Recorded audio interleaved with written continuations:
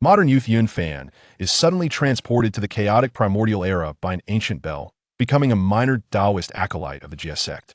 Fortunately, the bell is in his possession, the Pangu era's supreme treasure, the Chaos Bell.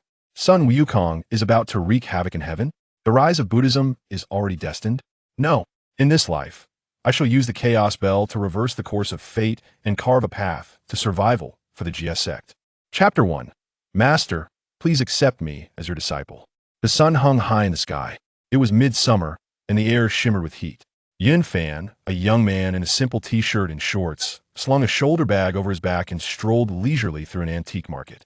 His gaze was suddenly drawn to a small bell-shaped object on a roadside stall, an item that seemed to be calling out to him silently. A powerful urge to buy it surged within Yun Fan, impossible to resist. "Boss, how much for that little tripod over there?" he asked, crouching down and pointing casually at a bronze vessel beside the bell. The vendor, seeing a potential customer, brightened immediately. "This is a Ming Dynasty antique, 200,000. Yun Fan wasn't naive. He knew if he asked directly about the bell, the price would only soar higher. Too expensive. Yun Fan exaggerated a sigh, then inquired about other items. Sure enough, each was priced at over 10,000. The little bell, however, he didn't mention at all. "Well, are you buying or not?" The vendor grew impatient with his dawdling. "I really can't afford it. I only brought 500 yuan. I just wanted to pick up a nice antique as a gift. Any chance you've got something in my price range?" Yun Fan said with a helpless smile, opening his wallet. 500? Do you think I'm running a scrapyard?" The vendor frowned and waved dismissively. Yun Fan handed over his wallet. "That's all I've got. Please just give me something." The vendor, annoyed, picked up the small bell. "Fine, take this one and go." The bell? Giving a bell as a gift isn't exactly auspicious. Giving a bell sounds like sending off to death. Yun Fan said in mock surprise, though inside he was already overjoyed. "Then don't take it." The vendor glared. I'll take it. Yun Fan quickly handed over the 500 yuan, took the bell, gave it a few fond glances, and turned to leave. His heart raced. Could this actually be some kind of treasure? Otherwise, why did I feel so drawn to it the moment I saw it? A recent college graduate with no job yet, Yun Fan had just spent half a month's living expenses in one go. But he didn't regret it at all. Back in his rented apartment, Yun Fan examined the bell closely. It looked ordinary, yet something about it felt strangely special. As he focused, the surface of the bell began to flake and crack. He startled. "What's going on?" The outer shell completely fell away, revealing a new form beneath. The bell now shimmered with a mysterious yellow hue. Its surface bore swirling images of suns, moons, stars, and the elements: water, fire, wind, and earth. Inside, faint visions of mountains, rivers, and ancient tribes flowed like living breath. What is this? Is my luck finally turning? Have I struck gold? His heart pounded. Trembling, he reached out to touch the bell. In an instant, dizziness overwhelmed him. The world spun. Yun Fan's vision darkened, and his body collapsed. A ripple spread through space and time. The small bell trembled gently, as if sucking in his soul, before vanishing along with him. This object was the Huntin Zhong, the Bell of Chaos, one of the three supreme treasures born at the dawn of creation. Possessing the terrifying power to twist time and space, reverse life and death, it had vanished after the great war between the gods and demons. Even the sages had spent eons trying to divine its whereabouts, only to fail. After the war of the gods, the primordial world shattered. Tong Tian Shengzhu, the supreme patriarch, personally destroyed the old world. Hongjun ancestor then created the three realms, transplanting the sacred lands of the ancient world into them. Now, the land was divided into four great continents: Dongshan Shenzhou, Xinyo Hexing, Nanshan Buzhou, and Beiju Luxing. In a ruined little temple on Dongshan Shenzhou, a young Taoist boy slowly opened his eyes. "Where am I?" Yun Fan stared at the strange, ancient surroundings, utterly confused. "My dear disciple, you've finally awakened. Drink this medicine first. Your illness will soon pass." An old Taoist priest, who had just finished brewing the tonic, hurried over with a bowl. "How did I get here? Where's this place?" A child's voice, laced with bewilderment. "Boundless heaven, have you gone delirious from a fever?" "This is Lingbao Temple," the old Taoist replied. His hair and beard were white, and seeing Yun Fan's confusion, he frowned. "Lingbao Temple? What is this place for?" Yun Fan asked blankly. He looked around, then at the old man, and down at his own body, now that of a child. His heart churned with disbelief. Did I really travel through time? This actually happened to me? What time is it now? He pinched his hand. Sharp pain shot through. Not a dream. It was real. Where's that bell? Where is it? The old Taoist approached with the medicine. My child, drink first. Faced with the kind old man, Yuanfan obediently took the bowl and downed the bitter liquid in one gulp. The taste was so foul he nearly spat it out. From that day on, Yuanfan lived in Lingbao Temple. He gradually learned that this was Dongsheng Shenzhou, one of the 4 great continents, located in the east, vast and fertile. There were 4 nations here: Aolai in the west, the largest, Jilua in the south, Xinfeng in the southeast, and Jidong in the far east. The people of the 4 continents differed in temperament. The people of Dongsheng Shenzhou revered heaven and honored the earth, with calm and peaceful natures. This temple belonged to the Jie Sect. After the War of the Gods, the sect had declined, its incense offerings ceased, and the temple had fallen into ruin. Only the old Taoist, Xian Yun, and his adopted disciple remained. Xian Yun, a wandering Taoist, had taken the boy years ago and named him Yuanfan. To Yuanfan's surprise, he shared the same name as in his previous life, saving him the trouble of a new identity. So Yuanfan lived with Xian Yunjinren. From the elder, he gradually learned about this world. When he realized he was truly in Dongsheng Shenzhou, his heart trembled with shock. But Xian Yun was no true cultivator, no divine powers, no cultivation techniques to teach. He was simply very old. A year later, he passed away peacefully in the temple. On his deathbed, he entrusted the temple to Yuanfan. Thus, Yuanfan inherited the ruined little temple. Life became monotonous and dull. With nothing to do, he read through the old books left behind, searching for clues to cultivation, but found nothing. Though he gained no insights, he kept the temple spotless out of boredom. The back courtyard has a small plot of land where he grew fruits and vegetables, enough to sustain himself. One day, a Taoist nun suddenly entered the temple. She stepped inside, saw the dilapidated hall, and her eyes fell upon the statue of Tong Tianshengzhu. Tears welled up and rolled down her cheeks. She was elegant and beautiful, dressed in a bagua robe, her eyes glowing faintly with spiritual light, her presence ethereal, as if not of this world. Seeing a visitor, Yuanfan quickly stepped forward and bowed. This humble Taoist, Yuanfan, greets the venerable nun. What brings you here? The nun studied the youth carefully. There was something different about him. She raised her fingers to divine the fate of heaven. Strange. The heavenly fate is muddled, impossible to fully perceive. My master appeared in a dream, instructing me to come to Aolai to find the last hope for the Jie Sect. Could it be this child? She smiled inwardly. Little friend, what is your name? She asked gently. Yuanfan, now aware this was the immortal realm, had found no masters or guidance. Desperate, he blurted, my name is Yuanfan. Venerable elder, are you an immortal? Please, accept me as your disciple. The nun looked at his earnest face, his eyes full of hope, and couldn't help but smile. Child, your heart for the Tao is sincere. But alas, I am not an immortal. Yuanfan's face fell. The nun nodded. You live here alone? Yet you've kept the statue and temple so clean. It's truly admirable. Senior, I once had a master, but he passed away half a month ago. Now I'm the only one left. Yuanfan, though a Taoist, felt a natural kinship with fellow practitioners. The nun's approval grew. This youth spoke with clarity, intelligence, and good spiritual roots, truly a promising disciple. Just then, loud noises came from outside. A large monk barged in, shouting, Hey brat, did you forget what I told you? Tear down this broken-down temple. Get out. This is the temple of Holy Patriarch Tong Tian. How dare you, bald monk, desecrate it? Yuanfan shouted in anger. Huh, a little brat dares to defy me? Today, Buddha's going to teach you a lesson. The monk rolled up his sleeves and charged. The nun watched, anger rising but held back. Let's see how this child handles this. Yuanfan was only 9, small and weak, no match for the monk. But his mind was sharp and resolute. With adult experience from his past life, and no fear of excessive self-defense in this world, he fought back fiercely. Grabbing a wooden staff, Yuanfan struck back. Though lacking deep cultivation, he was agile and quick, evading the monk's attacks, leaving the brute flustered and helpless. The nun observed silently, impressed. He faces danger without fear, with both courage and wisdom, willing to risk his life to protect the statue. As the situation stabilized, the nun raised her hand. A surge of energy swept forward, hurling the monk away into the distance. Yuanfan stared in shock, then burst into joy. Master, please accept me as your disciple. He dropped to his knees and cowed out. The nun let him complete all 9 bows before finally speaking. Your heart is sincere. I shall make an exception and accept you as my disciple. Remember, I am Wudong Xingmu, direct disciple of Tong Tian Xingzhu. You are now a 3rd-generation disciple of the Jie Sect. Your duty is to revive our sect. Yin Fan was overjoyed, nearly speechless. Though he knew the Jie Sect had declined, with only his master holding it together, gaining entry into the Taoist path was his lifelong dream.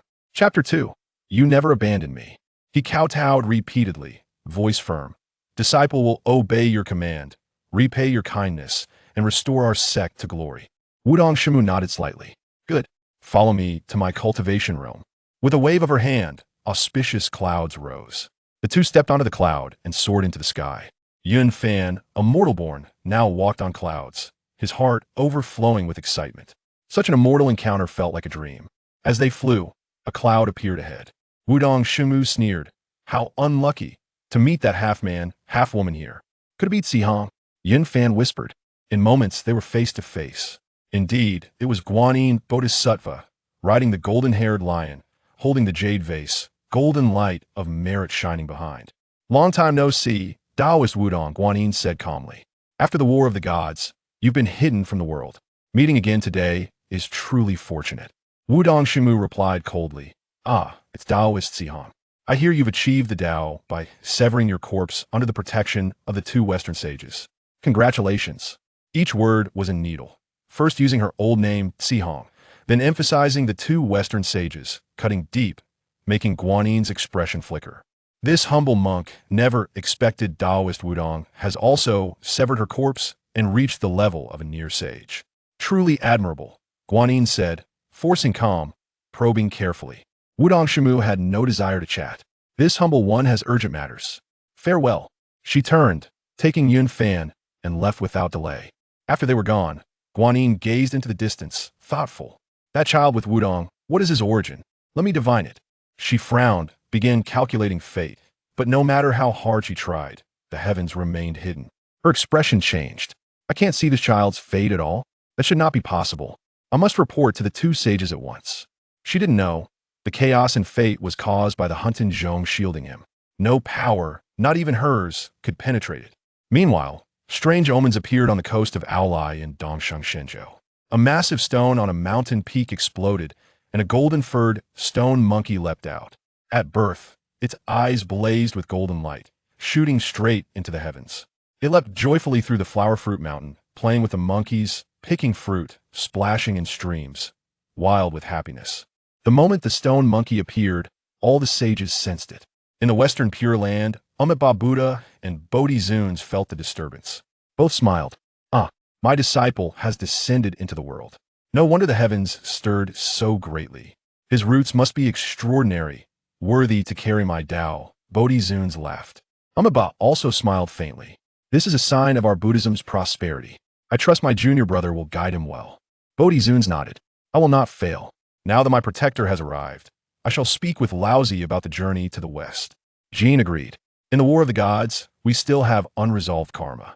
This time, I will ensure the spread of Buddhism faces no obstacles. Junior brother, make the arrangements. I shall now enter seclusion to sever my 3rd corpse. Bodhi Zuns agreed, then left the Pure Land.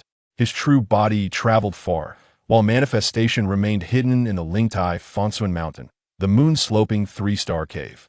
All of this was unrelated to Yun Fan. He had already left Dongsheng Shenzhou with Wudong Xingmu, Tash on the path of cultivation.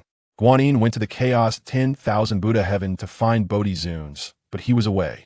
Amitabha was in seclusion, no interruptions allowed. Guanyin had no choice but to return to Nanyang Luojia Mountain. The birth of the stone monkey unexpectedly saved Yun Fan from a great calamity. Without it, the sage's divination might have ensnared him in fate. Wudong Shimu brought Yun Fan to Lishan in Nanzhan Buzhou, a blessed land rich with spiritual energy, her cultivation base.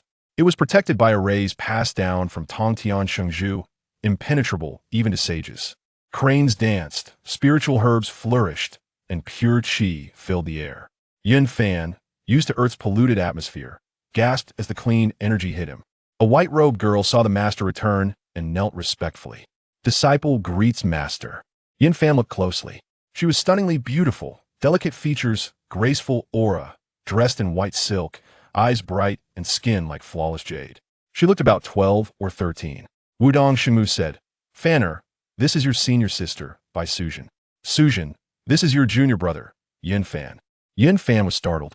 He never expected a senior sister, and one who was the legendary Bai Suzhen. Thinking it over, the timeline matched. Bai Suzhen would enter the Song dynasty 1,000 years later. 1,000 years ago from that was now perfectly reasonable. Junior brother Yin Fan greets senior sister, he said, bowing, unable to hide his excitement. "Oh, no need for formalities, junior brother," Bai Suzhen giggled. She had been lonely before. Now, with a junior brother, she was delighted. Then Wudong Shengmu passed down the Shangqing secret methods to Yin Fan, instructing, "Fanner, cultivate diligently. If you have questions, ask your sister. Do not slacken. Disciple understands. Master may rest easy," Yin Fan replied respectfully. Years passed. Yin Fan showed extraordinary talent, rising rapidly from a mortal to the level of Lianshan Fanshu, refining spirit to return to emptiness. Sometimes he sighed. Everyone else gets reborn into the primordial chaos era. Why did I end up in the journey to the West era? Now all the treasures are taken, and godhood is out of reach. Am I destined to be a nobody? Still, becoming an immortal body is better than my past life. After such thoughts, he comforted himself. Now in a fairyland with dancing cranes and eternal spring, with a beautiful senior sister. What more could he want? Junior brother, slacking off again? Go meditate. Don't rely on talent and get lazy, Bai Suzhen scolded gently. Years had passed, but she looked unchanged. Immortals and demons aged differently. Yin Fan, once a boy, was now a young man. Senior sister, I'm already at Lianshu He Dao, unity of void and Dao. Next is the heavenly tribulation. I don't even know if I can survive it. Master is still traveling. And why are you cultivating so slowly? I'm different from humans. Besides, I have an unresolved karma that's blocking my cultivation, Bai Suzhen pouted. Yin Fan instantly understood. This karma must be Su Xian. Su Xian, this time you're not getting a chance. Once I find your reincarnated self, I'll settle this karma once and for all. Senior sister, don't worry. Once I pass the tribulation, I'll help you resolve your karma, Yin Fan promised with a smile. Okay, we promise. Together, Bai Suzhen said, still childlike. She extended her little finger. Pinky swear. All right, pinky swear, Yin Fan replied, hooking his finger with hers. On this day, Bodhi Zuns arrived at the Taiching realm, entering Laozi's sanctuary. Daoist friend, I come today to resolve the karma of the War of the Gods. I ask for your help to spread Buddhism eastward, Bodhi Zuns said with a smile. Among the sages, Laozi was the most powerful, having long reached the level of a 3-corpse severing sage. Seeing Bodhi Zuns' face, he was filled with anger. In the past War of the Gods, the Western sect had profited greatly. Though resentful, he was bound by karma and had to agree. If Taoist Bodhi has a request, please speak, Laozi said calmly. Bodhi Zuns smiled. Nothing much. Only that the Monkey King shall cause havoc in heaven and destroy the underworld. I hear the EC holds the Dinghai Shenzhen, the sea-stabilizing needle left by you the Great. I ask for your Buddhist teachings to aid our cause. At these words, Laozi's fury surged. The heavenly palace and underworld were sacred Taoist lands. If destroyed by Buddhism, it would be a public slap in the face. But to resolve karma, he suppressed his anger and said coldly, "Very well. I agree. Taoist friend, please return." Then Bodhi Zuns went to Yuanshu Tianzuan and the Jade Emperor, finalizing plans for Sun Wukong's rebellion. By then, Sun Wukong had already returned from training at Lingtai Fengsuan Mountain, now king of the Flower Fruit Mountain.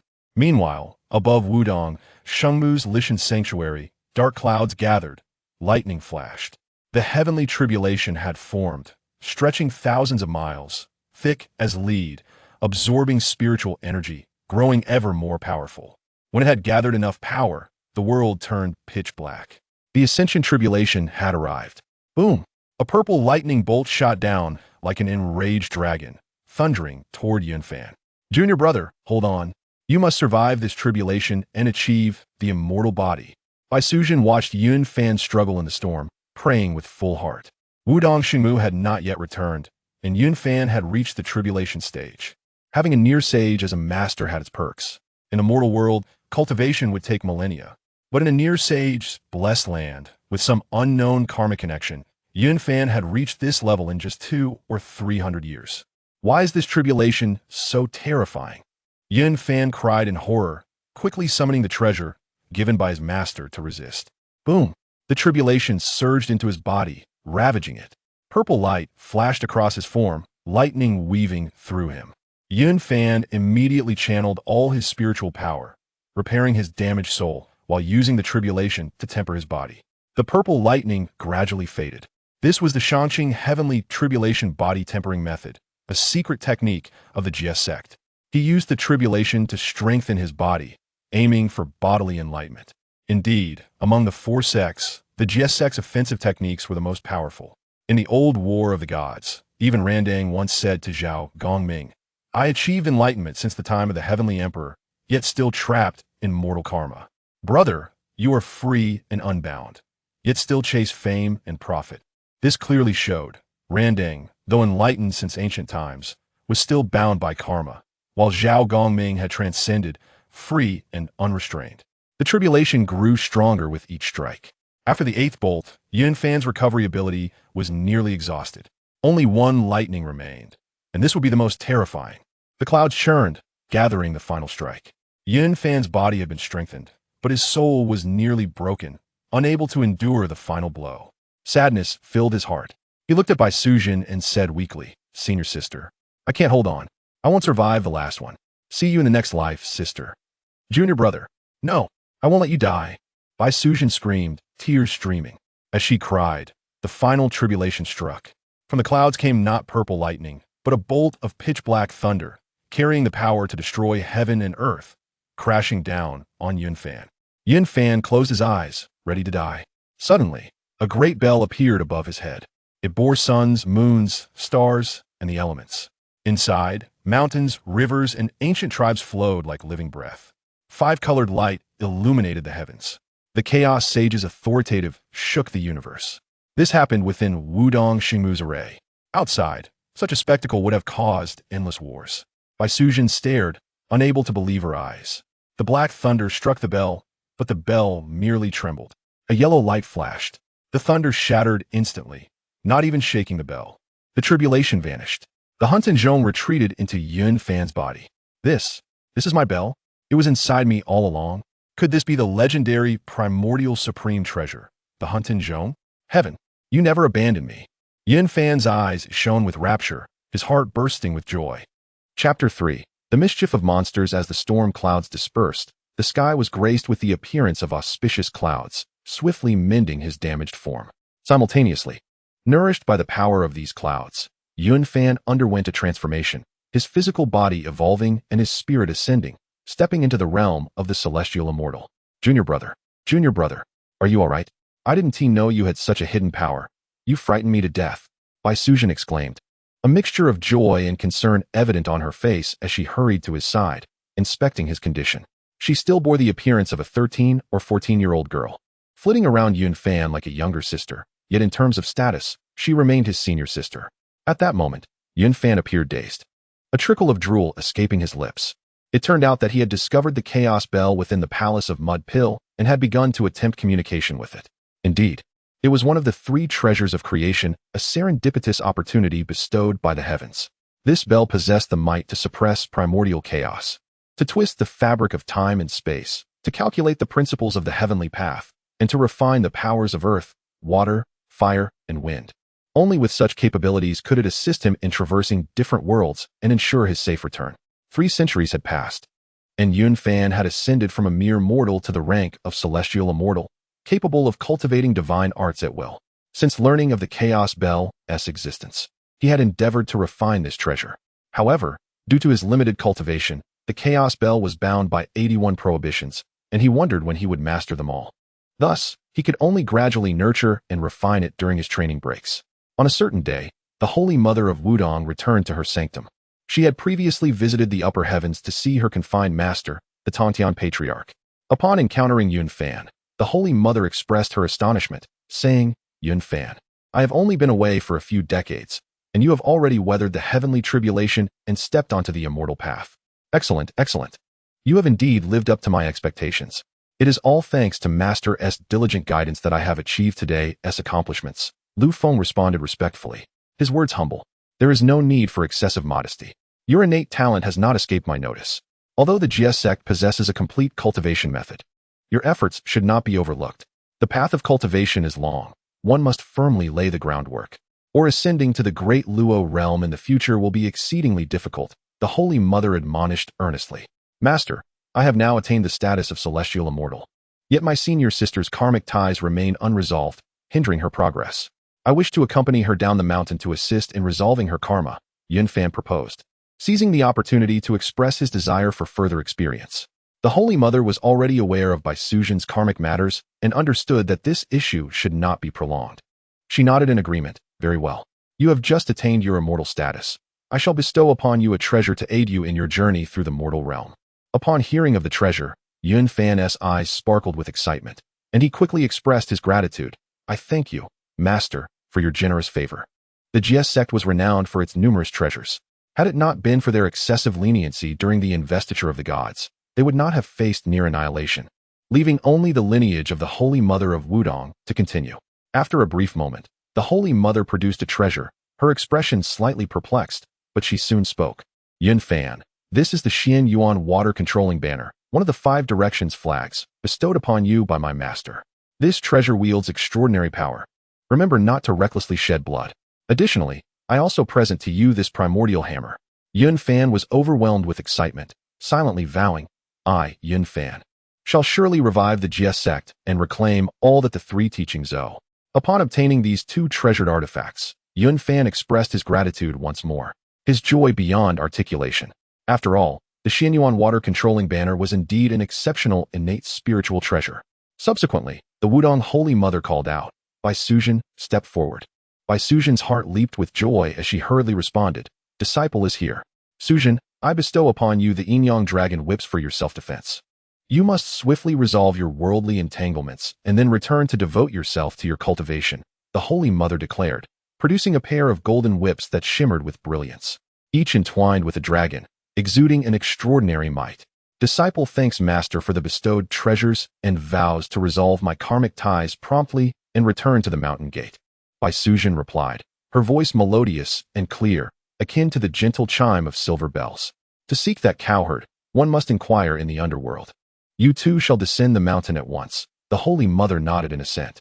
The 2 bowed deeply in gratitude before exiting the cavern, embarking on their quest to discover the individual entwined with Bai Suzhen's destiny.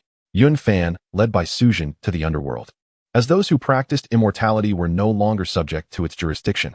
Presently, the realm of the dead was governed by the Eastern Emperor Qinghua, with the Taiji Savior, in the guise of the 10 Yama kings, assisting in its administration. Additionally, the Eastern sovereign Huang Tianhu occupied the position of the underworld emperor, compounded by the Ksitigarbha Bodhisattva's vow that hell would remain empty until he attained Buddhahood, leading to the growing influence of Buddhism in the underworld. At that time, following the investiture of the gods, the Buddhist sect was flourishing, and the power of the Ksitigarbha was formidable. Yunfan, merely a celestial being, dared not provoke the authority of the underworld lightly. Thus he sought assistance from King Qinguang's palace. Although the 10 Yama kings were manifestations of the Taiji Savior, they possessed no profound magical prowess, merely holding positions of divine authority. Upon entering King Qinguang's hall, the king immediately approached with respect, inquiring, I was unaware of your arrival, esteemed immortal. What brings you here? Yunfan held no arrogance, simply stating, Yama, my senior sister has a debt of gratitude to repay, and I have come to request your assistance in locating the rebirth of this person in the current life. Understanding that the path of cultivation hinges on clarifying karmic ties, King Qinguang responded promptly, Please hold on, esteemed immortal, while I consult the book of life and death. With that, he retrieved the ledger and began to search according to Bai Suzhen's account. Just then, a commotion erupted outside the hall, accompanied by the sounds of a fierce battle. A group of ghostly soldiers rushed into the hall, exclaiming, My lord, it is dire. A fierce-faced thunder god has barged in and is wreaking havoc. Yunfan's heart stirred, pondering, could it be that this monkey is the great sage equal to heaven? By my calculations, it seems likely. If he were to destroy the book of life and death, my senior sister's karmic ties would be irretrievably lost. The other 10 Yama kings, hearing the news, hastened into the hall. Before long, a figure wielding an iron staff strode in, indeed revealing itself to be Sun Wukong. He bore an arrogant demeanor, exuding a fearless arrogance. Bai Suzhen gently tugged at Yunfan's sleeve and whispered, Junior brother, this monkey is quite amusing, hee hee. Yun Fan could not help but chuckle, watching as the 10 Yama kings humbly explained the situation to Sun Wukong. However, Sun Wukong merely demanded, "Bring forth the book of life and death. I wish to see it." Yun Fan immediately interjected, "No, you must wait until we have finished our inquiry." Upon seeing someone obstructing his path, Sun Wukong raised his golden staff, furiously declaring, "Who dares to block my way? Regardless of my identity, one would presume you understand the principle of order, do you not? You brash monkey, whom do you intend to intimidate with your staff?" Yun Fan's tone remained calm, yet he did not yield. Sun Wukong gritted his teeth, his face contorted with rage, roaring at Yun Fan, yet failing to instill the slightest fear in him. Yun Fan turned to King Huanghuang and said, "I humbly request that Lord Yin verify this matter first." "I am deeply grateful." King Huanghuang nodded in agreement and addressed Sun Wukong. "This esteemed immortal has arrived in the underworld before you. It is my duty to conduct the verification for him." Seeing Yun Fan's lack of trepidation only fueled Sun Wukong's fury, and he immediately swung his staff in an attack. To Yun Fan, this was merely the act of a brute, a senseless thug of the streets. However, he dared not truly provoke the monkey. Yun Fan was acutely aware that Sun Wukong was a pawn of the Buddhist sect, a disciple of the patriarch Zhuan. He wished to avoid drawing the attention of that saint. Thus he merely sidestepped the attack without retaliating. As Sun Wukong's golden staff descended with great force, Yun Fan, at the critical moment, summoned a massive hammer that instantly expanded to several zhang in size. This hammer, known as the Huanghuang hammer, was the life treasure of the Cloudy Sky Immortal. The Cloudy Sky Immortal was the foremost disciple of the Master of Heaven and had once wielded this hammer to grievously injure Guang Qingzi and Qi Jingzi. Later, the Cloudy Sky Immortal was subdued by the patriarch Zhuan, but the fate of the Huanghuang hammer remains a mystery to this day. With a resounding clang that reverberated in all directions, Yun Fan stood firm as a rock, while Sun Wukong was pushed back several zhang by the force of the rebound. At that moment, Sun Wukong had not yet tasted the peaches of immortality or ingested the golden elixir, still remaining at the celestial realm. The Huanghuang hammer far surpassed the golden staff. He felt his arms tingle and was inwardly astonished. What a formidable opponent this is. I, old son, shall concede the first move to you. King Huanghuang perused the ledger of life and death for some time before finally locating the individual he sought and reported. "Esteemed immortal, the person you are looking for has been found. She has been reincarnated in a village on the western shore of the Ao Lai Kingdom in the East Victory Divine Continent. A 15-year-old girl with a red mole on her forehead. You may go and confirm her identity." Upon hearing this, Yun Fan furrowed his brow and inquired, "Lord Yin, the East Victory Divine Continent is vast. How shall we find her? I kindly request you to indicate the direction." King Huanghuang repeatedly bowed, his tone hesitant. "This matter contravenes the heavenly order, and I, a humble deity, dare not speak presumptuously. I hope the esteemed immortal can understand." Yun Fan recognized the difficulty of the situation and refrained from pressing further, simply saying, "Thank you, Lord Yin. We shall take our leave." With that, he departed the underworld accompanied by Suzhen. As for Sun Wukong's ruckus in the underworld and the tearing of the ledger of life and death, he had no intention of involving himself. Upon exiting the underworld, the two soared through the clouds towards the East Victory Divine Continent, searching for the whereabouts of the young woman along the western coastline. During their journey, Yun Fan pondered, "Fortunately, in this life, she has been reincarnated as a female, thus resolving the karmic ties without entangling my senior sister, thereby avoiding numerous complications." Suzhen, with a radiant smile, remarked, "The boy who saved me back then has transformed into a maiden in this life. How remarkably intriguing." Yun Fan chuckled lightly in response, "Sister, your perspective is rather narrow. Even Guanyin has occasionally miscast a female incarnation, let alone an ordinary mortal." The tale of Guanyin's reincarnation had long since become a whispered anecdote in the celestial realm, though none dared to mention it openly. On this day, the two arrived at the western coast of the Ao Lai Kingdom, where, a few miles away, a winding stream meandered beside a cluster of earthen houses, forming a tranquil little village. In the village, the inhabitants primarily sustained themselves through hunting, with animal skins drying outside their homes and fields cultivated with coarse grains. As dusk approaches, the setting sun casts its golden rays upon the earth, and wisps of smoke rise gently from the back of the houses, filling the air with the tantalizing aroma of cooked meals. Occasionally, the sounds of crowing roosters and barking dogs punctuate the serene atmosphere, enveloping the entire village in a tranquil and harmonious scene. Suddenly, a frantic cry pierces the evening calm. Shaoan, where are you? Come home for dinner." A middle-aged woman rushes from one end of the village to the other, her face etched with worry. Villagers, hearing her calls, emerge from their homes and gather around. One steps forward to inquire, "Aunt Wang, what has happened?" Aunt Wang, her expression one of panic, replies hastily, "My Xiaowan was just here, and in the blink of an eye, she has vanished." Before she can finish speaking, she raises her voice again, calling out loudly. In a short while, a villager arrives, breathless and shouting, "Something has happened. A great calamity. Aunt Wang's daughter has been swept away by a dark cloud. It must be the work of a demon." "What?" Upon hearing this, Aunt Wang's face pales, and she faints on the spot. Yunfan and Bai Suzhen, traveling on a cloud, hear the commotion below and immediately descend. The townsfolk, upon witnessing the arrival of the celestial beings, kneel in reverence.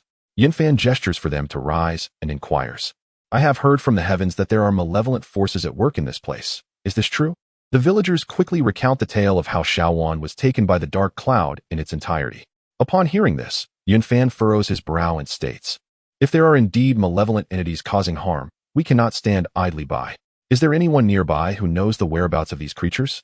From the crowd, a man steps forward and replies, "Honorable immortal, over 100 miles from here lies Huanghuang Mountain, where a demon monkey wreaks havoc, frequently abducting people. It must be the culprit." Yunfan, upon hearing this, feels a stir in his heart, recalling the tales from Journey to the West. The Monkey King once jested, "Master, how could you possibly know? When I was a demon in the water curtain cave, should I wish to feast on human flesh, I would do so by transforming into gold or silver, or into a house, or even a drunken man, or a beautiful woman. Those who are tempted would follow me into the cave, at my mercy, whether to steam or boil. If there were leftovers, I would dry them for future use, to guard against inclement weather. Master, if I am late, you will surely fall into his trap and suffer his malicious hand." At this moment, Sun Wukong has just escaped from the underworld and has yet to be pacified by the heavenly court, given his current disposition. It is not surprising that he would engage in abductions. Furthermore, it is worth noting that Guanyin had previously engaged in dialogue with him when asking him to subdue the Red Boy. Chapter 4. Indeed, it is Zhu Beiji the Bodhisattva harbored concerns that Wukong might abduct the virtuous maiden, Shankai Tong, for the dragon maiden possessed an exquisite beauty. Upon hearing this, Wukong hastily clarified, "Alas, how could the Bodhisattva entertain such thoughts? Since I embraced the monastic life, I have long refrained from such pursuits." From this, it is evident that Sun Wukong had indeed engaged in such behavior prior to his conversion to Buddhism, and the Bodhisattva was fully aware of his past. Contemplating this, Yunfan deduced that the young woman must have been captured by Sun Wukong and promptly declared, "Very well, I shall set forth to retrieve that child." As they spoke, the two ascended on clouds, swiftly approaching the vicinity of Flower Fruit Mountain. Just as they were about to draw near, they suddenly beheld an elderly man with a white beard soaring through the clouds. Yunfan focused intently and felt a stirring in his heart. Could this venerable figure be the legendary Taibai Jinxing, sent by the Jade Emperor to restore order? It must be so. Indeed, the old man recognized them and hurried forth with a respectful gesture. "I, the humble Taibai Jinxing, greet the two esteemed immortals. May I inquire as to the purpose of your visit?" Although Taibai Jinxing held a divine position in the heavenly court, serving the Jade Emperor, Yunfan, as an immortal, even if merely a terrestrial one, occupied a status far superior to that of deities. With a clasped fist, Yunfan replied, "Ah, it is Taibai Jinxing. I have long admired your reputation. The two of us are passing through this area and have heard of a monstrous entity abducting people.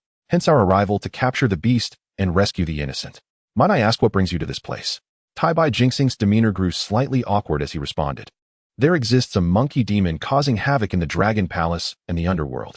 I have been dispatched by the command of the Supreme Heaven to negotiate peace."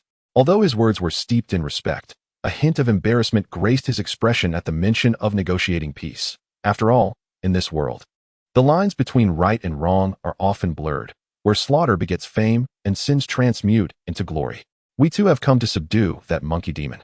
Since Taibai Jinxing intends to negotiate, I shall proceed to rescue the captives, Yunfan stated calmly. While Yunfan possessed the power to subdue the monkey, he understood the formidable nature of the creature and deemed it imprudent to act hastily. At present, rescuing the innocent was the most prudent course of action. "Thank you for your understanding, esteemed immortal. I shall now go forth to meet the monkey demon. You may proceed to rescue the captives," Taibai Jinxing responded with great relief. "Very well, I shall go ahead, and the two of you may follow shortly," Yunfan acknowledged with a nod. At this moment, Sun Wukong had attained the status of a celestial immortal, while Yunfan had only just entered that realm, and Bai Sujin remained a terrestrial immortal. Once this matter was resolved, she would ascend to the rank of celestial immortal. Terrestrial immortals stand at the threshold of cultivation, while celestial immortals traverse the 9 heavens and the nether realms. Mysterious immortals embark on the path of enlightenment, comprehending their own way.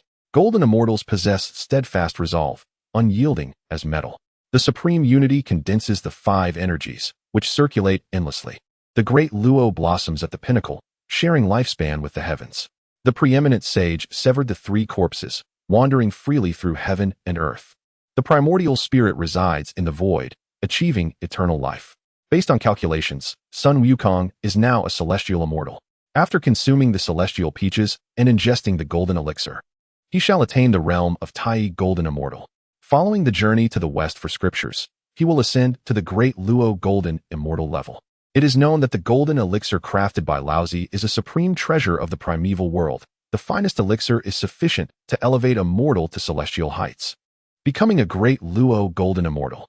However, the elixir consumed by Sun Wukong must undoubtedly be of inferior quality.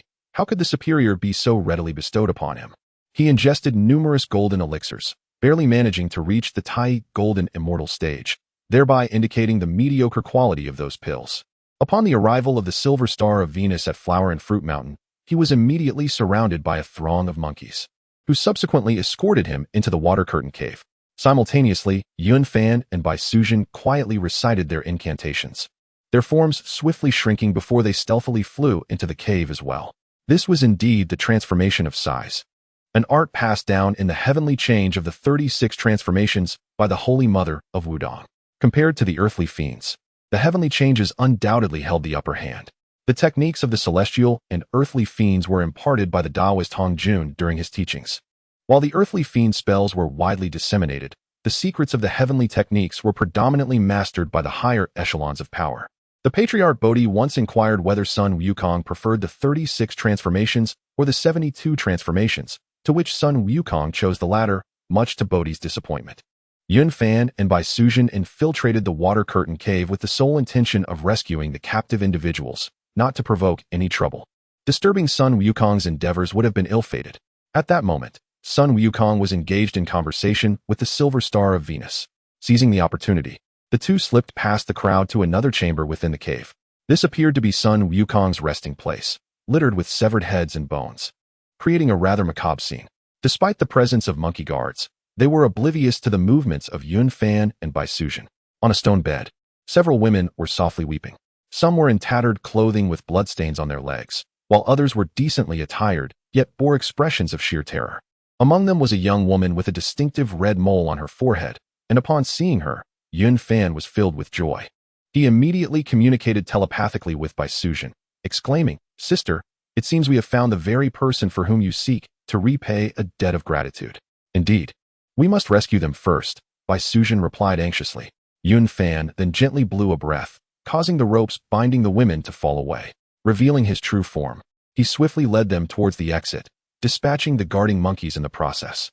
The monkey soldiers were unable to obstruct them, and in the blink of an eye, Yunfan and the others had escaped the Water Curtain Cave. Upon learning of the events, Sun Wukong was consumed with rage and began searching frantically. But Yunfan and his companions had already vanished without a trace. After rescuing the women, they all knelt in gratitude. Though some of those who had suffered at the hands of the demon monkeys were overwhelmed with despair and contemplated ending their own lives. The purity of a woman is intrinsically linked to her existence, and now tainted by the demon monkeys, they felt they could no longer bear to live. Observing this, Yunfan first induced a deep slumber upon them, then turned to the girl with the beauty mark, inquiring, "My lady, what transpired within the cave? Please recount the events in detail." Having been rescued by the immortal, the girl's emotions began to stabilize as she replied, "Esteemed immortal, after being taken into the cave by the demon monkeys, I witnessed 2 others being cooked by their minions." "Oh." Seeing the distress of the women, Yunfan felt a pang of difficulty. After pondering for a moment, he resolved to erase their memories. "I shall procure some clothing for them," he declared before soaring into the clouds.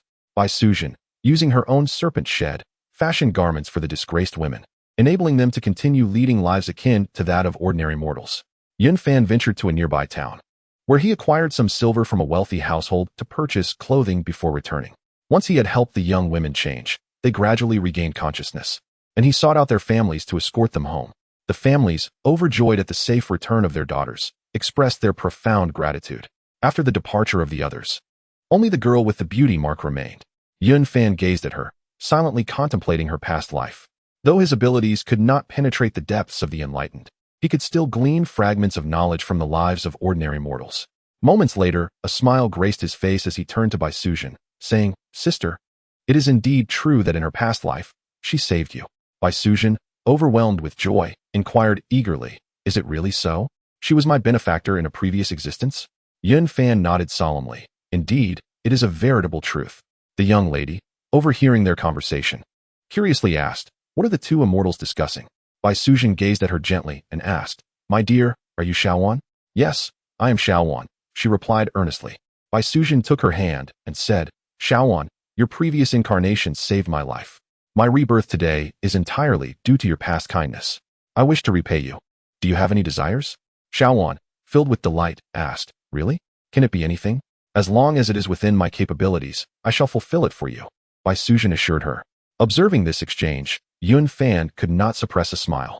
Although Bai Sujin appeared as a youthful maiden of around 13 or 14, Huanghuang seemed to be about 15 or 16, yet she addressed her as sister. He thought to himself that he too should refer to her as sister, and thus felt at ease. "Two immortals, I no longer wish to be captured by demons. It is too terrifying. Can I also cultivate in the way of the immortals?" Huanghuang asked earnestly. While Yun Fan pondered this, Bai Sujin spoke. "In that case, I shall take you to meet my master, so he may accept you as a disciple. However, before that, we must first pay a visit to your parents." Yun Fan was taken aback, contemplating. The future Su Xian has suddenly become my little junior sister. How did this come to pass? Yet, as Bai Sujin had already consented, he refrained from further comment and, with Huanghuang, soared through the clouds to the seaside fishing village. At that moment, Aunt Wang and her husband, Wang Dalong, anxiously scanned the surroundings. As the auspicious clouds descended, the villagers prostrated themselves in reverence. The couple first expressed their gratitude for the blessings of the immortals, then embraced Huanghuang, tears streaming down their faces. After a brief moment, Huanghuang explained her desire to follow the immortals into the mountains for cultivation. Though her parents felt reluctant, they recognized the celestial destiny bestowed upon their daughter and ultimately nodded in agreement. As they prepared to part, Huanghuang gazed at her parents, unable to stem her tears. Yun Fan and Bai Sujin took her by the hand and ascended into the sky once more. Once they departed the fishing village, Yun Fan said to Bai Sujin, "Sister, you take Huanghuang back to the mountains. I wish to venture out alone." Bai Sujin cautioned, "Be careful on your journey and return soon." Yun Fan smiled. "My master has bestowed upon me many treasures. I shall be fine. You may return first." Thus, the three parted ways. Yun Fan rode the clouds alone, his heart brimming with delight. "Sun Wukong, go create some mischief. I shall not forego the benefits of the heavens. I will wait in the heavenly palace for your grand chaos. Most of the deities there belong to my sect. When you visit the peach garden, I shall join you to savor a few peaches. When you pilfer the elixir, I shall also seize some for myself." Resolved, Yun Fan soared directly towards the heavenly palace. The 108 celestial constellations belonged to the domain of the fighting department. As he entered the palace, he encountered a general wielding a nine-toothed rake. Yun Fan approached and clasped his hands in salutation. "Esteemed General, may I inquire your name? I am Yun Fan, and I have a matter to discuss." Upon encountering him, whose demeanor was humble yet exuded the aura of a transcendent being, he courteously responded, "I am Zhu Fengchun, the Marshal of the Heavenly Canopy. May I inquire, from which celestial mountain do you hail, and what brings you here?" Yun Fan felt a stir within. Indeed, it was Zhu Beiji. He clasped his hands and smiled. "I am but a disciple practicing in the Lishan of the southern Jambu continent. My visit to the heavenly court is to pay respects to my esteemed elders. Might I ask, dear brother Zhu, the way to the Do department?" "Ah, the Do department? So you are a disciple of the Jie Sect. I have long admired your lineage. Today's encounter is indeed fateful. Why not share a drink first?" Zhu Fengchun warmly invited, pulling Yun Fan along for a libation. Yun Fan hastily declined. "How could I impose upon you? Ah, why be so courteous with me? I spend my days by the heavenly river, utterly weary of the monotony. I happen to have a fine selection of wine. Let us enjoy a cup before we proceed." Zhu Fengchun chuckled. "Given your generous invitation, it would be remiss not to comply," Yun Fan replied with a bow of respect. "That's the spirit. Come along with me." With one hand grasping Yun Fan and the other holding a rake, Zhu Fengchun led him to a quaint pavilion by the heavenly river. Zhu Fengchun retrieved his cherished celestial fruits and exquisite wine, pouring a full cup for Yunfan. The atmosphere grew lively as they exchanged toasts and laughter. Zhu Fengchun inquired, "Dear Yun, to whom do you owe your teachings?" Yunfan replied candidly, "My master is the Wudong Holy Mother of the Jie Sect. My purpose for visiting the heavenly court is to pay homage to Master Jinling of the Do Department." "Ah, so you are a third-generation disciple of the Jie Sect. By that token, we could consider ourselves fellow brothers," Zhu Fengchun remarked while gulping down another drink. "This leaves me somewhat bewildered. Dear brother, could you clarify?" Yunfan expressed his curiosity. Zhu Fengchun chuckled softly, saying, "To be candid, my master is the Xiandu Grand Master under the Taiching Saint." Upon hearing this, Yunfan was momentarily struck dumb, his mouth agape in disbelief. Zhu Fengchun gently shook his head and sighed. "Dear Yun, our three teachings originate from the same source. Your Jie Sect, aside from the Wudong Holy Mother, has nearly perished, and it weighs heavily on my heart as well. Those from the Chan sect are full of arrogance, yet lack tangible prowess. During the Fengshen War, they relied on sheer numbers for their assaults, which was truly disheartening to witness." Yunfan sighed softly, "Let bygones be bygones." The strife among the three teachings ultimately benefited the teachings of the West. Chapter 5. The future revival of the great teaching. Come, let us drink. Let us set aside these troubling matters. Zhu Fengchun raised his cup and clinked it with Yunfan's. The two engaged in cheerful banter, their spirits lifted. Zhu Fengchun, with his straightforward disposition and warm-hearted nature, exuded a touch of innocence. During the Fengshen era, disciples of the human teaching were few and far between. He was appointed as the heavenly marshal in the celestial court, narrowly avoiding calamity, and became one of the very few surviving third-generation disciples of the human teaching. This time, he had brought an ample supply of celestial wine from the celestial court. Although he was accustomed to such divine brews, it was Yunfan's first encounter. The immense spiritual power contained within the wine began to enhance Yunfan's magical abilities, stirring a subtle restlessness within him, coupled with some rare celestial fruits. It astonishingly enabled Yunfan to break through to the Xianxian realm, an unbelievable achievement. "Thank you, Brother Zhu, for your generous hospitality. My cultivation has made remarkable progress during this time, and I am sincerely grateful." Yunfan, slightly tipsy, clasped his hands in appreciation. "Among brothers, there is no need for such formality." Zhu Fengchun waved his hand dismissively.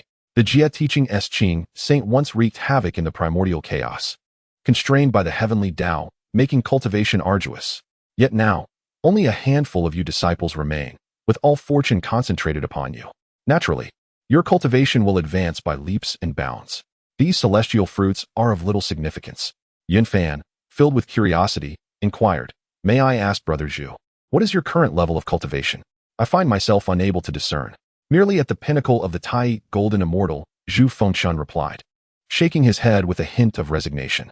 "I have grown accustomed to a leisurely life, and the path to the great Luo realm is exceedingly challenging." Upon hearing this, Yunfan understood. Zhu Fengchun must have reached the zenith of the Tai Golden Immortal, nearly touching the threshold of the great Luo. A thought suddenly struck him, and he pondered, this fellow may indeed possess cunning. Perhaps he feigned ignorance during the journey to the west, having already discerned that this expedition was merely a farce. Zhu Fengchun playfully slapped Yunfan on the shoulder, a mischievous grin on his face. "Brother, come, let me show you some splendid sights. I assure you, you will be utterly captivated." Intrigued, Yunfan followed Zhu Fengchun as they departed from the heavenly river, journeying down to the vicinity of Changbai Mountain's heavenly pool in the southern Jianbu continent. Zhu Fengchun sought a secluded spot, and the two gazed down upon the mist-shrouded, steam-rising heavenly pool, their eyes intent, as if awaiting something. Once the feast was laid out, Zhu Fengchun chuckled, "Just wait a moment. I will show you something extraordinary." Before long, 7 celestial maidens descended from the celestial realm, clad in red, orange, green, blue, purple, yellow, and green garments. Each possessed stunning beauty. They approached the edge of the heavenly pool. Yunfan was left awestruck, reflecting, indeed, Zhu Fengchun is a man of carnal desires. It seems he has indulged in the voyeuristic pleasure of watching the 7 fairies bathe on more than one occasion. Could it be he has even spied on Chang'e? Lost in his thoughts, Yunfan too discreetly observed the maidens as they bathed. However, they were not entirely unclad, which left him somewhat disappointed. They wore knee-length shorts and wrapped their chests in delicate cloths, exposing only their fair arms as they chattered and splashed playfully in the hot springs. The maiden in red was the eldest daughter of the Queen Mother, her demeanor poised and elegant, radiating nobility. The maiden in orange maintained an aloof expression, perpetually exuding an air of detachment. The maiden in yellow bore a resolute countenance, clearly a woman of strong character. The maiden in green frolicked in the pool, playfully splashing water, embodying a mischievous spirit. The enchanting fairy in azure attire possesses a sweet visage, quietly caressing the water's surface in a secluded corner, delicately cleansing her skin. The fairy clad in blue is gentle and charming, softly reciting verses. Yunfan faintly hears lines concerning the mandarin ducks, evidently a refined lady with a passion for poetry. The fairy in violet is the one said to be linked with Dong Yong, and upon careful observation, Yunfan finds her beauty striking. Rumor has it that her demeanor is gentle and kind, and indeed, the tales do not do her justice. Yunfan cannot help but softly recite. In the spring chill, a bath is bestowed in the Huanghuang pool. The warm spring water smooths the delicate skin. A maid supports the frail beauty, newly favored by grace. What a splendid poem. Yet, where's the Huanghuang pool? Upon reciting a few lines, Zhu Fengchun immediately applauds. Yunfan responds with a smile. This is a spring in the mortal realm. I recalled it perfectly. In fact, these lines are from Bai Juyi's song of everlasting regret. Zhu Fengchun, beaming with delight, inquires if Yunfan has any other verses to share. Eager to strike up a conversation with the fairy in blue, who is said to have a particular fondness for the Book of Songs. As he speaks, he rubs his hands together, brimming with anticipation. No problem. I appreciate your hospitality, Brother Zhu. Such a trivial matter is easily managed. Yunfan nods. Now, listen closely, Brother Zhu. There are countless exquisite lines from Tang poetry and song lyrics, and I shall gladly share a few to win the favor of the fair maiden. He then begins to recite. What is love in this world, that it compels life and death to be pledged? Travelers flying together from south to north. How many cold winters and hot summers have they endured? Joy and delight, sorrow and parting. Amidst it all, there are foolish lovers. You must have words.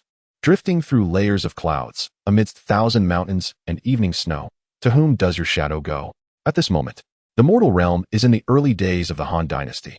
The mortal realm emerged after the Great Battle of Fengshen, as cultivators, demon tribes, and the 5 ancestors migrated to the 4 great continents of the celestial realm. The Taoist Hongjun created a blue planet.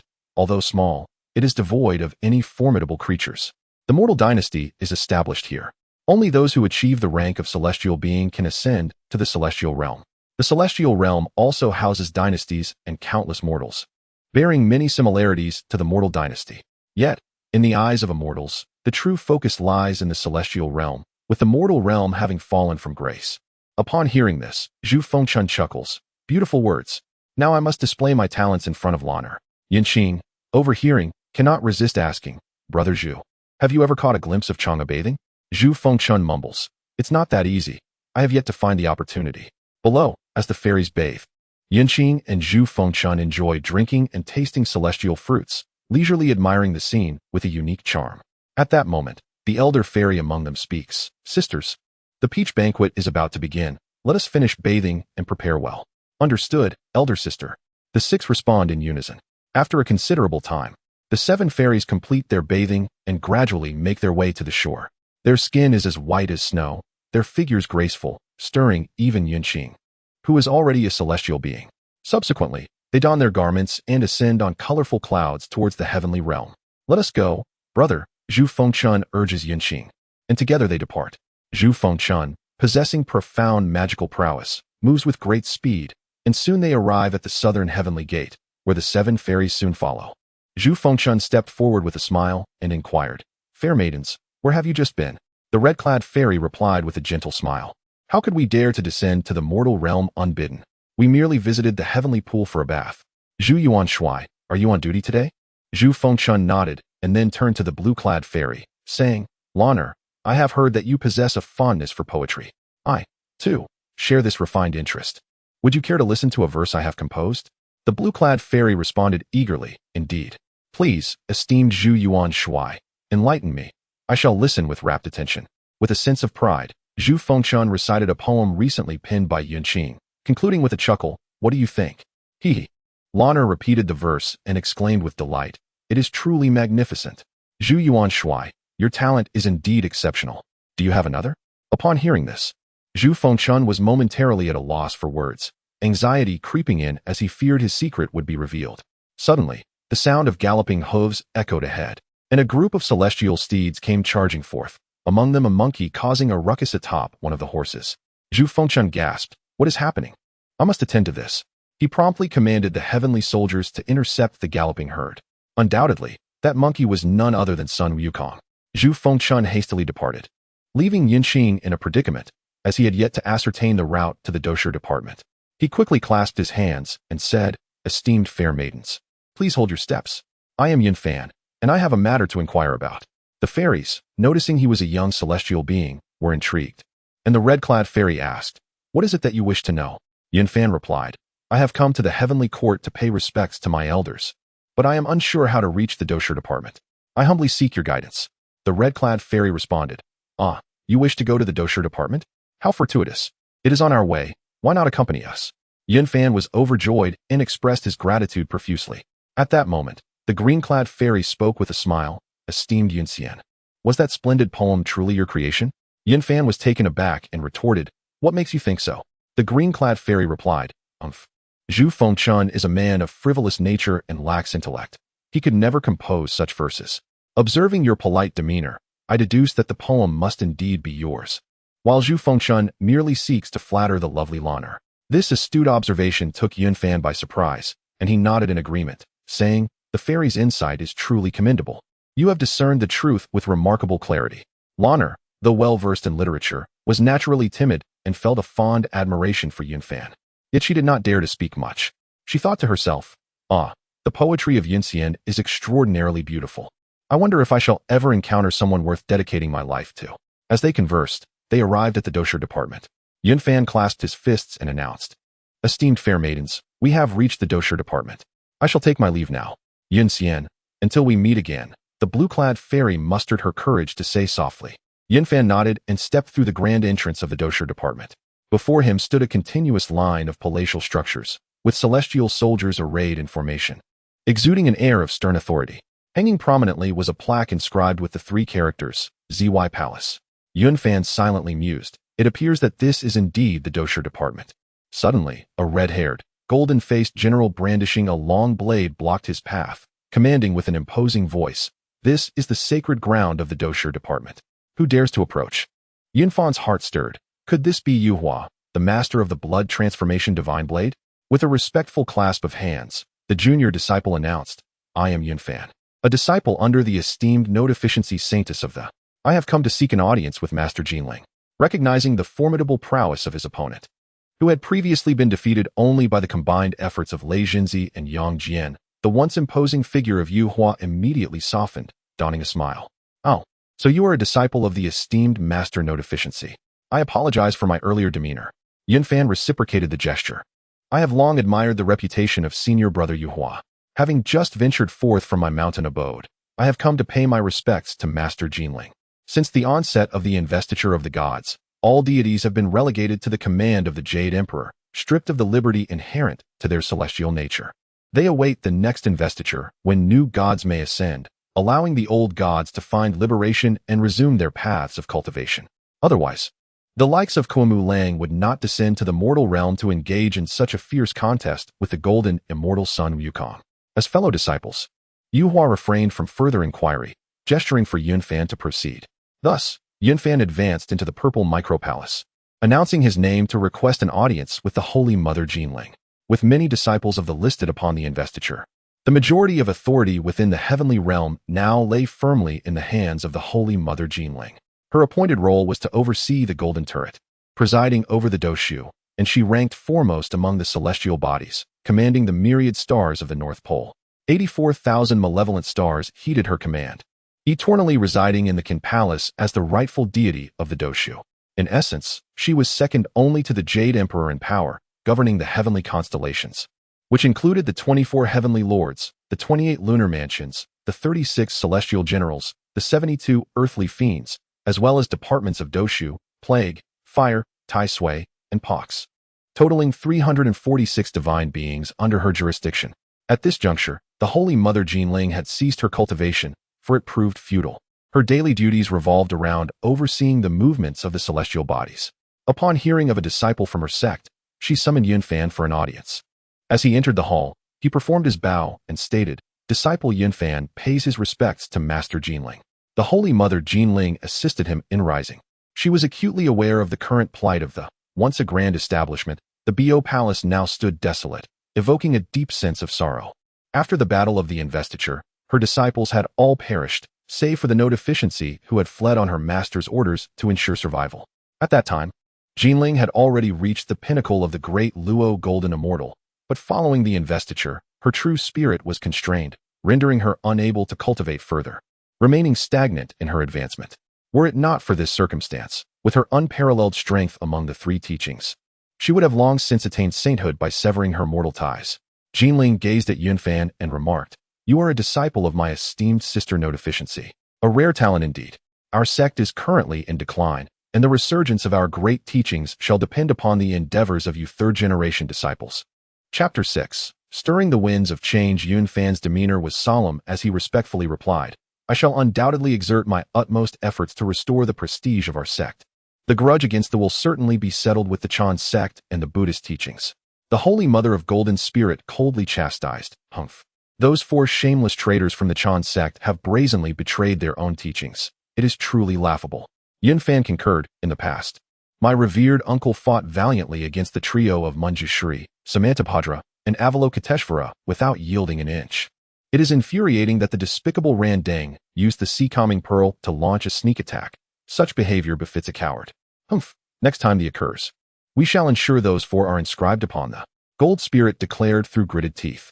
Yunfan's expression turned sorrowful.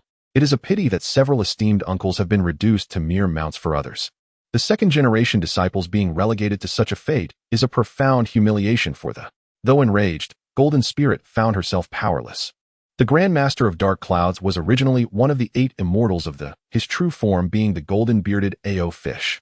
Wielding the primordial hammer and having once vanquished Qi Jingzi and Guang Qingzi, yet was forcibly taken to the west by Zhuan with the 6 roots of purity bamboo.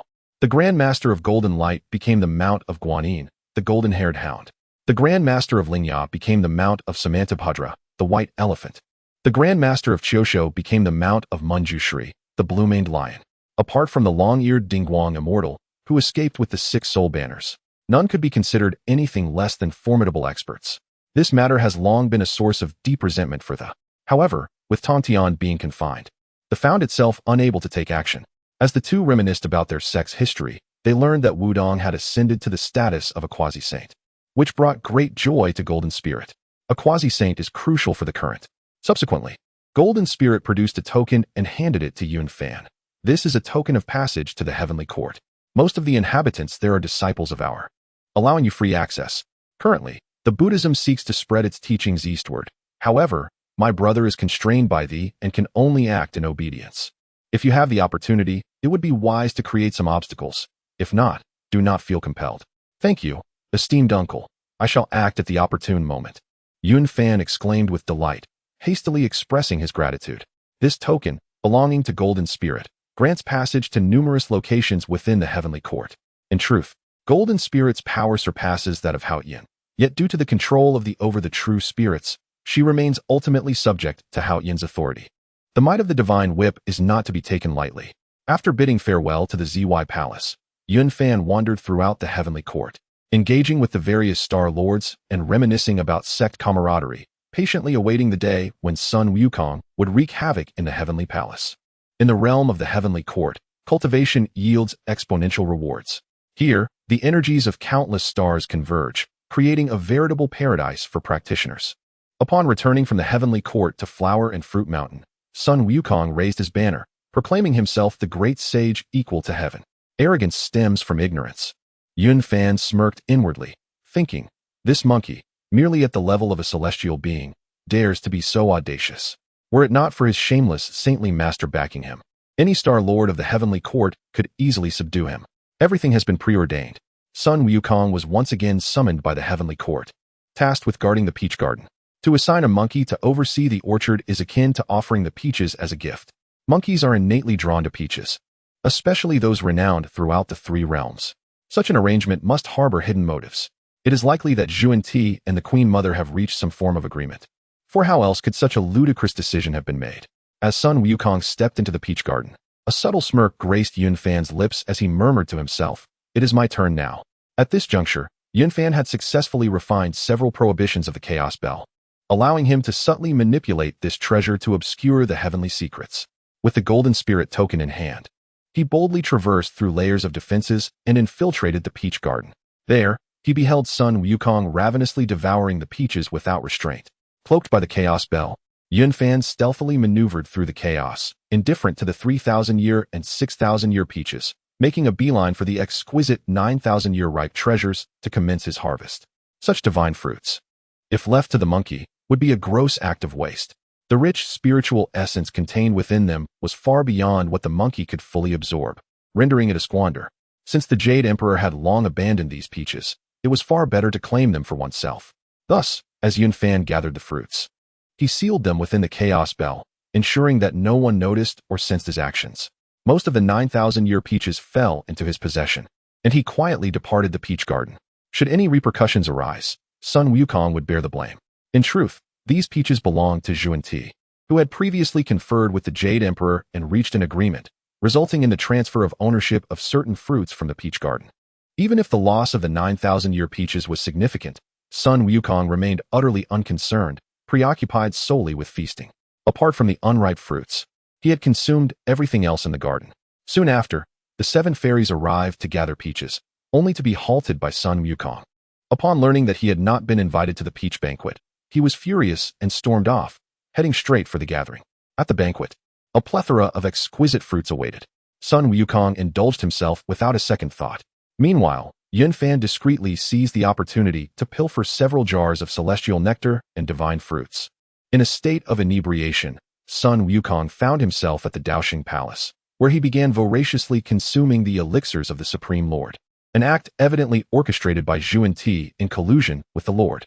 At that moment, Yunfan, concealed within the Chaos Bell, quietly infiltrated the palace. As the bell's shadow flickered, he collected a portion of the elixirs, while the intoxicated Sun Wukong remained oblivious. Once Sun Wukong had consumed half, Yunfan efficiently gathered the remainder and swiftly departed from the Daoxing Palace, descending to the mortal realm. This endeavor bore abundant fruits, and the ensuing matters no longer concerned him. Soon, the heavenly court would dispatch a great army to capture Sun Wukong and suppress him. However, Yunfan could utilize this interval to refine the peaches and elixirs he had acquired, rapidly enhancing his cultivation. He returned with a cheerful demeanor, laden with spoils. While Sun Wukong's tumult in the heavenly palace was of little consequence to him, the future would unfold as dictated by higher powers. Countless eyes were fixed upon the heavenly court, and as a mere pawn, Yunfan dared not involve himself. A moment's carelessness could reveal the Chaos Bell upon him, leading to catastrophic consequences. The theft of the peaches and the pilfering of the elixirs would inevitably be attributed to Sun Wukong. In his drunken stupor, he hastened back to Flower Fruit Mountain, raising the banner of the great sage equal to heaven and resuming his role as the Mountain King. The heavenly court promptly dispatched forces to encircle him. Interestingly, the Golden Spirit Mother's combat division sent the 4 heavenly kings, merely putting on a show. Only the giant spirit god, a trusted ally of the Jade Emperor, engaged earnestly but was ultimately defeated. Subsequently, the Jie Sect dispatched Neza to participate in the fray, yet he too was lackadaisical in his approach. In desperation, the Jade Emperor had no choice but to send his nephew Yang Jian into battle, who ultimately succeeded in capturing Sun Wukong and bringing him back to the heavenly court for judgment. Upon returning to Mount Li, Bai Suzhen recounted her experience to the revered Wudong Holy Mother. Upon observing the glimmer of anticipation in Bai Suzhen's eyes and seeing Wang Shaowan beside her looking timidly, the Holy Mother nodded in agreement to accept Bai Suzhen as a disciple, thereby allowing her to resolve this karmic entanglement.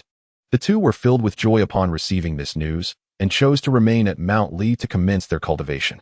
Bai Suzhen diligently instructed Wang Shaowan, sparing no detail in her teachings. One day, Yunfan returned from the heavenly realm, bearing an abundance of celestial fruits and elixirs. As soon as he arrived, he paid a visit to his master. He shared tales of his experiences in the celestial palace with the Holy Mother, omitting the matter of the Chaos Bell, and merely mentioned that he had accompanied Sun Wukong to pilfer some peaches and elixirs. The Holy Mother chuckled heartily upon hearing this. "You bold little rascal. That Sun Wukong is indeed a figure arranged by the Buddhist sect, and you have audaciously seized their treasures. Splendid, splendid. These items are of no use to me. Take them and share them with your 2 senior sisters. With utmost respect, I shall obey your command." Yunfan replied with a smile as he exited the cave, making his way directly to Bai Suzhen. Upon entering, he found Bai Suzhen teaching Huanghuang the intricacies of their practice, and he couldn't help but chuckle at the sight.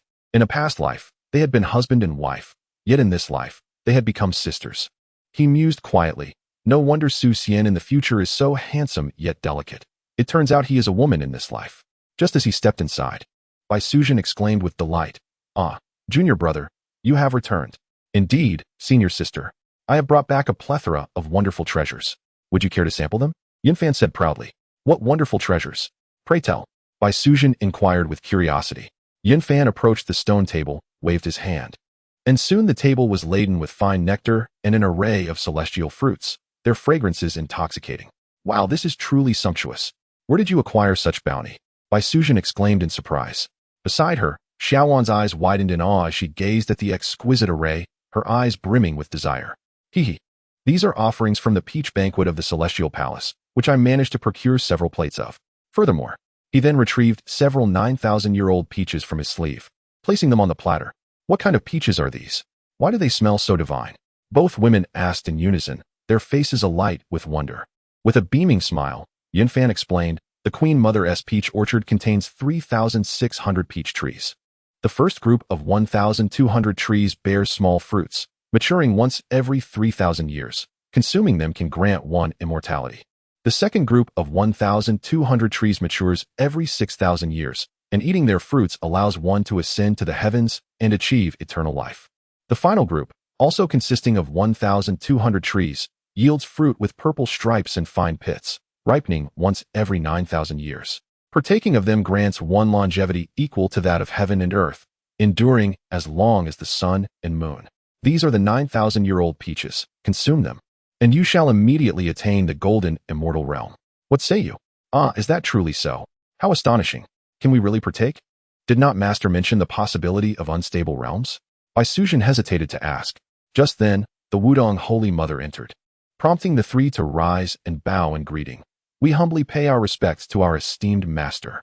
The Holy Mother waved her hand dismissively and said, "No need for formalities. Go ahead and eat. It coincides perfectly with the peach banquet, and it will not disrupt your realms. It seems your fortunes have arrived. Only the 5 great spiritual roots nurtured by heaven and earth possess such miraculous effects." Bai Suzhen, filled with curiosity, inquired, "Master, what are the 5 great spiritual roots?" The unparalleled Holy Mother elucidated. In the primordial realm, the 5 great spiritual roots are as follows. The root of earth is represented by the ginseng fruit, held in the hands of the great sage of Jinyuan. The root of fire is embodied by the Fusang tree, which belonged to the heavenly emperor in ancient times.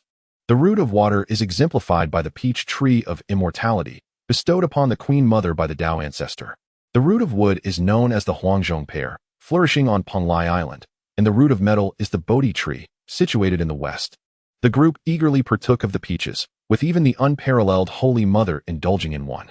Although her cultivation had long transcended the power of the peaches, the essence of heaven and earth encapsulated within these fruits was sweet enough to satisfy her cravings. The peaches, rich in the spirit of the cosmos, were abundant in juice and delightful in flavor, leaving an indelible impression. After consuming the peaches, both Bai Suzhen and Huanghuang experienced a rapid enhancement in their cultivation. The unparalleled Holy Mother stood guard beside them, imparting wisdom. Soon thereafter, Bai Suzhen's heavenly tribulation arrived as expected. To Yunfan's astonishment, Bai Suzhen's tribulation proved to be remarkably feeble, merely half or even less than his own from years past. Even the final trial was but a tenth of his own. Yunfan found himself momentarily bewildered, pondering, what could this mean? Why was her tribulation so effortless, while mine was fraught with peril? No wonder Master never inquired about my tribulation after returning. Perhaps she assumed that all were alike in their trials. Subsequently, Huanghuang faced her own tribulation, successfully ascending to the realm of celestial beings, her experience equally undemanding. Even less than a tenth of Yunfan's ordeal. With the protection of the unparalleled Holy Mother, both emerged unscathed. Yunfan then comprehended, so it was my tribulation that was excessively formidable. Could it be due to my origins from another world, or perhaps the presence of the chaos bell within me? This question eluded his understanding for the moment, leading him to dismiss further contemplation. Now endowed with such abundant spiritual fruits and elixirs, his cultivation would surely yield remarkable results. He resolved to dedicate himself to training, for in 500 years the journey to the west would commence, at which time he too would stir the winds and clouds. With the assistance of the elixirs and peaches, Yunfan's path ahead would undoubtedly be smoother. Meanwhile, after capturing Sun Wukong, the Jade Emperor, unable to execute him, entrusted his fate to a manifestation of the Supreme Old Lord, one of the three Pure Ones, to return him to the Do Shui Palace for refinement. Though merely a manifestation of the Old Lord serving in the heavenly court, none dared to regard him as an ordinary official. A sage's manifestation remains a sage. Sun Wukong was confined within the alchemical furnace of the Do Shui Palace, where the Supreme Old Lord employed the southern brightly fire to completely refine the power of the peaches and elixirs he had absorbed. Chapter 7. The 9,000-year peach. Previously, Sun Wukong had indulged excessively, consuming vast quantities of spiritual herbs and elixirs, the potency of which remained dormant within him. Now, ignited by the southern Ming's departure fire, this latent energy was thoroughly awakened, coursing through his limbs and meridians, allowing his cultivation to ascend rapidly to the realm of the Tai Golden Immortal. Empowered, Sun Wukong commenced a tumultuous uproar in the heavenly palace. Yet none of the celestial beings in the Lingxiao treasure hall dared to intervene, a truly ludicrous sight. The Jade Emperor, seething with indignation, though already positioned on the divine list, found himself unable to wield the heavenly punishment whip to compel the celestial beings into action. In his desperation, he summoned the Buddha Tathagata. The Buddha personally intervened, subduing Sun Wukong beneath the Five-Finger Mountain. At this juncture, in the Do Shui Palace, the Supreme Lord summoned Zhu Fengshen. Disciple Zhu Fengshen, pay homage to the Holy Master. Upon arrival, Zhu Fengshen immediately bowed in reverence. You have previously trifled with Chang'e. I have instructed the Jade Emperor to cast you down to the mortal realm. 500 years hence, you must escort a monk to the west to acquire scriptures. The Supreme Lord intoned flatly, not lifting his eyelids as he issued his command. Disciple shall faithfully obey the Holy Master's decree. Zhu Fengshen dared not refuse, nor could he pose any questions, accepting the order with utmost respect. The Lord murmured softly to himself, "Thus, I have added to your tribulations. The cause and effect are thus repaid." Subsequently, he commanded the Azure Bull and the Golden and Silver Boys to descend to the mortal realm, transforming into demons to await the passage of the Scripture Seeker. Meanwhile, the Primordial Heavenly Venerable decreed that the Heavenly Court's curtain-drawing general be cast down to the mortal realm due to his mishap of shattering the crystal lamp, to await the Scripture Seeker as well. He also released the Mount, the Nine-Spirit Yuan Sage, to manifest as another trial on the journey westward. The Jade Emperor arranged for the third prince of the Dragon King of the West Sea, the Little White Dragon, to await the Scripture Seeker at the Eagle's Cry Gorge, transforming into a white horse to assist in the journey westward. To appease the Buddhist faith, it so happened that Koimu Wolf was entangled with a mortal woman. Thus he was designated as yet another tribulation. The groundwork for the journey to the west was fundamentally complete. Within the Li Mountain Cave, Yun Fan wore a furrowed brow, pondering alone, how shall I thwart this westward journey? In this current era, he is feeble and powerless to obstruct the transmission of Buddhist teachings. Both the human and Chan teachings have historical ties to Buddhism and offer their full support. The Jade Emperor, influenced by the three teachings upon the heavenly court, also leans toward the Buddhist sect. Among the three realms, there remain numerous hidden powerhouses, such as Zhen Yuanzi, the River of Souls, Kunpeng, and the scattered great deities of Lei Zhe, alongside ancient demons like Bai Zhe, Bai Feng, Shanyang, and Ing Zhao, as well as the remnants of the Witch clan, including Xingtian and Shangliu.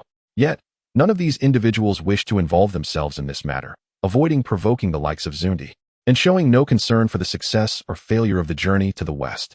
Only the harbor's deep-seated animosity toward Buddhism, and without taking action, Yun Fan finds it difficult to attain inner peace. Sister Bai Sujin softly remarked, "Junior brother, why are you lost in thought? Hurry and cultivate, so you may soon attain the status of a great Luo Golden Immortal."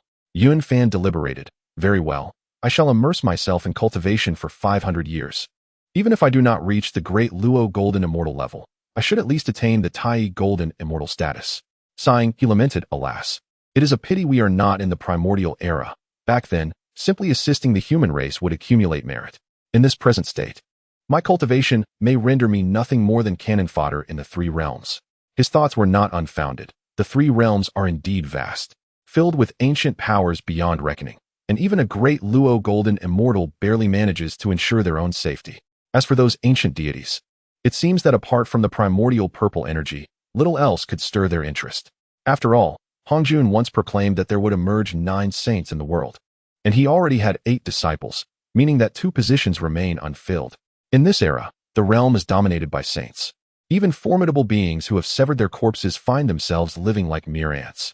Currently, Buddhism boasts the greatest power, with quasi-saints such as Randing, Sihong, Puxian, Wenshu, Tathagata, and Luya, all summoned from the east. Yaoshi and Methreya are also nearing the quasi-saint realm. On the Chan teaching side, there are Guang Chengzi, Yun Changzi, and Nanji Xianwen. The Ren teaching has only Xian Du de Fa Shi. The Jie teaching is left with only the Wudong Holy Mother. Yunfan, upon a rough calculation, discovered that the combined number of quasi-saints from the 3 teachings does not surpass that of Buddhism, leading him to feel disdain for the decisions of the primordial heavenly venerable. Reflecting on this is rather sorrowful. Thus, he chose not to dwell on it, and resolved to cultivate for 500 years first. Consequently, Yunfan devoted himself to cultivation, aided by the pan peach and golden elixirs, allowing the 3 of them to swiftly elevate their prowess. During their spare time, they practiced the Shanqing immortal techniques and the 36 transformations of Tiangang, gradually refining the chaos bell and breaking through the prohibitions one by one. As time flowed by, day after day of relentless practice ensued. Jin Chanzi began to reincarnate continuously, embarking on the journey for scriptures repeatedly, only to be devoured by Shao Wujing upon reaching the flowing sand river. Sun Wukong, beneath the flower and fruit mountain, was also suppressed for countless years.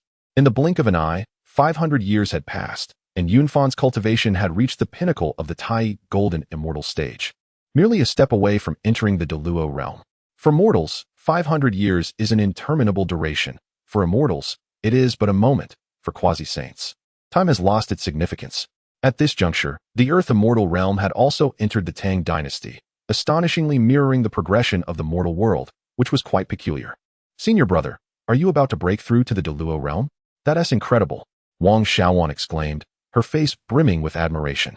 Observing Wang Xiaowan, Yunfan often recalled that in both her past and future lives, she was male. Seeing her in such a delightful and charming visage left him feeling somewhat disconcerted. In truth, this was merely a psychological effect. In this life, Wanner was indeed a woman, possessing an exquisite beauty, with a beauty mark on her brow that further enhanced her grace. Wanner had also reached the pinnacle of the golden immortal stage. 500 years had elapsed, and Bai Suzhen, clad in white, had long shed her demonic form. Now attaining the status of a Tai golden immortal, her beauty captivating. Thanks to Yunfan's pan peach and elixirs, she was able to advance rapidly. After emerging from their secluded training, the 3 went to pay their respects to the Wudong Holy Mother. Disciple pays respects to the master. They all bowed in unison. The Wudong Holy Mother regarded them and slowly nodded. Your foundations are solid. You have entered the Tai realm, but do not be complacent. In the 3 realms, powerful beings are as numerous as clouds. Do not underestimate them. Since you have emerged from seclusion, descend the mountain and disseminate the teachings of the Jie Sect. Wanner, this Bagua purple robe of immortality I bestow upon you for protection. Saying this, she handed the robe to Wang Xiaowan. Though reluctant, the 3 dared not disobey the command and tearfully bid farewell to their master. Bai Suzhen and Wang Xiaowan, with tears in their eyes, reluctantly departed from the mountain gate. Upon their descent, Yunfan felt a profound sense of relief. With his cultivation attained, the vastness of the world lay before him, ripe for the expression of his ambitions. Bai Suzhen inquired, Junior brother, where shall we go next? Yunfan smiled and replied, how about descending to the mortal realm to become a demon? I recall your true form is that of a serpent. A demon? Junior brother, are you serious? Are you not of the human race? Bai Suzhen responded, somewhat astonished. Though I am but a mortal, you belong to the demon race. Now, the journey to the west is about to commence, and we may engage in some mischief along the way, Yunfan elucidated. Journey to the west? Why must we assume the guise of demons? Bai Suzhen inquired, perplexed. The journey to the west is a transmission of Buddhist teachings from the east, wherein a mere mortal monk traverses a staggering 80,000 miles to seek scriptures in the spirit mountain. As disciples of the, it is only natural for us to disrupt this endeavor, Yunfan responded. Bai Suzhen's confusion dissipated. I see now. Then I shall defer to your arrangements. The trio ascended on clouds, descending upon the capital of the celestial realm, Chang'an, just as the monk Tang Sung was setting forth. Yunfan chuckled. With each obstacle encountered, a scripture is penned. Let us smooth the path for this pilgrimage. Bai Suzhen queried, where shall we venture next? Yunfan smiled faintly, to the Eagle's Cry Gorge. Come along. Ignoring Tang Sung, The three soared directly toward the Two Realms Mountain, along the way subduing a fierce tiger and effortlessly resolving a trial. For mortals, this was a tribulation. Yet for Yunfan, it was prudent to remain inconspicuous, lest it attract the attention of the Buddhist order. After all, the journey to the West is a matter of great significance to the Buddhists, entwined with the heavenly mandate and imbued with merit. The roots of this undertaking trace back to the time of Huanghuang's attainment of enlightenment, when the West was shattered, and the journey to the West serves as a divine compensation for the Buddhist realm. Upon reaching the Eagle's Cry Gorge, they effortlessly dismantled the three tribulations that Tang Sung was destined to face. These trials were merely contrived by the Buddhists for the sake of completion, lacking meticulous design at every juncture. Should the Buddhist order find themselves short of merit in the future, they may hastily seek remedies, leading to inevitable chaos. The Eagle's Cry Gorge was precisely where the White Dragon awaited Tang Sung, due to Hao Ian's desire to suppress the three teachings.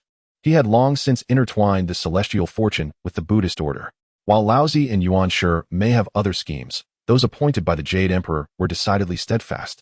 Pondering, Yunfan stroked his chin. The White Dragon devouring the white steed presents a trial. How shall I resolve this? This particular scenario was indeed challenging to navigate. The White Dragon was indeed commanded by the Jade Emperor to await here, and the scene of the horse's consumption was inevitable. Yunfan could not directly intervene, otherwise he would only add another trial for Tang Sung. In a moment of desperation, Yunfan declared, "Let us descend and seek out the White Dragon directly." The three then submerged into the depths of the Eagle's Cry Gorge. Beneath the water, a colossal white dragon lay in repose. Upon sensing their presence, it raised its mighty eyes and inquired with authority, "Who are you, and what brings you here?" Yunfan smiled and replied, "Are you not the son of the Dragon King of the West Sea, awaiting the arrival of the Scripture Seeker?" The White Dragon, recognizing the trio's celestial aura, responded, "Indeed, that is I." Yunfan continued, "The Scripture Seeker approaches, and I possess a 9,000-year-old peach of immortality. Perhaps we might engage in a trade. You secure your apprenticeship without hindrance, and I shall find solace as well. What say you?" With that, he produced the peach and extended it with a smile. The White Dragon's eyes widened at the mention of the 9,000-year peach. Its heart stirred with tumult. Such a treasure was rare in the world. Yet the commands of the Jade Emperor were not to be easily defied, leaving it in a quandary. Perceiving the dragon's internal conflict, Yunfan continued, "I understand your trepidation. The Jade Emperor has commanded you to create an obstacle, yet he governs the heavens. How could he possibly concern himself with this matter? The precious Pan Tao is truly invaluable. Now that you have ascended to the pinnacle of the Golden Immortal, acquiring this peach would render your entry into the realm of the Supreme Golden Immortal a trivial matter. I am a disciple of the third generation of thee, hailing from the esteemed sect of the Primordial Mother. Let us forge a benevolent bond, one that will be mutually beneficial. You are well aware that the journey to the West is fraught with perils. Having a companion is far superior to facing the world alone." After a moment of contemplation, the White Dragon nodded in agreement. "Very well. I shall heed your words, esteemed immortal. I accept this transaction." As soon as the words left his lips, the White Dragon transformed into human form, took possession of the Pan Tao, and exchanged a solemn vow with Yunfan through a handshake. From that moment on, they became friends and began to engage in conversation. The atmosphere grew increasingly congenial, and Yunfan produced the celestial nectar from the heavenly court, exclaiming with a smile, "Come, Brother Ao, let us share a drink." The White Dragon humbly replied, "Brother Yun, how can I accept such generosity?" Yunfan waved his hand dismissively, "Brother Ao, this is the wine reserved for the peach banquet. The journeyer in search of scriptures will not arrive for some time. Let us drink while we wait. The celestial nectar bestowed by the Jade Emperor is not a privilege for just anyone. Even the Dragon King of the West Sea, your father, lacks this distinction." Chapter 8. The cultured monster, the White Dragon, feeling somewhat sensitive, clasped his fists in gratitude and said, "In that case, I shall humbly comply." The four of them set up a protective barrier beneath the water to block the currents, seated themselves on the ground, raised their cups, and engaged in lively conversation. After several rounds of drink, the White Dragon sighed, "Ah, how magnificent my dragon kin once was. There are occasional mentions in ancient texts, and even now, it feels utterly astonishing. I can scarcely believe that the dragon lineage once enjoyed such a glorious era." Upon hearing this, Yunfan felt a stir in his heart and replied, "I have some knowledge of the dragon clan's past. Those were indeed the days of ancient times." The White Dragon, sensing Yunfan's awareness, felt a jolt of excitement and quickly asked, "Brother Yun, you have heard of it? I implore you to enlighten me. I know very little of my clan's history and have long yearned to uncover our legacy, yet I have achieved nothing. Yun Fan sighed softly and began. Since you express such interest, I shall share. After the primordial deity Pangu split apart the chaos, the wilderness began to take shape. The first to emerge were the three great clans, the Eastern Sea Dragon Clan, the Southern Bright Fire Phoenix Clan, and the Central Chilling Clan. These three clans coexisted peacefully, together ruling the vast wilderness.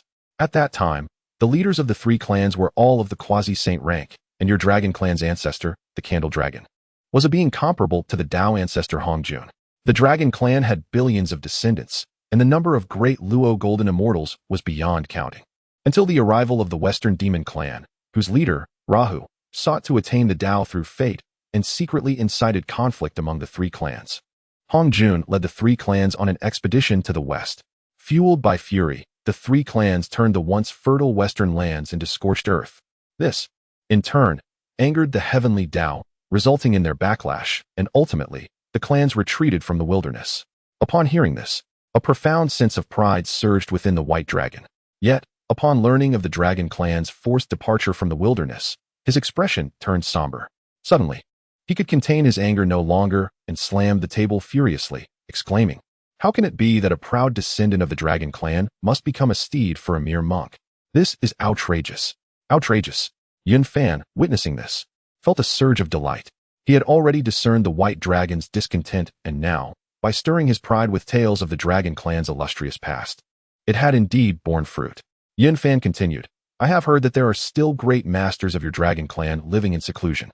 Although the leaders of the three clans perished in battle, the Dragon clan has not been entirely diminished. Many formidable beings still exist. It is said they reside somewhere in the Eastern Sea, while the dragons of the Four Seas are merely the periphery." The White Dragon, filled with excitement, inquired, "Is this truly the case, Brother Yin?"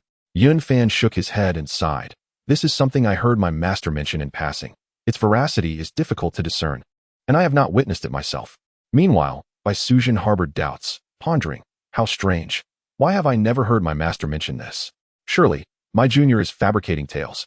He lies with such seriousness. He must possess some skill."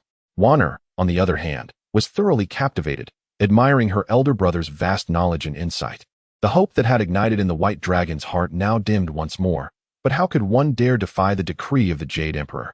Yun Fan patted his shoulder reassuringly. "Do not lose heart, Brother Ao. The journey to the west is already predetermined. You need only fulfill your task, and you may gain merit to seek out your ancestors in the Eastern Sea. Remember, the Dragon clan has been forsaken by the heavenly Dao, making cultivation arduous. If you can accumulate merit, your path of cultivation will surely become much smoother. For now, your only duty is to safely escort that monk on his journey to the west. If difficulties arise, I shall return to assist you." Upon hearing this, the White Dragon felt invigorated, clasping his fists and bowing deeply. "Thank you, Brother Yun, for your enlightening guidance. I am profoundly grateful. Should there be a need in the future, I shall not hesitate to dedicate my utmost efforts." Yun Fan smiled and waved his hand. "You flatter me, you flatter me. Today, encountering Brother Ao is indeed fate." He raised his cup. "Come, allow me to toast you." The crowd lifted their cups, the reflections intertwining, and the atmosphere lightened considerably. "Cheers." The White Dragon eagerly downed his drink in one gulp.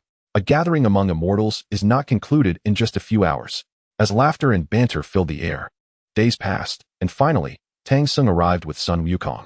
During this time, the White Dragon had greatly advanced in his cultivation due to consuming the peaches of immortality and jade dew, now attaining the realm of Tai Golden Immortal. Yun Fan stood and said, "Brother Ao, the feast must come to an end. The monk has arrived." The White Dragon's face flushed with excitement, and he spoke, "Brother Yun, I too must depart. When the journey for the scriptures is fulfilled, I shall drink with you again. Brother Ao, please take your leave. There are many days ahead." Yun Fan clasped his hands in farewell. The two enjoyed a harmonious rapport, and the White Dragon became Yun Fan's informant on the journey to retrieve the scriptures. He transformed into his dragon form and soared away from Eagle Cry Gorge. To avoid startling Tang Sung, he landed at a distance. When Tang Sung and Sun Wukong arrived at Eagle Cry Gorge, they suddenly spotted a white dragon ahead. Tang Sung remarked, "Wukong, behold that white dragon before us." Sun Wukong brandished his golden staff, responding, "Master, do not be alarmed. Regardless of which dragon clan he belongs to, I can surely make him comply." The white dragon then took human form and approached Tang Sung, inquiring, "May I ask if you are the holy monk journeying to the west in search of the true scriptures?" Tang Sung, noting the dragon's courteous demeanor, joined his palms and replied, "Ba, I am indeed that monk." The white dragon knelt and bowed. Disciple White Dragon pays his respects to Master. Guided by the compassion of Guanyin Bodhisattva, I await the scripture seeker here, wishing to transform into a white horse to carry you westward. As soon as he finished speaking, the white dragon transformed into a magnificent white horse, standing beside Tang Sung. Upon hearing it was arranged by Guanyin, Tang Sung accepted with ease. After the white dragon departed, Yun Fan, Bai Sujin, and Wanner emerged from the water. Bai Sujin inquired, "Junior brother, where shall we proceed next?" Yun Fan thoughtfully stroked his chin. "Next, we shall ride the clouds westward. Should we encounter any troubles that can be resolved, we shall handle them, ensuring a smoother journey for others. Then let us set forth." Bai Sujin nodded in agreement. The three ascended into the clouds, swiftly heading west until they arrived at Guanyin Temple. The aged monk of this temple, driven by greed for treasures, had caused countless deaths over 3 centuries. After they landed, Yun Fan, without hesitation, summoned the Huanghuang hammer, striking the old monk dead in one blow. With the old monk's demise, the younger monks scattered in fear.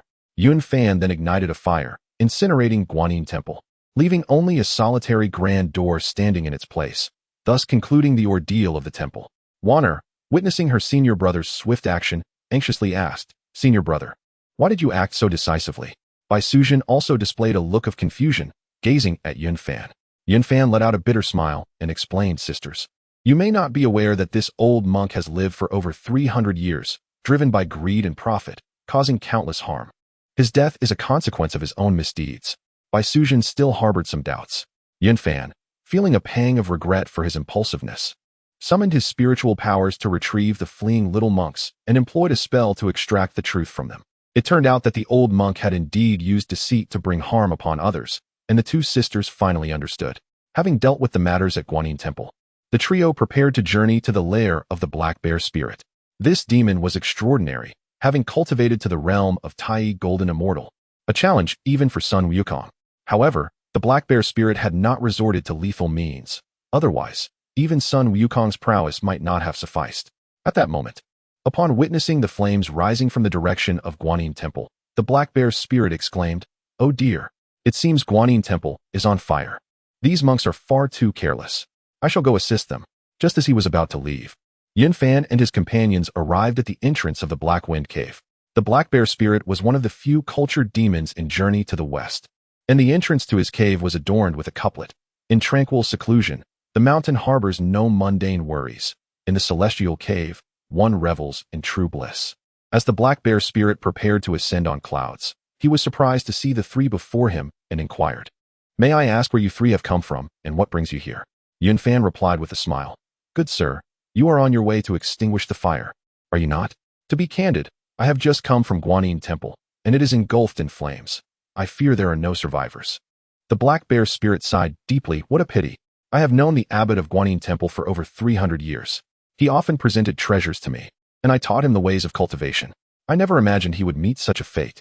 Indeed, your cave is remarkably serene and elegant, worthy of admiration." Yun Fan remarked as he surveyed his surroundings. This was no idle praise. The Black Wind Cave was indeed picturesque, with streams flowing through the mountains, their waters cascading melodiously like the sound of a zither, cleansing the ears. Deer grazed on the cliffs, and cranes soared through the woods, their clear calls echoing, uplifting the spirit. Pleased by the compliment, the Black Bear Spirit responded warmly, "As esteemed guests, please come in for a detailed conversation." Yun Fan clasped his hands in gratitude, saying, "In that case, I shall not impose." The group entered the cave, where the Black Bear Spirit instructed the little demons to prepare fruits and wine for a warm reception.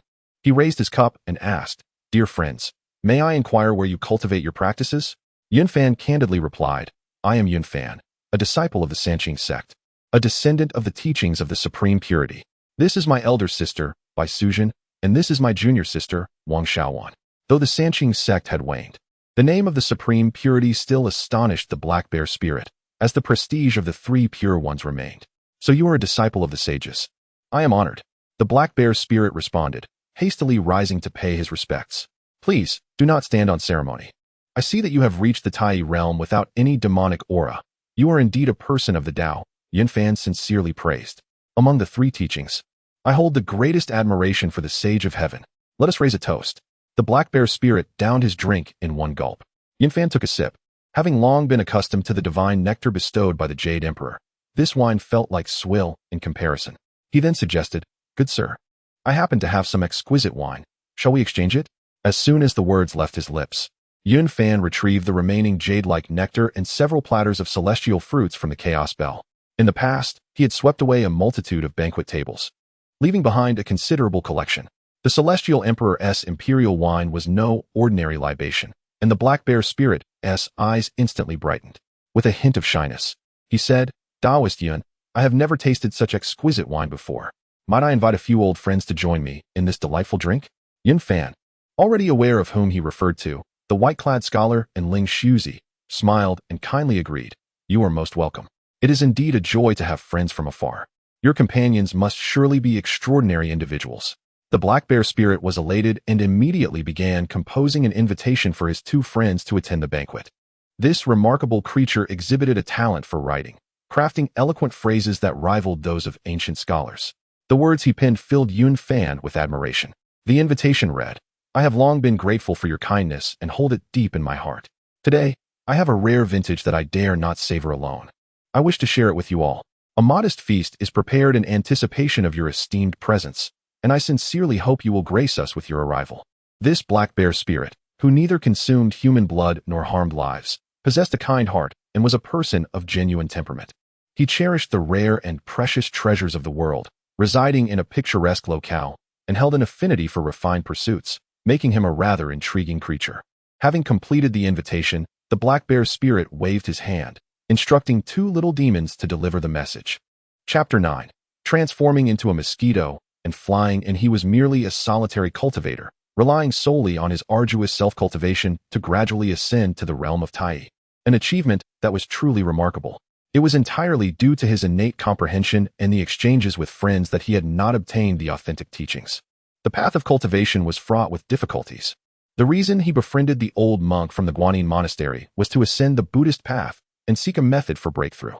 After all, reaching Tai was already the pinnacle, and further advancement seemed nearly impossible.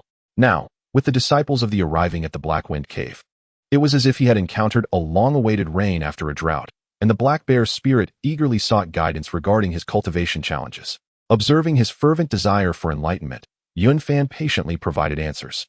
The Shangqing immortal method he practiced was a complete and systematic approach directly leading to the sacred realm, which left the Black Bear Spirit in awe, captivated by every word. After a while, footsteps and laughter echoed from outside the cave. The Black Bear Spirit boisterously exclaimed, "Our esteemed guests have arrived. Please invite Brother Bai Yi and Brother Ling Su inside." "Haha, Brother Black Bear, you appear exceptionally radiant today. I wonder which eminent figure has come to visit." The speaker was none other than the elegant scholar in white, holding a folding fan and exuding charm. At that moment, the two had already entered the hall, and Ling Shuzi immediately noticed the three seated guests, one man and two women. The man, clad in a Taoist robe, bore an unremarkable appearance, whereas the two women in white were strikingly beautiful. Ling Shuzi promptly stepped forward, clasping his hands in greeting. This humble Taoist, Ling Shuzi, pays respects to the three fellow cultivators. The scholar in white also bowed with his fan. "I, Bai Yi, extend my greetings to all esteemed friends." Such humility and courtesy did not go unnoticed by the three guests, who rose in response. "We acknowledge the two fellow cultivators. Here, we have rare fruits and exquisite wine. Let us sit together and indulge in a fine conversation." The fragrant aroma of the wine had already wafted to the noses of the two, who replied, "Thank you for your gracious hospitality. We are truly grateful." Indeed, it was said that like attracts like, and these three guests were also elegant and courteous spirits, their demeanor rivaling even that of orthodox cultivators. The six of them resumed their seats, and Wang Xiaowan filled each cup with wine. The emerald nectar was crisp and refreshing, penetrating the very soul. Although everyone was tempted by the exquisite wine, they maintained their composure and decorum. Observing this, Yunfan could not help but chuckle and said, "There is no need for formality. Come, let us drink this cup together."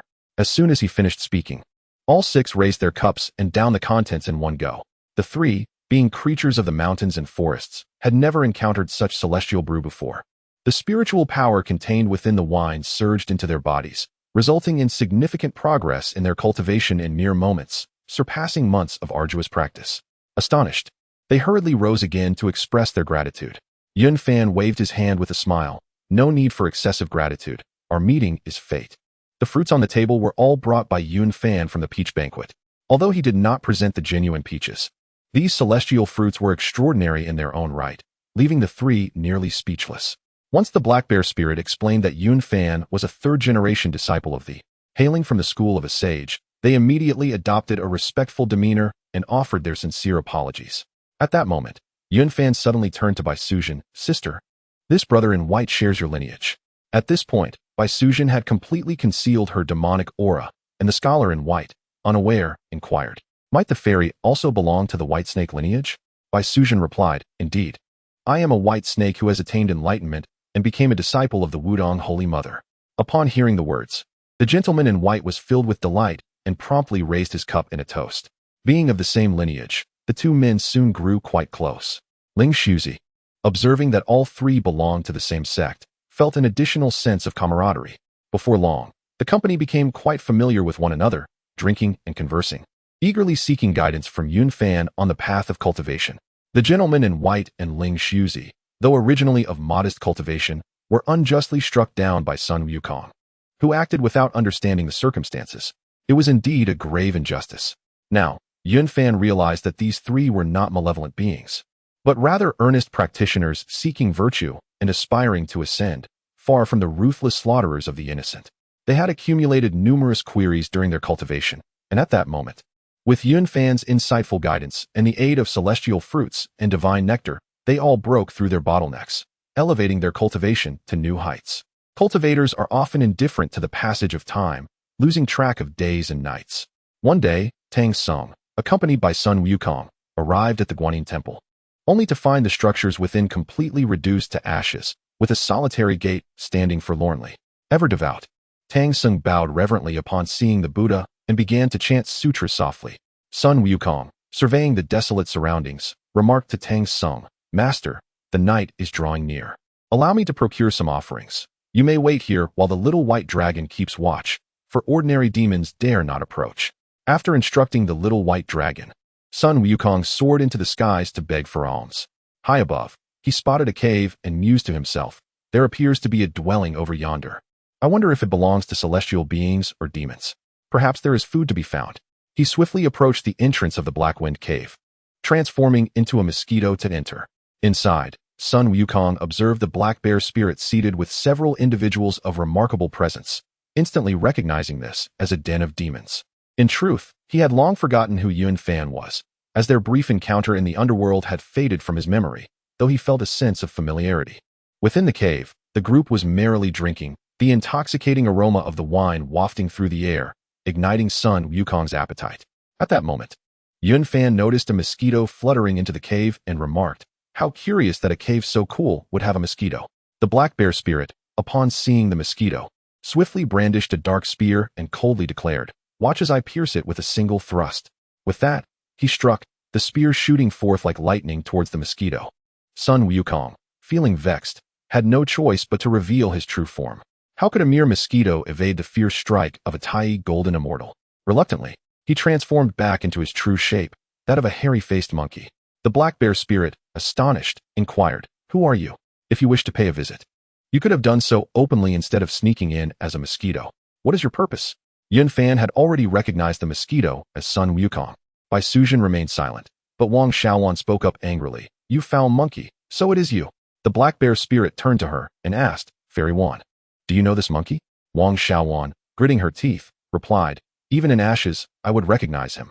It was this very monkey who abducted me before I attained enlightenment, and many of my sisters suffered at his hands, even to the point of cannibalism." Upon hearing this, the Black Bear spirit and his two companions were consumed by rage. Though they are demons, they pride themselves on their righteousness, never resorting to the indiscriminate slaughter of innocents. They never imagined that this brutish monkey could be so savage, nearly tarnishing the beauty of the enchanting fairy Wanner. Initially, the Black Bear spirit bore no ill will towards Sun Wukong, merely intending to visit and share a drink. However, upon hearing Wang Xiaowan's words, he was consumed by rage. What a vile creature! So malicious indeed. Behold my spear. Sun Wukong was taken aback by Wang Xiaowan's revelation of his past misdeeds and hastily defended himself. Dear friends, that is a matter of old. I am the great sage equal to heaven, who caused a ruckus in the heavenly palace 500 years ago. I have since returned to the righteous path, escorting my esteemed master to the west for the scriptures, merely seeking some offerings. Yunfan chuckled inwardly, bemused that this monkey could not even comprehend the reasons for his own rebellion in the heavenly palace, yet continued to boast about it. The black bear spirit snorted dismissively. I have never heard of such tales. Were you merely an ordinary demon, I would treat you with warm hospitality. However, since you have offended Fairy Wanner, you shall today taste the might of my spear. No sooner had he spoken than the spear swept forth, exuding a murderous aura. Sun Wukong, filled with indignation, thought to himself, I cannot believe my reputation holds no sway over him. Today, I shall demonstrate my prowess. He swiftly retrieved his golden staff, raised it high, and brought it crashing down with force.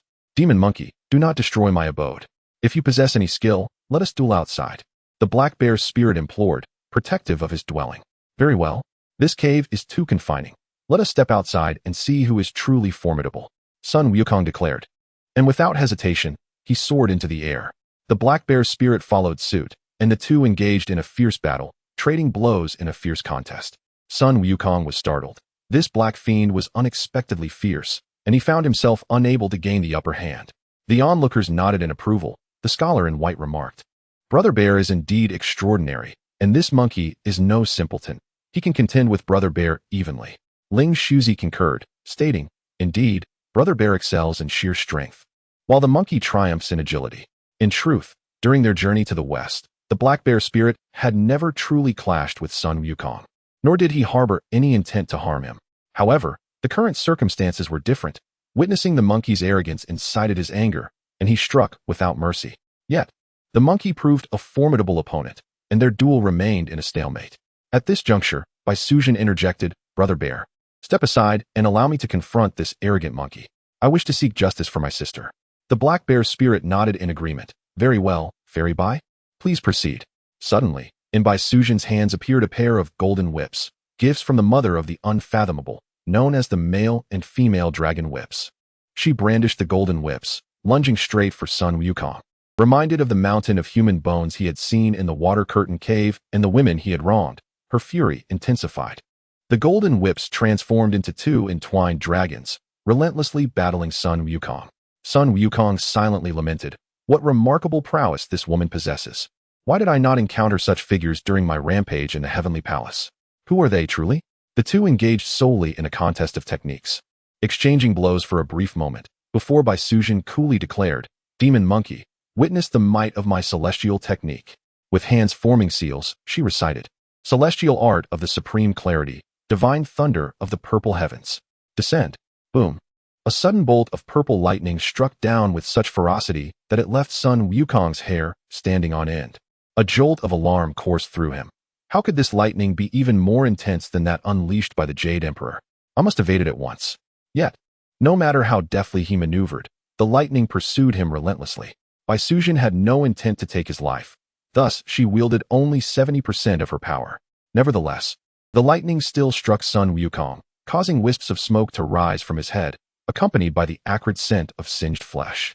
Flustered, Sun Wukong grimaced, blinked, and muttered, What a formidable demon! I, your humble servant, shall take my leave. No sooner had he spoken than he executed a somersault into the clouds and fled. The black bear's spirit bellowed, Demon monkey, where do you think you're going? Yet Yun Fan waved his hands repeatedly. Let him go. We shall continue our revelry. Emerging hastily from the Black Wind Cave, Sun Wukong was engulfed by feelings of defeat and confusion. Initially brimming with confidence, he had anticipated showcasing his prowess, only to be met with humiliation that pierced his proud heart. He pondered to himself, Who are those 6 demons? Each possesses formidable strength, rivaling my own. In the heavenly realm, the only one capable of contending with me is Yang Jian. At that moment, Sun Wukong, tasked with gathering alms, knew he could not return empty-handed. He casually plucked some wild fruits, intending to bring them back to satiate Tang Seng's hunger. Fortunately, with the white dragon guarding him, Tang Seng remained safe and sound. Sun Wukong, unwilling to dwell on his defeat, let the night pass in silence. Chapter 10. Choosing a mount the next day. Sun Wukong continued to lead the white dragon horse, escorting Tang Sung on their journey westward. Along the way, he remained anxious, fearing that their pursuers would catch up. However, to his surprise, the day passed in peace, rendering his night of worry unnecessary. Ahead lay the cloud-stack cave, where Zhu Beiji was concealed, known as the most cunning among them on their journey west. Yun Fan was well aware that this place was not to be trifled with. A hasty appearance might alert the Buddhist sect. Thus, he resolved to keep his distance, believing that avoiding further troubles was already sufficient. Meanwhile, within the Black Wind Cave, Yun Fan began imparting his teachings. The doctrines of the Tongtian Patriarch were known for their inclusiveness, making them suitable for the three demons to cultivate.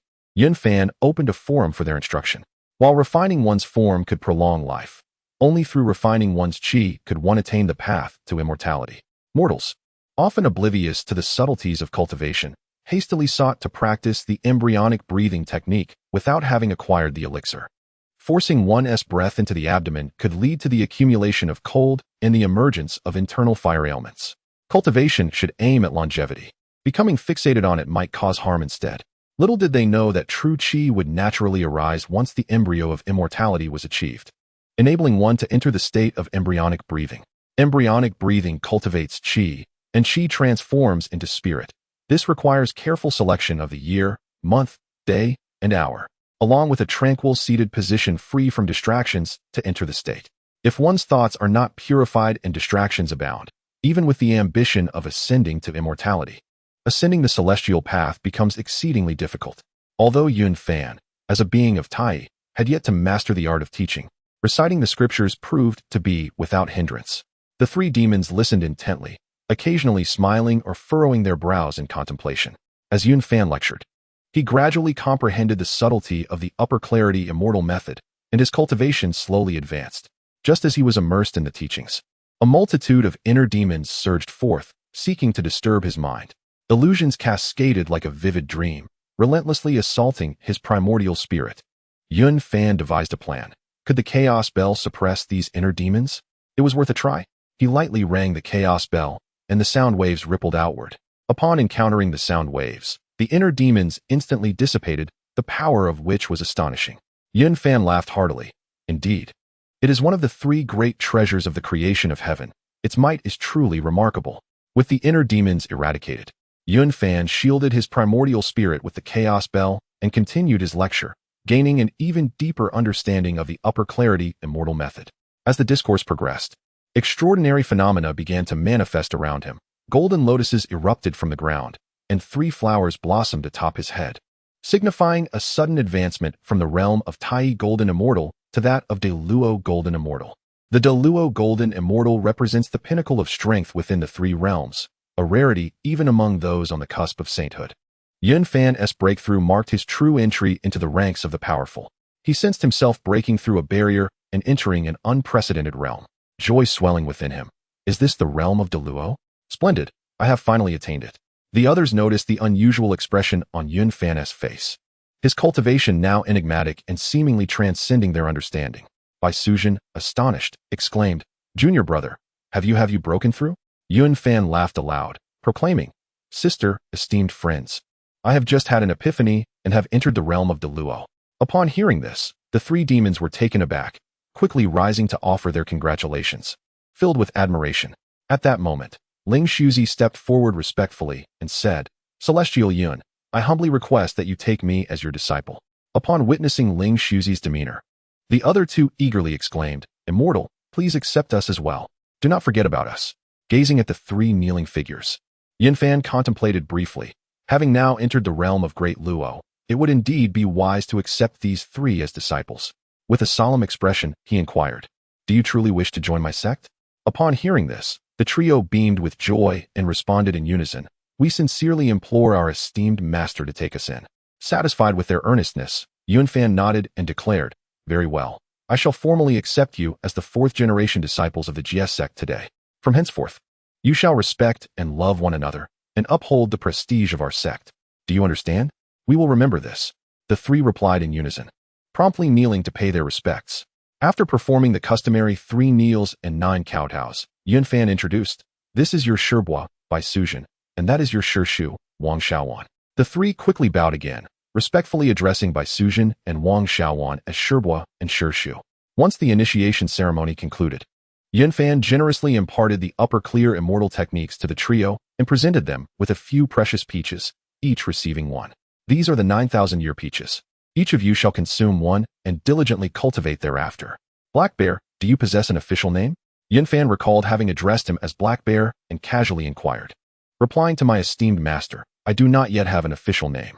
I humbly request a name from you. The Black Bear spirit respectfully answered after receiving the peach. Very well, you shall be known as Daoran Heiyun, the eldest senior brother. Ling Shuzi shall be the second senior brother, and Bai Yi shall be the third junior brother. Yunfan casually assigned their names and arranged their order of seniority. The three were overwhelmed with joy. Once mere woodland spirits, they had now ascended to the ranks of the Jie Sect's fourth-generation disciples. Their status elevated immensely, leaving them exhilarated.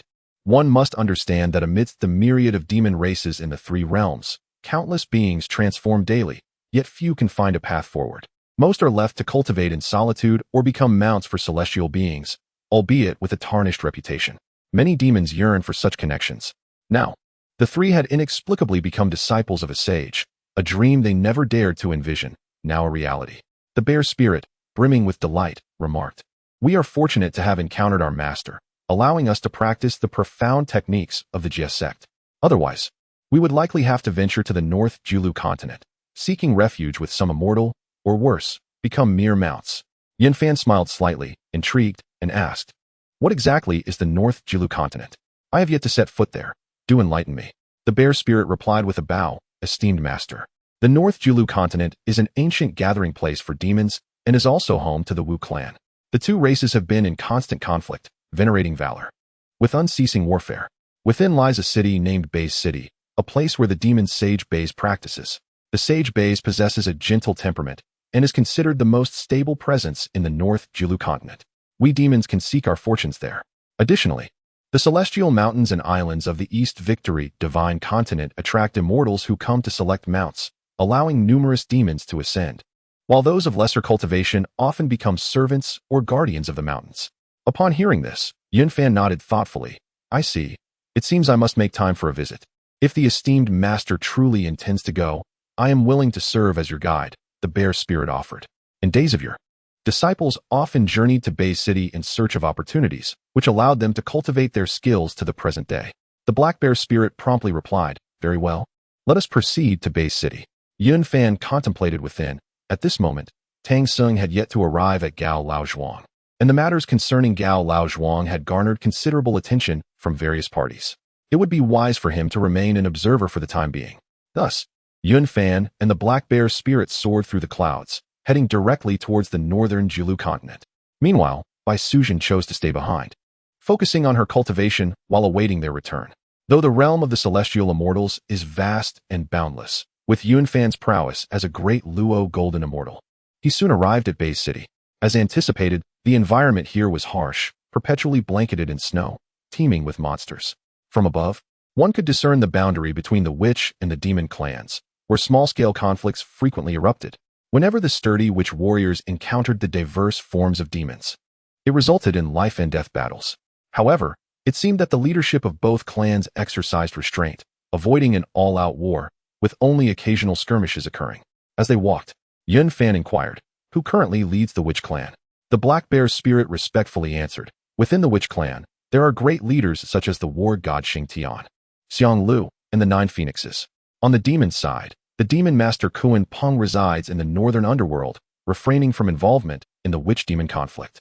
Additionally, there are 10 major cities, including Baize City, Jiming City, and Yingzhou City, each guarded by powerful demon saints." Upon hearing this, Yunfan nodded, for he was already familiar with the names of these esteemed demon saints. As they conversed and flew, Baize City soon came into view. Yunfan gradually descended from the clouds, revealing a city of grandiose stature, with towering walls and patrolling demon soldiers surrounding it. Upon seeing Yunfan's extraordinary demeanor and the faint glow of the 3 flowers atop his head, the demon soldiers recognized him as a great Luo golden immortal and did not dare to question him, respectfully allowing him passage. Entering the city, the streets were broad, lined with shops bustling with activity, selling weapons, treasures, cultivation manuals, and various spiritual fruits. "Master, ahead lies the plaza." The black bear spirit gestured toward an elevated platform in the distance. The platform was expansive and teemed with countless demons, all eagerly awaiting their fortunes to unfold. In the three realms, only this place offered such opportunities. Bay City, located in the northern Jilu continent, was indeed a place of unparalleled prosperity. Suddenly, a figure swooped down from the sky, landing gracefully in the central square. The newcomer was a demon with the head of an eagle and the body of a human, adorned with majestic wings, exuding an imposing presence as his gaze swept across the surroundings. He proclaimed, "Today, the demon master requires the selection of 10 maidens and 10 soldiers. Those interested, raise your hands swiftly. I shall personally choose." At this declaration, the crowd erupted in excitement. It was unexpected that the demon master Huanghuang would personally recruit, making this opportunity exceedingly rare. The demons eagerly raised their arms, fearful of missing out on such a prospect. The eagle-headed demon began his selection. When choosing the guards, he prioritized their cultivation, selecting 10 individuals who were all at the Tai realm. As for the maidens, he focused on beauty and temperament. Demons from the fox and bird clans were chosen one by one. Among them, a graceful woman clad in white frequently signaled her interest. The demon glanced at her but shook his head, stating, "Though she possesses some beauty, alas, she is but a skeletal being, which would not be appropriate. If the young masters were to learn that I brought back a skeleton, I would surely face reproach. Envision, if you will, the peculiar sensation of slumbering in the embrace of a skeletal figure beneath the cloak of night. Such a taste is undoubtedly ineffable," prompting her exclusion from the realm of possibility. Nearby, Yun Fan, upon learning of her identity as the Bone Spirit, felt a flutter of intrigue. To his astonishment, he had encountered her here. Could she indeed be the legendary White Bone Lady of the pilgrimage to the west? He resolved to inquire further. Once the eagle-headed demon had assembled a cadre of 20, they departed with an air of purpose. Shortly thereafter, celestial beings arrived to select their steeds, and the Bone Spirit endeavored to inch closer. A female immortal, noticing her delicate features, was inclined to admire her further, only to discover that she was a manifestation of bone. With a frown, she declared, "You are unfit. A spirit of bone cannot serve as my steed." She then selected a celestial crane and floated away. No one would dare to traverse the world astride a skeleton, for such an act would invite ridicule. Once more, the Bone Spirit found herself engulfed in despondency. In the three realms, numerous powerful beings sought attendants and mounts, yet the Bone Spirit was consistently rebuffed due to her origins.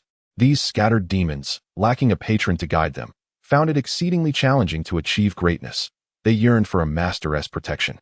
With each rejection, the Bone Spirit's spirits sank deeper into melancholia. Chapter 11.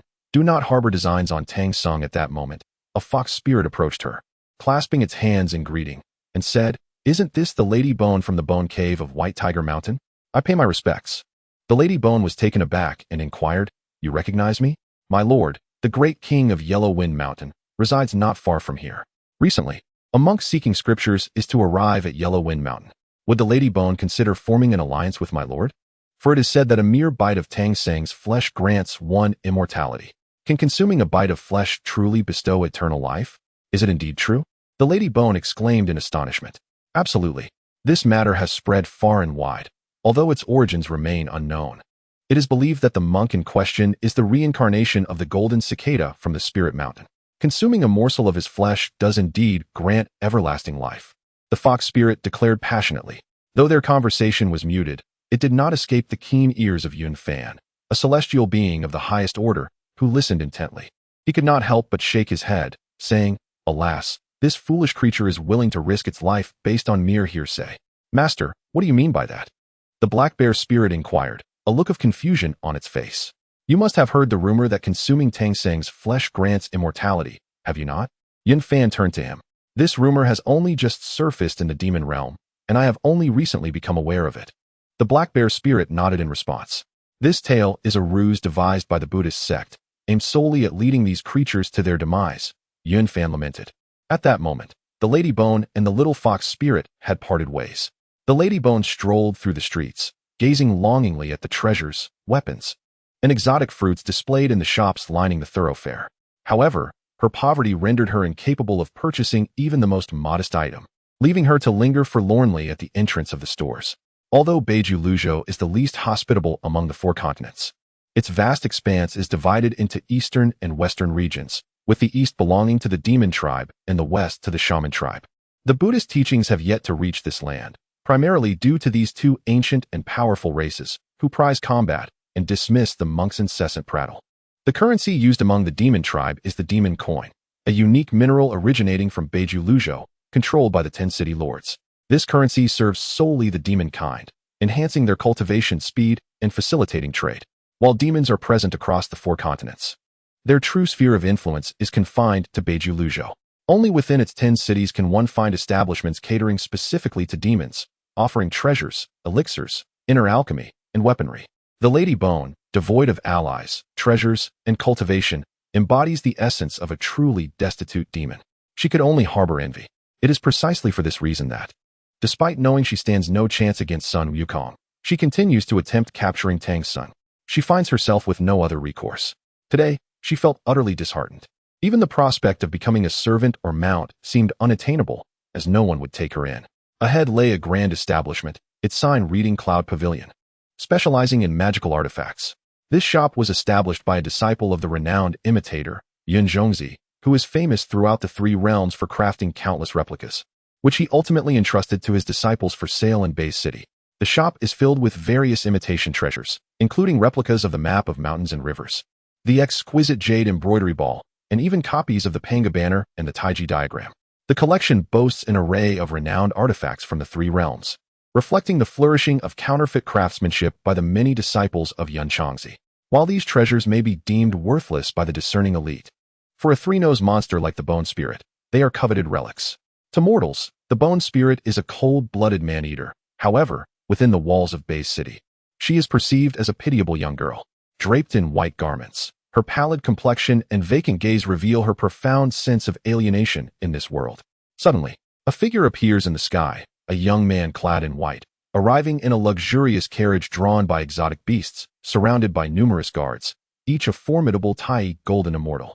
The entire city of demons kneels in unison, proclaiming, "We welcome the great saint of Bays. Please rise, there is no need for such formality." A voice of ethereal clarity reverberates throughout the city, and in an instant, the young man in white vanishes, making his way directly to the Lord's residence. This is the legendary Great Saint of Bays, who, it is said, recently vanquished 2 corpses, elevating himself among the pinnacle of the 3 realms. A bull-headed demon expresses his admiration. Beside him, a fox demon responds with a sneer, "What significance does that hold?" In ancient times, when our demon clan ruled the heavenly court, Bays was the chief military strategist, ranking among the top 10 saints. Slaying 2 corpses is merely a trivial feat for him. The bull-headed demon, undeterred, sighs, recalling our glorious past, how splendid we were, yet now we are confined to this remote corner of the North Julu continent. The fox demon, slightly resigned, remarks, "We live in an era dominated by saints, yet even so, our clan boasts 10 great saints and demon masters who have attained the quasi-saint realm. Who among the 3 realms would dare provoke us? Not to mention, we have the protection of a saint like Lady Nuwa." Yun Fan also notices Bays returning through the skies. Although he is not of the demon race, when their eyes meet, he is unexpectedly met with a gentle smile from Bays. Logically, a being of Bays' stature would hardly acknowledge a mere Deluo golden immortal. The Bone Spirit also catches sight of the figure suspended in the heavens, and, like the others, kneels in reverence. Listening to the discussions of the surrounding demons, a wave of longing washes over her. Is this the demon saint? The quasi-saint realm, once the council of the ancient demon emperor. Oh heavens, I have actually witnessed the demon saint. Such a vast divide fills her with endless envy. Yet, she understands that none of this concerns her. Soon, her attention is drawn back to the array of artifacts displayed within the Yunchong Pavilion, unable to divert her gaze. A clerk at the pavilion, merely a minor demon recruited from Bay City, coldly mocks the Bone Spirit upon her arrival. "What are you staring at? If you lack funds, don't linger here." The little demon seems to have forgotten that her previous circumstances were far inferior to those of the Bone Spirit. Now, with a position at the Yunchong Pavilion, she wields her authority, speaking with biting disdain. Upon hearing this, the white Bone Spirit was consumed by fury, her beautiful eyes glaring at the attendant as she sharply admonished, "Speak with respect, do not overstep your bounds. And what if I do? Look at your pitiful appearance, what can you possibly do to me?" The little demon continued to mock. The white Bone Spirit, incensed, clenched her silver teeth, a flush of crimson rising to her cheeks, clearly struck at her most vulnerable point. Though she seethed with indignation, she refrained from acting hastily. This was the realm of demons, where strength commanded respect, and life and death were determined by fate. The little demon was indeed despicable, but he was backed by powerful figures. Should she provoke him and invite her own demise, no one would stand up for her. In this brutal world of the survival of the fittest, she had no choice but to endure. Witnessing this, Yun Fan felt a twinge of compassion and stepped forward slowly. A resounding slap echoed as he struck the little demon, sending him tumbling. "Who are you to dare strike me? Aya, please spare me, illustrious one." The little demon began to protest, only to catch sight of the three flowers manifesting above Yun Fan's head, the emblem of a great Luo golden immortal. With a figure of such stature intervening, he realized his life would be forfeit. Terrified, he prostrated himself, his head knocking against the ground. "Begone," Yun Fan uttered coolly. The little demon scurried away, crawling in haste, not daring to look back. Observing the little demon's plight, the white-boned spirit felt a surge of satisfaction. She turned to the young immortal and the imposing black bear beside him, quickly kneeling and respectfully expressing, "This humble demon is grateful for your assistance, illustrious one." "Rise," Yun Fan replied. "You linger here. Do you perhaps have an attachment to something in this place?" I possess nothing of value, only a desire for a magical artifact. But I lack the means to procure it," the white-boned spirit answered softly. "Join us inside for a moment. Today I am in good spirits, and whatever you seek, I shall grant you," Yun Fan said with a smile. "Thank you, illustrious one. Might I inquire if you require a maid?" "This humble demon is willing to serve," the white-boned spirit suggested cautiously. "That will not be necessary. You and I share some connection," Yun Fan replied gently. What connection could the little demon have with you, illustrious one? Please, enlighten me." Hope sparkled in the white-boned spirit's eyes. "Li Xiong was once my companion. Since you have a past with him, it creates a slight bond between us. Thus, I am more than willing to bestow upon you a magical artifact," Yun Fan casually explained. However, the little demon was merely an acquaintance of the Komu wolf, Li Xiong, in a previous life, now just a mere spirit of bone. "With no ties left to you, illustrious one," the white-boned spirit replied, her tone tinged with disappointment. "Li Xiong still lives. Have you not sought him out?" Yun Fan inquired, slightly puzzled. "I have. My lowly status led me to seek him out. But he has long since sent the souls of the maidens from the fragrant palace to reincarnation, showing no interest in me," the white-boned spirit. "He merely informed me that a seeker of scriptures would pass through here, and consuming their flesh would grant immortality," the white-boned spirit recounted. It turned out that the white-boned spirit was once a maiden from the fragrant palace, who had shared a romantic bond with the Koemu wolf. They had eloped to the mortal realm, but as calamities approached, the maiden was consumed by the flames of hellfire when the Koemu wolf failed to keep their appointment in search of the peaches of immortality. Ultimately, she was reduced to bones, and the Koemu wolf forcibly retained her soul, sending her into reincarnation, etching the words Madame Bone upon her skeletal form. The skeletal remains were originally celestial bones, nourished by the essence of heaven and earth, destined to transform and become the white-boned spirit. Although Koemu Wolf was aware of its existence, he had long since become indifferent, instead investing his affections in the consort of the king of Baoxiang. He informed the white-boned spirit that Tang Sung was the reincarnation of the golden cicada, and consuming his flesh would grant immortality. "You, too, are a wretched soul. Koemu Wolf's actions are clearly leading you to your demise. Do not harbor any intentions towards Tang Sung, for it is a trap.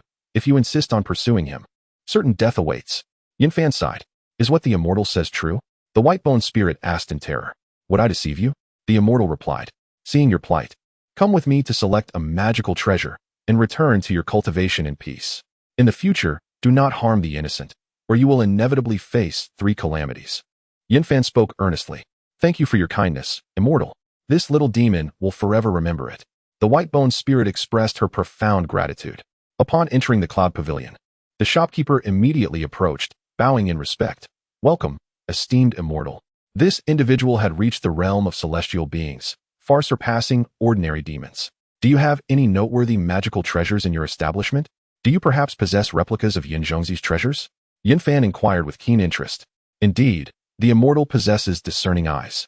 Yun Zhongzi is a true immortal of fortune and virtue, renowned throughout the wilderness, and his name is known far and wide.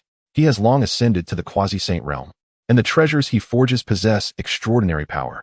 "All the items in our humble shop are replicas crafted by his disciples," the shopkeeper replied, a hint of embarrassment evident in his demeanor. Chapter 12.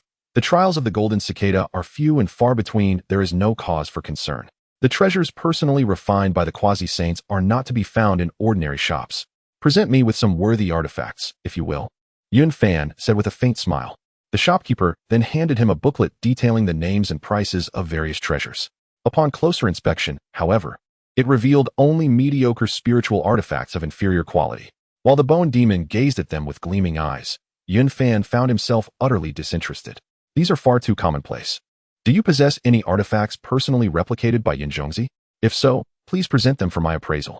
Yun Fan continued to inquire. The bone demon, with her limited perspective, was momentarily at a loss. To her, the artifacts listed in the booklet seemed rare, yet this celestial being couldn't even muster the interest to glance at them. Indeed, there is one such item. The shopkeeper hesitated briefly. This is the Fan Tian seal, an imitation crafted by the true immortal Fu De before he ascended to quasi-saint status. While it pales in comparison to the genuine article, it retains a semblance of its power. However, due to its exorbitant price, it has remained unsold for quite some time. A trace of power is sufficient. Bring it forth. Yun Fan nodded in agreement. Before long, the shopkeeper produced a seal, elaborating. This seal was forged from a great mountain, and its power is commendable, priced at 1 million demon coins. I possess no demon coins and am unfamiliar with the conversion methods. However, I do have a golden elixir crafted by the sage of Taiji, which can elevate a mortal to the status of a celestial being. How much do you deem it worth? Yun Fan nonchalantly retrieved a golden elixir, a remnant from his past exploits that remained in ample supply. The shopkeeper took it with care, examining it for a moment before stating, "Indeed, this is the elixir of the sage of Taiji. Since the ruckus caused by the demon monkey in the heavenly palace, it has become exceedingly rare across the 3 realms. I would be willing to offer 2 million demon coins. What say you, esteemed immortal?" Yun Fan was indifferent to the valuation. He had once treated golden elixirs as mere candy, never anticipating their current worth. He nodded in acceptance. The shopkeeper promptly handed over the imitation Fan Tian seal, along with some unique demon coins from the northern Julu continent. Yun Fan elegantly swept his sleeve to collect them, exhibiting no hesitation. He then tossed the Fan Tian seal to the bone demon, saying nonchalantly, "Take it and contemplate it well. Thank you, esteemed immortal. I am profoundly grateful, and I have no means to repay you." The bone demon knelt in reverence, overwhelmed with emotion. Just as they exited the Yunzhong pavilion, a demon general approached with cupped fists, stating, "Greetings, esteemed immortal. I am here at the behest of the great sage Bai Zhe, who has summoned you to the city lord's mansion for a discussion." Yun Fan felt a flicker of curiosity. What business could Bai Zhe have with me? He had previously shared a smile with me, which felt somewhat peculiar. It would be prudent to investigate. He inquired, "May I ask what the great sage Bai Zhe seeks from me?" "I dare not presume to speak on his behalf, but rest assured, the great sage Bai Zhe is renowned across the 3 realms for his benevolence and righteousness. He would never harbor ill intent towards you, esteemed immortal." The demon general spoke with a calm demeanor and respectful attitude. Yun Fan harbored no concerns for his safety and replied, "Very well, I shall go and see for myself." At this moment, the bone demon appeared hesitant, torn between the decision to accompany him or quietly depart. Sensing her dilemma, Yun Fan said, "You should come along as well. It will be good for you to broaden your horizons." "Thank you, esteemed immortal. I shall obey your command." The bone demon responded joyfully. To accompany a being of the quasi-saint realm, such an opportunity is enough to boast about upon returning to the demon clan, as it signifies an encounter with a figure of great power. The 4 swiftly arrived at an abode characterized by simplicity yet elegance. Upon entering, they beheld a young man in white seated gracefully beneath the eaves, his aura restrained, akin to that of a mortal. Yet his cultivation had undoubtedly reached the pinnacle of the quasi-saint realm, showcasing extraordinary prowess. Yun Fan stepped forward and saluted, saying, "I am Yun Fan, a disciple of the 3rd generation of thee and a student of thee. It is an honor to meet you, Senior Bai Zhe." Bai Zhe rose to greet him with a smile, saying, "The arrival of a disciple of the saint is an honor.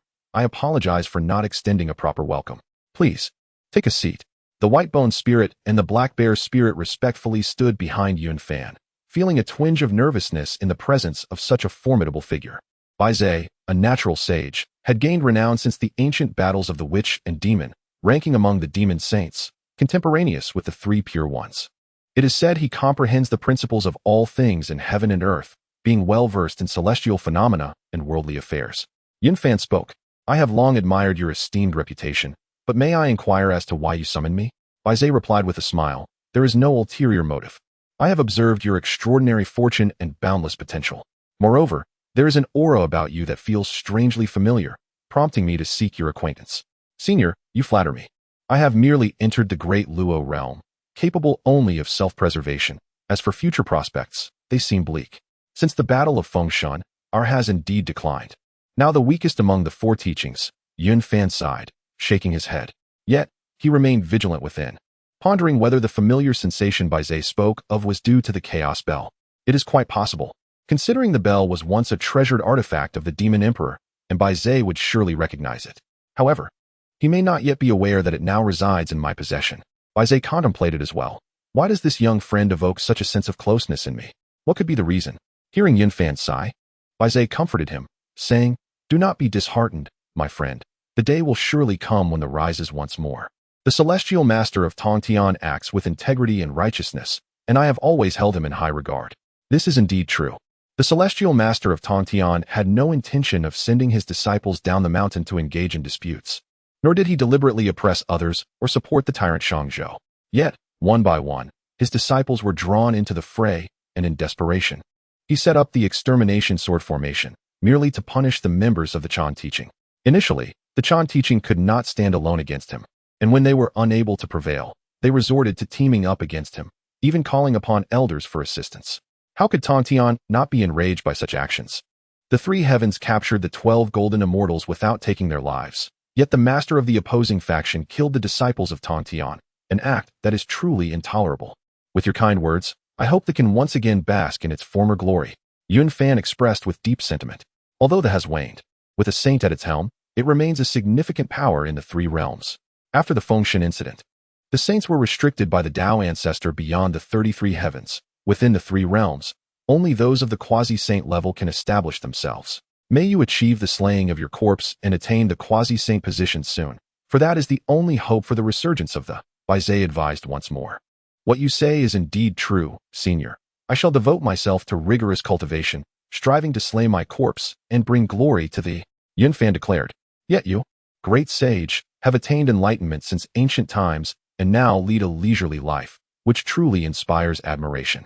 Though the demon clan resides in the northern region of Jiulu, it remains the most formidable force in the three realms, evoking great respect. Yun Fan reflected. Despite this, the demon race, though left with the 10 great demon saints following the war against the liches, finds itself constrained under the heavenly Tao, where humanity reigns supreme, relegating us to a mere corner of existence. Among the three realms, even the flourishing Buddhist sect boasts but a handful of quasi-saints. Though our demon race is formidable, we are not invincible. The Western Witch clan still possesses 10 great witches, matching us in strength. Under the heavenly Tao, it seems unlikely that our demon race will witness the resurgence of its former glory, Jie remarked with a hint of a bittersweet smile. Beside him, the Black Bear spirit and the Bone spirit were deeply moved by this profound dialogue. As mere minor demons, they seldom had the opportunity to hear such secrets. Thus, they dared not interject and listened quietly. Suddenly, Jie turned his gaze towards them and inquired, "Are those two behind you disciples of your acquaintance? Are they also of our demon kin?" Yun Fan replied with a warm smile, "This is my disciple, the Black Bear spirit, known as the Heiyun Taoist. As for this young lady, she is a recent acquaintance and not a member of my sect." Jie scrutinized the Bone spirit and remarked, "To attain enlightenment with a corporeal body of bones is indeed rare." Noticing the Bone spirit standing in silence, Yun Fan gently urged, "You, my dear, such a rare opportunity should not be squandered." Upon hearing this, the Bone spirit felt a flutter of anxiety. After pondering for a moment, she resolutely knelt and said, "I, the humble Bone spirit, pay my respects to the great sage and wish to become your disciple, even at the cost of my life." Jie nodded slightly. Well aware of the rarity of such opportunities, if one does not seize them, they may be lost forever. He was not one to take on disciples lightly, but today, out of consideration for Yun Fan, he made an exception. "It has been long since I took a disciple. On this occasion, for the sake of my friend Yun, I shall accept you as a registered disciple. You must diligently cultivate and practice, and if you truly possess great talent, I shall take you as a personal disciple in due course. Do you understand?" Jie spoke with solemnity. The sudden joy of being accepted as a disciple left the Bone spirit momentarily dizzy. She hurriedly bowed her head, saying, "Disciple pays respect to master. Grateful for your gracious acceptance." The excitement within her was difficult to contain. Although merely a registered disciple, it was already a tremendous fortune. She felt immense gratitude towards Yun Fan. Without his introduction, how could she have encountered such an opportunity? Originally, she was a solitary and forsaken minor demon, merely wishing for the compassion of a great master to serve as a humble attendant. Now, unexpectedly becoming a disciple of a demon saint felt like a dream, utterly unbelievable. For Yun Fan, this might have been a trivial act. As a disciple of a sage and heir to the quasi-saint legacy, he did not regard it as significant. However, for the bone spirit, this was akin to a life-altering grace, a rare turning point in her existence. Her elevation in status was unmistakable. Previously, even a minor demon from a small shop could scold her at will. Now, as the daughter of the city lord, walking through Jie City, none dared to disrespect her, and her presence commanded respect. The path of cultivation had also become significantly smoother. She could now access superior attack techniques and acquire richer resources. Her future journey of cultivation was no longer fraught with thorns, but rather as smooth as a polished stone. In terms of safety, the difference was equally stark. Previously, in a world where the strong preyed upon the weak, a minor demon like the bone spirit faced the constant risk of being easily slain by a powerful being. Now, as the direct disciple of the city lord Jie and a descendant of a renowned demon saint from ancient times, who would dare to lay a hand on her? The performance of the white bone spirit is commendable. Oftentimes, it is courage that has the power to alter one's destiny. Had she not mustered the audacity to make a request, a figure like Jie would never have taken her as a disciple of his own volition. Countless spirits yearned to be accepted under his tutelage, forming a line that could stretch beyond the southern heavenly gate. Without a proactive approach, Jie would not offer special consideration. Her ability to summon the courage to directly ask for mentorship is, in itself, a rare quality. If she had succumbed to feelings of inferiority and proposed to serve as a maid or a mount, Jie would have entirely disregarded her. This singular act of bravery has ushered in a transformation of fate. Yun Fan finds this turn of events quite fortuitous. A mere stroll has enabled him to alleviate a predicament for Tang's son. He had no intention of intervening in the calamities orchestrated by the Buddhist realm. Yet matters concerning unruly spirits are of no concern. It appears that the tale of the 3 encounters with the white-boned spirit may never come to pass. At this moment, Jie spoke. Your actions, my friend, have indeed disrupted the grand scheme of the Eastern transmission of Buddhism. To date, the trials faced by Jin Shanzi have been scarce. Sooner or later, Huanghuang will seek retribution from you. The journey to the west shall be overseen personally by Huanghuang. Yun Fan, with a hint of resignation, replied, as a disciple of the Eastern Xianmen, I am bound by the karmic ties of the teachings of both the Tao and the expository schools, and thus must lend my utmost assistance. The Heavenly Emperor has entwined the fortune of the heavenly court with that of the Buddhist order, and though my sect belongs to the Xianmen, I too must employ some stratagems. Even if I stand alone, I am willing to swim against the current. Upon hearing this, Jie clapped in approval. Excellent. Even amidst 1,000 troops and 10,000 horses, I shall venture forth alone. My demonic kin is also part of the Xianmen. Should you intend to obstruct the transmission of Buddhist teachings to the east, you may seek me in Jie City, and my kin will certainly offer their full support. Hearing this, Yun Fan was overjoyed. His greatest concern had been a lack of combat strength. Now, with the support of the demon clan, enlisting a few demon saints through Jie's connections would not pose a challenge. With the current restriction that saints cannot interfere in the affairs of the 3 realms, and the quasi-saints being at their peak, Jie's commitment alleviated Yun Fan's burdens significantly. Chapter 13. Ensuring the tranquility of Tang Sung, he rose and bowed respectfully.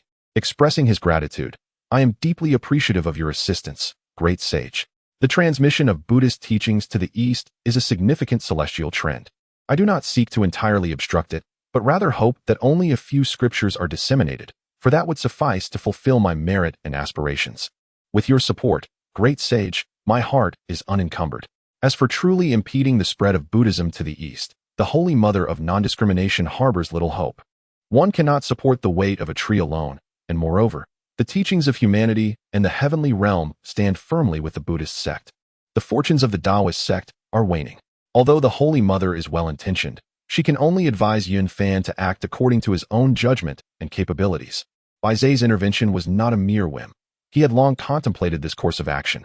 He mused, the Taoist sect is the legacy of the Taoist ancestor, and now, no one can halt the advance of Buddhist teachings.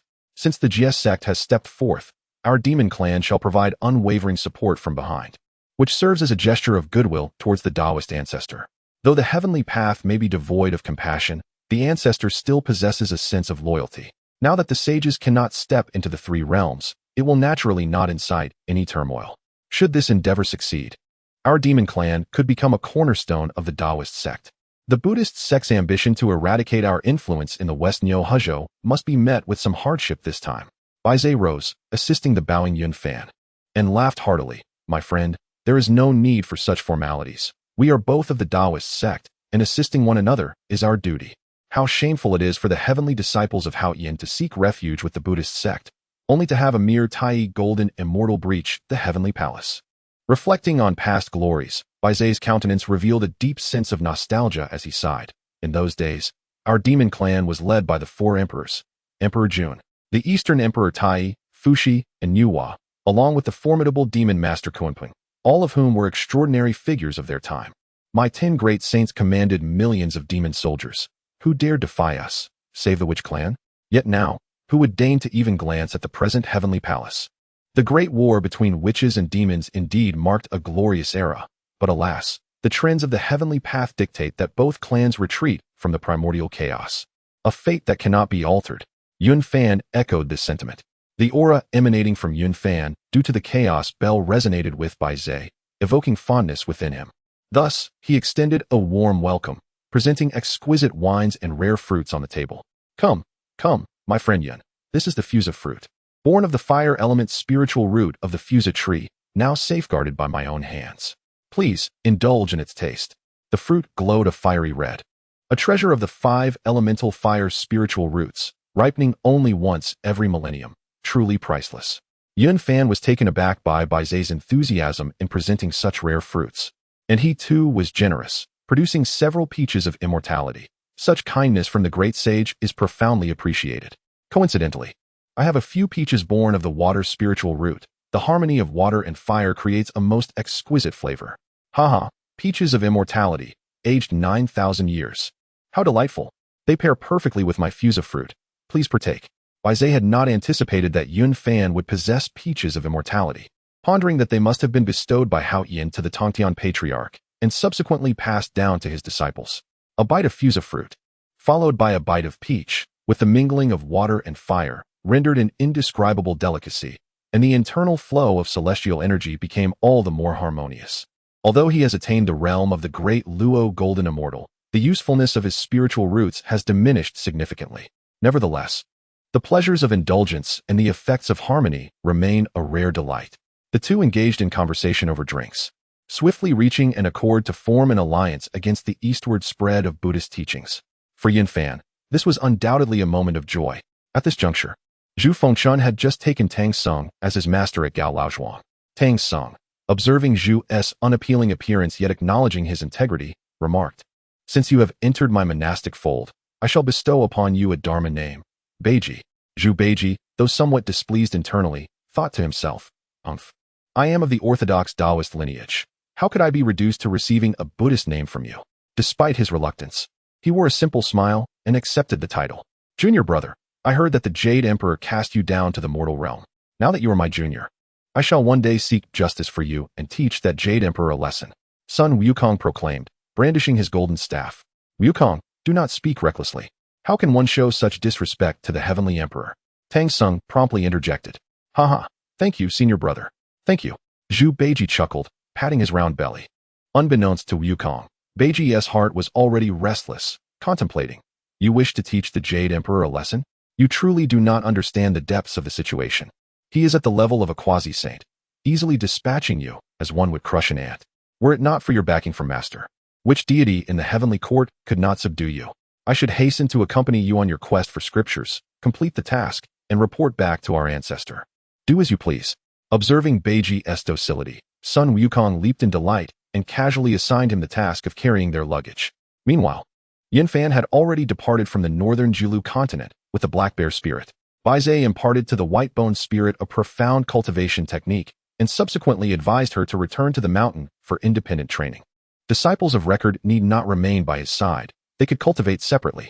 The white bone spirit bid farewell to Yun Fan, filled with gratitude, and returned to the White Tiger Mountain's White Bone Cave. This excursion had been fruitful for her. Not only had she encountered a renowned master, but she had also acquired a magical artifact and indulged in numerous spiritual fruits she had never dared to dream of before. Eager to retreat to the mountain and digest her gains, she departed in haste, her heart brimming with exhilaration. As she made her way back, her steps were light, her figure wrapped in plain garments quivering slightly, her excitement difficult to quell. Yunfan's journey to the northern Julu continent had also yielded significant rewards, fortifying his resolve to obstruct the eastward transmission of Buddhist teachings. While he was uncertain as to why Baizé had shown such enthusiasm, perhaps it was, as Baizé stated, that the demon clan was indeed part of the Xianmen lineage. After all, Nuwa was a direct disciple of the Taoist ancestor, and the cultivation methods of the demon race were bestowed by the Taoist ancestor, thus naturally falling under the Xianmen. Yet, Yunfan understood that matters were not as simple as they appeared, especially with a sage like Baizé, who possessed profound knowledge of the mysteries of heaven and earth. Nevertheless, the journey had been smooth, and the objectives had been achieved. Rather than returning directly to Black Wind Mountain, Yunfan led the Black Bear Spirit to Huanghuang Cave. Anticipating forthcoming arrangements, he arrived early at the cave entrance, where he spotted several minor demons on patrol. Upon encountering a young Taoist clad in robes and a formidable black bear demon, the little spirit felt a twinge of anxiety and approached with a query. From which celestial mountain do you hail? What wisdom do you bring to the Yellow Wind Cave? The black bear replied, I am the master of Black Bear Cave and Black Wind Mountain, and I demand your lord to appear. Please wait. I shall inform him at once. The little spirit swiftly darted into the cave. At that moment, the yellow weasel demon was engaged in discussion with his subordinates regarding the monk Tang's son. The little spirit burst into the cave, exclaiming, Report, great lord. There is a visitor from Black Bear Cave. A black bear? Could it be that verbose bear from Black Wind Mountain? I have no dealings with him. What brings him here? The yellow weasel frowned. Cautiously, a tiger demon suggested, My lord, since he has come, perhaps it would be wise to meet with him. The black bear possesses considerable strength. We should avoid offending him lightly. Very well, let us see what he desires, the yellow weasel declared, gesturing for a group of little spirits to follow him to the entrance. There stood two figures. One, a modestly dressed Taoist in blue, the other, the black bear demon.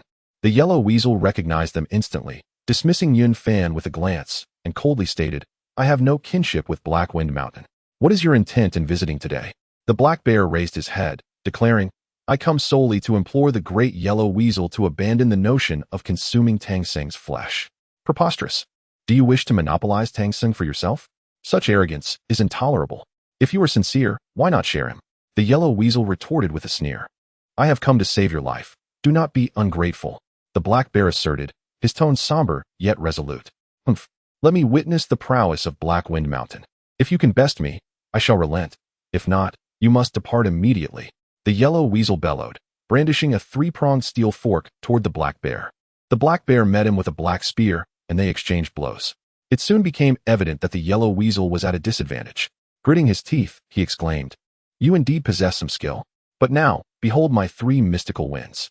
As his voice faded, a tempest erupted from his mouth, darkening the skies and eclipsing the sun. The three mystical winds are indeed formidable, Yunfan murmured, raising a hand to summon a massive black flag that materialized above him. A mystical light enveloped both him and the yellow weasel. This flag, known as the Xianyuan Water Controlling Banner, is one of the 5 elemental flags, capable of both offense and defense. When the winds subsided, both remained unharmed, leaving the yellow weasel astonished. What treasure is this that can withstand my divine wind? Yunfan smiled faintly. You are not worthy to know. With a gesture of the banner, a torrent of water surged forth, ensnaring the yellow weasel. The Xianyuan Water Controlling Banner, the most offensive of the 5 elemental flags, rendered the yellow weasel immobile. Spare me, great immortal. Spare me. The yellow weasel cried in terror. With a wave of his hand, Yunfan dispersed the water. He gazed at the yellow weasel, his tone calm, yet authoritative. Do you submit? Yes. Yes. I am utterly convinced. The yellow weasel nodded fervently, like a drum being struck. Yunfan's expression turned serious. I implore you to refrain from pursuing Tang's son. For your own safety. Should you disregard this warning, calamity will surely follow. When Tang Seng passes, do not instigate any trouble. Do you comprehend? I understand. I understand. The little demon must certainly refrain from reckless actions. The yellow weasel spirit responded repeatedly. As long as you understand, Yunfan said, turning to the black bear spirit. Hey Yun, let us depart. Yes, master. The black bear spirit respectfully replied, following closely behind. After speaking, Yunfan no longer paid attention to the yellow weasel spirit and ascended into the clouds. Once he had left, the yellow weasel spirit regained his composure, exhaling deeply. and sat down heavily on the ground, muttering to himself, "Alas, that truly frightened me. Who is that man? His magical artifacts are extraordinarily powerful." The tiger monster approached, helping the yellow weasel spirit up, and quietly remarked, "My king." That black bear spirit referred to him as master. It is said that the black bear spirit has attained the cultivation of Tai Golden Immortal, thus that man must at least be at the Deluo level. The yellow weasel spirit furrowed his brow, murmuring, "What could his intention be in preventing me from consuming Tang Sang's flesh? Shall we continue? My king, I believe it is better not to provoke him. Let Tang Sung proceed peacefully," the tiger monster expressed, a hint of fear in his demeanor. The yellow weasel spirit hastily waved his hand. "Return to the mountain. Return to the mountain. This matter shall end here. No one is permitted to entertain further thoughts. As for Tang Sung, let them travel safely." "Yes, I shall make arrangements immediately," the tiger monster replied and departed. Upon Yunfan's return to the Black Wind Cave, Bai Sujin was conversing with the two demon cultivators, Ling Suzi and the white-clad scholar. Seeing him return, Bai Sujin inquired, "Junior brother, you have returned. How did things fare over there?" "Quite smoothly. I made the acquaintance of the great demon sage, Bai Zhe, and assisted Tang Sanzang in overcoming several tribulations. However, it is likely that Sihong has already taken notice. When Tang Sung reaches the kingdom of Baoxiong, there may be movements. We must prepare in advance." Bai Sujin contemplated. "Junior brother, is your bottom line to prevent the Buddhist scriptures from reaching the eastern lands?" Chapter 14. Once again on the path to the celestial realm indeed. The transmission of Buddhist teachings to the east is a matter of destiny. Should the true teachings fail to reach this realm, it would be contrary to the heavenly mandate. Once the scriptures are successfully disseminated, it will herald a flourishing of Buddhism, leading to the decline of both the Chan and Jie sections.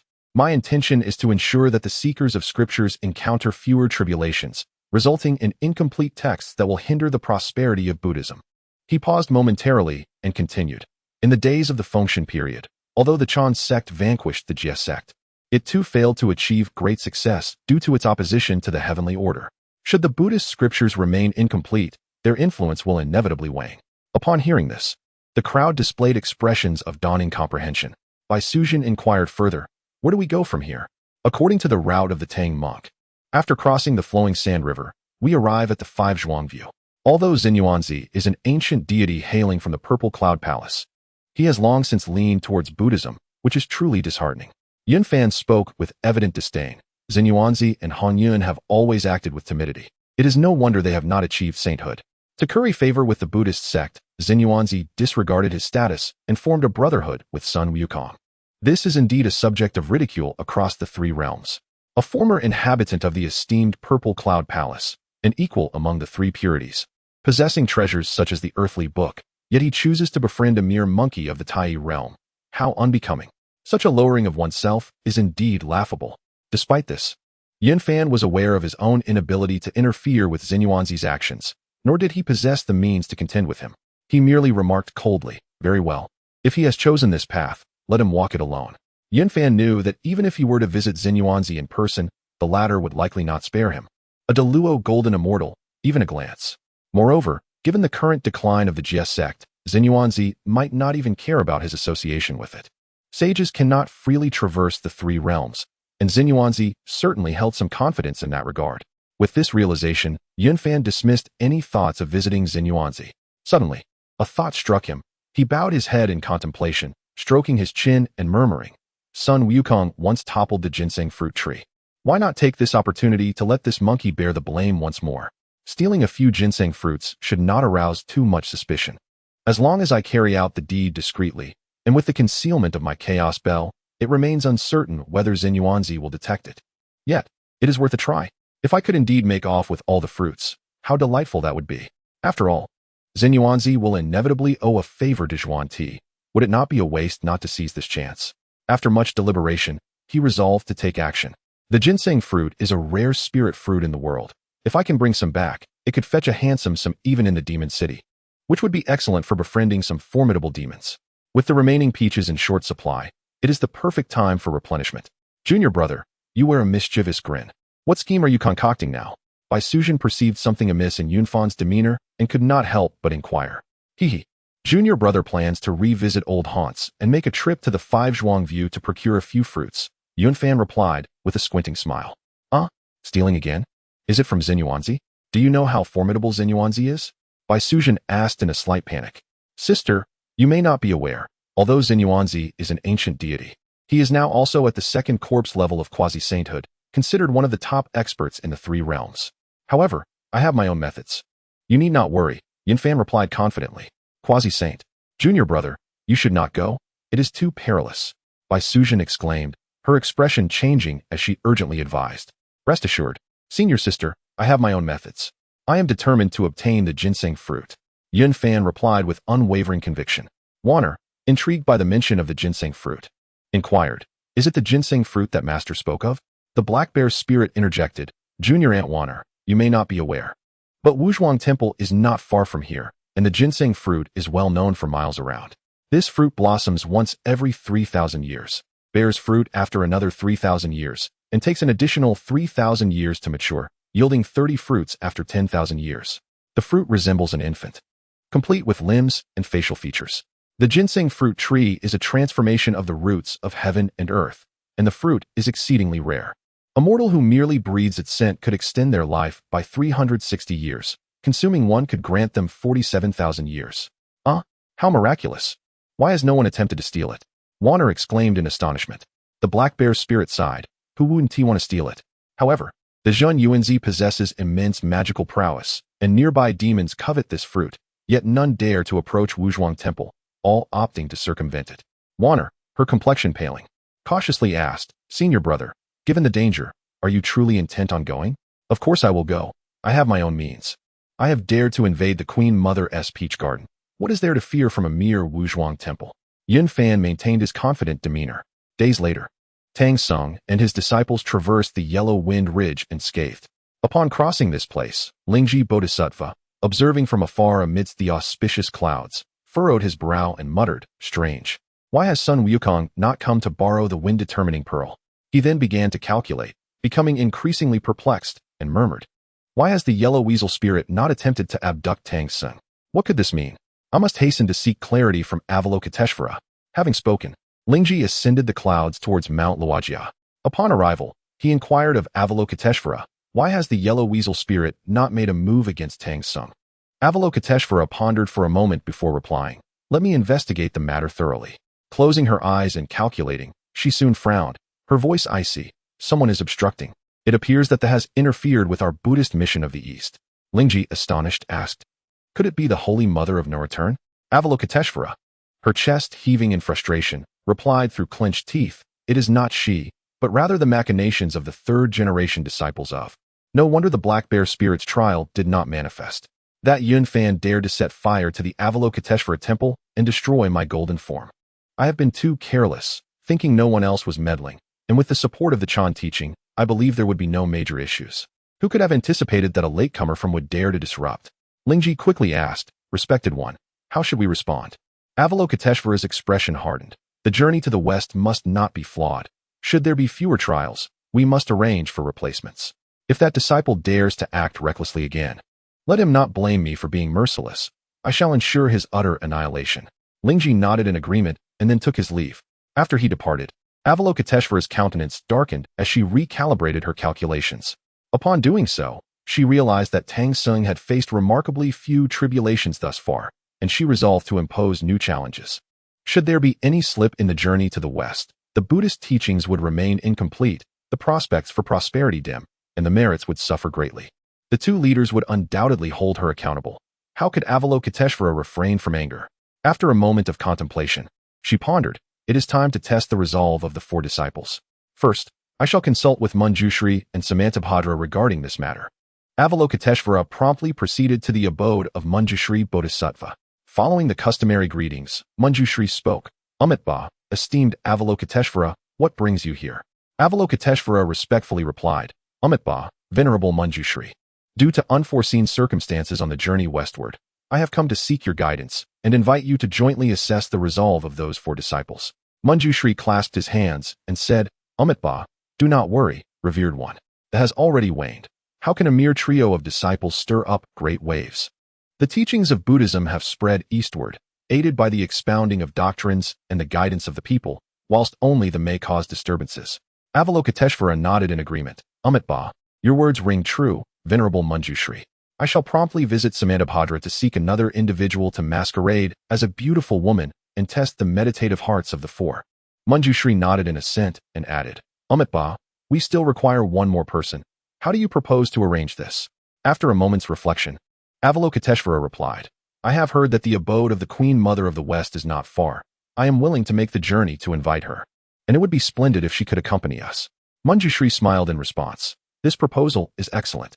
Once the Tang monk has crossed the river of sand, I shall certainly keep our appointment. Avalokiteshvara then took her leave of Manjushri and proceeded to consult with Samantabhadra on this significant matter. After bidding farewell to Samantabhadra, Avalokiteshvara made her way directly to Kunlun Mountain, where she paid a visit to the Queen Mother of the West, inviting her to join in this trial.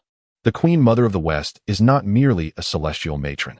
She is the very essence of the first breath of Yin in the universe. Having attained enlightenment long ago and was honored by the Taoist ancestor as the foremost among female immortals, residing in the palace of purple clouds. Having reached the realm of quasi-saint, Avalokiteshvara, with the humility of a junior, paid her respects with deference. The Queen Mother, being a practitioner of solitary cultivation, was not inclined to refuse such a gesture and agreed to accompany Avalokiteshvara in testing the meditative hearts of the four monks. Thus, the narrative shifted from the Holy Mother of Lishan to the Queen Mother of the West taking the stage. Not long after Avalokiteshvara's visit, the Tang monk and his companions arrived at the banks of the River of Sand. Just as Avalokiteshvara returned to Mount Luajia, Sun Wukong rushed in seeking assistance. Avalokiteshvara dispatched Muza to subdue the Sand monk, aiding the four disciples in crossing the river safely. Meanwhile, Yunfan had departed from the Black Wind Cave, the place's great emphasis on formations. Thus he returned to Lishan in pursuit of improvement.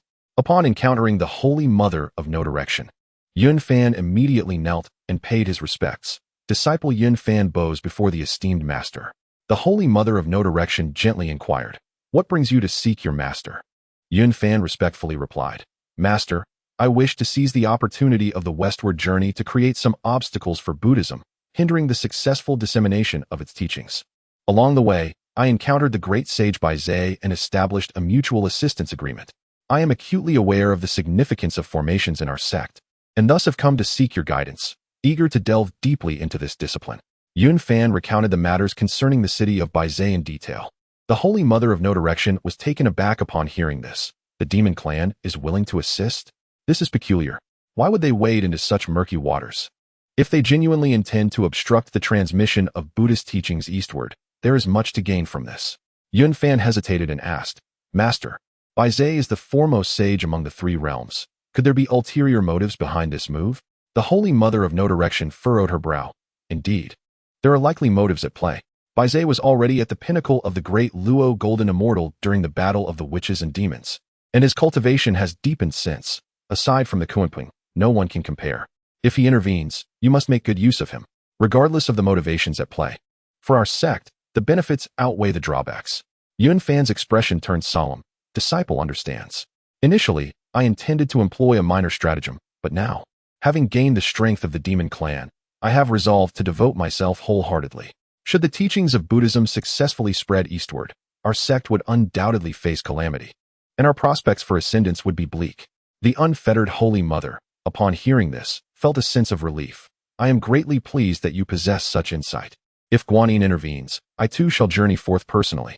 With your possession of a supreme treasure, none below the level of a quasi-saint can rival you.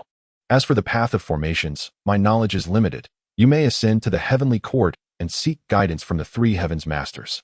Yes, Master, Yunfan replied. I have already taken on 3 disciples in the mortal realm and have come to report this. He then recounted the details of his discipleship.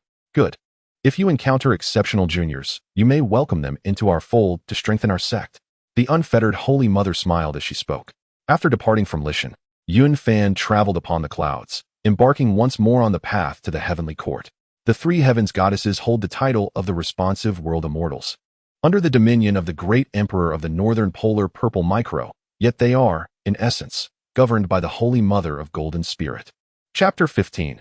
Even the mother-in-law is not spared in the investiture of the gods. The essence of the purple tenuity was transformed into 2 entities. One was Bo-Ikao, symbolizing the purple tenuity star, who, despite his noble title, was but a minor deity. The other was the true sovereign of all stars, the Golden Spirit Holy Mother. Consequently, Yun Fan navigated the Purple Tenuity Palace with remarkable ease. The entire palace was inhabited by disciples of the, who have always valued loyalty and unity, thus extending their benevolence to this unlisted disciple of the third generation. Upon arriving at the Palace of the Three Heavens, Yun Fan announced his name and entered. Respectfully bowing, disciple Yun Fan, a student of the Holy Mother of No Worries, pays respects to the three esteemed uncles. The Three Heavens ladies preside over the reincarnation of the heavens and the earth, overseeing the affairs of mortals, deities, immortals, lords, and emperors alike. Regardless of their social standing or innate talent, all must pass through the hands of the Three Heavens for rebirth, which leaves them perpetually occupied. Yun Fan had previously visited, but was unable to meet them. Ah, so you are the disciple of Sister Wudong. Indeed, you possess remarkable grace. Xiong Xiao exclaimed with a smile, circling Yun Fan to observe him. Do not be impolite. Yun Xiao gently admonished her sister, and then turned to Yun Fan, saying, Nephew, please rise. Each of the Three Heavens ladies was beautiful as a celestial being, each exhibiting their unique charm. Yun Xiao was dignified and imposing. Bai Xiao was composed and taciturn, while Xiong Xiao was playful and lively. Despite having encountered many celestial maidens, Yun Fan could not help but feel a sense of admiration. Standing tall, he spoke earnestly. Aunt Yun Xiao, I have come at the behest of my master to seek your guidance on the art of formations. Your expertise in this domain is renowned throughout the three realms. I humbly request your enlightenment. Xiong Xiao interjected with a smile. There is no need for such formality among fellow disciples. You are indeed correct. The formations taught by our master are unparalleled. If you dedicate yourself to your studies, you might even assist us in escaping the list. She patted Yun Fan's shoulder, adopting a tone of maturity. I vow to live up to your expectations, and, during the next investiture, I shall certainly rescue the three esteemed aunts. Yun Fan solemnly replied. Nephew, why do you wish to learn formations? Xiong Xiao inquired curiously. Yun Fan then recounted the story of Buddhism's eastward transmission and articulated his thoughts on the matter. Upon hearing this, Xiong Xiao responded with enthusiasm. Excellent, dear nephew. You must teach those monks a lesson.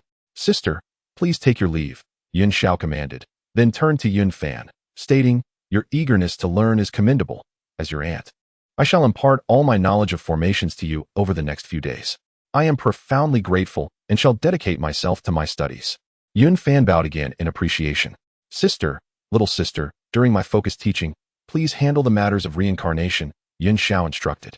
We shall comply with your wishes, elder sister. Bai Xiao and Xiong Xiao responded in unison. Yun Fan remained in the Purple Tenuity Palace, personally guided by Yun Xiao in his cultivation.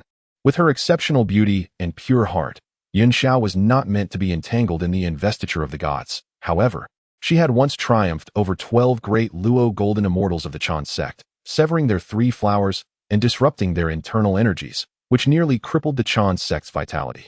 It is no wonder that the primordial heavenly lord harbored great dissatisfaction towards her. While teaching formations, Yun Xiao was meticulous, her explanations clear and unreserved. As a result, Yun Fan's cultivation advanced by leaps and bounds, progressing at an astonishing rate. After traversing the river of shifting sands, the four of them continued their journey unscathed. On this day, they arrived at the foot of a majestic mountain, where a grand estate stood before them. The scenery was picturesque, with verdant hills and flowing waters surrounding the residence, which was adorned with exquisite carvings and intricate designs. Upon reaching the entrance, Tang Sung turned to Sun Wukong and said, Wukong, the evening is drawing near. Please knock on the door and inquire if we may stay the night. Sun Wukong promptly responded, Master, please wait a moment. I shall go and ask. Zhu Beiji, standing nearby, chuckled. Elder brother, you might frighten them with that appearance of yours. Hearing this, Sun Wukong leaped in front of Beiji and retorted, Fool, do you think you look any better than I do?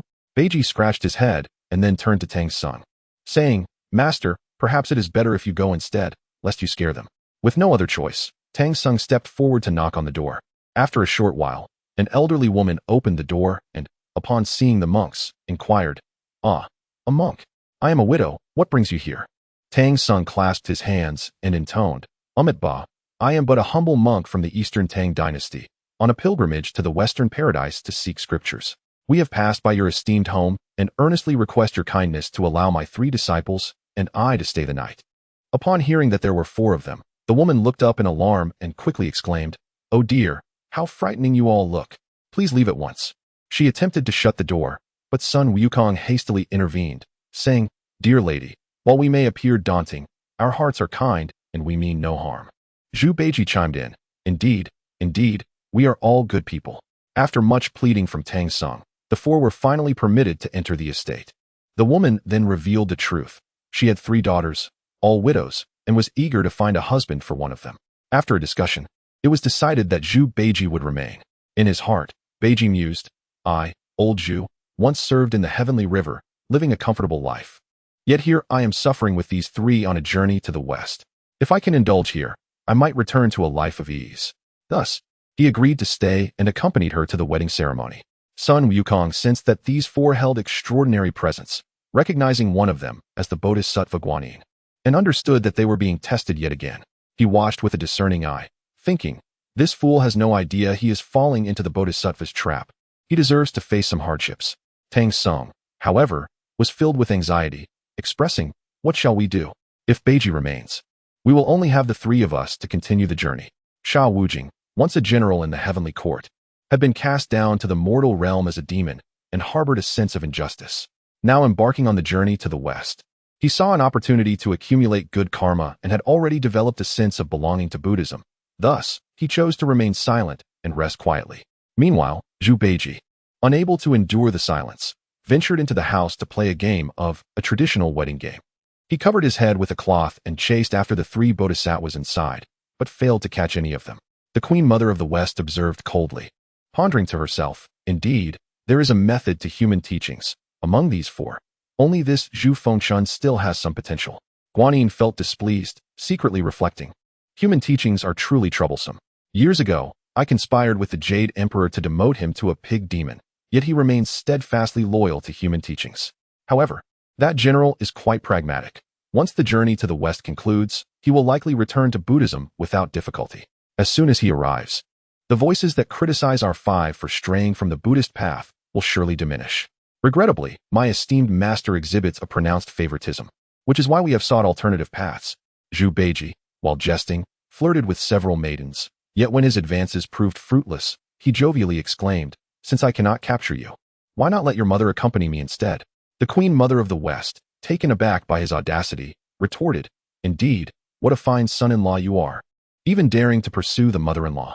She continued, my 3 daughters have each crafted a garment. Should you manage to wear one, I shall grant you the hand of that daughter in marriage. Upon hearing this, Zhu Beiji's interest was piqued. Splendid. I shall give it a try. However, as he donned the attire, it unexpectedly transformed into a vast net, ensnaring him and hoisting him into the trees.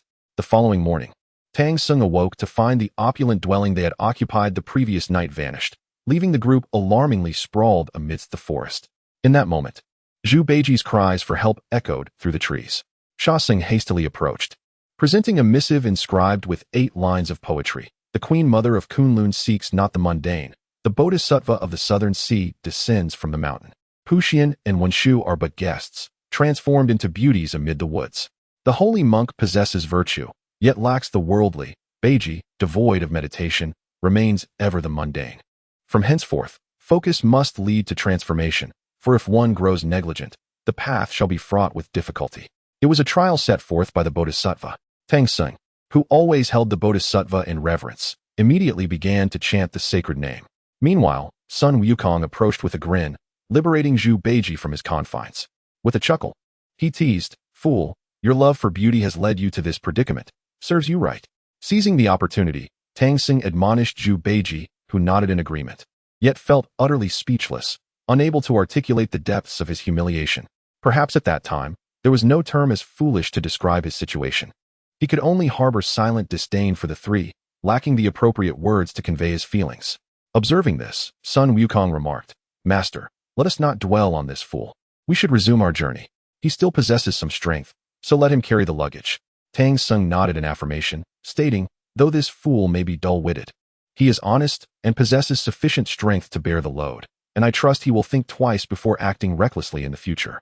Zhu Beiji, weary of their banter, felt a profound solitude and turned his gaze skyward, losing interest in further debate with the 2. In dealing with such individuals, the best course is not to argue but to allow them to continue their antics. As mortals traverse their paths, their pace is naturally slow. Yun Fan seized this opportunity to deepen his understanding of the Tao alongside Yun Shao.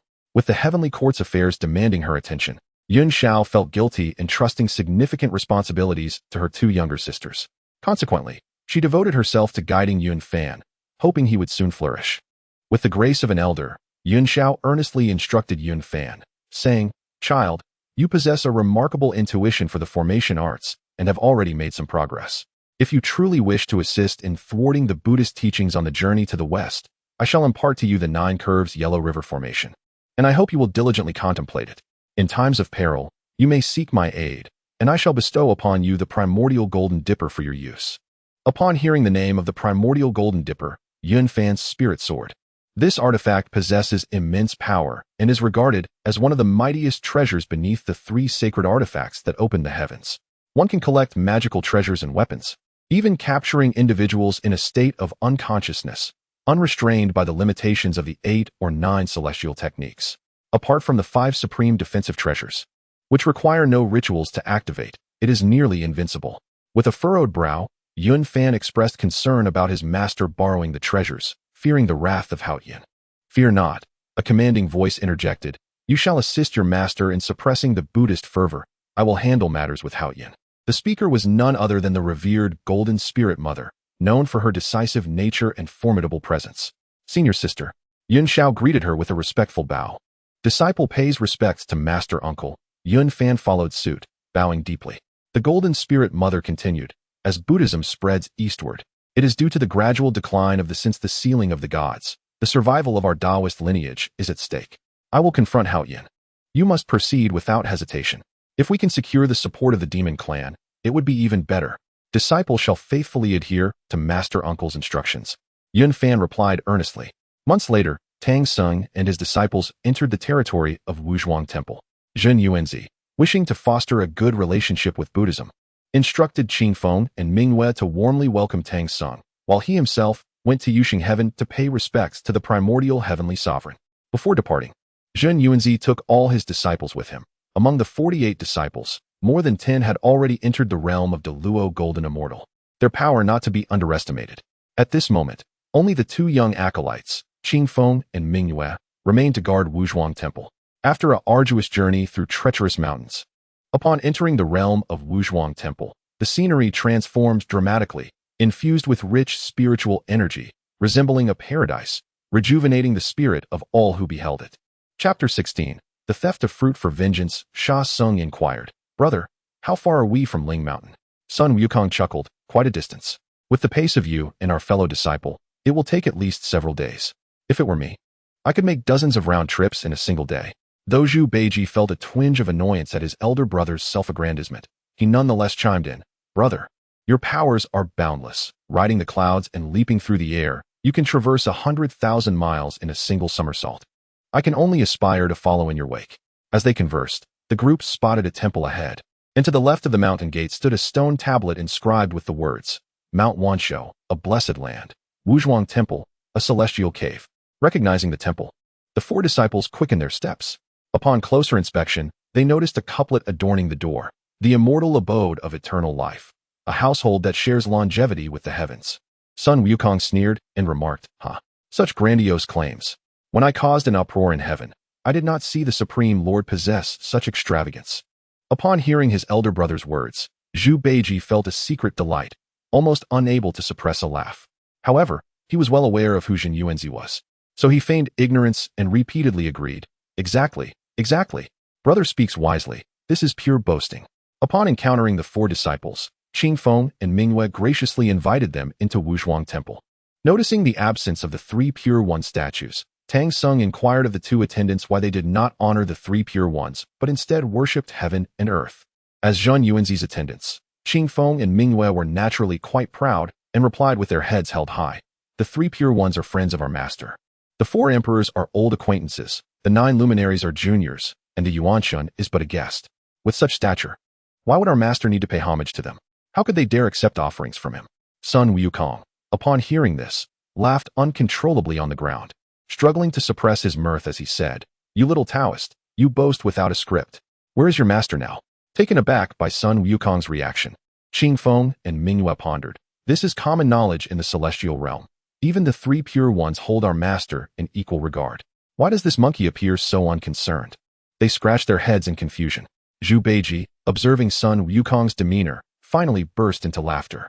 Seeing Beiji laughing uncontrollably, Sun Wukong remarked, "Fool, do you find the Taoist's words amusing?" Unable to contain himself, Beiji clutched his belly and rushed outside, exclaiming, "Brother is right, brother is right."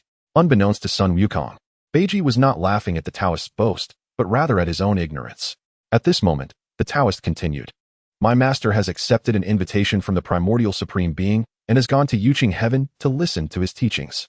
Upon hearing this, Sun Wukong immediately retorted loudly, "Nonsense! Who is the primordial supreme being? Does he possess the cultivation of a Tai golden immortal? Is there such a figure in Yuqing heaven?" Just then, Zhu Beiji returned from outside and, hearing this, burst into laughter once more, covering his mouth as he hurriedly ran out again. Shaxing followed him outside, puzzled, and asked, "Second brother, what is the matter? Are you unwell?"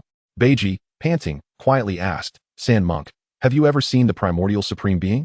Shaxing shook his head, stating that he had never had the fortune of meeting their ancestral master, as his junior brother was a disciple of the third generation. Upon hearing this, Zhu Beiji dared not enter the dwelling and chose instead to remain outside, allowing the monkey to create a ruckus. Meanwhile, far to the west, the Saint of Guidance's demeanor shifted slightly. Frowning, he inquired, "Junior brother, have you ever spoken to him about the ancient events of the primordial chaos?" The Saint of Purity, appearing somewhat embarrassed, replied in a low voice, "I have not." To bolster his courage, I refrained from sharing the details. The Saint of Guidance sighed, saying, "Brother, as he is a protector of our Buddhist teachings, how can he remain so uninformed? You must take it upon yourself to educate him." The Saint of Purity nodded in agreement, assuring, "Rest assured, brother. Once our journey to the west concludes, I shall diligently instruct him." At that moment, the Primordial Supreme was delivering a discourse, attended by several eminent figures, including Zhen Yuanzi. Upon the mention of a particular matter, the Primordial Supreme became aware of it. After hearing Sun Wukong's words, his normally proud and impatient temperament flared with anger. How utterly shameless of the Saint of Purity. The old Lord of Taiji, already familiar with Sun Wukong's temperament, merely shook his head with a smile before closing his eyes to wander through the vastness of the cosmos. In the palace of Nuwa, upon hearing Sun Wukong's remarks, Nuwa was consumed with fury. The Saint of Purity is truly foolish. He has taken a perfectly good spiritual stone and made it his disciple. What a pity. That was the last piece of treasure I had left from mending the heavens. I had intended to show some favor out of our shared past, but now I shall care for it no longer. In the Bio Palace of the Upper Pure Realm, the Master of Heaven could not help but laugh heartily upon realizing the ignorance of the Saint of Purity's disciple, especially considering the implications for the Primordial Supreme. How laughable it is that the Saint of Purity has such a disciple. Ha! My disciple Yun Fan, on the other hand, is wise, possessing both courage and strategy. He holds great promise for the future of our sect, yet he still requires further honing. Since Bai Zhe is willing to lend a hand, I shall personally visit the palace of Nuwa. He then rose and made his way to the palace of Nuwa. Upon learning of Tongtian's arrival, Nuwa personally stepped out to greet him, bowing respectfully, "Greetings, Brother Tongtian. I was unaware of your visit today. What guidance do you seek?" Tongtian replied with a smile. "Nothing much, just wishing to discuss strategies with you regarding the Eastern transmission of Buddhist teachings."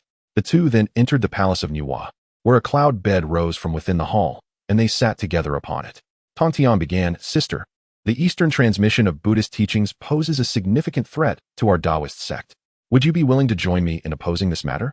Nuwa frowned, responding, "Brother, your 4 swords of extermination have been lost, and the formation map has been acquired by the Saint of Purity, who has forged it into the immovable king formation. Moreover, Laozi and the Primordial Supreme are fully supporting the 2 saints of the West. If a confrontation were to arise, it may prove difficult for you to withstand them. Though I belong to the Taoist sect, I too would find it challenging to contend with all 4 saints simultaneously." At this moment, the 4 swords had fallen into the hands of the Primordial Supreme, and the formation map had been refined by the Saint of Purity, rendering the once feared primordial chaos killing formation non-existent. Tongtian found himself in a precarious position, with only the Qingping sword remaining in his possession, having even bestowed the protective treasure.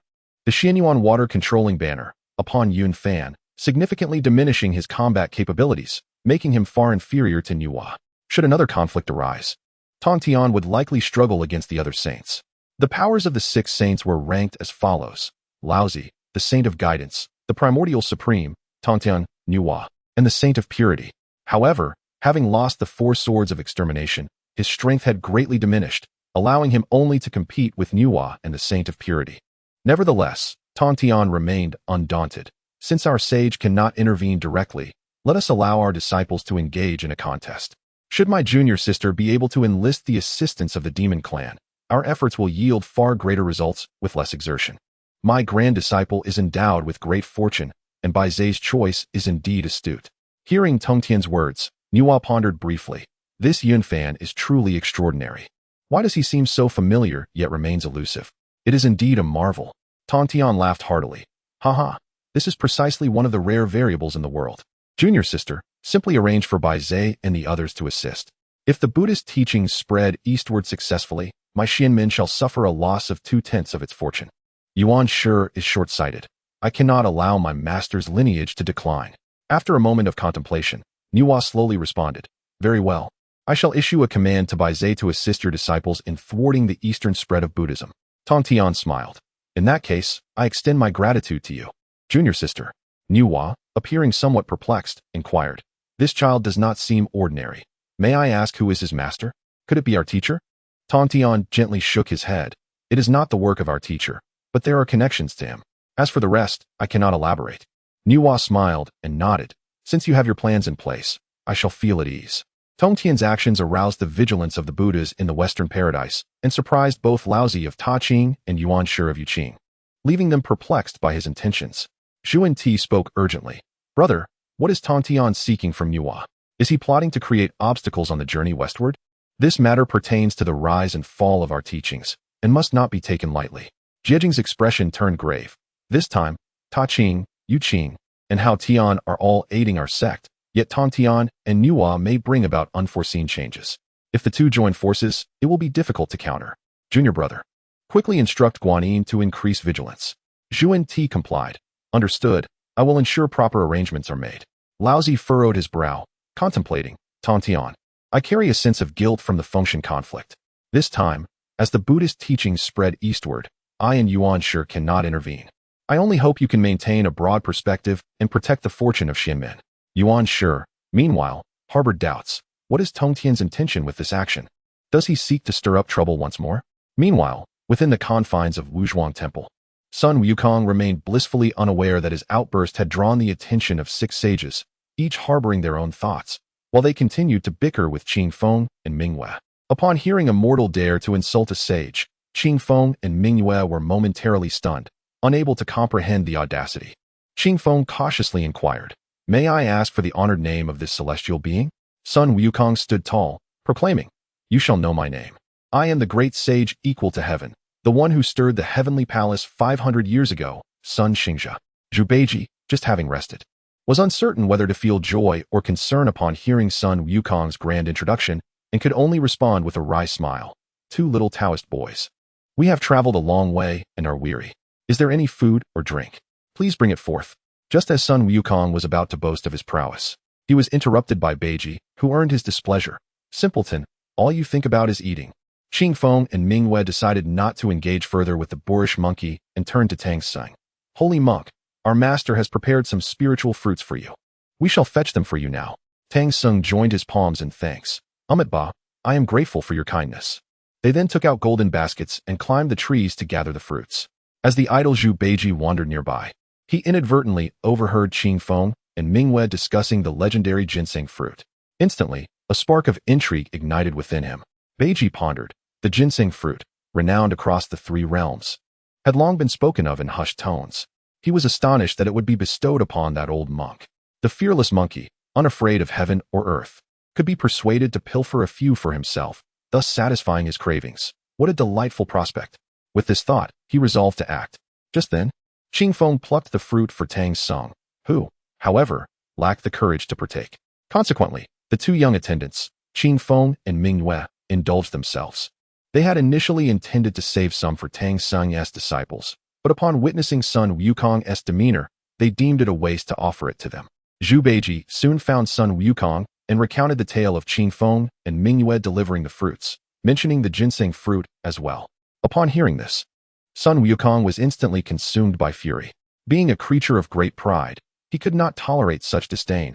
How could they deny him even the fruit? Thus, he stealthily infiltrated the orchard, intent on stealing the fruit to vent his frustration, without anyone to catch it with a golden rod. The ginseng fruit naturally burrowed into the earth upon falling. Sun Wukong had no choice but to summon the earth spirit for clarification, subsequently entertaining the notion of stealing the golden rod. Meanwhile, in the heavenly palace, Yunfan sensed that Sun Wukong had arrived at Huanghuang Temple and remarked to Yunxiao, "Master, I wish to venture to Huanghuang Temple to procure some ginseng fruit. That monkey is likely to cause a ruckus. I shall seize the opportunity and subsequently shift the blame onto him." Yunxiao, exasperated with this monkey, replied, "Go ahead, but be cautious. Zenyuanzi is currently in the Jade Pure Heaven. Rest assured, Master, I have a clever plan. Once I present the ginseng fruit, all will be well," Yunfan asserted confidently. The ginseng fruit is no ordinary item. It transcends the 5 elements. Take along your Huanghuang Golden Dipper, for I fear it may be difficult for me to intervene in the heavenly realm. With that, Yunxiao entrusted her treasured Huanghuang Golden Dipper to Yunfan. Chapter 17. Guanyin decides to compensate Zenyuanzi. "Thank you, Master Uncle. I shall not disgrace my mission." Yunfan accepted the renowned treasure of the 3 realms, bowed respectfully, and departed from the heavenly palace, making his way directly to Huanghuang Temple. The incident of pilfering the ginseng fruit was discovered by Qing Feng and Mingwei, leading to an inevitable reprimand. Sun Wukong was seething with anger, yet restrained himself in the presence of Tang Sung. He claimed to have stolen 3 fruits, though 4 were actually missing from the garden. Taking advantage of the situation, Zhu Beiji chimed in, "Big brother, you ate them, so why not just admit it?" Tang Sung sighed. "Wukong, theft is inherently wrong. How can a disciple of Buddhism engage in such behavior? Since you have done it, you must offer an apology." Sha Seng also urged, "Big brother, you say you took 3, yet 4 are gone. Do not complicate matters for the 2 young attendants. It would be better to confess." Qing Feng sneered, "This monkey truly lacks upbringing. We extend our hospitality, and he responds with such baseness. He has the audacity to steal, but not to own up." Mingwei concurred, "You should leave quickly. Huanghuang Temple does not welcome such vile guests." Sun Wukong had never endured such humiliation. His face contorted in anger as he approached Qing Feng and Mingwei, threatening them. Deeply ashamed, Tang Sung had no choice but to leave Huanghuang Temple that very night. Along the way, Zhu Beiji continued to complain. "We finally found a place to rest, and now it's all ruined because of this monkey. He won't even admit to eating 1 more fruit. Who else could it possibly be? He has stolen peaches and elixirs before." Throughout the journey, Zhu Beiji muttered incessantly, while Sun Wukong seethed with indignation, his fury beyond description. Seizing an opportunity during a rest, Sun Wukong stealthily ventured back to Huanghuang Temple. From a distance, Yunfan spotted Sun Wukong approaching and understood immediately. "Ah, the tree smasher has come. Now all the fruits shall be mine." He concealed himself underground, using the chaos bell to obscure celestial secrets, while simultaneously invoking the primordial golden dipper to prepare for the harvest of ginseng fruits. Having lost all respect for Zenyuanzi, Yunfan thought, "Since you have strayed from the path of the Tao, do not blame me for taking a few fruits to taste." Enraged, Sun Wukong raised his golden cudgel to strike. The primordial ginseng fruit tree, already damaged when moved from the primordial chaos, could not withstand the force of the golden cudgel and was ultimately toppled by Sun Wukong. The fruits tumbled down, and the branches quickly withered. In his fury, Sun Wukong was unaware that all the fallen fruits drifted towards a single direction, entirely collected by Yunfan's primordial golden dipper. Once everything was concluded, Yunfan quietly departed from Huanghuang Temple and swiftly returned to the heavenly palace. Upon reaching the department of dowsing, Yunfan recounted the events, prompting Qiong Xiao to burst into laughter. "Nephew, you truly possess remarkable skill. Now you have a feast ahead of you. 27 fruits, and I shall have the first." Yunxiao shook her head, chuckling. "Sister, do be mindful of your image. Do not eat too hastily." Yunfan replied cheerfully, "I never expected the monkey would actually push the tree. Fortuitously, I collected them all with the primordial golden dipper. Master Uncle, I shall return this treasure to you for now and borrow it again next time." Yunxiao nodded in agreement. "Very well, feel free to retrieve it when needed." Yunfan added, "I must also take a few to Grandmaster Jinling for him to taste." With that, Yunfan set off once more towards the ZY Palace. By chance, it was Yuhua who stood guard, and the 2 were already well acquainted. Upon meeting, they exchanged smiles as Yuhua inquired, "Brother Yuhua, are you on duty today?" Yuhua responded with a grin, "Ah, it is you, Brother Yun. Are you here to see Master Jinling? Today is indeed my watch. I brought some fruits for the master. Do have a taste." As he spoke, Yunfan presented a ginseng fruit. Yuhua was taken aback. Ginseng fruit. Where did you acquire this, brother? I have heard tales of it for ages, but have never laid eyes on one. In the realm of the immortals, there were countless beings. Yet it took a millennium to yield merely over 30 of these fruits. Only the most exalted, such as the leader or a quasi-saint, could indulge in them. Ordinary cultivators had no chance at all. Yun Fan whispered, "Please accept it, brother, but I ask you to keep it a secret." Yuhua patted his chest, assuring him, "Rest easy, brother. I shall cherish this kindness and will not divulge it." He carefully accepted the fruit, aware that as a divine general, consuming it would not enhance his cultivation, and he planned to reserve it for future generations. The divine and the celestial are fundamentally different. The celestial beings attain immortality through cultivation and live in bliss, while the divine must be conferred titles and rely on incense offerings.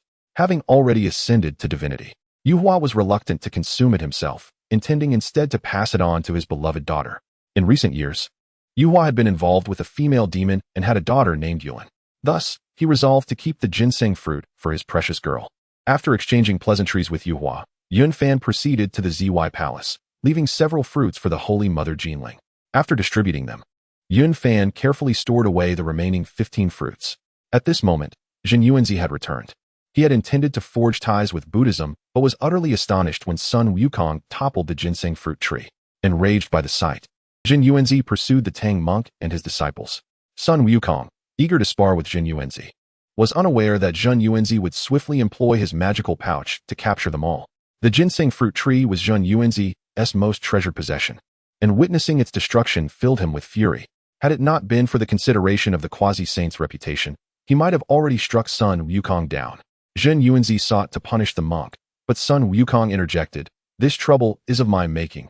I will certainly revive this tree." Jin Yuanzi remained unconcerned, for the fruit tree was linked to his spirit. As long as he lived, the tree could be restored. He replied, "Very well, if you can revive the tree, I shall take you as my brother. If not, none of you shall leave." Sun Wukong agreed. "Understood. Do not trouble my master. I will take care of this." With that, he somersaulted out of Huanghuang Temple, seeking assistance to save the tree. However, everywhere he turned in the heavenly realm. Upon hearing that the monkey had knocked down the ginseng fruit tree, the immortals avoided him, too fearful to intervene. In desperation, Sun Wukong sought the aid of Guanyin. She arrived at Huanghuang Temple and revived the fruit tree with the divine water from her jade bottle. The conflict had initially arisen when Qingfeng Mingwei accused Sun Wukong of stealing the fruits. Once the tree was restored, Jin Yuanzi employed a secret method to summon the fruits that had fallen underground. However, despite his efforts, only one fruit emerged, while over 20 remained elusive. Such a mischievous monkey, daring to lie? You claim the fruits have all fallen to the ground, yet only one remains? Surely you have consumed them all. The zephyr of confidence surged within Qingfeng, emboldened by the presence of his master, as he vocally condemned. Tang Sung sighed. "Wukong, how could you behave in such a manner? Not only have you toppled the fruit tree, but you have also devoured all its fruits. Depart now. I can no longer retain you." When Jin Yuanzi left home, 34 fruits still adorned the tree, yet upon his return, only one remained, filling his heart with an indescribable sorrow and indignation. For Jin Yuanzi, the loss of the fruits could be rectified, as since the dawn of creation, he had witnessed countless epochs, accumulating an unfathomable number of fruits. However, today, his disdain for this disciple of Kunti reached its zenith. "Wukong, have you truly consumed all the fruits? If you have, why not simply admit it?" Guanyin spoke with a hint of difficulty, for Sun Wukong had a notorious past. The likelihood of him stealing the fruits was exceedingly high. Frantic, Sun Wukong clutched his ears and scratched his cheeks. "Master, Bodhisattva, Taoist, I assure you it was not I who ate them. In my frustration, I merely knocked down the tree, and the fruits all sank into the ground. If I had eaten them, I would not shy away from acknowledgement." Zhu Beiji chuckled, exclaiming, "Hey, monkey brother, it must have been you. You have previously pilfered peaches of immortality and elixirs. Surely a few fruits would be a trivial matter." Upon hearing this, Sun Wukong's anger flared, and he approached Zhu Beiji, baring his fangs and raising his golden staff in preparation to strike. Zhu Beiji, terrified, immediately sought refuge behind Tang Sung. Tang Sung furrowed his brow. "Wukong, should you dare lay a hand on your junior brother, I shall invoke the tightening spell." At that moment, Jin Yuanzi summoned the land deity of Huanghuang Temple. The deity promptly appeared, kneeling and stating, "Little deity pays respects to the great immortal." Jin Yuanzi urgently inquired, "Land deity, I ask you, when Sun Wukong toppled the ginseng fruit tree, was there anyone else present?" The land deity quickly replied, "Great immortal, aside from the great sage, there was no one else."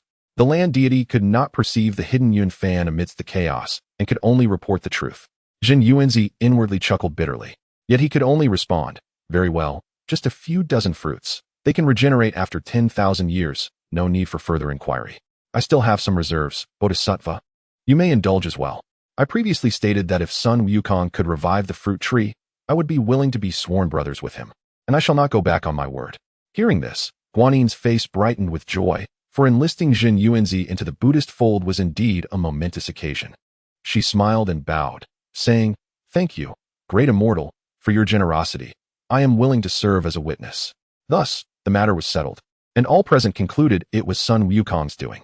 With no means to defend himself, he had no choice but to enter into a brotherhood with Jin Yuanzi. However, Jin Yuanzi's heart brimmed with bitterness. To befriend the Buddhists, I have found myself in such a predicament, truly becoming a laughingstock of the three realms. I can only hope it proves worthwhile. Kunti, having wreaked havoc in the underworld and shattered the heavenly palace, seems to hold him in great esteem. By lowering my status to bond with him and allowing him to consume so many fruits, I have finally secured a favor from him. The brotherhood ceremony concluded hastily. Jin Yuanzi retrieved his treasured ginseng fruits to entertain Guanin. Since the creation of the heavens and earth, countless millennia had passed, and the number of fruits he had accumulated was staggering, most of which were gathered to forge alliances with various celestial beings, earning him a commendable reputation throughout the three realms. As one of the first deities since the dawn of creation, Jin Yuanzi emerged from the great calamity of the dragon and phoenix. Deprived of the opportunity to attain the sacred position, he could only survive beneath the pantheon of saints. Despite his cultivation nearing the severance of his third corpse, the attainment of sainthood remained a distant dream. Thus, he gritted his teeth, endured humiliation, relinquished his status, and forged a brotherhood with Sun Wukong, aligning himself with the flourishing Buddhist faith. Recalling the moment he pledged himself at the Purple Cloud Palace, Jin Yuanzi was engulfed by a myriad of emotions. At that time, none could have foreseen that 6 cushions would equate to a sacred position. Huanghuang could have claimed one but chose to relinquish it to Jin, consequently displacing Kuanping from the sacred altar. As for Jin Yuanzi, due to his gentle disposition, he conceded the opportunity to Kuanping, ultimately leaving him with nothing. In retrospect, the sacred position had brushed past him, leaving an indescribable sense of frustration within.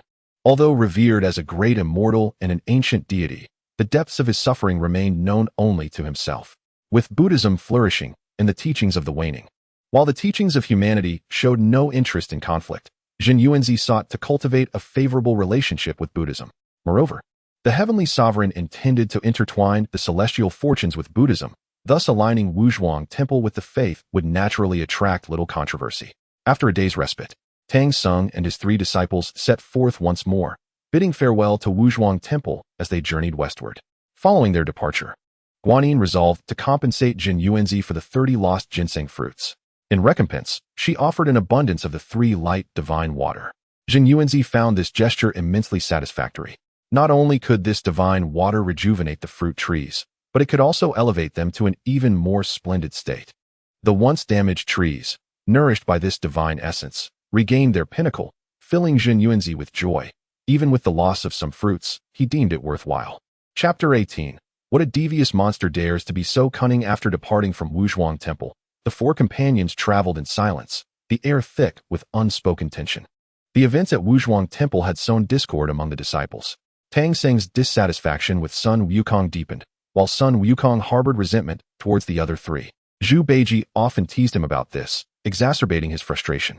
On this day, they arrived at White Tiger Ridge, within the depths of the Bone Cave. The Bone Lady was engrossed in her cultivation. In a buoyant mood, she resolved to refrain from disturbing Tang Sung and instead focused on her practice within the cave. When she transformed, her beauty was striking, a rarity in the journey to the west. A poem extols her, with icy skin concealing jade bones. Her neckline reveals a delicate bosom. Willow brows adorned with emerald, apricot eyes sparkle like silver stars. Her moon-like grace is charming, her nature refreshingly pure. Her form resembles a swallow hidden among willows, her voice melodious as a forest song. Half-blooming begonia greets the dawn, just as peonies stir spring's emotions.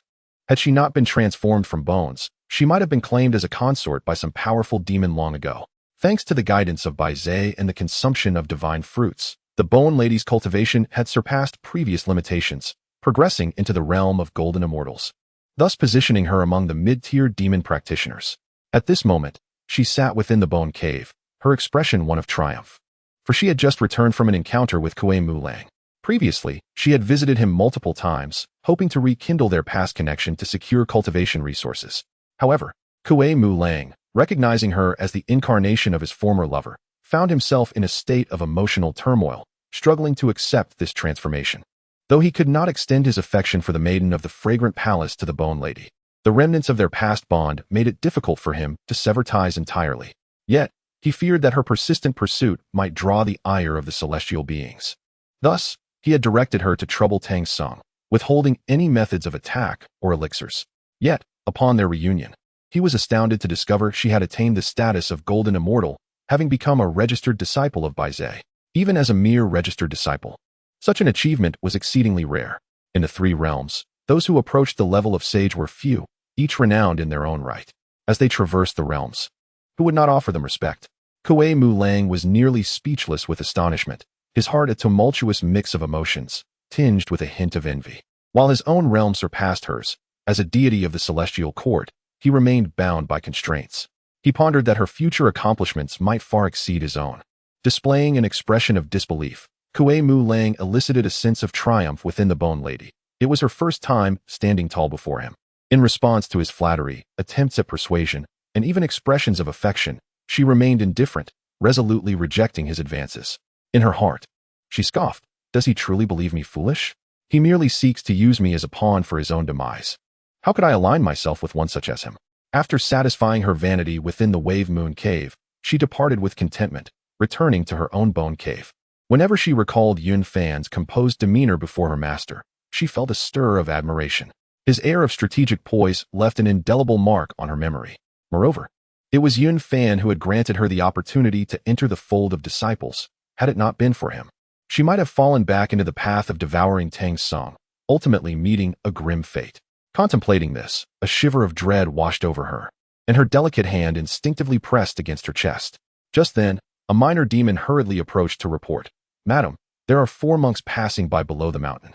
The Bone Lady nodded faintly. "There is no need to pay them any mind. Convey the order. All minor demons must cease their harmful actions." "Yes, I shall attend to this immediately." The little demon promptly withdrew in response. Meanwhile, Tang Sung felt a pang of hunger and said to Wukong, "Wukong, I am famished. Go procure some vegetarian fare." However, Sun Wukong furrowed his brow and replied, "Master, the demon presence here is overwhelming. I fear you might be captured." Tang Sung dismissed his concerns. "With Wuning and Wujing by your side, hurry along."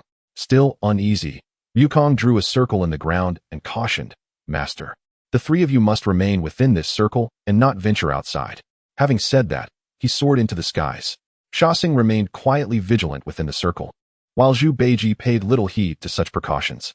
Wukong ascended high and surveyed the surroundings, discovering no villages nearby, yet sensing the demon energy emanating from the nearby White Bone Cave. Intrigued, he thought, "I shall uncover the nature of this demon." Following the source of the malevolent aura, he arrived at the cave, where he found a mound of bones at the entrance, remnants of unknown origin. Wukong gasped in astonishment. A truly heartless man-eating demon. He transformed into a fly and infiltrated the cave, only to find the floor littered with bones. As he surveyed the scene, he suddenly spotted a young girl meditating in silence. Using his fiery eyes, he discerned that she was, in fact, a skeleton transformed. He exclaimed, "Ah, what a wretched demon." A surge of righteousness welled within him, and he revealed his true form, brandishing his golden staff and bellowing, "Take this, you fiend." The white-bone spirit, sensing the disturbance, had little time to react before the golden staff came crashing down, forcing her to evade. The stone bed shattered beneath the impact, and she, filled with fury and astonishment, demanded, "Who are you? Why do you trespass in my lair?" Sun Wukong glared fiercely, responding coldly, "You vile man-eating demon. Today I shall act on behalf of justice and obliterate you." The white-boned spirit, seething with rage, retorted, "What manner of demon are you? Your appearance is already unseemly. Yet you dare to speak such nonsense. This place is known as White Tiger Mountain, White Bone Cave. A millennium ago, a great white tiger demon wreaked havoc here. Leaving these bones behind, cease your prattle, and take this." Before Wukong could finish, he swung his staff. The white-bone spirit, unable to withstand Wukong's might, hastily fled the cave. The minor demons within were swiftly dispatched by Wukong's relentless strikes. Enraged, the white-boned spirit vowed, "You insolent monkey, how dare you slay my minions? I shall not let this go unpunished." Witnessing her subordinate's demise, she furiously retrieved a seal and hurled it into the air. The seal ascended and swiftly enlarged, hurtling towards Sun Wukong. This artifact, a counterfeit bestowed upon her by Yunfan, although lacking the full power of the original, still possessed formidable strength. While it could not suppress a great Luo Golden Immortal, it was more than sufficient to contend with Sun Wukong, who was merely at the Tai Golden Immortal level. The massive seal descended like a mountain. Sun Wukong, taken aback, thought, what a formidable demon, possessing such a powerful treasure. He immediately summoned his golden staff, enlarging it to counter the descending seal. Realizing her trump card had failed, the white-boned spirit chose to retreat, vanishing into the clouds.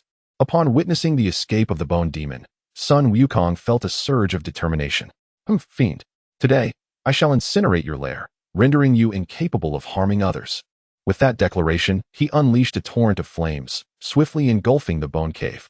This location was originally known as White Tiger Ridge, a stronghold of the White Tiger Demon, notorious for inflicting countless injuries until it was subdued by a passing immortal, leading to its desolation. After attaining enlightenment, the bone demon reveled in the skeletal remains scattered throughout the area and seized it, renaming it Bone Cave, and adopting the title of Lady Bone. As she witnessed her long-held abode reduced to ashes from the clouds, her fury escalated. "Cursed monkey, we share no enmity. Yet you dare to slay my minions and destroy my home. How despicable." She cast her gaze toward the distant Tang Sung and his companions, devising a plan. "Since you are so brazen, let you also taste the consequences." She then transformed into a young maiden and approached Tang Sung, engaging him in conversation. Upon returning with a few peaches after incinerating the cave, Sun Wukong spotted the maiden and raised his golden staff to strike her. The bone demon, smirking within, seized the opportunity to shed her disguise, and the maiden fell lifeless to the ground. Tang Sung, witnessing this, was incensed, chastising Sun Wukong and threatening to recite the tightening spell. Sun Wukong protested, explaining the truth of the transformation, yet none believed him. The misunderstanding among the disciples deepened once more. Not long after, an old woman appeared, claiming to search for her daughter, only to be recognized and struck down by Sun Wukong. Shortly thereafter, an elderly man appeared seeking his wife and daughter, suffering the same fate. However, at this point, the bone demon had already fled, evading harm. Enduring 1 or 2 such incidents might be tolerable, but 3 was intolerable. Tang Sung recited the tightening spell repeatedly. Sun Wukong writhed in agony on the ground. From a distance, the bone demon observed with a cold smile. "Cursed monkey, now you comprehend my methods." In immense pain, Sun Wukong gritted his teeth, and with Zhu Beiji fanning the flames, he was ultimately expelled from the Master-S circle. His heart burned with rage, compounded by a sense of injustice with no outlet for expression. Since departing from Huanghuang Temple, he had endured grievances to the brink of his limits. After leaving Tang Sun, he hastened to Flower Fruit Mountain and, en route, encountered the bone demon atop a mountain peak. With a cheeky grin, the bone demon taunted, "Cursed monkey, now you recognize my prowess? You burned my cave and killed my minions. This is your just reward." Sun Wukong, aflame with fury, retorted, "Wretched demon, how dare you be so cunning? Taste my staff." He swung his weapon, and the bone demon did not shy away, countering with her heavenly seal. After several exchanges, it became apparent that she was at a disadvantage, and with a few mocking words, she retreated. Yet Sun Wukong was determined not to let her escape easily, and pursued her relentlessly. The bone demon lamented internally, "Alas, I should not have provoked this monkey. I never anticipated he would pursue me. What to do now?" Suddenly, a cloud drifted in from the horizon, and the one descending was Yufan. He had calculated that Tang Sung was approaching White Tiger Ridge and hurried from the heavenly realm, only to find a fierce battle unfolding. Upon closer inspection, he realized it was the bone demon engaged in conflict with Sun Wukong, prompting a rueful smile. "Alas, I am too late." The bone demon, seeing Yufan, quickly cried out, "Immortal, save me," and swiftly moved to stand beside him. The recent altercation had left her complexion flushed. Upon noticing a Taoist supporting the bone demon, Sun Wukong's fury ignited. "Who are you to defend this fiend?" Yunfan, harboring a deep disdain for the Taoist, responded coldly, "You, monkey, have a remarkably poor memory. Have you forgotten our previous encounter during your upheaval in the underworld?" "Indeed, it is you." Sun Wukong suddenly recalled their past confrontation. "Yes, it is I." You may leave now, Yunfan stated without a hint of mercy. He then turned to the Bone Demon. Did I not advise you against provoking them? The Bone Demon, feeling wronged, recounted the events, leaving Yunfan with a furrowed brow. The original plan had ultimately succumbed to unforeseen changes. This calamity had indeed arrived. Sun Wukong's ire intensified upon hearing Yunfan's disrespectful words, and he swung his golden staff in anger. Yunfan, unfazed, summoned the Xianyuan water control banner, enveloping himself and the Bone Demon within a black aura. The golden staff struck the protective barrier, creating mere ripples without inflicting any harm upon them. Yunfan continued to converse with the Bone Demon, disregarding the irate monkey outside. Feeling utterly humiliated by the dismissal, Sun Wukong bellowed. What skill is it to rely on magical artifacts?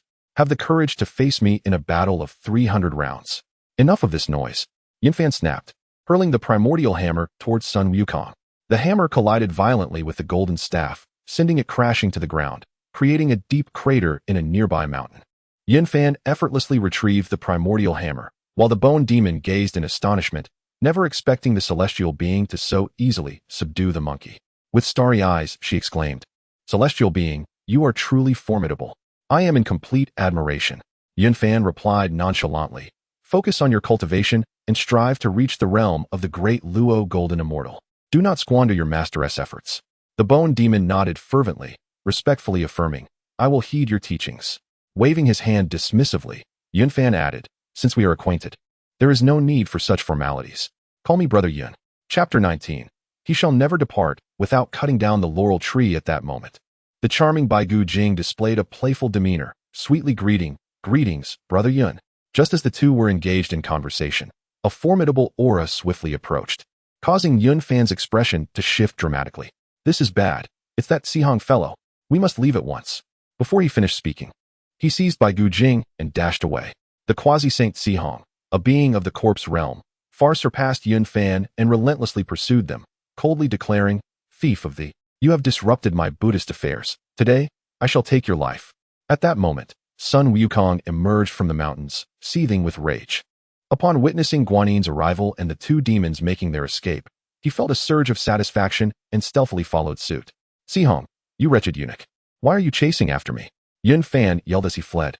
Although Guanin did not comprehend the term eunuch, she sensed it was not a compliment, inflaming her anger further as she continued her pursuit, wielding a willow branch towards Yunfan, only to be thwarted by the Xianyuan water controlling banner that automatically shielded him.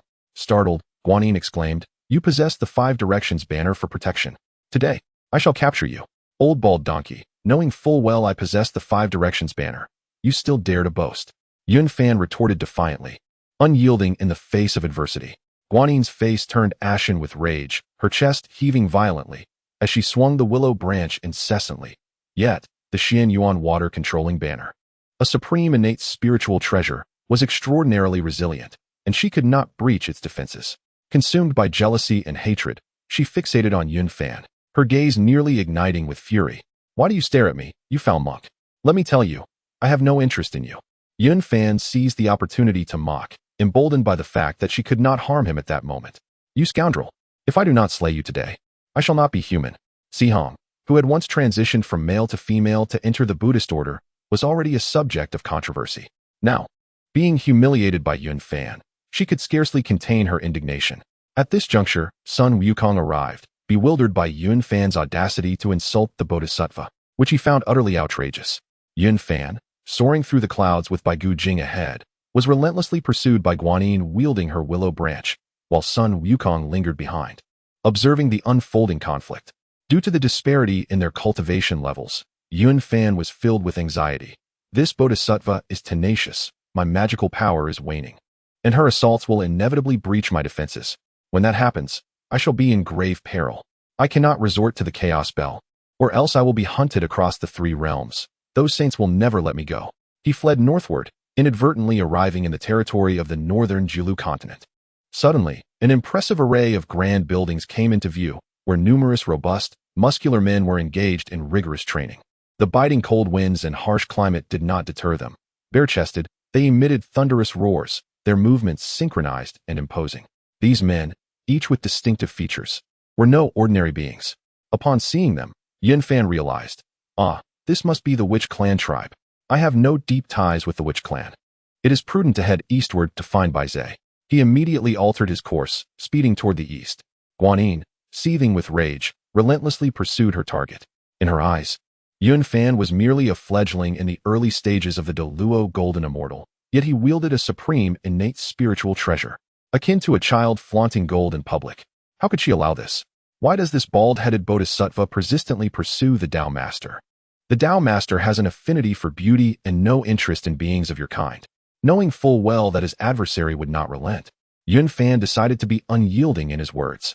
You little beast, today there is no escape for you, Guanyin bellowed, striking forcefully with her willow branch.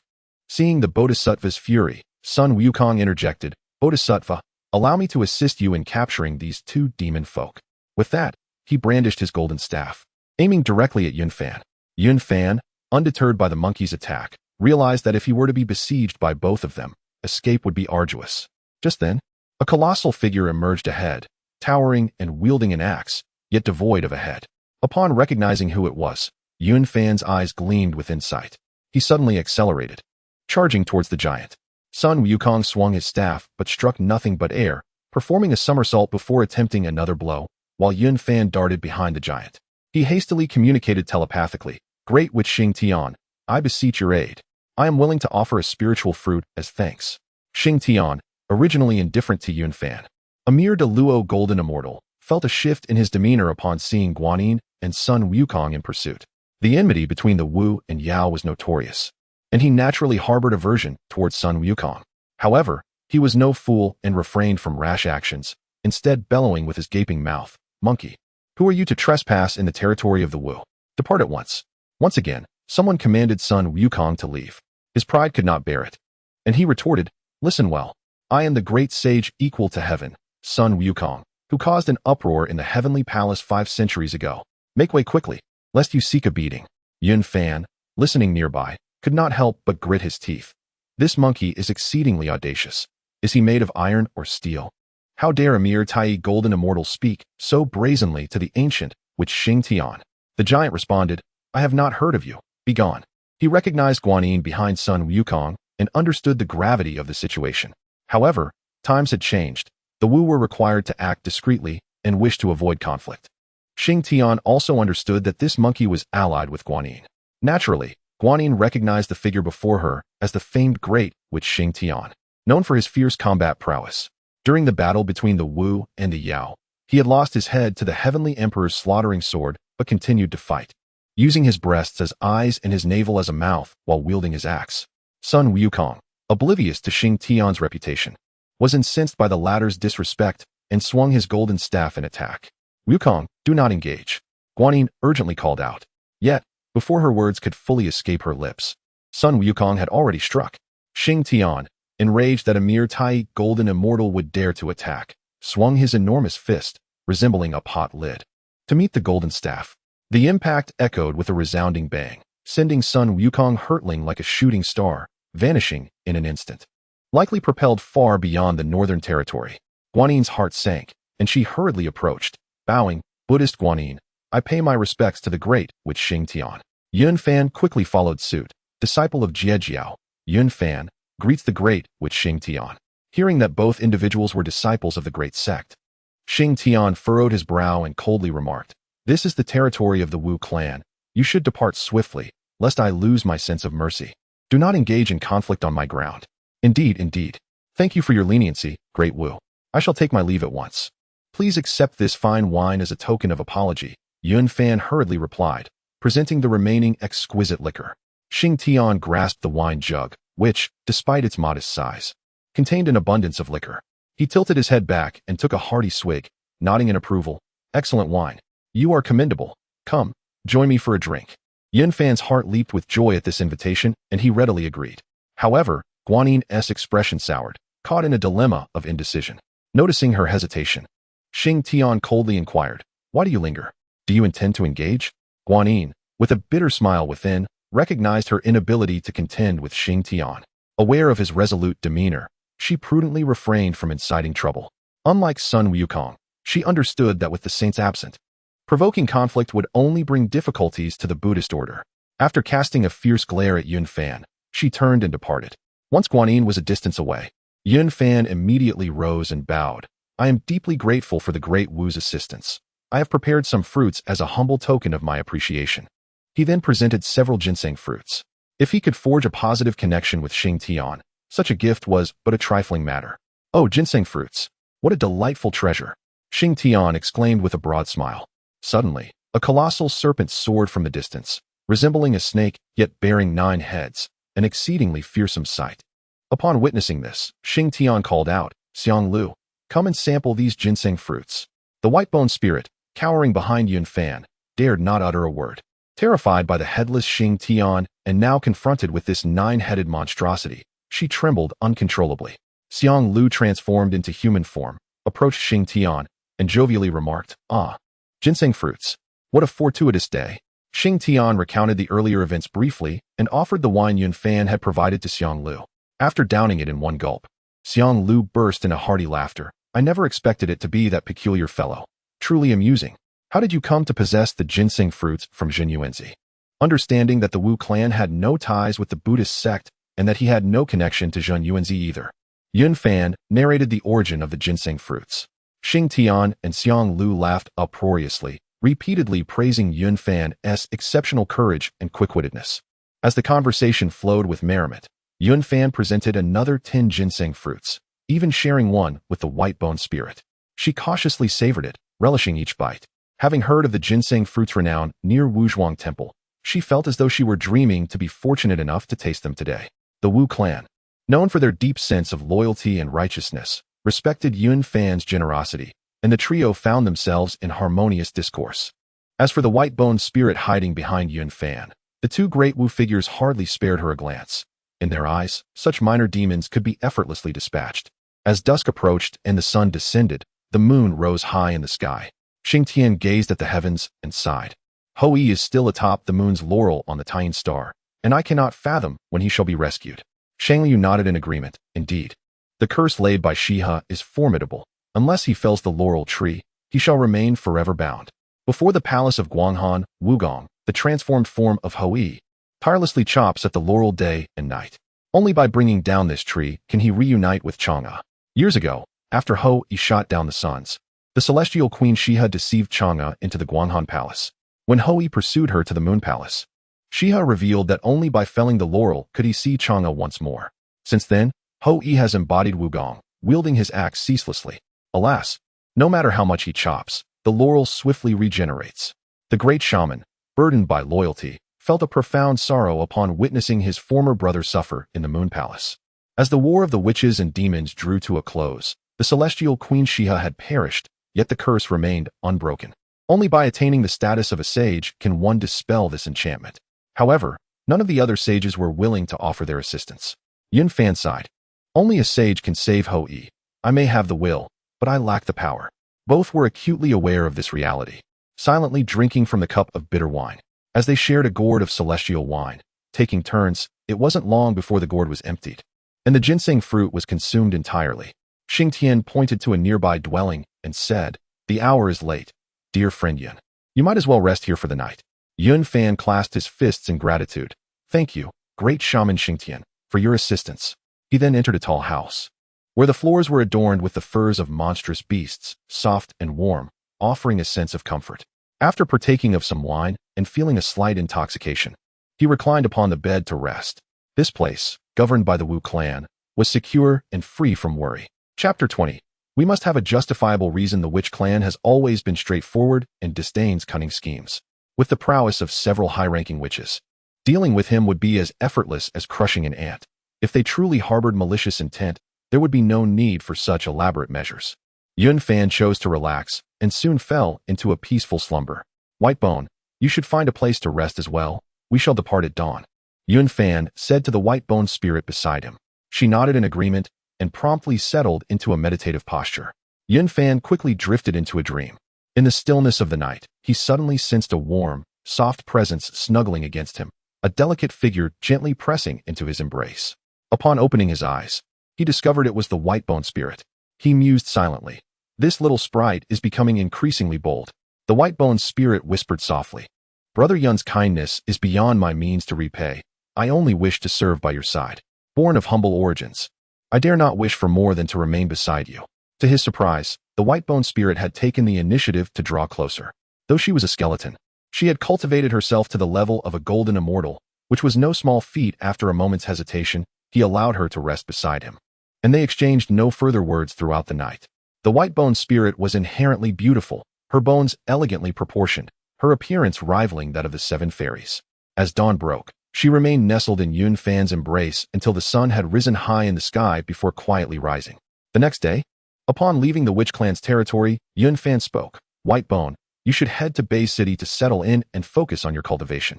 I have pressing matters to attend to. The white-bone spirit's expression dimmed. Yes, my powers are lacking, and I cannot assist you, brother. I shall return to pay my respects to my master and double my efforts in cultivation. Yun Fan nodded in agreement and took out several golden elixirs. Handing them to her. These will aid in your training. Please accept them. With that, the two parted ways, and Yun Fan made his way towards the Black Wind Cave, his mind already brimming with new plans. Meanwhile, in an unnamed mountain of the southern Jianbu continent, Sun Wukong found himself embedded within the mountainside. On that fateful day, Xing Tian had struck him with a single punch, propelling him from the northern Zhu Lu continent to this location. Xing Tian had not delivered a fatal blow but had instead used clever force. Otherwise, even with Sun Wukong's indestructible body, he would have been reduced to ashes. At this moment, Sun Wukong's mind was in turmoil. The confidence he had always prided himself on began to waver, his beliefs crumbled, and he felt despondent. He remained within the mountain, his thoughts swirling chaotically, struggling to find clarity. He incessantly questioned himself. Who is that headless giant? How could he withstand my Rui Jingu Bang with mere fists? By what right? Why could I not withstand his blow? Why was I so easily sent flying? Unable to control myself. After a moment, Sun Wukong finally extricated himself from the mountainside, the pent-up frustration within him threatening to explode. From the misunderstandings at Huanghuang Temple, to the grievances at White Tiger Ridge, to being repelled by Yun Fan, and now being struck by Xing Tian's punch. His heart bore an unprecedented heaviness. Ah, what in the world is going on? Sun Wukong roared to the heavens, his voice reverberating, causing nearby rocks to tumble down. Still feeling an insatiable knot of frustration, he swung his Rui Jingu Bang with great force against the mountainside, leveling the entire peak and slightly easing the fury within his chest. Before long, Guanyin manifested her presence. Hearing Sun Wukong's furious roar from afar, she inquired, Wukong, why are you causing such a commotion instead of safeguarding the scriptures on your journey? Upon recognizing the Bodhisattva's arrival, Sun Wukong recounted the incident involving the white-bone spirit, and then lamented, that old monk, without discerning right from wrong, has driven me away. Bodhisattva, I beseech you to remove this tightening circlet. I long to return to Flower and Fruit Mountain and revel in leisure. Guanyin promptly offered words of consolation, saying, Wukong, your master is but a mortal, and it is natural for him to struggle with discernment. Come with me to Mount Luojia for a brief respite. Your master will surely summon you back in due time. Sun Wukong nodded in agreement, yet his heart remained laden with uncertainty as he posed another question. Bodhisattva, who exactly is that headless man? How can he be so formidable? He was able to withstand my strike and push me back so far. Guanyin, aware that there were deeper layers to this matter orchestrated by Zhuan Ti, recognized that Sun Wukong was still oblivious to the origins of Xingtian and chose not to elaborate further. She simply stated, Wukong, that individual is Xingtian, the god of war, an ancient deity, and even I am not his match. Sun Wukong was taken aback, exclaiming, what? Even the Bodhisattva cannot contend with him? Could it be that he stands alongside the Buddha? In Sun Wukong's mind, the most powerful being in the three realms was none other than Tathagata, followed closely by Guanyin. Thus, the notion that there existed someone even beyond Guanyin was difficult for him to accept. He had once wreaked havoc in the heavenly palace, and no one could rival him, not even the Grand Supreme Elder Lord. Hence, he believed that among the three pure ones, the Grand Supreme Elder Lord was the strongest, while the other two were not particularly impressive. In the three realms, only Tathagata and Guanyin could be regarded as peak experts. Guanyin sighed gently. Xingtian has cultivated for ages and is renowned as a formidable figure in the three realms. Even the Buddha would find it challenging to measure up to him. Only then did Sun Wukong grasp that he had encountered a true adversary, and with a sense of unwillingness, he declared, I shall devote myself to rigorous training, and in the future, I will surely triumph over him. Guanyin smiled and nodded. Excellent. Wukong, your ambition is commendable. Upon your return from your scripture journey, you must exert even greater effort. Suddenly, Sun Wukong asked, Bodhisattva, Who is that Taoist you pursued? He called you compassionate navigator and mentioned something about human demons. Is it possible that the Bodhisattva is also a demon cultivator? Upon hearing this, Guanin's expression shifted subtly, flickering between hues of blue and white, but she chose not to dwell on Wukong's inquiry. After all, this matter pertained to Wukong's past karma, and many powerful beings in the three realms were already aware of it as a curious tale, while only Wukong himself remained oblivious. At a loss for words, she finally managed to say, "There is no need for astonishment. That was a title I once held. I was originally a mortal, not of the demon cultivation sort. That little rogue spoke out of turn, and I shall eventually capture him to seek justice." Wukong, upon hearing this, nodded in realization and continued to inquire, "Bodhisattva, what has become of the Taoist and the white-boned spirit?" Guanin replied with indignation, "That little rogue has taken refuge in the Xingtian tribe, and I am unable to enter and apprehend him. Thus I had no choice but to return for the time being." Wukong nodded in agreement. Indeed, what a coward. Always hiding behind treasures or lurking in the shadows of others. It truly brings me disdain. By the way, Bodhisattva, what kind of treasure did that Taoist wield? It was so powerful that even my golden staff could not break through. Guanin responded with resignation. That fellow possesses little skill of his own. He relies entirely on his treasure for protection. This treasure is known as the Xian Yuan water controlling flag, one of the 5 directional flags, specifically designed for defense. Were it not for this, I, a humble monk, would have captured it long ago. Wukong inquired, 5 directional flags? What kind of magical artifact is this? Please, Bodhisattva, enlighten this old monkey. Guanin replied, the 5 directional flags consist of 5 exquisite defensive treasures, each corresponding to one of the 5 elements. Besides this Xian Yuan water controlling flag belonging to the north, there are also the south's Li Di flame light flag, the west Susei cloud realm flag, the east Qing Lian treasure color flag, and the central Wu Ji apricot yellow flag. Among them, the apricot yellow flag is in the hands of the primordial heavenly venerable. The Susei cloud realm flag is governed by the Queen Mother. The Qing Lian treasure color flag belongs to the Buddhist sect, while the Li Di flame light flag is held by the supreme Laojun. Upon hearing this, Wukong felt even more disdain for Yunfan. Relying on a mere magical artifact, what skill is that? Just a cowardly turtle. Upon returning to the Black Wind Cave, Wukong took out the ginseng fruit, distributing one to each person, laughing heartily. Come, ginseng fruit, one for each. Let us savor this delicacy. This time we have truly achieved a resounding victory. Wanner cradled the fruit, her eyes wide with wonder. Ah, is this the legendary ginseng fruit? It resembles a baby so closely. Bai Suzhen also held a fruit in her hand, examining it closely, unable to suppress her astonishment. It truly looks like a baby. I can hardly believe this is a fruit. I feel reluctant to take a bite. Junior brother, how did you obtain it? Was it smooth sailing? Yun Fan smiled with pride. Sister, rest assured, everything was effortlessly accomplished and no one noticed.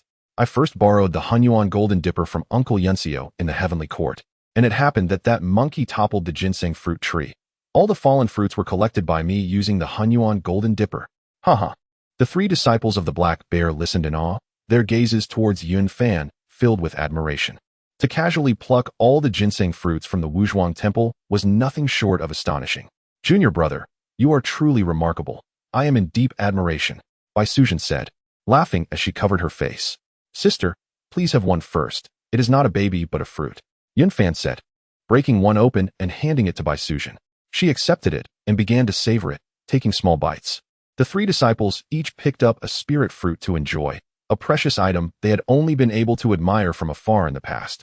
They chewed thoughtfully, as if each bite was worthy of remembrance, perhaps knowing that such an opportunity might never come again. Wanner also took a fruit, her expression revealing a hint of reluctance. Observing this, Yun Fan decisively broke one open and handed it to her, his movements somewhat rough yet imbued with a sense of intimacy. Thank you, senior brother, she sweetly replied, and as her words fell, 2 small dimples appeared on her cheeks. This sound made Yun Fan's body tremble slightly, but he quickly steadied himself, feeling a strange sensation within. In truth, Wanner's reincarnation was entirely different from Guanin's. She had undergone a normal cycle of rebirth, having forgotten all from her past life, becoming a wholly new self in this life. Conversely, Xihong, as a great Luo golden immortal, had taken on a new life with the memories of his previous existence to evade the scrutiny of the primordial heavenly venerable, alongside Wenshu and Puxian.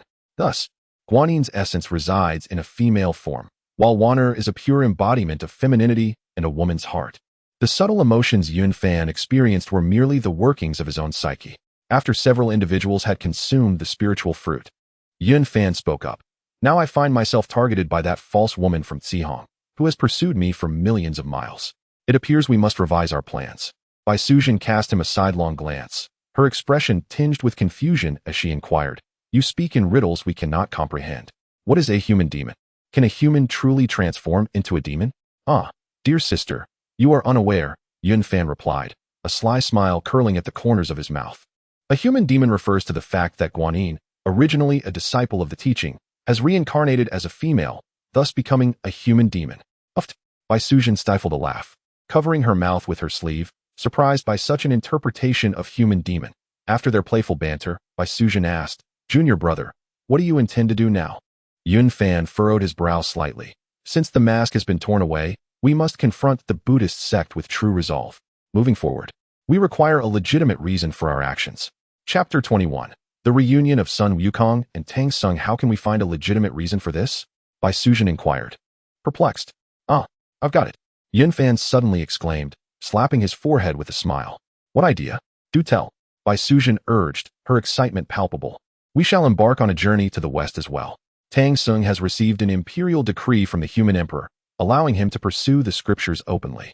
I shall seek a decree of my own, thereby enabling me to carry the Huangting Jing westward, heralding the principles of my Taoist teachings. Should the Buddhists dare to obstruct us, the human emperor would naturally have grounds to dismiss their scriptures." As he spoke, Yun Fan's expression was one of cunning delight. Bai Suzhen shot him a knowing glance, though a hint of amusement sparkled in her eyes. "Junior brother, you are truly clever. However, could you perhaps tone down that sly grin in the future?" Yun Fan chuckled sheepishly. "I can't help but feel a surge of excitement when I think of a good idea. I hope I haven't embarrassed you, senior sister." Bai Suzhen smiled. "Shall we then seek an audience with the human emperor?" "Indeed, we shall first pay our respects to the human emperor and request an appointment. Then we can set forth on our journey, carrying the Huangting Jing to the west. Our intention is not to preach in earnest, but to leverage the authority of the human emperor to secure a legitimate identity. Thus, the Western Buddhists would think twice before hindering our progress." Yun Fan remarked with a light-hearted demeanor. Bai Suzhen appeared slightly skeptical. "Junior brother, do you truly believe this plan will work?" "Absolutely," Yun Fan replied confidently. "Let us approach the human emperor and discuss my intentions regarding the westward journey of Taoism. If this plan succeeds, should the Buddhists attempt to obstruct our dissemination of teachings, they would find their scriptures unable to penetrate the eastern lands. If they do not interfere, their fortunes will falter, but if they do, they shall be defying the human emperor, creating a dilemma for themselves. At present, the East is dominated by Taoism, with the human emperor wielding control over the flow of fate. The westward journey presents an opportunity for the Buddhists to expand. Yet Yun Fan's aim is to reverse the tide of fortune, safeguarding the foundation of the Taoist tradition and curtailing the Buddhist growth. Should this scheme succeed, it would undoubtedly deliver a significant blow to the Buddhist sect." After deliberating, they resolved to proceed immediately to the capital of the Tang dynasty, Chang'an. The Western Buddhists remained unaware. As long as they secured the human emperor's decree smoothly, their grand endeavor would be set in motion. Once they had a legitimate standing, the Westerners would not dare to act recklessly, and the scriptures would struggle to enter the East. With the plan established, Yun Fan declared, "Senior sister, let us journey to Chang'an to seek the human emperor.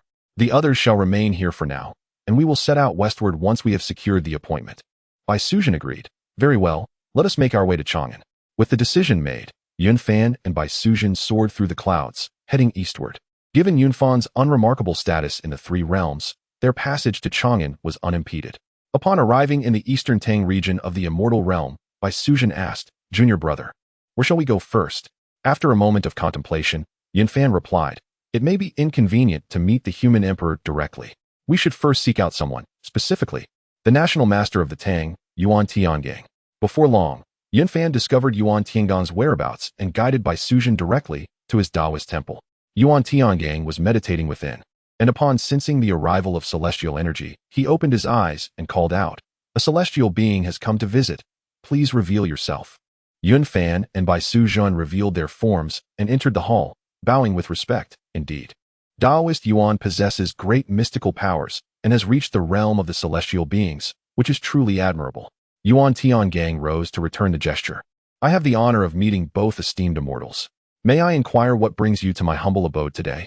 Yun Fan candidly responded, There is no need for excessive formalities, Taoist Yuan. I am Yun Fan, a disciple of the third generation under the teachings of the Supreme Purity Saint. Surely, you are aware of the matters concerning journey to the west. Upon hearing that Yun Fan was a disciple of the saint, Yuan Tiangang's expression shifted, filled with reverence. So you are a disciple of the saint. I have indeed heard of the journey to the west. However, the emperor has decreed that a mission be undertaken to the western heavens to fetch the scriptures, and as subjects, we have little choice in the matter. A hint of shame crossed his face. The East is governed by the Taoist traditions, and now the Buddhist sect's involvement is indeed a disgrace for one in my position. My visit to Taoist Yuan is to thwart the eastward spread of the Buddhist teachings. Yun Fan stated with unwavering composure and candor. Such a matter is indeed exhilarating. What directives might the immortal bestow? I shall exert every effort. Yuan Tiangang's face lit up with joy, his tone resolute. One must understand that the eastward propagation of Buddhism will undermine the foundation of our Taoist sect. I wish to carry the Taoist scriptures westward and beseech Taoist Yuan to request the emperor's approval for me to lead my disciples on this journey. What do you think? Yun Fan spoke earnestly, his demeanor calm. To carry the Taoist scriptures westward is an excellent idea. Why had I not thought of this sooner? However, if the Buddhist sect intervenes, how shall we respond? Yuan Tiangang expressed a degree of concern. Fear not. With the emperor's decree in hand, the Buddhist sect would not dare to obstruct us openly. My journey is not to propagate the Taoist teachings, but solely to prevent the eastward spread of Buddhism. Yun Fan patiently elucidated. Since that is the case, I shall immediately visit several key ministers. After tomorrow's morning court, I will surely present our intentions to the emperor. Yuan Tiangang resolved with determination. Excellent. I appreciate your efforts, and I shall await your news. I have heard that the road to the west is fraught with demons and monsters. Tang Sung has now arrived at the kingdom of Baoxiang. You may present this to the emperor. Yun Fan smiled lightly, his expression significant. Marvelous, marvelous. Yuan Tiangang exclaimed, his face beaming with delight. The next morning at court, Emperor Tang sat upon the dragon throne, and Yuan Tiangang stepped forward to report, Your Majesty. Tang Xinzong has reached the kingdom of Baoxiang and is currently in peril. Our nation has historically sought the scriptures from the west, and we should also convey the teachings of our Tang dynasty to exemplify the principle of mutual respect and exchange. I humbly request that Your Majesty dispatch a high-ranking Taoist to organize our Tang-esque scriptures and journey westward, while simultaneously rescuing the imperial brother, thus allowing him to fulfill his mission of acquiring the scriptures. This would both showcase the grandeur of our Tang dynasty and enlighten the populace of the western lands, serving as a mutually beneficial endeavor. The emperor was slightly taken aback. Ah, my brother is in danger. Is there a suitable candidate to undertake this rescue and convey the teachings of our Tang? I find this plan feasible. What are the thoughts of the ministers? The ministers, unaware of the intricacies involved, unanimously agreed. We support this proposal and wish to send a distinguished individual to transmit the teachings of our eastern lands, thereby enhancing the prestige of our nation. Yuan Tiangang continued, Your Majesty, I have a close friend known as Yun Fan Zi, who possesses great powers and is capable of undertaking this mission. He can not only propagate our Tang teachings, but also hasten to rescue the imperial brother and then proceed westward at a measured pace, thus demonstrating the solemnity of our rituals and the sincerity of the Tang dynasty. The emperor nodded in agreement. Very well. Summon Yun Fan Zi to an audience. Yun Fan had long awaited outside the palace. Upon receiving the summons, he entered the hall with measured steps, clasped his hands in greeting, and proclaimed, I am Yun Fan, here to pay my respects to Your Majesty. The Tang emperor, gazing intently, perceived the ethereal demeanor and extraordinary presence of the visitor, and could not help but feel a surge of reverence. Please rise, esteemed immortal. May I inquire from which master you have received your teachings, and what path you pursue? Yun Fan replied, Your Imperial Majesty, I have spent many years in seclusion on Mount Li, practicing the art of the 36 transformations of the Taoist sect. He proceeded to elaborate on the myriad divine abilities encompassed within these transformations, such as conjuring torrents and turning stone to gold, along with the wondrous technique of the water mirror, which revealed a vision of the Tang monk ensnared by malevolent spirits, transformed into a fierce tiger. The emperor, deeply shaken by this revelation, was filled with concern for the monk's plight and promptly declared, Indeed, you are truly an enlightened being. I earnestly beseech you to hasten to rescue my brother and alleviate the tribulations on his journey to the west. My gratitude shall know no bounds. Such a task is not insurmountable. Your Majesty need not worry. Though the kingdom of Baoxiang lies far, it is but a mere step for me. Yun Fan responded with a tranquil demeanor, brimming with confidence. Splendid, splendid. I wish to forge a brotherly bond with you. Would you be amenable to this?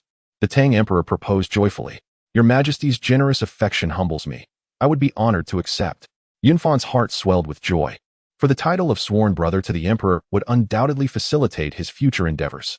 The two then swore an oath before the throne, becoming sworn brothers despite Yunfan's seniority. As he insisted on addressing the emperor as brother, exhibiting utmost respect and courtesy.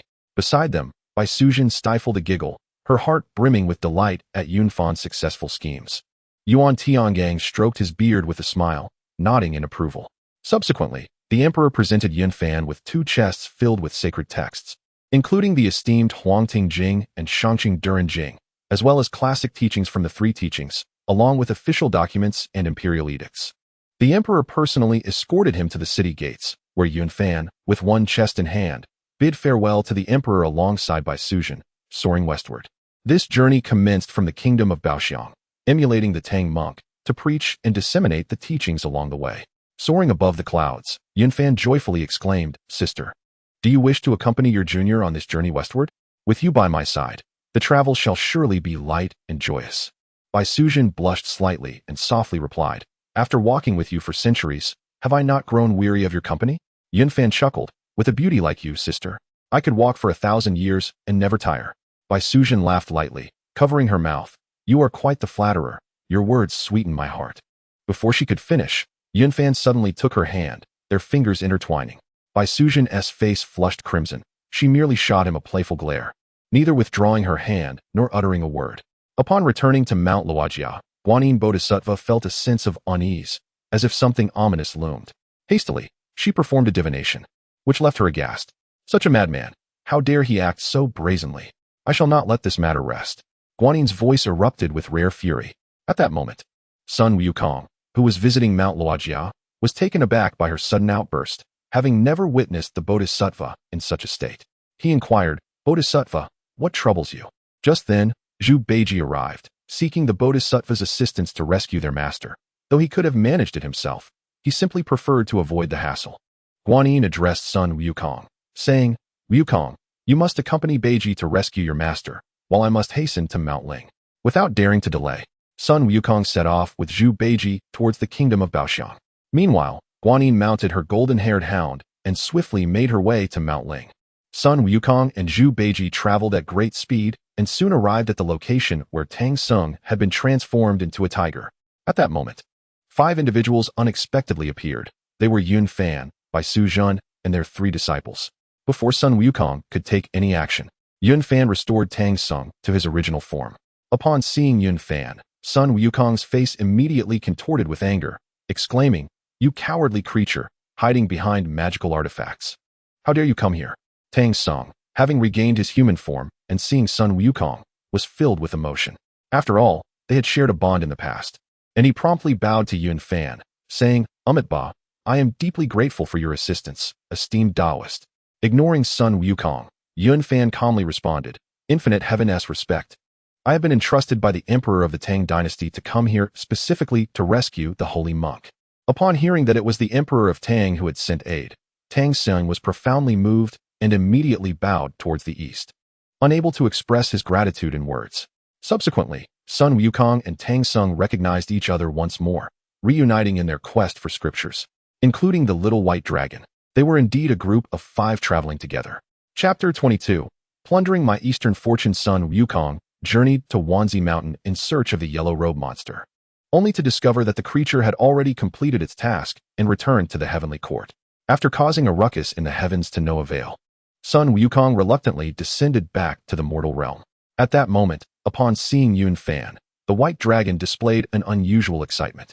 Yunfan spoke softly, "Brother Ao, it seems that our paths are destined to intertwine from here on." The white dragon replied, "It is truly a stroke of fortune to have Brother Yun accompany me." Yunfan hastily cautioned, "Brother Ao, please do not let anyone perceive our connection. We must wait until after our journey for scriptures to discuss further." The white dragon nodded in agreement. "What Brother Yun says is entirely correct. I understand." As Sun Wukong set off to find Kue Mulang, Zhu Beiji seized the opportunity to pull Yunfan aside and whispered, "Brother, what brings you here? What is your intention?" If it isn't Brother Zhu. It has been centuries. I can hardly believe you have transformed so." Yun Fan feigned astonishment in his response. Alas, do not mention it. My brother, I fear I have been ensnared by someone. Otherwise, how could I have ended up in such a predicament? Centuries have passed, and you have attained the great Luo realm. I am truly in awe of you. Meanwhile, I am still stuck in the Tai realm, Zhu Beiji lamented, filled with helplessness. Brother Zhu, I am now tasked with wandering and imparting teachings. It seems I shall often be in your company from now on. Yun Fan chuckled, briefly explaining his purpose. Oh, Brother Yun, you are indeed impressive. This is splendid news. I genuinely admire you. I can only imagine how furious Zihong must be. Zhu Beiji exclaimed, laughing heartily and slapping his thigh. Brother Zhu is quite amusing. All this time, you've been merely tagging along, leading that monkey further astray. Yun Fan jested, raising his finger in mirth. That reckless monkey truly leaves one speechless. However, with you by my side, it will not be too dull, Zhu Beiji replied, grinning. By the way, this fairy, is she your beloved? He inquired, eyes gleaming with mischief. She is indeed beautiful. Yun Fan quickly interjected, Brother Zhu, that is my senior sister, the one whom my brother cherishes. Do not entertain any thoughts. You must not even think about it, understood? Zhu Beiji grinned. Brother, you misunderstand me. Though I am fond of beauty, I would never harbor such thoughts about my brother's wife. I would not dare. The two continued to drink and chat, even stealing glances at women bathing, sharing a bond over their conversations. Yun Fan half-jokingly remarked, I have heard it said, a brother's wife, no taking liberties. How could that be? I, old Zhu, am not that kind of person. There are many beauties on the journey to the west. You must take care of me. Zhu Beiji said, patting his round belly. Then I shall say no more. We have many days ahead to spend together, Yun Fan concluded, rising to pay a visit to the king of Baoxiang country. At that moment, the princess had already been rescued. Tang Sung had not anticipated Yun Fan's intention to journey west for teachings, and he was momentarily too preoccupied to ponder the implications of this. In truth, aside from Zhu Beiji, none of the others had grasped the deeper significance of the situation. Tang Sung, being immortal, felt a sense of warmth upon meeting Yun Fan, who had also come from the Tang dynasty. Yun Fan, being a sworn brother of the emperor, has long been closely connected to the Tang dynasty. After the return of Sun Wukong, both parties exchanged travel documents and officially embarked on their journey to the west. Sun Wukong had previously encountered these individuals in the Black Wind Cave and was surprised to find them participating in the expedition. Particularly, Bai Suzhen had once used thunderous magic against him, which made Sun Wukong remain vigilant. However, he soon realized that they were unconcerned with him, allowing him to relax somewhat. Upon learning that they too were journeying to the west to spread teachings, and that Yun Fan hailed from the Tang dynasty with a brotherly bond to the emperor, Sun Wukong ceased to dwell on such matters and proceeded steadily, wielding his golden staff. Sun Wukong's flamboyant personality made many reluctant to offend him, especially considering his unreasonable master. Consequently, most preferred to avoid him, which contributed to the comfort enjoyed by the celestial maidens in the heavenly realm. Not long ago, while searching for Kuimu Wolf in the heavenly court, Sun Wukong had addressed the Jade Emperor with blatant disrespect, inciting his wrath. Despite being the esteemed ruler of the three realms, the Jade Emperor had to endure for the greater good of the heavenly domain. Currently, he had formed an alliance with Zhuanti, recognizing that a flourishing Buddhism would strengthen the heavenly court, thus liberating it from the control of the primordial heavenly venerable. Following the battle of the gods, the heavenly emperors from all corners had predominantly emerged from the Chan school, rendering the Jade Emperor's position nearly ceremonial, which only added to his frustration and indignation. The Western expedition encountered unforeseen challenges, which did not go unnoticed by the sages. Zhuanti, upon hearing the news, was enraged. Tongtian, how dare you meddle in the affairs of my Buddhist sect? Do you not fear retribution from them? No one had anticipated such audacity from the Jijing, already wearing a troubled expression, lamented. What shall we do? Yun Fan has the emperor's appointment. If we act rashly, it may bring us into disrepute. The variables in this Western expedition are too great. My younger brother, you must hasten to meet with Tathagata and Guanyin to ensure the journey is properly arranged, and we cannot allow that to interfere. Rest assured, this matter will be handled by me. The Western expedition is crucial for our sect's prosperity, and I shall make the necessary arrangements, Zhuanti replied, regaining composure. Guanyin is currently in the spiritual mountain. Let us invite her to the 10,000 Buddhas' heaven to discuss important matters with Tathagata. After a moment's contemplation, Jiejing nodded in agreement. Upon hearing this, Zhuanti immediately invoked his divine powers to summon Guanyin and Tathagata to the 10,000 Buddhas' heaven. Disciples pay respects to both masters. Tathagata and Guanyin spoke in unison. their demeanor respectful. Zhuan regarded Tathagata with satisfaction. The Western realms were barren, struggling to nurture great talents, while Tathagata, originally a distinguished disciple of the, had distinguished himself with both intellect and skill. Now, as the leader of the Buddhist sect, supported by the ancient Buddha Randall, alongside Guanyin and the three revered ones, he stood as a pillar of Buddhism. In stark contrast, the talents from the West, such as Maitreya and the Medicine Buddha, had yet to reach the realm of quasi-saint and could only be temporarily designated as future Buddhas. With contentment, Zhuan solemnly stated, "Now that the intends to obstruct our grand plan for the Western expedition, you two must deliberate carefully to ensure that the journey proceeds without hindrance. Do you understand?" Tathagata and Guanyin promptly responded, "Please rest assured, both masters. We shall immediately return to devise strategies to ensure the Western expedition is smooth and untroubled." After the two departed, Zhuan was filled with a seething anger, longing to descend to the mortal realm and suppress Yunfan. Jie hurriedly dissuaded him, saying, "You must not act rashly, junior brother. The Tao ancestor has decreed that saints must not interfere in the three realms without cause. Otherwise, the heavenly Tao will not tolerate it and will bring down divine punishment. Moreover, if you strike first, Tong Tian will not remain passive.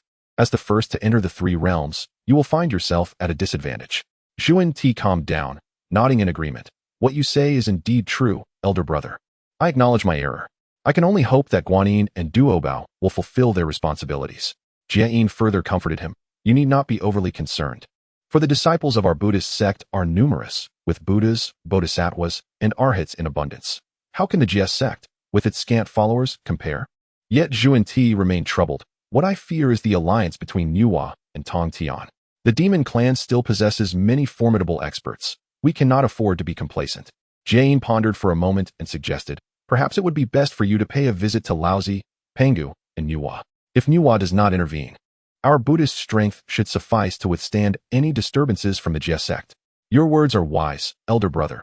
I shall go visit them at once," Zhuan replied, rising and departing from the 10,000 Buddhas' heaven. Meanwhile, Tong Tian sensed Yunfan's actions and could not help but roar with laughter, his voice echoing like thunder, causing the Bo Palace to tremble slightly. "What a remarkable junior. Truly unexpected. I have taken in a brilliant disciple. The revival of my Jie sect is hopeful." As he laughed, he reminisced about the past. Once, he had been the most favored disciple of Hongjun, but now, with the Jie sect facing a crisis, Hongjun, despite being the heavenly Tao, could not show partiality, leaving Tong Tian disheartened. Just then, a figure suddenly appeared in the Bo Palace, one that even this saint had not noticed approaching. The figure spoke, "Tong Tian, I am Yangmei, sent by your master. I come to inform you that if the great teachings are not extinguished, anomalies will arise in the Eastern Victory divine continent." Yangmei was someone Hongjun had never mentioned. Although Tong Tian did not know his origins, he recognized that this person was certainly of the same caliber as Hongjun and not to be underestimated. Once Tong Tian comprehended everything, he was profoundly shaken and immediately bowed, saying, "Thank you for your guidance, esteemed elder." Yangmei nodded slightly and then exited the Bo Palace. As he departed, the surrounding space rippled, and he vanished completely. This scene left Tong Tian deeply unsettled. Upon hearing of this matter, Laozi fell into a long silence, astonished and delighted that Tong Tian would intervene in the great events of the journey to the West. If the fortunes of the Xianmen were diminished, the teachings of humanity would also be affected. However, he had already pledged to fully assist the Buddhist teachings in completing the journey to the West, placing him in a most difficult position. At that moment, Zhuan entered the Taiji realm and, upon meeting Laozi, stated directly, "Laozi, my friend, the journey to the West has encountered unexpected changes. I require your assistance." Laozi, aflame with anger, replied coldly, "Zhuan, I have already bestowed countless golden elixirs upon that monkey to aid him in refining his divine powers, allowing him to wreak havoc in heaven and hell, and even entrusted my divine treasure, the golden hoop, to your disciple. Your actions are excessively greedy." Zhuan remained composed, responding slowly, "I understand this perfectly. But until the journey to the West concludes, our fates remain intertwined. I implore you to consider this carefully." Laozi felt a bitter pang. As the leader of all saints and the head of the Xianmen, if he were to betray the Xuanmen's stance this time, it would surely displease Hongjun. Although Hongjun, as the master of the heavenly Tao, must remain impartial, he still harbored inclinations within his heart. After a prolonged silence, Laozi finally spoke. "In that case, the Taoist sect may intervene once more. What say you?" "Excellent," replied Zhuan. joining his palms in reverence. Should assistance be required, I humbly request your acquiescence. Having concluded his remarks, he took his leave and returned to the jade pure heaven. Yuan Shi had already sensed the disturbances in the westward journey and was taken aback by Tongtian's actions. However, his narrow-mindedness prevented him from acknowledging the validity of Tongtian's approach, for to do so would be akin to admitting treachery. Upon Zhuanti's arrival, Yuan Shi frowned as they convened. After a thorough discussion, Yuan Shi consented to allow the teachings to intervene 3 more times to resolve the divine causality. Compared to Laozi's endeavors, his own contributions were relatively modest, thus he agreed. Only Nuwa remained, a predicament that troubled Zhuanti considerably, for Nuwa did not owe him any causality. This venture would likely require a substantial sacrifice. When he approached the Empress of the Enhua, Zhuanti intended to broach the subject of the westward journey, but was abruptly interrupted by Nuwa's icy demeanor. Zhuanti, you have squandered a promising talent to such an extent. That stone monkey had the potential to flourish. Yet now he is consumed by resentment. I had intended to offer some protection due to the incense offerings, but now, do not mention the westward journey in my presence. Zhuanti stood there, astounded and filled with regret. With a forced chuckle, he murmured, Dear Nuwa, I do not dare to solicit your assistance. I only wish for you to remain uninvolved. Nuwa furrowed her brows and countered, Why should I refrain from intervening? Are you not aware that this endeavor is, in fact, a plunder of the Eastern fortune? As a deity of the East, how can I stand idly by? Zhuanti found himself momentarily at a loss for words, utterly speechless in response. Chapter 23. The Supreme Laozi is arguably the most affluent existence. Is it possible that Nuwa, my esteemed friend, intends to oppose our Buddhist sect? The tone of Zhuanti grew icy, and her countenance darkened. I am a direct disciple of the Tao ancestor. How can I stand idly by while your Buddhist teachings encroach upon the fortunes of the Xianmen? Nuwa, sensing Zhuanti's disdainful demeanor, felt a surge of displeasure and retorted with a cold laugh. The journey to the west is destined by the heavens. Our Buddhist sect is bound to flourish. How can you, Nuwa, contravene the will of destiny? Zhuanti's anger intensified, leading her to confront directly. We are both sages. There is no need for such ostentatious rhetoric. The tribulation of the journey to the west is a compensation bestowed upon Buddhism by the heavenly Tao, but it necessitates your personal experience of hardship to achieve success. Now, the calamities are arranged by yourselves. Where lies the mention of struggle? Since ancient times, you have frequently traversed the East, plundering spiritual treasures and gathering cultivators. Do you believe that I, as a sage of the East, am but a mere faade? Nuwa, incensed by Zhuanti's shamelessness, admonished her on the spot. You, Nuwa, do not provoke calamity for the demon race. Zhuanti, in a fit of rage, issued a veiled threat. Nuwa's fury escalated. Zhuanti, do you need reminding of the origin of the war of the shaman and the demons? Zhuanti refused to yield. The war will inevitably conclude. It is the decree of heaven. I, as a humble monk, merely comply with the divine will. In the past, the heavenly emperor, Dijuan, placed 10 suns upon the Fusang tree, establishing a barrier for their protection. Zhuanti broke through the barrier, allowing the suns to manifest, leading to the demise of Quafu and the ensuing conflict that obliterated both the shaman and demon races. While Zhuanti's words held some truth, they inflicted great harm upon the demon race. How could Nuwa harbor any goodwill towards her? Without hesitation, she declared, In that case, Zhuanti, there is no need for further discourse. I kindly request you to take your leave. She promptly issued an eviction order. Zhuanti's face flushed crimson, her gaze fierce. Nuwa's expression turned frosty. It appears that you, Zhuanti, remain unsettled. Do you wish to engage in physical confrontation with me? I advise you to maintain your dignity. Zhuanti, gritting her teeth in anger, ultimately retained her composure. As a sage of the first corpse, she realized that with only the 7 treasures mysterious tree, she could not contend with Nuwa, who had attained the second corpse and wielded 2 supreme spiritual treasures. Weighing the pros and cons, she angrily swept her sleeve and departed. After Zhuanti's departure, Nuwa gazed towards the direction of Yunfan, inwardly reflecting, Little one, I shall observe how far you can journey. To accompany the Tao ancestor on travels is indeed a bold aspiration. Meanwhile, far away, Baze, upon learning of this matter, could not help but laugh heartily. Marvelous, simply marvelous. This Yunfan is truly extraordinary, having received the personal conferment of the human emperor. It seems that the spiritual mountain must also reconfigure its strategies to thwart him with full force. The Tang emperor bears the fortune of the human emperor, and even the sages are reluctant to intervene lightly. The 3 sovereigns and 5 emperors preside over the fire cloud cave, impervious to calamities, akin to sages themselves. Should a karmic bond form with the 3 sovereigns and 5 emperors, Buddhism would struggle to establish itself among the human race. Yunfan keenly understood the intricacies involved. Firstly, the human emperor does not grasp the underlying reasons. Secondly, his assertion that the East is a land of propriety and civility, educating the masses, naturally aligns with the human emperor's merits. The human emperor gladly assented, thereby allowing Yunfan to embark upon his journey to the West with legitimacy. Though Cihong harbored resentment, she dared not act recklessly. According to the original arrangement, the teachings of humanity, the expounding of teachings, and the heavenly palace all supported the great endeavor of seeking the scriptures. They, nearly annihilated due to the Fengshen War, left Tontian, the leader of the despondent and disinterested in worldly affairs. Thus, the demon race, led by Nuwa, chose to observe from the sidelines. At present, disciples of the have actively requested to extend their assistance to the demon clan. The situation resembles a lever. By finding the right fulcrum, the tides can be turned. Yunfan is acutely aware that this journey faces not only the obstacles posed by the Buddhist sect, but also those from the human teachings, and the Laozi and the Primordial Supreme One intend to resolve the karmic entanglements and will undoubtedly lend their support to Buddhism in secret. However, Yunfan bears the imperial decree, which grants him significant moral authority. The Tang Emperor remains oblivious to the Buddhist sect's covert protection of the monk Tang Sung, nor is he aware of the 4 disciples accompanying him. The edict clearly delineates Yunfan's responsibilities to escort the esteemed monk westward and to propagate the teachings along the way. With this mandate, Yunfan becomes a pillar of support for Tang Sung.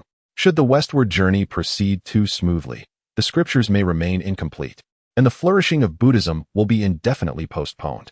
In the Grand Hall of the Sacred Mountain, the Bodhisattva Guanyin, the Tathagata, Manjushri, and Samantabhadra all wore expressions of concern, and even the lamp of wisdom joined in deliberation. The Tathagata spoke, Amitabha, the situation has become clear. The disciples of intend to eliminate the tribulations along the journey, rendering the trials of the 3 treasures less formidable, thereby complicating the acquisition of the true scriptures. Do any of you possess a viable strategy? Guanyin responded, Amitabha, I respectfully report to the Buddha that Yunfan appeared several centuries ago as a disciple of the unparalleled Holy Mother, possessing early-stage De Luo golden immortal cultivation. At that time, I wished to inform the 2 leaders, but the heavenly mechanisms were shrouded in chaos, and the Holy Mother was absent, leaving this matter unresolved. He wields the Xian Yuan water-controlling banner from the 5 directions, which is exceedingly difficult to contend with. Only one of the same realm as a saint can unravel it. The Tathagata, well aware of the origins of the Xian Yuan water-controlling banner, reflected on his past as a disciple of and the use of this very banner. Though he felt a twinge of nostalgia at opposing his former sect, he understood that each must remain loyal to their own causes, leaving him with no choice. Amitabha, Guanyin speaks truthfully. Along the journey, no demon can rival Yunfan, making tribulations difficult to set, and the quest for scriptures may face unforeseen alterations. The 2 leaders have entrusted us with a grave responsibility. We must approach this matter with utmost caution. The undertaking of the westward journey must not falter. The Tathagata pressed his palms together. Amitabha Buddha, the mounts under our command have already been dispatched as demons. If they are all eradicated by Yunfan, it will be arduous to find other formidable demons. What shall we do? Guanyin furrowed her brow, displaying her distress. At this moment, the lamp of wisdom interjected. Amitabha, Guanyin, there is no need for excessive worry. Is it not merely an exquisite innate spiritual treasure with both offensive and defensive capabilities? We can simply prepare a few more. Henceforth, the demon's cultivation should not exceed that of a Tai golden immortal. De Luo golden immortals will suffice. After all, the Holy Mother once guided 3,000 worldly guests of, and there are numerous at the De Luo level. Losing 1 or 2 is inconsequential. Guanyin clasped her hands together, acknowledging, the ancient Buddha speaks wisely. I am enlightened. However, exquisite innate spiritual treasures are in scant supply within our Buddhist teachings. The Tathagata slowly replied, Amitabha, I possess the unmoving king diagram, and the ancient Buddha has the sea-calming divine pearl. The Tathagata's flying blade for slaying immortals can also be utilized. If we bestow these treasures upon the demons, there remains potential for success. Amitabha, this plan is brilliant. Guanyin's face lit up with joy. However, the lamp of wisdom felt a twinge of reluctance. The sea-calming divine pearl was originally seized by him from Zhao Gongming, and he held a profound connection to it, having gone to great lengths for it. The thought of parting with it was indeed disheartening. Yet, for the greater good, He could only nod in agreement. Manjushri, Samantabhadra, and Guanyin possessed no such treasures. Guanyin added, the leader still holds the Azure Lotus treasure flag, whose defensive strength surpasses that of the Xian Yuan water-controlling banner and can also be employed in this situation.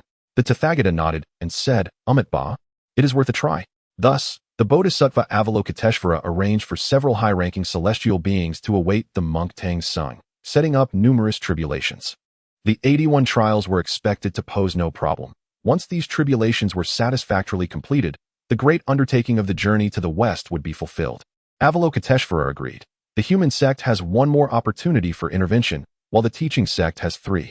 Moreover, we possess the 4 swords of immortal extermination, which may be capable of breaking through the defenses of that young man, Yun Fan. We must make good use of this. After Yun Fan and his companions departed from the kingdom of Baoxiang, they proceeded ahead at a swift pace, maintaining a distance of approximately 1 kilometer from Tang Sung and his party, neither too close nor too far, an ideal arrangement. Should they get too close, sharing the same accommodations would blur the lines between the two groups, which would violate protocol. Conversely, if they were too distant, timely assistance would be difficult. After all, a mortal being bitten by mosquitoes or frightened could be considered a trial, and such incidents would be hard to justify. Yun Fan walked alongside by Sujin, while Wanner was settled in the Black Wind Cave for her cultivation, accompanied by the 3 disciples of the Black Bear Spirit, who carried scriptures and supplies. With a lovely companion by his side, the journey was indeed pleasant and carefree. However, deep down, Yun Fan was well aware that the Buddhist sect would undoubtedly take action. His path was clearly aimed at clearing the tribulations, and if the Buddhist sect failed to respond, the scriptures sent back would be scant, leading to the complete decline of Buddhism. Yet, Yun Fan remained unfazed. When the soldiers come, we shall meet them. When the water rises, we shall bury it. The next trial would involve the Golden and Silver Boys, disciples of the Supreme Old Lord. As Yun Fan reached out to take by Sujin's hand, she gently evaded him. She shot him a glance and softly chastised, Junior brother, don't be mischievous. Our 3 nephews are watching. As a time traveler, Yun Fan had developed a skin as thick as iron and replied nonchalantly, who is paying attention? Do you see them noticing? The 3 disciples of the Black Bear Spirit, understanding the situation, lowered their heads, pretending not to see anything. Bai Sujin gazed at Yun Fan's shameless demeanor, utterly astonished by his audacity, and couldn't help but chuckle, hastily covering her mouth to stifle her laughter. Having spent hundreds of years together, Bai Sujin was well acquainted with Yun Fan's character and mannerisms. He was lively and humorous, appearing frivolous, yet his thoughts were intricate, and he calculated with unwavering precision. The bond between them had quietly taken root over the long years. Though unspoken, their actions had long revealed acceptance and understanding. In the span of merely 2 miles, Tang Sung and his 3 companions walked in silence. Sun Wukong was particularly subdued, struggling to accept Yun Fan's every action, and began to doubt whether the decision to cause a ruckus in heaven all those years ago had truly been the right one. Back in my day, no one was a match for me. Even the Jade Emperor had to request the Tathagata's intervention, and even the Supreme Old Lord among the 3 Pure Ones could do nothing against me. How can this Taoist possibly surpass me? Why are there so many who can best me? Why does my reputation fail to intimidate others? Why? Sun Wukong's brows furrowed, filled with unanswered questions that he could not unravel. Zhu Beiji gazed enviously at Yun Fan ahead, his heart brimming with admiration. This brother Yun truly enjoys life. Accompanied by a beautiful woman, exchanging flirtations, and embarking on the journey to the west with ease and comfort. Once the journey to the west concludes, both the human and teaching sects are likely to owe a debt to the Zhejiao. Comparisons between people can be disheartening, and comparisons between goods often lead to discarding. Zhu Beiji gazed at himself, then cast a glance at others, only to shake his head in resignation, his steps mechanical as he trudged forward, resembling a soulless shell. He yearned to expedite this journey to the west, eager to return to the heavenly palace, where numerous celestial maidens awaited his advances. Soon, 2 groups of individuals arrived at the territory of Pingding Mountain. Yun Fan was well aware that this locale was where the 2 disciples of the Supreme Lord Laozi had transformed into malevolent beings. In their possession was the exquisite innate spiritual treasure, the purple golden gourd, bestowed by the Lord. This artifact was one of the 7 gourds born of the primordial vine that first emerged at the dawn of creation. Although it served merely as a vessel for elixirs, it remained a superior innate spiritual treasure. Its might, while not as formidable as the celestial slaying flying dagger, nor as domineering as the 99 red cloud soul-dispersing gourd, possessed its own unique utility. The Supreme Lord Laozi could be deemed the most affluent being.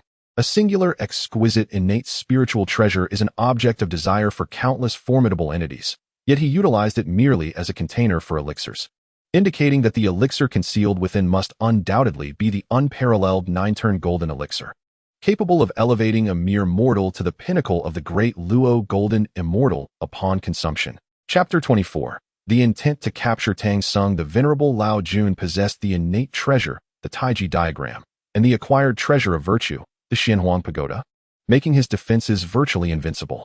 In addition, he had other exquisite innate spiritual treasures such as the Vajra bracelet, the purple gold gourd, the Tai flail, and the Li Di flame light banner, rendering him immensely affluent. At this moment, a woodcutter suddenly appeared ahead, blocking the path and calling out loudly, "Esteemed Taoists, please halt." Yun Fan immediately discerned that this individual was a transformation of a celestial officer and inquired, "What is the matter?" The woodcutter replied, "Do you not know, Taoist? Ahead lies the territory of Pingding Mountain, where 2 demons reside, specifically capturing individuals from the Tang dynasty. Anyone associated with the name Tang is bound to fall into their clutches." Yun Fan responded with a calm smile, "Fear not, for such minor demons pose no threat. I shall handle it myself." With that, he manifested 3 flowers atop his head, subtly shifting his aura, and continued on his way. The woodcutter, utterly unprepared for the revelation that this Taoist was a great Luo golden immortal, immediately expressed his respect. "I failed to recognize your esteemed identity, and for that, I sincerely apologize. Since you are indeed a great Luo golden immortal, there is no reason to obstruct your path. I shall take my leave." Yun Fan nodded slightly and said, "There is no need for concern. It is your duty, and I understand." After the woodcutter bowed in gratitude and turned to depart, he paused briefly as he passed by Tang Sung and the others, then proceeded in their direction. Yun Fan paid little heed, instead remaining vigilant for any disciples dispatched by the Golden Horn and Silver Horn to seize Tang Sung. Should such an event occur, this calamity would inevitably fall upon the pilgrimage team. After contemplating for a moment, he took Bai Sujin's hand, soared into the air, and quietly departed, allowing Tang Sung and his companions to continue their journey. Meanwhile, within Pingding Mountain, the 2 kings, Golden Horn and Silver Horn, were seated together, indulging in wine. Golden Horn suddenly spoke, "Brother, how long has it been since we last patrolled the mountains?" Silver Horn pondered and replied, "It has been over half a month, I believe." Golden Horn nodded. "In that case, it is time for us to venture out and see. Tang Sung must have arrived by now." With that, the 2 adjusted their armor and prepared to embark on their mountain patrol, intent on capturing Tang Sung. However, as they stepped out of their cave, they encountered 2 figures before the entrance, a man and a woman. The man was clad in a Taoist robe, while the woman wore flowing white garments, her ethereal beauty reminiscent of a celestial being descending to earth. Golden Horn furrowed his brow and asked, "Who are you? What brings you here?" Yun Fan maintained a serene demeanor, speaking with neither deference nor arrogance. "I have come to prevent you both from proceeding to capture Tang Sung." Silver Horn, incensed by the response, retorted, "What do you mean? Do you intend to monopolize Tang Sung for yourself?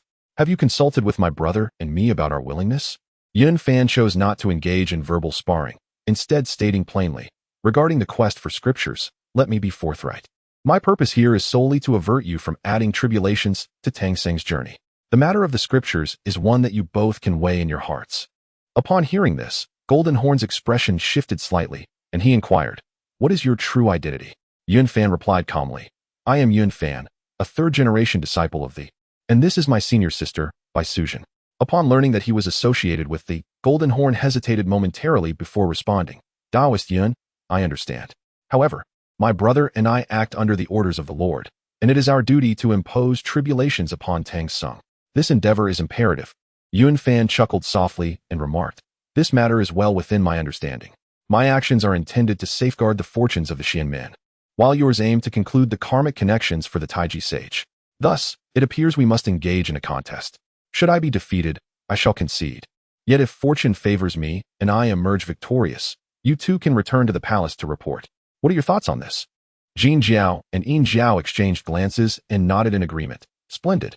If we are to be vanquished, we shall certainly return to our mountain, and I am certain the master will comprehend our circumstances. If even 2 youths possessing supreme innate treasures cannot achieve victory, it would be sufficient to report this to the one who guides." Yun Fan smiled and nodded. "This place is rather confined. It would be more prudent to relocate to a more spacious area for our duel." The two youths consented, and together they proceeded to an open expanse, preparing to test their strengths. After Yun Fan intervened in this matter, numerous formidable beings across the three realms began to direct their attention toward the journey to the west. Initially, many believed the outcome was a foregone conclusion, yet unexpectedly, a dark horse emerged from the fray. This individual, unbound by convention, had even received direct appointment from the Emperor of Humanity, thereby adding significant unpredictability to the journey to the west and influencing the future dynamics of the three realms. All factions held their breath in anticipation, awaiting developments. Following the events of the Fengshen, Buddhism had grown immensely powerful, with no rivals in sight. Laozi's transformation further augmented its fortunes, compounded by the defection of the 5 disciples of the Chan teaching, leading to an even more fervent rise of Buddhism. Who could have anticipated that the long-diminished Jie Jiao would seek to unsettle the very foundations of Buddhism? Such a stark contrast left the three realms in shock. Yun Fan, previously an unknown figure, suddenly gained renown throughout the three realms. Some observed with derision, others regarded him with cold indifference, some expressed concern, while others eagerly awaited the unfolding drama. Both youths were of the great Luo Golden Immortal realm, having followed Laozi for countless millennia. Even the attendant in the kitchen wielded formidable power. In the presence of a sage, lacking the great Luo status would be rather embarrassing. Jin Jiao and Yin Jiao drew forth their purple gold gourd and jade purification bottle, placing them atop their heads, and the duel commenced. In the blink of an eye, myriad magical techniques and spells filled the air. Yun Fan, wielding the Xianyuan water control flag and possessing his own great Luo strength, knew that the two youths would not utilize their gourd and bottle to capture him, as they were aware such an endeavor would prove futile. Thunder rumbled, earth ignited, sand and stones flew, and the very heavens shifted hues. At that moment, an elderly woman descended through the air, issuing a gentle command, "Begone." It turned out that during the battle, Jin Jiao had summoned his foster mother, a fox spirit, to lend assistance. This fox spirit wielded the golden rope granted by the Supreme Laozi, originally belonging to Jin Jiao and Yin Jiao. They had gifted this treasure to the fox spirit as a token of affection for her daughter, a chi, thus adopting her as their foster mother. The treasures conferred upon the two youths by Laozi were indeed extensive: the purple gold gourd, the jade purification bottle, the golden rope, the banana leaf fan, and the 7-star sword, each a remarkable treasure, rivaling the collections of the entire Buddhist sect, save for those who had defected. The golden rope surged forth, aiming directly for Bai Suzhen. This was Laozi's belt, unmatched in its ability to bind. Bai Suzhen summoned her male and female dragon golden whips, transforming them into colossal dragons soaring toward the divine rope. The two sides were evenly matched, neither able to gain the upper hand. Yun Fan himself, while lacking the magical prowess of the two, was reluctant to deploy the Chaos Bell, leaving only the Xianyuan water control flag as a viable option. This banner has accompanied him for 5 centuries, now firmly ingrained in his heart, and at this moment, its use is as effortless as a dance. In contrast, the golden and silver horns, despite wielding numerous treasures, have yet to fully refine their powers, rendering their might significantly diminished. Yun Fan manipulated the Xianyuan water controlling banner, silently reciting incantations, and with a mere flick of his fingertip, a torrent of black water surged forth, transforming into a black dragon that lunged directly at the golden boy. The jade cleaning bottle in the golden boy's grasp was not an exceptional spiritual treasure and could not withstand the onslaught, resulting in him being tightly ensnared by the black dragon. The silver boy, witnessing this, was taken aback and hurriedly directed the mouth of the purple golden gourd towards the golden horn, calling out, "Brother."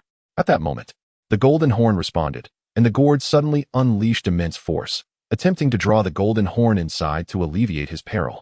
Yun Fan, not anticipating the silver horn's cleverness, remarked, "You possess some skill, but being of the same exceptional innate spiritual treasure, your purple golden gourd cannot contend with my 5 directions banner." In midair, the black dragon firmly coiled around the golden horn, while the purple golden gourd exerted a continuous pulling force. As the two premier treasures began to vie for dominance, ultimately, the not fully refined purple golden gourd could not withstand the Xianyuan water controlling banner, and the golden horn was gradually drawn toward Yun Fan. Yun Fan had already seized the golden horn's jade cleaning bottle and the 7-star sword. The silver horn, alarmed at this turn of events, swiftly summoned the purple golden gourd to shield himself, while simultaneously retrieving a banana fan. The fan instantly enlarged, unleashing a fierce gust of wind directed at Yun Fan and Bai Suzhen, its force relentless and unstoppable. The black light barrier manifested by the Xian Yuan water-controlling banner firmly resisted the wind's assault. Suddenly, Yun Fan conjured another artifact, the Huanghuang hammer, striking directly at the silver horn. The purple golden gourd, not being a defensive artifact, was shattered by the Huanghuang hammer, causing the silver horn's banana fan to fly from his grasp and the purple golden gourd to tumble down as well. Subsequently, Yun Fan ceased his assault and inquired, "What say you? Are you too willing to concede defeat?" The golden horn sighed, "Very well, brother, we have lost. Let us cease this conflict." The silver horn pondered briefly before nodding in agreement. "All right, today my brother and I will yield. Shall we enter the cave for a discussion?" Upon hearing this, Yun Fan released the golden horn and returned the seized treasures, accompanying them into the cave of the golden and silver boys. Even the fox spirit, who had previously been entangled in combat with Bai Suzhen, ceased her struggle and followed the two back into the cave. Inside, the golden horn addressed the fox spirit, saying, "Mother, forgive my frankness. My brother and I were originally fire attendants before the Taishang Laojun.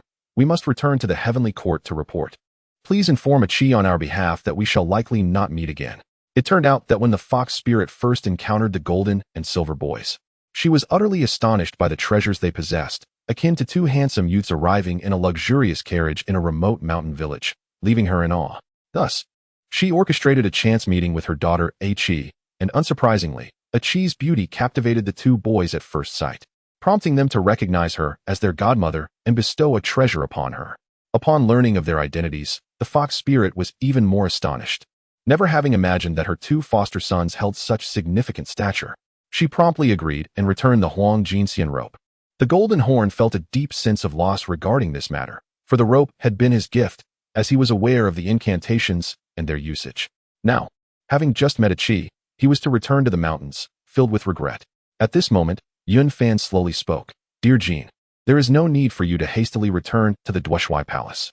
It would be far more prudent to wait until the Tang monk passes through Pingding Mountain before you report back to the heavens, would it not?" Upon hearing these words, Jin Zhao's eyes brightened, and he eagerly replied, "Indeed, what a splendid suggestion. Thank you for your reminder. Yes, we shall return only when our master summons us again. It is a rare opportunity to descend to the mortal realm." Yun Fan continued, "Since we have achieved victory, why not remain here until the Tang monk has passed by before we depart? What do you think?" Jin Zhao and Yin Zhao responded in unison, "Excellent. We shall follow your arrangements." Thus, Yun Fan engaged in leisurely conversation with the golden and silver boys within the cave, as time slipped away quietly. Meanwhile, the Tang monk safely traversed Pingding Mountain. The black bear spirit and his companions, having received Yun Fan's admonitions, remained particularly vigilant, keeping a watchful eye on the lurking wolves, insects, tigers, and leopards. After all, any disturbance could lead to their undoing at the hands of the Buddhist realm. With 3 protectors ahead, the Tang monk refrained from sending Zhu Beiji to scout the path. From a distance, Sun Wukong observed Yun Fan and Bai Suzhen soaring into the sky, as the sounds of battle echoed from afar, accompanied by the rumble of thunder. Chapter 25. The Buddhist path contradicts heavenly principles he contemplated inwardly, so they have ventured forth to subdue the demons. Quite well, this shall spare me, the old sun, some exertion, enabling me to escort this monk to the western paradise for scriptures, and then return to the flower fruit mountain to revel in freedom.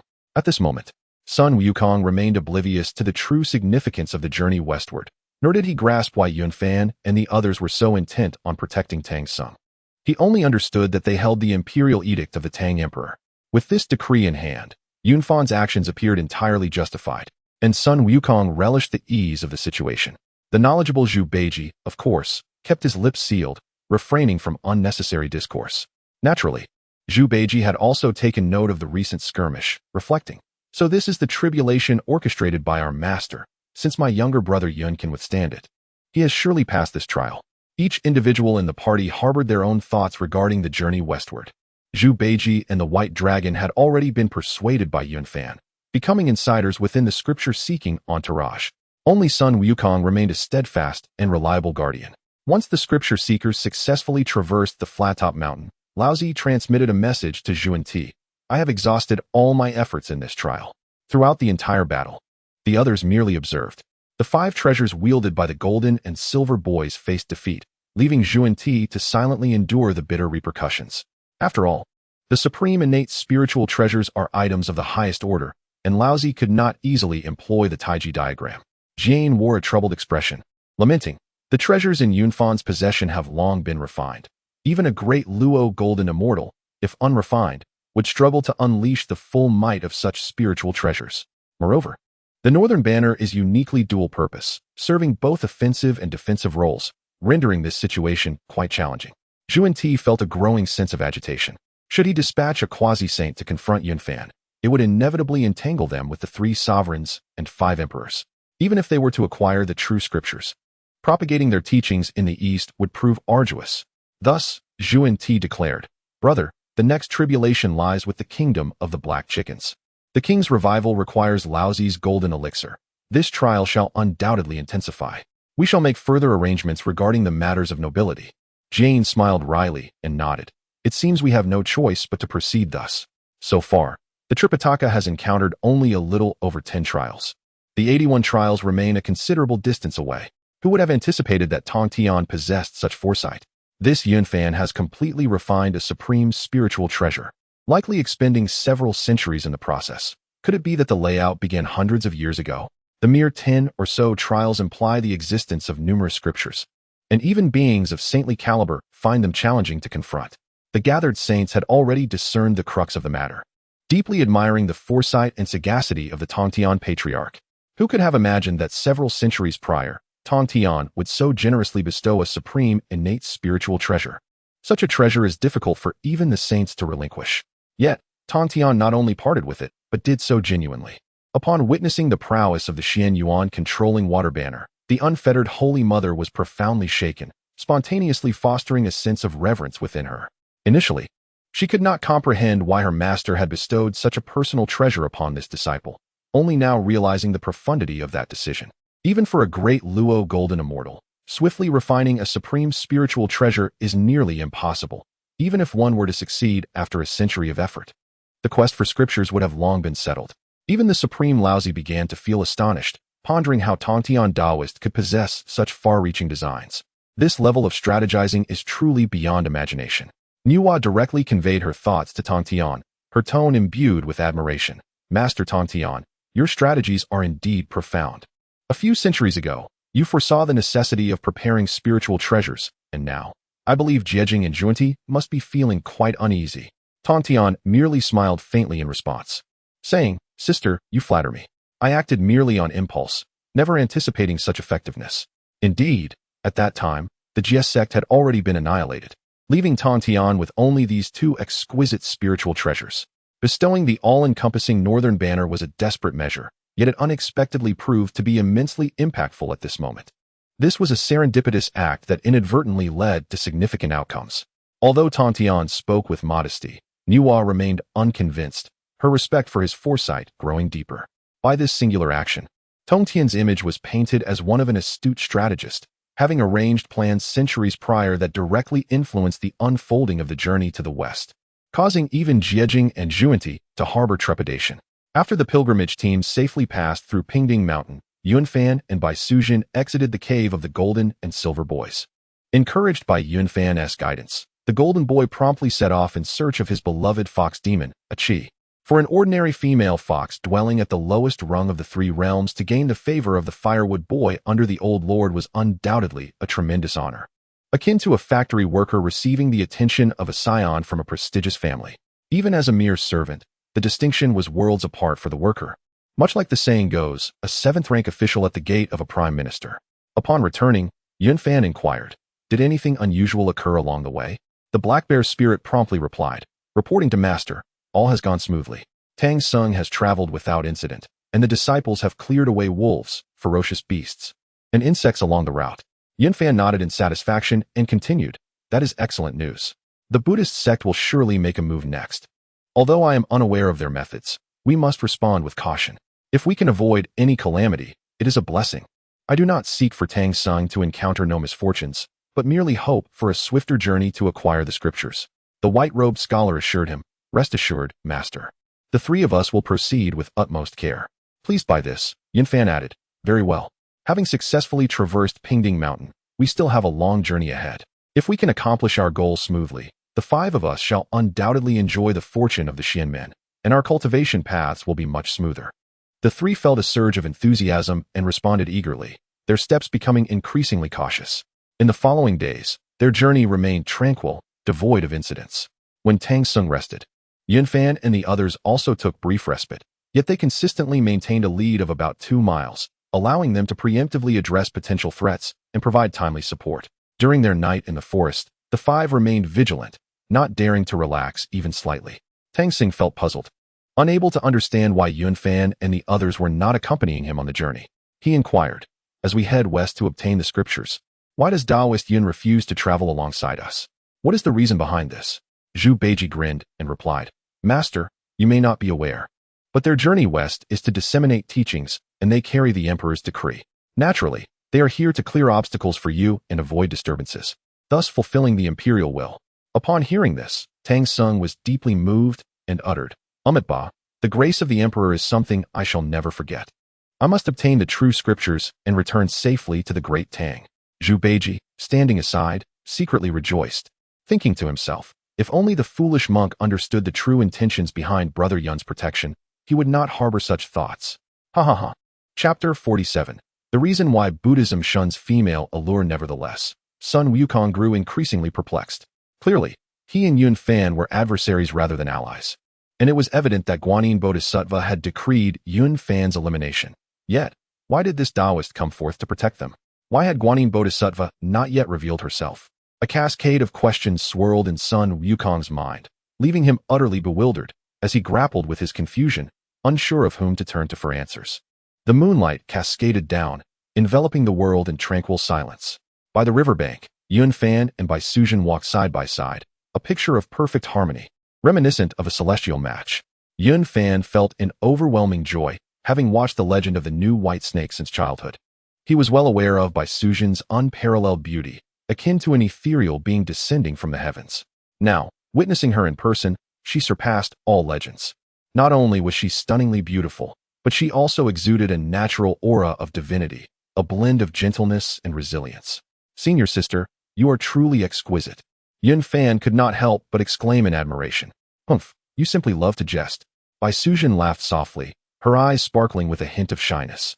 I jest, but you enjoy it too, don't you? Yun Fan asked, brimming with pride. There are so many people watching. Do mind your image. Bai Sujin chided softly, her cheeks tinged with a blush. This journey for scriptures would span at least a decade or two. Walking and cultivating were unlike seclusion.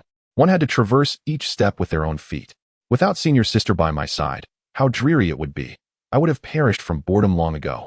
Yun Fan exaggeratedly remarked. Bai Sujin cast him a sidelong glance and said, your temperament is lacking if you find this arduous. Tang Sung does not perceive it as hardship. Ha ha, senior sister, I cannot possibly compare myself to that foolish monk, Yun Fan quickly clarified, as a grand Luo Jin Xian.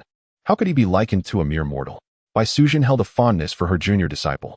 She had entered the sect years earlier, and their companionship had blossomed over time. Although their progress in cultivation was slow, she always found joy in Yun Fan's every action. As they conversed, Yun Fan subtly took Bai Sujin's hand and gently wrapped his arm around her waist. The fragrance wafted through the air, intoxicating his senses, and he could not help but lose himself in the moment. Beside them, Zhu Beiji watched with envy, muttering under his breath, I am utterly envious. The Taoist way is so free, harmonious with the natural order of love. Unlike this wretched Buddhist realm, if all the world were to embrace Buddhism, how could men and women ever engage in desire? What was Enhua's purpose in creating the genders? Hearing Zhu Beiji's complaints, Tang Sung interjected, Beiji, one must not speak thus of the Buddha. Since you have entered our Buddhist fold, you must devote yourself wholeheartedly to Buddhism in the future, forsaking the allure of beauty. Zhu Beiji felt displeased but replied, yes, disciple understands. There exists a saying that even the Buddha possesses desires. How many truly possess enlightenment amidst the mortal realm? Regardless of gender, the 7 emotions and 6 desires are inherent to human nature. If one forsakes their humanity, how can they cultivate? It is a clear impossibility. Yet they insist on imposing such prohibitions. Appearing pure, they instead harbor filth. Not only contemporary monks, but even ancient practitioners. How many have genuinely adhered to the precepts? Similarly, practitioners of the Tao do not shun such matters. The way of nature is to embrace the cycle of life, where marrying and having children is seen as part of the celestial order. To indulge in the pleasures of flesh and desire is to act in accordance with the will of heaven. In contrast, the teachings of Buddhism appear to contravene the natural order. Upon hearing the words of Zhu Beiji, Sun Wukong inquired, "Indeed, there is some merit to your words, simpleton. If all people were to renounce desire, would humanity cease to exist? Why, then, should such prohibitions be established?" This reasoning is quite elementary. Yet Tang Sung found himself momentarily at a loss for words. Unlike Wukong, who was born of stone, he was a product of mortal lineage. Had his mother adhered to the precepts, it is likely he would never have graced this world. For a moment, Tang Sung fell into silence, lacking the courage to question the Buddha. Their discourse was not lost on Yun Fan and Bai Su Jun, who listened intently. Unable to contain her curiosity, Bai Su Jun asked Yun Fan, "Junior brother, the words of this monkey hold some truth. Why has the Buddhist sect established such prohibitions?" Yun Fan chuckled softly, "Sister, this is something you may not grasp. Allow me to elaborate." He drew out his words. Seeing that he truly understood the matter, Bai Su Jun pinched him. "Stop keeping me in suspense, just tell me." With a smile, Yun Fan elucidated, "It's quite simple. The teachings of the human school, the exoteric school, and the esoteric school all represent the orthodox path of the Xianmen. Meanwhile, Nuwa, the revered goddess, championed the union of yin and yang, ensuring the continuance of life. All beings of heaven and earth require the balance of these forces to endure. This is the divine order established by the Taoist ancestor, which all disciples of the Xianmen follow. The two saints of the West, having departed from the Xianmen, transformed their teachings into Buddhism, thereby necessitating the establishment of new rules to signify their divergence. Thus, the prohibition against desire was instituted. Chapter 26. The Buddhist sect enjoys their own performance. By Sujin nodded frequently. "I see. Junior brother, your insights truly are profound. I am in admiration." Yun Fan suddenly grinned and added, "Sister, we must also act in accordance with the heavenly principles from now on." Bai Sujin, momentarily puzzled, inquired, "What do you mean?" Yun Fan leaned closer to her ear and whispered, "What else could it mean? It simply refers to following the heavenly way and procreating." "Ah, junior brother, how bold of you to speak such words." Bai Sujin's face flushed instantly as she lightly struck him, feeling bashful. Yun Fan, however, laughed nonchalantly, "Sister, having a thick skin is also in line with the heavenly way. If everyone is too shy to speak, how can men and women get to know one another? Much less proceed to procreation? Would you not agree?" Bai Sujin was momentarily at a loss for words. Her heart felt an unease, yet Yun Fan's reasoning was quite logical. She found herself speechless, her eyes wide open, rooted in place. That night, the affection between Yun Fan and Bai Sujin grew tender. While Tang Sung recited scriptures with his eyes closed, undistracted and focused, Sun Wukong bore a heavy heart, full of doubts, pondering various unresolved mysteries. Zhu Beiji, filled with envy, could only lie on the ground, sighing. Sha Sung had long fallen into a deep, peaceful slumber. The three black bear spirits, witnessing the closeness between their master and senior, could not help but whisper, "Brothers, we should seek companions for ourselves as well. The affection between our master and senior is truly enviable." The white-clad scholar nodded in agreement. "Elder brother speaks wisely. Fortunately, we have a long journey ahead. If we encounter suitable companions, we might as well travel together, bringing more joy along the way. Our sect values genuine feelings, unlike those hypocritical monks who incessantly speak of emptiness." "Indeed, elder brother is right," Ling Shuzi echoed with a smile. "If each of us had a companion, our journey would surely be much livelier." Imagining such a scenario, they realized that their group would transform from 5 to 8, embarking on their westward journey together in carefree delight. What a splendid prospect. Fortunately, the night passed without incident. The following morning, as the sun began to rise, the two groups set forth on the westward path once more. This segment of the journey was calm and uneventful. The westward journey was inherently long, not marked by constant peril. Nevertheless, Yun Fan and his companions remained vigilant, careful at every step to avoid falling into traps that might lead to calamity. Before long, they arrived at a kingdom. Yun Fan recognized it as the kingdom of Wujiguo. According to the predetermined tribulations, the king of Wujiguo would appear at night to seek Tang Sung, bringing forth a trial. However, Yun Fan did not intend to wait idly for this event to unfold. At this time, the true king of Wujiguo had already been replaced by a demon. This demon, originally a Taoist, shared a kinship with Yun Fan and his companions, treating them with a degree of warmth, while remaining rather indifferent towards Tang Sung and the others. The king of Wujiguo personally welcomed Yun Fan with a respectful demeanor and fervent words. "It is indeed a great fortune for our nation to host such a high Taoist from the great Tang. Would the esteemed Yun Jinren be willing to enlighten our people, dispelling their ignorance? Since preaching was one of Yun Fan's tasks on this journey, he responded, "Your Majesty's kindness is greatly appreciated. I shall certainly do my utmost. It is truly admirable to see your Majesty so devoted to the way. How could I presume to take such honor? My humble nation, situated in the western corner, seldom encounters the profound truths of the great Tao. Now that a true sage has graced us with his presence, the people shall attentively listen." The ruler of the Wujiguo repeatedly clasped his hands in respect, his demeanor humble. Yun Fan understood that this monarch was originally transformed from a blue-maned lion, a steed of Manjushri Bodhisattva. During his reign, the realm has enjoyed peace and prosperity, with the populace living in harmony, and no suffering inflicted upon the innocent. The blue-maned lion was originally a transformation of the Qiushou Xian from an ancient beast who attained enlightenment. In days gone by, he presided over the Taiji formation within the myriad celestial arrays under the guidance of the Tongtian Taoist, only to be vanquished by Manjushri with the Pangu banner and reverted to his original form by the Southern Polar Immortal, ultimately becoming Manjushri's steed. Later, he descended once more during the westward journey, causing chaos in both Wujiguo and Shirtiao Ridge. This marked his first descent to the mortal realm. Temporarily ruling as king of Wujiguo, Yun Fan gazed at the king, his emotions stirred, and then spoke. "I, a humble traveler from the west, seek only to propagate the true teachings of the Xianmen. To receive your Majesty's favor is indeed a stroke of fortune." The king of Wujiguo laughed heartily. "What a marvelous notion. There is no better day than today. The sun is still high. Why not have the sage deliver a sermon today, allowing our people to also hear the exquisite teachings of the Xianmen?" Yun Fan nodded slightly. "Since I am graced with your Majesty's kindness, I shall comply." Though both he and Tang Xing hailed from the Tang dynasty, the treatment Yun Fan and his companions received was markedly different. Tang Xing was merely ushered into a temple with indifference, without due regard. This land, known as Xinyo is populated by devout Buddhists. Following the arrival of the blue-maned lion, favorable weather prevailed, and the people's customs began to shift, showing an increasing interest in the Taoist teachings. Thus, Yun Fan delivered his discourse before the palace. Addressing the common folk, he refrained from discussing cultivation methods. Instead, he expounded upon the Lingbao Tianzuan's immeasurable sutra for saving sentient beings, specifically tailored for the mundane. This scripture was imparted by the Tongtian of the, emphasizing the value of life in the celestial path, the immeasurable salvation of beings, and the distinctions between the realms of immortals and spirits. He elaborated on the principles that the celestial path is inherently auspicious, while the ghostly path harbors misfortune, and the significance of salvation in the celestial realm as opposed to the interconnectedness of the ghostly realm. Naturally, he promoted the tenets of the, avoiding any mention of the.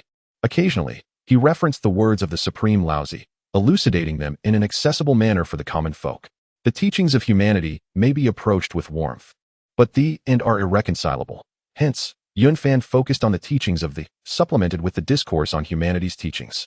Coming from a future era, he was well-versed in the art of oration, adeptly using various examples to facilitate understanding among the audience. He occasionally drew comparisons with Buddhism for illustrative analysis. As the king of Wujiguo listened to Yun Fan reciting the sutra for saving beings, tears welled in his eyes. Noticing this, Yun Fan mused, "It appears this esteemed uncle still harbors the spirit of the, I must find a way to rescue him." Originally, the king revered Buddhism and delighted in the offerings to monks. However, when Manjushri Bodhisattva came to enlighten him, he did not recognize his identity and mistakenly perceived him as a charlatan, casting him into the river. Manjushri, filled with wrath, commanded the blue-maned lion to push the king into a well. The king, feeling gratitude, once again heard the teachings of his sect after a long absence. Unlike the long-eared Dingguang immortal, who faltered in loyalty to the, he remained steadfast, thus leading to his tragic fate. How tragic! The Qiushou Xian, unwilling to submit to Manjushri, was slain, and his true essence was controlled. Unbeknownst to them, the day had waned. Yun Fan and his companions returned to the inn to rest. At midnight, Yun Fan quietly arrived at the temple where Tang Xing resided. Indeed, in the depths of the night, the soul of the true king of the Black Chicken Kingdom appeared, eager to meet Tang Xing. At that moment, Yun Fan manifested and intercepted him. The king's spirit was utterly astonished and stammered, You can see me?" Yun Fan smiled gently. "Naturally, I can see you. Are you seeking that monk to save you?" The king's spirit, filled with trepidation, replied hesitantly, Are you allied with that demon?" Yun Fan shook his head. "Not at all. I am not his companion." The king implored earnestly, Can you save my life, esteemed Taoist? Yunfan smiled slightly and inquired, do you consider that Taoist to be a villain? Without a doubt, he is a villain. I treated him like a brother, yet he cast me into the depths of a well. The king responded furiously. Yunfan chuckled softly and remarked, it is often said, there is a cause for every effect. Hatred without reason is rare. Do you know why he acted thus? The king was momentarily speechless and quickly asked, please, Taoist, enlighten me. Yunfan then spoke slowly. I have heard that you are a devout follower of Buddhism. Once, someone came to guide you to the Western paradise to become an arhat, but you mistook him for a charlatan and cast him into the river. Is this true? The king nodded thoughtfully. What you say is indeed correct. Yunfan continued. What you do not realize is that the man was none other than Manjushri Bodhisattva from the West. Because of your blindness, he harbored resentment and subsequently unleashed calamity upon your kingdom, causing years of drought. He then sent his steed, the Azure Lion, to bring rain, gaining your trust before ultimately casting you into the water. As the two conversed, they drew the attention of Sun Wukong, who stealthily approached, curious to see Yunfan engaged in dialogue with a ghost. Although there had been much contention between Yunfan and the monkey along their journey, their relationship had not yet reached the point of open hostility, for they were both seekers of the scriptures. Furthermore, Yunfan was a disciple of the purity and an impending protector of the Buddhist teachings, while Sun Wukong was a significant figure appointed by the Buddha, placing them at opposing ends of the spectrum. What are you doing here? Yunfan inquired without turning around, sensing Sun Wukong's approach. Sun Wukong was exceedingly displeased by Yunfan's tone, feeling a surge of resentment. However, he understood that he could not breach Yunfan's defenses at that moment.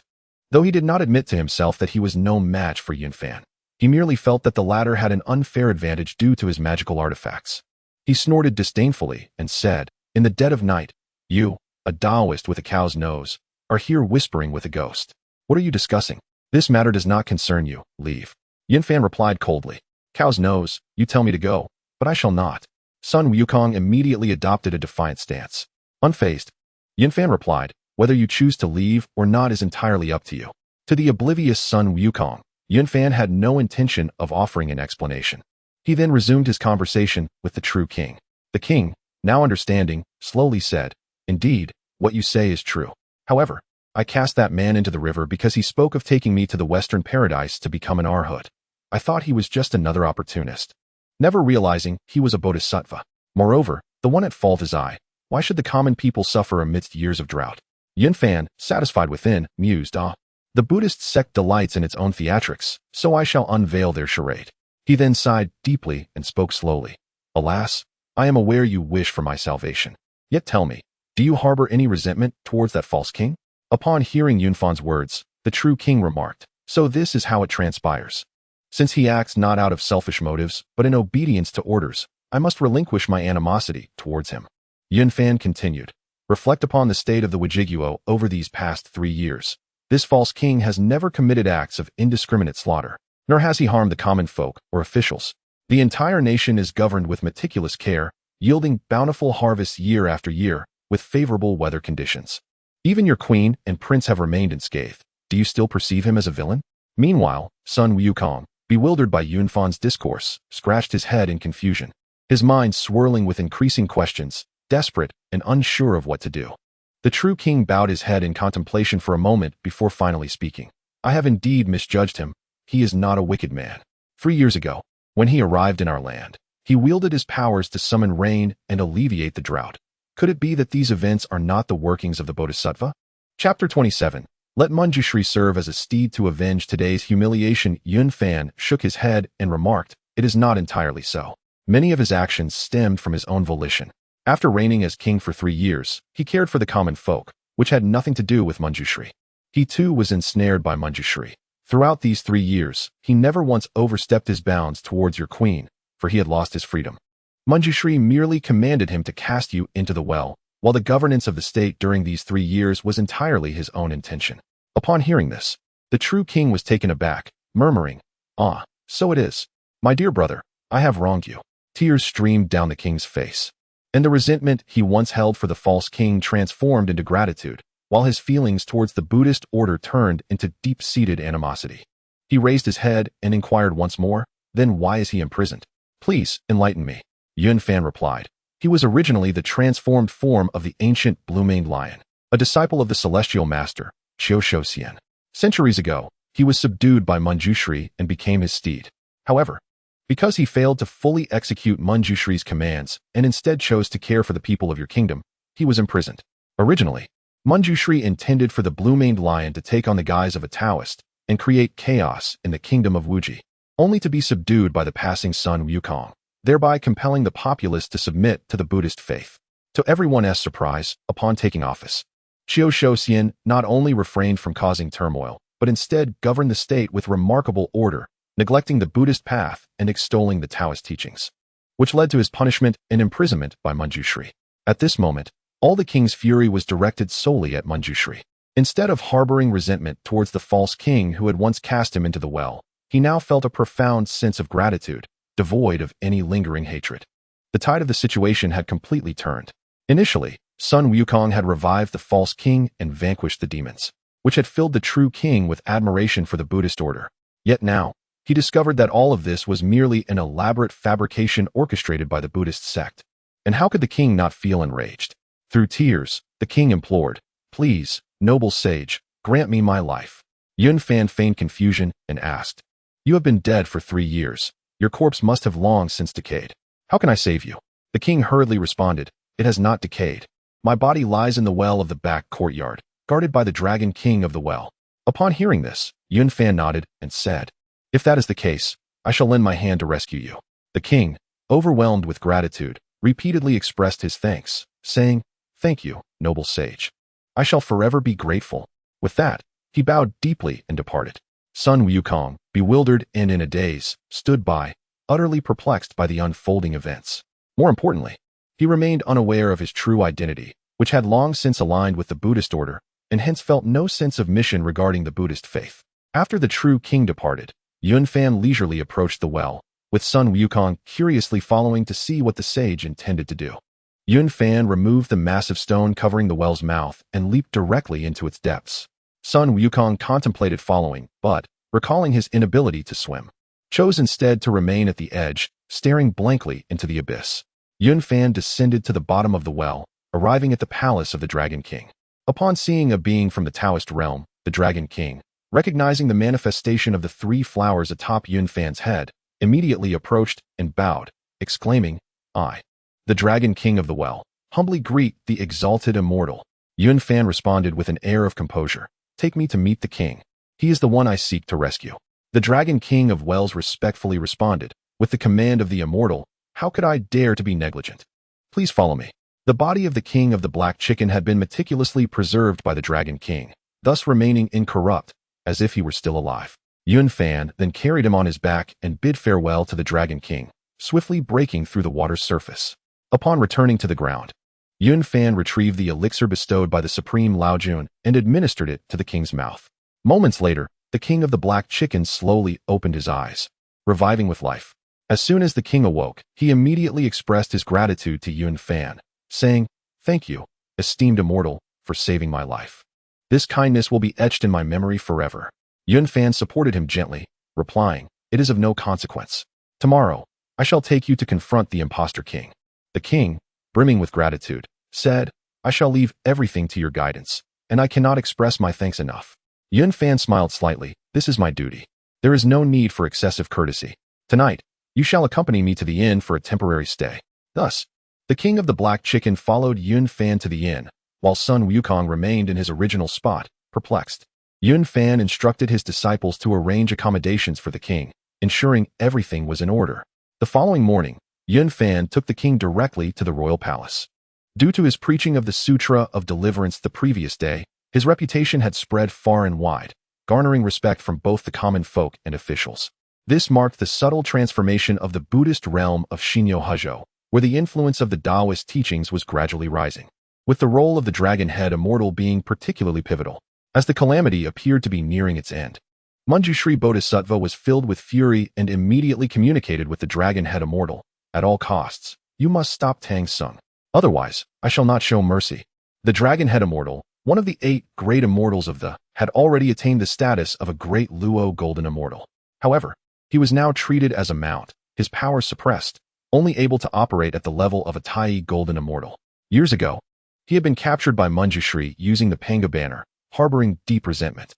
Now, being forcibly constrained, although he wished to resist, he could only respond softly. I shall comply with the decree. As for seeking the prince and the old ministers, it was deemed unnecessary.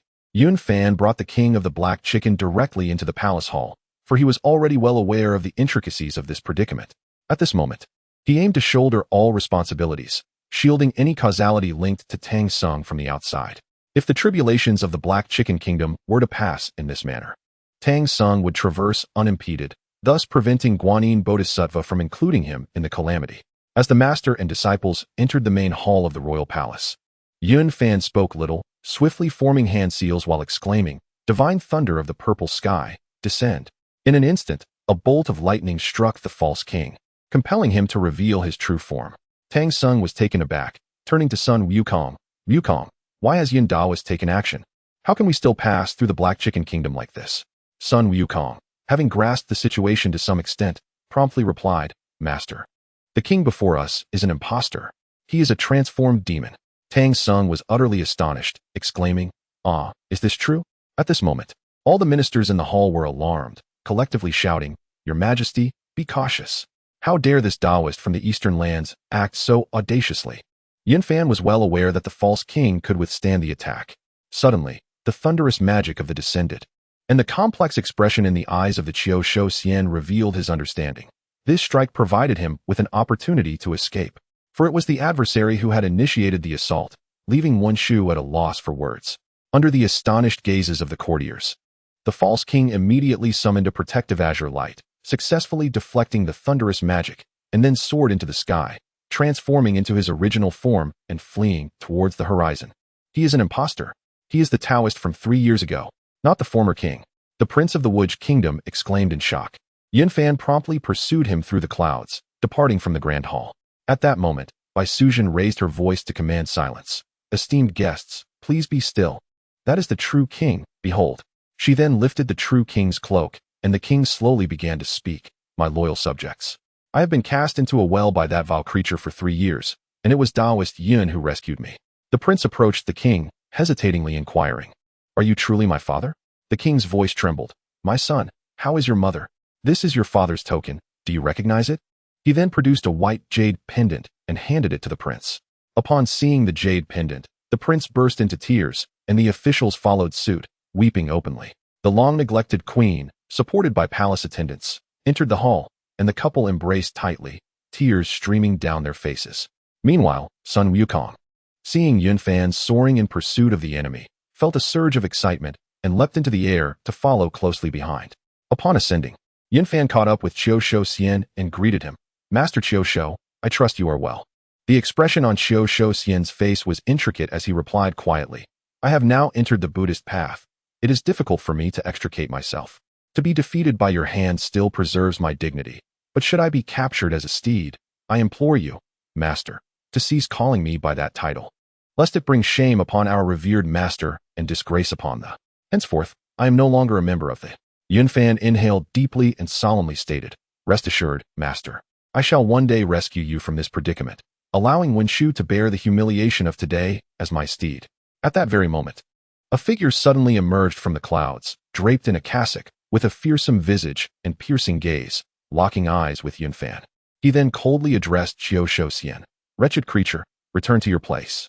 Upon hearing these words, Qiu Shou Xian transformed into a blue-maned lion and flew back to the figure's side. Sun Wukong, upon recognizing the newcomer, promptly joined his palms in greeting. "I bow before the Bodhisattva." Wen Shu gave a slight nod to Wukong before exchanging a fierce gaze with Yun Fan, the air thick with tension. In front of the disciples, Wen Shu transformed Qiu Shou Xian into a blue-maned lion, mounting him, an act that was undeniably a profound humiliation. Yun Fan narrowed his eyes and spoke in a low voice. "Wen Shu, the disgrace of today shall be repaid in the future." Wen Shu coldly retorted, "Young man, you are still far from it. I await your challenge." Though Wen Shu's heart burned with rage, wishing to suppress Yun Fan on the spot, he ultimately refrained from acting rashly. For at that moment, Yun Fan bore the emperor's mandate. Should he strike prematurely, it would entangle him in enmity with the 3 emperors and 5 sovereigns. While the consequences with others might be resolvable, harboring animosity with the immortal sage would signify endless entanglements. Once such ties became inextricable, the path of cultivation would be irrevocably halted. The conflict above was clear to those below. As Yunfan ventured forth, the true king accompanied him closely by his side. Upon witnessing the false king transform into the azure-maned lion and return to the side of Manjushri, the king was struck with the realization that Yunfan's words were indeed true. His deeply ingrained belief in Buddhism began to waver, as feelings of anger and disappointment towards the hypocrisy of Manjushri and the entire Buddhist sect arose within him. After a verbal confrontation between Yunfan and Manjushri, the latter departed with the azure-maned lion, marking the failure of the calamity that befell the kingdom of Wujiguo. Not only did Manjushri fail to accomplish his mission, but the farcical drama he orchestrated was also unveiled, inadvertently enhancing the reputation of the, resulting in a situation where he lost both his lady and his army. Although Sun Wukong was unaware of the profound enmity that existed between Yunfan and Manjushri, as well as Guanyin, he felt a burgeoning curiosity and began to observe Yunfan's actions, seeking to unravel the enigma surrounding him. As the journey westward progressed, these questions would only multiply. Upon Yunfan's return, the king of Wujiguo, along with the prince, the queen, and the ministers, all approached to express their gratitude, leaving Tang Sung and his companions somewhat neglected. After the expressions of thanks, Yunfan spoke. "Your Majesty, I kindly request that you provide me with a new travel permit. And please do the same for Tang Sung." He continued, "I shall leave behind a set of scriptures for the salvation of souls, as it is time for me to continue my journey west." The king of Wujiguo respectfully replied, "I had hoped to retain you for a few days, but since you must continue your westward journey, I shall no longer insist. Should you pass through our kingdom on your return, I implore you to visit us again to express my gratitude for today." Subsequently, the king issued travel permits for both Yunfan and Tang Sung. With the truth now known, his demeanor toward Tang Sung had grown considerably colder. Once all formalities were completed, Yunfan set forth on the journey westward, with Tang Sung also embarking once more. The king and his ministers accompanied them to the city gates, extending a warm farewell to Yunfan. Chapter 28. The odorous monkey aspires to be my uncle. Upon departing from the kingdom of Wujiguo, the two parties embarked on their respective journeys. The atmosphere among Tang Sung and his companions was somber, while Yunfan's group was filled with unceasing laughter. Yunfan, with his jovial and humorous disposition, was accompanied by three lively and witty disciples. As they exchanged playful banter, the journey, though lengthy, felt far from lonely. With laughter and the company of beautiful souls, Yunfan found this expedition to be refreshingly lighthearted. As night fell, Sun Wukong ventured forth to seek alms, and Yunfan's group took a moment to rest. Turning to the black bear spirit, Yunfan instructed, "Hey Yun, please take some provisions to the monk over there." "Certainly, master. I shall obey your command." The black bear spirit responded, promptly gathering some food and making his way to Tang Sung. Though the five of them were not bound by earthly needs and did not require sustenance, they maintained a semblance of piety to disguise themselves as devout travelers. The black bear spirit, carrying a few provisions and wielding a black spear, approached Tang Sung and proclaimed, "Elder, Master has ordered me to deliver some food." With hands clasped in reverence, Tang Sung accepted the offerings, reciting Ba. This humble monk expresses gratitude to Taoist Yun on behalf of the elder. The black bear spirit, adhering to the customary etiquette, bowed respectfully, saying, "No need for excessive courtesy. Please partake." Upon returning, however, Yunfan and Bai Suzhen had vanished from view. The scholarly figure in white and Ling Shuzi were engrossed in transcribing scriptures onto paper. The Durance Sutra, previously bestowed upon the king of Wujiguo, left them bereft of scripture for the ensuing kingdom. Consequently, they had solicited a substantial quantity of blank paper from the king upon their departure, and now, during their nocturnal respite, these two were diligently recalling and inscribing the texts from memory. Their calligraphy was both elegant and precise, each character beautifully rendered. Meanwhile, Yunfan and Bai Suzhen roamed the vicinity, ensuring their surroundings were secure. Hand in hand, they perched upon the clouds, quietly observing Tang Sung below. With a playful smile, Bai Suzhen remarked, "Junior brother, do you think our vigilant guardianship of Tang Sung will evoke gratitude from the Buddhist realm?" Yunfan chuckled, "Gratitude, indeed. But I fear they would rather see us ground to dust." "Haha, sister, do you harbor any trepidation?" Bai Suzhen, her expression serene, softly replied, "Not at all. I trust you, dear brother. Regardless of the circumstances, I shall accompany you." Yunfan felt a swell of emotion. Bai Suzhen's resolute character assured him that her words were a commitment to unwavering loyalty. The night passed quietly, fleeting in its passage. with both Yunfan and Bai Suzhen cherishing the warmth and tranquility that lingered in their hearts. As dawn broke, the group resumed their journey, now facing the impending trial posed by the Red Boy. Clearly misled, the puppet master behind him was none other than Guanyin. Guanyin possessed 3 tightening spells. The weakest bestowed upon Sun Wukong, another upon the Black Bear Spirit, and the third granted to the Red Boy, all aimed squarely at the Bull Demon King. Yunfan pondered. Although the trial of the Red Boy was still some time away, he and I share a common lineage, and the Bull Demon King, a mount of our revered ancestor, could indeed be considered my uncle. The teachings of the intercepting sect have withered. Apart from the unyielding, only the mount, the Bull Demon King, remains. A saint's steed symbolizes the saint's dignity, even if one roams freely in the mortal realm. Who would dare provoke one who has yet to attain saintly status?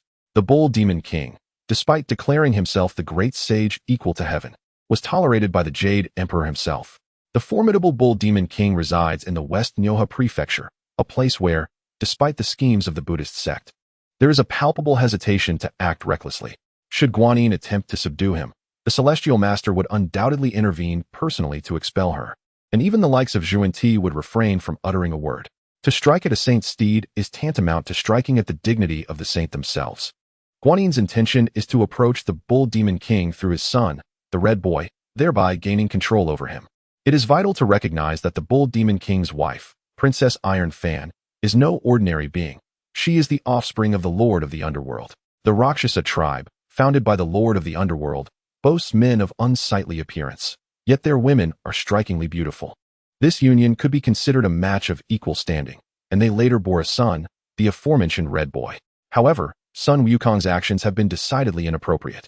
He is well aware that the Red Boy is the Bull Demon King's son, and given this knowledge, he ought to have approached the Bull Demon King for a dialogue. After all, the Red Boy is but a child, naive to the complexities of right and wrong. Had he sought his father on Mount Cooling, matters might have been resolved with ease. The Bull Demon King is known for his loyalty, a fact recognized throughout the 3 realms, and should he intervene, it is highly probable that the Red Boy would release Tang Seng. Yet, Sun Wukong chose not to act in this manner. Instead, he took a convoluted route to summon Guanyin. The fact that Guanyin, a being of quasi-saintly stature, personally intervened to subdue the Red Boy only serves to deepen the enmity. Even more infuriating is that when they reached the Flame Mountain, Sun Wukong bore an air of self-congratulation, claiming his actions were for the Red Boy's future. The Bull Demon King, originally the steed of the Celestial Master, and Princess Iron Fan, the daughter of the Lord of the Underworld, possess a formidable lineage. Why should this monkey concern himself with their affairs, let alone delivering the child to Guanyin? If the Bull Demon King is renowned for his righteousness, then Sun Wukong's selfishness is likely notorious across the 3 realms. When the heavenly troops besieged Flower Fruit Mountain, many lesser demons sacrificed themselves to protect him. Yet he merely remarked, "Victory and defeat are matters of strategy. To kill 10,000 enemies, one must lose 3,000 of their own." The captured were naught but tigers, leopards, wolves, and insects. None of his kin were harmed, so why should he be troubled? Such words reflect an utter coldness.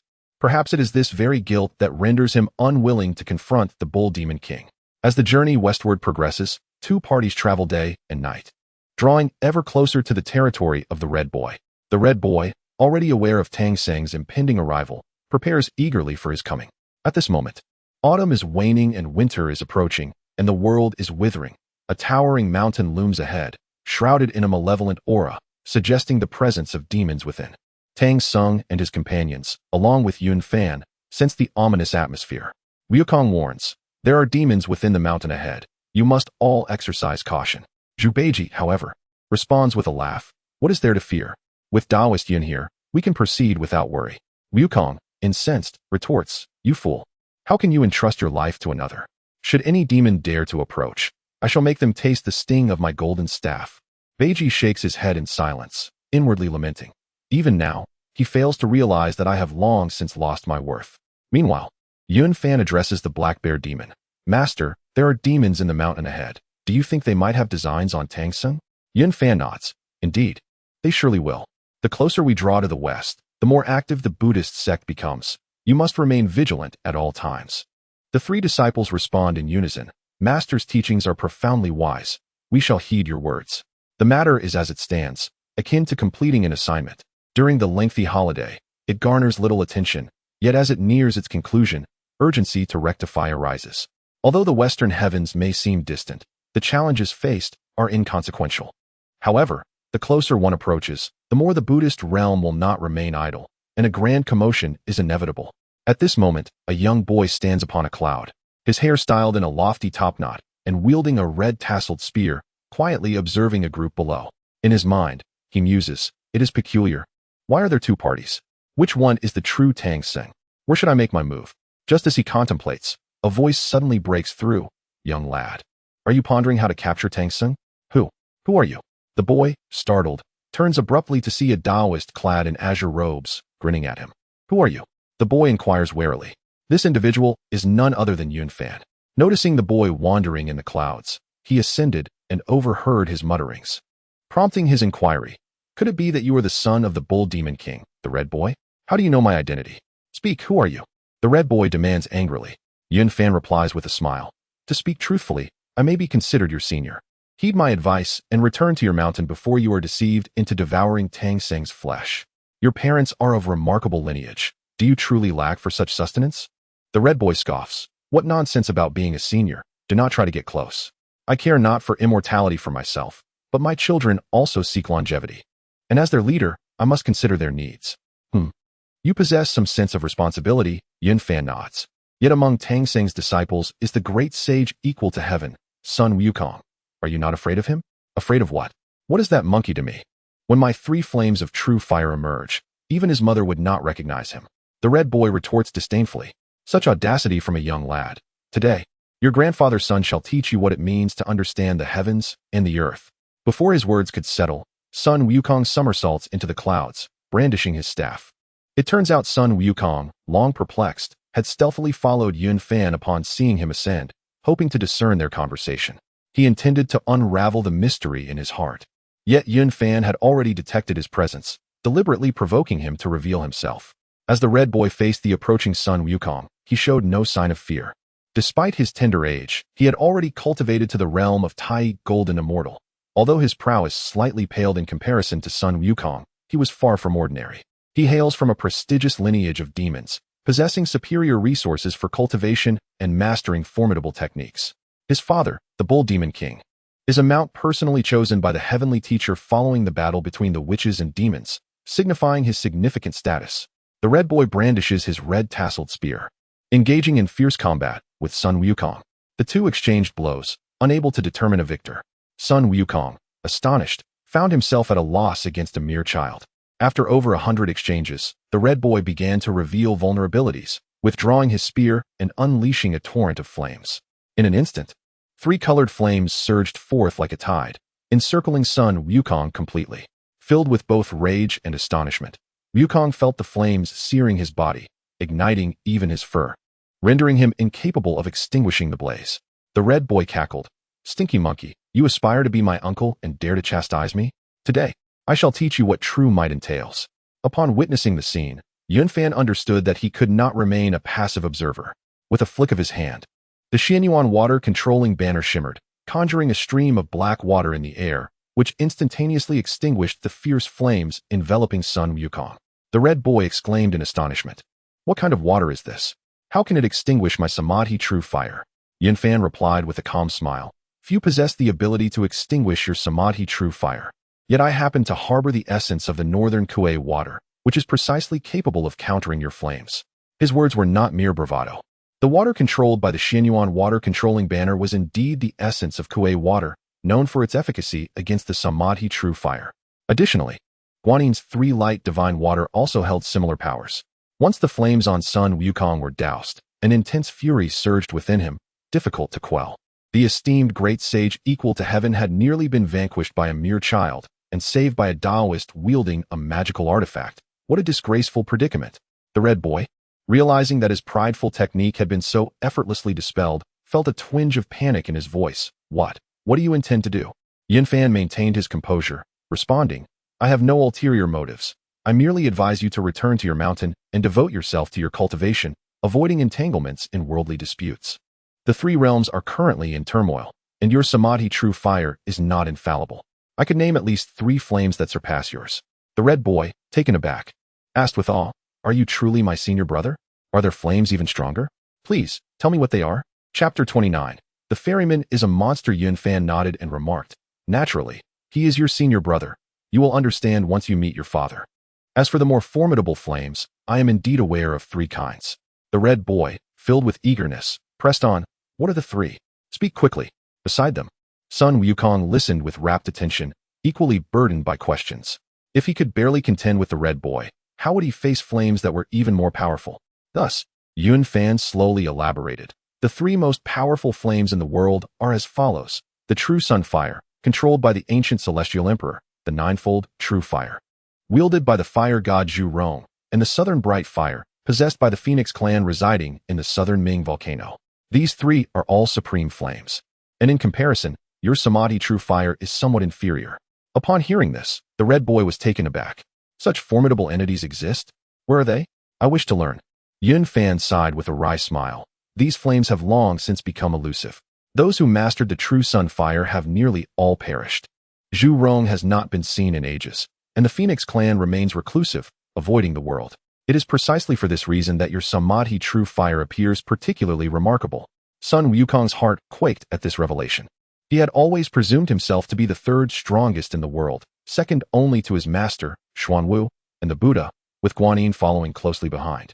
Yet now, he found himself overshadowed by a mere child, whose flames could even subdue his own, stirring feelings of shame within him. While he was reluctant to acknowledge Yun Fan's superiority, attributing his success merely to magical artifacts, doubt began to seep into his consciousness regarding his true capabilities. The red boy, however, quickly regained his composure and boasted, Since they are all gone, doesn't that make my flames the strongest? In response, Yun Fan lightly flicked his hand at him, admonishing, such arrogance at such a tender age will surely lead to trouble. Your flames can be extinguished just like Guanyin's divine water of 3 lights. Ouch! You struck me. You truly are my senior brother, exclaimed the red boy, clutching his head in surprise. Yun Fan scoffed, nonsense. Your senior brother possesses considerable prowess and ample artifacts, earning a respectable name across the 3 realms. Must I pretend to be your relative? Being still a child at heart. The red boy found himself momentarily speechless by Yun Fan's words and eventually conceded, you make a valid point. In that case, I shall abandon any pretense and simply acknowledge you as my senior brother. With that, he turned to Sun Wukong, his tone laced with pride. Monkey, take heed. Out of respect for my senior brother, I shall refrain from targeting your master. You may proceed to the west in peace. At this declaration, Sun Wukong was nearly driven to the brink of fury. He pointed at the red boy, exclaiming, you little rascal, I am the sworn brother of your father, the bull demon king. I am your uncle. How can you lack such basic manners? Unfazed, the red boy retorted with a sneer, Uncle? What nonsense. I have never seen you since my birth, and you are not among those uncles who frequently visit our home. Why should I call you uncle? In a fit of frustration, Sun Wukong scratched his head and hurriedly explained, 500 years ago, I caused a commotion in the heavenly palace and was suppressed under the 5-finger mountain by the Buddha for 5 centuries. I have just escaped to aid Tang Sung on his journey to the west, and have yet to visit your father. The young boy, Huanghuang, blinked in disbelief, his expression rife with skepticism. You dare claim to have caused a ruckus in the celestial palace? Do not assume that your tender age makes you easily deceived. While the heavenly court may not be overwhelmingly powerful, it is not a place for just anyone to disturb. If you cannot even defeat me, how could you possibly have caused chaos in the celestial palace? At that moment, Yun Fan quickly intervened to mediate, saying, Junior brother, he truly is the great monkey king, Sun Wukong, who once wreaked havoc in the celestial palace. It was only because the Jade Emperor was unable to subdue him that he sought the assistance of the Buddha, who managed to confine him for 5 centuries. Although Yun Fan's words were intended to clarify Sun Wukong's past, they struck a painful chord within the Monkey King. The boy's assertion that he could not even defeat him resonated painfully in his heart. Indeed, if I cannot overcome this child, what claim have I to disrupt the celestial palace? Yet, was there not a time when no one could subdue me? Yun Fan could not suppress a chuckle and addressed Huanghuang. Though young, you possess quite the audacity. Who taught you to belittle the heavenly court? Huanghuang puffed out his chest and replied, My grandfather told me so. He said the capabilities of the heavenly court are hardly worth mentioning. Yun Fan was momentarily at a loss for words and could only respond, That may be how your grandfather perceives the heavenly court. But do not be so brazen in front of others. If the heavenly court sought to deal with you, it would be a trivial matter. Upon hearing Huanghuang mention his grandfather, Sun Wukong's curiosity was piqued, and he promptly inquired, Who is your grandfather? With pride, Huanghuang raised his chin and declared, "My grandfather is the leader of the Azura sect, the Taoist of the underworld river." This name was unfamiliar to Sun Wukong, leaving him momentarily stunned. The underworld river? Who is he? Huanghuang expressed disdain. "You truly are ignorant, monkey. You do not even know the leader of the underworld river?" The remark struck Sun Wukong like a dagger to the heart. Throughout his journey westward, he had believed himself to be the third most formidable being in the world. However, after being captured by Zheng Yuanzi at Huanghuang Temple, he felt he had slipped to fourth place. After being thrown away by Xing Tian, he pondered whether he had fallen to fifth. Now, he began to question his true standing. How many formidable figures remained unknown to him in this vast world? After a moment of silence, Sun Wukong softly asked, "How does your grandfather compare to the likes of the Buddha or Zheng Yuanzi?" Huanghuang, amused by the monkey's naivety, laughed heartily.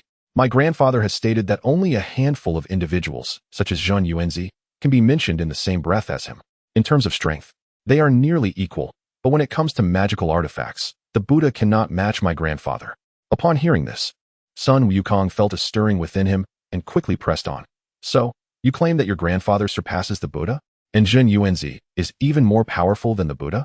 Huanghuang, already impatient with the conversation, found himself at a loss for words. Such knowledge was common in the three realms, yet this monkey remained utterly uninformed.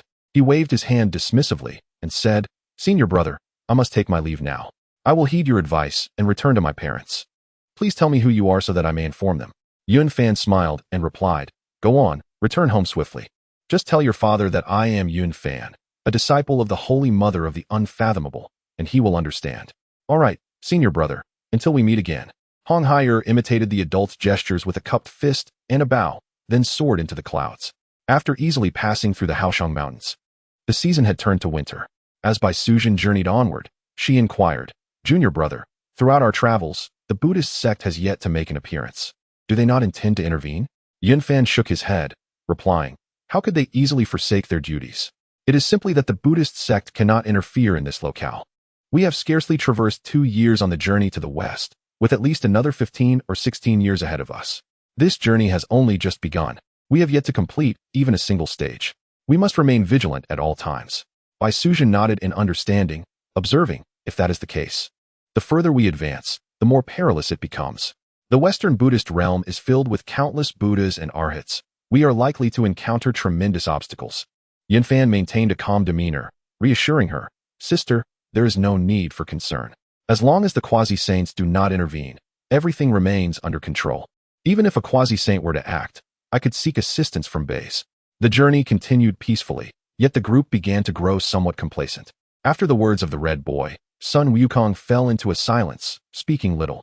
Zhu Beiji muttered, "Elder brother, you have been acting strangely of late. Have you been angered by some demon, or perhaps entranced by a woman?" Sha Xing also asked with concern, "Indeed, elder brother, what troubles you?" Wukong looked at Beiji and suddenly asked, "What do you believe my abilities amount to within the three realms?" Beiji was taken aback, not expecting such a question from Wukong. He thought to himself, "How am I to answer that? You are merely a mid-tier Tai golden immortal. After countless eons since the creation of the world, there are innumerable quasi-saints. What can I say?" Seeing Beiji lost in thought, Wukong urged, "Fool, why are you dawdling? Speak." Reluctantly, Beiji replied, "In my day, I was the marshal of heavenly marshals, and by rights, few in the heavens could surpass you, monkey brother." Sha Sung added earnestly, "That is indeed true, elder brother. It would be difficult to find anyone in the heavens capable of contending with you." Upon hearing this, Wukong felt a sense of relief wash over him. He muttered to himself, "So it appears that I, old son, am not lacking after all. That young lad merely relies on the Samadhi true fire, and that Taoist ahead leans solely on his magical treasures. In terms of true skill, particularly in transformation arts, they are no match for me." Zhu Beiji, feeling a tinge of sympathy for Sun Wukong's plight, began to question whether the Bodhisattva was genuinely acting out of goodwill in orchestrating such a grand scheme. He pondered silently. Perhaps the Bodhisattva has unspoken burdens of his own. He bestowed upon Wukong the name Wukong, which carries profound significance. Wu signifies enlightenment, while Kong represents the understanding of all. Perhaps he wishes for Wukong to gradually comprehend the true essence of Buddhism on this pilgrimage, ultimately reaching a state of desirelessness. Yet, the path seems excessively arduous. After much contemplation, Beiji could not untangle his thoughts and decided to cease his worries, living each day like a mere shell of himself. He gazed ahead at Yun Fan and his companions, who were laughing and conversing, filled with envy. Occasionally, he would reminisce about his days patrolling the celestial rivers in the heavenly palace, especially those moments spent secretly watching the seven fairies bathe. Reflecting on these memories, Beiji sighed softly. Oh, seven fairies, when shall I see you again? I truly miss you. Tang Song, noticing Beiji's countenance, admonished him sternly. Beiji, having entered the Buddhist path, you must sever all worldly thoughts to attain the true fruit of your practice. Beiji felt a wave of resentment wash over him, thinking to himself, who cares about becoming a Buddha? All that is uttered is merely vacuous rhetoric. The notion of emptiness is nothing but sheer nonsense. As winter swiftly arrives, the party finds themselves at the banks of a great river, its waters as dark as ink, aptly named the Blackwater River. Yun Fan refrains from hastily crossing, choosing instead to await the arrival of Tang Seng. Upon his arrival, Tang Seng clasps his hands together and inquires, Ba, how do you intend to cross the river? Yun Fan politely replies, do not worry, venerable elder, I have my arrangements. At this moment, Sun Wukong interjects, Master, what difficulty is there? I can simply carry you across. Yet, Tang Seng shakes his head, saying, Wukong, in my quest for scriptures, I must tread steadily, step by step. If you were to carry me, would that not negate the arduous journey of 1,000 miles? Upon hearing this, Sun Wukong falls silent. At that juncture, Sha Seng points toward the river's surface, exclaiming, Master, look over there. A boat approaches, perhaps it can ferry us across. Yun Fan glances at the fisherman and coolly remarks, do not be deceived, elder. That boatman is a demon, merely waiting to feast upon your flesh. He regards this demon with disdain, considering it nothing more than a feeble adversary on their journey to the west. After all, he is merely the nephew of the Dragon King of the West Sea, known as Toad Dragon, and in terms of lineage, he is but a cousin to the White Dragon. Yun Fan then turns to the White Dragon and states, your cousin has arrived. Do you wish to meet him?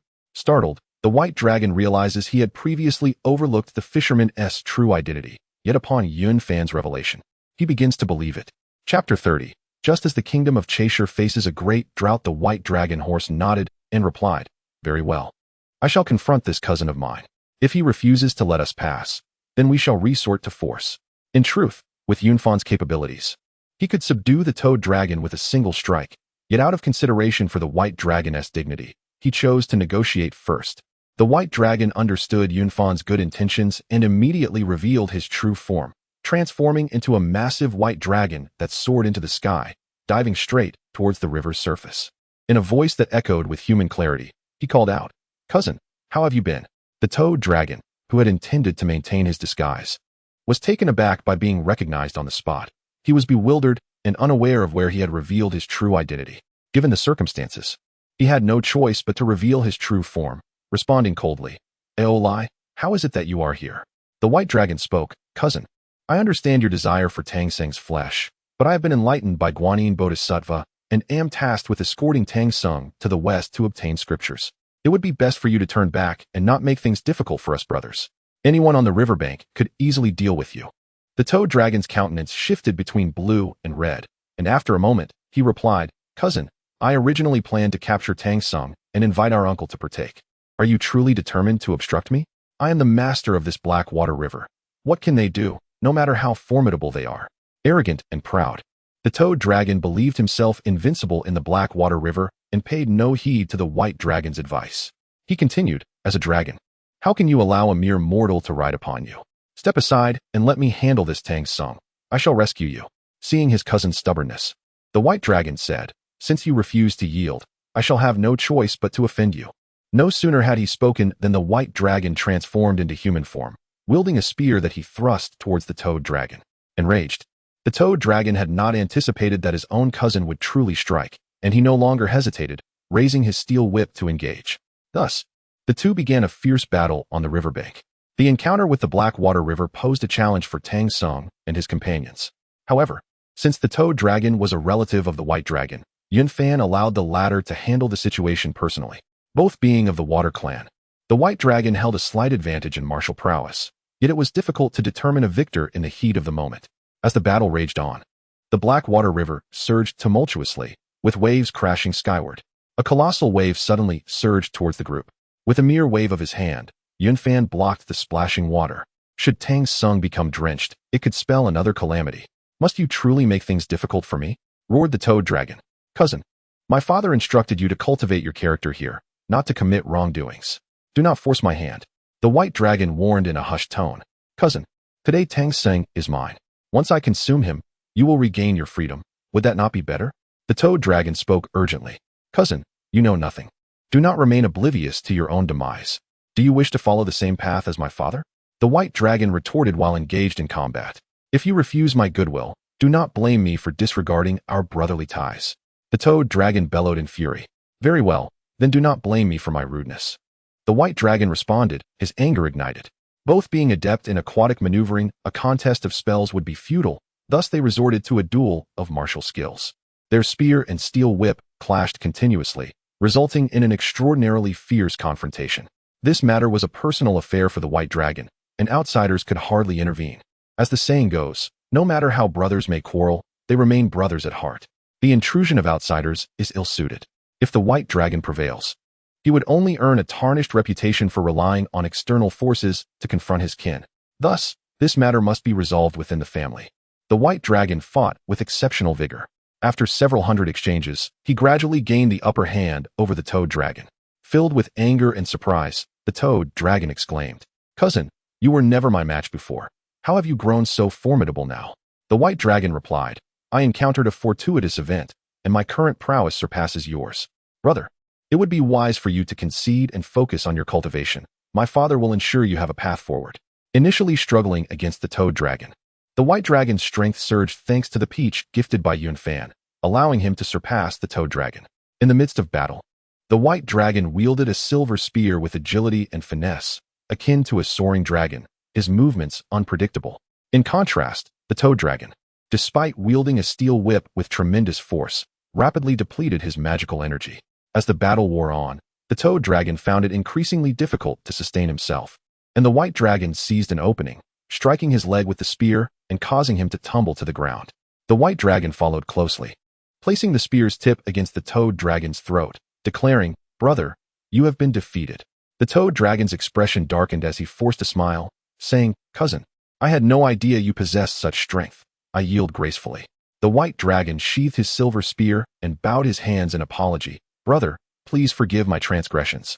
The toad dragon waved his hand, stating, I shall return home. Take care, dear cousin. No sooner had he spoken than he transformed into a shadow, leaping into the black water river and vanishing without a trace. The white dragon returned to the riverbank, regaining his white horse form, and addressed the others, Master, Taoist Yun. The demonic threat has been vanquished. Tang Sung furrowed his brow, gazing at the river before him. Yet the water still obstructs our path. How shall we cross? Yunfan smiled and reassured him, Elder need not worry. I possess a clever method.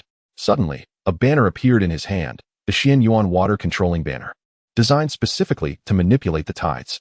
Chanting a spell softly, he waved the banner, causing the river to part, revealing a clear passage to the opposite shore. The way is clear. Let us proceed, Yunfan announced, stepping forth. He, along with 5 companions and the white horse, were the first to tread upon the waterway. Tang Sung joined his palms in prayer. Ba, well done, we shall follow. The remaining 4 followed closely, successfully crossing the Blackwater River. Once everyone was ashore, Yunfan retracted his magic, and the river conjoined once more. This trial, wherein Tang Sung was trapped by the Blackwater River, was finally resolved. The previous challenge lingered, recalling the moment when the Baoshan Kingdom was transformed into a fierce tiger. The 2 groups continued on their western journey, unknowingly entering the cold winter, with the world blanketed in snow and vegetation withering. Along the way, all remained uneventful, save for Yunfan, who remained particularly carefree. The other 7 were all single, while he and Bai Suzhen journeyed together, inciting envy among onlookers. Influenced by this, the 3 black bear spirits also developed a yearning, vowing to seek a female demon to accompany them. Regrettably, their travels yielded no enchanting maidens, causing considerable frustration. Upon discerning his disciples' sentiments, Yunfan chuckled and comforted them. No need to rush. In due time, fate will bring you good fortune. I shall ensure that 3 beautiful demonesses come your way. Upon hearing these words, Bai Suzhen exhibited a hint of indignation and remarked, Junior brother, what nonsense is this? Observe the 4 disciples of Tang Sung, who are wholly devoted to the Buddha, pure and untainted. Yunfan, unfazed, responded, Sister, your words are misguided. As practitioners of the Tao, We need not adhere to the austere regulations of Buddhism. Desire and love are inherent to human nature. They are the natural order of the universe. What our master has said is indeed profound. Harmony between yin and yang is the true path. The black bear spirit and the others nodded in agreement. Bai Sujin's cheeks flushed with embarrassment as she discreetly pinched Yun Fan, who exaggeratedly grimaced, eliciting laughter. Seeing Yun Fan's playful demeanor, Bai Sujin could not help but cover her mouth in light laughter. Junior brother, you delight in teasing others. As time passed, the two groups traversed from the chill of winter to the thaw of spring, where life began to flourish anew. It was as the I Ching foretold, 3 yangs emerge, heralding the arrival of a new year. The signs of spring were beginning to manifest, uplifting the spirits of the group, who engaged in continuous banter along the journey. Although the season remained brisk, their travels from the Heishui River had been uneventful, causing them to gradually lower their guard. One day, the group arrived at a grand nation in the western regions, when suddenly, a cacophony of shouts erupted ahead, resounding like thunder. With their magical prowess, Yun Fan and his companions clearly discerned the scene before them. They beheld 2 Taoist priests wielding whips, overseeing a multitude of monks engaged in labor.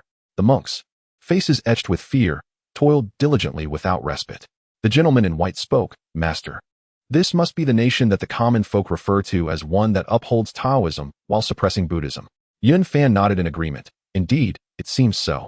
After our arduous journey, we have finally reached a place inhabited by people, a perfect opportunity to rest our weary feet. Since Yun Fan and his companions had arrived ahead, Tang Xing was still a couple of miles behind and had yet to reach their location. As they approached the city gate, the gentleman in white observed the 2 Taoist priests supervising and took the initiative to bow. Infinite Heavenly Sovereign, I humbly greet the 2 esteemed Taoists. The Taoist priests, noticing the 5 individuals adorned in Taoist attire, particularly the composed leader who spoke with courtesy, felt a sense of urgency to respond respectfully. Infinite Heavenly Sovereign, we pay our respects to you, esteemed Taoists. May I inquire where you have come from and your destination? The gentleman in white stepped forward and reverently replied, Honored Taoists, we are 5 disciples from the Eastern Tang dynasty, sent by the Emperor of Tang to propagate the Tao in the West. We happened upon your esteemed land and seek to understand its nature. Upon hearing this, the Taoist priests were visibly shaken and quickly responded, Ah, so you are the eminent ones from the Tang. How disrespectful of us. This land is known as Ches Higuo. In our country, we uphold Taoism with great reverence. Both officials and common folk honor the Tao, and all, regardless of gender, adhere to the heavenly principles. The arrival of such revered beings is indeed a fortuitous blessing for our nation. The gentleman in white, aware of the nation's preference for the Tao over Buddhism, continued to inquire, as we journey westward through various countries, we have yet to encounter such sincere devotion to Taoism.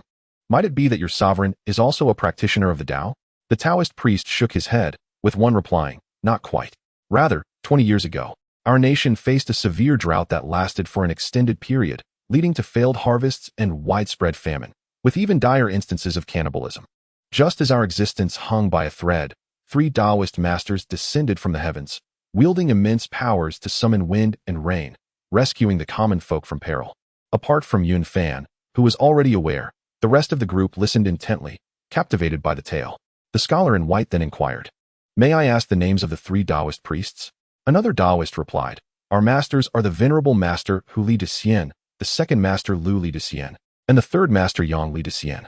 These 3 esteemed masters have diligently honored the 3 pure ones and practiced the authentic techniques of the 5 Thunder for over 2 decades, ensuring that our nation enjoys favorable weather and that the people live in peace and prosperity. Thus, His Majesty the King personally conferred upon them the title of National Masters. Upon hearing this, the scholar in white was quite astonished and remarked, With such esteemed immortals present, we must pay our respects. One of the Taoists chuckled and waved his hand, saying, There is no need for you to visit in person. My 3 masters hold great respect for fellow Taoists. And upon hearing of the arrival of a true person from the Tang dynasty, they will certainly come forth to welcome you. As long as we make a brief announcement, they will surely come to greet you. Yun Fan then stepped forward and said, In that case, I am most grateful to both Taoist priests. The 2 hurriedly clasped their hands in response, saying, We are unworthy. We are unworthy. There is no need for such courtesy from a true person. We shall first arrange for these monks to complete their tasks. At this moment, Tang Xing and his companions had arrived at the city gate and observed Yun Fan conversing with the Taoists, so they refrained from approaching immediately. However, Seeing the suffering of the monks, Tang Seng's heart ached, and he silently recited the Buddha's name. Yun Fan contemplated, on this journey to the west, countless demons abound. Yet these three indeed harbor benevolent intentions. It turned out that these three demons had once cultivated in the Zhongnan Mountains, transforming into human forms. And their practice skills were all authentic Taoist arts.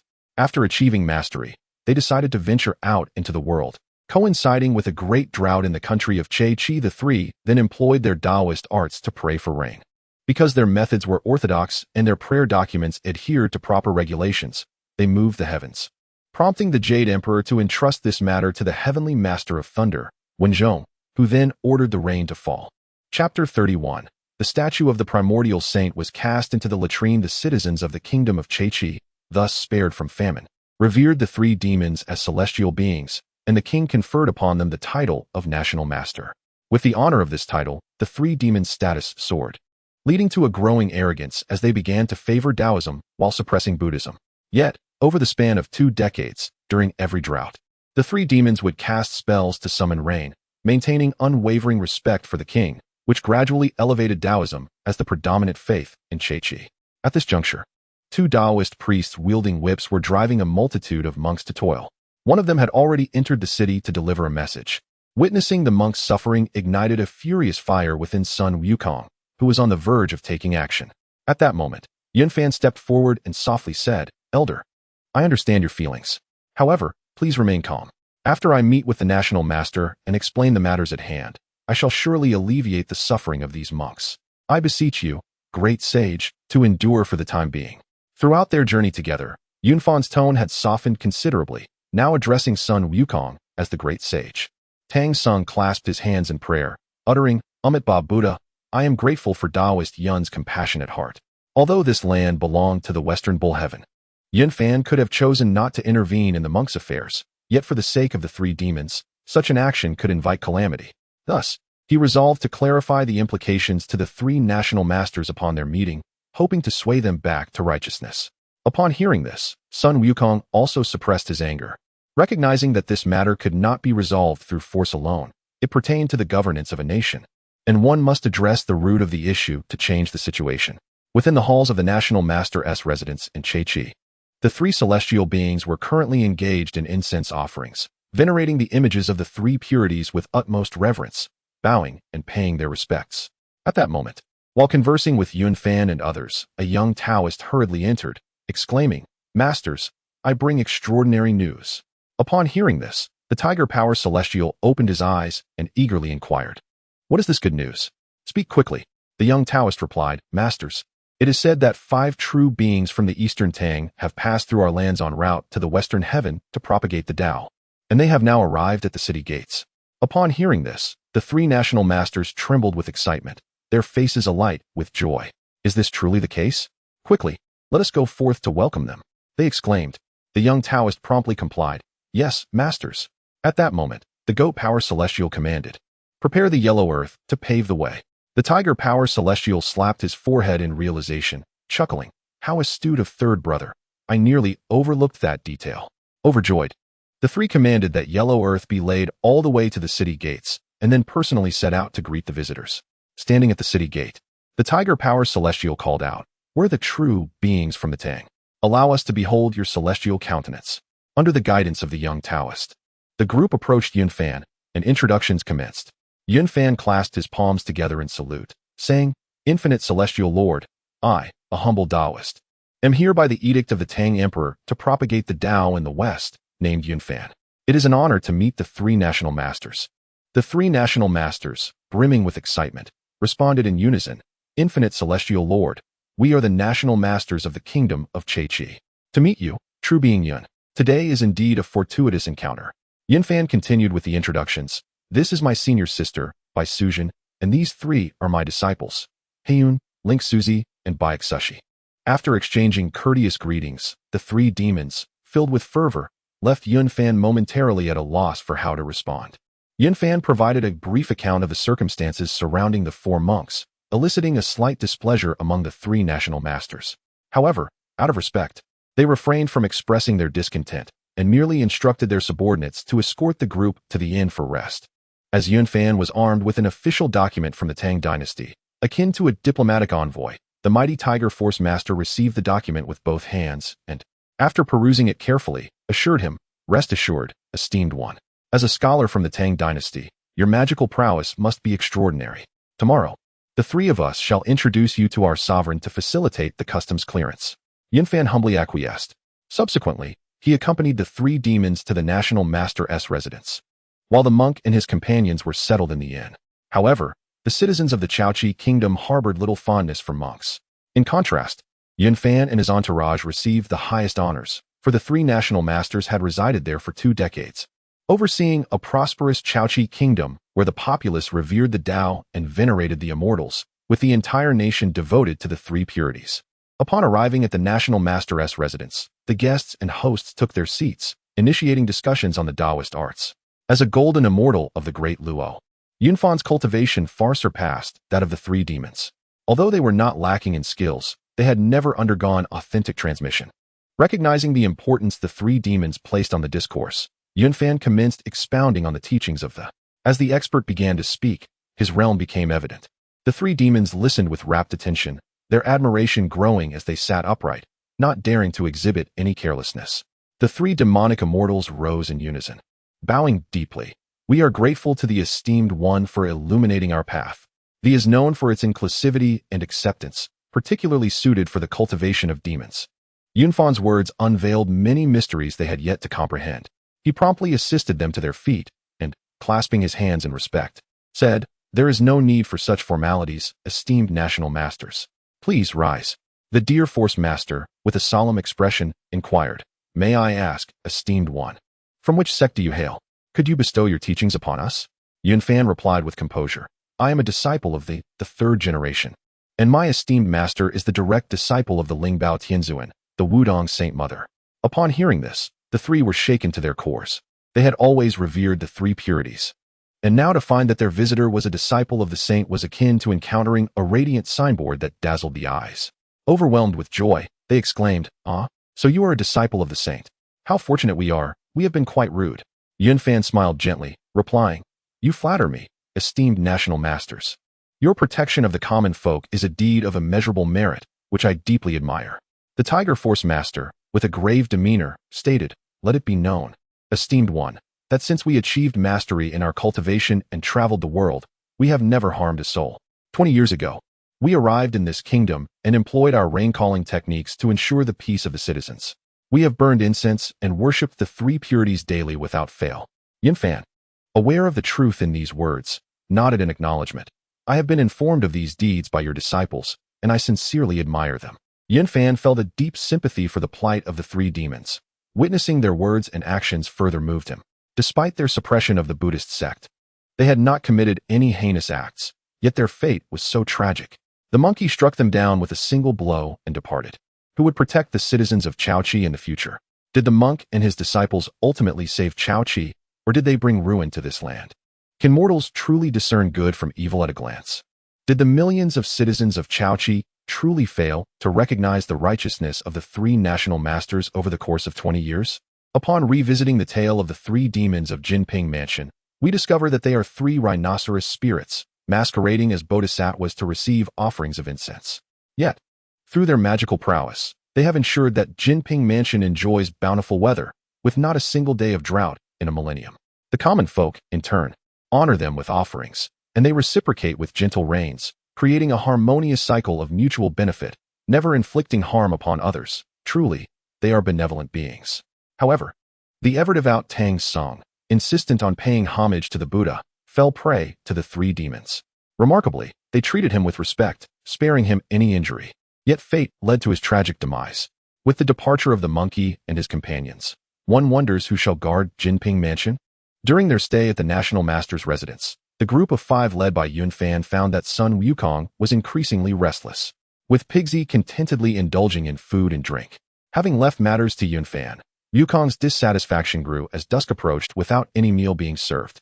He exclaimed, "Master, my 2 junior brothers, this Chaoqi kingdom shows great disrespect, not even providing us with food. I shall venture out to procure something to eat."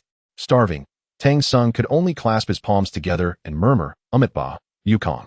If you must go, Be cautious and do not stir up trouble. As Wukong stepped outside the inn, he lamented that had he been a Taoist, the townsfolk would have eagerly offered him sustenance. Alas, being a monk seeking alms, no one was willing to share their meals. Frustrated by his previous encounter with Yunfan, Wukong felt a growing aversion toward Taoists. He scratched his head and grumbled as he traversed the streets. Where on earth shall I find something to eat? Suddenly, he spotted a bustling Taoist temple, replete with offerings of fruits and delicacies. At its heart stood the revered statues of the three pure ones. An idea sparked within him, and he thought, excellent, splendid. He stealthily slipped into the temple, where the statues of the three pure ones were arranged from left to right. Tongtian Jiaozhu, Yuanshi Tianzuan, and Laozi. While unfamiliar with Tongtian and Yuanshi, he recognized Laozi, aware that he could transform into the three pure ones in a single breath.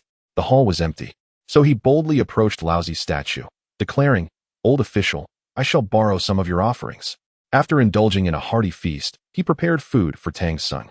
Just as he was about to leave, a commotion erupted outside. The three national masters had arrived for their incense offerings, first preparing a meal for Yunfan, and then personally visiting the three pure ones temple. An idea sparked in Wukong's mind, and a sly smile crept upon his lips. Excellent. Let you taste the consequences. Turning to the statue of Yuanshi Tianzuan, he exclaimed, "Old official, forgive me, I need some space." With that, he hoisted the statue and unceremoniously tossed it into the latrine in the back. He then transformed into the likeness of Yuanshi Tianzuan and seated himself upon the altar. Upon entering the main hall, the three national masters were met with disarray among the offerings, their anger igniting. Their disciples hastily entered to apologize, claiming they had seen no one enter or exit. They ordered fresh offerings to be prepared and knelt in contrition to express their remorse. Meanwhile, the statue of Yuanshi Tianzuan, having been discarded into the latrine, felt a surge of indignation and fury. This audacious monkey dares to profane the holy image. Such transgression is unforgivable. He prepared to obliterate Sun Wukong with wrathful intent. However, the sage of the Pure Land, sensing the disturbance, quickly transmitted a message of caution. "Yuanshi, my friend, please remain calm. The monkey is but ignorant. I implore you to show mercy." Before the words had fully escaped his lips, he hastened to the jade, clear heaven, fearing for the dignity of the sages. If the primordial lord were to scatter the spirit and soul of the monkey, discord would inevitably arise between the spiritual mountain and the heavenly court. He hurried to the jade, clear heaven, offering sincere apologies while presenting half a pool of the 8 treasures of Spiritual Mountain's pool of meritorious deeds as a gesture of contrition, which somewhat appeased the wrath of the primordial lord. Observing this, the master of heaven could not help but shake his head and chuckle. The primordial lord's temper ignites at the slightest provocation, while the master of the golden lotus is truly flustered. However, these 3 demons do possess a sense of decorum. Were it not for my current disinterest in taking disciples, I might consider accepting them into my fold. Within the hall, Sun Wukong gazed upon the 3 bowing sages with a burgeoning sense of vengeance. Feigning divine manifestation, he sprinkled celestial nectar from his throne, causing the 3 to rejoice with wild abandon as they drank it eagerly. Moments later, Sun Wukong revealed his true form, leaping upon the idol with unrestrained laughter. "Ha ha, does my old son's urine not smell delightful?" The great immortal of tiger power, filled with fury, bellowed, "You insolent monk! Are you seeking a premature end to your life?" Sun Wukong doubled over with laughter, then soared into the sky. Just as the 3 sages prepared to pursue him, a panicked disciple rushed into the hall, exclaiming, "Sages, grave news. The idol of the primordial sage has been thrown into the latrine." "What?" The 3 were struck as if by lightning, hastily rushing to the latrine to carefully retrieve the idol, meticulously cleaning it before respectfully returning it to its rightful place. At that moment, they had no time for anything else, bowing repeatedly in reverence. Meanwhile, Sun Wukong returned with the pilfered offerings, sharing them with Tang Sung. He recounted his recent antics to Zhu Beiji and Sha Sung, bursting into joyous laughter as he did so. In the original narrative, Zhu Beiji would have been involved. He had always believed that as long as he followed the monkey's lead, any trouble would naturally fall upon the monkey to bear. Yet now, unwilling to engage further, he allowed Sun Wukong to handle everything on his own. Chapter 32. The Art of Summoning Rain. When Pigsy heard that Sun Wukong had tossed the statue of the primordial supreme being into the toilet, he was rendered speechless, his eyes wide with disbelief. He asked, "Elder brother, are you truly unafraid of the wrath of the primordial supreme being?" Sun Wukong disdainfully replied, "You are such a coward. Even the supreme old lord cannot do anything to me. What can that old man, the primordial, possibly do?" After hearing this, Pigsy said nothing further and turned away, thinking to himself, "You may be formidable, but I, old pig, shall keep my distance. When the day of thunder comes to strike down the wicked, I hope I am not caught in the crossfire."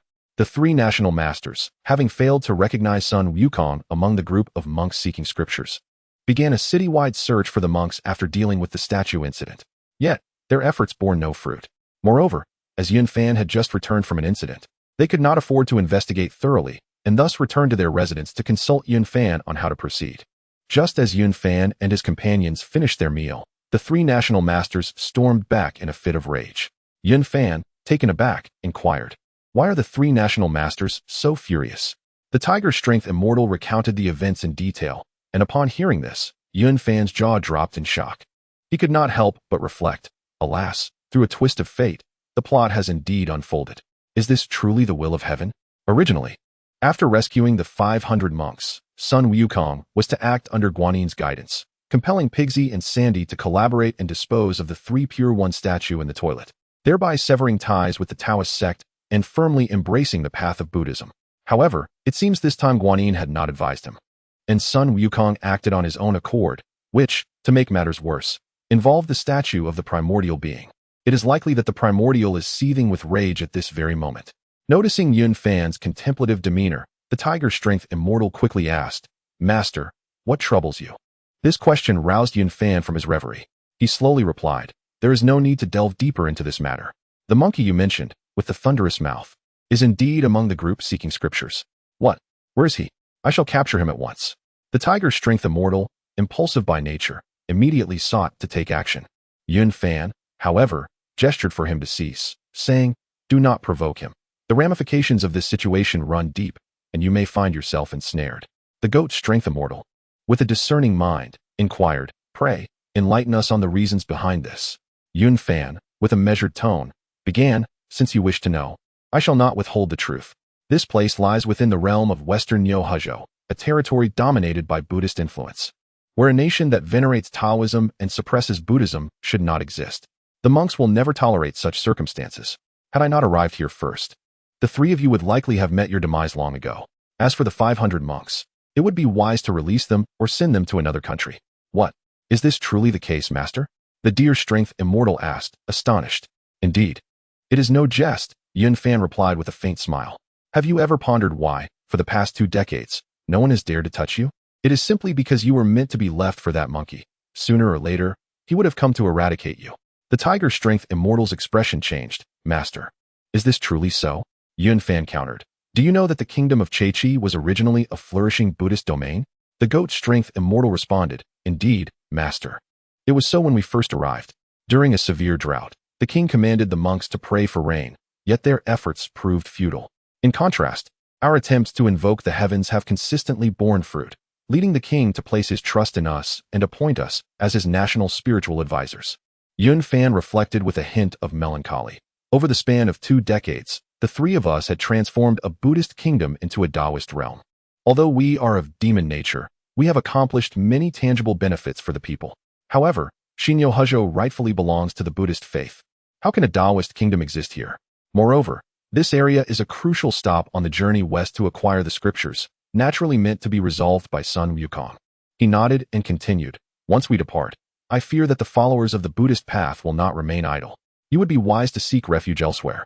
Upon hearing this, the 3 individuals appeared solemn. The Tiger Strength Great Immortal was the first to speak. "Master, we have been here for 20 years. The people respect the Tao, and the king honors the wise. We have come to regard this place as our homeland. To leave would be exceedingly difficult. Even if it costs us our lives, we refuse to abandon this land." The Sheep Strength Great Immortal quickly added, "What my elder brother says is true. If we depart, who will protect this territory? Who will safeguard these people? We shall not leave, even if it means death." The Deer Strength Great Immortal silently nodded, his gaze resolute. Yun Fan looked at them, feeling a twinge of frustration. These 3 demons are indeed stubborn. They are aware of Sun Wukong's formidable powers, yet they refuse to yield, ultimately facing a tragic fate, a testament to their obstinacy. He sighed. "Do you not realize that those bodhisattvas could easily eradicate you under the pretext of eliminating demons? In doing so, they would not only achieve the merit of vanquishing you, but also restore the former glory of the Buddhist kingdom. The tiger's strength great immortal let out a cold laugh. Those bald donkeys are the true hypocrites. In times past, the nation revered Buddhism, with incense offerings aplenty. Yet when faced with drought, they could not even beseech the rain. Now they seek to slay us, merely acting under the guise of virtue. Seeing their resolute determination to stay, Yun Fan ceased his persuasion. He spoke slowly, very well. It is unfortunate that your cultivation is too shallow to withstand the immense power of the Western Buddhist sect. The tiger's strength great immortal's expression remained steadfast. We understand your good intentions, master. However, since our beginning in cultivation, we have wholeheartedly pursued the Tao. Now that we have established a Taoist kingdom where the people revere heaven and love one another, living in peace and prosperity, how can we stand idly by and watch it be destroyed? If that were to happen, it would cause us greater anguish than death. Truly, they come with a heart willing to sacrifice everything. Otherwise, these three celestial beings would not have traveled thousands of miles from Nanjian Buzhou to propagate the Tao in Xinyo Hezhou. Such determination is indeed commendable. Suddenly, Yun Fan recalled something and spoke up. You three are of noble character. I am willing to introduce you to a master. Would you be interested? The tiger's strength great immortal's face lit up with joy. Pray tell, who is this esteemed master? Yun Fan replied with a smile. You are skilled in the art of rain invocation, but do you know who truly governs the rain? The tiger's strength great immortal immediately responded. It must be the supreme deity of thunder, the lord of the 9 heavens. Yun Fan nodded in agreement. You practice the orthodox Taoist arts. And the supreme deity of thunder is my senior disciple, Wenzhong. If you wish to take him as your master, I can ascend to the heavens tomorrow and request him to accept you as his disciples. We wish to become disciples of the supreme deity. Thank you, master. The three were overjoyed, hastily kneeling to express their gratitude. Yun Fan pondered for a moment and then stated, it is said that within the Tongtian River of Huanghuang County, there resides a demon known as the King of Inspiration, who demands the sacrifice of a pair of young boys and girls each year. Otherwise, calamity shall befall the land. Upon hearing this, Master Hu Li was filled with uncontainable rage, exclaiming, how outrageous! Such a thing cannot be tolerated. Tomorrow, I shall lead our group to vanquish this fiend. Both Master Yang Li and Master Lu Li were equally incensed. The three had long regarded the kingdom of Chaichi as their second home, and the presence of a demon wreaking havoc within its borders was utterly unacceptable. Bai Suzhen and the Black Bear spirit also displayed expressions of indignation. Bai Suzhen harbored a deeper suspicion.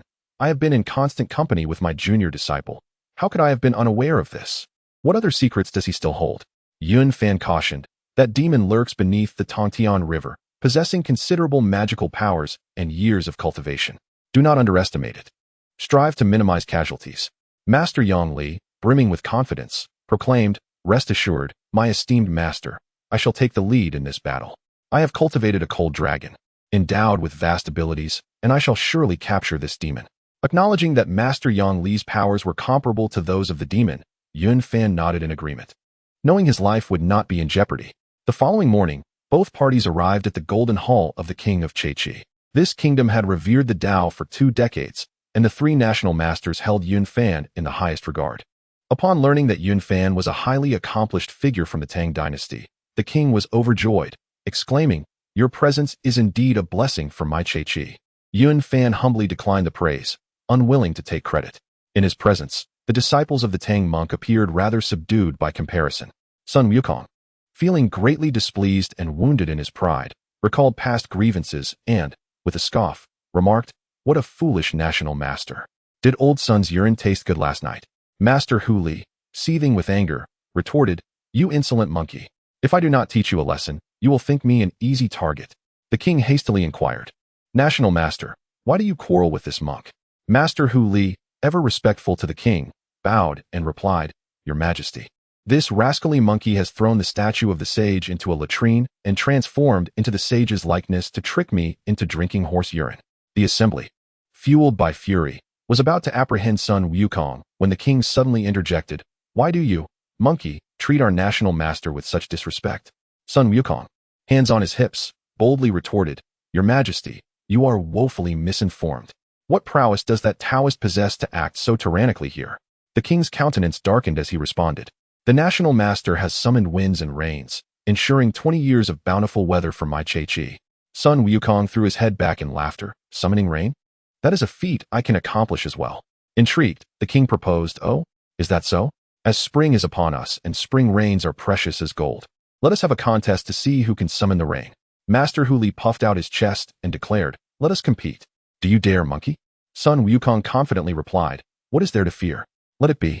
Soon, arrangements were made to construct an altar.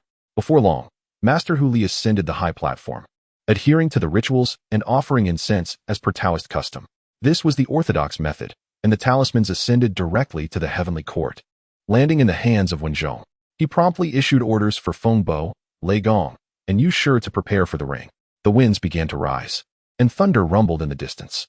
Yun Fan, having foreseen the monkey's ulterior motives, arrived at the Wen residence ahead of time.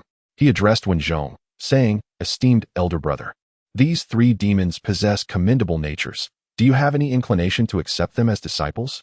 Wenzhong, known as Grand Master when in the investiture of the gods, was a man of unwavering integrity. He stroked his beard and nodded thoughtfully. I have been observing these three demons for quite some time. They honor heaven and revere the deities, genuinely aspiring towards the Tao. There would be no harm in accepting them as disciples. Yun Fan smiled faintly. Very well. Once this rain has fallen, elder brother may descend to the mortal realm to gather disciples. At that moment, the talisman of the great immortal Huli had arrived, prompting Wenzhong to issue an immediate command for the rain to commence. Having already secured his place on the divine roster, he no longer wielded weapons and entrusted the magical artifacts to the Holy Mother of Golden Spirit. Subsequently, the Golden Spirit passed them to the Holy Mother of No Worries, which included the Golden Whip transformed from the male and female flood dragons by Baisuzhen.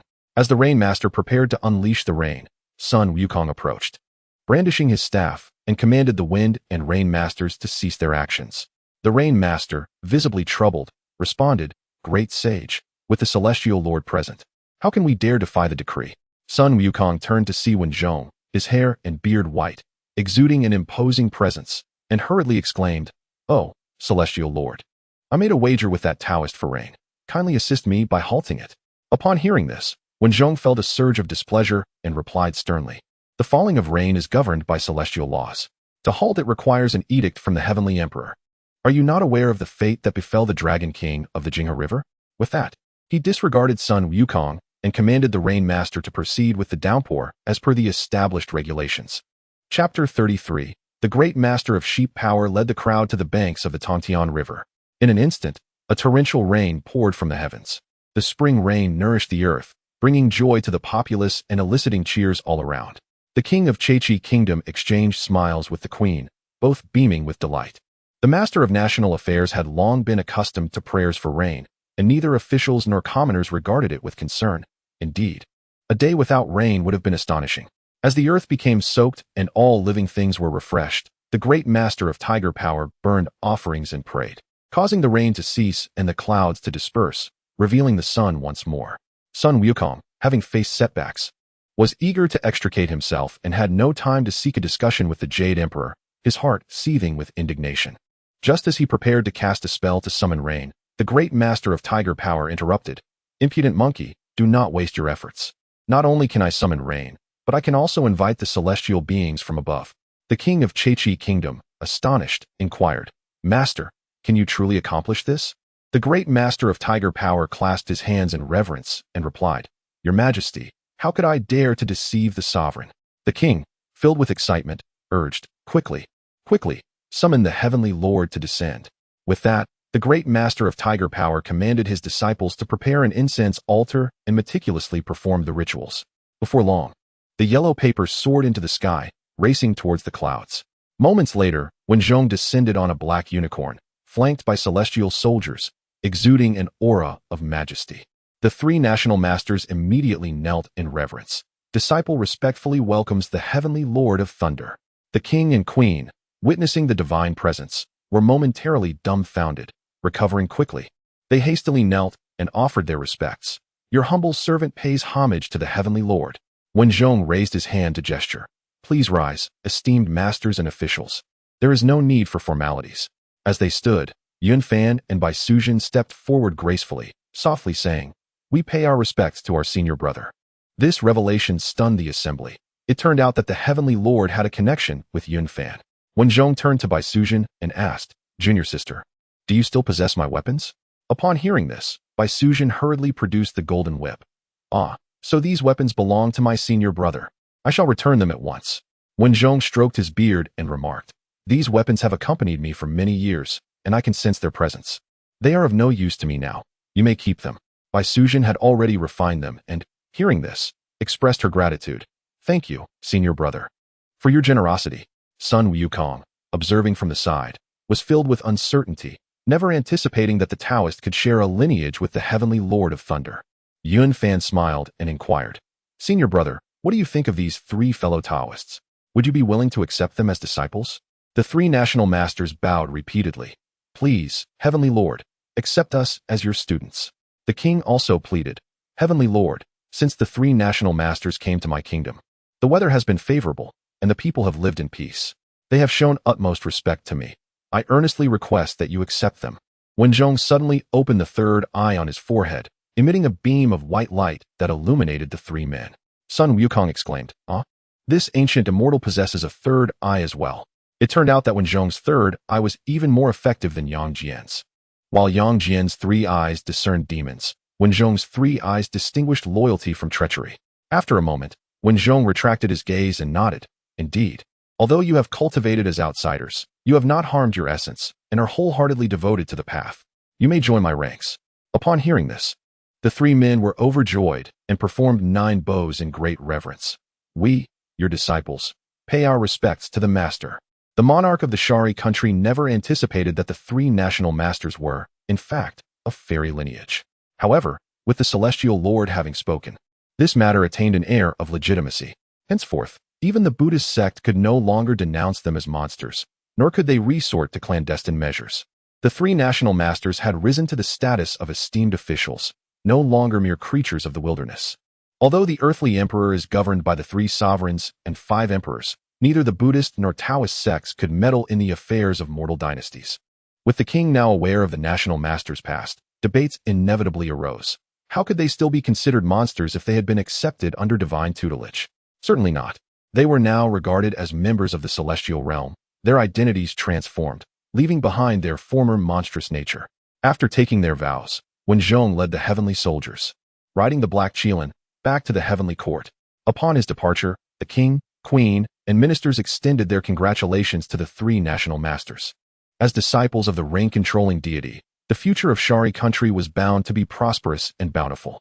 Meanwhile, Sun Wukong found himself restless, fidgeting anxiously, uncertain of how to proceed. At this moment, the king approached, saying, Master Yuan, I had no idea you were a junior of the celestial lord. I apologize for my previous indiscretions. Yuan Fan replied, Your Majesty need not say more. I have come on this journey to propagate the teachings of Tao, and I offer the scriptures from the Tang dynasty to your Majesty, hoping they may flourish in your esteemed country. The king respectfully responded, Master need not trouble himself, for I shall ensure this matter is arranged, and the nation shall revere the Tao, as it is only fitting to disseminate its teachings throughout the land. With the Tao teachings smoothly entering Shari country, Yuan Fan smiled subtly, inwardly declaring, Buddhism, this time I shall cause you to suffer a loss. After discussing various matters, the king learned that the 3rd eye on the celestial being's forehead was the divine eye capable of discerning loyalty, treachery, virtue, and vice, which brought him great joy. This signified that the 3 national masters had successfully passed the celestial lord's test. It turned out that the previous night, the great sage of Yangli had dispatched disciples to investigate the Tongtian River. At this moment, he approached to report, Your Majesty, there is a demon named Huanghuang in the Tongtian River of Huanghui County, who demands the sacrifice of a pair of young boys and girls each year. And this has persisted for many years. The king was taken aback. Is this truly the case? Poor citizens of Shari, I beseech the national masters to swiftly eliminate this demon. The great sage of Yangli assured, Your Majesty, rest assured. I shall immediately take my disciples to Huanghui County to capture the demon. After the great sage departed, the great sage of Luli approached. Your Majesty, heaven possesses the virtue of compassion. Our country still has 500 monks remaining. I implore your Majesty to grant them clemency. No one expected the national master to plead for the monks. The king, not taking it seriously, issued a decree to release the monks. Upon hearing this news, Tang Sung repeatedly joined his palms in reverence, chanting, Ba, well done, well done. Following this, they exchanged the necessary documents for passage. And the great sage of Huli heeded Yuan Fan's counsel, choosing not to hold grudges against Sun Wukong. It would not be appropriate to face yet another trial. And the prior setbacks in Shari country were already ample trials in themselves. The entire court understood that even the celestial lord, who governs the reign, is now the master of the national masters. What more could they compete in? With matters of Shari country reaching a conclusion, both parties embarked on their respective journeys westward. The king and the national masters bid farewell for a long while, reluctant to part, until they could no longer see each other's figures before returning. Bai Sujin gazed at Yunfan, her voice tinged with excitement. Junior brother, I am on the verge of breaking through to the great Luo golden immortal realm. I fear I must linger here for a while longer. Yunfan was momentarily taken aback, but soon his face blossomed with joy. Sister, your impending ascension to the great Luo position is indeed a cause for celebration. Rest assured, as you enter seclusion, we shall await your emergence ahead. Bai Sujin had already reached the late stage of the Tai golden immortal realm. After consuming the ginseng fruit, her realm had approached the critical point, needing only one final step to ascend to the great Luo domain. Yunfan's heart brimmed with delight, not solely due to Bai Sujin's imminent breakthrough, but also because her decision to remain here in seclusion granted him the freedom to act without reservation. His prior journey westward had left him with lingering thoughts of the daughter kingdom by the Tongtian River, yet Bai Sujin's presence had brought many inconveniences. Now that she was engrossed in her cultivation, it perfectly aligned with his desires, causing his excitement to be barely containable. He feigned reluctance as he bid farewell to Bai Sujin, then set forth on the path westward with the other 3 companions. The 8 of them departed from the country of Chiechi, continuing their westward journey. Originally, the calamity of the Buddhist sect in Chiechi was meant to be resolved by Tang Sung, although the monk had been rescued. The 3 great demons remained unvanquished by Sun Wukong and still held their positions as national masters. They had entered into the tutelage of Wenzhong, their identities now legitimate. When Guanyin learned of this, her heart seethed with anger, yet she felt powerless to intervene. Presently, Chiechi had become the most powerful nation in the Western Bull Heaven, having embraced the teachings of the, which had taken root in this land. When Buddhist monks came to preach, the populace now revered the 3 pure ones instead of the Buddha. The 3 great demons were no ordinary figures, being direct disciples of the thunder deity Wenzhong and descendants of Demu Yuanjun, the rightful orthodox of the Xianmen. Who would dare to act against them? Guanyin on Mount Luojia was enraged, her complexion turning pale. That scoundrel Yunfan has concocted such a scheme. It is utterly detestable. I shall not let this matter rest. Mark my words. While my golden fish spirit may not be able to stop you, there are others who can. At this moment, the celestial being Yang Li had already set off to Chun family village to investigate the traces of the demons.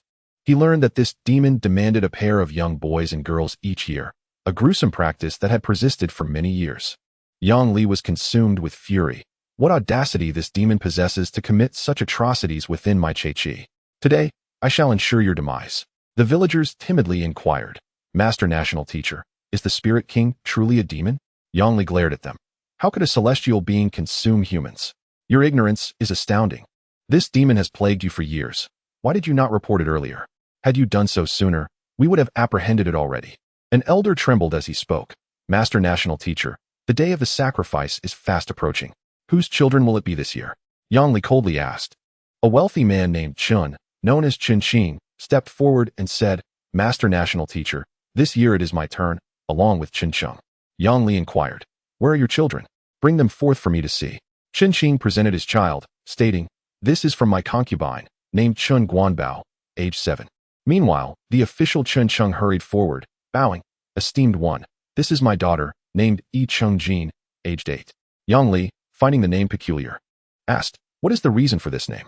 Chun Cheng, his face tinged with shame, replied, the entire Chun family is devoted to the Buddhist faith, and I am no exception. Whenever a monk passes by, we must offer gold as a token of respect.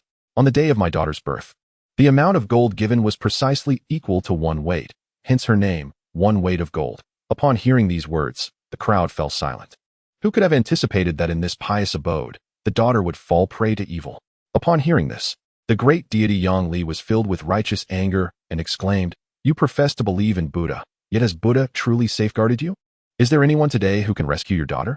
No one was aware that these demons were actually sent by Guanyin.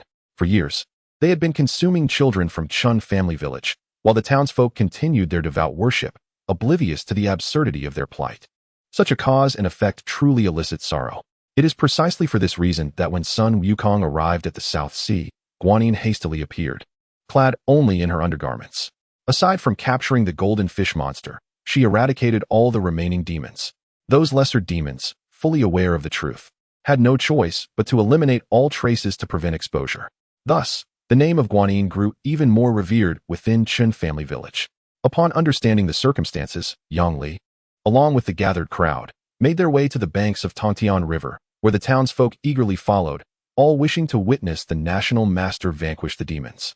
At that moment, beneath Tongtian River, the golden fish monster was addressing a rabbit-headed demon with utmost respect, saying, "My lord, the Tang monk should be arriving shortly. I implore you to savor the flesh of the monk." The golden fish, in its humility, recalled how not long ago the rabbit demon had come to challenge it with a black banner, defeating it in one move, thus becoming the new sovereign of the area. The rabbit demon, however, merely continued to drink, paying no heed to the words spoken. Chapter 34. The golden mantis is entrusted to you. Go and slay that traitor. Suddenly, a minor demon rushed in, exclaiming, "Report, Great King, a Taoist has arrived at the riverbank, claiming to be the national master of Chiji Kingdom, seeking to subdue the demons. Please, Great King, come forth to engage in battle." Hearing this, the Spirit King was filled with rage. What audacity for a mere Taoist to meddle in my affairs of consuming humans. I must see what prowess he possesses. The rabbit spirit replied nonchalantly, "Let us go and observe." The two demons stepped upon the waves, standing upon the surface of the water. In front of them, the great sage Yang Li had already taken a defensive stance, furiously declaring, "How dare you, vile demon, commit evil within the borders of my Chiji kingdom, treating my three national masters with such disdain." The golden fish spirit scoffed, "Consuming two children is merely my gift to this village." Seething with anger, the great sage vowed, "Today, I shall ensure you pay with your life." Thunderous lightning technique. With these words, he formed a seal and recited an incantation, and instantly, thunder roared as bolts struck towards the golden fish spirit. The great sage specialized in Taoist arts and lacked martial prowess, relying solely on the power of thunder to subdue the golden fish spirit. In that moment, flashes of electric light illuminated the sky as lightning descended relentlessly. The golden fish spirit, evading the strikes, was grazed by a bolt, causing it to emit smoke from its body. Despite its injuries, it retaliated by manipulating the river water against the great sage. The great sage laughed derisively. "What can this mere river water do to me? Arise, cold dragon." This cold dragon was the culmination of his centuries of cultivation, soaring from his abdomen and diving into the river. The waters of the celestial river swiftly froze, encasing the golden fish spirit upon the icy surface. The great sage laughed triumphantly. "What a wretched creature! Your time has come." With that, he raised his lightning to strike down upon the golden fish spirit. Suddenly, a figure intercepted the thunderbolt. It was the clever rabbit spirit.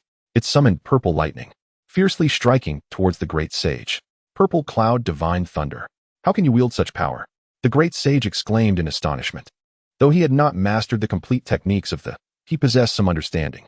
Realizing he was outmatched, the great sage submerged into the water, utilizing the river to mitigate some of the strike's might. Yet he was still left dizzy, his insides churning. In a state of panic, he dared not linger and hastily fled. Upon returning to Chen family village, the great sage gasped, "That demon is formidable. I must return to the capital to seek assistance."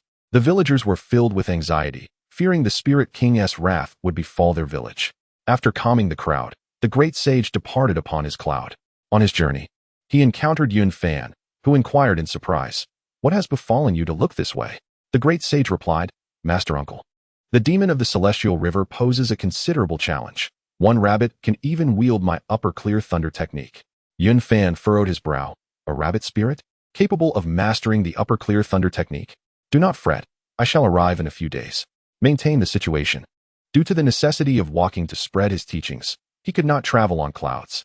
The great sage nodded. "I will return to the capital and request my two brothers to accompany me." Yun Fan affirmed, "Go, for you cannot face this alone. Be swift in your return." The great sage hurried back to his homeland, reuniting with the tiger and deer sages, and together they soared to Chen family village. Upon the arrival of the three national masters, the villagers felt a wave of reassurance. Over the course of a month, the two parties gradually gathered. During this time, with the three immortals stationed in the village, no disturbances occurred, and Yun Fan finally felt at ease. On this particular night, with the wind howling and the moon obscured, Tang Sung and his companions traveled without incident, yet their bonds remained quite distant. Tang Sung, With his gentle disposition and trivial chatter, incessantly vexed Sun Wukong. Wukong, cease your restless pacing. How can a practitioner of the monastic path be so restless? Silence. You loquacious old monk, you are utterly insufferable. Sun Wukong retorted angrily before storming out. In stark contrast, Zhu Beiji remained oblivious to the commotion, comfortably nestled in bed, as if nothing were amiss. Unburdened by any worries, he allowed events to unfold as they would, indifferent to the monkey's whims. Upon leaving the room, Sun Wukong encountered Yun Fan and the others, who were engaged in light-hearted banter within the house, creating an atmosphere of familial warmth. In comparison, his own side felt desolate and lonely, prompting a sudden surge of frustration within him. With a swift turn, he leapt into the clouds, heading straight for the banks of the Tongtian River. At that moment, the river's surface churned unpredictably, and suddenly, a dark figure surged upward from the water, racing toward Chun family village. Sun Wukong's expression shifted dramatically as he shouted, "Alas, a demon! Prepare to face my staff." The dark figure was none other than the rabbit spirit. With a flick of its black banner, 6 streams of dark energy surged towards Sun Wukong. Taken by surprise, he became ensnared by the black light and fell heavily to the riverbank. The rabbit spirit reached Chun family village and immediately cast a spell to abduct Tang Seng. Sensing the disturbance, Yun Fan promptly pursued, swiftly arriving at the riverbank. At that moment, Sun Wukong regained consciousness and, witnessing Tang Seng's abduction, cried out, "Master! Master!" Tang Seng, in a state of desperation, called back, "Wukong, save me." Yun Fan fixed his gaze upon the rabbit spirit, who sneered, "Yun Fan, today marks your demise." As Yun Fan regarded the rabbit spirit, fleeting memories flickered in his mind, though he could not immediately ascertain their significance. The rabbit spirit brandished the black banner and began to chant an incantation.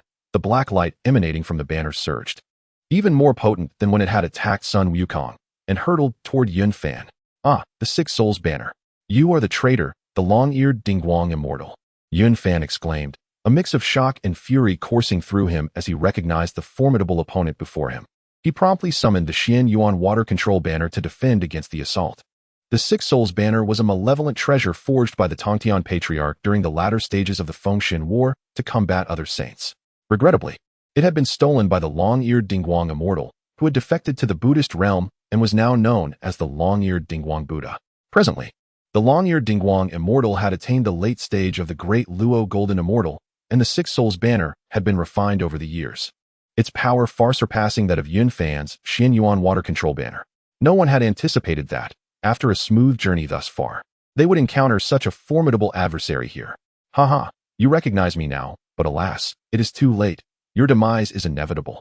The long-eared Dingguang immortal coldly chuckled. Though the Xian Yuan water control banner provided a defense overhead, the black light released by the 6 Souls banner was a primordial soul attack, one that even an exceptional innate spiritual treasure could not withstand, penetrating directly into Yun Fan's consciousness, targeting his very spirit. "Do you think you can block my 6 Souls banner with just an exceptional innate spiritual treasure? Unless you possess a supreme treasure," the long-eared Dingguang immortal mocked. However, within Yun Fan's sea of consciousness, the chaos bell hung silently, having long since safeguarded his spirit platform. Having refined half of the prohibitions, Yun Fan could now wield a significant portion of the chaos bell's power. As he observed the Xian Yuan water control banner falter, a sense of urgency gripped him. The power is formidable indeed. It is no wonder it is renowned as a malevolent treasure throughout the 3 realms. I can only hope the chaos bell will hold its ground.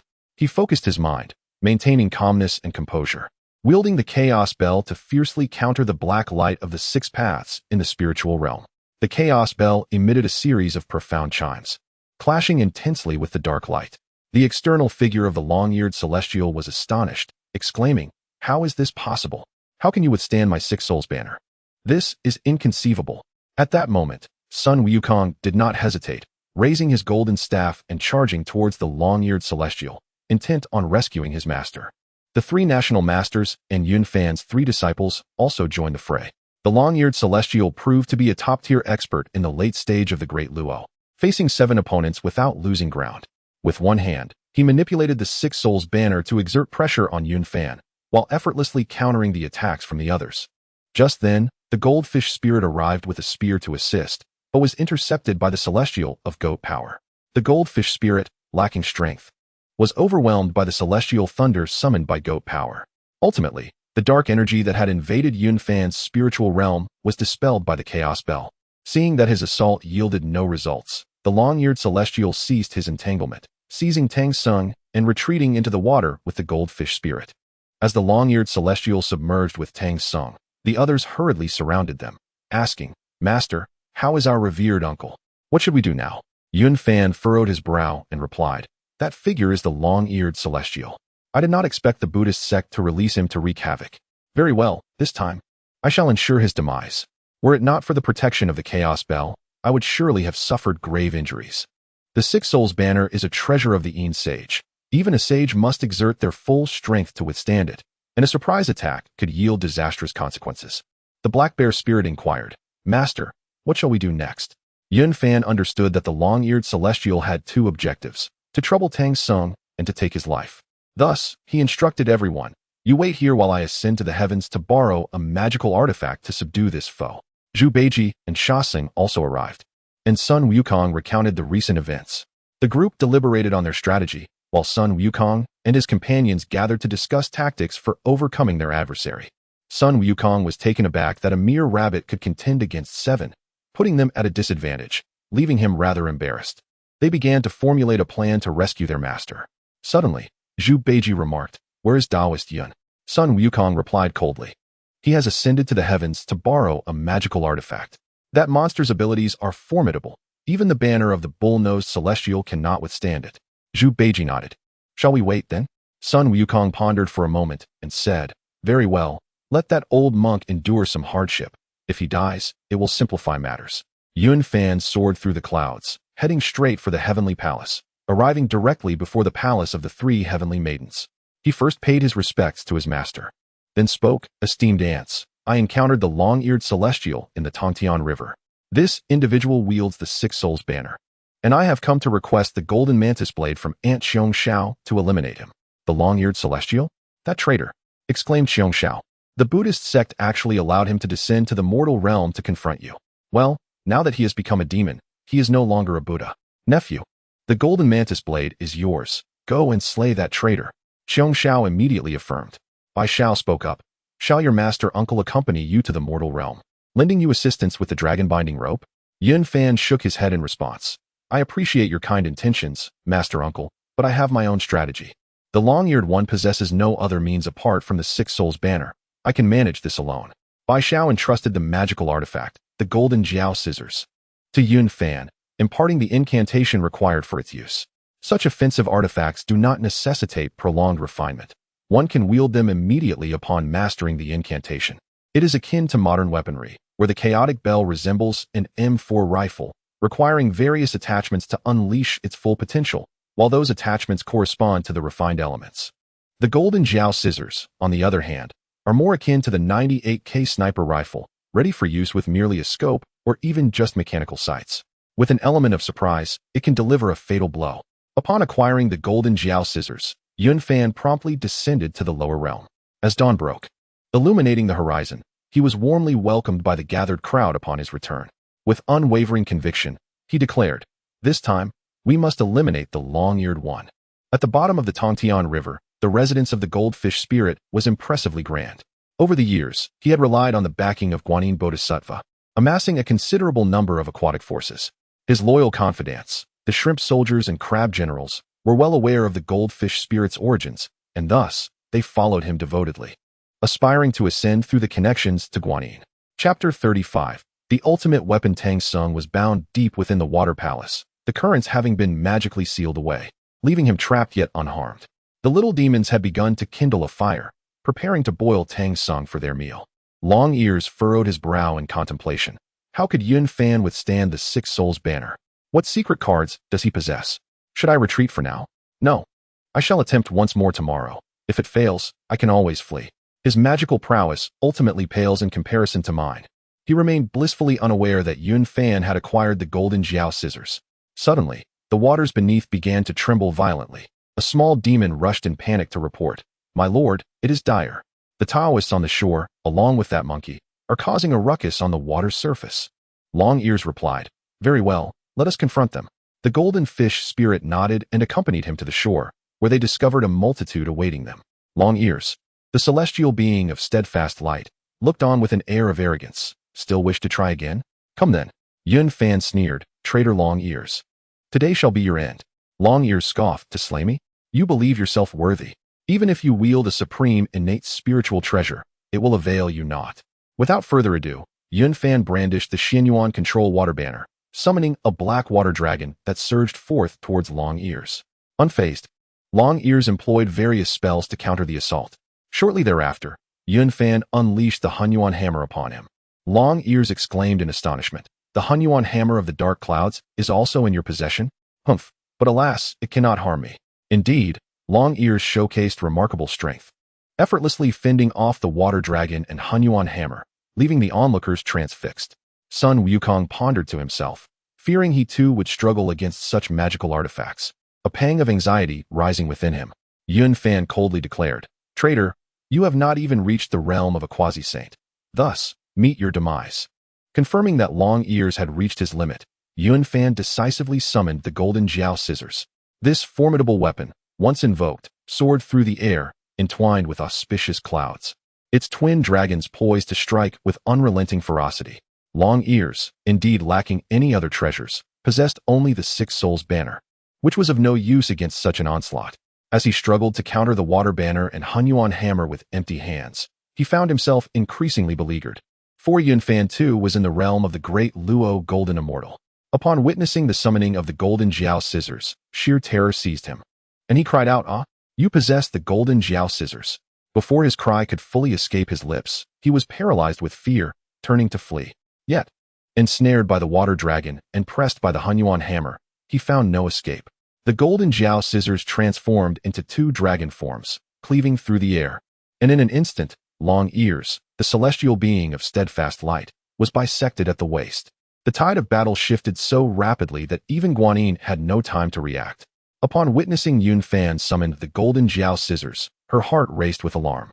She hastily donned only her undergarments, propelled by urgency akin to a fire at her back, rushing towards the Tongtian River.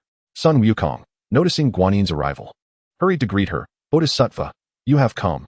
Guanyin nodded in acknowledgement. "Yes, first subdue the demons." With that, she captured the golden fish spirit in her flower basket and simultaneously annihilated the shrimp and crab soldiers at the riverbed. Yun Fan understood well why Guanyin was in such a hurry. She feared her identity would be revealed. At this moment, he had no time to ponder such matters. He noticed that the long-eared spirit still sought to escape, and thus he wielded the golden mantis scissors once more, vanquishing it completely. Subsequently, he caught the falling six-soul banner in his grasp. After dealing with the long-eared celestial, Yun Fan turned to Guanyin and smiled. "Compassionate navigator, why the haste? You haven't even donned your garments. Yet, your figure is indeed commendable, haha." Guanyin, already possessing remarkable beauty and a figure of exquisite quality, felt her cheeks flush at his words. Angered, she glared at him, wishing she could strike this scoundrel dead with a single blow.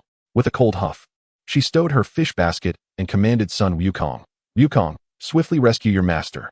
Without delay, she departed, for it was indeed imprudent for her to linger. After collecting the six-soul banner, Yun Fan employed the water control flag to open a waterway. Sun Wukong then entered the water palace, rescuing his master. The depths of the river of heaven had become a horrific scene, with all the shrimp soldiers and crab generals slain without exception.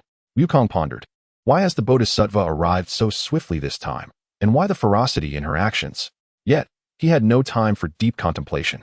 After rescuing his master, he crossed the river of heaven alongside Yun Fan. The three national masters of Qiji Kingdom expressed their gratitude to Yun Fan for vanquishing demons before each returned to their capital to pacify the populace. Upon crossing the river, Sun Wukong's demeanor grew increasingly grave.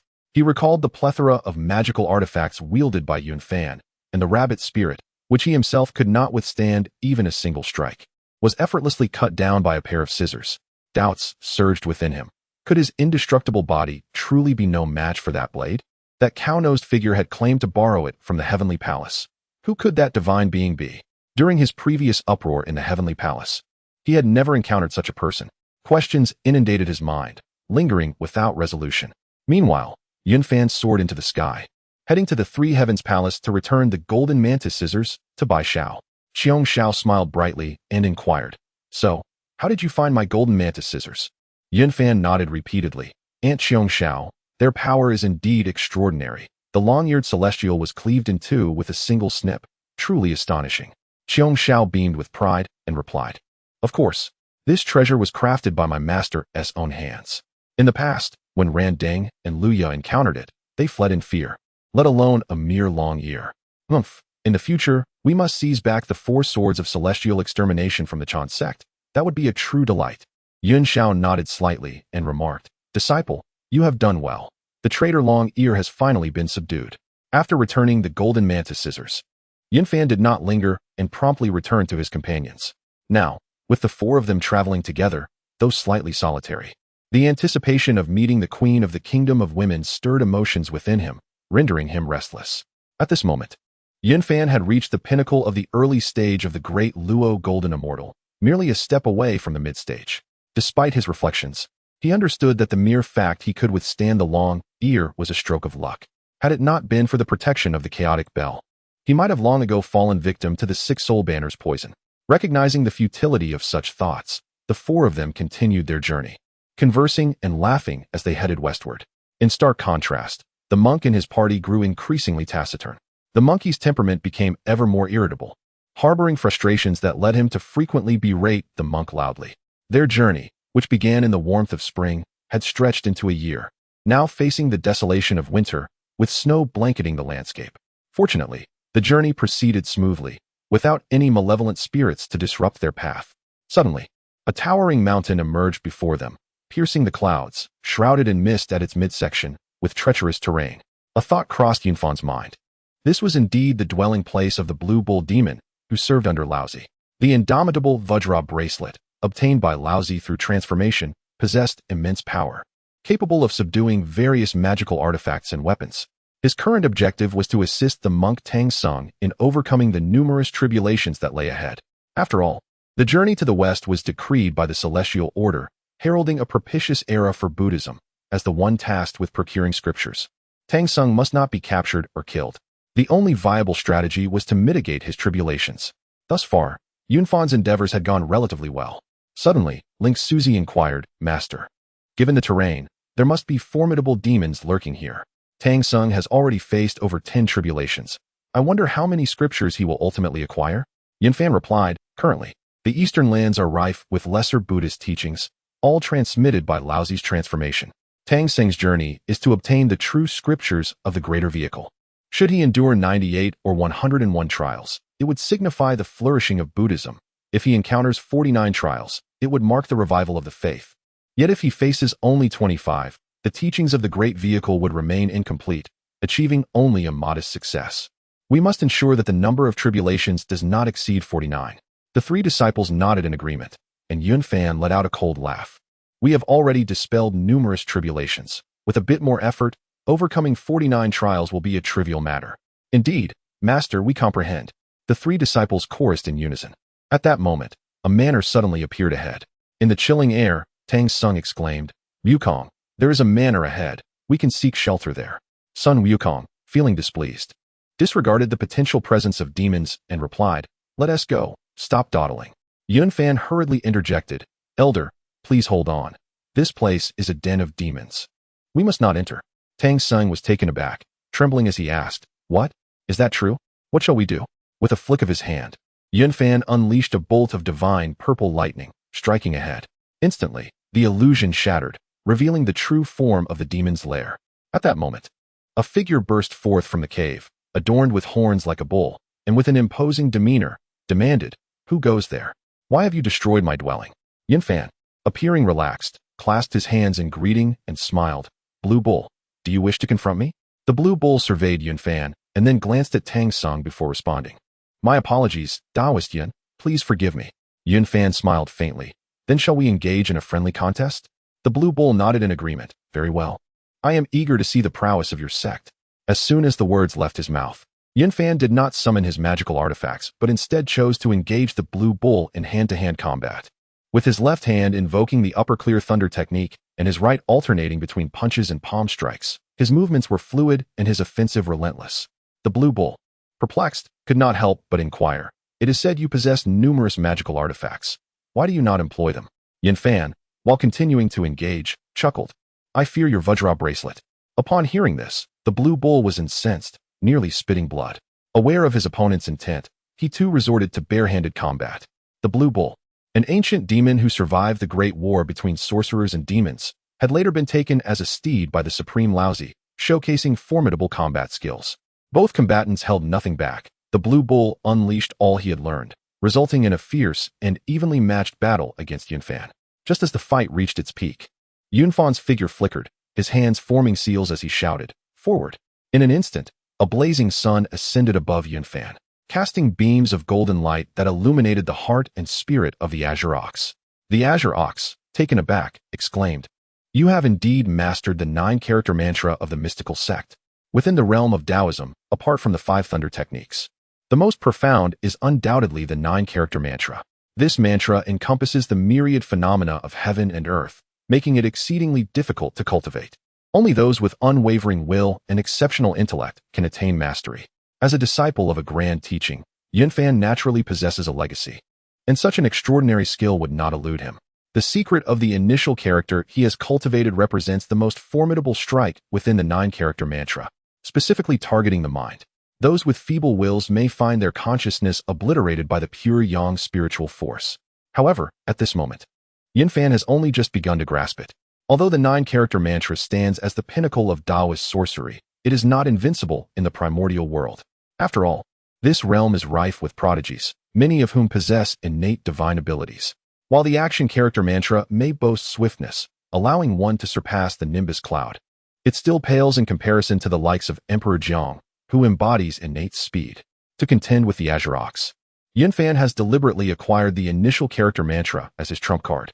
Chapter 36. The Sovereign's Restless Night. Under the impact of the preceding incantation, Qingyo found his mind lost, standing in a daze. Seizing the opportunity, Yunfan delivered a right hook that sent him crashing to the ground. And with a polite gesture, he remarked, "Brother Qingyo, I am grateful." Dazed, Qingyo rose, his expression bewildered, murmuring, "I admire you. Truly, I have lost." Yunfan laughed heartily. "I am honored by your teachings. Let us part ways here." Despite his defeat, Qingyo bore no resentment. He recognized that obstructing Yunfan would serve no purpose, for he was not a man devoid of reason, and thus he ceased to impede his departure. After leaving the Golden Dome Cave, they journeyed forth, transitioning from the wintry tempest of the frigid season into the vibrant embrace of March, where life began to flourish anew. They traversed an unknown distance, and in the blink of an eye, 2 years had passed since their departure from the kingdom of Chechi. Yunfan spoke softly to himself. "I wonder if my senior sister has ascended to the realm of the great Luo Golden Immortal." The elegant figure in white interjected, "Do not fret, master. Our revered uncle shall undoubtedly overcome any obstacles. It is known that immortals may seclude themselves for decades, although we have journeyed for 2 years to one in seclusion. It may feel like but a fleeting moment. I believe our uncle will arrive promptly upon his emergence from solitude." Yunfan nodded slightly, saying, "What you say is indeed true. We travelers often perceive time as prolonged. The Tantian River, spanning 800 li, is impassable by any. Beyond the river lies no city nor sight of fellow travelers, evoking a profound sense of desolation and solitude in the vastness of the world." Gradually, a crystalline stream appeared ahead. Yunfan raised his hand and pointed, saying, "Behold that river. Heiyun, go inform Tang Sung that he must not drink from its waters, for it is known as the mother-child river. Consuming it will lead to pregnancy." The 3 disciples displayed expressions of astonishment. "Ah, master, is that truly the case?" Yunfan nodded and elaborated. "This land is called the Kingdom of Western Liang, where no man exists. It is solely through this river's waters that the lineage continues. Hurry, and take some of the river water with you." The black bear spirit responded promptly, hastening to Tang Seng's side, and said, "Elder, the master has instructed me to inform you to avoid drinking from that river." Tang Sung, perplexed, inquired, "Why must I not drink? I find myself quite parched." The black bear spirit presented a leather water flask, replying, "Elder, please use this flask for your water. It was specially sent by the master." He made it clear that the river is named the Mother-Child River, and drinking from it will result in pregnancy. This nation, known as Western Liang, has no men and relies entirely on this river for procreation. Upon hearing this, Sun Wukong burst into laughter. Clutching his belly, "That old Taoist with the cow nose is spouting nonsense. How could such a thing be? I have never heard of it. What say you, Zhu Beiji?" Though Zhu Beiji did not comprehend how Yunfan possessed such knowledge, he had developed a profound respect for him. Throughout their journey, he had been in awe of Yun Fan's intellect, realizing that the teachings would indeed be revived by his remarkable younger brother. In response to Sun Wukong's remarks, Zhu Beiji retorted, "Brother monkey, if you do not believe it, why not take a sip yourself? If you truly become pregnant, a little monkey following you around would be quite delightful." Haha. Sun Wukong glared at him, baring his teeth in a snarl. "Fool, whose side are you on? You should be the one to drink first." Zhu Beiji, frightened, scurried behind Tang Song, muttering, "I would rather believe it exists than not. I, old pig, will trust in the words of Taoist Yun. You, the keeper of the horses, do not believe? Go ahead and drink." Sun Wukong brandished his golden staff, while Zhu Beiji circled around Tang Song, incessantly provoking him. Unable to endure the torment any longer, Sun Wukong scoffed. "If drinking is what you insist upon, then I, Sun Wukong, shall see if this water can indeed make me pregnant." What a farce. With that, he strode towards the riverbank and scooped up the water to drink. The water from the mother and child river was clear and sweet, prompting Sun Wukong to smirk. "This water is quite delightful, rivaling the celestial dew I have tasted before." At that moment, a ferryman appeared upon the river, and people on both banks called out. The ferryman was a woman, who, upon seeing Yun Fan and his companions, immediately displayed a joyful countenance. Clad in a moon-white Taoist robe adorned with the Taiji and Bagua patterns, Yun Fan's long hair was bound with a golden ring, a pin askew in his hair, presenting an image akin to a celestial being descended to the mortal realm. The black bear spirit had donned a black robe, resembling a rugged Taoist, while the scholar in white remained in his scholarly attire, and Ling Shuzi was dressed in green, their demeanor exuding greater composure than that of Tang Xing's party. The woman, upon noticing them, naturally approached Yun Fan and the others first. After they boarded the boat, she inquired, "From whence do you gentlemen hail?" Yun Fan performed a Taoist salutation and replied, "We, humble practitioners, come from the southern continent of the Great Tang, journeying westward to propagate the true essence of the Tao and disseminate the scriptures of the eastern lands." As she listened, the woman closely scrutinized the four, her eyes revealing astonishment, joy, and excitement. The scholar in white then asked, "Pray tell, esteemed lady, where is this place?" The woman elaborated on the peculiarities of the kingdom of women. The three exchanged glances, realizing that what their master had foretold was indeed true. Upon reaching the opposite bank, the woman invited Yun Fan and his companions to sit first, while she went to fetch Tang Song and his disciples. As soon as the boat docked, Sun Wukong clutched his stomach and rolled in agony upon the vessel. The woman, witnessing this, laughed heartily. "Oh dear, you monkey drank from the mother and child river. Does this mean you are about to give birth to little monkeys?" She further explained the peculiarities of the place. Upon hearing this, Zhu Beiji burst into laughter, holding his belly. "Monkey brother, without a birth canal, how can you bear a child? Haha, this is going to be troublesome." Sun Wukong, already in excruciating pain, grew even more irate at Beiji's remark. Gritting his teeth against the torment, he urgently inquired, "Esteemed lady, is there a remedy? I beseech you to enlighten me." The woman informed him that the falling fetus spring was located on Jiejin Mountain. Clenching his teeth and enduring the excruciating pain, Sun Wukong soared on a cloud directly to Jiejin Mountain. Upon arrival, he found the falling fetus spring, where an elder and a child were engaged in lively conversation. Spotting the child, Sun Wukong exclaimed, "Red boy, what brings you here?" The child, hands on hips, replied loudly, "Stinky monkey, this is the gathering of Immortals Monastery, my uncle. The true immortal of the wishful staff cultivates here, so of course I can be here." Sun Wukong dared not act recklessly and quickly turned to the oddly dressed Taoist, saying, "Taoist, I mistakenly drank from the mother and child river and have come to seek a bowl of water from the falling fetus spring." Upon hearing this, Red Boy erupted into laughter, almost rolling on the ground. "Haha, stinky monkey, you too are pregnant. This is too hilarious." Sun Wukong, teeth gritting in frustration, writhed in pain on the ground. The true immortal of good fortune did not trouble him, merely stating, "Considering you are the sworn brother of my elder brother Nyo, granting you a bowl is no trouble at all. However, henceforth, you shall have no ties with our demon realm." After speaking, the true immortal handed a bowl of spring water to Sun Wukong and, without further ado, gestured for him to leave promptly. Although Sun Wukong did not comprehend the meaning of these words, he noticed the presence of the red boy and had no choice but to acquiesce. Taking the spring water and departing on his cloud, the red boy chuckled, saying, "This monkey is truly amusing, so oblivious to such an extent. How could my father consider him a brother?" The true immortal replied coldly, "Do not speak further. That monkey has a mischievous nature, and now that he has come here, It is likely that Mount Suiyun is not far behind. The Buddhist sect may seek to use him to eradicate us. We must prepare accordingly. The red boy then remarked, I must return home to see my parents. After leaving the mother-child river, the two groups continued onward, soon encountering a bustling marketplace. The market was filled with a constant stream of people, all women, regardless of age. Upon seeing Yun Fan and his companions, the crowd exclaimed, Ah, men have arrived. There are real men here. In an instant, Yun Fan and his three companions found themselves surrounded, unable to move an inch. He could only smile wryly and say, Ladies, please make way. We still need to meet the king. Tang Sung and his disciples were also encircled, but due to the unusual appearance of Sun Wukong and the others, the crowd's gaze lingered primarily on Tang Sung. After 2 years without encountering a single woman, the sudden immersion into a realm populated solely by women left the likes of the Black Bear spirit and his companions momentarily disoriented. At last, they reached the Yang Welcome Station, where the name alone suggested the kingdom's urgent desire for male offspring. A female official came forward to greet them, first noticing Yun Fan and his companions, then turning her attention to Tang Sung and his disciples, finally fixating on Yun Fan as she scrutinized him. He was strikingly handsome, tall and slender, with a resolute gaze and an extraordinary demeanor, captivating the station master. Yun Fan inwardly sighed. In this realm of pure yin, even a few rays of yang energy brought about so much trouble. He inquired, Madam, when may we have an audience with the king? The official, regaining her composure, replied, Please remain patient. I shall enter the palace to request an audience with the king. With that, she took the documents pertaining to Yun Fan and Tang Sung and swiftly entered the city. After arranging accommodations for everyone, the station master galloped into the palace.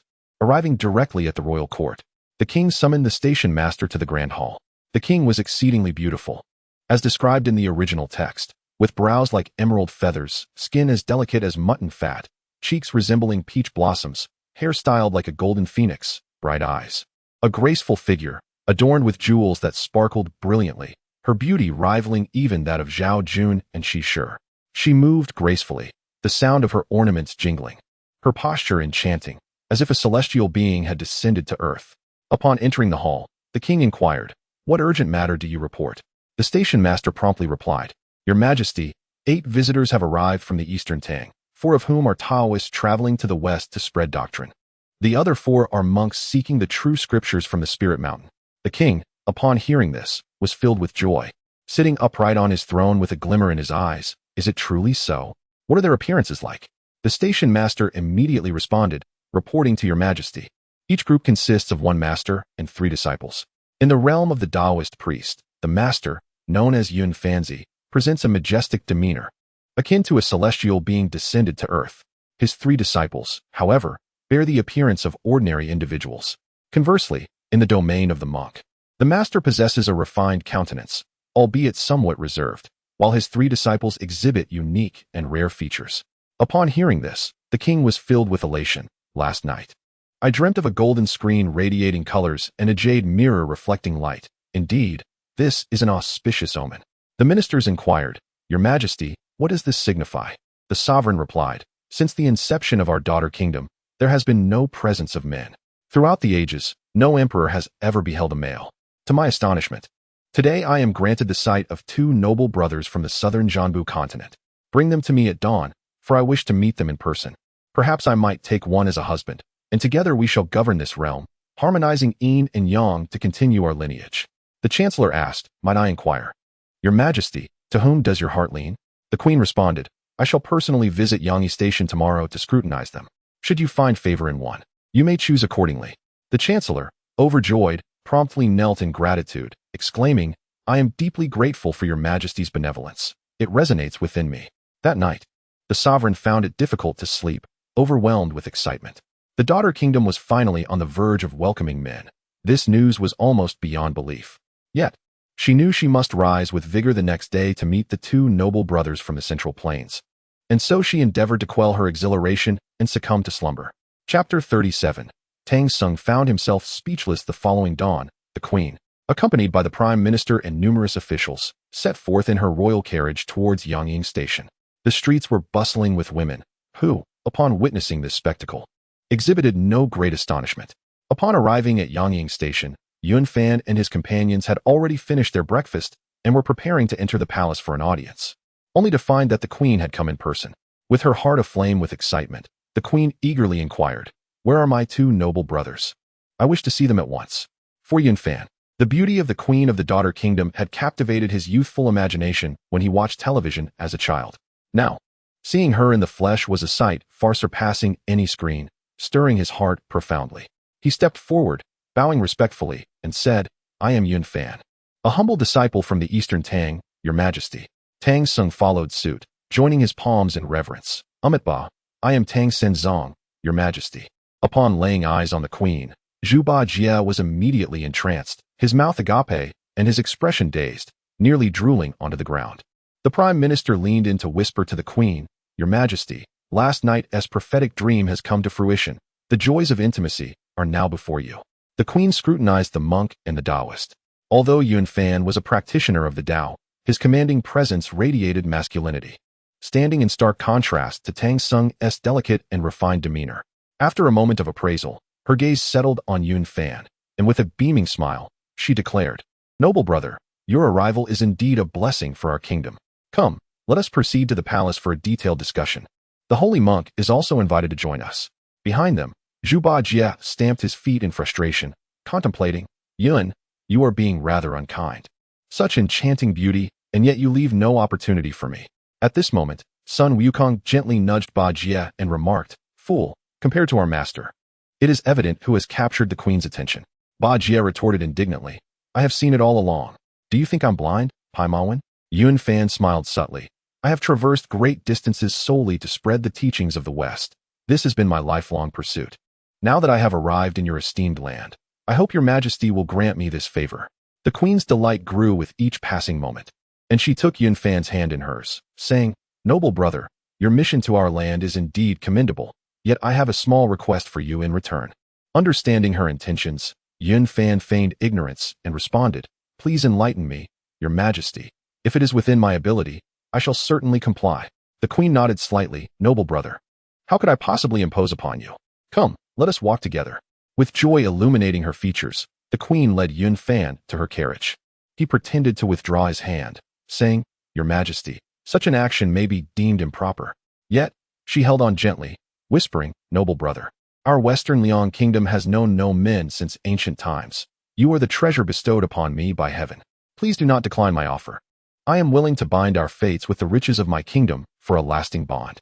As he gazed into the queen's tender eyes and inhaled the faint, alluring fragrance wafting from her, Yunfan felt ripples of emotion stir within him. He then replied, "Your majesty, I bear the sacred mission of the Tang emperor, and must travel to the farthest west to convey his edicts. How could I linger here?" This statement was not a mere formality.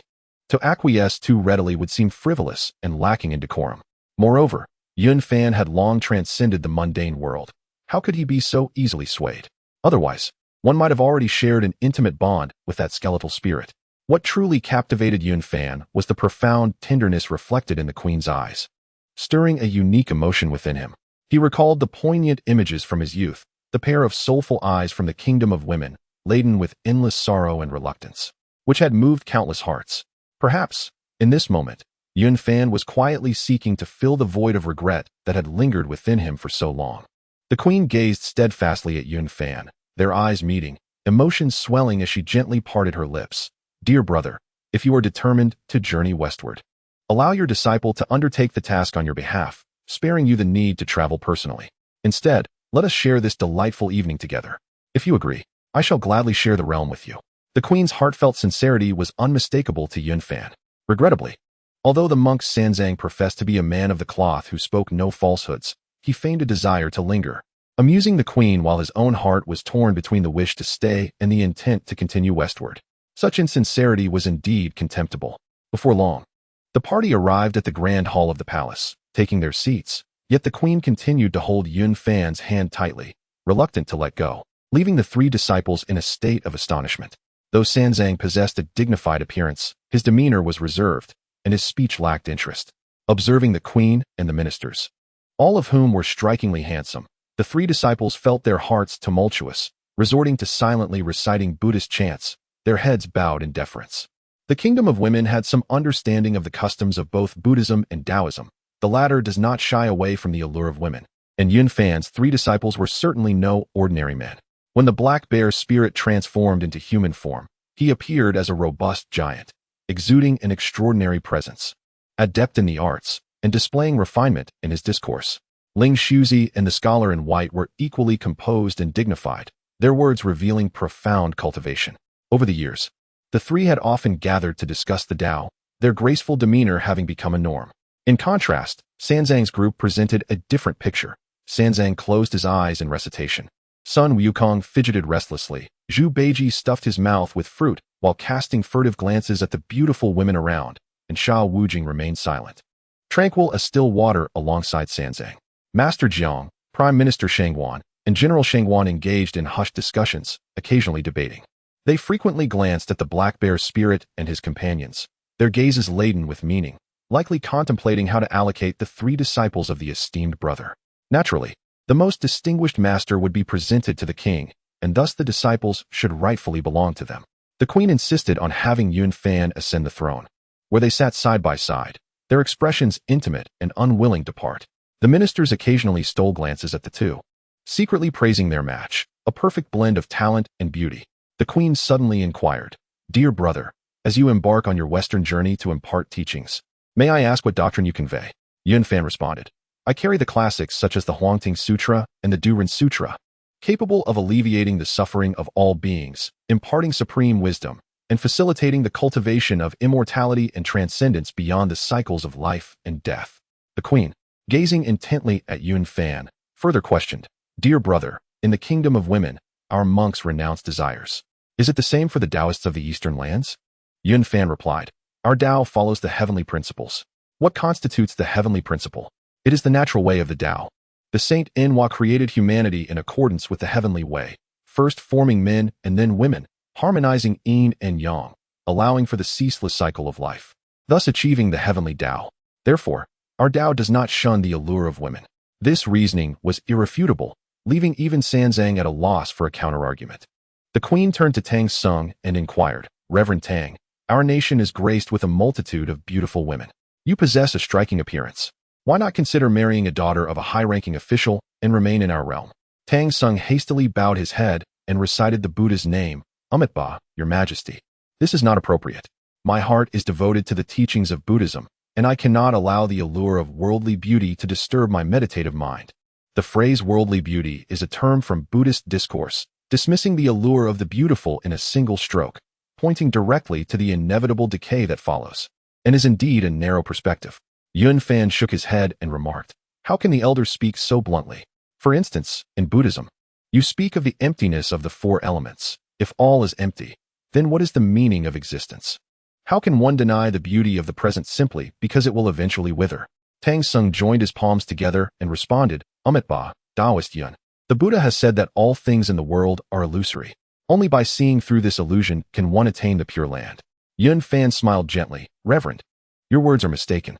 If all in the world is an illusion, do the celestial deities also dwell within this illusion? Is enlightenment and liberation attainable only through the Buddha? From infancy to old age, life is not merely the passage of time, but also an accumulation of emotions and experiences. This life is not lived in vain. The elder has devoted his life to chanting for the Pure Land. But do you truly know what that paradise is like? The cycle of life and death exists within the heavenly path. Since it exists, it must have its reason. Can we so lightly dismiss it as illusory?" Tang Sung was at a loss for words and could only repeat the Buddha's name, "Amitabha, this is what the Buddha has taught." How can Taoist Yun question the words of the Buddha? Yun Fan chuckled softly, stepping to the center of the grand hall, standing with his hands clasped behind him. He pointed lightly and said, "Your Buddhist teachings prohibit killing and desire, and abstain from alcohol, appearing to be pure and untainted. Yet, humans raise livestock to stave off hunger. Livestock consume plants, and predators feast on livestock. If predators do not hunt, they will perish from starvation. If livestock reproduce without restraint, they will destroy the vegetation, and all life will struggle to survive. If the world lacks the harmonious interplay of yin and yang, humanity will cease to exist, and the heavenly path will collapse, returning to nothingness." Yun Fan spoke with unwavering conviction, his presence commanding, leaving Tang Sung speechless, who could only repeatedly chant the Buddha's name, his heart in turmoil. The Empress gazed at the exceptionally graceful Yun Fan, utterly captivated. Xinyo Hezhou is traditionally a land of Buddhism, with few Taoists present. Hearing Yunfan's words, she found them thoroughly reasonable, nodding frequently, her eyes filled with admiration. Observing Yunfan's confident and composed demeanor, the Empress's anticipation for the night deepened. Yunfan's arguments were coherent, and all present felt the profundity of his reasoning, nodding in agreement. At that moment, the Empress unfurled 2 official documents, each adorned with 9 red seals from the Emperor of the Tang dynasty, and also bearing the seals of Baoshan Kingdom, Wujiguo, and Chechiguo, with their identities clearly stated. Since the matter with Yunfan had yet to be resolved, the Empress spoke. Your Highness, holy monk, having traveled from afar, you must be weary. Why not take a moment to rest? Tomorrow, I shall further affix the official seals for you. Tang Sun could not refuse and agreed, while Yunfan remained silent. As noon approached, the Empress commanded a feast to be prepared. One table was set with elegant vegetarian dishes for Tang Sun, while another was laden with delicacies for Yunfan to enjoy alone. As the gathering unfolded, the hosts and guests reveled in joy. Once the meal was concluded, the Empress instructed her attendants to arrange for the two to rest at the inn. In the imperial garden, the Empress gently leaned against Yunfan, her demeanor tender and affectionate. She gazed at the enchanting scene of mandarin ducks and colorful butterflies flitting about, and softly remarked, "Dear brother, the beauty of this garden is intoxicating. Do you think I can rival the splendor of this springtime bloom?" Yunfan sighed lightly and replied, "Your Majesty's beauty is a rarity to behold, one that even the 7 fairies of heaven would find hard to surpass." Taken aback by his words, the Empress inquired softly, "Dear brother, have you lived for centuries?" Yunfan smiled faintly, nodding as he said, "I was once but a mere child of the mortal realm, fortunate enough to be taken in by my master for cultivation, and now I have lived for over 800 years. The Empress's expression shifted dramatically, her face turning pale as she spoke with a sorrowful tone. "Dear brother, I had hoped to remain by your side until the end of our days. Yet I shall inevitably turn to dust. How tragically melancholic." Yunfan's voice was resolute as he reassured her, "Do not fret, for I shall bestow upon you a golden elixir that will elevate you to the ranks of immortals, allowing us to share eternity together." For him, this task was as simple as a flick of the wrist. He possessed several golden elixirs, though they were not as rare as the 9 Revolutions golden elixir. They were sufficient to aid one in achieving celestial transcendence. Such elixirs were commonplace for Yunfan, while the 9 Revolutions golden elixir, akin in value to a premier innate spiritual treasure, was seldom revealed to others. Chapter 38, The Second Disciple. Master has been captured by a monster. The Empress's emotions shifted abruptly from sorrow to joy as she inquired, "Brother Yudi, is what you say truly the case? Can I genuinely attain immortality and be with you for eternity?" Yunfan turned to her, his tone unwavering. "As I step into this realm, receiving your esteemed affection, how could I remain unmoved? How could I bear to witness your return to dust after a century? Though I have ascended to immortality, I am not devoid of feelings. Your deep affection I shall forever cherish." Seated together in a cool pavilion, upon hearing these words, the Empress could not help but lean against Yunfan's shoulder, whispering softly, "Brother Yudi, it seems you have already become an immortal. I was still contemplating passing the throne to you." Brother Yudi.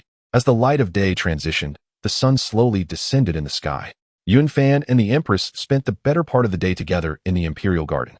In this tender atmosphere, Yunfan relaxed, savoring the Empress's warmth, as if she wished to meld their very beings. The intensity of her affection stirred his heart, making restraint nearly impossible. As the time for the evening meal approached, the Empress led Yunfan into her chambers. A sumptuous feast awaited them within the palace, and she raised her wine cup, speaking gently, "Brother Yudi, please partake of this cup. May we journey together, inseparable and unwavering." Yunfan accepted the goblet, but countered, "Your Majesty has yet to reveal your given name. Referring to you simply as Your Majesty seems rather formal." The Empress chuckled softly, covering her lips. "You are right, Brother Yudi. My name is Lan Sini." Yunfan smiled and nodded. "Sini, a beautiful name." To reciprocate her sentiment, Yunfan rose, lifting his cup and reciting aloud, "O heaven, I wish to know you. May our lives be long and never fade. When mountains crumble, rivers run dry, when winter thunders and summer snows, only then shall this affection cease." With that, he drained his cup in one gulp.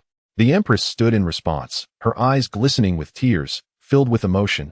"Brother Yudi, your poem resonates deeply, truly living up to the name of a gentleman from Nanjian Zhonghua." Yunfan then gently assisted the Empress back to her seat, extending his palm and saying, "Sini, Behold the transformation in my hand. In a moment you shall acquire the secret to eternal life." The Empress held her breath, her gaze fixed intently, as Yun Fan softly instructed, "Watch closely." Suddenly, his palm, which appeared empty, manifested a small fruit resembling an infant. Indeed, the legendary ginseng fruit. Yun Fan retained only two, prepared for this moment. "Ah, what is this? A baby?" the Empress exclaimed in astonishment. Yun Fan chuckled and shook his head. "Nay, this is a spiritual fruit that grants you eternal youth. Though it may sound exaggerated, consuming it bestows a lifespan beyond the reach of mortals." The Empress remained skeptical, her expression one of disbelief. "But it looks so much like a baby." Yun Fan continued, "This is the ginseng fruit, ripening once every 3,000 years. A mortal who consumes one may extend their life by 47,000 years." The Empress's eyes became misty, and she softly questioned, "Brother Yudi, is this truly the case? 47,000 years is an eternity." Yun Fan replied with a gentle smile, "Sinny, how could I deceive you? Quickly, eat it, and once you have, we shall share a night of bliss together." With great care, the Empress accepted the fruit, examining it closely in her palm. It was indeed no ordinary item, and for a moment, she hesitated to take a bite. Upon witnessing this, Yun Fan gently pried open the fruit, revealing its plump flesh, from which juice flowed forth, allowing her to take a slow, deliberate bite. With each mouthful of the ginseng fruit, her internal condition subtly transformed. Her body seemed to freeze, halting the march of time and aging. As she was not a practitioner of the way of cultivation, she could not harness the fruit's spiritual energy for her own use. Instead, she could only store the power within her. Yun Fan softly inquired, "Xine, how do you feel?" The Empress's face lit up with delight as she replied, "Brother Yudi, I feel utterly at ease, beyond description." Yun Fan nodded, stating, "You remain a mortal for now, yet you are of the highest rank, and none dare offend you. Once you abdicate the throne, I shall bestow upon you a golden pill to aid you in your ascension to the celestial path." The Empress, blushing shyly, responded, "Yes, I shall heed your words. We must not let this splendid evening go to waste." Meanwhile, Zhu Beiji was in the courtyard, brandishing a rake, seething with frustration as he vented his displeasure. Sun Wukong chuckled from the side, "You fool, are you thinking of women again? Upset because you cannot have what you desire?" This only fueled Beiji's anger, prompting him to hurl the rake at the monkey. Wukong, too, was brimming with pent-up fury, seizing his golden staff, and the two engaged in a fierce scuffle in the courtyard. Sha Sung emerged from the house, observing their brawl without intervening, quietly pondering something unknown. Though Tang Sing outwardly appeared to be free from worldly desires, he was, after all, a mortal, and after years of suppression, the alluring presence of the Empress stirred ripples within his heart. Yet, he was unable to reach out, forcing himself to suppress his longings, filled with a bittersweet ache. Upon hearing the commotion outside, he murmured to himself, "Let them fight. May they injure each other, and grant me some peace. With that Taoist Yun present, I can still journey to the west for scriptures." Just then, a sudden sinister wind swept through, violently flinging open the door, and before Tang Sung could react, he was whisked away, vanishing without a trace. Sha Sung exclaimed, "Elder brother, the master has been taken by a monster." Sun Wukong, unfazed, replied, "If he's taken, then so be it. The sooner he dies, the sooner he can be reborn." Upon hearing this, Sha Sung turned to Zhu Beiji, saying, "Second brother, master has been abducted by a monster." Beiji, already in a foul mood, snorted disdainfully, "That old monk deserves it. Why should I care?" Thus, the two continued their magical duel, venting their frustrations, entirely disregarding their master's safety. Tang Sung, swept away by the wind, found himself in the Pai Pa cave of the poisonous enemy mountain, trembling with fear and pallor. A beguiling woman approached, her voice gentle, "Do not be afraid, elder. While this place may not rival the palace of the Empress, it is serene. We can accompany each other here and study the teachings of Buddhism together. Would that not be delightful?" Tang Sung, trembling, uttered a prayer, "Amitabha, I am but a humble monk. I implore you, kind lady, to allow me to continue my journey to the west." "Ha ha, the kingdom of women has long been devoid of men. How could I easily let you go? Do you think I truly desire to capture you? In truth, that Taoist Yun has already caught the eye of the queen. Besides, I have been informed that your essence is of great value." The scorpion demoness laughed while swaying her body, her expression triumphant. Tang Sing closed his eyes tightly, his mind a tempest of thoughts. Should he yield to this woman before him? As he hesitated, the admonitions of Bodhisattva Guanyin surfaced in his mind, adding to his turmoil. Thus, he chose to remain silent, offering no further response. The scorpion spirit, far from being enraged, instead spoke. Come, assist the holy monk to the bed, for I wish to share a splendid night with him. Having said this, she joined him on the bed, employing various seductions, yet the monk remained impervious to her charms. It appeared that his Buddhist nature was intact, his heart as steadfast as rock. The two were entangled for half the night, but the scorpion spirit, incensed, ultimately resorted to binding the monk. Although her temperament was peculiar, she was not inherently malevolent. Having lingered in the kingdom of women for many days, she had not harmed anyone. Capturing the monk was merely her desire for warmth. She did not force him but engaged in a stalemate until deep into the night. Finally, she sighed, Very well, let us cease for today. I shall rest now, and we shall settle this tomorrow. In life, you belong to me. In death, you shall be my ghost. Once Sun Wukong and Zhu Beiji had calmed their fury, they began to search for their master. By the time they set out, dawn had arrived. At this moment, the Empress, her gaze serene as water, looked at Yun Fan and chuckled. Indeed, brother, your wit is sharp. Even your casual words are laden with profound meaning. Just as they had shed their garments, an urgent report arrived from outside the inn. The Empress summoned the messenger and inquired, What is the matter that is so pressing? A female official knelt on one knee, clasping her fists in salute. Your Majesty, last night, the holy monk of the Great Tang was abducted by a demon. We dared not disturb you during your rest. Yun Fan suddenly smacked his forehead. Ah, how could I forget this matter? It must be the work of the scorpion spirit from poisonous enemy mountain. The Empress gestured for the official to withdraw and turned to Yun Fan. Brother, do you know who is responsible? Unforeseen by Yun Fan, the scorpion spirit had acted prematurely. He replied, I am aware. There is no need for you to worry. I shall retrieve the monk. The Empress, her expression anxious, asked, Brother, you are going personally? Is it not dangerous? Shall I send an army to accompany you? Yun Fan gently shook his head. For a mortal to go would be akin to inviting death. I shall go alone. With that, Yun Fan soared through the clouds directly to poisonous enemy mountain. Upon arrival, he heard the sounds of a fierce battle. It was Sun Wukong and Zhu Beiji teaming up to confront the scorpion spirit. Just then, the scorpion spirit, cradling a pipa, suddenly struck, stinging Sun Wukong, who grimaced in pain, forcing them to retreat. Yun Fan descended from the sky, standing before the scorpion spirit, and said, Fair lady, please pause. Your skills are indeed formidable. I am impressed. The scorpion spirit halted her movements, scrutinizing Yun Fan, and remarked, You must be the illustrious brother from the Great Tang. Indeed, you are striking. What a pity that the queen has already claimed you. Did you enjoy yourself last night? Meanwhile, Zhu Beiji in the courtyard brandished his rake, seemingly venting his frustrations and restlessness. Sun Wukong chuckled beside him. Simpleton, are you smitten? Is it unrequited love? The monkey fanned the flames, igniting Zhu Beiji's fury, who seized the rake and charged forward. Sun Wukong, unwilling to be outdone, brandished his golden staff, and the two engaged in a fierce tussle.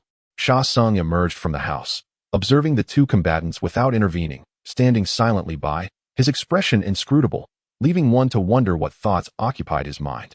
Despite Tang Seng's outward composure and stoic demeanor, he is ultimately not a celestial being untouched by mortal concerns. The repressed desires of his humanity inevitably waver. Confronted by the Empress, his heart is not entirely unperturbed. It is the unattainable that breeds a flicker of self-deceptive resentment. As he hears the clashing sounds of the golden staff and the rake outside, Tang Seng murmurs to himself, Strike on, strike on. Should one be vanquished, it would bring a semblance of peace. Even if they perish, with the celestial Taoist guiding me, I can still journey to the west for the sacred texts.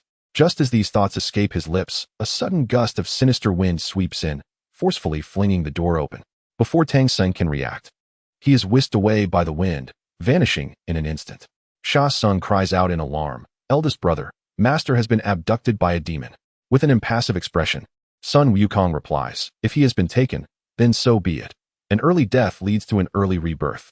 Witnessing his elder brother's indifference, Sha Sung turns to Zhu Beiji, exclaiming, Second brother, master has been captured by a demon. Irritated, Zhu Beiji waves his hand dismissively, saying, The old monk has brought this misfortune upon himself. It has nothing to do with me. With that, the two resume their brawl, venting their long-simmering frustrations, entirely oblivious to Tang Seng's peril. Meanwhile, Tang Sung is swept away by a malevolent wind to the Pipa cave of the poisonous enemy mountain. Landing in a state of trembling fear, his complexion pale. Chapter 39. Refusing a toast and taking a punishment drink, a bewitchingly beautiful and flamboyant demoness approached slowly. Her voice a melodic whisper, elder need not be alarmed. Although this place may not rival the palaces of the Western Liang Kingdom, it is nonetheless serene and comfortable. How delightful it would be for us to share a splendid night, engaging in Zen and enlightenment, don't you think? Tang Sung trembled as he replied, Ba, I am but a humble monk. I earnestly beseech the lady to allow me to continue my journey to the west. The demoness laughed with a charmingly lilting sound. He. In the kingdom of women, there are no men. Now that a monk has appeared, how could I let you go so easily? Do you think I captured you by mere coincidence? The queen has set her sights on Taoist Yuan, and I have been informed that your essence is of great value. Haha. Tang Sung remained silent, his heart a tumult of emotions. He was momentarily at a loss for how to choose between submission and steadfastness. The admonitions of Guanyin Bodhisattva echoing in his mind, leading him into deeper conflict. Thus, he chose to remain mute. The demoness, undeterred by his silence, gently urged, Come, assist the holy monk to the bed, and let us share a splendid night together. She inched closer to Tang Sung, attempting to stir his emotions. But he steadfastly kept his eyes shut, demonstrating the strength of his Buddhist resolve. The two engaged in a playful tussle until deep into the night, at which point the demoness, feeling vexed, bound Tang Sung securely. However, she was not a malevolent being. Throughout her years in the kingdom of women, she had never been known to commit any grievous acts. Her intentions in capturing Tang Sung were merely driven by affection, wishing to engage in romance rather than coercion. Their verbal exchanges continued until the night waned. Finally, the demoness sighed. Very well, I shall rest for now. We shall continue our discourse tomorrow. In life, you are mine. In death, you shall remain with me. Meanwhile, Sun Wukong and Zhu Beiji were utterly exhausted from their skirmishes, their tempers finally cooling. It was then that they recalled their master was missing and hastily began searching for him. As dawn approached, Yun Fan and the queen, having indulged in their pleasures within the palace, were both revitalized and in high spirits.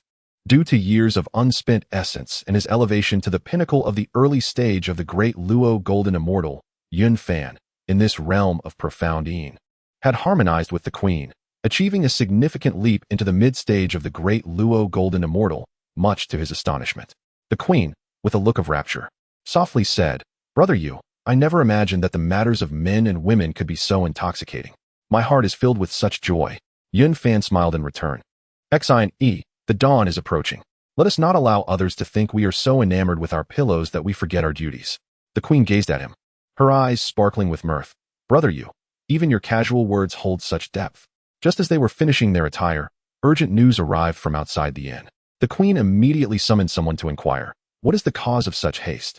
A female official knelt, reporting, Your Majesty. The great Tang holy monk was abducted by a demon last night. We did not dare disturb you during your rest. Yun Fan smacked his forehead. I completely forgot about this matter. It must have been the scorpion demon from Poison Enemy Mountain. The queen dismissed the female official and turned to Yun Fan, asking, Brother Yu, do you know who it is? Surprised that the scorpion demon had acted so swiftly, Yun Fan nodded. I do know. Xine, you need not worry. I shall retrieve Tang Sung. The queen's face clouded with concern. Brother Yu, do you truly intend to go? Could there be danger? Should I send someone to accompany you? Yun Fan shook his head with a wry smile and said, Xine, mere mortals would only meet their demise. I shall go without concern. With that, Yun Fan soared through the clouds, heading straight for the poisonous enemy mountain. Upon reaching the summit, he heard the sound of clashing metal. It was Zhu Beiji and Sun Wukong teaming up to assault the scorpion demon. Just as the scorpion demon strummed her pipa, a venomous tail struck Sun Wukong, causing him to cry out in pain, and the duo retreated in haste. At that moment, Yun Fan descended gracefully and stood before the scorpion demon, saying, Fair lady, please pause. Your skills are remarkable, and I, a humble Taoist, am in admiration. The scorpion demon halted and assessed Yun Fan, chuckling lightly. You must be the younger brother of the queen, indeed a striking figure. What a pity she has claimed you first. Did you enjoy yourself last night? Yun Fan replied with a serene smile. I have come solely to request the release of Tang Sung. In truth, it is to save your life. Save me? The scorpion demon scoffed. What leads you to make such a claim? Yun Fan sighed softly. Dear lady, you are a spirit from the spirit mountain, possessing extraordinary abilities. Unlike ordinary demons, and you have never harmed a soul. You remain so peacefully in the kingdom of women, yet you have just wounded that monkey with poison. If he were to summon the Morningstar officer against you, how would you respond? Upon hearing these words, the scorpion demon's expression shifted. Brother, is this truly the case? Yun Fan asserted firmly, truth and falsehood will be revealed in an instant. you have diligently cultivated to reach the realm of Tai Golden Immortal. Do not let a fleeting obsession cost you your life. Hearing Yun Fan's reasoning, the scorpion demon appeared troubled and spoke. I was originally a scorpion from the Spirit Mountain, who inadvertently stung Buddha himself. However, the Bodhisattva PL placed me here and indicated that Tang Sing's primordial yang holds great significance. If I could marry him, I would attain enlightenment. Why would his son seek to kill me? Yun Fan let out a cold laugh. Your presence here serves merely to create trouble for the Buddhist sect. You are but a pawn, seeking to assert dominance. You possess the cultivation of a Tai Golden Immortal, yet you still aspire to become a Buddha. Such desires are but idle fantasies. The scorpion demon is known as the foremost female demon in Journey to the West, having once fought fiercely against Sun Wukong and Zhu Beiji, defeating them in battle. After hearing Yun Fan's words, the scorpion demon felt a surge of unease and proposed. Would you accompany me into the cave for a discussion? Yun Fan nodded in agreement. Very well, I shall wait here with you for that monkey. Let us see if the Morning Star officer will come. Your fear of him, could it be due to some trickery from PLN? Shortly after entering the cave, the black bear demon arrived in haste, calling out, Master. Yun Fan said, Fair lady, release Tang Song, and allow my disciple to escort him home. Should you wish to fight, know that I have entered the realm of Deluo Golden Immortal, and you are no match for me. The scorpion demon pondered for a moment and replied, Very well, I shall heed your words, brother. You minions. Release Elder Tang, and let him return with the younger brother's disciple. When Tang Sung saw Yun Fan, he expressed his gratitude and departed with the black bear demon. After Tang Sung's departure, the scorpion demon whispered, Brother, you may not be aware, but I have known the Morning Star officer since our days on the Spirit Mountain. That officer, a great rooster, has bullied me since childhood, and I could never resist. Yun Fan nodded, I understand now. We shall wait here for that monkey to bring reinforcements. If the stellar official of the day truly arrives, I shall certainly come to your aid. The scorpion spirit nodded in gratitude, then turned her gaze upon Yun Fan and remarked, Dear brother, your presence is truly mesmerizing. I envy the queen who had the pleasure of your company last night, as I was unable to partake. Now, having released Tang Sung at your command, might you also grant me a wish? Let us share a moment of intimacy, for the hour is still young. Yun Fan's face flushed with embarrassment as he replied, How can you speak such words? It is utterly shameless. The scorpion spirit, undeterred, settled beside him and whispered, Brother, how do I compare to the queen in beauty? Yun Fan answered candidly, Spring flowers and autumn moons, each possesses its own charm. The scorpion spirit sighed softly, Brother, it is not that I lack modesty, but there are no men in this land of women. You cannot fathom the depth of my loneliness. I conversed playfully with Tang Sung for half the night, yet could not draw close to him. Were you to accompany me, why would I seek out that monk? Please, grant me this one wish, if fate permits. I shall not insist on your company in the future. Her words were laden with sorrow. Yun Fan rubbed his temples, pondering to himself, this visit to the land of women may not be entirely fortuitous. Surrounded by women, each harboring unexpressed affections, it is difficult to comprehend the entanglements unless one experiences them firsthand. The initial excitement had long since dissipated, leaving only emotional burdens.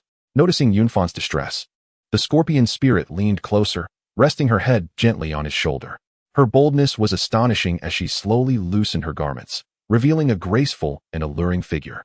Yun Fan, slightly flustered, stammered, How can you act this way? The scorpion spirit giggled and inquired, Brother, do you think I am beautiful? Yun Fan found himself momentarily speechless, unsure of how to respond. Though he had traversed into this world, free from the constraints of ancient etiquette, he still felt a sense of responsibility. Previously, he had distanced himself from the bone demon out of fear of deepening emotional ties. Now, with the scorpion spirit's advances, he felt weary. To him, Bai Suzhen and the queen were already his limit. Any more might prove too much to bear. Sensing Yun Fan's discomfort, the scorpion spirit became even more forward, softly brushing her cheek against his ear, thickening the air with tension. Just as Yun Fan was about to relent, a cacophony erupted from outside. Demon, release my master, demon. The scorpion spirit, incensed, gritted her teeth and cursed, Wretched monkey, you have ruined my plans. Wait here, brother, I shall deal with that monkey. Just as her efforts seemed poised for success, Sun Wukong barged in. The scorpion spirit rose in fury, directing her ire at Sun Wukong, Wretched monkey. I have already sent your master away, so be gone and do not thwart my endeavors. The audacious creature thought to deceive me, Sun Wukong declared. Take this. Before he could finish, his golden staff descended upon the scorpion spirit, and the two engaged in combat. Sun Wukong shouted, Where is the stellar official of the day? Atop the hillside, a grand rooster adorned with a double crown appeared, crowing proudly. Upon hearing the rooster's call, the scorpion spirit was struck with terror and cried, "Brother, save me." No sooner had her plea escaped her lips than she transformed into a massive scorpion. The grand rooster soared into the air, diving straight for the scorpion spirit, intent on pecking away her life. In a moment of dire peril, a sudden gust of wind arose, and the scorpion spirit found refuge in Yun Fan's embrace. Sun Wukong, filled with fury, exclaimed, "Nyo, what are you doing? Why do you choose to save this monster?" With an air of indifference, Yun Fan replied, "Great sage, your master has long since conferred with the lady, and she is to be returned safely. What purpose do you serve in seeking her demise?" The star official, Ong was consumed by a blend of urgency and anger. He had been dispatched to assist Tang Sung in overcoming tribulations and to personally subjugate the scorpion spirit. Now, with his plans disrupted by Yun Fan, he found himself at a loss for how to proceed. Transforming into human form, Ong demanded, "Who are you to dare obstruct this celestial lord in exorcising demons? Do you not fear transgressing heavenly decrees?" Unfazed, Yun Fan retorted with a cold smirk, "What of your obstruction? What of your heavenly laws? Today, I have sworn to protect her. What can you do to me?" Ong seethed with rage, yet was momentarily bereft of a strategy. Once more, he transformed into a grand rooster and crowed loudly. The scorpion spirit writhed in agony within Yun Fan's arms, emitting piercing cries of despair. With a frigid gaze, Yun Fan uttered, "Refusing the offered wine, you choose instead the bitter brew. Zixiao divine thunder, descend." A bolt of purple lightning descended with ferocity, catching Ong unawares and striking him with divine wrath, sending feathers flying and transforming his once pristine white plumage into an inky black. Though he was indeed an official of the heavenly court, Yun Fan had refrained from delivering a fatal blow. Nonetheless, the strike had gravely wounded him, leaving his face marred with pain and resentment. Chapter 40. The field was ruined by the boar. Yun Fan chuckled lightly. "Were it not for your celestial position, do you truly believe you could still be alive? Do you think I would hesitate to take your life?" The sun star, transformed into human form and severely wounded, dared not display any animosity towards Yun Fan. Instead, he turned to Sun Wukong and said, "Wukong, since your master has been rescued, I shall return to the heavenly court to report." With that, he turned and departed. Once the sun star had left, Sun Wukong glanced at the scorpion spirit in Yun Fan's embrace and declared, "Since my master has been freed, I too shall take my leave." With that, he turned and walked away. Yun Fan returned to his cave, cradling the enormous scorpion. "It is all right now. You may transform," he said. The scorpion complied, morphing into a stunning woman. Among the myriad of demons encountered on the journey to the west, she was only slightly inferior to the rat spirit and was known for her captivating beauty. She was breathtakingly beautiful, her features woven like brocade, her visage sculpted like golden pearls. She surpassed Shishir in beauty, her figure graceful, her skin smooth and warm, her fingers delicate as spring onions. This was the very reason for Yun Fan's earlier hesitation. Her allure was simply too enchanting. After her transformation, she hurried to Yun Fan's side, her heart brimming with astonishment. She had never anticipated Yun Fan possessed such formidable powers, nor did she expect the sun star would truly attempt to kill her. Gently, she embraced Yun Fan and said, "Brother, thank you for saving my life. Had it not been for your intervention, I surely would have met my demise today. I simply wish to know why the sun star sought to slay me." Yun Fan replied with a cold chuckle. "Tang Seng's journey to the west is destined to encounter 81 trials. You are merely a pawn in the celestial scheme orchestrated by the Buddhist order. It was the Lady of the Plague who positioned you here, only to later send the sun star to eliminate you. Such arrangements are merely a formality." Upon hearing this, the scorpion spirit's expression changed dramatically, her body trembling slightly as she clung tightly to Yun Fan, lamenting, "Brother, I have never committed any wrong. I have always devoted myself to cultivation and listening to scriptures. Why must I endure such treatment?" Yun Fan replied indifferently, "You are but a minuscule creature from Ling Mountain. How could you possibly dictate your own fate? You once harmed the Tathagata, thereby attracting attention and being sent here as part of Tang Seng's tribulations. Once the trial is over, you are to be eliminated, nothing more." The scorpion spirit, upon absorbing his words, was struck with profound shock, tears streaming down her cheeks, rendering her a pitiable sight that evoked sympathy. Observing her sorrow, Yun Fan gently urged, "Do not weep. The ordeal has passed. Why do you still mourn?" With tear-filled eyes, she choked out, "Brother, though it is in the past, if the sun star were to return, I would still have no escape," ultimately resigned to his slaughter. The thought chills my heart. Yun Fan furrowed his brow in contemplation for a moment before saying, very well, I shall provide you with a path to ensure your safety. The scorpion spirit eagerly inquired, brother, please enlighten me. I am willing to follow your guidance. Yun Fan instructed, travel to the eastern side of Bei City in the northern Jilu continent and seek out a woman named Baigu. Inform her that I sent you, and she will arrange a place for you. She is a disciple of the great sage of Beis, who would dare cause trouble in her presence. You may reside there in peace. Upon hearing this, the scorpion spirit's face lit up with joy as she wiped away the tears from the corners of her eyes. With a smile, she spoke, dear brother Yu, I am grateful for your assistance. To repay you, I am willing to dedicate myself to you. Please do not refuse. This declaration left Yun Fan feeling rather awkward.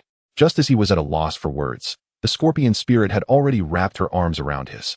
The delicate fabric she wore was as light as a cicada's wing, failing to conceal her fair and rosy skin. As she gently placed Yun Fan's hand upon her chest and swayed it lightly, the scorpion spirit was stunningly beautiful, and even someone as steadfast as Tang Sung would have to grit his teeth to maintain his resolve, a testament to her profound allure. At that moment, as she employed her intimate tactics, even Yun Fan found it difficult to resist. It was not due to any lack of power, rather, he had no desire to resist at all. However, he was burdened with concerns, which deterred him from fully embracing the moment. Subsequently, Yun Fan and the scorpion spirit. Here, 2,000 words are omitted. After a brief moment, Yun Fan chuckled softly and nodded. 10 years may seem an eternity to mortals, but for us, it is but a fleeting instant. You shall retreat to Bei City for seclusion and cultivation, and we shall meet again soon. The scorpion spirit continued to cling to him from behind, unwilling to let go. Ultimately, after much persuasion from Yun Fan, she reluctantly agreed to depart. She picked up her three-pronged steel fork, bid farewell to Yun Fan along with the little demons, and soared northward on a cloud. Yun Fan shook his head with a smile, gathered his thoughts, and then flew towards the kingdom of Shiliang. Having left in the early morning, he returned to the royal city as dusk fell. The empress had been anxiously awaiting his return in the palace, her mind restless. Upon seeing Yun Fan arrive, she hurriedly approached him, embracing him tightly as she murmured, brother Yu, I was so worried about you. I was truly frightened. Yun Fan looked down and smiled. Were you afraid I would be captured by a demon? The empress's cheeks flushed crimson as she nodded. Yes. What has become of that demon now? Yun Fan gently comforted her. Sinny, do not worry. The demon is not evil. I have already persuaded her to leave the kingdom of Shiliang. Only then did the empress breathe a sigh of relief. That is good. Brother Yu, with Tang Sanzang's westward journey imminent, how should I face it? Yun Fan pondered for a moment. Let us prepare the travel documents for him by tomorrow.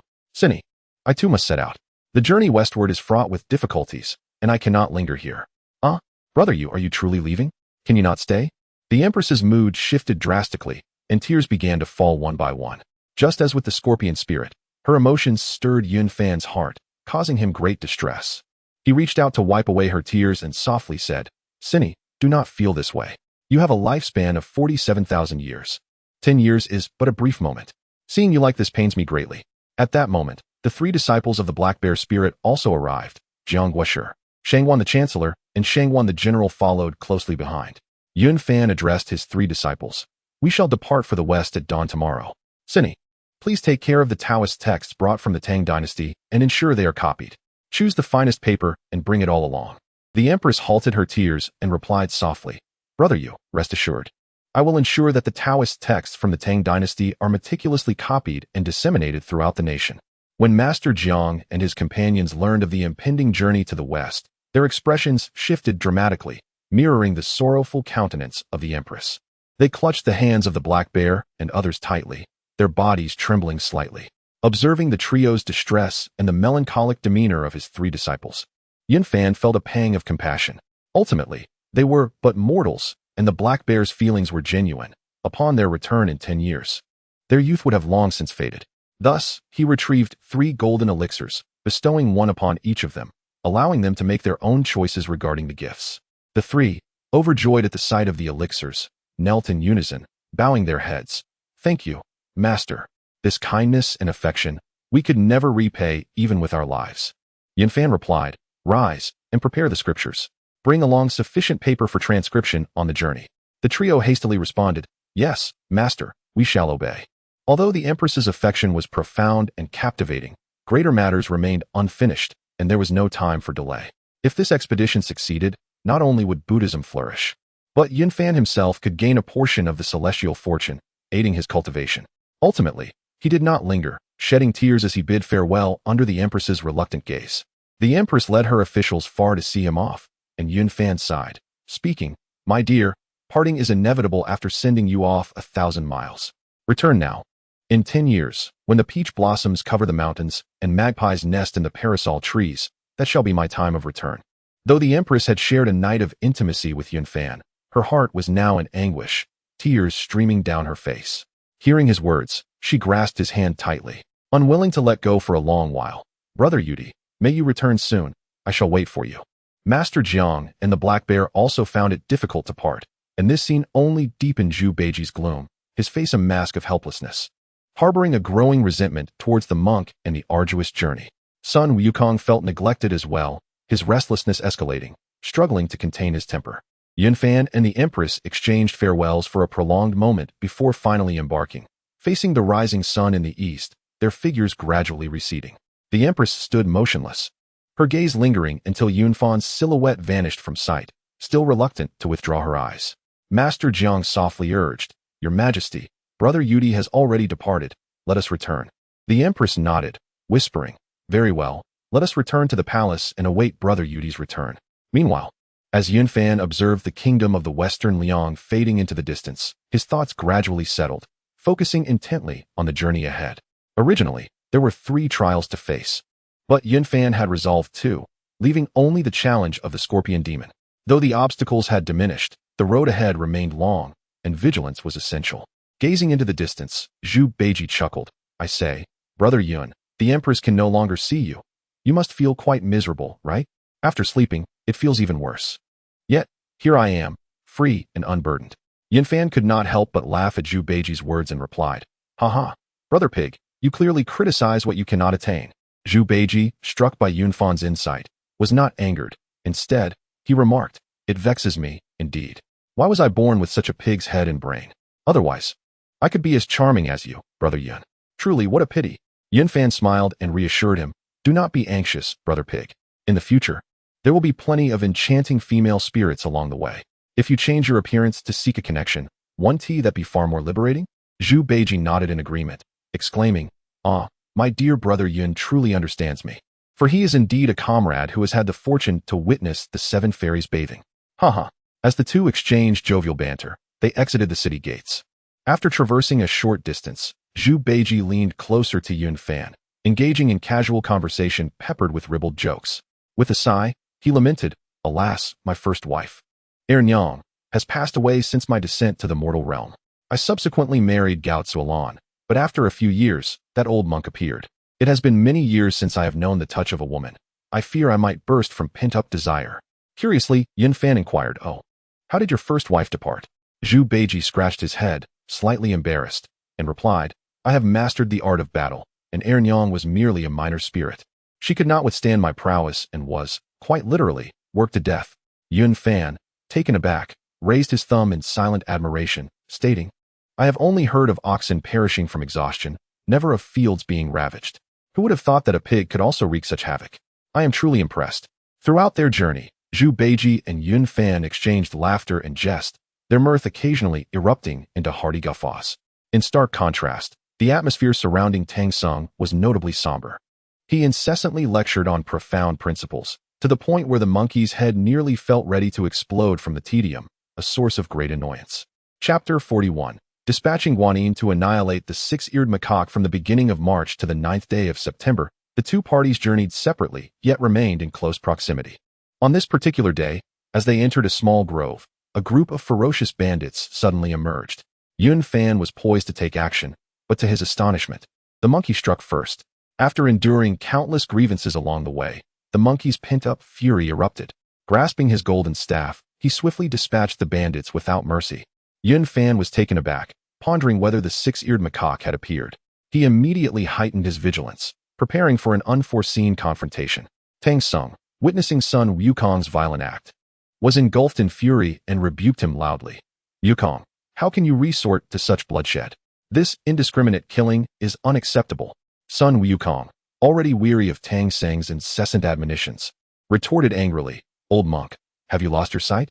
Can't you see they are bandits? They have taken countless lives." Tang Sung, equally exasperated with Sun Wukong, coldly replied, "You, this monkey, have embraced Buddhism for so long, yet still cannot relinquish your murderous tendencies. Zhu Beiji, quickly use your rake to dig a grave for them." Zhu Beiji promptly complied, using his rake to excavate a large pit into which he unceremoniously tossed the bodies, forming a makeshift mound. Tang Sung then knelt in prayer, "Ba, the four of us have traveled this far for scriptures, yet we know not to which country or province this place belongs. Today, you perished at the hands of a monkey, and I bear no responsibility. In the afterlife, when you meet King Yama, remember to seek him out. He bears the surname Sun, while I am Chun." Upon hearing Tang Seng's words, Sun Wukong's anger flared once more, indignantly retorting, "You, old monk, are utterly selfish to utter such heartless words." Tang Sung, with a somber expression, waved his hand dismissively, "You reckless monkey, having taken countless lives, I can no longer keep you. Depart. Should you refuse, I shall have no choice but to recite the tightening spell." With that, he assumed the posture of incantation. Sun Wukong, enraged at the prospect of being expelled, scoffed, "If I must leave, then so be it. I, the great sage, have no desire to linger." With that declaration, he soared into the air, heading straight for Flower Fruit Mountain, leaving without a backward glance, devoid of any sentiment. Yun Fan remained silent, observing with a furrowed brow. This dispute belonged to the master and disciple, and as an outsider, she deemed it inappropriate to intervene, opting instead to remain vigilant against any machinations of the six-eared macaque. Nearby, Zhu Beiji, incensed by Tang Seng's dismissal of Wukong, rushed to Yun Fan's side to express his discontent. "Bah, that old monk is the epitome of selfishness. Uttering such repugnant words makes me sick." Yun Fan, with a faint smile, replied, "Monks are inherently thus. Brother Pig, it would be wise to focus on our mission and return to report as soon as possible. Have you heard that the Buddhist realm intends to bestow upon you a position? Would you consider remaining?" Zhu Beiji feigned retching at the suggestion, huffing, "Who would want to stay? I, the great pig, am a true disciple of the Tao. How could I serve that Buddha?" Yun Fan approvingly raised her thumb. "The human teachings have few disciples. Brother Pig, your future in humanity is boundless. The treasures of the Supreme Elder are indeed the most abundant in the three realms." Zhu Beiji nodded with pride. "That is only natural. My nine-toothed rake is indeed a superb celestial weapon forged in the furnace of the Patriarch's 8 trigrams. How could that monkey's medium-grade spiritual treasure possibly compare? His golden staff merely borrows some merit from the great flood control of you the Great." Yun Fan chuckled, remarking upon the humble state of the Buddhist sect, noting that bestowing the monkey a medium-grade spiritual treasure originated from the East. As the two strolled and conversed, they paid no heed to the solitary Tang Sung, while Sha Sung remained taciturn, uttering not a word regarding Wukong's banishment, as if everything were of no concern to him. After Wukong departed alone, he found himself at a loss for direction, when suddenly a thought struck him. He had not returned to Flower Fruit Mountain in ages, so he turned back towards his homeland. Upon his return, he discovered that few of his former subordinates remained. After several inquiries, he managed to locate the 2 marshals, Ma Lu and the generals, Ben Ba, and sought to understand the circumstances. It turned out that since his suppression, the monkey clan had scattered and fled, only to be besieged by hunters from the foot of the mountain, suffering heavy casualties. Upon hearing this, Wukong was engulfed in fury, his heart brimming with resentment. And he bellowed indignantly, "What audacity these hunters possess to harm my kin! Today, I shall demonstrate the prowess of this old monkey." With that, he hurried towards the villages below the mountain, exuding an aura of menace. With a swing of his golden staff, the entire village was swiftly laid to waste. What was once a tranquil hamlet, with wisps of smoke curling upwards beneath the setting sun, was instantaneously transformed into ruins. Thousands of lives perished in that mountain village. As Wukong's pent-up frustrations began to dissipate, he returned to the water curtain cave and summoned the remaining monkeys. The cold indifference of Tang Sung ignited a raging fire within him, causing his very teeth to itch with anger. Having journeyed thus far over several years, the monkeys gradually began to discern certain truths, realizing that this pilgrimage was merely a gilded venture. Thus, he silently vowed, "I, old son, have accompanied you this far. Yet you wish to abandon me? Do not blame me for being heartless."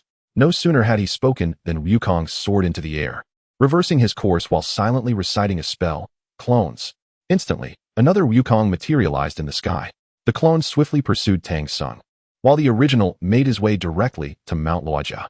Upon reaching Mount Luojia, Guanyin, seeing Wukong brimming with hostility, calculated the situation and understood the sequence of events. She thought to herself, "Very well, this shall serve as an opportunity to introduce a trial." She then addressed him, "Wukong, why do you harbor such intense murderous intent? You have harmed countless beings. Having entered the Buddhist path, you must not act in such a manner." Listening to her, Wukong sat beneath Guanyin's lotus platform, pouring out his grievances. Guanyin spoke soothingly, striving to pacify the unruly monkey. Meanwhile, the clone had caught up with Tang Sung, creating a commotion before quietly withdrawing. Yun Fan sensed something amiss, feeling conflicted.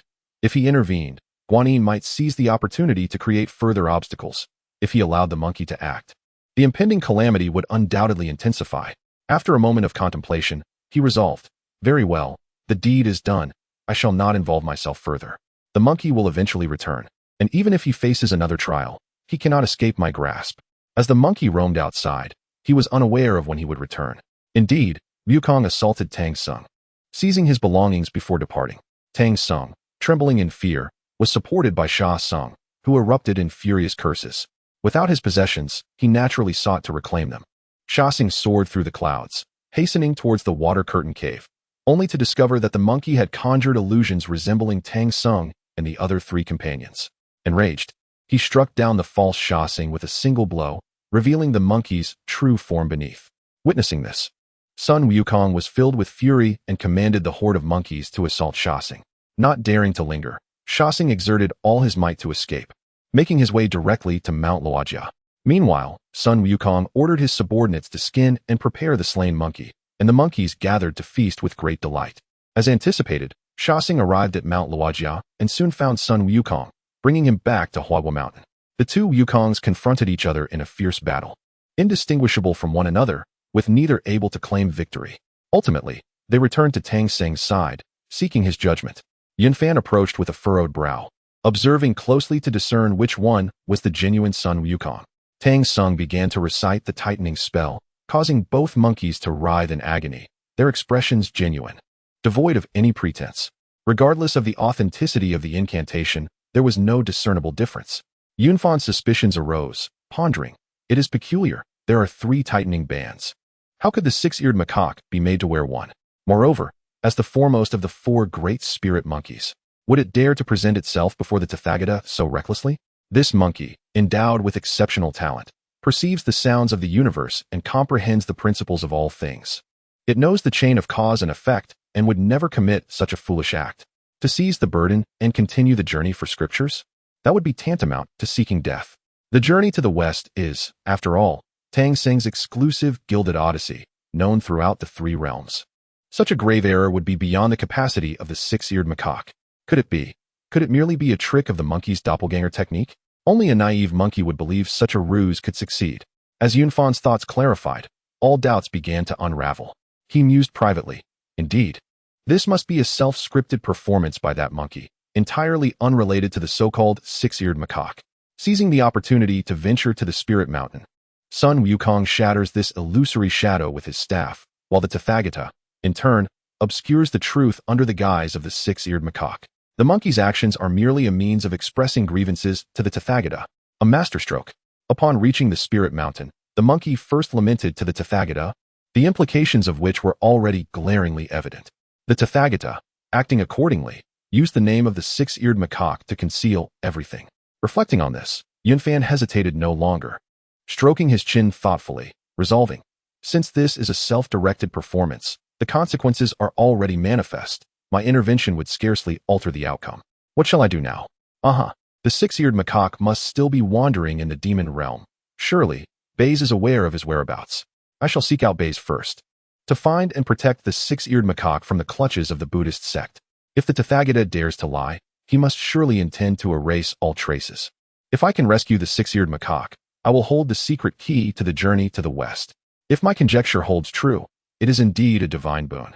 If I misjudge the circumstances, it would merely assist Tang Sung in overcoming a tribulation." Seizing the moment while Sun Wukong soared through the skies, Yun Fan manifested a clone and hastened northward to Beiju Luzhou. Upon arriving in Beiju Luzhou, Yun Fan wasted no time and made his way directly to the Lord's residence. Just so happened, Baze was present. Upon seeing Yun Fan's urgent demeanor, he inquired, Why the haste, my friend Yun? Yunfan cut to the chase, stating plainly, do you know where the six-eared macaque currently resides?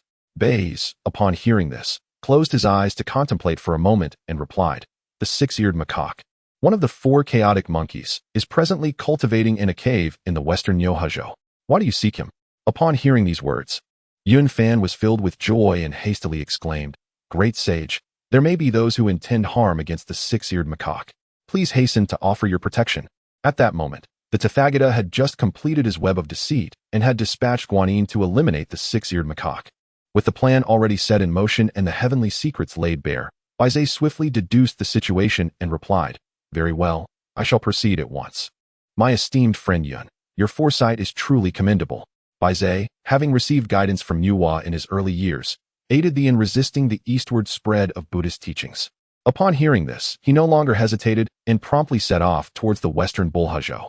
At this time, the six-eared macaque in western Bulhajo was diligently engaged in his cultivation. Due to the prohibition against imparting teachings to him, his progress was slow, having only reached the initial stage of the great Luo Golden Immortal. This was a hard-won achievement, attained through his innate talent for perceiving all things. As a being born of primordial chaos, he possessed unique supernatural abilities and audaciously dared to eavesdrop on Hongjuan's teachings, showcasing remarkable courage. However, this audacity also brought forth a decree from Hongjuan, forbidding the transmission of teachings to the six-eared macaque. Since then, no one dared to instruct him. Although he could not heed the words of the sage, he found no harm in listening to the teachings of a quasi-saint. Thus, the six-eared macaque persevered in his practice within this narrow margin, ultimately reaching the initial realm of the great Luo Golden Immortal. Chapter 42, Brother Pig.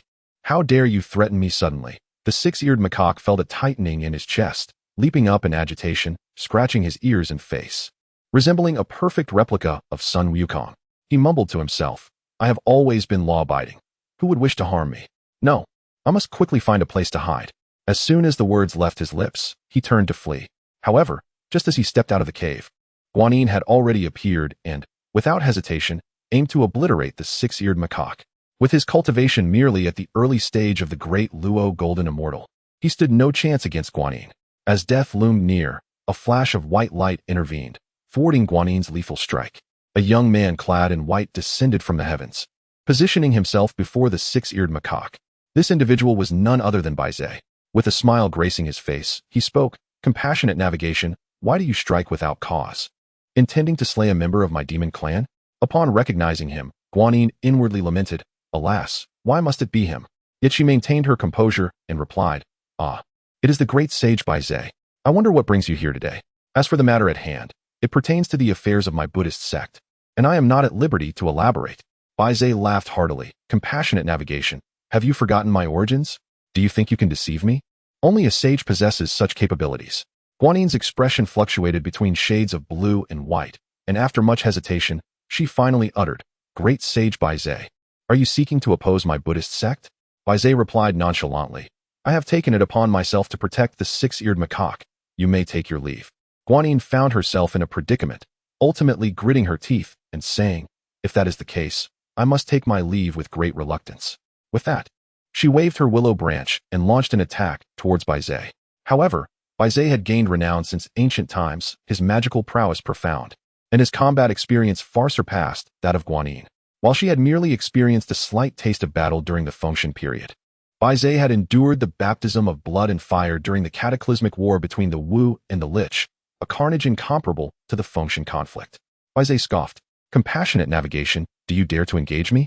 Truly a display of ignorance.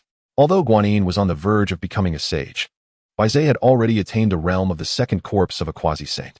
They exchanged only a few blows, with Baizé effortlessly deflecting the willow branch with a tome-like treasure in his hand, followed by a deluge of spells raining down upon Guanyin. As Baizé gained the upper hand, Guanyin gradually found herself unable to withstand the assault, ultimately sighing, Indeed, great sage Baizé is a senior figure of great renown. I am no match for you, and thus I take my leave. Having lost face, Guanyin did not linger, swiftly heading back to the Western Paradise. Her intervention was merely for the sake of the Buddha and the Bodhisattva. Even in defeat, she had at least exerted herself. Baizé turned to the six-eared macaque and said, You shall accompany me. Otherwise, the Buddhist sect will not relent. Hearing this, The macaque realized that a great sage of the demon clan had come to his rescue, and he promptly bowed. "Thank you, great sage, for saving my life.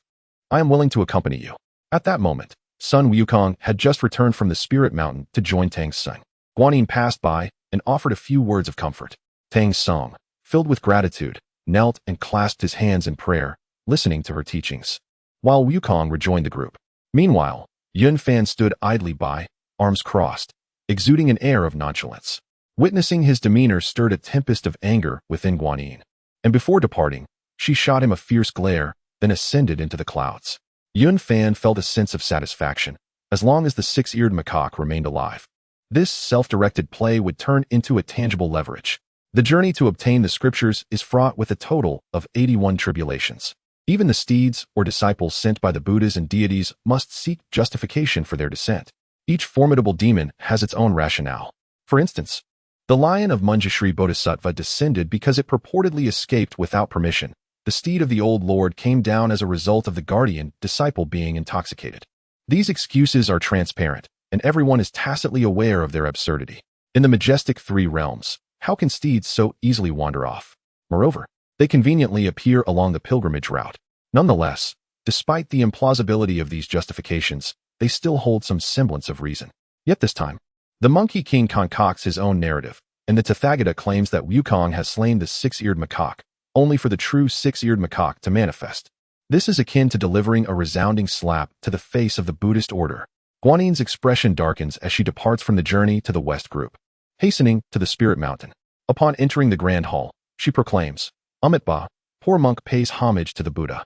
The Tathagata nods gently, stating, "I am well aware of the actions of the Venerable Guanyin. Little did I expect that the Bai Zhe would act with such swiftness, rescuing the six-eared macaque." Guanyin furrows her brow and inquires, "Might I ask, O Buddha, how should we address this matter?" The Tathagata ponders for a moment and responds, "If this matter leaks, it may become the laughingstock of the three realms, and the journey to the west will be reduced to a farce. As for the remaining tribulations of Tang Song, let us disregard them." Guanyin shows signs of impatience and continues, "O Buddha, the journey of Tang Song has passed the halfway mark, yet the tribulations encountered are still less than half. What shall we do?" The Tathagata's face reveals sorrow as he sighs. "The Tontian River should have posed no threat.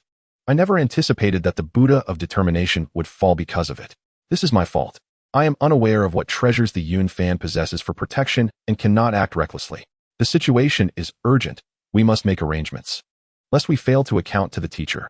Guanyin nods in agreement, saying, "What the Buddha says is indeed true. We ought to strategize for the subsequent tribulations. The trial of the old sage, along with the three tribulations of the primordial saint, can all be deftly utilized." The Tathagata nods, saying, "In the future, we might exploit the demons that Yun Fan can easily handle." Meanwhile, on Tang Seng's side, upon Sun Wukong's return to the group, the relationship between the master and disciple improves dramatically due to Guanyin's admonitions, leading to a much more harmonious atmosphere. Observing this, Yun Fan remarks, "Congratulations to the elder and the great sage on their reconciliation. It is indeed a joyous occasion." Tang Song joins his palms in gratitude, saying, "Amitba, I thank you, Taoist Yun, for your concern." Yun Fan continues, "The matter has been satisfactorily resolved, which is truly a cause for celebration. Does the elder require a day of rest before we set forth?" Tang Song, still with palms together, replies, "Amitba, we have already wasted considerable time. We should depart promptly." Yun Fan nods in agreement. "Very well, let us set out immediately. As entrusted by the Tang Emperor, I am here to escort the elder westward. How could I dare to be negligent?" Along the way, demons are subdued by Yun Fan's intervention, and he resolves all challenges, prompting Tang Song to express heartfelt gratitude. "Amitba, I will forever remember the kindness of the Taoist in escorting me." Yun Fan laughs heartily in response. "There is no need for such formality, elder. Let us embark on our journey." Yet, he secretly muses, "Should this monk attain Buddhahood and learn of the past, he might wish to devour me whole." Haha. Yun Fan remains unconcerned about whether Tang Song will harbor resentment toward him in the future. His duty was to escort Tang Song safely to the Western Paradise. As long as the tribulations could be contained within the 49 trials, Buddhism would only experience a minor resurgence. The fortunes originally belonging to Buddhism would once again return to the hands of and the demon clan could also reap some benefits. With only a few of them remaining in, their cultivation speed would naturally see a significant increase. With the matter resolved, The group continued on their journey. The scriptures were left in the kingdom of the Western Liang women, and the three disciples resumed their task of copying texts, traveling by day and transcribing by night. Time flew by, and their journey had been quite uneventful. Yunfan suddenly felt that encountering a few demons now and then would be rather delightful. Far better than trudging along in this monotonous manner. As night fell, he couldn't help but sigh. Why hasn't my senior sister arrived yet? I'm nearly suffocating from boredom. As the night deepened, they rested in a small grove. It had been nearly a year since they set off that autumn, which had begun with the real and fake Monkey King, and now summer was upon them, with the croaking of frogs adding a touch of tranquility. Yunfan, with his legs crossed, gazed at the starry sky, murmuring, "Senior sister, where are you?" Suddenly, a rustling sound emerged from the forest, reminiscent of snakes or insects crawling. Such minor disturbances hardly caught his attention. Instead, they evoked a sense of familiarity. Turning his head, he saw a gigantic white snake slowly gliding towards him, and a smile instantly spread across his face. The white snake approached and entwined itself around him tightly. Rather than being alarmed, Yunfan was filled with joy. "Senior sister, you finally came. I knew it was you. You must have sensed your junior brother missing you and rushed here to meet me." Having shared hundreds of years together, he was all too familiar with the aura of Baisujin. Even when wrapped up like a rice dumpling, he simply laughed heartily. The white snake opened its massive mouth, pretending to swallow him, but Yunfan offered no resistance, allowing her to coil around his body and arms. He chuckled softly. "Senior sister, are you going to eat me? After all these years apart, I've missed you dearly." The white snake released him, and her head began to transform, ultimately taking the form of Baisujin in a flowing white gown. She covered her mouth and chuckled softly. "Junior brother, it seems you've missed me quite a bit. In fact, I've missed you too. After 3 years, I've finally broken through to the realm of the great Luo Golden Immortal." Yunfan stepped forward, wrapping his arms around her waist, and exclaimed with a smile, "That's wonderful, senior sister. Congratulations on achieving the great Luo realm." Baisujin, embraced by him, leaned against a tree as they sat down together. Yunfan buried his head in her neck, closing his eyes to savor the familiar fragrance of her body. "Oh dear, we've just reunited, and you're already like this," Baisujin said playfully, feeling a ticklish sensation from his affectionate gesture. "It's been so long since we were apart, and my heart feels so empty," he murmured softly. Baisujin laughed lightly, covering her mouth. "You sweet-talking child. You've always had a way with words." Yunfan squinted with a smile. "So, does senior sister like it?" Seeing Yunfan act playfully, Baisujin couldn't help but cover her mouth with her sleeve, letting out a soft laugh. For Yunfan, Baisujin was not only a beloved companion of hundreds of years, but also a lingering concern in his heart. Likewise, Baisujin held the same feelings for Yunfan. On that night, the two leaned against a grand tree in the woods, whispering softly and sharing tales of their experiences since parting, deliberately omitting the memories of the kingdom of women. Although it was inevitable that Baisujin would eventually learn of it, the present moment was not suitable for such a discussion. To unveil this matter immediately upon their reunion would surely dampen the mood. A more opportune time would be required to address it. As dawn broke the following morning, Yunfan took Baisujin's hand and emerged from the thicket, causing the three disciples to momentarily freeze in astonishment before promptly kneeling on one knee, clasping their fists in salute. "Greetings, Uncle Master. We congratulate you, Master Uncle, on your ascension to the great Luo realm." Baisujin maintained a composed demeanor, raising her hand in a gesture of dismissal. "There is no need for such formalities. Please rise." At that moment, Zhu Beiji caught sight of Baisujin and hurried over, his face brimming with envy as he exclaimed, "I must say, Brother Yun, with your sister disciple's arrival, you are truly fortunate. Are you intentionally trying to make me envious about that affair with the kingdom of women?" Yunfan felt a pang of anxiety.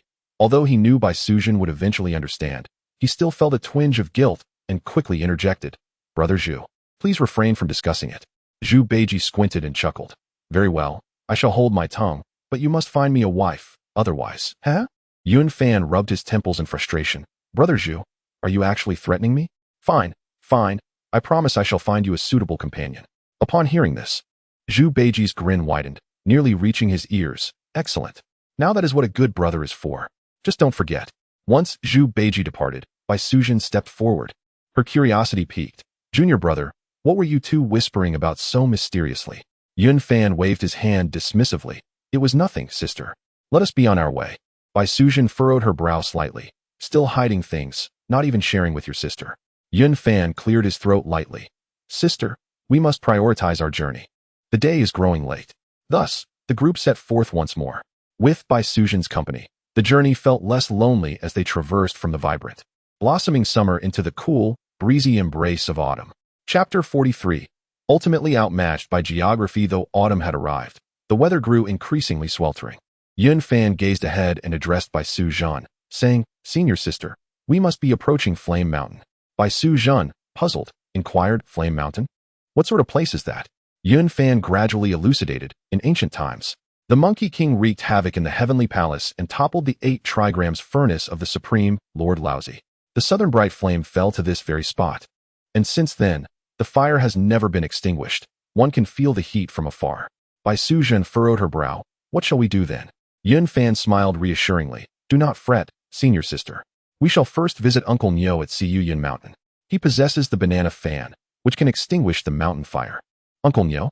Bai Suzhen replied, her face awash with confusion. "I have not heard of him. Who is he?" Yun Fan explained.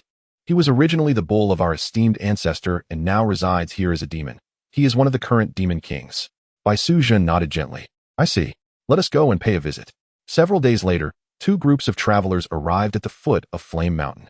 Yun Fan approached Tang Seng's horse, clasped his hands together, and said, "Elder, ahead lies Flame Mountain, ablaze with fierce flames, rendering passage impossible. Please rest beneath this tree while I procure a magical artifact to extinguish the fire before we continue our journey." Tang Seng gazed at the towering inferno ahead and nodded. "Then I shall trouble you, Taoist. We will await your return." From a distance, Sun Wukong spotted the soaring flames and furrowed his brow, asking, "Taoist, what is this place?" Accustomed to Sun Wukong's habitual address, Yun Fan paid no mind and replied, "This place is known as Flame Mountain. During the Monkey King's tumultuous escapade in the Heavenly Palace, he overturned the alchemical furnace of the Supreme Lord Laozi, causing the southern bright flame to fall here, forever igniting. To pass through, one must wield the banana fan of the Bull Demon King's consort to extinguish the fire." Upon hearing this, Zhu Beiji became intrigued and pointed at Sun Wukong, exclaiming, "Ah, old son, it seems you are the source of this calamity. TSK, how unfortunate for the common folk." Sun Wukong, upon hearing this, glared back, "You dimwit. Is your mouth itching for a beating?" Yun Fan, wishing to avoid further dispute, instructed his 3 disciples to wait in the shade and then soared into the clouds with Bai Suzhen, making their way towards Yun Mountain. Upon reaching Yun Mountain, Yun Fan encountered a woodcutter and approached him, asking, "Esteemed brother, might I inquire if the Bull Demon King and Princess Iron Fan still reside here?" The woodcutter replied, "You speak true, Taoist. They indeed dwell here. However, we do not refer to her as Princess Iron Fan. We simply call her Princess Iron Fan. We only address her as Fairy when we require her assistance to extinguish the fire. Otherwise, we call her by name. Their dwelling is located." He proceeded to provide detailed directions. Yun Fan clasped his hands in gratitude. "Thank you, kind sir. I shall take my leave." The woodcutter waved his hand. "No need for such formality. May you journey safely, Taoist." After their conversation, Bai Suzhen murmured, "I did not expect that Uncle Nyo enjoys a good reputation here. Although he is a demon, he coexists harmoniously with the common people. Even mortals are aware of his abode." Yun Fan nodded in agreement. After all, Uncle Nyo was once the steed of our esteemed ancestor. How could he oppress the common folk? Bai Suzhen concurred. "Indeed, let us hasten our pace. We are nearly there." The 2 individuals followed the path indicated by the woodcutter and arrived at the entrance of the banana leaf cave. The cave was nestled amid the mountains and waters, presenting a picturesque scene filled with ethereal charm, truly a paradise of the immortals. Upon reaching the door, Yun Fan gently knocked and called out, "Is Master Nyo present?" "It is your disciple, Yun Fan, here to visit." The door creaked open, revealing a little girl who peeked out. Noticing the distinguished demeanor and courteous speech of the 2 outside, she said, "Please wait a moment. I shall inform my master." With that, she darted back inside the cave, exclaiming, "Grandmother, there are visitors outside claiming to be Master S. disciple Yun Fan." At that moment, the red boy was playing within, and upon hearing this, he eagerly shouted, "Mother, the senior brother I mentioned has arrived." Princess Iron Fan replied, "You child, why say claiming? He truly is your senior brother. Come, let us go greet our esteemed guests." With that, Princess Iron Fan led the red boy to the entrance, looking at the visitors and saying, "Are you 2 disciples of Sister Wudong? Please, come inside and let us converse." Yun Fan and Bai Suzhen bowed in gratitude, saying, "Thank you, Auntie, for your hospitality." Once inside the cave, Yin Fan spotted the red boy and remarked, "Red boy, you must surely recognize your senior brother." The red boy nodded earnestly. "Indeed. There is no doubt he is my senior brother." After everyone settled, Princess Iron Fan poured tea for them. Yin Fan inquired, "Auntie, is Master Nyo not at home?" Princess Iron Fan's expression darkened as she replied angrily, "Do not mention that heartless man. He has taken a new lover, a vixen, and is now living in luxury." Yin Fan felt a stir within him. It seemed that the alluring vixen had indeed captivated Master Nyo. After a moment of contemplation, he continued, "Auntie, we have come to borrow the banana leaf fan to extinguish the flames of Fire Mountain. Surely, you have heard of our journey to the west for the scriptures?" Princess Iron Fan nodded. "I know a bit. Your endeavors have even earned the admiration of Master Nyo. However," she added, "but alas, the flames cannot be extinguished at present." Yin Fan asked in astonishment, "Why is that? Pray, enlighten me." Princess Iron Fan sighed. "Ah, my dear nephew, you are unaware. I possess the banana leaf fan, imbued with the essence of the lunar Yin, capable of summoning the divine wind to quell the fire and protect the people. The local folk have thus dubbed me the Iron Fan Fairy. Yet, several months ago, the flames became unquenchable, and I have yet to discover the reason. You arrived before I could investigate Fire Mountain." Upon hearing this, Yunfan's expression became serious. This situation had exceeded his initial expectations, and he spoke slowly. "Such a matter indeed warrants further investigation. I shall proceed to uncover the truth." Princess Iron Fan retrieved the banana leaf fan and handed it to Yun Fan, saying, "Nephew, take this and give it a try." Yun Fan accepted it with both hands, expressing his gratitude. "Thank you, Annie." Princess Iron Fan then imparted the incantation for its use. Among fellow disciples, there was no concern of the treasure being misappropriated, hence she revealed it without reservation. Having acquired the banana leaf fan, Yun Fan and Bai Sujin departed from the cave and arrived at the foot of Fire Mountain. The flames leaped toward the sky, and the heat was oppressive, rendering it impossible for ordinary people to approach, even for immortals to linger for long. Yun Fan recited the incantation, and the banana leaf fan responded, swelling in his hands as he began to wave it, conjuring the winds. The divine wind of Samadhi howled forth, charging directly towards the raging inferno. Yet the flames did not abate. Instead, they surged back with an even fiercer wave of heat. Yun Fan furrowed his brow and turned to Bai Sujin, saying, "Sister, something is amiss. It appears the Buddhist sect may be meddling again." Bai Sujin gazed at the burning flames below, and despite having attained the realm of the great Luo Golden Immortal, she felt the searing heat unbearable. She softly replied, "Junior brother, the banana fan indeed cannot extinguish the fire. How shall we respond?" Yun Fan answered, "Sister, we shall unite our powers shortly. You will wield the banana fan, while I will summon the northern banner. Together, we will unleash the forces of water and fire." A glimmer of delight flashed in Bai Sujin's eyes, and she nodded in agreement. "Very well, I shall follow your lead." With that, Yun Fan handed the banana fan to Bai Sujin. He then summoned the Xian Yuan water control banner, and with a flourish, a water dragon formed from the Kuei water surged forth into the sea of flames. Simultaneously, Bai Sujin gently waved the banana fan, the divine wind of Samadhi mingling with the power of Kuei water, both converging upon the fire. Indeed, their efforts proved effective, suppressing the flames momentarily. However, before long, the fire roared back to life, coalescing into a fiery dragon that charged towards Yun Fan. Startled, Yun Fan swiftly channeled the power of Kuei water to form a water dragon to counter it. The two forces collided, both dissipating into a cloud of smoke. At that moment, atop Fire Mountain, a crimson banner gradually emerged, resembling the one Yun Fan held, yet marked by a stark contrast of red and black. Yun Fan exclaimed in astonishment, "The Li Di Yin Guang banner. Since you have revealed yourself, do not hide any longer. Come forth." No sooner had he spoken than a creature emerged from the cave, a demon with the body of a bull and the head of a man, wielding a banana fan. With the Li Di Yin Guang banner floating above its head, it approached while saying, "Ah, Yun, my old friend, we meet again." Upon seeing this figure, Yun Fan's heart sank. This demon was an old acquaintance, the king of Golden Horn Cave, the Green Bull spirit. He furrowed his brow and inquired, "Brother Green Bull, did you not ascend to the heavens long ago?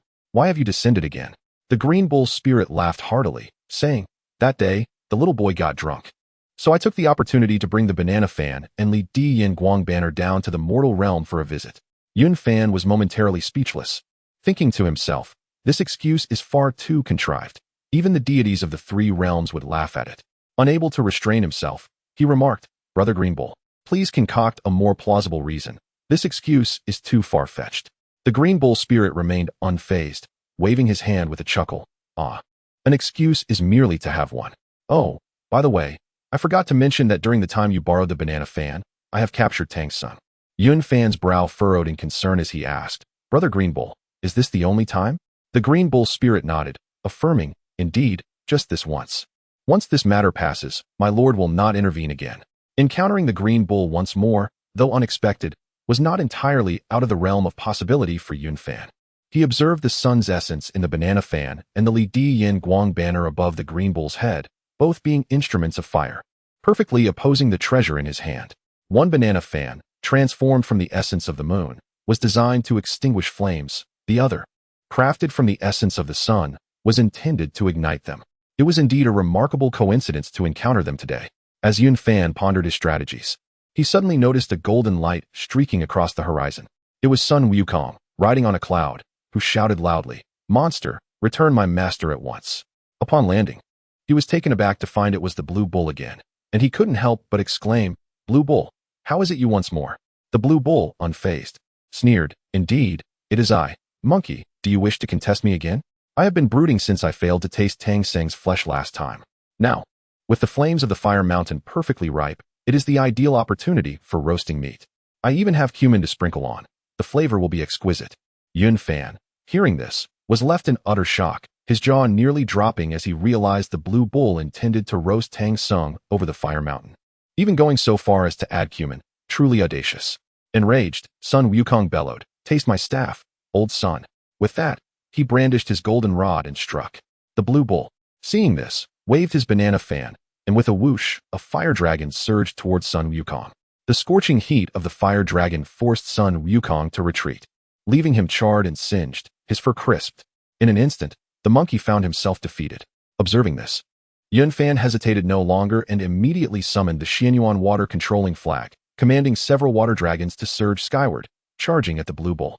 The blue bull laughed heartily. Excellent. You wield the northern water flag while I command the southern fire flag. However, this is the fire mountain.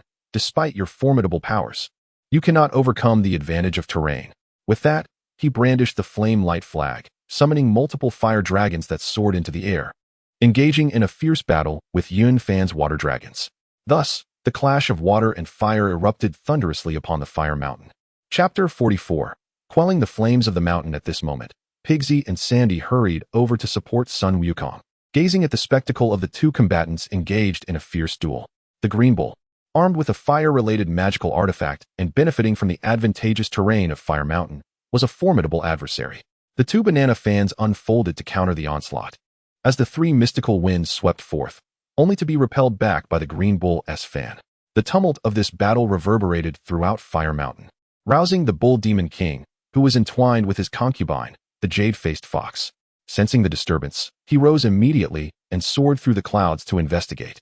Upon his arrival, he bellowed, Who dares to engage in combat upon my territory? As the bull demon king appeared, Yun Fan and the green bull ceased their hostilities. Yun Fan stepped forward to pay his respects, saying, I greet you, Uncle Bull. Upon hearing the term uncle, the bull demon king recalled his son's words and remarked, Are you not a disciple of Sister Wudong? You should have informed me of your arrival. Bai Suzhen, wielding a banana fan, interjected, Uncle Bull. We have just come from the banana cave, and this fan was lent to us by your aunt. Upon hearing this, the bull demon king turned his gaze toward the green bull, furrowing his brow. See, bull, what brings you here? The green bull laughed heartily. Brother Koei, it is delightful to reunite.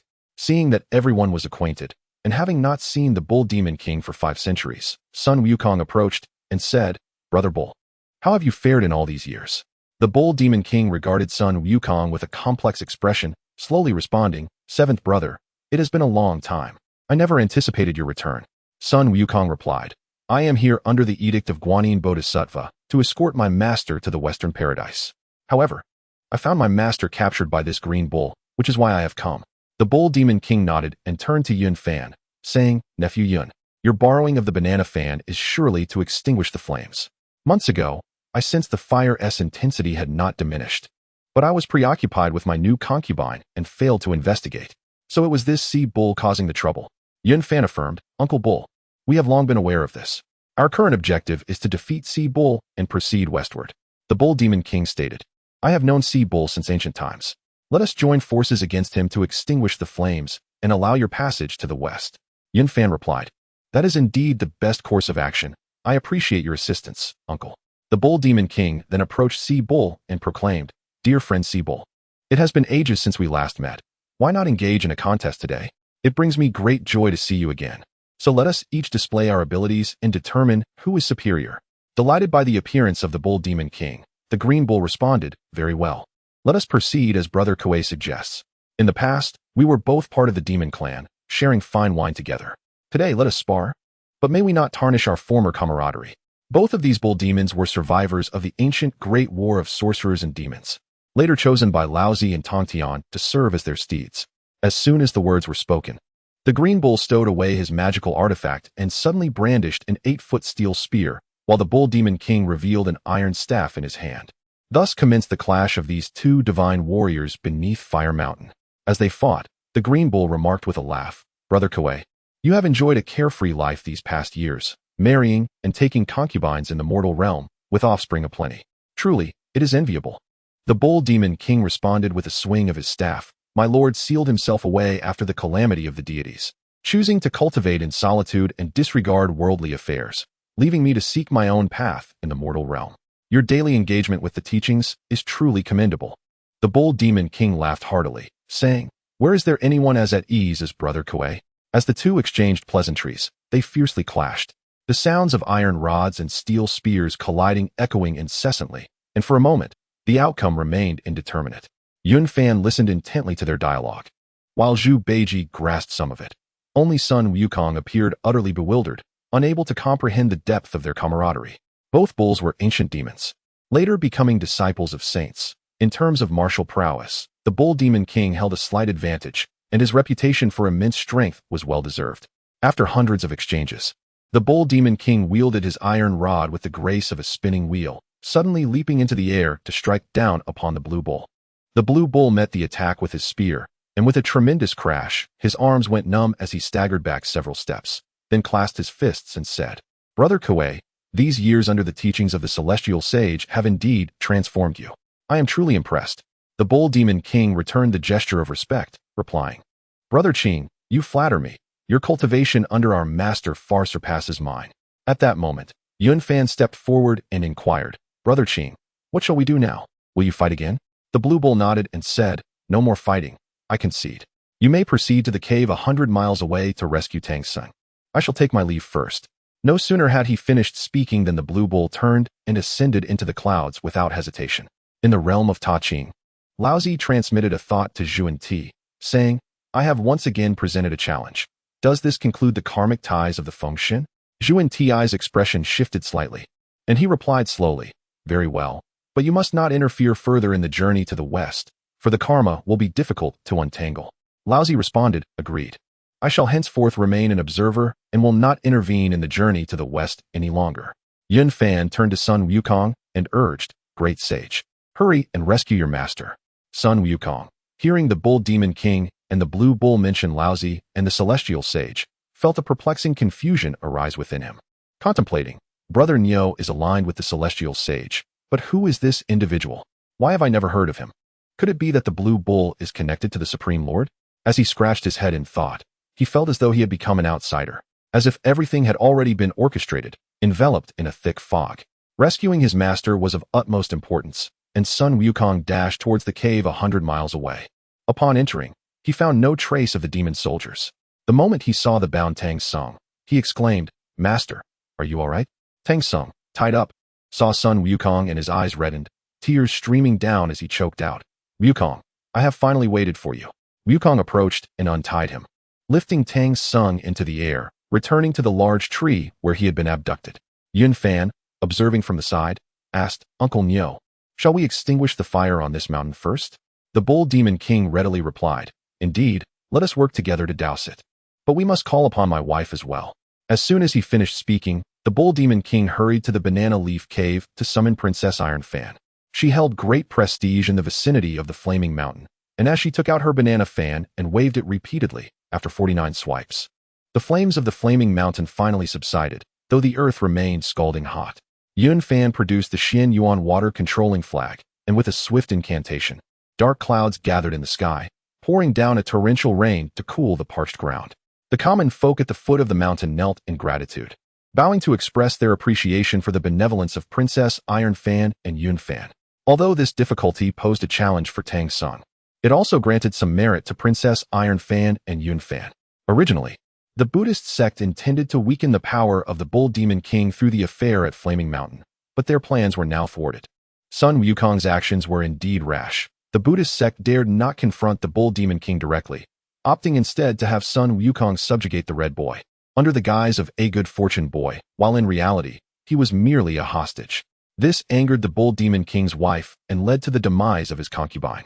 Once a wealthy man with abundant resources, a carefree existence, 2 legitimate wives, and a fine son, the Bull Demon King found himself betrayed by a former brother. His son imprisoned, and his wife driven to death. Such a brotherhood can only be deemed unfortunate.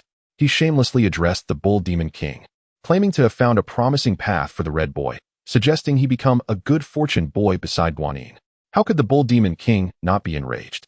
Not to mention that Sun Wukong had audaciously entered his wife's body. Such an act was nothing less than a blatant provocation. In a time when decorum was strictly observed, merely casting a glance could be seen as impolite, let alone invading another's body. Such lowly behavior speaks volumes of its disgrace. As the flames of Flaming Mountain extinguished, twilight had descended. The group resolved to take a respite. After a brief exchange of pleasantries, the Bull Demon King turned to Yun Fan and Bai Sujin, suggesting, "Since we have arrived at Maitsuyan Mountain, why not join me in my cave for a drink?" With a hearty smile, Yun Fan replied, "As my esteemed uncle invites, I shall gladly oblige." Thus, the party proceeded to the Banana Leaf Cave. Princess Iron Fan prepared wine and fruits, and the Bull Demon King raised his cup, proclaiming, "Nephew, your deeds have earned my admiration. I toast to you." Despite his repeated refusals, Yun Fan eventually clinked cups with the Bull Demon King and drank heartily. The Bull Demon King continued, "With the surrender of the Qing Niu Jing, I anticipate a period of tranquility for the human realm. However, as we draw closer to Spirit Mountain, we must remain vigilant against the actions of the Buddhist sect. You must exercise caution, dear nephew." Yun Fan responded with a smile. "There is no need for concern, uncle. I am well aware of this matter and shall keep the tribulations within the bounds of 49 challenges." The Bull Demon King laughed heartily. "Then I shall rely on the good fortune of both of you. Once the journey for scriptures concludes, if Buddhism ceases to flourish, my sect shall have the opportunity for resurgence." With a solemn expression, Yun Fan declared, "I am but a mere disciple of the mortal realm, fortunate enough to have gained the favor of the Holy Mother, who took me under her wing to impart the teachings. Blessed by my master with treasures, I shall wholeheartedly dedicate myself to the great cause." The Bull Demon King laughed heartily in response, nodding, "After the investiture of the gods, my lord commanded me to descend to the mortal realm to secure a livelihood. At that time, I sensed the decline of the great sect and let things take their course. Who could have imagined that you, dear nephew, would achieve such heights? It truly shames me. Should you ever need assistance, do not hesitate to seek me at Xian Mountain. I shall not shy away from any challenges." Bai Sujin interjected, "There is no need for such formality, Uncle Bull. My junior brother possesses extraordinary wisdom, and who knows, perhaps one day he will truly reopen the Bo Palace." The Bull Demon King gazed into the distance. Now, the Bo Palace on Golden Tortoise Island has long grown desolate. Since my lord's departure, it has been neglected. Your words ring true, and I too hope for that day to arrive swiftly. He then continued, "Nephew, you shall set forth towards the west tomorrow, and soon return to the kingdom of Jie Sect, in the serene waters of Baibo Pond. The Dragon King of the 10,000 Saints has a son-in-law named the Nine-Headed Insect, with whom I, the old bull, share a profound camaraderie, for he is a formidable entity among the demon race." Yun Fan recalled a matter and inquired, "Uncle Bull, could you elaborate on the situation in the kingdom of Jie Sect?" The Bull Demon King replied, "The Dragon King of the 10,000 Saints, having transgressed celestial laws, was stripped of his title by the heavenly sovereign, and thus he and his offspring relocated to Baibo Pond, where he betrothed his daughter to the Nine-Headed Insect. The pinnacle of the Jie Sect kingdom venerates the relic of an ancient Buddha, whose radiance illuminates the surrounding regions, drawing the neighboring 4 kingdoms to pay homage. The Western Liang female kingdom, which you have encountered, is waging war against Jie Sect under the guise of seeking marriage." Yun Fan, already aware of these matters, nodded and urged, "Please continue, uncle." The Bull Demon King resumed, "The Jie Sect kingdom stands as one of the most formidable powers in the Western Bull Huzhou. Alas, its ruler is woefully inept. I had initially intended to exploit this folly to undermine the Buddhist stronghold here. Since you plan to venture forth, why not allow me to precede you and await your arrival? The Princess of 10,000 Saints has pilfered the Queen Mother's celestial herb without my presence. It may prove challenging to withstand the onslaught of heavenly soldiers. After pondering for a moment, Yunfan responded, that seems wise. As we approach the kingdom of Jie Sect, I trust that the Buddhist sect will have countermeasures in place, though I remain uncertain of how to proceed. The Bull Demon King nodded. To meet the expectations of my lord, I have established a considerable domain in the western Bull Huzhou over the years. Mount Haozi is under the care of my son, while the western Liang female kingdom falls under the jurisdiction of my brother, the true immortal Rui. Mount Jilei is governed by my concubine, the jade-faced fox, and the kingdom of Jie Sect is defended by the nine-headed insect. The expanse of 1,000 miles lies within my grasp. Should the Buddhist sect stir, it is well within the realm of anticipation. Suddenly, the Bull Demon King's eyes welled with tears as he reminisced about a conversation he once had with the Tontian cult leader amidst the myriad of immortals. Chapter 45. The relentless attempt to steal the sacred relics. The master of the Tontian sect spoke. Oh, Quiliu, in the blink of an eye. You have accompanied me on this journey of cultivation for many years. I am now aware that our sect faces an impending catastrophe. It is indeed laughable that the Chan sect has summoned foreign heretics from the west to our eastern lands, foolishly attempting to alter the course of fate. This is a decree of heaven, one that cannot be averted by human effort. As I make my way into the array of myriad immortals, I fear I may no longer be able to protect you. Should you remain here, you may fall victim to calamity. Depart to the mortal realm and focus on your cultivation. Should our great sect rise again in the future, it shall thrive. If not, do not force it. Alas, the primordial supreme being's vision is limited. A millennium hence, the West shall undoubtedly flourish. You must descend to the mortal realm. Seeing the Bull Demon King's despondent expression, Yunfan stepped forward to offer comfort. Master Uncle, why the sorrow? Wiping away the tears from his eyes, the Bull Demon King replied, it is nothing. Merely a recollection of the Lord's past admonitions that stirs my heart. After a millennium of silence, I finally glimpsed the dawn of our sect's resurgence, and my heart swells with joy. Listening to the Bull Demon King's recounting of the past, Yunfan felt a profound respect. From the Haoyan Mountain all the way to the kingdom of Jie Sect, the Bull Demon King's influence had already spread throughout the region. However, as the kingdom of Jie Sect belonged to the Buddhist domain, the Bull Demon King conspired with the nine-headed insect to overthrow the Buddhist authority, seeking a resurgence. Regrettably, the Bull Demon King was defeated by the Monkey King first, leading to the collapse of the kingdom's support. And though some attempted to steal the sacred relics and celestial herbs, they ultimately fell to the combined might of Sun Wukong and Erlang Shun due to the lack of protection. Upon clarifying the sequence of events, Yunfan declared, it appears that a great battle in the kingdom of Jie Sect is inevitable. Let it come. The Bull Demon King laughed heartily. Excellent. Truly the disciple of our sect of the intercepting teachings. Let us engage in a fierce battle, unafraid of either the celestial realm or the Buddhist domain. Rising to his feet, Yunfan clenched his fist and proclaimed, should we find ourselves outnumbered, I shall seek the assistance of Master Uncle Yunxiao for the Huanghuang Golden Dipper. The Bull Demon King was momentarily taken aback and inquired, nephew, have you mastered the method of the nine-bend Yellow River Formation? Yunfan nodded affirmatively. I have learned the profound secrets of the nine-bend Yellow River Formation from Master Uncle Yunxiao. When we arrive at the kingdom of Jie Sect, we shall seize the opportunity. If war is unavoidable, then let us engage in a decisive battle. The Bull Demon King clapped his hands in laughter. Indeed, that is the spirit. That night, Yunfan and Bai Suzhen were arranged to rest in the banana cave. Whether by the Bull Demon King's design or mere oversight, they were placed in the same room, while he took his wife and child to sleep elsewhere. Upon noticing there was only one bed, Bai Suzhen exclaimed in surprise, ah, there is but one bed. How shall we sleep? Yunfan replied matter-of-factly, together, of course. Bai Suzhen's face flushed with embarrassment as she retorted, Junior brother, how can you say such a thing? We are not yet married. Yunfan chuckled, sister, you think too much. I merely suggested we share the bed, not anything else. I am quite innocent, you know. Upon hearing this, Bai Suzhen shot him a glare, but couldn't help but laugh. You? Innocent? Do you think I am unaware of your nature? Seeing Bai Suzhen attempt to decline, Yunfan gently pulled her into his embrace, both of them collapsing onto the bed. He whispered, sister, let us rest like this. We must rise early tomorrow. Blushing, Bai Suzhen acquiesced, all right. But should you dare to act inappropriately, I shall reveal my true form and devour you whole. Yunfan laughed lightly, sister. How could I? You are indeed my senior. How could I ever act recklessly?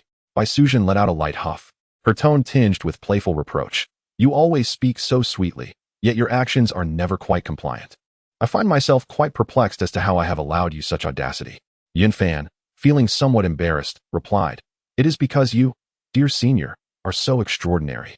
If I do not seize the moment, I fear others may outpace me, and I would be left with nothing but regret. Upon hearing this, Bai Sujin could not suppress a smile, her lips curving gently as she laughed softly. Yun Fan embraced Bai Sujin, and they truly just held each other in slumber, not daring to cross any boundaries. For Bai Sujin, such moments of companionship were both tender and reassuring. The following morning, the Bull Demon King rode forth on the golden crystal beast towards the capital of Jie Sect to prevent any unforeseen changes along the way. Yun Fan accompanied the Tang monk on foot, as the monk needed to walk, and he could not take to the skies alone. Bai Sujin's presence on this journey added a touch of delight. The two engaged in light conversation, their spirits lifted. After passing through the flaming mountains, the weather shifted from scorching heat to a brisk chill, transitioning from the depths of winter to the dawn of spring, where ice and snow melted away to reveal a magnificent city, grand enough to rival the splendor of Chang'an in the Tang dynasty. The black bear's spirit pointed towards the city and said, Master, ahead lies another great capital. Yun Fan nodded and replied, Indeed, this is the kingdom of Jie Sect, a renowned power from the western Yohe prefecture. To the south lies Tuo country, to the north Gaochang, to the east Liang country, and to the west Bo country, all of which annually pay tribute with treasures and beauties. The black bear's spirit expressed astonishment. Even the western Liang women's kingdom must pay tribute? This nation as strength is truly formidable. He was particularly interested due to previous entanglements with the Jiang kingdom. Yun Fan explained, that is indeed the case. The kingdom is home to a treasure tower that enshrines an ancient Buddhist relic, its radiance illuminating all directions, drawing nations to pay their respects. Now that the relic has been stolen, naturally, no one wishes to offer tribute any longer. Bai Sujin chuckled lightly. It seems that a kingdom once blessed by the Buddha's light may face uncertain times ahead. Once they entered the city, they paid their respects to the officials and settled into the inn as night fell. Yun Fan, concerned that the Tang monk might encounter the troublesome brothers, the demons Benbo and Ba, during his visit to the tower, decided to investigate beforehand, discovering that the brothers had yet to appear. He then said to Bai Sujin, Senior sister, let us visit Uncle Nyo at the bottom of the Baipa pond. Bai Sujin replied, Very well, let us go. Thus, Yun Fan instructed his disciples to guard the Tang monk and others at the inn, ensuring there were no unexpected incidents. Indeed, after dinner, as was customary, the Tang monk proceeded to the treasure tower for his prayers, while the black bear's spirit stealthily followed. Thinking it would be amusing if someone were to cause a little trouble for the monk, Yun Fan and Bai Sujin descended into the depths of the pond. Arriving at the dragon palace of the king of the 10,000 saints, where the bull demon king happened to be present. Upon seeing them, he exclaimed, Uncle Nyo, we have arrived. The bull demon king, seeing the two, laughed heartily. Come here, my dear nephews, I was just about to introduce you to some esteemed guests. The king of the 10,000 saints, upon recognizing the visitors as the bull demon king's nephews, promptly ordered chairs to be brought forth. While a beautiful dragon maiden hurried forward with tea, the bull demon king stood and introduced. Nephews, this is the king of the 10,000 saints. This is my friend, the nine-headed insect, and this is princess of the 10,000 saints. The woman serving tea is none other than the audacious princess Wanxing, renowned for her formidable methods. Dissatisfied with the fate of the white dragon, she left her home shortly after her marriage to seek refuge with the nine-headed worm of the demon clan, and even dared to ascend to the heavens to steal the Queen Mother's divine herbs. Yun Fan then rose and clasped his hands, stating, I have long admired your esteemed names. Today my fellow disciple Bai Sujin and I are fortunate to meet you all. At this moment, the nine-headed worm transformed into a cultured young scholar clad in white. Although his true form was unremarkable, he still aspired to an aesthetically pleasing appearance. He returned the gesture and said, I have long heard my brother Nyo speak of your remarkable renown. Taoist Yun, your strategic prowess is truly commendable. Yun Fan nodded gently.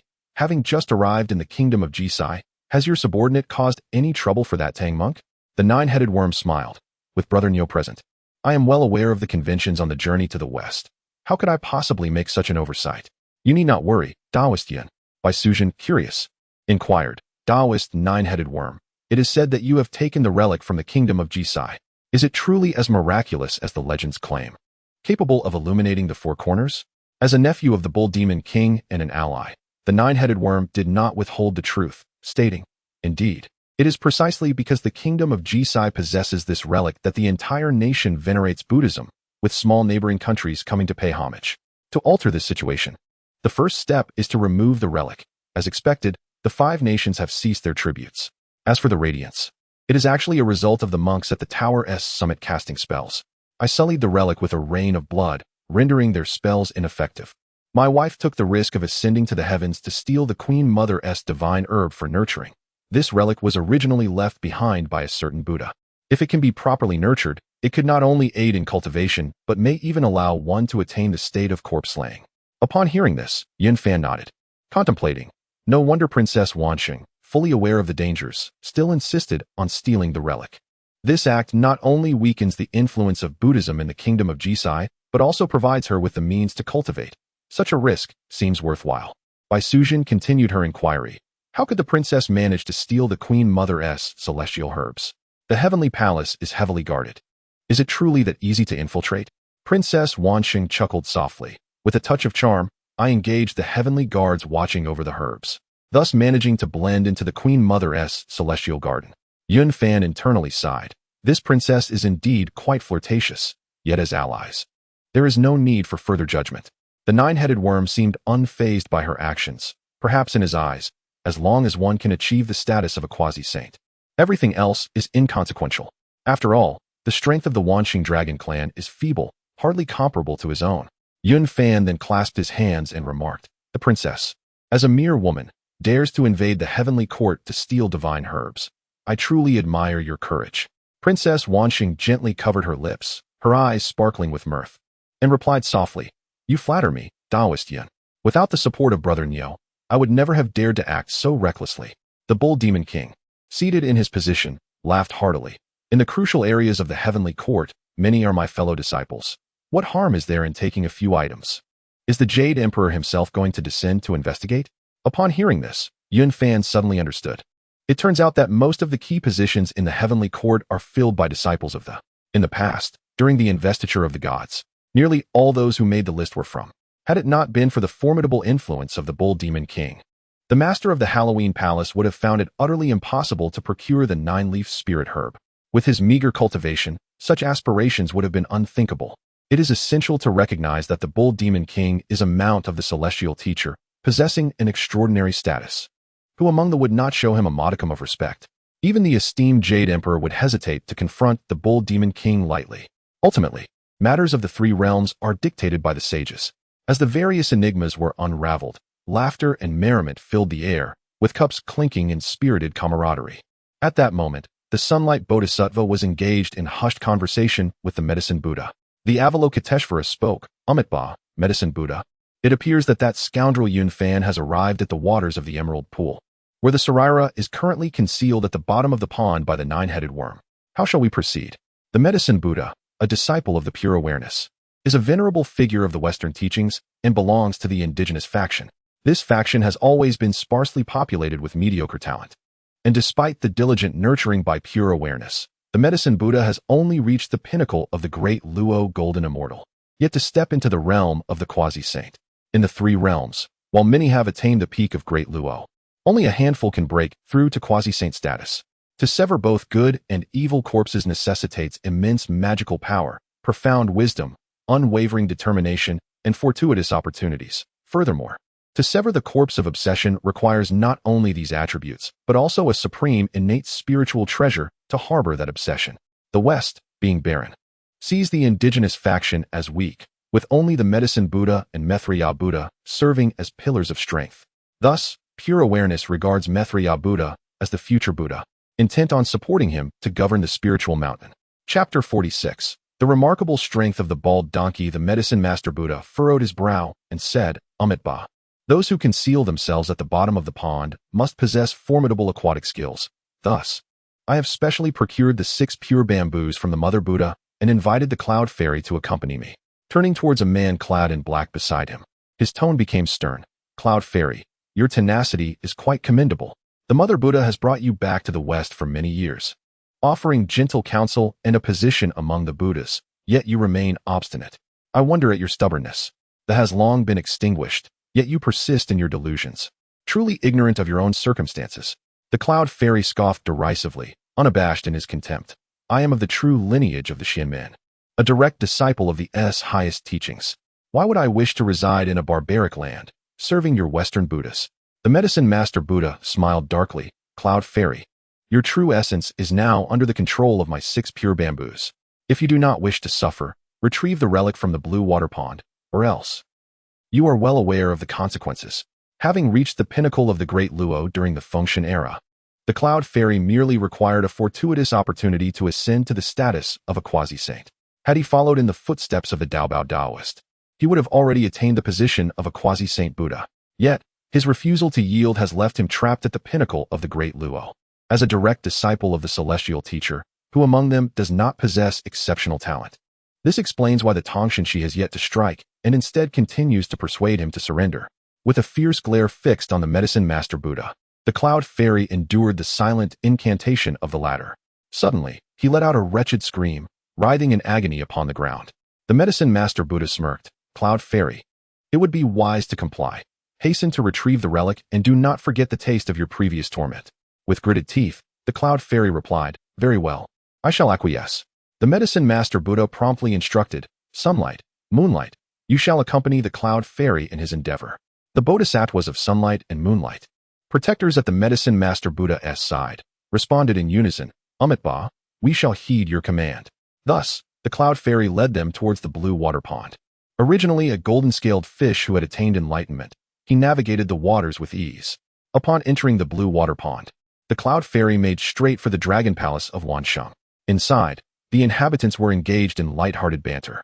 The 9-headed bug exclaimed, Princess, present the relic to Brother Nyo, Taoist Cloud, and Friend Bai for their appraisal.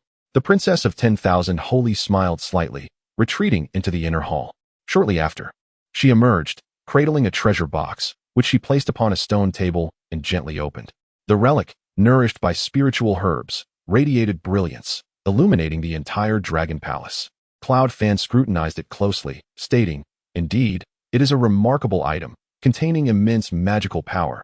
If refined, becoming a quasi-saint would be a trivial pursuit. However, just then, a dragon-headed golden-scaled fish suddenly leapt forth, gulping down the relic before swiftly making its escape. The crowd gasped, and they all took off in pursuit. Cloud Fan immediately summoned the Xian Yuan water controlling banner, attempting to ensnare the fish with a water dragon. Although the water dragon emerged, it failed to make contact. At that moment, the Bodhisattvas of Sunlight and Moonlight appeared in the distance to provide aid.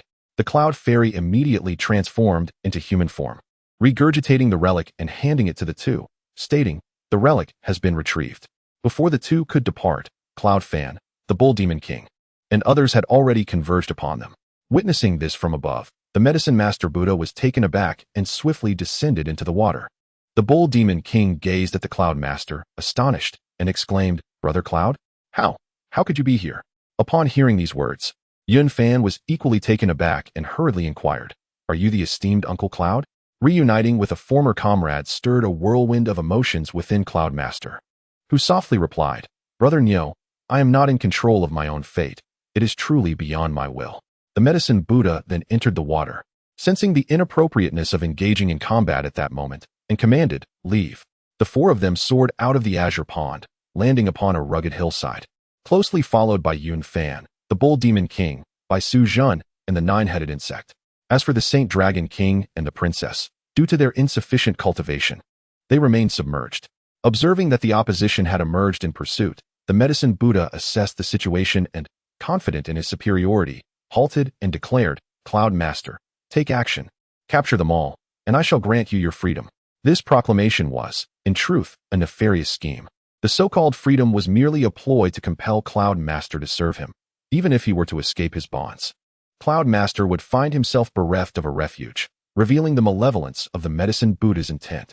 Enraged by these words, Cloud Master retorted fiercely, If you wish to kill, then do so. I shall never raise a hand against my fellow disciples.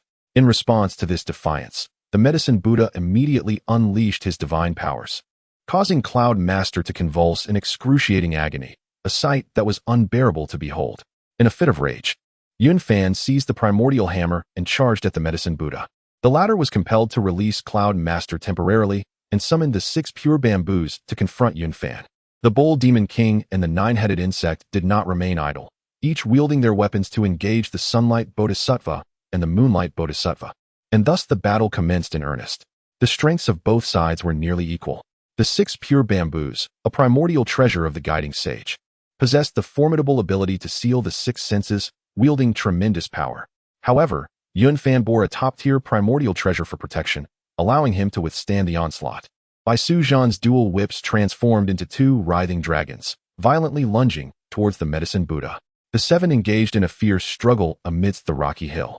Suddenly, a battalion of celestial soldiers descended from the sky, led by Erlang Shun Yangjian. With a resounding shout, he proclaimed, "Dare to steal the Queen Mother's spiritual herb? Such a crime is unforgivable. Charge!" Yang Jian brandished his 3-pointed, double-edged blade and surged forward. Furrowing his brow, Yun Fan said to Bai Sujan, "These individuals appear to have plotted this in advance. Sister, you confront Yang Jian. I shall deal with this bald monk." Bai Sujan nodded in agreement. "Very well. Junior brother, be cautious of this formidable bald monk." As Bai Sujan engaged Yang Jian, Yun Fan immediately felt the weight of pressure intensifying. His cultivation remained at the mid-stage, while the medicine Buddha had reached the pinnacle of his power. Although both wielded top-tier primordial treasures, the attack patterns of the 6 pure bamboos were treacherous and difficult to counter. The celestial soldiers, though numerous, were too weak, relegated to surrounding the battlefield. Yang Jian had just stepped into the early stage of the Tai Luo Golden Immortal Realm, seemingly having gained a breakthrough, and was on par with Bai Sujan's strength. Upon recognizing Bai Sujan's weapon, he immediately exclaimed, "That is the golden whip of Wenzhong. Who are you to oppose the heavenly court?" Bai Sujan coldly replied, "Yang Jian, I have long admired your reputation. Let us engage without further ado, and do not use the heavenly court as a means of intimidation." Yang Jian hurled his 3-pointed, double-edged blade into the air, clashing with Bai Sujan's golden dragon whip. Simultaneously, he summoned the celestial hound to attack Bai Sujan. With a gentle breath, Bai Sujan unleashed a surge of tricolored flames, causing the heavenly hound to panic and evade. Yang Jian bellowed, "True Samadhi fire. Quickly retreat." Despite the hound's desperate attempts to escape, it was still caught by the flames, its fur singed and a foul stench permeating the air, leading it to yelp and leap in agony. The battle reached a stalemate. Yang Jian had tracked the whereabouts of the spirit herb to this point, only to coincidentally encounter the medicine Buddha, and the two conspired to join forces. The medicine Buddha admonished the Cloud Immortal, "If you do not take action now, I shall ensure your utter annihilation." Yet the Cloud Immortal remained impassive, observing with indifference. At that moment, a smile graced Yunfan's lips as he raised his hand to summon the Sunflower Water Dragon, sweeping towards the medicine Buddha while simultaneously hurling the primordial hammer at the Cloud Immortal and retrieving the 6-soul banner with his other hand. Incanting a spell, he waved it gently, and 6 beams of black light shot forth, aimed directly at the medicine Buddha. The medicine Buddha, taken aback, exclaimed, "Ah, the 6-soul banner." He attempted to retreat, but the water dragon ensnared him, slowing his movements, and the 6 beams of light swiftly penetrated his mind. The medicine Buddha's actions were immediately hindered. The Cloud Immortal, having attained the status of a great Luo Golden Immortal during the era of the 3 sovereigns and 5 emperors, understood the significance of Yunfan throwing the primordial hammer to him. This hammer had accompanied the Cloud Immortal through countless ages, and he wielded it with great finesse. He silently recited an incantation, commanding the primordial hammer to strike fiercely upon the medicine Buddha's head. The medicine Buddha, caught unawares, saw his protective golden light shattered in an instant and his forehead crushed. Witnessing this scene, the Buddha of all Buddhas, who presided over the heavenly realms, felt an unbearable pain in his heart. "Cloud Immortal, how dare you slay my disciple? Had I known this would come to pass, I should never have allowed you to remain in the 8 treasures pool. I should have obliterated you completely." Seeing the medicine Buddha's defeat, the guide of souls, filled with sorrow and indignation, hastily addressed the Buddha of all Buddhas. "Junior brother, swiftly instruct the Tathagata to head to the stone mountain and reclaim the 6-soul banner. This is a treasure of our Western fortune and must not be lost. I am currently in the critical phase of severing the corpse and cannot spare the effort to retrieve the treasure." The Buddha of all Buddhas, equally distressed, first performed a spell to secure the medicine Buddha's true spirit, allowing it to reincarnate, then responded, "Understood, senior brother. During the severing of the corpse, one must maintain a steady mind. Do not become distracted." The guide had grasped the threshold of severing the third corpse and was focusing his intent on the 9-petal lotus platform, preparing for a breakthrough. Thus, he could not attend to the matter of the treasure. He then dispatched a message to the Tathagata. Upon receiving the news of the medicine Buddha's demise, the Tathagata paused, yet secretly rejoiced. The medicine Buddha is dead, and if Mithril falls as well, then the great powers of the Buddhist realm will fall entirely into my grasp. He promptly accepted the command and, accompanied by Manjushri, Samantabhadra, and Avalokiteshvara, hastened toward the stone mountain. Yunfan was about to suppress the remaining true spirit of the medicine Buddha when he noticed that it had transformed into a fleeting light, soaring skyward and vanishing in an instant. He immediately realized that it was the Buddha of all Buddhas who had intervened. Catching the flying six-soul banner, he turned to the Cloud Immortal and inquired, "Uncle Cloud Immortal, you are now free. Do you know how to reclaim your true spirit?" The Cloud Immortal clutched the primordial hammer tightly, his body trembling with excitement. Having just slain the medicine Buddha and regained his freedom, he found it hard to contain his emotions. He bowed deeply to Yunfan, saying, "Nephew, I am profoundly grateful for your aid in my liberation. The pure bamboo of the 6 roots is a treasure cultivated by the sages, a possession beyond our grasp. Only by ascending to the celestial heavens to seek the guidance of our master can we properly manage it." Yunfan nodded in agreement and subsequently entrusted the pure bamboo of the 6 roots to the immortal Wu Yun. Upon receiving it, Wu Yun soared into the sky, heading directly towards the celestial heavens. The pure bamboo of the 6 roots is a treasure of paramount significance, and Wu Yun pondered why the guide had not reclaimed it in a timely manner. However, he dared not linger, fearing unforeseen complications, and thus hastened his departure. The Sunlight Bodhisattva and the Moonlight Bodhisattva, witnessing the tragic demise of the medicine master Buddha, were struck with horror, their spirits shattered. Under the relentless assaults of the Bull Demon King and the 9-headed insect, they found themselves on the brink of despair. In this dire moment, as if descending from the heavens, a savior appeared to rescue them. From the direction of Stone Mountain, the clamor of battle rose to the skies, stirring the black bear spirit of the kingdom of Jie Sect, as well as Link Suzi and the white-clad scholar. Sun Wukong, too, drawn by curiosity, accompanied the black bear spirit to the scene. The black bear spirit brandished a black spear, with Sun Wukong closely trailing behind. Upon their arrival, they chanced upon the site of the medicine master Buddha's lifeless body, as the Tathagata rescued the sunlight and moonlight bodhisattvas. As Sun Wukong beheld the unusual occurrences in the heavens, he promptly summoned clouds and mist to approach the Tathagata, urgently inquiring, "Buddha, what brings you to this place?" The Tathagata, upon seeing Sun Wukong, weighed the implications in his heart. Though he was the esteemed lord of the spiritual mountain, he recognized that the great sage equal to heaven had the support of the saint of the purely intent. While the current situation posed no immediate threat, the future remained uncertain. Thus, with a gentle demeanor, he countered, "Wukong, why are you not by the side of Tang Song, guarding him, and instead come here? I, your humble servant, saw flames leaping skyward and feared that demons were causing mischief, so I came to investigate," Sun Wukong replied truthfully. Hearing this, the Tathagata waved his sleeve, saying, "This matter does not concern you. Kindly withdraw for now." Though Sun Wukong felt perplexed, he complied and stepped aside.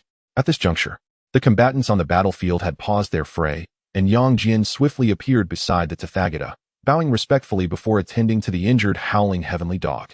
Chapter 47. Aiming at the Cloud Immortal. Upon witnessing the arrival of the Buddha, Yunfan felt a tightening in his chest. Pondering to himself, the situation may be about to change. Just as he was lost in thought, the black bear's spirit approached him, and he promptly commanded, "Hasten to the northern Julu continent and summon Bai Zhe." At that moment, the Bull Demon King greeted a figure with complex emotions, saying, "Brother Duobao, it has been quite some time." The Buddha gazed at his former acquaintance, his expression slightly somber. Despite their accumulated grievances, he did not dare to act rashly, merely stating, "I now preside over the Spirit Mountain. The name Duobao has become a thing of the past.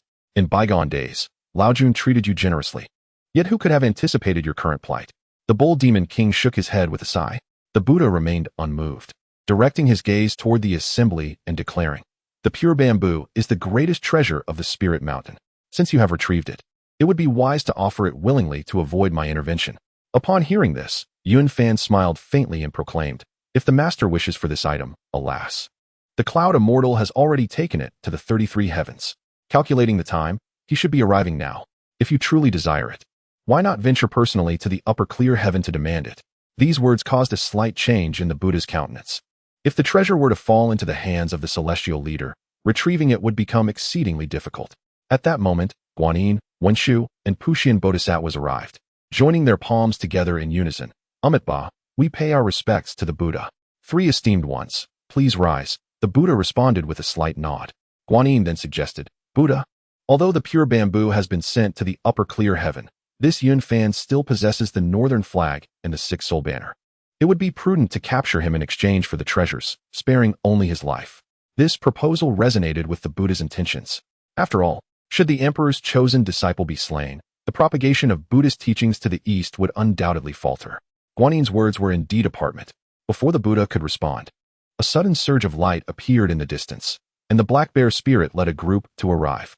He had gone to summon Bai Zhe and fortuitously encountered them along the way. Among the 4 was Bai Zhe, along with the great demon sages Ying Zhao, Fei Lian, and Jiao Ying. Seeing this, Yun Fan felt a surge of hope, silently affirming, Bai Zhe indeed possesses foresight. It seems the situation may yet turn in our favor. He clasped his hands in salute. I pay my respects to the esteemed sages. Bai Zhe returned the gesture, turning his gaze to the Buddha and inquiring, Brother Duobao, are you truly prepared to turn weapons against your own disciples today? The Buddha, upon seeing Bai Zhe's appearance, contemplated. It appears this matter will not conclude easily. Meanwhile, the cloud immortal swiftly freed himself from his restraints and hurried to the upper clear heaven. In a tranquil silence, a youth clad in black awaited his arrival. Upon Cloud Immortal's entrance, the youth spoke.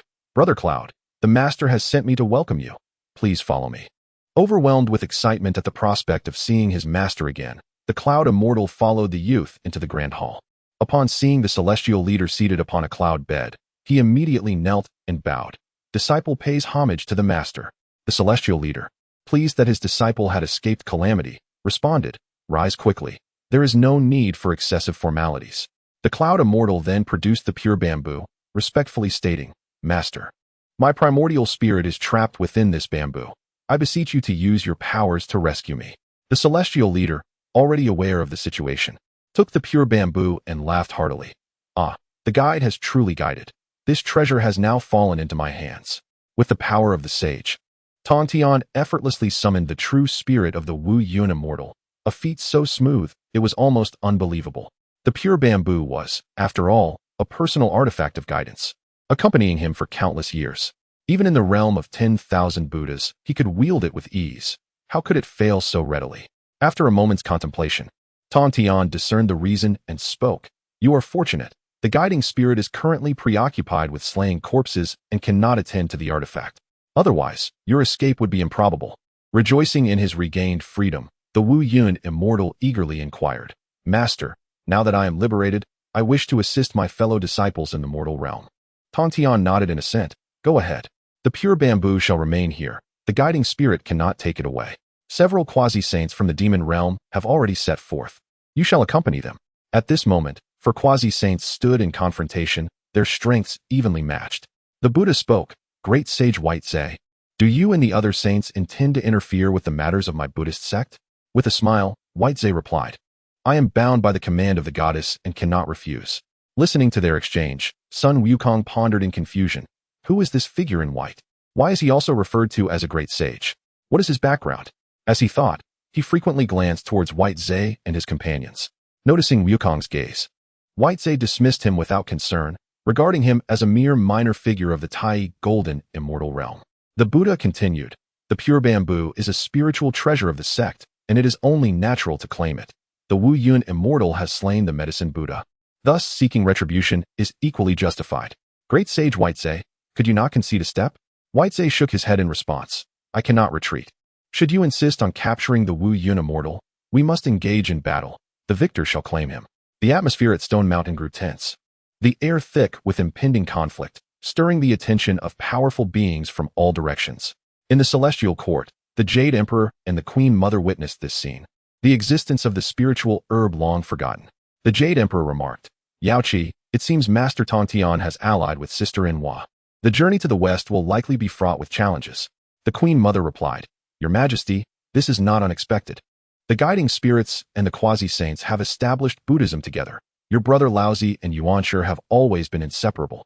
leaving only Master Tontian and Sister Inhua in a precarious position, making this alliance a natural course of action. The Jade Emperor furrowed his brow, speaking slowly. In this circumstance, entrusting the fate of the heavenly court to Buddhism may invite unforeseen changes. The Queen Mother softly responded, Your Majesty, whatever decision you make, I shall steadfastly support you. The Jade Emperor sighed deeply. I had hoped that after the Fengshen conflict, I could truly govern the heavenly court. Yet, it seems the various heavenly emperors are unmanageable, and the Golden Spirit Holy Mother wields significant power. If we do not align with Buddhism, what recourse do we have? Very well, let Yang Jian return. We shall abandon the matter of the celestial herb. In contrast, the atmosphere within the Yushu Palace on Kunlun Mountain was considerably heavier. At this moment, seated in the Great Hall was Jiang Zia. He had long been discontent with his lack of a celestial title and desperately appealed to the Primordial Supreme Being. Having once been a disciple, the Primordial Supreme Being procured a celestial pill from the Supreme Laozi, allowing Jiang Zia to barely ascend to the ranks of the Golden Immortal. Though his cultivation was not high, Jiang Zia excelled in governance and statecraft. With the Primordial Supreme Being relocating to the Jade Pure Heaven, he appointed Jiang Zia to oversee the sect's affairs, a decision that brought satisfaction to all involved. The affairs of the Academy are cumbersome and vexatious, hindering one's cultivation. Each individual is reluctant to be distracted, making it most suitable for Jiang Zia to oversee these matters. At this moment, the disciples of the Chan teaching gathered at the Jade Void Palace, and Jiang Zia spoke, Esteemed brothers, that has allied with the demon clan to obstruct the spread of Buddhism eastward.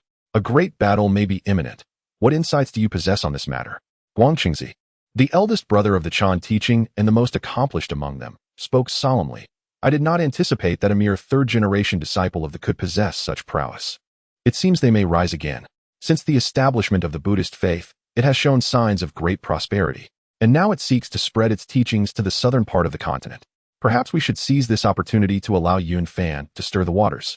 We still owe 3 tribulations. When the time is ripe, we shall annihilate the 5 from the, thus severing their resurgence and preventing Buddhism from flourishing.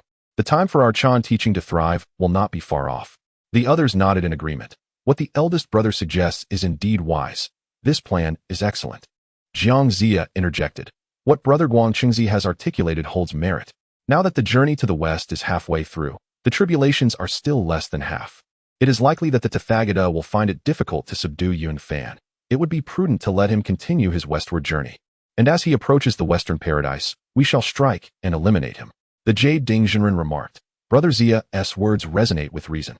Coincidentally, my disciple is currently on the journey westward. To spare Yang Jian from peril, I shall first go ahead. With that, the Jade Dingjinren rose and departed the Jade Void Palace to seek out Yang Jian, genuinely concerned for his disciple's safety. At that moment, a considerable formation lay ahead, with 4 quasi-saints arrayed, leaving them in a predicament. Sun Wukong had long since tempered his initial recklessness. He approached Guanyin with his golden staff in hand. Bodhisattva, what is the background of these individuals? Guanyin patiently explained. Wukong, they are all great saints of the demon clan. Renowned across the 3 realms since ancient times, they should not be underestimated. Wukong, astonished, exclaimed. Ah, are they truly so formidable? Does that white-clad youth surpass even the Buddha? Guanyin shook her head. Though he may not match the Buddha, he is nonetheless of comparable standing. The powers of the other 3 are not vastly different from mine. Wukong was momentarily taken aback and then queried. Bodhisattva, please inform me, who is the foremost expert among the 3 realms? Just as he finished speaking, Guanyin's expression grew somber, and she responded. It is exceedingly difficult to determine who claims the title of the greatest within the 3 realms. The sages transcend beyond them, and numerous beings stand shoulder to shoulder with the Buddha. I am truly powerless to verify. Oblivious to the mention of sages, Sun Wukong was struck by Guanyin's revelation of many beings on par with the Buddha, rendering him speechless as he murmured, Such figures exist. Where does that leave me? Am I merely a jest? At that moment, the cloudy cloud immortal descended from the heavens, landing beside the bull demon king, and spoke. Senior brother Duobao, have you come to claim the 6 roots of purity bamboo, or to take my life? Indeed, the medicine master Buddha perished at my hands.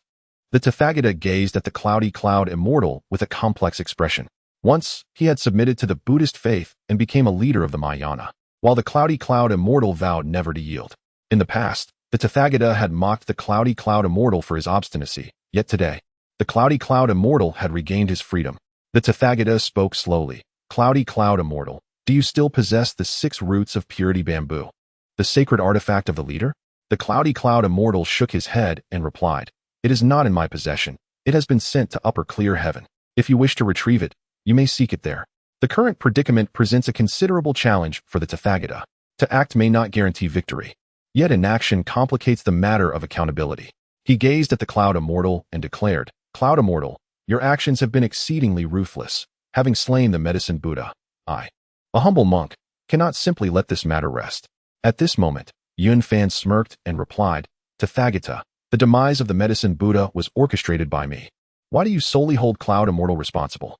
Since Yun Fan's involvement in the journey to the west, the Buddhist realm has suffered successive losses, including the Buddha of Steady Light and the Medicine Buddha, along with the disappearance of the 6 soul flags and the pure bamboo, marking a significant toll. Could the Tathagata not harbor resentment? Yet, given his delicate position, he could only direct his ire towards the Cloud Immortal. At this juncture, Jie interjected, Treasure of Many. The origins of this conflict are well understood by all. There is no need for excessive rhetoric. If a battle is truly desired, we shall contend to the end. Sun Wukong was taken aback by Jie's words. Who was this young man in white, so audaciously challenging the Buddha? He too bore the mantle of the great sage, yet had never heard of this individual. The Tathagata, however, remained still, not out of fear of battle, but because he recognized that regardless of the outcome, the repercussions would be dire. Victory would not restore the pure bamboo, while defeat would deliver a devastating blow to the faith of Buddhism. The Tathagata remained silent. This silence struck fear into Sun Wukong's heart. He thought to himself, even the Buddha feels trepidation. This young man in white is formidable. If he endures, I, Sun Wukong, must surpass him without fail. With resolute determination, Sun Wukong turned his gaze towards Jie. At this moment, Yun Fan spoke, Tathagata, the pure bamboo resides in the upper pure heaven. Even if you triumph, you cannot retrieve it. Might we consider an alternative approach and engage in a transaction instead?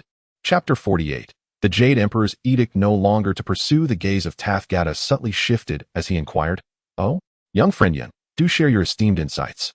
Yun Fan replied with a smile, Do you possess the array diagram bestowed by our forebear? That is a treasured artifact of my sect. If you present it for exchange, it shall be deemed fair. The decision to trade rests with you. After all, with the pure bamboo residing in the upper clear heavens, one cannot recklessly trespass there. Can one? Upon the mention of the array diagram, Duobao's expression darkened instantly. That artifact had long been claimed as his own, and he was reluctant to barter his own treasure for that of Jean. However, Yun Fan's words rang true. Duobao presently lacked the strength to contest in the upper clear heavens, and lingering here was of no benefit. Tathagata sighed softly, Ba, this matter requires consultation with the master. Young friend Yun, do you believe it could persuade the Sage of Heaven? Just as he spoke, a figure swiftly approached from a distance, and upon landing, a Taoist nun proclaimed loudly, It is acceptable. I shall answer on behalf of my master. Yun Fan and Bai Suzhen were overjoyed at the sight of the newcomer and hurriedly bowed, saying, Master, we pay our respects. Seeing her 2 extraordinary disciples, the Wudong Holy Mother felt immense joy and quickly responded, Fanner, Suzhen, no need for such formalities. The Bull Demon King also stepped forward to greet her, Sister Wudong. It has been a long time since our last meeting. How have you been? The Wudong Holy Mother nodded slightly. Junior brother Kuei-Nyo, you are also here. It has been many years since we last met since the great array of 10,000 immortals. Upon Wudong's appearance, Tathagata's expression grew complex. He, too, was among the 8 direct disciples, the eldest brother of the Jie Sect, and had shared countless years with Wudong. Tathagata hesitated and asked, Wudong, can you truly speak on behalf of the Sage of Heaven? Wudong gazed at Tathagata, emotions stirring within her. Yet, as she had long departed from her sect, she no longer regarded him as her elder brother. She spoke slowly, Brother Duobao, this shall be the last time I address you in such a manner. The array diagram is a supreme treasure conferred by the Tao ancestor to our master, and as the sole direct disciple, I have the right to decide on its exchange. If you are willing to trade, I shall promptly go to the upper clear heavens to retrieve it. As her words fell, Tathagata's heart tightened. That array diagram had been refined into the immutable king array, possessing immense power. Parting with it was hardly agreeable. Meanwhile, Quan Ti, observing the situation unfold, was consumed by fury, his gaze fixated on Yun Fan, wishing nothing more than to eliminate him in one fell swoop. Yet, reason compelled him to restrain his impulse. During the Great War of the Gods, Tong Tian had ravaged the primordial lands, and Huanghuang had prohibited the saints from descending into the three realms thereafter. Should he act now? It would undoubtedly summon Tongtian's intervention, and Yun Fan might not be easily vanquished. After much contemplation, Quan Ti ultimately found no better course of action. Jane was presently engrossed in a closed-door meditation, focused solely on severing corpses, leaving him indifferent to other matters. After deliberation, Quan Ti resolved, very well. The array diagram rightfully belongs to Tongtian. Let it be his. He then transmitted a message to Tathgata. Tathgata, acquiesce to the exchange. The pure bamboo suppresses the fortunes of our great sect, which is of utmost importance. Should you relinquish the array diagram and lack a supreme treasure for protection, I shall bestow upon you the empowering divine staff. Both the 12-petaled golden lotus and the empowering divine staff were granted by Huanghuang, each a premier spiritual treasure. Upon hearing this, Tathgata felt a measure of relief and clasped his hands, saying, I shall diligently adhere to the master's decree. Your disciple obeys. Suddenly, the Buddha turned to Wudong and the others, stating, the master has agreed to return the treasured artifact. The formation map is now in my possession. You may retrieve the treasures of our sect. Upon hearing this, Wudong turned to Yun Fan and said, Child, come with me to the upper clear heaven. Learning that they were to pay a visit to Tongtian, Yun Fan promptly replied, Yes, I shall certainly obey your command. Thus, Yun Fan accompanied the Holy Mother Wudong on their journey towards the chaos. The upper clear heaven resides within the depths of chaos, accessible only to those of the great Luo Golden Immortal Realm. Consequently, the two departed from the stone mountain and proceeded directly towards their destination. From a distance, Sun Wukong observed their departure, his heart stirred with a tumult of thoughts. The few words he had overheard plunged him into contemplation. It turned out that the Buddha was not the supreme being. There was a master above him. Who, then, was this master? Why did the Buddha address that Taoist ancestor with such reverence as Saint Tongtian? What was the origin of this Tongtian? Could it be that the uproar I caused in the heavenly palace was merely a fade? Why was I unaware of these matters while others seemed to grasp them entirely? The more he pondered, the more perplexed he became. And Sun Wukong could not help but question himself. If the Buddha is not the strongest, then who truly holds that title? Yun Fan traversed the chaos alongside the Holy Mother Wudong and ultimately arrived at the upper clear heaven. This realm, a small 1,000 worlds unto itself, served as the abode of saints, suffused with an indescribable richness of spiritual energy. Upon sighting the Holy Mother Wudong, a young boy clad in black rushed forward to report, Sister Wudong, you have arrived. The master has instructed that junior brother wait here for some time. The Holy Mother Wudong nodded slightly, understood. Please take us to see our master swiftly. Before long, the two arrived at the entrance of the Bio Palace. Tongtian, appearing as a middle-aged Taoist, sat serenely upon a cloud bed. Once inside the hall, the Holy Mother Wudong was the first to kneel in homage. Disciple Wudong pays respects to the master. Yun Fan, both excited and apprehensive, followed suit. Respectfully bowing, disciple pays respects to the holy ancestor. Tongtian inclined his head slightly. You may rise. Thank you, master. Thank you, ancestor. The two responded in unison, standing upright. Tongtian spoke slowly. Yun Fan, you have done exceptionally well. I had thought our sect would struggle to revive, yet you have single-handedly devised an excellent plan, breathing new life into our teachings. I am greatly comforted. Yun Fan replied, filled with emotion. Ancestor, I am but a mere child of the mundane world. Were it not for my master's shelter, I cannot fathom how many cycles of reincarnation I would have endured by now. Moreover, having been bestowed with a sacred treasure by the ancestor, I shall undoubtedly shoulder the responsibility of revitalizing our great sect to repay your profound kindness and that of my master. Tongtian's demeanor was youthful and unrestrained, his emotions openly displayed, fluctuating with his thoughts. In contrast, Yuan Shi appeared as a seasoned middle-aged figure, discreet and composed, maintaining decorum and authority, acting with meticulous caution. Laozi resembled a detached elder, seemingly devoid of desire, yet still valuing Yuan Shi's respect and harboring dissatisfaction towards Tongtian's rebellion. Among the three brothers, the eldest commanded respect, with the younger brothers expected to honor and obey. It was akin to a gathering of mortals, where the youngest should speak little and show great respect, following the elders' arrangements. However, Tongtian felt discontented, questioning within himself, as a saint, why must I submit to you? Moreover, he wielded the formidable extermination sword formation, possessing unparalleled combat prowess. Yuan Shi, harboring resentment, secretly allied with outsiders to confront his own brother, unwilling to witness Tongtian monopolizing the spotlight. The relationship among the three purities ultimately shattered, leaving a chill akin to the depths of winter. Yuanshi struck mercilessly, uprooting the entirely. This act inadvertently allowed the two sages from the west to reap the benefits, their powers surging as they ascended in prominence. With Yuanshi's defiance against the heavens, they lost all hope for resurgence. When Jian and Junti merged into the great Buddha, even Laozi and Yuanshi, united, could not prevail. The two reminisced about their past collaboration with Tontian, wishing to join forces once more, but alas, it was too late. Tontian, now disheartened, was unwilling to stand beside them again. Yet at that moment, Tontian felt a surge of joy. It was the happiest day since his deification. He praised, "Well done, my excellent disciple. You have slain the long-eared Dingguang immortal, reclaimed the six-soul banner, rescued the Wuyun Taoist, and retrieved the formation map, indeed bringing a chance for revival to our great sect. You may take this 6 roots of purity bamboo for now. Once the journey for scriptures is concluded, I shall appoint you as the vice leader of to oversee the Golden Turtle Island and the Bio Palace." Yunfan was greatly astonished upon hearing this, hastily exclaiming, "Master, please reconsider. My cultivation is still shallow, and my experience is lacking. How could I possibly assume the role of vice leader? This position rightfully belongs to you." At that moment, Wudong interjected, "Fanner, it is precisely your strategizing that has led to today's victory. The future prosperity of the rests solely in your capable hands. You need not decline." Has entrusted Zhang Zia to preside over the Yushu Palace, valuing his strategic prowess, is it not? Once the journey to the west is completed, your renown shall be even greater. Both I and Wuyun Shidi support you. This vice leader position is yours by right. Tontian nodded in agreement. Wudong speaks wisely. You need not refuse any longer.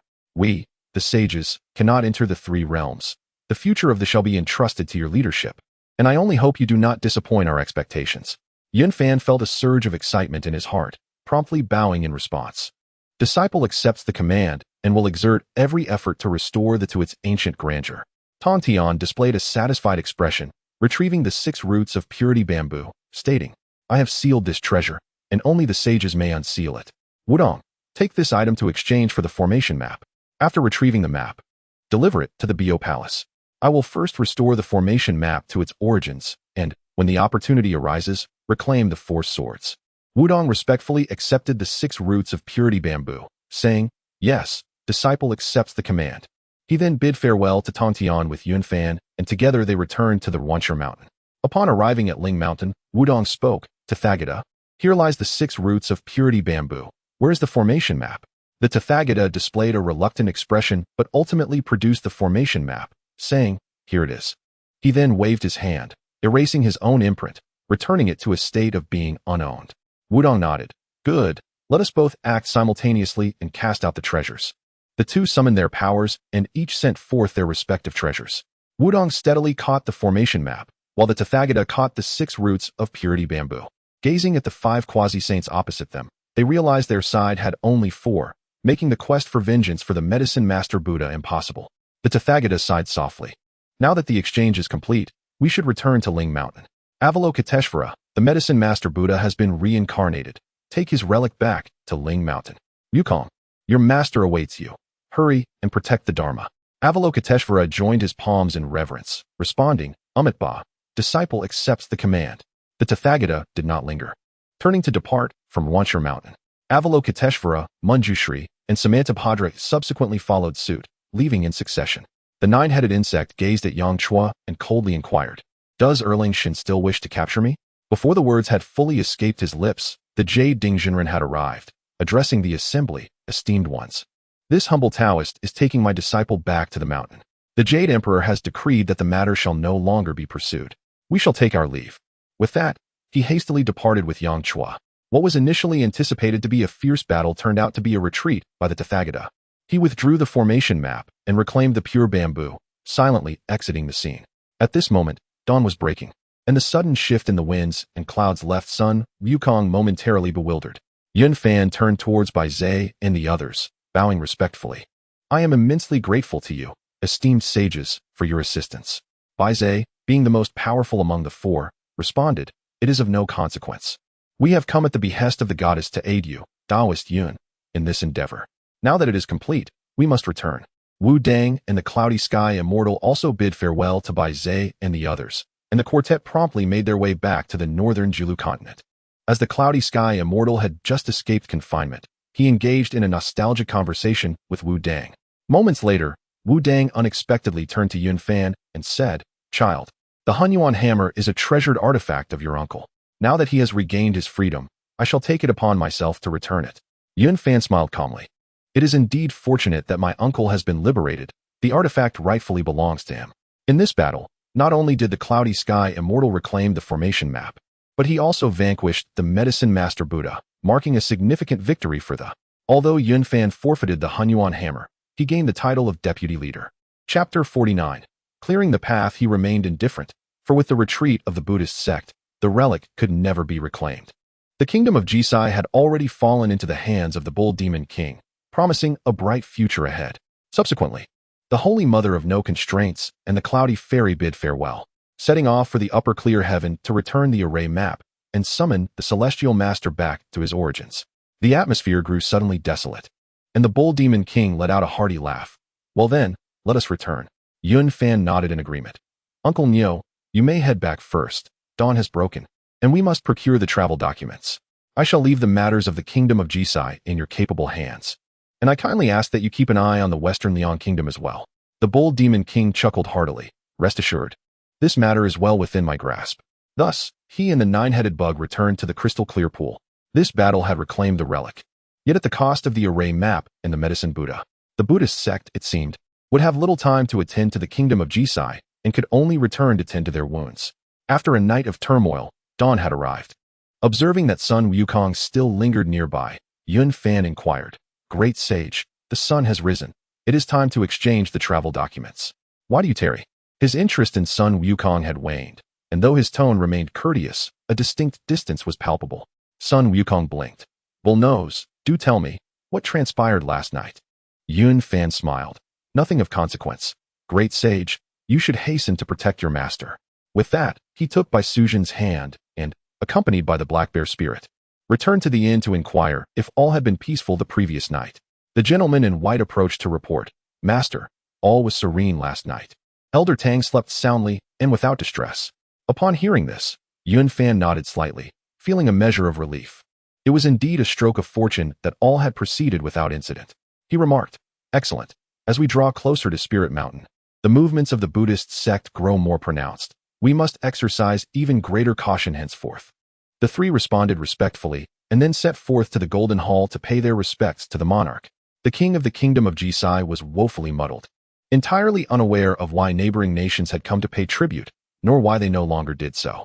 He was equally ignorant of the reason the national treasure, the Golden Light Temple's pagoda, ceased to shine, and could only request Taoists to set up altars and monks to chant sutras, hoping to restore the pagoda's former glory. Alas, the pagoda never regained its radiance, leading the ministers to shift blame among themselves, firmly asserting that the monks had stolen the relic, placing the entire burden of guilt upon the disciples of the Buddhist sect. Consequently, the monks of the kingdom of Jie were forced to wear shackles and beg for alms in the streets. Tang Sung, feeling a pang of compassion, was nonetheless at a loss for the relic's whereabouts, leaving him in a state of anxious frustration. Initially, the king believed that the loss of the auspicious light from the pagoda was due to a rain of blood from the heavens, which had sullied the structure.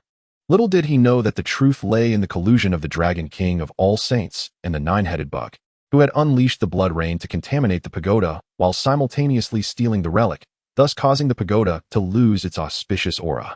In truth, the monks were only punished 2 years after the relic was lost, spurred on by the king's relentless pressure, leaving the ministers with no recourse but to scapegoat others. Ironically, they had inadvertently struck upon the truth. It was indeed the theft of the relic that had plunged the pagoda into obscurity. Upon reaching the Golden Hall, the king, noticing the arrival of 2 groups, inquired eagerly, "Esteemed ones from the eastern lands and revered monks, our kingdom's pagoda no longer shines. The ministers claim it is due to the theft of the relic. Might any of you possess a means to restore the pagoda's brilliance?" It was evident that this matter weighed heavily on his mind, and upon the arrival of the assembly, he could hardly contain his urgent questioning. The monk Tang Sung and his companions found themselves in a predicament, prompting Yun Fan to step forward and declare, "Your Majesty, I have heard that within the crystal waters pool of the Rocky Mountains resides the formidable Dragon King of all saints. If your Majesty were to pay a visit and beseech him, you may uncover the truth." The king, filled with excitement, inquired, Is it true that a dragon king dwells here? Yun Fan bowed respectfully, replying, I would not dare to deceive your majesty. Merely bring offerings of 3 sacrificial animals to the crystal waters pool, and he shall reveal himself. The king, delighted by this prospect, immediately commanded a journey to the pool. Upon arrival at the crystal waters pool, they indeed presented the 3 sacrifices, and the dragon king of all saints, accompanied by the dragon maiden and the 9-headed worm, manifested before them. Despite his fall from grace, he still exuded the majestic presence of a true dragon, neither demon nor monster. And the king along with his ministers were overjoyed. The dragon king spoke, I am aware of the issue concerning the loss of the treasure pagoda. It is merely due to the blood rain that has diminished its spirit. There is no need for your majesty to worry. I have assigned my son-in-law to safeguard you and apprehend the demon responsible for the blood rain, ensuring peace and prosperity for the nation. The king, elated, immediately appointed the 9-headed worm as the national master. The 9-headed worm then performed a spell, summoning winds and rains, leaving the ministers in awe. From that day forth, the crystal waters pool became a sacred site for the kingdom of sacrifice, receiving offerings year after year, its incense ever burning.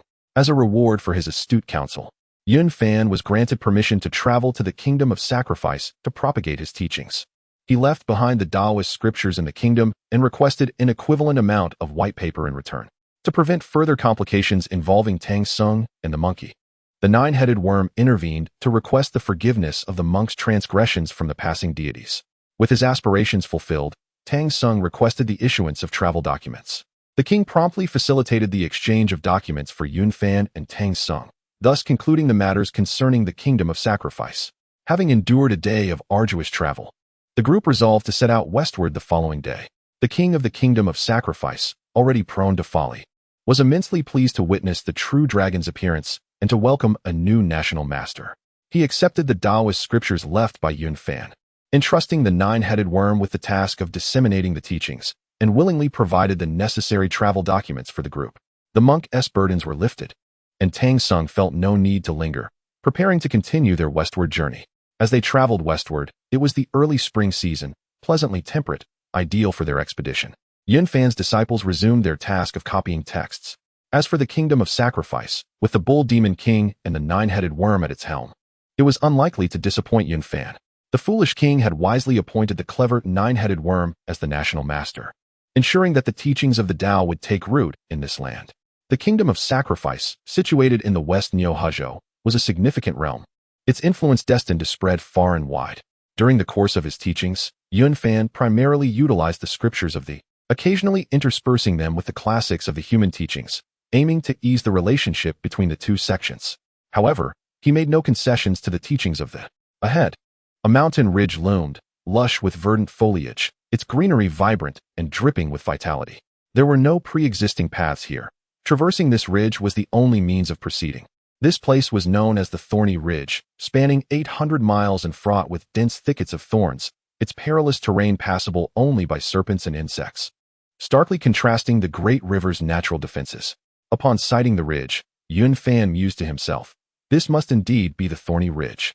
Alas, those spirits who have labored diligently to attain their forms, enduring countless tribulations, were unjustly exterminated on the pretext of future calamities as directed by Sun Wukong, with Zhu Beiji carrying out the slaughter.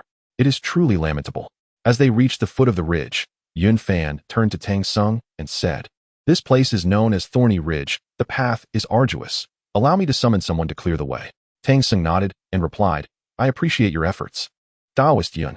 Sun Wukong laughed and remarked, the bull-nosed one is boasting again. Who will clear the thorns on this mountain for you? Yun Fan, perhaps out of increasing politeness towards the monkey, chose to ignore Sun Wukong's words, which inadvertently allowed the monkey to become more relaxed, even referring to him as bull-nosed.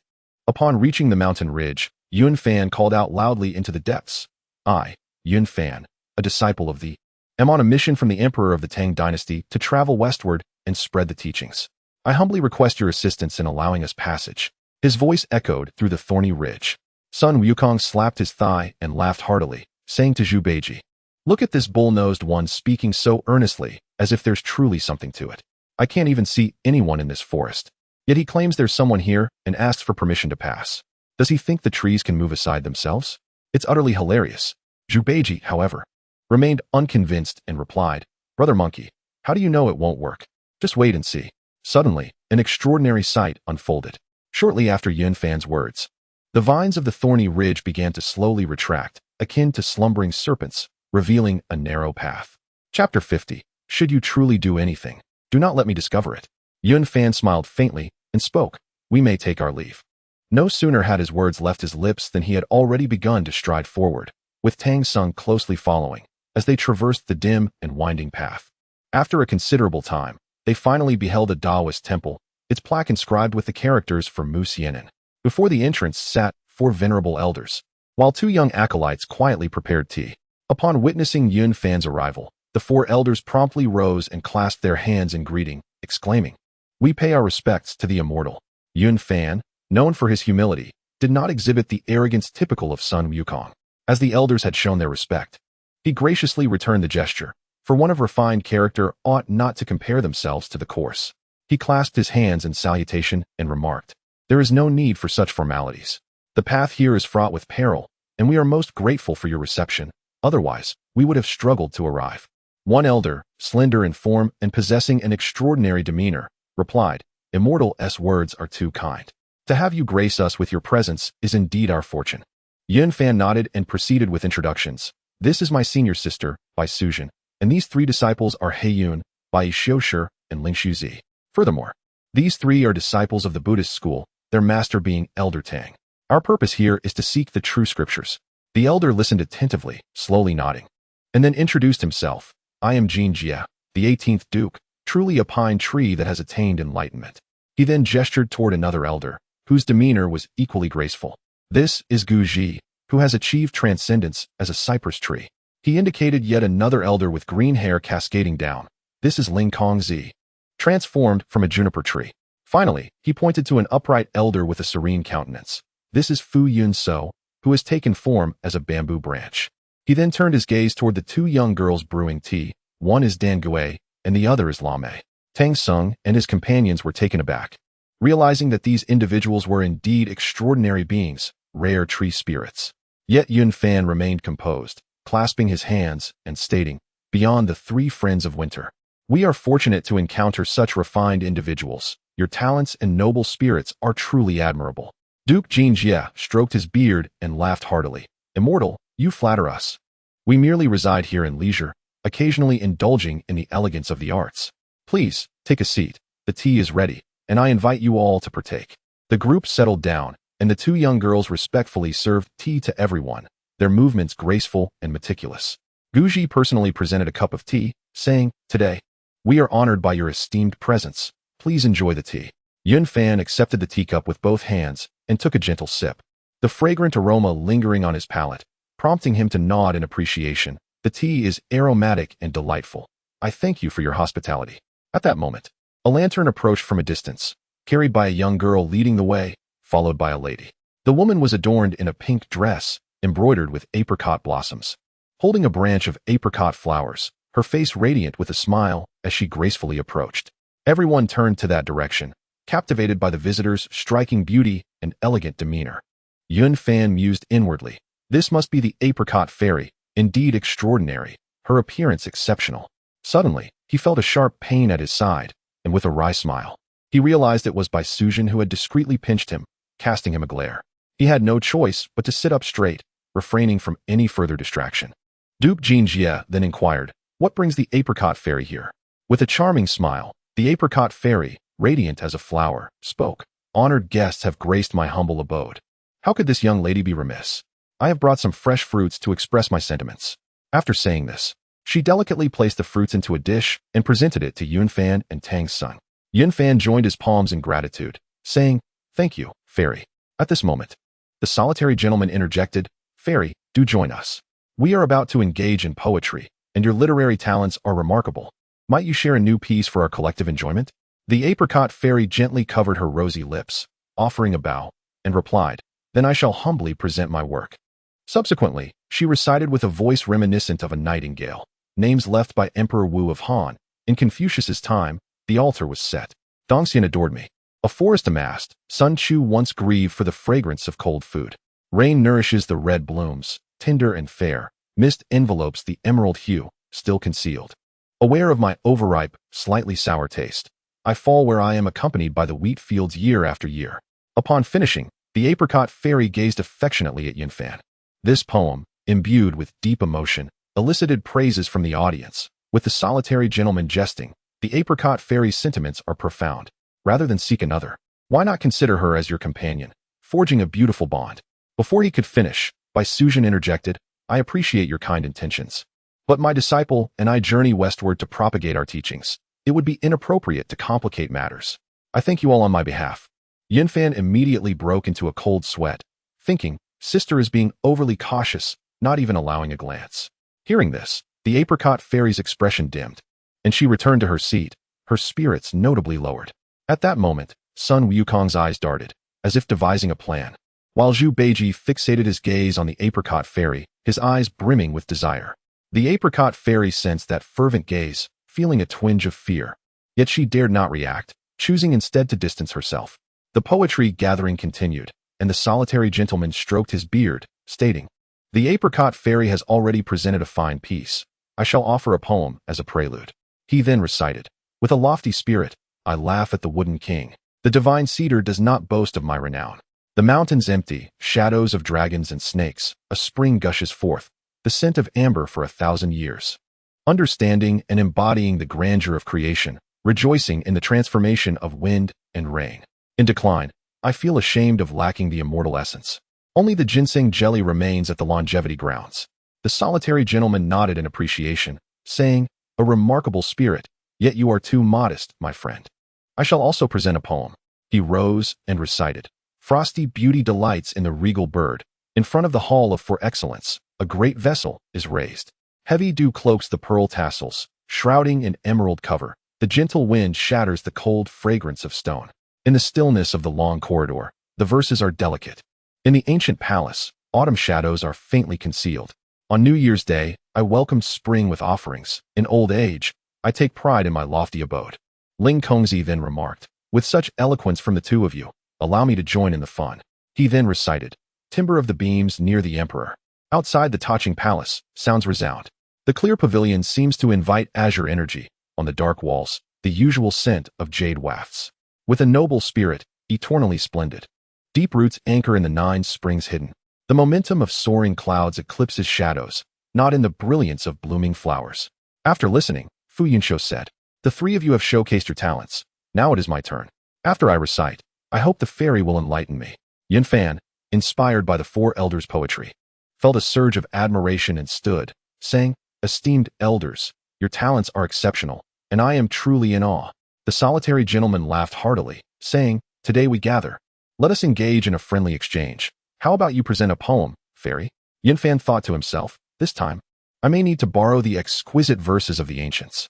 He nodded and replied, if that is the case, I shall humbly present my work. With bright eyes, Xingxian gazed intently at Yunfan, eagerly anticipating his eloquent expression. Yunfan turned his gaze towards the night sky, where a luminous moon hung overhead, and began to recite. The bright moon rises over the sea, at this moment shared by all under the heavens. Lovers lament the long night, their yearning igniting thoughts of longing. Extinguishing the candles to cherish the fullness of light, I don my robe, feeling the dew's embrace. The gift too precious to offer in hand, I return to dreams of a cherished reunion.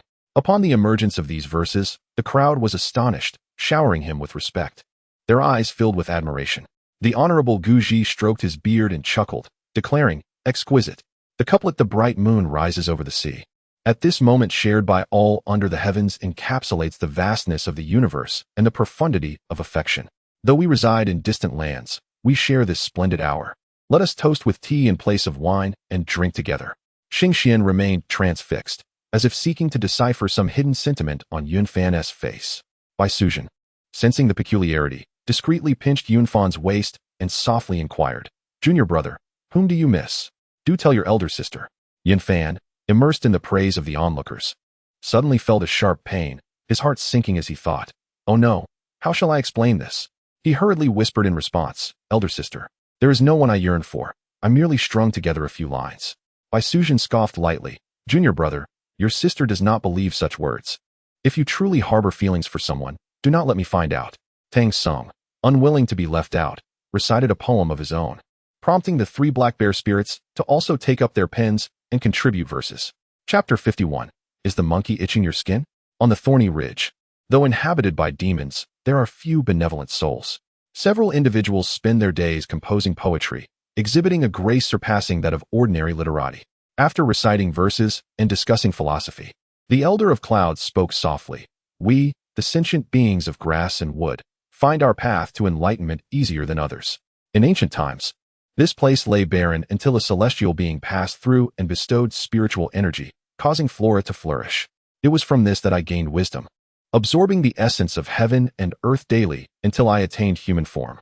My life's sole aspiration is to achieve true enlightenment. The esteemed Junjie and the solitary Guji nodded in agreement. We too were transformed by that celestial being. A millennium has passed in the blink of an eye. Reflecting on the arduous journey of cultivation, they turned to Tang Sung and inquired, "What path do you, revered elder, pursue?"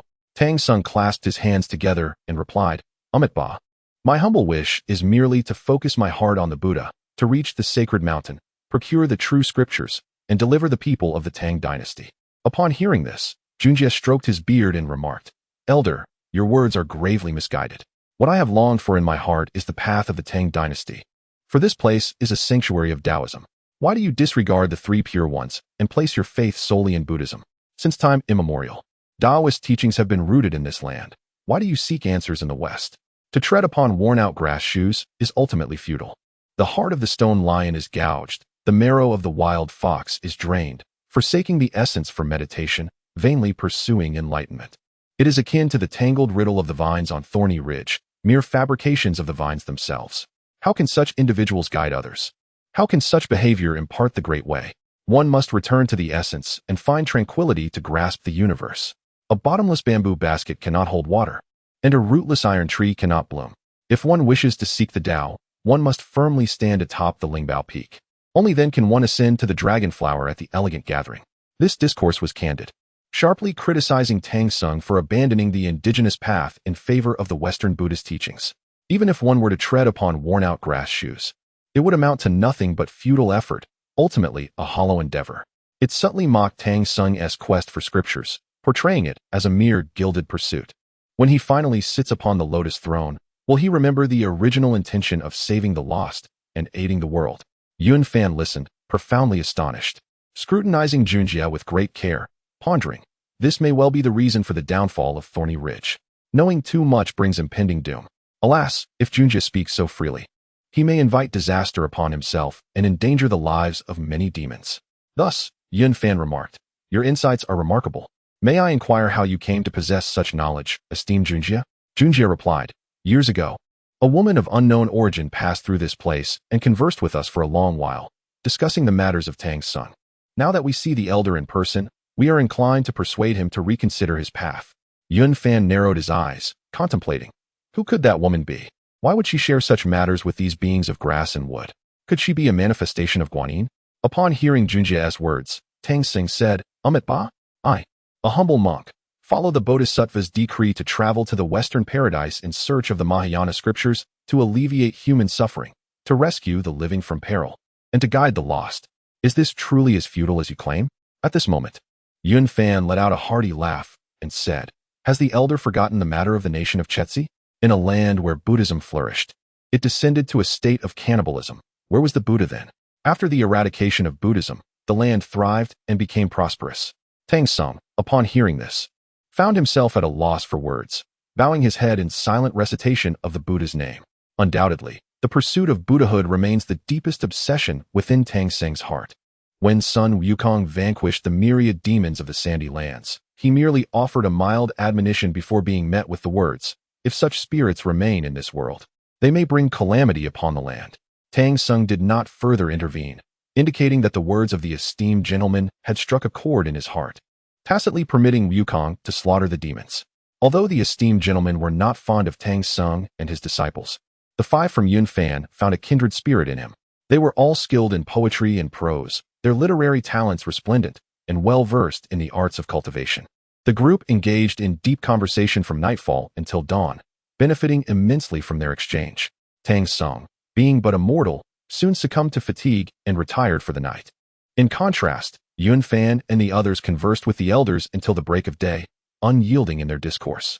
After bidding each other farewell, the thorns of the thorny ridge receded, and the 9 of them followed a winding path westward, departing from the treacherous terrain. Days turned into weeks as they finally emerged from the haunting depths of the forest, where a smooth road lay before them, bathed in warm and radiant sunlight. That night, as each took their rest, an inexplicable sense of unease gripped Yun Fan's heart. He gazed into the distance, pondering. This thorny ridge obstructs the path to the west, perhaps blocking the eastern approach of the Buddhist realm. It is likely that this is what has summoned their impending doom. They may find it difficult to escape this calamity. At that moment, Zhu Beiji quietly approached, lowering his voice. Taoist Yun, that monkey seems to have vanished. While we rested, his physical form remained behind, but his spirit may have wandered off to cause mischief. Yun Fan's expression shifted dramatically as he exclaimed, "This is bad. The monkey might be on a rampage to annihilate them all. I must hurry to save them." With that, he exchanged a few words with Bai Suzhen before soaring into the air, heading straight for the thorny ridge. Along the way, he spotted a figure approaching on a cloud. Plunging deep into the ridge, and his heart sank. Alas, that figure was indeed the monkey. He quickened his pace in pursuit. Meanwhile, within the Wood Immortal Temple, a few individuals sat around enjoying tea and engaging in lively conversation. Suddenly, a golden staff descended from the heavens, crashing down with great force. The group hurriedly dodged, and the stone table shattered into fragments. The esteemed gentleman fixed his gaze upon the scene, both shocked and enraged. "Elder Sun, what is the meaning of this? How have we offended you?" Sun Wukong coldly replied, "I fear you may become great demons in the future, and I, Sun, must strike first." The gentleman retorted angrily, "You are fabricating charges. We have been here for a millennium, composing poetry without harming anyone, and often aiding travelers. What is your true intention?" Sun Wukong sneered, "I apologize, but do not blame me for being ruthless." With that, the golden staff expanded dramatically, and with a mighty blow, the Wood Immortal Temple collapsed. The individuals panicked and reverted to their original forms, countless branches striking forth like serpents towards Sun Wukong. He wielded his staff to counter them, breaking each one, and then leaped toward the ancient tree that had transformed from the apricot fairy. Just as the apricot fairy was about to be struck, a figure suddenly swooped in, a hand deftly catching the golden staff. "Taoist Neo, is it you?" Sun Wukong gasped in astonishment. As predicted, Yun Fan squinted at him, his tone indifferent. "Monkey, are you feeling restless? Do you need me to help you stretch your muscles?" They kindly offered guidance and provided exquisite delicacies and tea, yet you returned to slay them. What reasoning is this? At this moment, the few figures of the esteemed Jinjia had regained their human forms, standing in a disheveled manner behind Yun Fan, devoid of their earlier grace and elegance. The attire of the apricot fairy lay tattered, her body coated in dust, as she cowered behind Yun Fan, exuding an air of pitiable vulnerability. Upon seeing Yun Fan approach, Sun Wukong, his tone laden with hostility, seethed with rage. "Ah, you audacious bull-nosed one. Do you intend to stand up for these monsters? They have entrenched themselves here, and I fear they will bring calamity to the region. What is wrong with me vanquishing these demons?" The elderly figures were aflame with indignation, their beards and hair bristling. The stern Guji Gong rebuked him fiercely. "You insolent monkey. Your rudeness knows no bounds. You are truly unworthy of being human. We have been cultivating here for over a millennium, absorbing the essence of heaven and earth, savoring the brilliance of the sun and moon, occasionally indulging in poetry and moonlit musings, treating you and your master with utmost hospitality. Yet, you dare to seek our lives, which is nothing short of ingratitude and malice." Upon hearing these words, Sun Wukong was consumed by fury, gripping his golden staff tightly, his eyes wide with rage, presenting a fearsome visage. Chapter 52. The intentional disclosure of Tang Seng's affairs. Jin Jiagong remarked, "Could it be that our words have inadvertently offended your master, causing him to harbor resentment and send you here to commit violence?" As the crowd began to accuse the monkey of being ungrateful, Sun Wukong, unable to contain his fury, bellowed, "Take this, my staff." Yun Fan replied coldly with a smirk, "You monkey, it seems your true nature is indeed hard to change. Do you think I fear subduing you? Your threats of future rebellion are mere bravado, simply a display of cowardice before the strong.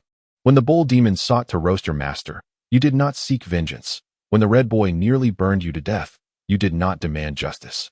Before the Monkey King, a figure of the Tai Golden Immortal, Yun Fan felt no need to employ magical artifacts. With a casual flick, he summoned a bolt of purple lightning that struck down. Crack!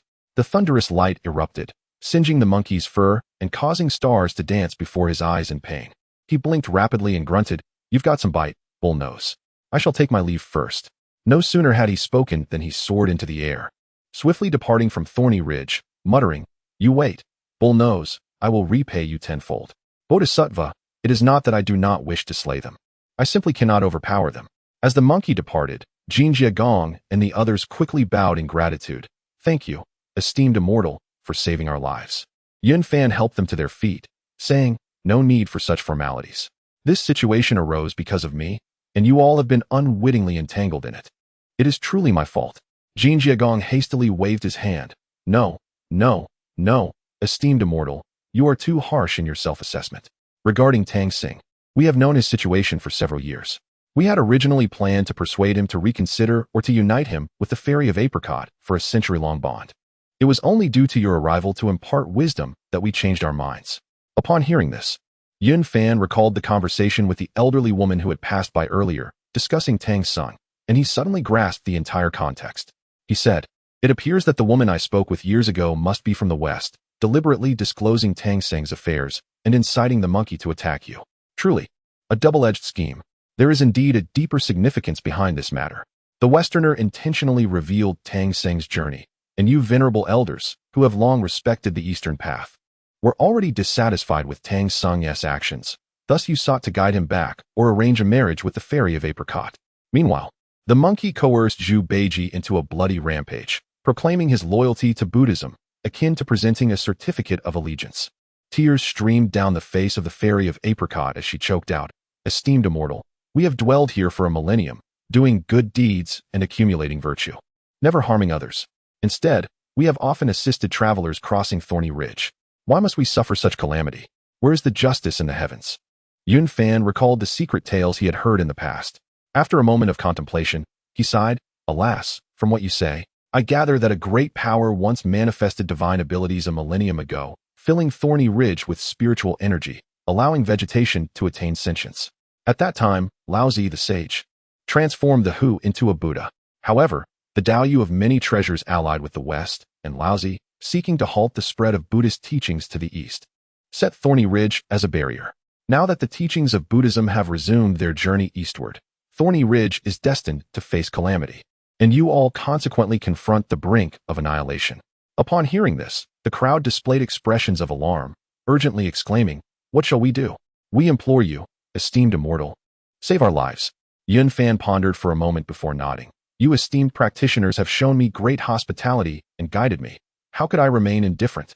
This place is no longer safe, and you must seek another refuge." The expression on the face of the celestial maiden was one of deep sorrow as she softly implored, "Esteemed immortal, we are but humble practitioners, and the vastness of the universe leaves us uncertain of where we may find a place to reside." Yun Fan responded with a hearty laugh, "There is no need for concern, for I have made arrangements. I have received the command of my master to serve as the vice master of the, and once our journey to the west concludes, I shall guard the Golden Tortoise Island in the Eastern Sea. This island is currently desolate, and you may go there to settle." Upon hearing they were to journey to the sanctuary of the sages, the group was filled with immense joy and hastily expressed their gratitude. Yun Fan continued, "If that is the case, let us set forth immediately. Your pace is slow, so I shall accompany you part of the way, ensuring your accommodation is secure before I continue my westward journey." Aware that remaining in this place would lead only to death, the group unanimously agreed. Yun Fan ascended on a cloud, swiftly carrying everyone eastward. With his prowess as a great Luo golden immortal, though he could not traverse 1,000 miles in an instant, he moved with remarkable speed. Soon, they arrived over the Eastern Sea, where Yun Fan spotted a dragon frolicking in the water and called out, "Do you know the whereabouts of Golden Tortoise Island? Please guide me there." The dragon transformed into a dragon maiden, her voice melodious and clear. "Please follow me, esteemed immortal." Under the guidance of the dragon maiden, the group quickly reached Golden Tortoise Island.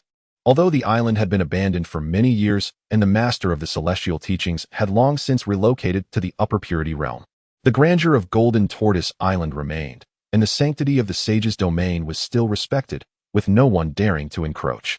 The island was home to numerous transformed creatures and various practitioners of other kinds that had always welcomed a multitude, teaching and enlightening all beings. Thus, it was entirely reasonable to accommodate some peculiar spirits in such an expansive place. Although the spirits were aware of the decline of they still took pride in being disciples of the sect, their loyalty unwavering. As Yunfan and his companions set foot upon the island, he unleashed the overwhelming aura of a great Luo golden immortal, stirring all the spirits within. Suddenly, a dark figure flew in from afar, transforming into a dragon-like form. As it approached, it revealed itself to be a demon cultivator who had also reached the realm of the great Luo golden immortal. The dragon descended and took on human form, revealing a middle-aged man with a commanding presence and a stern demeanor. Who goes there? This is the sacred land of the sages. No one may intrude without reason.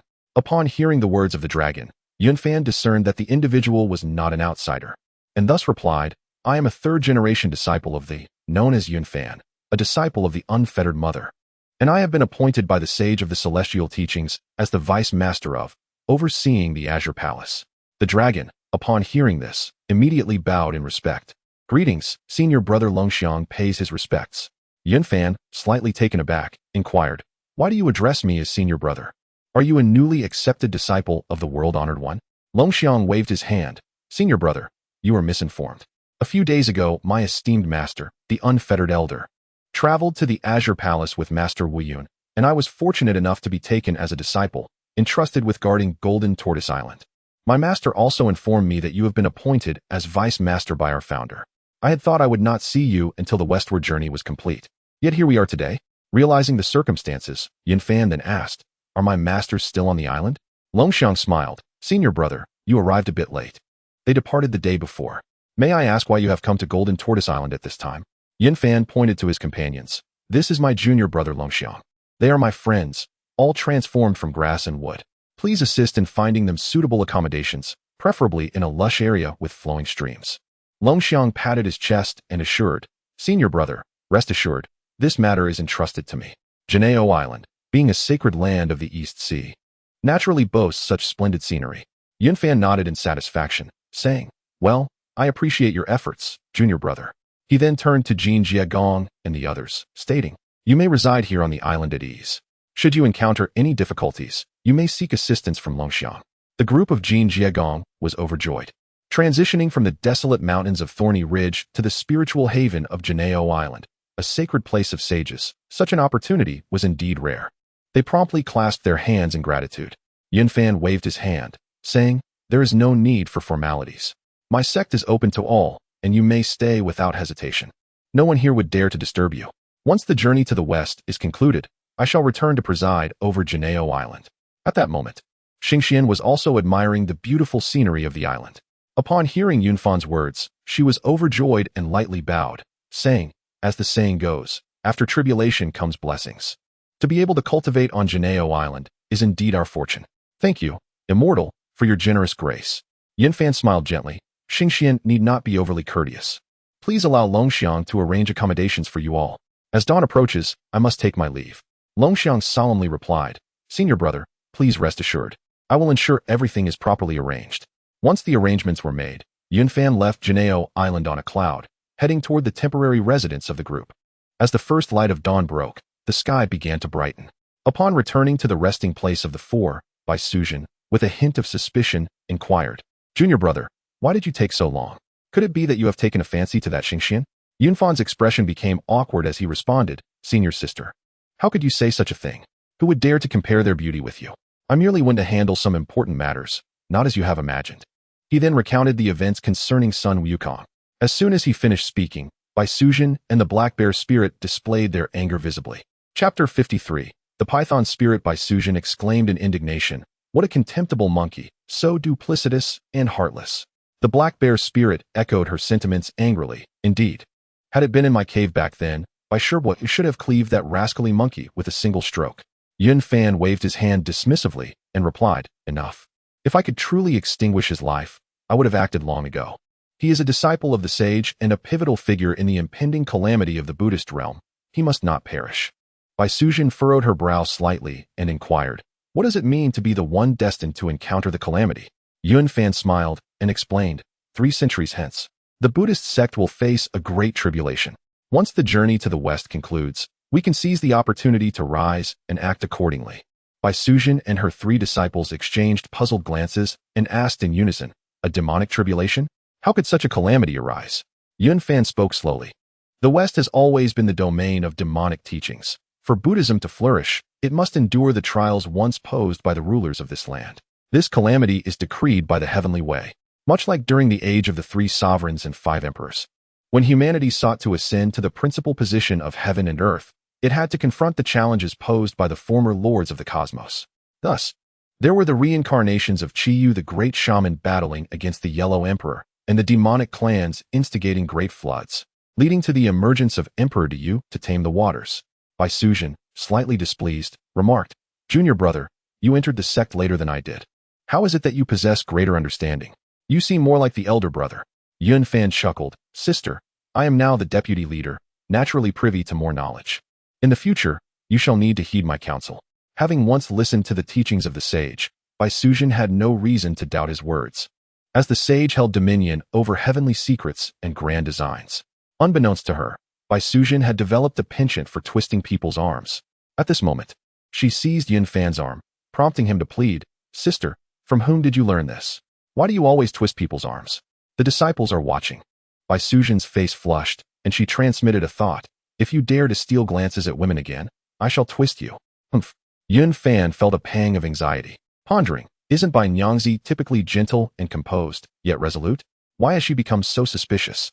Could it be that this is her true nature, shaped by her prolonged association with that weak scholar Su Xian? Upon Yun Fan's return, Sun Wukong grew agitated, fidgeting anxiously. Tang Song, noticing his distress, asked, "Wukong, what troubles you?" Zhu Beiji interjected with a grin. "Master brother is probably feeling guilty for sneaking away last night to engage in mischief, and has now been discovered." Sun Wukong retorted angrily, "What do you know?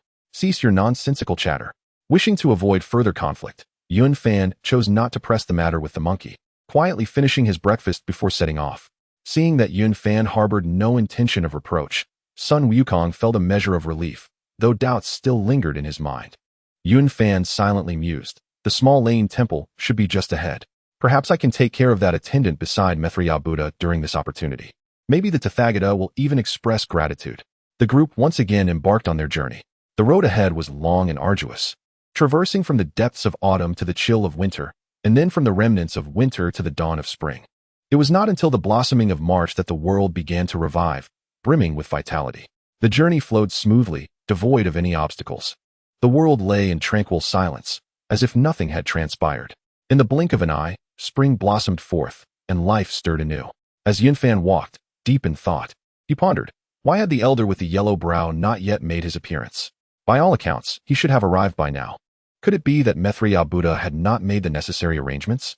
Otherwise, relying solely on the yellow brow, even with the human seed pouch, he could hardly stir the waters. With this realization, Yun Fan ceased to dwell on the matter. At dusk, a group of travelers arrived at a village. Fortunately, the doors were not yet closed. Spotting a rather spacious household, Yun Fan approached an elderly man who was about to shut the door, bowing respectfully. "Infinite Celestial Venerable, esteemed elder, why do you close your doors so early? We are travelers journeying westward, and we humbly seek shelter for the night." Yun Fan led the way, followed closely by Tang Sung and the others. The elder scrutinized the 5 of them, and, seeing their dignified appearances, asked with delight, "Are you Taoists?" Yun Fan nodded affirmatively. "Indeed, we are ordained Taoists." The elder, eager for more, inquired, "Can you subdue demons and vanquish evil?" Yun Fan laughed heartily. "My fellow disciples and I have traversed countless miles from the eastern lands of the Tang dynasty, confronting innumerable demons. These so-called demons are but mere pests. I could dispatch them with a mere flick of my wrist." At this moment, Tang Sung and the others drew nearer, and the elder, filled with joy, hurriedly welcomed them into his home. Despite the fearsome appearances of the monkey and Zhu Beiji, the presence of so many eased the elder's trepidation. Once inside, the elder sighed. "What you do not know, Taoist, is that my surname is Li, and this place is known as Tualuo Village. It was once peaceful and prosperous. But 3.5 years ago, a demon suddenly emerged, devouring cattle and sheep, and preying upon men and women alike, sparing neither chickens nor ducks. Many have been taken, and just the other day, my son vanished without a trace. I fear the worst. If you could rid us of this demon, my family and the entire village would be eternally grateful." Tears streamed down his cheeks as he spoke. Yun Fan, understanding the gravity of the situation, concluded that this must be the legendary serpent demon, a lesser evil that did not speak, feared sunlight, and thrived on blood. He reassured the elder. This task is not insurmountable. To save lives is to extinguish a fire. Do not worry, for I shall capture the demon tonight. The elder, alarmed, urged, "Oh, Taoist, please do not overestimate your strength. Not long ago, the village pooled resources to hire a Taoist to subdue the demon. But that Taoist met his end in the waters of 7 Absolute Mountain." Yunfan comforted him. "There is no need for concern, good sir. We shall deliberate briefly and set off to capture the demon." Subsequently, the elder arranged for Yunfan and Bai Sujin to share a room, while Tang Sung and the others were also comfortably settled. A sumptuous meal was laid out before them. Yunfan turned to Bai Sujin and remarked, "Sister, this demon is merely a small serpent, sustaining itself on blood. It poses no real threat. Perhaps you should confront it. It may even be of the same kind." Bai Sujin shot him a glare. "What do you mean by that, junior brother? Just because it feeds on humans does not make it a snake. Are you seeking a fight?" Yunfan chuckled awkwardly. No, that was not my intention, sister. I merely spoke thoughtlessly." Hearing this, the scholarly figure nearby quickly interjected. "Ah, is what our master says true? If so, let me go capture the demon." Bai Sujin let out a soft snort and said, "In light of your master's words, I shall personally embark on this journey. I am eager to ascertain whether it is indeed a serpent. If it is not, I shall ensure that it regrets crossing my path." Yunfan, with a cheerful smile, interjected, "I would wager that it is certainly a serpent. If it turns out otherwise, you may impose any punishment you wish upon me, dear sister. Do you dare to take the bet?" Bai Sujin, feeling challenged, retorted, "Who would shy away from such a gamble? If it truly is a serpent, then I shall." Yunfan pressed further, "Then you will submit to my whims?" Bai Sujin swiftly turned away, waving her hand in annoyance. "Enough. I shall go see for myself whether it is a serpent. Should it indeed be one, I shall concede your prowess." No sooner had she spoken than she dashed out the door, fortuitously encountering Zhu Beiji, who was imploring an old man for rice. Zhu Beiji, filled with curiosity, asked, "Fair maiden, where are you off to?" Bai Sujin replied, "To vanquish a demon." With that, she paid no further heed to the two and leapt into the air, soaring directly towards Mount Qijue. Chapter 54. The people celebrate with drums and gongs as the demon is subdued by the white fairy. The old man gazed in awe at the ethereal figure of Bai Sujin soaring through the clouds, exclaiming, "Alas, who would have thought that this delicate maiden possesses such formidable powers? Our village is saved, truly saved." To her, the 30-mile journey was but a fleeting moment. As a member of the Serpent clan, she had already sensed the presence of danger, murmuring to herself, "Indeed, she is a serpent spirit. How astutely my junior brother has deduced this." Following the trail of energy, she ventured forth until she arrived at a cave. The deeper she traversed, the more pungent the stench became, causing her brow to furrow in distaste. Upon reaching the cave's entrance, she recognized it as the lair of the malevolent creature and unhesitatingly stepped inside. The odor within intensified, and the ground was littered with bones, human, as well as those of cattle, sheep, and fowl, mingling with the nauseating scent of rotting persimmons, nearly suffocating in its intensity. The abodes of those who practice the Tao are typically characterized by serene mountains and clear waters. Even the most accomplished of demons would not dwell in such filth. Even the likes of the black bear spirit inhabit caves where crystal clear streams flow and gentle breezes caress, akin to realms of the immortals. Those demons with ambition have long since abandoned the base act of consuming humans. Only the unawakened demons choose to reside in such desolate and wretched places, a reflection of their bleak prospects. Much like humans, as one's horizons broaden and wealth accumulates, so too does the aspiration for a higher quality of life. Whereas the lower strata of society can find sleep in mere straw huts. Despite sharing the same species, they exist in fundamentally different worlds, entirely unconnected. Though this python spirit belongs to the same serpent clan as Bai Sujin, the disparity between serpents is vast. Bai Sujin, raised under the prestigious teachings of the Wudong Holy Mother, stands as a paragon of beauty and fortune in the 3 realms. In contrast, this python spirit is merely a rootless wanderer of the wilderness. Bai Sujin's experiences and insights encompass the divine and the powerful, her future shimmering with promise, her destiny perhaps leading her to the rank of a sage. Conversely, the python spirit's vision is confined to a remote corner of the 7 Absolute Mountains. Her fate already sealed. It is said that poverty can obliterate one's dignity for a lifetime, while ignorance can diminish the worth of 10 lifetimes. Even among demons, there exists a hierarchy that can provoke envy. The python spirit's fate has long been inscribed in the annals of destiny. In comparison, the bone demon holds a slight advantage in fortune. She understands the necessity of seeking her own path, journeying to the northern Julu continent in search of her future, ultimately encountering Yun Fan, which altered her destiny. Bai Sujin, facing a minor demon, felt no fear. For her, this was merely a commonplace occurrence, hardly worth her concern. She quickly ventured deeper into the lair, where she beheld a woman clad in a black gown seated upon a stone chair, while several individuals were bound to the pillars.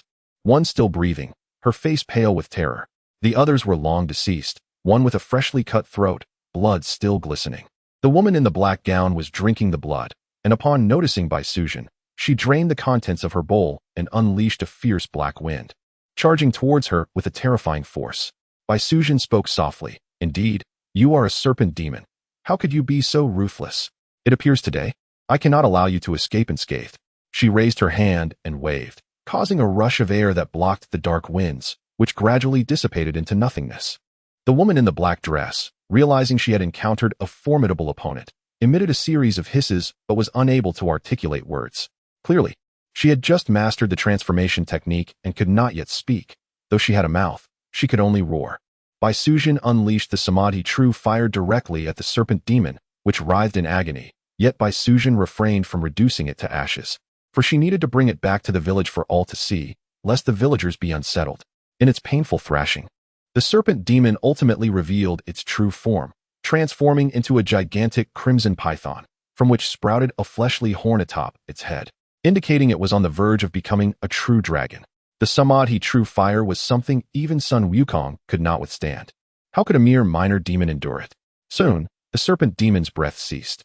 Bai Sujin untied the bindings of the surviving man and, noticing his pale complexion and severe depletion of vitality, waved her hand to infuse him with a stream of celestial energy to stabilize his life.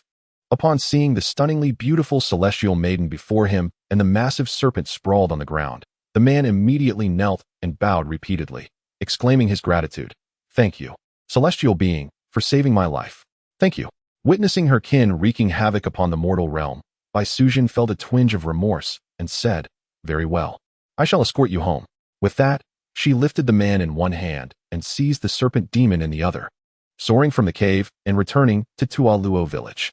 She directly arrived at the doorstep of the Li family, casting the enormous serpent carcass to the ground, declaring, I have returned. The demon has met its fate. Old man Li hurriedly opened the door, and upon seeing Bai Sujin and his son return, tears streamed down his face. My son, you are alive. How wonderful. Celestial being, thank you for saving my son. With that, he grasped his son and knelt, bowing in reverence. This commotion attracted Yun Fan, Tang Song, and others, who all rushed out to investigate, while nearby villagers also hurried over. Upon hearing that a powerful being had subdued the demon, the entire village erupted in excitement, with crowds gathering at Old Man Li's doorstep to witness the spectacle. Bai Sujin was swift, as the daylight had not yet completely faded.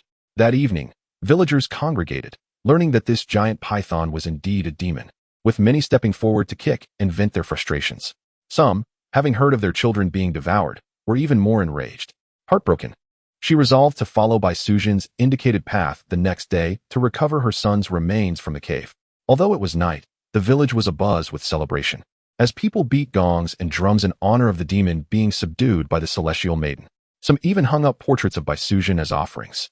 Upon learning her surname was Bai, the villagers affectionately referred to her as Lady Bai, and tales of her demon-catching exploits began to circulate throughout Tualuo village.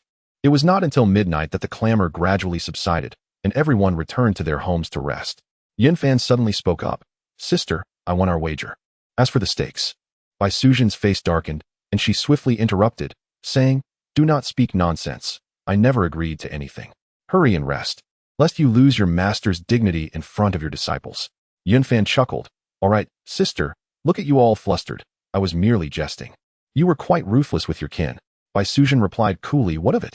Even among you humans, there exists a distinction between good and evil. In our serpent clan, there exist both virtuous and malevolent serpents. The one clad in white represents the good, while the python's spirit embodies wickedness. Eliminating her is a service to the people. Is it not? Yun Fan found himself momentarily at a loss for words, ultimately raising his thumb in approval. Indeed, senior sister speaks with wisdom. I, the junior disciple, am convinced.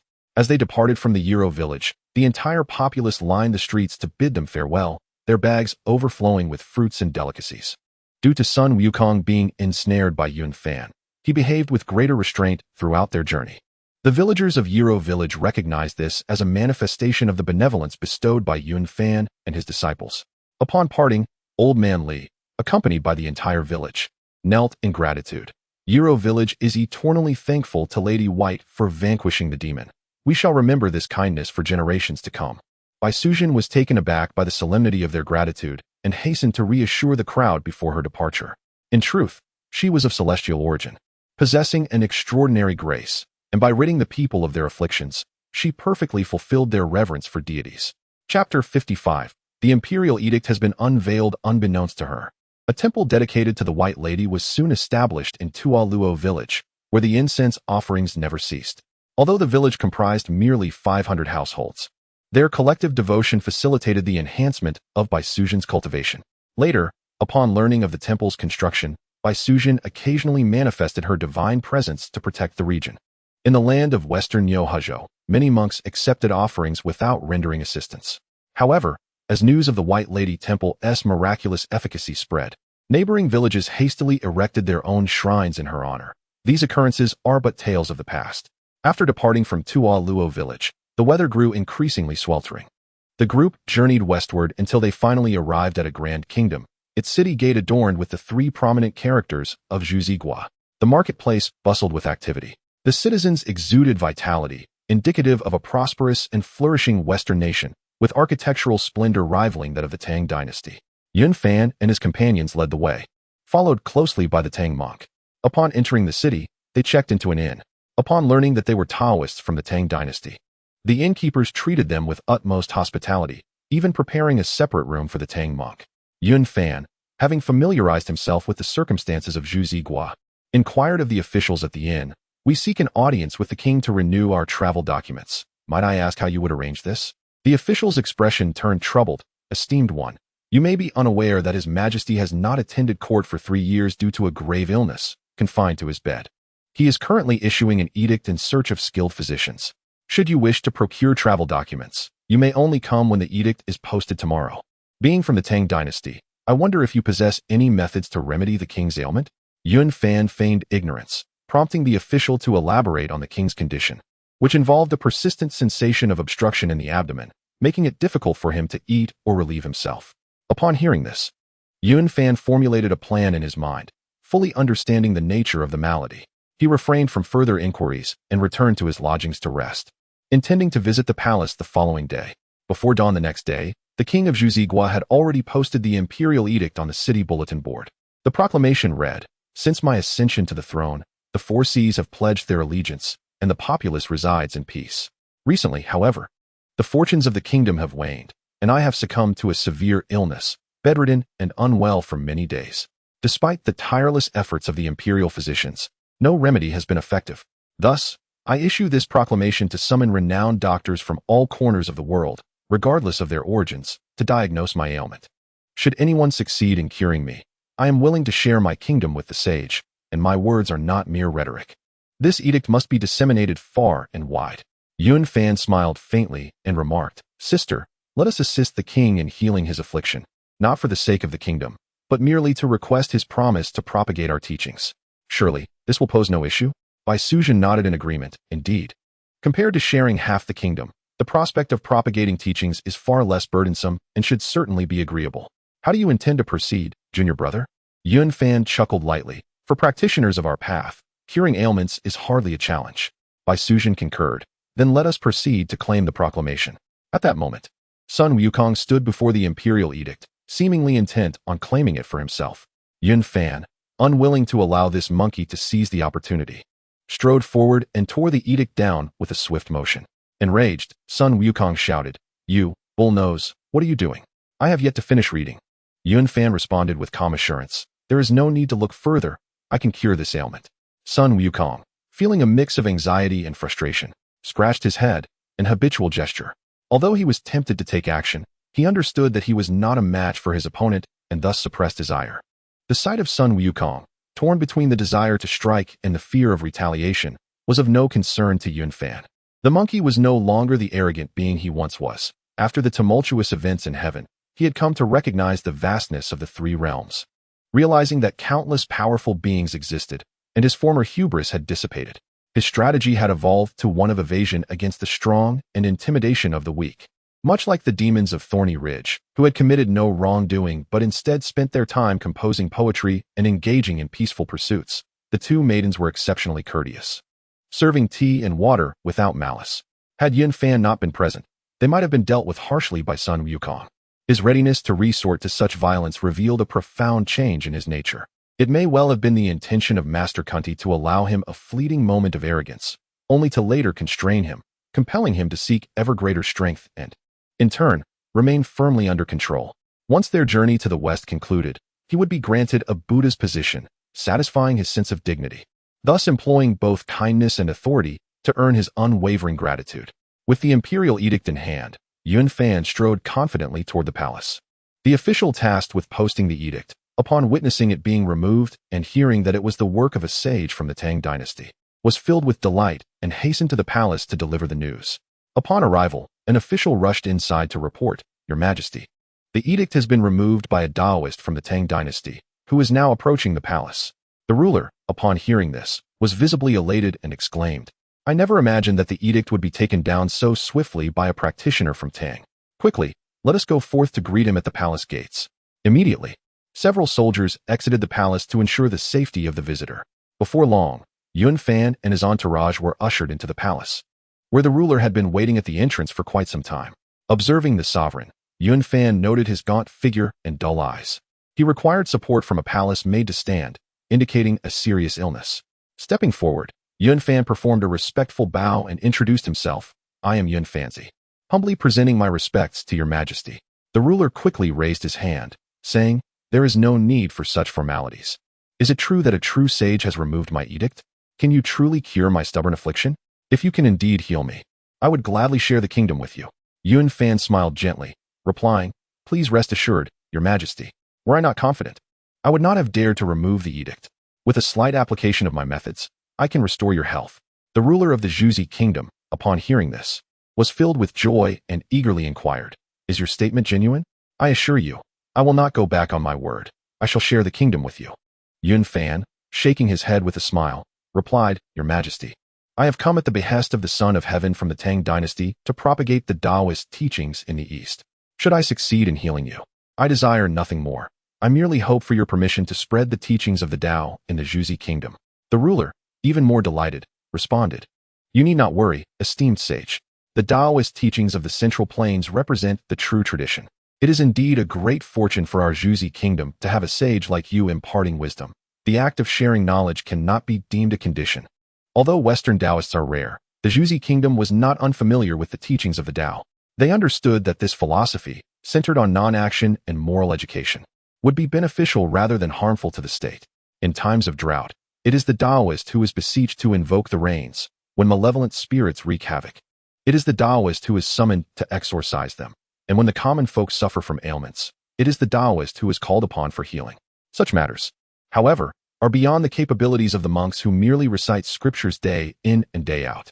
Presently, Yun Fan has expressed a desire to disseminate his teachings, much to the delight of the sovereign, who feels an overwhelming sense of indebtedness towards him. The ruler then proclaimed, "Reverend, the journey to the Western Paradise is not a distant one. If you could cure my affliction and yet request so modestly, it weighs heavily on my conscience. Should your esteemed self be willing, I would gladly bestow my daughter, the princess, upon you. She is of remarkable beauty and possesses both talent and grace. Would it not be a joy for you to forge a harmonious bond with her and reside in my Zhuzi kingdom, spreading your teachings?" At this juncture, Bai Sujin interjected, "Your Majesty, my junior brother bears the imperial mandate to carry forth the Taoist teachings to the farthest reaches of the West to benefit all beings. How could he possibly covet wealth and comfort? As his elder sister, I must graciously decline your generous offer on his behalf." Chapter 56. The holy monk is captured by a monster. These words caused Yun Fan to break into a cold sweat, secretly pondering the sharpness of a woman's intuition. The monarch of the Zhuzi kingdom, with a hint of regret, remarked, "Since it is so, I shall not press you further. Please, esteemed one, attend to my ailment first." Yun Fan nodded in agreement. "It is only fitting. Your Majesty, given your discomfort, it would be best not to remain standing for long. Please, lie down so that I may treat you." The king of Zhuzi responded, "Very well. Your consideration is commendable. Let us proceed to the royal chamber." Thus, Yunfan followed the king into the chamber, assisting him to recline on a couch, while he himself fetched a chair and sat quietly to take the king's pulse. Originally, Tang Sung and his companions hailed from the eastern Tang, ostensibly to provide medical care for the king, yet it was difficult to conceal the awkwardness surrounding the Taoist legacy. The eastern lands were fundamentally rooted in Taoism, yet represented by several monks from the Tang dynasty, which seemed almost a gesture of weakness, as if suggesting there was no Tao in the east, and one must journey thousands of miles to the west in search of it. Now, Yunfan, as a bearer of the Taoist teachings, came to heal, embodying the true spirit of national prestige. Firstly, she represented the inheritance of the Taoist tradition. Only with cultural confidence could one spread teachings far and wide. Without such confidence, there remained only the pursuit of knowledge. Secondly, healing inherently requires exceptional medical skill, which is precisely the forte of the Tao. No one in the Zhuzi kingdom could cure the king's ailment, yet the Taoist from the Tang handled it with ease, administering a single potion that swiftly alleviated the affliction. After finishing the pulse diagnosis, Yunfan calmly stated, "Your Majesty, I understand your ailment and will prepare the medicine immediately." The king of Zhuzi, upon hearing this, felt a surge of hope and eagerly inquired, "Esteemed one, what affliction do I suffer from?" Yunfan replied, "Your condition is known as the syndrome of lost birds. This ailment I can treat." The king, puzzled, asked, "The syndrome of lost birds? What does that signify?" Yunfan smiled and explained, "It is akin to two birds flying together, suddenly caught in a tempest. One is scattered by the wind while the other, consumed by worry, becomes afflicted over time." Though figurative, her words reflected the king's inner turmoil. He immediately grew solemn and said, "Indeed, you are a miraculous healer. Please, expedite my treatment, and I shall reveal to you the origins of this ailment." At this moment, Yunfan possessed profound cultivation. Mundane illnesses were trivial to her. She swiftly concocted a potion. With the palace's medicinal supplies readily available, the preparation posed no challenge. Once the potion was ready, she said, "Your Majesty, drink this potion and you will be healed." Allowing the potion to cool slightly, Yunfan presented it to the king, who pinched his nose and drank it in one gulp. Though the potion was fierce as a tiger, its effects were remarkably swift. Yunfan refrained from using elixirs or spiritual medicines, instead incorporating potent ingredients like arsenic, employing a strategy of toxicity against toxicity, resulting in astonishing efficacy. Not long after consuming the potion, the king experienced intense abdominal discomfort. Yunfan advised, "Please, Your Majesty, make haste to the lavatory. The potency of the medicine will soon manifest." The king complied and rushed to the restroom, and in an instant, the abdominal pain dissipated, the tightness in his chest eased, and he felt an overwhelming sense of lightness, free from the previously burdensome sensation of obstruction. The king rejoiced, "You are indeed a miraculous healer. A single bowl of soup has cured me of a long-standing ailment. I now feel invigorated, both body and spirit." Yunfan bowed respectfully, saying, "Infinite blessings upon you, Your Majesty. The Tao teaches that fate intertwines. Your illness was destined to encounter me. Thus it is the will of heaven, and no further formalities are necessary. Herein lies my credentials and a catalog of the Taoist texts I carry. Please feel free to peruse them." The Taoist canon encompasses not only the teachings of but also myriad methods for benefiting society and promoting health, representing a grand synthesis of culture and medicine. The nation places great emphasis on the development of practical disciplines such as medicine, divination, rain invocation, and water conservancy. King Zhuzi nodded repeatedly and spoke. "As a ruler of a small state, I have long admired the esteemed reputation of the Middle Kingdom. To encounter a true immortal from your esteemed land today is indeed a fortune for my humble realm. The immortal brings the Taoist canon, which will greatly benefit our people, and I am profoundly grateful. I shall compose a letter and request that you present it to the Emperor of the Tang dynasty as a token of my appreciation." Being a wise sovereign, King Zhuzi naturally understood the profound significance of the Taoist canon for the fortunes of his nation, which filled him with even greater joy. Such culture is beneficial and harmless. It can enlighten the populace without disturbing the state, and thus should be vigorously promoted. Yunfan nodded in agreement, saying, "If my emperor were to receive your royal missive, he would surely be pleased." After the king finished writing the letter and affixed the imperial seal, he personally handed it to Yunfan, who solemnly accepted it and tucked it away. King Zhuzi slowly remarked, "Immortal, as you have accurately diagnosed, my ailment is indeed as you described. I have a favored concubine named Empress Jeans, who is deeply cherished. 3 years ago, while sharing rice dumplings with her. A strange wind suddenly swept her away. Since then, I have been plagued by anxiety and have fallen ill. Yunfan lowered his head in contemplation for a moment before responding. It is indeed the work of malevolent spirits. To cure your majesty's ailment, it is essential to vanquish these demons and bring back the empress. The king asked eagerly, "Do you know of any means to rescue my beloved concubine? That demon often abducts palace maidens, and I am constantly filled with dread." Yunfan replied, "Your majesty need not worry. I shall take care of this matter and ensure that you are reunited with the empress." Upon hearing this, the king felt a surge of joy and his spirits lifted, and he suddenly felt hungry, thus ordering a banquet to honor Yunfan. Yunfan partook of a modest amount, while the king, oblivious to his manners, indulged heartily. After a while, the king, having satisfied his hunger, laughed and said, "Please forgive me, immortal. I have had no appetite for 3 years, and today I have finally relished the joy of a full meal." Yunfan smiled. "Your majesty need not be so modest." Just then, a soldier rushed into the hall, exclaiming, "Your majesty, trouble is at hand. The holy monk from the east has been captured by a demon." What? Both Yunfan and King Zhuzi sprang to their feet in alarm, exclaiming in unison. Yunfan's heart raced. The golden-haired lion had not yet acted against Tang Sung. But now it seemed the demon had finally struck, indicating that Guanyin could no longer endure the situation. He promptly said, "Your majesty, please remain calm. This is undoubtedly the work of that demon. I shall immediately go and apprehend it while rescuing the empress." The king nodded in agreement. "I am grateful to the immortal. May you proceed with caution." Yunfan took his leave. Originally, he had delayed the matter of the letter exchange because he was to treat the king. Tang Sung and the others returned to the inn for the time being.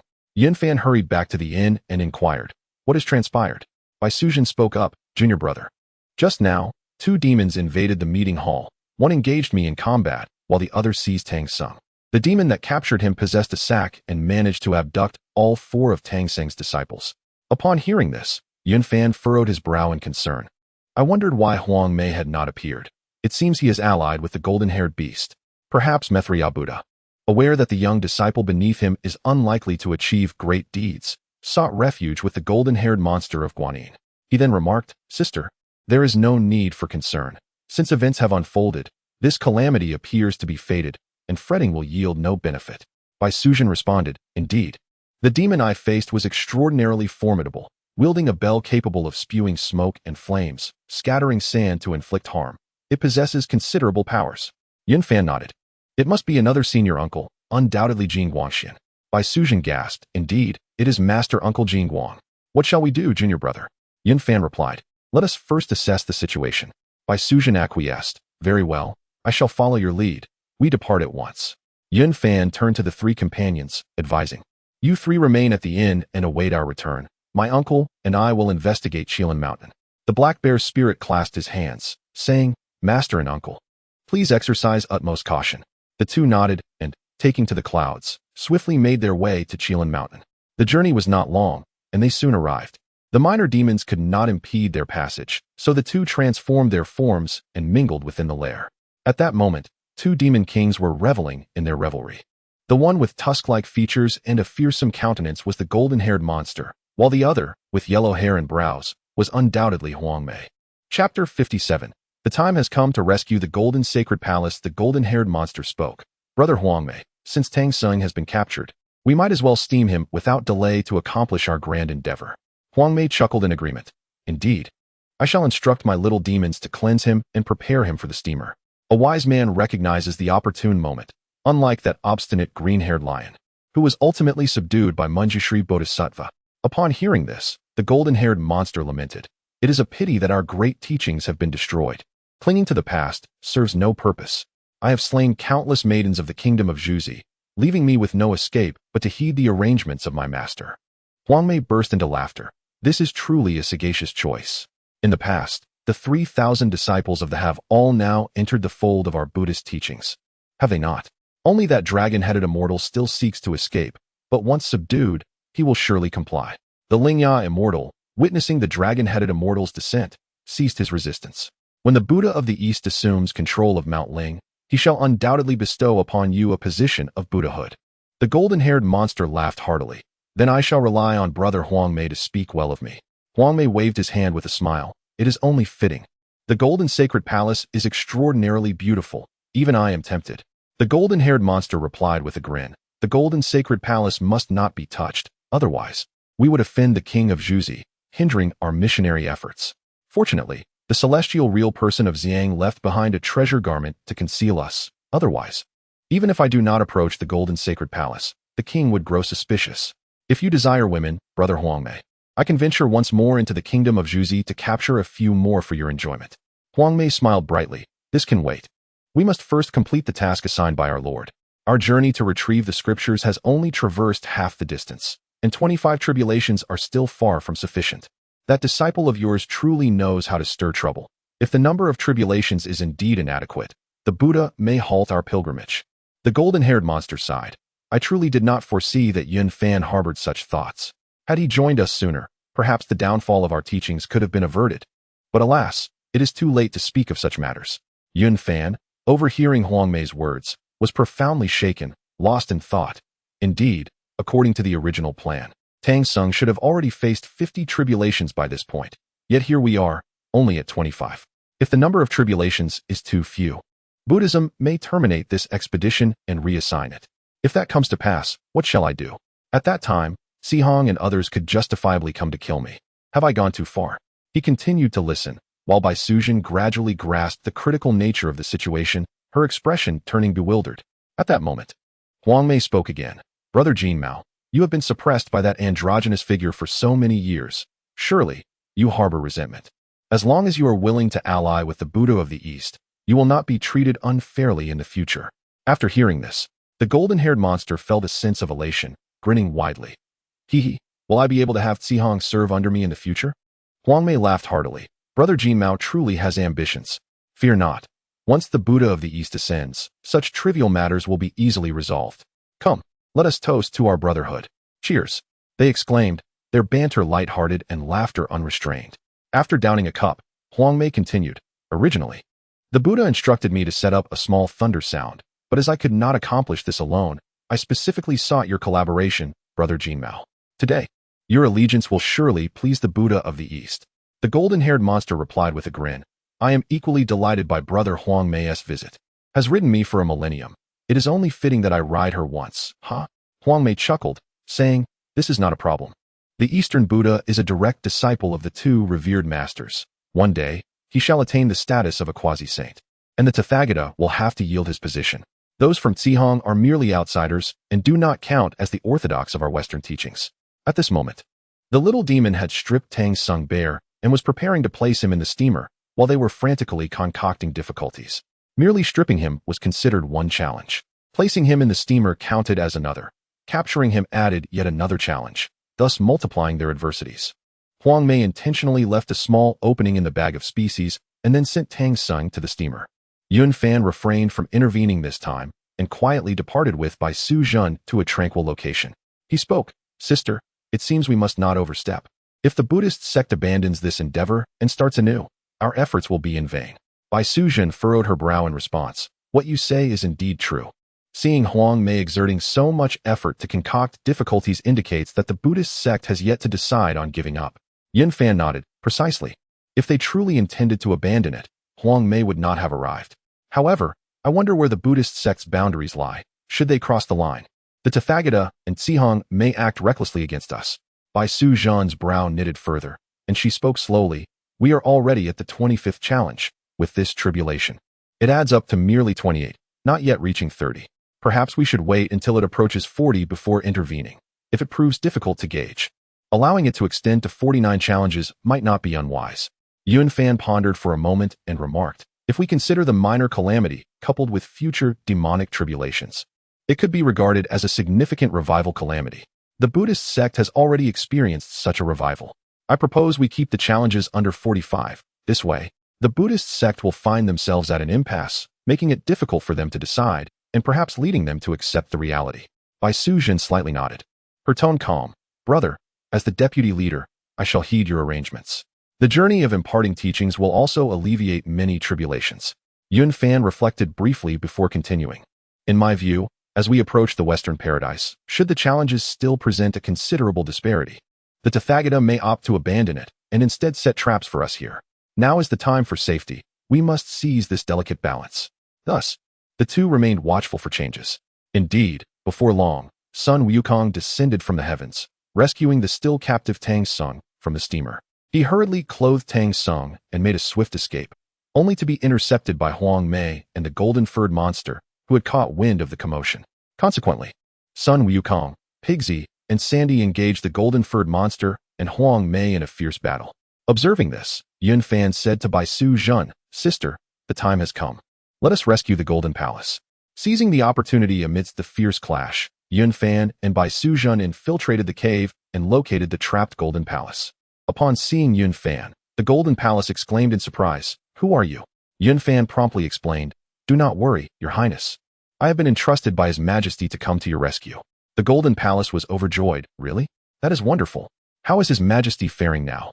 Yun Fan sighed softly. "Your Highness is unaware. Since your abduction, His Majesty has been consumed by worry and has not recovered for 3 years. I have just healed his long-standing ailment." Upon hearing these words, Jin Shinggong could not help but shed tears. Yun Fan hastily offered words of consolation, saying, "Your Highness, do not be sorrowful. The Emperor is now out of danger. I shall take you to meet him at once." Yet, Jin Shinggong remained somewhat apprehensive, expressing concern. "But that fiend possesses immense strength, and I fear he may return to strike again at any moment." Yun Fan replied with unwavering resolve, "There is no need for your fear. We shall capture him this time, together." Thus, Yun Fan and Bai Suzhen escorted Jin Shinggong out of the cave, only to encounter the 5 individuals engaged in fierce battle. Upon spotting the two, the golden-haired monster exhibited a momentary flicker of complexity in his expression, but quickly resumed his indifferent demeanor. Drawing forth the purple gold bell, he bellowed, "How audacious! Dare you trespass into my Sai Tai Sui's domain to abduct someone? Witness my treasure." In an instant, flames, smoke, and debris surged forth towards the 3, engulfing them. Observing the impending onslaught, Yun Fan promptly summoned the water-controlling banner to defend. Despite the ferocity of the attack, it failed to inflict any harm upon the trio. Chapter 58. The Buddhist sect creates calamities. Yet the Taoist sect steps forward to resolve them immediately. He summoned the water dragon, which surged towards the golden-furred beast, while proclaiming loudly, "Master Jingguang, I never anticipated your willingness to betray the great teachings. Very well, do not blame this humble monk for showing no mercy in the future." As his words echoed, one hand controlled the water dragon while the other brandished the six-soul banner, intent on delivering a lethal blow. Avalokiteshvara, not one to remain idle, hastened to the scene with the intention of defusing the precarious situation. He shouted sternly, "Beast from the Amitabha Temple, how dare you break free from your bindings and descend to the mortal realm? Reveal your true form at once." Before Yun Fan could finish his words, Maitreya Buddha, shaking his round belly, hurriedly arrived, fearing that the golden-furred hound and the yellow-browed youth would be punished on the spot. Avalokiteshvara held significant power within the Buddhist order, while Maitreya was the highest-ranking assistant, being the future Buddha and a direct disciple of both Jain and Zhuanti. Although Avalokiteshvara wielded great authority, Maitreya's status was unparalleled. Avalokiteshvara was the first to bow respectfully, saying, "I pay my respects to the Buddha from the East." Maitreya Buddha smiled slightly and returned the gesture, "Greetings, Avalokiteshvara." Once their formalities were completed, Maitreya Buddha addressed the monstrous creature, "You wretched beast, how dare you descend to the mortal realm and cause chaos? Reveal your true form at once." Under the astonished gaze of the lady of the golden sacred palace, the star god rolled on the ground and transformed into a formidable beast with golden fur. The yellow-browed youth also morphed into a young boy, standing respectfully beside Maitreya Buddha. Having endured considerable turmoil, Sun Wukong could no longer contain his ire and exclaimed, "Bodhisattva, Buddha, you have neglected to supervise your steeds and disciples, allowing them to wreak havoc in the mortal realm, leaving me in quite a predicament." Avalokiteshvara responded, "Wukong, this beast unraveled its reins and escaped to the mortal realm without permission. I have only just become aware of this." Yun Fan, with a smile, interjected, "Bodhisattva, your steed not only abducted the lady of the golden sacred palace for 3 years, but has also caused great distress to countless maidens of the Zhuzi kingdom. Shouldn't you provide some explanation? Such heinous deeds might be better addressed by this humble monk." Upon hearing Yun Fan's words, Avalokiteshvara felt a surge of anger. Although she wished to retort against this petty provocateur, she restrained herself due to the presence of the lady of the golden sacred palace and forced a reply, "Rest assured, Taoist Yun, I shall impose strict punishment upon my return." She continued, "Moreover, The golden-furred hound has mitigated a disaster for the Zhuzi kingdom, thus balancing its merits and faults. The lady of the golden sacred palace clasped her hands and inquired, "Please, Bodhisattva, enlighten us on what wrongdoing our monarch has committed." Avalokiteshvara clarified, "Your husband, during his time as crown prince, once injured the daughter of the Peacock King, which incited the king's wrath and led him to threaten calamity upon the Zhuzi kingdom. My steed's abduction of you to the mountains was, in fact, a means of appeasing the Peacock King, thereby averting disaster for the Zhuzi kingdom. As a mortal, the lady of the golden sacred palace could not discern the intricate web of causality and immediately knelt in humble apology. At this moment, few remained standing, only Yunfan, Bai Suzhen, and Sun Wukong remained in place. The others had joined their hands in prayer, kneeling to listen. Avalokiteshvara's words struck a chord with the listeners, who felt that offending a deity and facing calamity was a natural consequence. However, Yunfan was not one to relent easily. With a hint of sarcasm, he remarked, "Ah, Bodhisattva, in my humble opinion, the Peacock King has been rather excessive. He neglects to care for his children, carelessly leaving them to fend for themselves in the mortal realm. Does he truly expect a sovereign to recognize them as divine beings? It is only natural for a hunter to wish to shoot at a bird in flight. As the saying goes, ignorance is no sin. Moreover, even the great King Peacock has not yet considered unleashing calamity, yet you, Bodhisattva, have already taken action on his behalf. Such compassion indeed embodies the essence of salvation for all beings." Upon hearing this, Guanyin trembled with rage, her anger simmering beneath the surface. Yet she found it prudent to maintain her composure. The goddess of the golden holy palace and Tang Song were equally astonished, unable to comprehend how Yunfan could dare to mock the Bodhisattva so brazenly. Observing Yunfan's audacity, Sun Wukong could not contain his delight and exclaimed, "Bodhisattva, this arrogant Taoist shows no respect for the Buddha or you. Perhaps it would be best if you were to strike him down at once." Unable to suppress a laugh, Yunfan replied to Sun Wukong, "Great sage, do you not realize that you are but a foolish daredevil?" This remark ignited Sun Wukong's fury, and he bellowed, "You insolent fool." Yunfan, uninterested in further entanglement, allowed him to vent and turned back to Guanyin, saying, "Bodhisattva, your handling of this matter is rather lacking." Despite his flippant tone, his words held a kernel of truth. Why would the Buddha place his own children before the prince, knowing full well that the prince was out hunting? Was this not a provocation?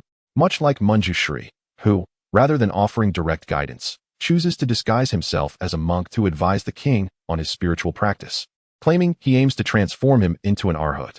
What king would not be incensed by such insolence? Surrounded by sycophants, your words could easily lead to being cast into the river, and it would be a mercy not to have one's head severed. Now, with Samantabhadra displaying inappropriate behavior and showing no signs of remorse, he resorts to sending his steed to push the king into a well. Is this not a fate akin to that of the prince shooting the peacock?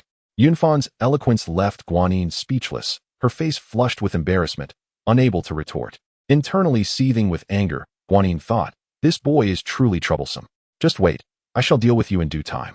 She chose not to engage further with Yunfan and declared, "The matter is concluded, and I must take my leave." With that, she mounted her golden-haired hound and swiftly departed toward Mount Luojia. Methriao Buddha, accompanied by the yellow-browed youth, also chose to leave, deeming it unwise to linger, lest they be sullied by Yunfan's unwarranted accusations. Yunfan, no longer interested in pursuing Tang Song and his disciples, returned to the palace with the goddess of the golden holy palace. Upon her return, the king was overjoyed, eager to embrace his beloved, only to be met with sharp pricks. The goddess of the golden holy palace quickly cautioned, "Your Majesty, do not come too close. This enchanted garment I wear is cursed to prick anyone who approaches, a gift from an ancient sage for my protection." The king, both astonished and delighted, inquired, "Which sage is this? Please, summon them to remove the garment." No sooner had he spoken than a venerable figure with white hair and beard appeared, effortlessly removing the enchanted garment with a wave of his hand. He said, seeing the princess in peril and unable to confront that demon, "I bestowed this protective garment upon her, awaiting a fated savior. Now that she has returned, it is only fitting that I reclaim it." The king immediately knelt in reverence, beseeching, "Please, great sage, grant us your name." The Taoist smiled faintly and said, "I am the true man of Xiang." With that, his figure flickered and vanished from sight. The true man of Xiang, upon the clouds, wore a bittersweet smile. He had been dispatched by the Jade Emperor to assist Guanyin in completing a certain task, only to find himself overshadowed by Yunfan, who seized all the credit. It was the Taoist who rescued the Golden Sacred Palace, and it was the Taoist who continued to protect it. Thus, while the Buddhist sect instigated turmoil, it was the Taoist sect that intervened to resolve it. Upon hearing the account from the Golden Sacred Palace, the king was filled with dread. He had never imagined that the small peacock he had inadvertently injured years ago was, in fact, the offspring of the Bodhisattva. In a state of profound anxiety, he repeatedly knelt and bowed in apology. Unlike the tyrannical King Zhou, who knowingly offended the divine with arrogance and pride, both the kings of Zhuzi and Wuj were entirely unaware of each other's true identities. Chapter 59. You few little demons are truly pitiful. Ignorance begets no guilt, although trepidation lingered in their hearts. The king's attitude towards the Buddhist faith had subtly shifted from reverence to estrangement. In contrast, Yunfan not only liberated himself, but also vanquished the demons and rescued the queen, filling the king's heart with profound gratitude. Yunfan quietly rejoiced, mentally acknowledging, "Brother Xiang, your arduous efforts have ultimately benefited me, a fellow disciple of the Tao. Because you belong to the Taoist sect, this favor has fallen upon me." The logic was clear. The king mistakenly harmed the peacock, prompting Guanin's steed to unleash calamity, rendering him bedridden for 3 years, separated from his beloved wife for an equal span. With Yunfan's arrival, the king was healed, the demons subdued, and the Golden Sacred Palace reclaimed. Furthermore, the Taoist Xiang, safeguarding the queen, ensured her purity remained intact. The king was no fool. Upon reflection, he discerned the truth. Yunfan's kindness was paramount, and the virtues of the Taoist sect were profound. Consequently, he treated Yunfan with utmost respect and harbored a growing aversion towards the Buddhist faith. He pondered, "Though I shall not oppose the Buddhists, there is no need for closeness." From that moment forth, the king of Zhuzi had resolved to support the Taoist sect. Particularly the king mused, "Indeed, this Taoist sect is unlike any other.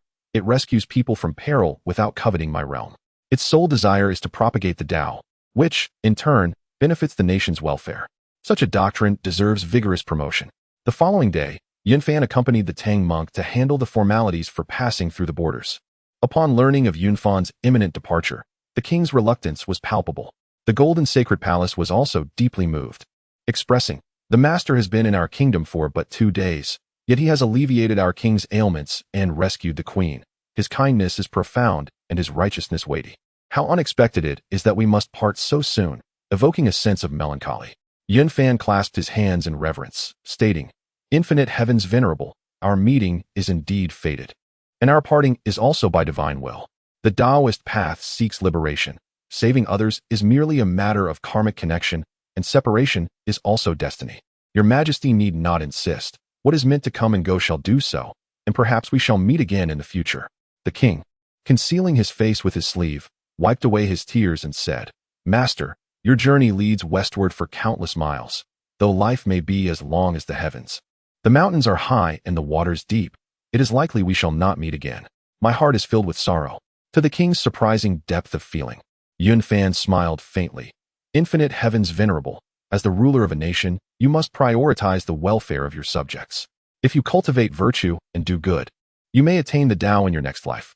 The king nodded in agreement. "If it is indeed heaven's will, I shall no longer insist. Safe travels, master." Yunfan left behind the Taoist scriptures, took with him a chest of white paper, and continued on his journey westward. Although the Zhuzi kingdom added 3 tribulations to the Tang monk's journey, the results of spreading the Tao were remarkable. Thus, inclusive of the trials involving the true and false monkey kings, there were a total of 28 challenges. Yunfan began to intentionally regulate the rhythm of these tribulations. Should Puxian and Jiejin abandon their grand expedition westward, the situation would become complicated. If they truly forsook the journey to the west and sought another path, Guanyin would undoubtedly not let him escape. She would surely send troops to eradicate the demons and silence him. As they journeyed westward, the path was calm and uneventful, measured step by step, moving at an almost indescribably slow pace. Seasons changed, and before long, they found themselves in the blossoming warmth of early spring. On this day, Yunfan and his companions arrived at a picturesque locale, reminiscent of a celestial paradise. The babbling brook is melodious, and the towering trees are lush and green. Not far away, it seems there is a pond, the sound of flowing water crisp and delightful. Yunfan, possessing profound mystical powers, senses a trace of demonic energy and ponders. This must undoubtedly be the Silk Spider Ridge, where the 7 spider spirits are likely bathing in the pond. He then speaks, Ahead lies a stone staircase. Let us pause for a moment while I investigate the surroundings. After a year of arduous travel, the group feels somewhat weary, and upon hearing his words, they all take a break. Tang Sung and the others are still several miles behind, progressing slowly, providing the perfect opportunity to wait. Yunfan follows the demonic aura and soon discovers a serene emerald pond, its depths crystal clear. Within the pond, 7 stunning maidens are bathing. This place is where 9 golden crows fell, transforming into the 9 Eyes spiritual spring, collectively known as the 9 Yang springs, which include the fragrant cold spring, the mountain companion spring, the warm spring, the eastern harmony spring, the Huangshan spring, the filial spring, the Guangfen spring, the soup spring, and the dirt washing spring, of which Yunfan has long been aware. The 7 spirits frolic in the spring, their garments lightly draped on the shore. They play and laugh, their joyous voices filling the air, creating a picturesque scene that invites the imagination to wander. Once they finish bathing, the maidens return home, and Yunfan quietly follows. Before long, he arrives at a tranquil spot. Several thatched cottages are surrounded by bamboo fences, with a slightly ajar bamboo door, a stream winding around the courtyard, and a stone path crossing a small bridge, all contributing to a landscape reminiscent of a paradise beyond the world. The maidens each engage in their duties, whether cooking, weaving, or playing with children who affectionately call them mother. Yunfan understands that these children are all spirits, once captured by the spider spirits and taken in as adopted sons after pleading for mercy. However, Sun Wukong, on his journey for scriptures, eradicates any demons encountered, regardless of their nature, without exception. Although these 7 spirits cannot be deemed virtuous, Yunfan is reluctant to see them all perish. The desire for Tang Seng's flesh stems from the spirit's innate yearning for immortality. If consuming it truly grants eternal life, not only demons, but ordinary people would also flock to it. Yunfan approaches the door and gently knocks on the bamboo gate. The laughter within abruptly halts, and after a moment, the bamboo door creaks open, revealing the 7 beautiful maidens in succession. The enchanting fragrance of the 7 maidens surpasses that of pearls and jade, their lips curved in smiles as they gracefully approach. The foremost maiden in red speaks. "What brings you here, esteemed Taoist?" A glimmer of allure flashes in her eyes, and her words carry a subtle undertone. Yunfan slightly pouts, his gaze sweeping over the maidens. Though devoid of avarice, it carries a hint of admiration. He bows respectfully. "Infinite Heavenly Lord, I am a humble monk from the Eastern Tang Dynasty, journeying westward to spread teachings. Unbeknownst to me, it has approached noon, and I have come to request some sustenance. I had not anticipated the presence of 7 fairies residing here. I hope to not intrude." A maiden in white chuckles softly, lowering her head. "Your speech is exceedingly refined, esteemed Taoist. It is evident you are a person of virtue. Since you have arrived at our doorstep, why not come in and rest for a while, and enjoy some tea?" Yunfan replies with a hearty laugh. "Then I am most grateful for your kindness, young lady." With that, Yunfan follows the 7 maidens into the cottage. The dwelling, constructed of bamboo and wood with a thatched roof, is tidy and spacious inside. The red-clad maiden invites Yunfan to take a seat, while the white-clad maiden serves tea. "Please enjoy this tea, esteemed Taoist." Yunfan takes the teacup and says, "Thank you for the tea, young lady. May I inquire your name?" The maiden in white giggles, covering her mouth. "There is no need for such formalities. My name is Bai Jingjing, and I am the second in my family." Unsure of what food to request, "I shall fetch it for the Taoist priest," Yunfan remarked with a smile. "I am not particular about meat or vegetables. However, there is a monk accompanying me on a pilgrimage to the west who requires vegetarian fare. If there is rice and bread, that would suffice." Upon hearing the term pilgrimage, the 7 individuals exchanged glances, their expressions shifting subtly. The woman in blue exclaimed, "Could it be that monk from Tang who journeys to the west?" Yunfan feigned confusion. "How do you ladies know of this?" Bai Jingjing replied, "My senior brother resides not far from Huanghuang Temple. He mentioned that a monk on a pilgrimage would pass through this way." Yunfan observed the group, silently lamenting their ignorance. "Did your senior brother also mention that consuming the flesh of the Tang monk grants eternal life?" Before he could finish, their countenances changed dramatically. How could the Taoist priest know this? Bai Jingjing inquired in astonishment. Yunfan chuckled, "You poor little demons. If the flesh of the Tang monk were truly so miraculous, how could he have lived to this day?" Chapter 60. A plea for salvation. Bai Jingjing's expression tightened suddenly. "Who exactly are you? How do you know our identities? If you do not speak the truth, do not blame us for being merciless." Yunfan remained composed, leisurely sipping his tea. "It is quite an accomplishment for you to have reached this level of cultivation, managing to conceal your demonic aura. I have already clarified that I am a traveler from the West, known as Yun Fanzi. The seven exchanged glances, realizing he was no ordinary individual. The woman in red stepped forward, saying, "Indeed, we are spirits, but we have dwelled here peacefully for a century. Aside from enjoying baths, we have never committed any wrongdoing. Are you here to exorcise us?" Yun Fan smiled faintly. "Never done wrong? Have you never entertained the thought of consuming the flesh of the monk Tangxing?" Though the red-clad lady was the leader of the spirits, she maintained her composure, resembling the first of the seven fairies in Yun Fan's memory. She spoke candidly. "Let us be direct, Taoist. We small spirits seek nothing more than a place among the immortals.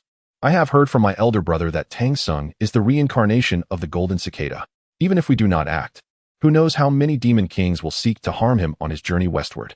Not to mention the trials at Shizhua Ridge, which may prove even more formidable. Besides, even if we were to consume Tangxing, he would simply reincarnate again. What harm would it cause?"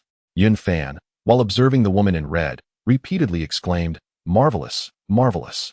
Your words are indeed profound. I am in awe. May I inquire your name, dear maiden?" The red-clad lady, slightly shy, replied, "You flatter me, Taoist. My name is Chun Sanshurnyang." Yun Fan nodded appreciatively and asked, "Might I inquire about your elder brother's origins?" Upon hearing Yun Fan mention her elder brother, the other six displayed hesitation, reluctant to speak. In the end, it was Chun Sanshurnyang who said, "He is the master of the Huanghuang temple not far ahead." Yun Fan burst into laughter. "You foolish spirits, thinking to keep your elder brother's secrets, yet you are unaware of his true nature. He is a millennia-old centipede spirit." The seven women were taken aback, exclaiming in unison, "How do you know this, Taoist? What is your purpose here?" Yun Fan continued, "Since you have invited me for tea, I have come to save you." Bai Jingjing frowned in confusion. "Save us? What does that mean?" Yun Fan chuckled as he elucidated, "You are truly adorably naive. Unable to comprehend why Tangxing is on his pilgrimage, blinded by your elder brother's beguiling words. Your powers are weak. Each of Tangxing's 3 disciples is at the Tai Golden Immortal level. How could you possibly stand against them?" Bai Jingjing remained unconvinced. "This is also an opportunity for us. If we sisters unite our strength, what harm could it do? Worst case, we could call upon our elder brother for assistance." Yun Fan could not help but laugh, thinking to himself, the most merciless in Journey to the West is none other than that centipede spirit. He initially incited conflict by using his junior sister's humiliation, only to ultimately betray the 7 spider spirits. He captured Tangxing, but refrained from consuming him, waiting instead for Sun Wukong to come to his aid, simply because he was a pawn of Pai Lanpa. Noticing Yun Fan's expression, Bai Jingjing asked, "Why do you laugh, Taoist?" Yun Fan replied earnestly, "If I were to say that your elder brother would betray you, leading you to your demise, would you believe it?" At this moment, the woman in blue could not help but retort loudly, "Impossible. Our senior brother has treated us with such kindness. This place was originally the bathing grounds of the 7 fairies of heaven, and he claimed it for us. He has always cared for us. How could he harm us?" Yun Fan countered, "Oh, it seems your senior brother has taken a liking to your beauty?" Bai Jingjing's face flushed slightly as she defended, "It is not like that. Even if he has feelings for us, we would reciprocate. However, he is wholly devoted to his cultivation. If he were to break his primordial yang true form, his innate abilities would be greatly diminished.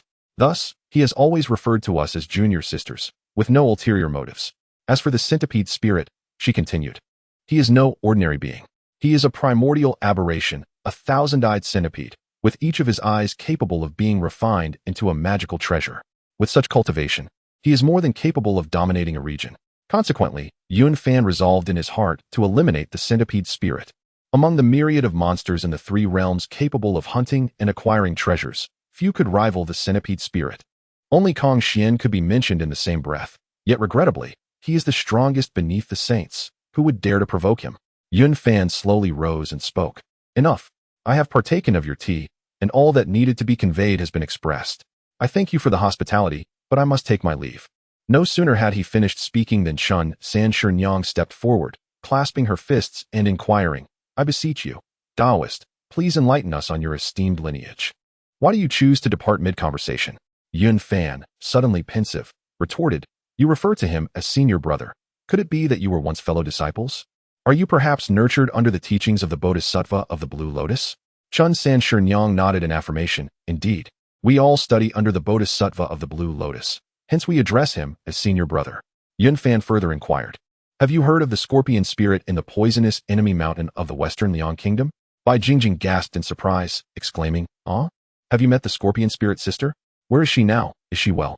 Yin Fan laughed heartily. "Indeed, I have met her and share a deep bond. Had it not been for my intervention, she would have long since perished at the hands of the star official of the rising sun." He then recounted the events of the Western Liang Kingdom, omitting certain personal details, and concluded, "You too are but a piece in the Bodhisattva's design. If you do not believe me, you may test the waters by attempting to consume Tang Seng's flesh. If you do believe, I shall ensure that you are reunited with your scorpion spirit sister in due time."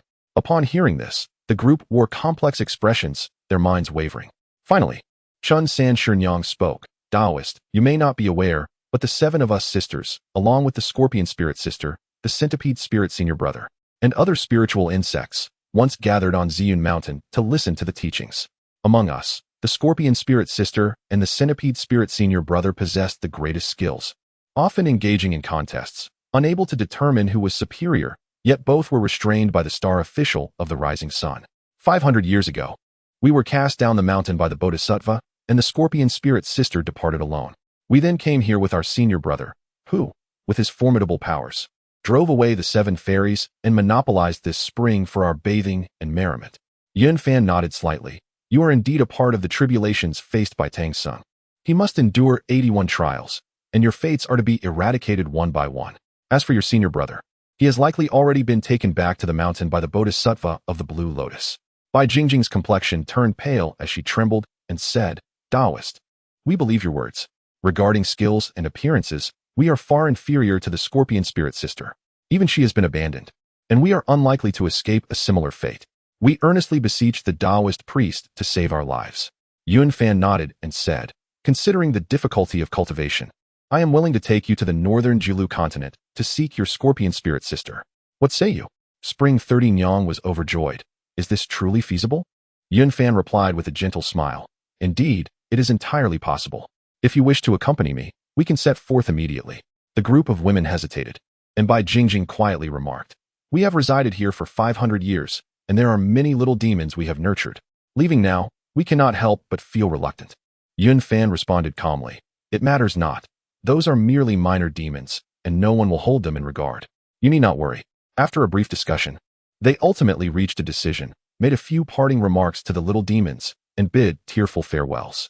Yun Fan then communicated with Bai Sujin, informing her of his impending departure and instructing her to wait for their return without needing to protect Tang Seng any longer. Chapter 61. The accursed centipede harbors no desire for your ascendance. Having conveyed the necessary information, Yun Fan ascended into the clouds with the 7 spider spirits, heading directly towards the northern Jilu continent. The journey of millions of miles was traversed in the blink of an eye. Had these minor demons relied solely on their own capabilities to fly, they would have been destined to soar until the end of time. Upon witnessing Yun Fan's remarkable speed, the women came to realize that they were fortunate to have encountered a figure of immense power, leaving them in awe. Upon arriving at Bay City, Yun Fan proceeded directly to the city lord's mansion in search of Bays, only to discover that he was absent. He then inquired of the servants within the mansion, who directed him to the residence of the Bone Spirit. Thus, the group redirected their course towards the Bone Spirit's abode. The mansion was spacious and opulent, exuding an extraordinary grandeur. Upon entering the courtyard, they found that the Bone Spirit was engaged in closed-door cultivation. As soon as she saw Yun Fan, her face lit up with joy, and she exclaimed, "Brother Yun, you have finally come to see me. I am truly delighted."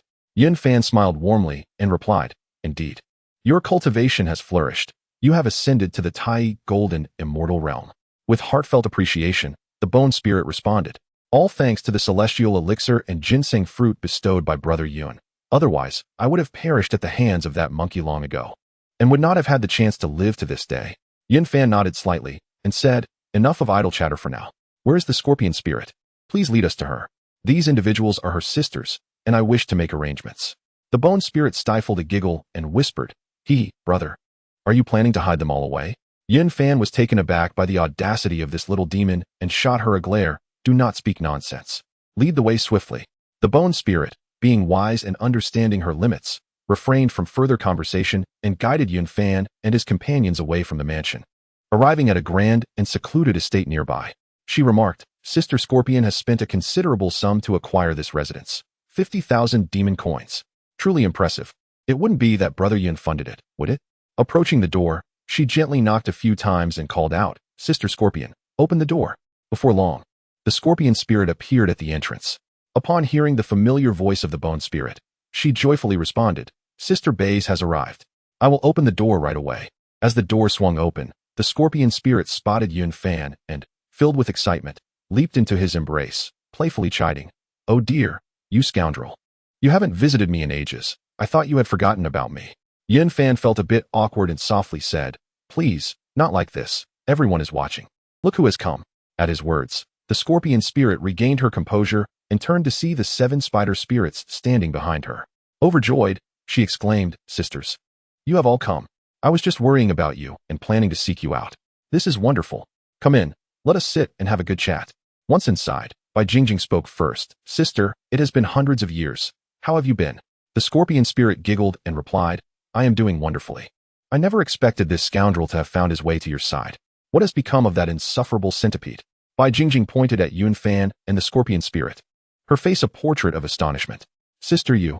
The scorpion spirit, unperturbed by the situation, began recounting the tales of the kingdom of women in detail, unabashedly revealing how she had lured Yun Fan with her beauty. Bai Gujing cast a look of grievance at Yun Fan, while the 7 spider spirits fixated on him, their gazes laden with intricate emotions. Yun Fan cleared his throat and said, "Let us dispense with trivialities and address the matter at hand." The scorpion spirit chuckled, "All right, understood. However, since you are here, do stay and share a slumber with me before you leave." Yun Fan's expression darkened, and a muscle twitched at his temple. "Enough of this nonsense." The scorpion spirit shot him a flirtatious glance, then took hold of Bai Jingjing and Chun Sanshernyan, continuing her narrative about how Bai Lan Pa had commanded her to capture Tang Sung for carnal purposes, and how Sun Wukong had summoned the star official of Angry to silence her. Had it not been for Yun Fan's timely intervention, her life would have been forfeit. Chun Sanshernyan gasped, covering her mouth in shock. "Heavens, how could this be? We all emerged from Ziyun Mountain. Why would the star official of Angry target us?" The scorpion spirit sighed, "Sister, although we too have practiced at Ziyun Mountain, that wretched centipede is not like us. He has always been at odds with the star official of Angry, and we, mere minor demons, are scarcely remembered. I might be considered a noteworthy figure, but to him, my existence is a mere annoyance. Now, he has sent you to consume Tang Seng's flesh without revealing the perilous consequences, which indicates you are but pawns in his game. Once Tang Seng passes, you shall be discarded." Her words struck a chord, leaving everyone in stunned silence. During their time at Ziyun Mountain, they had all been women, bound by sisterhood, with the scorpion spirit leading as the eldest sister. The spider spirits nodded in agreement. Bai Jingjing then inquired, "Sister, what should we do now?" The scorpion spirit spat contemptuously, "Do not refer to him as a senior. During our time at Ziyun Mountain, how many lives did that wretched centipede ruin? Have you forgotten how he murdered the hornet spirit before your very eyes to curry favor with the star official of Angry?" The faces of the 7 shifted dramatically. In their time at Ziyun Mountain, due to Bai Lan Po's son, a formidable rooster known as the bane of poisonous creatures, many poisonous demon spirits had been gathered. Among them were the scorpion spirit, the centipede spirit, and the spider spirits, alongside a hornet spirit. The bond between the hornet and the centipede had been profound. Yet as they were on the verge of descending the mountain, the centipede had brazenly slain the hornet, claiming she had betrayed Ziyun Mountain. This heinous act earned him rewards from the star official of Angry and Bai Lan Pa. The scorpion spirit continued, "That centipede has mastered the Thousand Eyes secret technique and cannot break the Huanghuang. He was ruthless enough to strike down even the hornet, who held affections for him. What do you think you are? Perhaps the hornet inadvertently overheard some secret. As for Tang Seng's pilgrimage, I do not believe he is oblivious to it. Bai Lan Pa orchestrated my involvement, and I refuse to believe she did not devise something for him as well. Yet you remain entirely in the dark. If he sends you to feast on Tang Seng's flesh, is that not a betrayal?" As they absorbed her words, the doubts in their hearts gradually dissipated. Bai Jingjing nodded gently, "Sister speaks wisely. I understand now." The scorpion spirit smiled with satisfaction. "Do not return. Stay here with me. The courtyard is vast, resources plentiful, and you can listen to the sage's teachings. What a delight that would be. Living alone brings a sense of desolation. I implore you all to stay and keep me company." With a smile playing on her lips, the bone spirit spoke, "Indeed, my dear sisters, you shall reside here from now on. Should you require anything, do not hesitate to seek me out." The 7 spider spirits bowed in unison, responding with utmost respect. "We are grateful for your kind attention, Sister Bone." At that moment, the scorpion spirit stepped forward and addressed the bone spirit, Sisters, this esteemed sisterbone is a cherished disciple of the great sage Jie. In this realm, her connections are boundless, and her abilities remarkable. You may rest assured in your cultivation. After 5 centuries of stagnation, it is perplexing to ponder what you have been occupied with all these years. Upon hearing these words, the 7 spider spirits exhibited expressions of shame. Murmuring softly, in our previous abode, the scenery was delightful. We indulged in daily baths, frolicked in the waters, and engaged in leisure activities, gradually setting aside our cultivation. The scorpion spirit scoffed. It is likely that the wretched centipede had no desire for you to grow stronger, relishing instead in your idle pursuits to avoid the hassle of oversight. With this exchange of words, the crowd found themselves in agreement. Consequently, the spider spirits joyfully set about arranging accommodations for themselves. Chapter 62. Allowing the centipede spirit to create a dilemma for Tang Song within the city of Bays. A grand formation provides protection, and the abundance of spiritual energy makes cultivation remarkably efficient. This locale is a bustling stronghold of the demon clan, vibrant and convenient, far surpassing any remote area. However, Bays does not frequently reside here. He has a tranquil cave dwelling, distanced from the clamor of the world, better suited for focused cultivation. For someone of his celestial prowess, traversing the 4 great continents and the immortal islands is a matter of mere thought, allowing him to appear 1,000 miles away in an instant. In the current realm, no one has yet severed the 3rd corpse. Those capable of cleaving both the good and evil corpses are already considered top-tier experts. After settling the 7 spider spirits, the scorpion spirit seized the departing Yun Fan, unceremoniously dragging him into a room and shedding his outer robe, exuding an enchanting charm. This commotion consumed a considerable amount of time. At last, Yun Fan returned to the resting place of Bai Suzhen and the others. Upon his entrance, Bai Suzhen approached him, her gaze fixed intently as she inquired, "Junior brother, where have you been? Why have you returned only now?" Caught off guard by her question, Yun Fan felt a twinge of unease and quickly responded, "I encountered a few familiar demons along the way and offered them some assistance, escorting them to the northern continent to spare them from a fate like that of the Thorny Ridge." "And what of Tang Sing? Where has he gone?" Bai Suzhen asked, devoid of suspicion. "He disregarded your advice, and that monkey was there to encourage him. Tang Sing set off ahead, and now I cannot say where he may be," she replied. Hearing this, Yun Fan's expression shifted dramatically as he exclaimed, "This is bad. We must depart swiftly. If we delay further, it will be too late." Bai Suzhen, intrigued, pressed, "Junior brother, what treasure could be so urgent?" Yun Fan promptly elucidated, "I just learned from several demons that ahead lies the Yellow Flower Temple, which houses a 1,000-eyed centipede, a primordial aberration. Its eyes can forge a formidable artifact, and we must seize the opportunity before others do." No sooner had he finished speaking than the group set off post-haste. Due to their earlier delays, they found the distance considerable and quickened their pace. Upon reaching the Yellow Flower Temple, the night had fallen, the moon hanging high in the sky, and they beheld a fierce battle unfolding on the mountaintop. A Taoist priest was engaged in a fierce clash with Sun Wukong. This Taoist was none other than the centipede spirit, who, amidst the fray, shouted, "You monkey, have you seen my 7 junior sisters?" Sun Wukong scoffed derisively, "What junior sisters? You dare lay hands on my master? Let me teach you a lesson. Taste my staff." As his words left his mouth, the Taoist abruptly tore open his robe, revealing a chest brimming with countless eyes, densely packed and grotesque. He laughed maniacally, "Impudent monkey. Behold my ultimate technique." In an instant, beams of golden light erupted from the myriad eyes of the centipede spirit, illuminating the night sky. Sun Wukong felt excruciating pain in his eyes, as though pierced by blades, and he cried out in distress, stumbling blindly as he clutched his eyes and fled in a panic. The Taoist laughed heartily. It seems this raucous monkey is not so formidable after all. Ignoring Sun Wukong, he anticipated that the monkey would seek reinforcements and turn back towards the Yellow Flower Temple. Hearing Sun Wukong's cries and witnessing the golden light soaring into the heavens, Yun Fan rushed forth, only to find that Sun Wukong had vanished from sight. He strode directly before the centipede spirit and remarked, "Your powers are indeed remarkable, and those eyes carry an essence of primordial beings. Today, it seems, I am fortunate." The centipede spirit coldly inquired, "And who might you be?" Yun Fan, slightly perplexed, responded, "Oh, you are unaware of my origins? Perhaps Bai Lanpa did not mention me." After a brief contemplation, he muttered to himself, "No matter. You need not know before your demise." He then stated with solemnity, "Will you voluntarily offer your head, or shall I personally extract your eyes?" At these words, the centipede spirit trembled with rage, for he had never encountered anyone who dared to belittle him in such a manner. In a fit of anger, he laughed maniacally. "Very well, you audacious Taoist. I shall see just how capable you are." With that, he abruptly tore at his garments, revealing a myriad of eyes that opened simultaneously, unleashing a blinding golden light that surged towards Yun Fan. In response, Yun Fan summoned his protective golden light to shield against the oncoming barrage. The collision between the golden aura and the eye beams produced a cacophony, and the protective barrier began to shatter. Yun Fan immediately channeled all his spiritual energy, amplifying the golden light to its fullest extent. Yet, despite his efforts, the shield continued to deplete rapidly. The centipede spirit, filled with hubris, cackled. "Though your protective light is formidable, how could it possibly withstand my myriad divine eyes?" Yun Fan, however, wore a smile, exclaiming, "Magnificent! Truly magnificent! This power surpasses my expectations.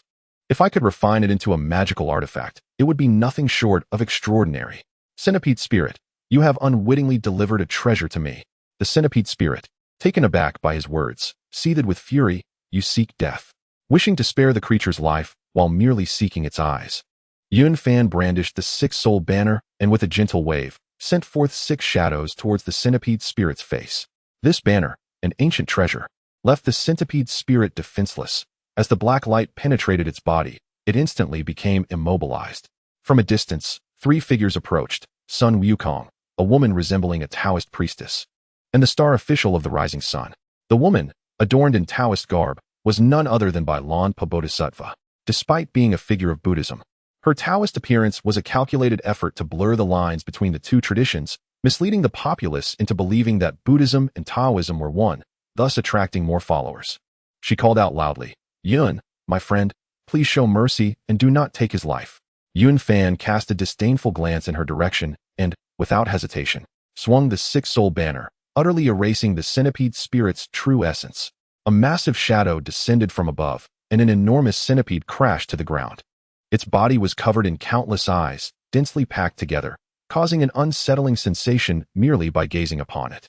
With a simple gesture, Yun Fan collected the centipede spirit's remains, his heart swelling with delight as a smile crept upon his lips. Bailan Pu, trembling with fury, arrived at the scene too late. The spirit creature she had nurtured with her own hands had perished, leaving her filled with immense regret. In truth, she had refrained from informing the centipede spirit about Yun Fan, fearing it would instill fear. Thus, she had silently observed the entire ordeal. When she saw Yun Fan soaring northward with 7 spiders in tow, she felt a momentary thrill, for the 7 spiders were of little consequence to her, intending instead for the centipede spirit to create one of Tang Seng's dilemmas. However, when Sun Wukong was defeated and she intervened to heal him, hoping for a sense of relief, she suddenly noticed the golden glow emanating from the centipede spirit. In a panic, she hurried over, but alas, she was too late. The centipede spirit had already been vanquished by Yun Fan. The serene Bailan Pa composed herself, retrieving a vial and handing it to Sun Wukong. "Wukong, hasten to rescue your master." Sun Wukong accepted the vial with a clasped fist and replied, "Thank you, Bodhisattva, I shall depart at once." No sooner had he spoken than he executed a somersault, ascending into the clouds and vanishing in an instant. Bailan Pa turned to face Yun Fan, suppressing her ire as she declared, "Taoist Yun, that centipede is a spiritual creature I have nurtured. It has inadvertently strayed from my care, and I kindly ask for its return." Yun Fan retorted with a sardonic smile, "Huh? You even raise scorpion spirits, yet wish to slay them. What of this centipede? Worry not. I have resolved the matter for you to our mutual satisfaction. Furthermore, as a bodhisattva, why masquerade as a Taoist maiden wandering about?" Upon hearing this, Bailan Pa's countenance darkened. Her current status was esteemed. Buddhism held significant reverence in the celestial realm, and even immortals treated her with respect. Due to the compromises made between the primordial beginning and the Jade Emperor regarding the interests of the Xianmen, many eminent Buddhist monks had established their temples in the East, engaging closely with Taoist practitioners, as if the divisions that once characterized the war of deification had ceased to exist. Chapter 63. Ahead lies a perilous land of monstrous beasts. Bailan Pa had long grown accustomed to the reverence of those around her. Yet now she found herself the target of Yun Fan's merciless mockery, leaving her humiliated and furious. "You insolent brat with a sharp tongue, do you truly believe I cannot slay you?" she exclaimed angrily. Yun Fan chuckled coldly in response. "Have you forgotten your own limitations? Kill me? You are far from capable." He then turned his gaze to Ong Ri Xingguan. "And what are you glaring at? Did the last lightning strike not satisfy you? Are you eager for another taste?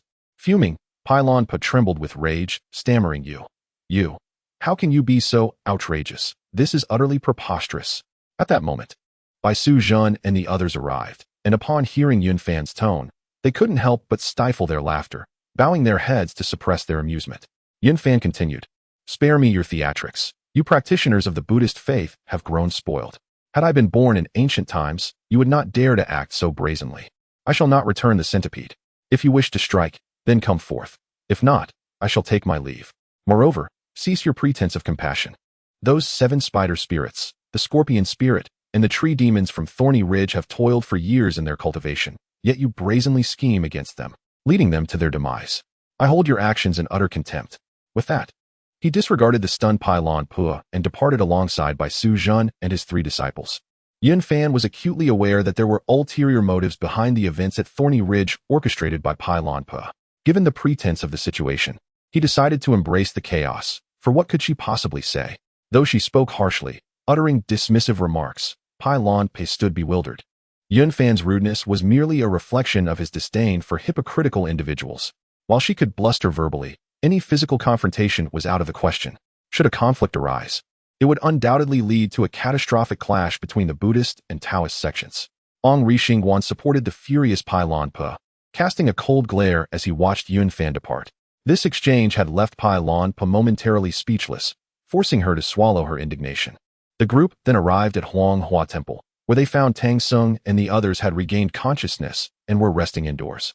Yunfan approached, saying, "Elder, I have failed in my duty and allowed you to suffer. I am truly ashamed. The master of Huanghuang Temple, the thousand-eyed centipede, has been slain by my hand, so you may rest assured." Yunfan had always harbored a bias against the Buddhist sect. Although Tang Sung was displeased with him, he maintained a facade of decorum. Zhu Ba Jie grumbled, "Brother Monkey, Bai Xianzi warned us not to leave, yet you refused to listen, insisting on showing off. Now look at the mess we're in. We nearly met our demise from poison. Humph, if you lack capability, do not pretend to be a hero."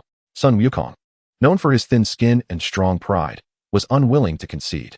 Upon hearing these words, he instantly assumed a fierce expression, preparing for a confrontation. Zhu Ba Jie quickly retreated behind Tang Sung, continuing to voice his grievances. The two engaged in a playful chase, circling around Tang Sung.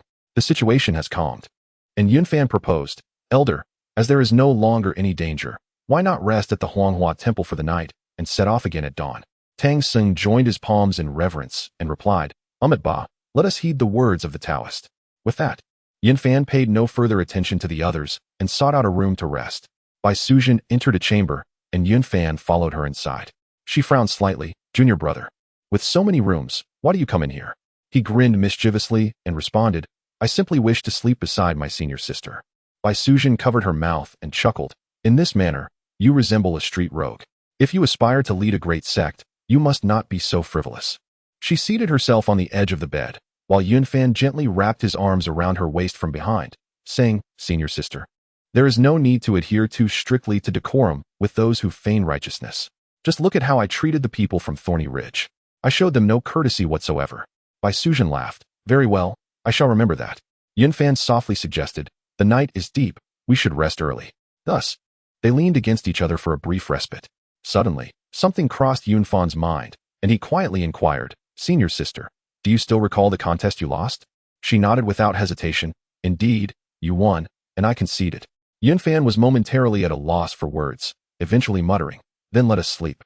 Bai Suzhen could not help but laugh again. He gently embraced her, turning her to face him, inhaling the fragrance that enveloped her, eyes closed, lost in blissful contentment. Witnessing Yunfan in such a state made Bai Suzhen feel a wave of shyness. Fortunately, nothing untoward transpired that night, and soon they fell asleep in each other's arms. Time felt fragmented, and entering a meditative state proved difficult. Thus, he chose not to meditate, thinking it best to retreat into seclusion once their journey westward concluded. The following morning, the scholar in white rummaged through Huanghuang Temple for some ingredients and prepared a meal, part of which he offered to Tang Sung. The group consumed a modest amount, for though practitioners of the path do not require sustenance, appearances must be maintained. After the meal, Yunfan and his companions set off first, sunlight cascading upon them from behind as the 5 continued their journey westward. The surrounding mountains were picturesque, making their trek quite pleasant. Yunfan mused to himself. It seems the next trial awaits at Lion Troop Ridge. The fate of the Lion Troop Kingdom is grim. I wonder if I can alter it and spare the citizens from being devoured. Having departed from Spider Ridge in the heart of spring, they now found themselves at the cusp of summer's end and autumn's beginning, with the air growing cooler. In the distance, the mountains loomed, shrouded in an ominous aura that soared into the sky, as if countless vengeful spirits were lamenting. As the group advanced, a woman appeared ahead, carrying a basket. Though modestly dressed, she exuded an extraordinary presence, her beauty both graceful and ethereal. Taoist, please halt, she cautioned. Before you lies a perilous area, rife with demons that feast upon humans. It would be wise for you to turn back swiftly. Yunfan scrutinized the woman carefully, contemplating, this must undoubtedly be the Peacock Princess. She is likely the little peacock injured by the arrow of the king of Juzi, perhaps even a descendant of Kong Xian. He then questioned, fair maiden, what prompts your warning? What is the name of this place, and what sort of demons dwell here? The woman approached gracefully, first appraising the group before her, and upon seeing their composed demeanor and lack of malice, she felt a measure of reassurance. The Taoist is unaware that this place is the Lion Camel Ridge, stretching 800 miles, with the Lion Camel Kingdom just ahead, a realm of unparalleled terror. 5 centuries ago, a demon devoured the nation's civil and military officials along with the emperor, subsequently seizing the throne. Here, 3 formidable demons reside, possessing immense powers, unmatched by any. Upon hearing this, Yunfan felt a tremor within, silently lamenting that the situation was ultimately unchangeable, as the groundwork had been laid 500 years prior. He then inquired, my lady, who are these 3 demons? Why is no one attempting to subdue them? The woman replied, the Taoist may not know, but there are 48,000 lesser demons here, reveling in the consumption of human flesh, rendering it impossible to govern. This Lion Camel Ridge is akin to a mountain of corpses and a sea of blood, with skeletons piled high, bones scattered like trees, human hair matted into carpets. Human skin hung to dry upon branches, and human flesh rotting into sludge, while sinews entwined the trunks, gleaming like silver threads when desiccated. The sight is so horrific that it is unbearable to behold. Chapter 64. The peril of Lion Trooping Ridge is bestowed upon them upon hearing this account. Bai Suzhen and the Black Bear Spirit were taken aback. Bai Suzhen exclaimed in terror, how can there exist such a malevolent place in this world? Why does the Buddha of the West not intervene, and why does the heavenly court remain indifferent? The maiden gently shook her head and replied, you are unaware. For not long ago, the heavenly court dispatched 100,000 celestial soldiers to subdue that great demon king, only to be devoured by a lion with azure fur in one gulp. That lion's maw was as vast as a mountain, and the formidable 100,000 celestial soldiers became naught but its sustenance. The others, upon hearing her words, did not find it peculiar. Such grand illusions were within their capabilities, albeit seldom employed. While these spells could intimidate mere mortals, they were nearly useless against an equal adversary, turning one into a mere target. Yunfan nodded slightly, and then inquired, since the maiden is capable of manifesting such a form, she must not be an ordinary person. May I ask which celestial lineage she hails from? Might I behold her true form? Upon hearing this, the maiden furrowed her brow briefly before relaxing, responding, since the Taoist is indeed a person of distinction, I shall not conceal my identity any longer. As her words fell, a plume of white smoke ascended, and the figure of the nun vanished, replaced by a young girl clad in vibrant green attire, adorned with peacock patterns that shimmered radiantly. Seeing this transformation, Yunfan remarked, so, you are the peacock fairy. Might I inquire if you are related to Kong Xian? The maiden appeared momentarily taken aback and replied, you are indeed well informed, Taoist. Kong Xian is my father, who has now become the bodhisattva of the great brightness of the peacock in Buddhism. Yunfan nodded and said, then it follows that the injuries inflicted upon the king of the Juzi kingdom years ago were by none other than you. What brings you to this perilous place? The peacock princess sighed softly and said, indeed, many years ago, my brother and I ventured forth from Phoenix Ridge, still untrained in our powers, and were accidentally harmed by the king of Juzi during our travels. As for my presence here, it is merely to perform some charitable deeds on behalf of my father and accumulate blessings. Yunfan offered a respectful gesture and remarked, your father is the son of the Phoenix ancestor, and you, too, possess the bloodline of the Phoenix. Why then do you willingly reside in such a place? Though the peacock princess was reluctant to elaborate, she felt compelled to explain due to Yunfan's inquiry.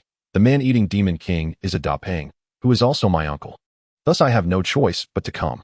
Yunfan pressed further, then why does your father not come? My father has long been in seclusion. The last time he ventured out was during his retreat's duration, entirely by chance, the Peacock Princess answered. Upon hearing this, Yun Fan ceased his questioning. He had grasped the essence of the situation and thus bowed, saying, "Thank you, Princess, for imparting this information. Now that I am aware of the demons obstructing the way, I cannot remain idle. I must eradicate the harm they pose to the people and cleanse this place of its afflictions." The Peacock Princess bit her lip gently and replied, "Since you are determined to eliminate the wicked, I shall no longer impede you. However, I implore you not to take my uncle's life. Although he currently commits many wrongs, he remains my kin and holds a significant position within the Buddhist order. Should you be able to subdue or seal him and leave him for my father's judgment, I would be eternally grateful." Yun Fan understood the gravity of the matter. Despite the Daping's malevolence, taking his life could incite enmity with Kong Xian, a course of action not wise at this juncture. Thus, he nodded in assurance, saying, "Rest assured, Princess, I have a plan." The Peacock Princess felt a sense of relief, performing a slight bow as she spoke. "I am grateful for your understanding, esteemed Taoist. I shall take my leave now, and once my father emerges from his retreat, I will report this matter." No sooner had her words faded than her figure shimmered and transformed into a wisp of white smoke, vanishing from sight. At that moment, Tang Sung had galloped to the scene. He urged his horse forward and inquired, "Why do you hesitate, Taoist?" Yun Fan raised a hand to halt Tang Sung, replying, "Elder, please be cautious. This place is known as Lion Camel Ridge, home to 3 formidable demon kings. We must proceed with care." Beside them, Sun Wukong scoffed disdainfully. "The cowardly Taoist fears trouble. I, Sun Wukong, am unafraid. Master, continue on without concern for him, with me by your side. No demon would dare lay a finger on you." Tang Sung, being of a gentle disposition, was easily swayed by Sun Wukong's words and disregarded Yun Fan, pressing onward. He had always been thus, never learning from past lessons. Sun Wukong led Tang Sung's horse, advancing further. The black bear spirit, observing ahead, quietly asked, "Master, how shall we proceed?" Yun Fan gestured calmly, saying, "No rush, let them go first. Let the trials of Lion Camel Ridge befall them. We can contain this to 30 tribulations, ideally under 40. As for this place, I have made arrangements." Soon, Sun Wukong, guiding Tang Sung, disappeared from Yun Fan's sight, heading straight for Lion Camel Ridge. The atmosphere of Lion Camel Ridge was foreboding, with bones strewn among the trees, human entrails swaying in the wind, and the incessant buzzing of insects. The stench of blood and decay hung thick in the air, suffocating all who drew near. This place resembled a hell on earth. The demons roamed freely, for the human race now held the favor of heaven, and the demon clans dared not act with impunity among humans. Only in the northern Jiulu prefecture did they operate with regularity. In bygone days, the celestial Emperor Jian had slaughtered humanity, forging a deep enmity between the demon and human races. The heavenly Tao dictated the rise of humanity, and as the saint of the demon clan, Nuwa, the mother of humanity, strictly prohibited demons from killing or devouring humans in their settlements, seeking to ease the conflict between the two. The actions of Lion Camel Ridge, however, tarnished the reputation of the demon clan and exacerbated the animosity between humans and demons. Having journeyed westward for many years, Tang Sung had never before encountered such a horrific scene, and he fainted several times in terror. It was then that Sun Wukong sensed something amiss and murmured, "Indeed, this place is fraught with peril. How shall we respond?" Sun Wukong scratched his head, grinning. "Fear not, master. Let us press on. For I am eager to see which demons lie in wait." As they ventured deeper, the sights grew increasingly ghastly. Ahead, a small demon was skinning a corpse that hung upside down from a tree, employing a technique akin to a butcher preparing pork. Beneath the tree, another demon was boiling water. The pot was bubbling, and the discarded entrails were cast into the cauldron to cook. In the distance, a small demon cried out, "The king commands. The monk traveling to the western paradise approaches. Be wary, for consuming Tang Sung's flesh grants immortality. Beware of the monk with a hairy face and thunderous mouth. He can transform into a mosquito or fly." At that moment, Sun Wukong, still possessing a flicker of righteousness, was filled with righteous fury. He raised his golden staff, dispatching the cooking demons with ease, and kicked the pot over in a fit of anger. Tang Sung, upon witnessing this scene, was struck with astonishment, his complexion turning ashen, as he repeatedly chanted, Amitba, Amitba. The further he ventured, the more numerous the little demons became. One of them shouted loudly, "Tang Sung has arrived. Hurry and report to the king. Hurry and report to the king." Within the lion turtle cave, the 3 leaders were Chiu Shou Xian, Ling Yixian, and Dapeng. Qiu Xian had originally been brought here by Munjushri from the kingdom of the Black Chickens. Though they were brothers, with Qiu Xian being the eldest, Peng held a more esteemed position, seated in the central place of honor. This was due to his being the brother of Kong Xian, who was even referred to as uncle by the Buddha, stemming from the time when Kong Xian had swallowed the newly enlightened Buddha. Chapter 65. Capturing the rock. Kong Xian, once defiant and unyielding, had swallowed the newly converted Buddha, only for the Buddha to emerge from his belly. Eventually, Kong Xian was subdued by the deity Zhuan-Ti and embraced the Buddhist path, becoming the Bodhisattva of the Great Peacock. This solidified the identity of the Buddha as a maternal figure, and his status was further elevated by Kong Xian's formidable powers. The rock, seated at the head, scoffed disdainfully, declaring, "Humph, that Yun Fan from the cannot contend against the might of the gods. Here I shall wait to witness the extent of her abilities." The immortal Lingya replied, "Very well, we shall heed your command. Whatever you dictate, we shall follow." At that moment, a small demon rushed in to report, shouting, "My lords, Tang Sung has arrived." With a wave of his hand, the rock commanded, "Go. Seize Tang Sung and make his journey troublesome as per the Buddha's intent." The three then armed themselves, leading a throng of demon soldiers to encircle Tang Sung and his companions. The rock positioned himself at the center, with Qiu and Lingya flanking him. Upon seeing the three demons approach, Sun Wukong brandished his golden-banded rod and exclaimed, "What manner of demons are you to obstruct our path?" The rock coldly replied, "So, this is Tang Sung, my brethren, and I have awaited this moment. It is said that a taste of Tang Sung's flesh grants eternal life. Let us take him." Realizing the formidable opponents before him, Sun Wukong refrained from belligerent threats. "Listen well, you demons. I am the great sage, equal to heaven, who caused a ruckus in the heavenly palace 5 centuries ago. If you possess any sense, step aside, and we shall part ways. Otherwise, my golden-banded rod will show no mercy." The rock sneered, "Spare me your prattle. Let us engage." The lesser demons withdrew to spectate as Qiu faced Zhu Beiji. Lingya confronted Sha Sung, and the rock targeted Sun Wukong. The rock, a master of martial prowess, proved a formidable adversary, and Sun Wukong found himself increasingly overmatched. Sensing the dire situation, he abandoned thoughts of Tang Sung and executed a somersault into the air, calling out, "Master, I shall take my leave to seek assistance." At this juncture, Sha Sung and Zhu Beiji had already been subdued. Zhu Beiji, reluctant to exert himself, had offered only a few half-hearted strikes before being captured. Just as Sun Wukong attempted to flee, the rock pursued him relentlessly. High above, the rock observed the fleeing monkey with a mocking grin. "In a race of flight? You are far from my equal." Terrified, the monkey realized he was utterly powerless. The rock ceased to engage further, reaching out to seize Sun Wukong, overpowering him with a single hand, rendering any resistance futile. With Sun Wukong in his grasp, the rocks swiftly returned to their original position, carelessly tossing the monkey to the ground and coldly commanding, "Imprison him, and prepare for the pot." The lesser demons erupted in cheers at this command. Turning to Sun Wukong, the rock inquired, "Monkey, tell me where Yun Fan currently resides." Sun Wukong rolled his eyes and retorted, "That bull-nosed monk is just beyond Shizhuo Ridge. If you have the capability, go and capture him yourself." The rock replied with a chilling smile, "Rest assured, I shall apprehend Yun Fan. Now, bring forth Tang Sung and these 3 grotesque monks. Cleanse them and prepare them for the steamer." "At once, my lord." The lesser demons exclaimed in unison as they surged forward to carry the 4 disciples into the cave. Regardless of whether it is Sun Wukong, Zhu Beiji, or Tang Sung, they were all drenched like beasts by the splashing water. Subsequently, they endured a thorough scrubbing. Sun Wukong, unable to bear it any longer, prepared to escape using his transformation technique.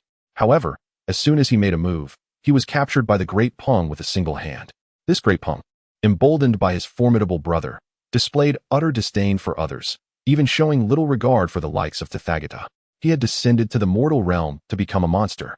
Lured out by Tathagata's provocations, Puxian dispatched the Lingya ferry to assist, while the Qiu ferry returned from Zhuzi Kingdom, subsequently being sent here by Wenshu. Sun Wukong's pride was utterly shattered in this confrontation. The Great Peng was not one to reason like Yun Fan. Although Yun Fan wielded powerful treasures and spells, he consistently referred to Sun Wukong as the Great Sage, which made him feel arrogant. Little did he know that against the Great Peng, he was utterly defenseless. Captured in a single move. This time, the 4 disciples were unceremoniously thrown into the steam chamber of the Lion Troop cave. The Great Peng laughed heartily, proclaiming, "Let us depart. We shall venture beyond the ridge to capture Yun Fan and his companions. By the time we return, Tang Seng's flesh will be ready. He left a few minor demons to guard the steam chamber while the other demon kings, accompanied by tens of thousands of soldiers, set off in grand fashion to encircle Yunfan. Meanwhile, Yunfan had arrived at the heavenly palace and entered the palace of the three heavens goddesses. The Yungjio goddess inquired, "Disciple, what brings you here on this occasion?" Yunfan recounted the situation at Lion Troop Ridge and added, "Uncle Master, the great Peng must not be killed. He can only be captured alive. His speed is too swift to be caught. I have come to seek the use of the Huanghuang Golden Dipper to set up the nine-bend Yellow River formation to subdue him." Upon hearing this, the Qiangyao goddess scoffed. "Humph! Those hypocritical monks, in their quest to orchestrate a calamity, have allowed the great Peng to devour the people of an entire nation, a crime beyond forgiveness." The Bixiao goddess was equally incensed, stating, "The blood of the subjects of Lion Troop Kingdom is sufficient to pave a path from Mount Sumeru to Chang'an. Tang Seng's journey to acquire the scriptures is paved with blood. I wonder if he can still recite the Buddhist texts with a clear conscience." Yungjio decisively handed the Huanghuang Golden Dipper to Yunfan, saying, "Disciple, since Kong Xian has refused to submit after being captured, and now the great Peng has slaughtered an entire nation, it is likely due to the coercion of the Buddhist sect. Whether you capture him alive or not, it shall be left for Kong Xian to deal with. The death of the great Peng is inconsequential. However, if Kong Xian learns of this, he may completely sever ties with the Buddhist sect." Yunfan accepted the Huanghuang Golden Dipper, replying, "What you say is entirely correct, Uncle Master. I have suspected that Kong Xian was unaware of these events since our encounter with the Peacock Princess." With a beaming smile, Xiangyao praised, "Disciple, you have devised a splendid strategy, truly worthy of being my deputy leader.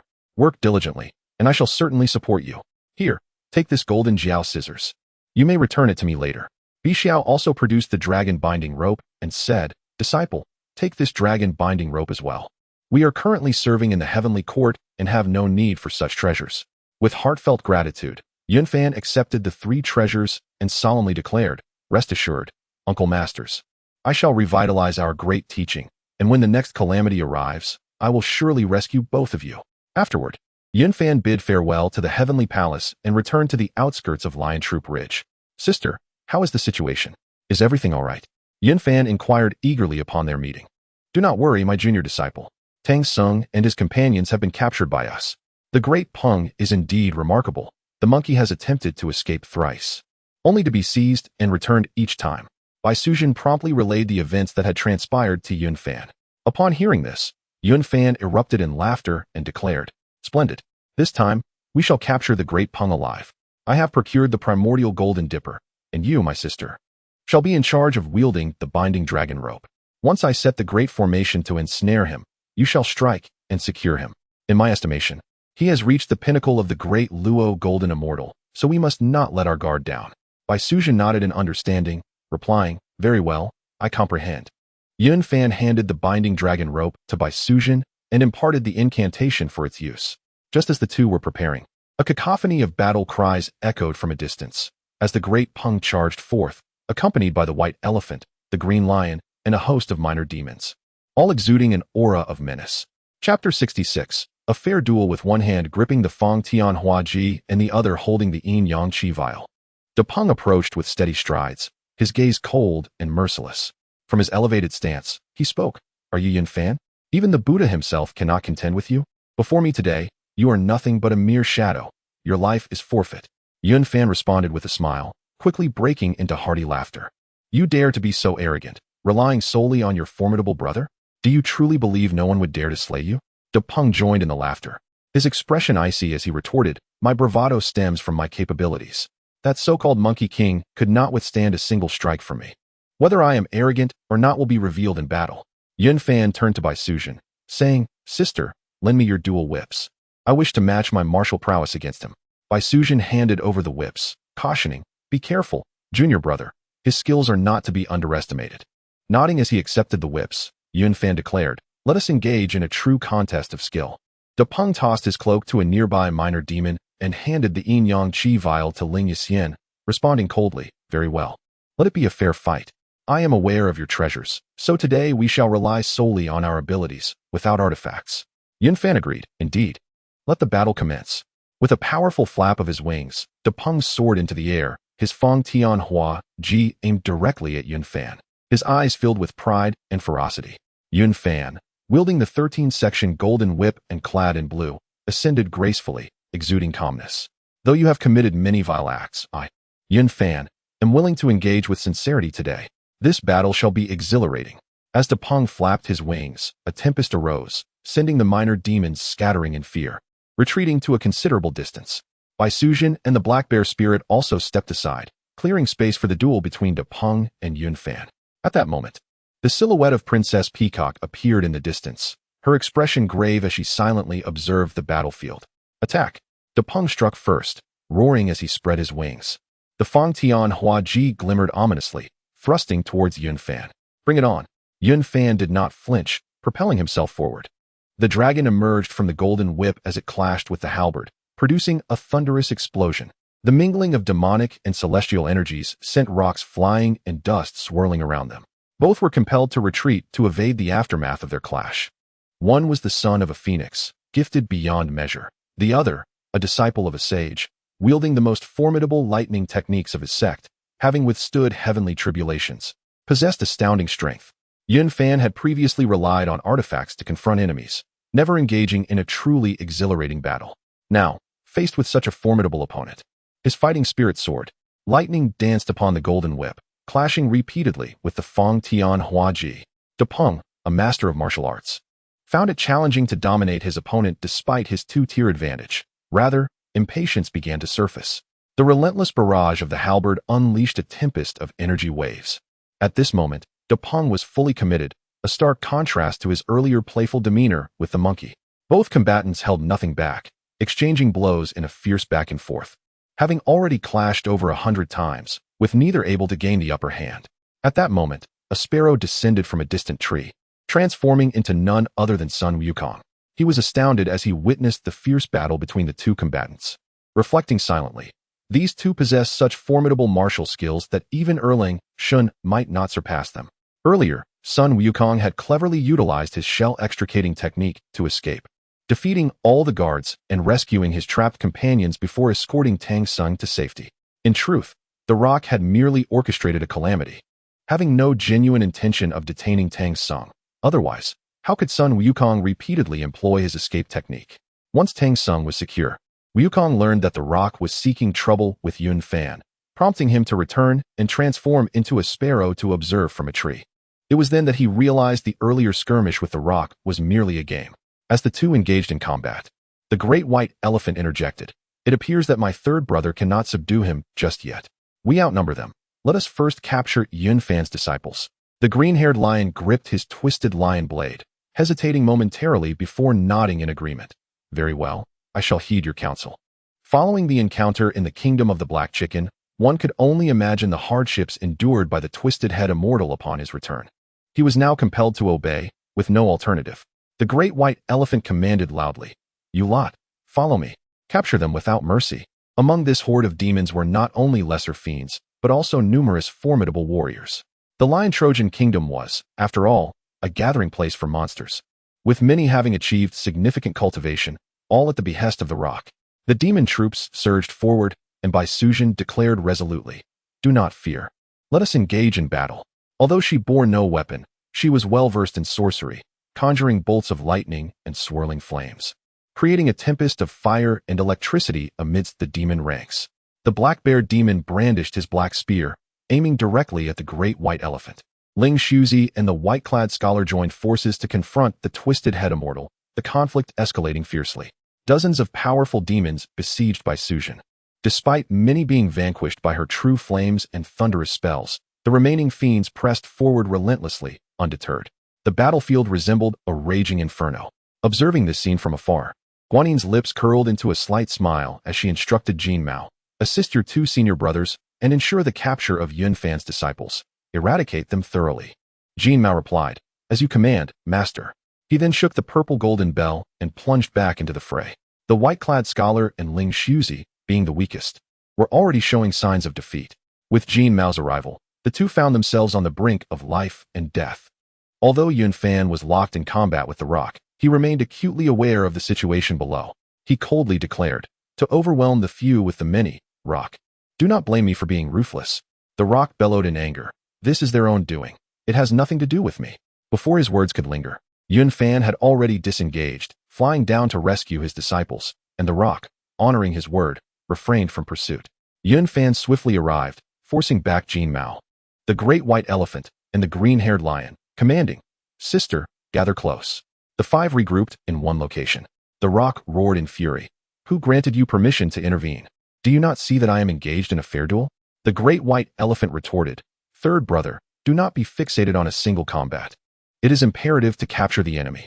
Yun Fan surveyed the group, noting the resolute expressions in the eyes of the great white elephant and Jin Mao, while the green-haired lion appeared troubled, as if harboring unspoken complexities. Yun Fan mused inwardly. It seems that Lingya Immortal and Jingguang Immortal are beyond redemption. Perhaps you find yourselves ensnared and compelled to submit, yet the choices you make today sever the bonds of kinship. Do not blame me for disregarding our past affections. The Lingya Immortal and the Jingguang Immortal, lacking both the steadfastness of the Wuyun Immortal and the loyalty of the Qiushou Immortal, willingly descend into servitude, intent on slaying their own brethren. Even if they are vanquished by Yun Fan, the world shall not cast aspersions upon them. After futile attempts at persuasion, the great white elephant bellowed with authority, "Act now." At this moment, the demon soldiers of Lion Troop Ridge surged forth in overwhelming numbers. Upon hearing the command of the Lingya Immortal, those adept in sorcery began to cast their spells, while the uninitiated rushed forward with fervor. Chapter 67. Exchanging the Qiushou Immortal for the purple gold bell. The expression on Depeng's face was uncertain, while Yun Fan coldly declared, "Depeng, you may all attack at once. There is no need for hesitation." Observing Yun Fan's audacious demeanor, Depeng scoffed, "Very well, I shall witness your prowess. Attack." Above the clouds, Guanyin watched as several individuals were heavily surrounded, feeling an immense satisfaction as she coldly remarked, "Arrogant fool, no matter how many treasures you possess, how can they withstand the onslaught of many? Should you dare to slay Depeng, Kong Xian will assuredly take your life, and the Phoenix clan will not rest until justice is served." Yun Fan, instructed by Su Jun and the three disciples, "Gather around me. I am about to set up a formation." Once the five had clustered together, Yun Fan first produced the Huanghuang Golden Dipper, then hurled formation flags in all directions. From the Huanghuang Golden Dipper surged an overwhelming black smoke, mingled with malevolent and ominous energy, as yellow sand filled the air, instantly enveloping the surroundings.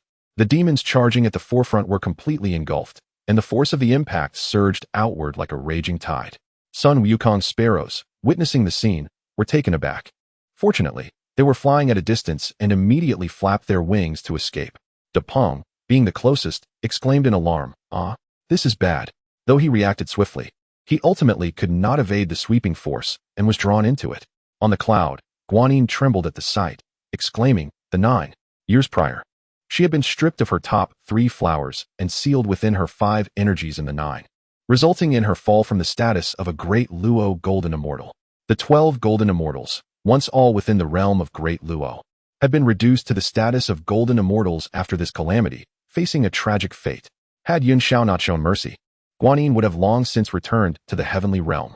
Having endured torment within the formation, she experienced firsthand the terror and despair of having her cultivation stripped away. Now, upon witnessing the formation again, it was as if old wounds had been reopened, leaving her with only trepidation.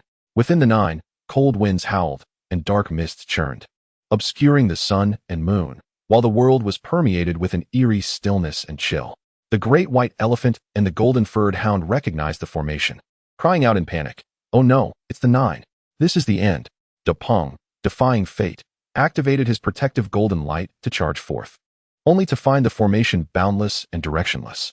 The murky and malevolent energies relentlessly eroded the golden light, putting his defenses on the brink. Those of slightly stronger cultivation could hold on for a moment, while the weaker ones were reduced to ashes. Regaining her composure, Guanyin furiously remarked, "This little rascal has actually obtained Yun Zhao's Huanghuang Golden Dipper. I shall break your formation first." Just as she was about to take action, Bai Zhe appeared, stating, "Compassionate friend, if you wish to battle, I shall join. If you choose not to fight, I too will refrain from intervening." Seeing this, Guanyin realized the futility of her efforts and responded, "Bai Zhe, do you not wish to save your kin trapped within the formation?" Bai Zhe retorted with a cold laugh, "Compassionate one, how can you speak such words? Now, the Empress and the She-Emperor are reconciling relations between humans and demons. Yet you commit numerous wrongs in the name of the journey to the west, turning this place into a blood-soaked battlefield, and even attempt to frame my demon kin. Do you think we are blind? Kong Xian's brother, Wenshu, and Pu Xian's steed lead an army to massacre the human race, tarnishing our reputation. Do you think we are made of clay? Guanyin was rendered speechless, unable to respond.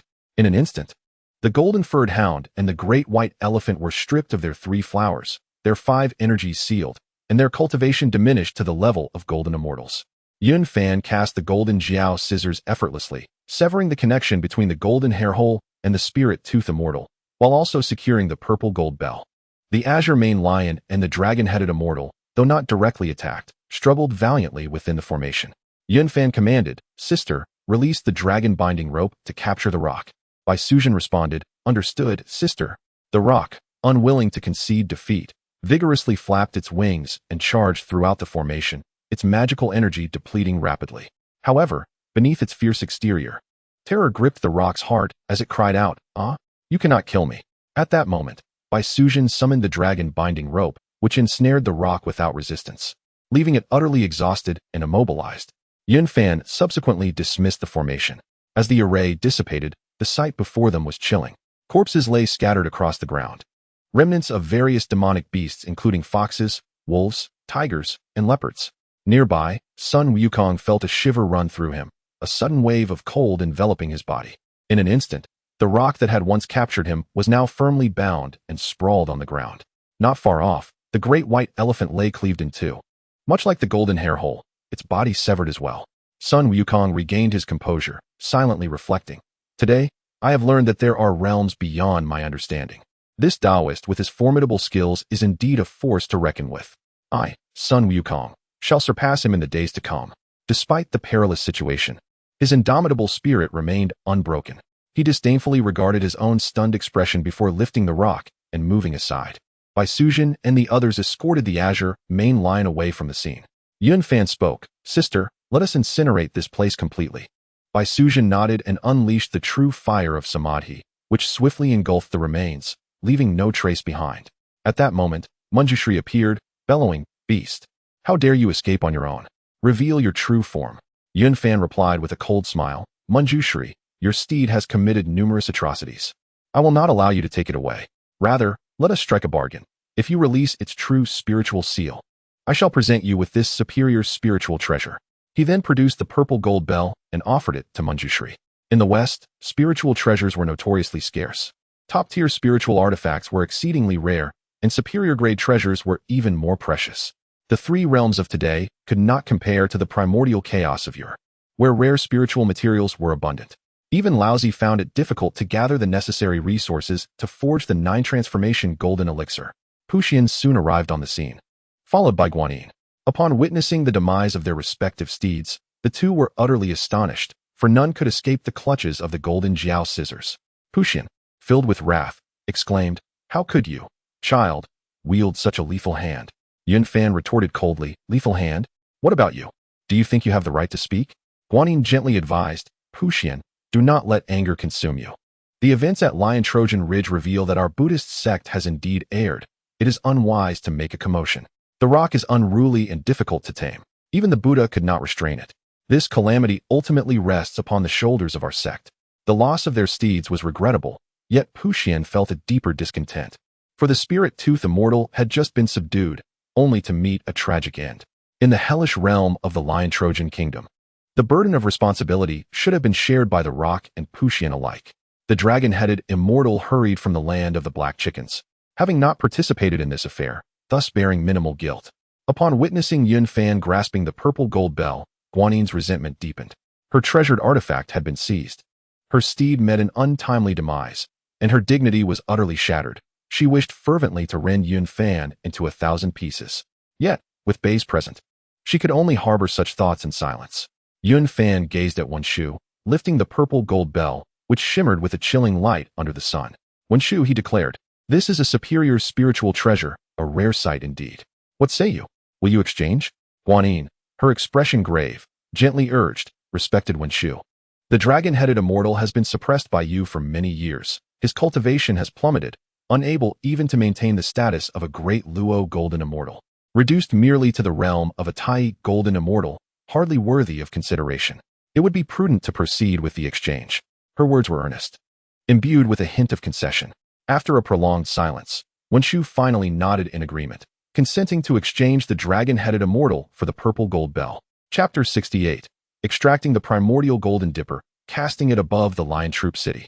In that moment, Manjushri took action to unravel the true spirit seal of the Qiu immortal. Observing this, Yun Fan tossed the purple gold bell to Manjushri and swiftly turned to depart with Guanyin and Manjushri. As for the rock, it was as though he had never existed, not a word was spoken of him. Along the way, Guanyin, with a hint of regret in her tone, remarked, "Let Kong Xian handle the matter concerning the rock. It is unfortunate that the scoundrel did not slay him. Otherwise, we would not need to intervene. For Kong Xian alone could vanquish the..."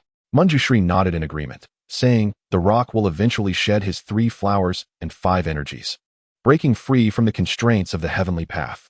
At that time, Kong Xian will certainly seek him out." After the trio had distanced themselves, Yun Fan approached Bai Zhe alone, carrying the rock, and stated, "Great sage, the rock's identity is peculiar. I shall entrust him to your care for the time being." Bai Zhe nodded in acquiescence, replying, "Rest assured, friend Yun, your prudence in handling matters is commendable, lest you attract considerable trouble. Kong Xian is reputed to be the foremost person beneath the saints, and though the Phoenix clan remains reclusive, their power should not be underestimated. You may embark on your journey to the west with peace of mind. I will attend to the rock." With that, Yun Fan retrieved the dragon binding rope, and Bai Zhe firmly grasped the rock. Yun Fan also entrusted Bai Zhe with the rock's Feng Tianhua halberd and the Yinyang Qi bottles for safekeeping. Despite being captured, the rock continued to roar in fury, struggling mightily. Yet Bai Zhe's prowess far surpassed his, rendering any attempts at escape futile. Bai Zhe spoke calmly. "There is no need to waste your strength. Come, let us find some tranquility." After a brief pause, he continued, "We shall eradicate the demon soldiers of the Lion Troop Kingdom, severing all ties with my demon kin."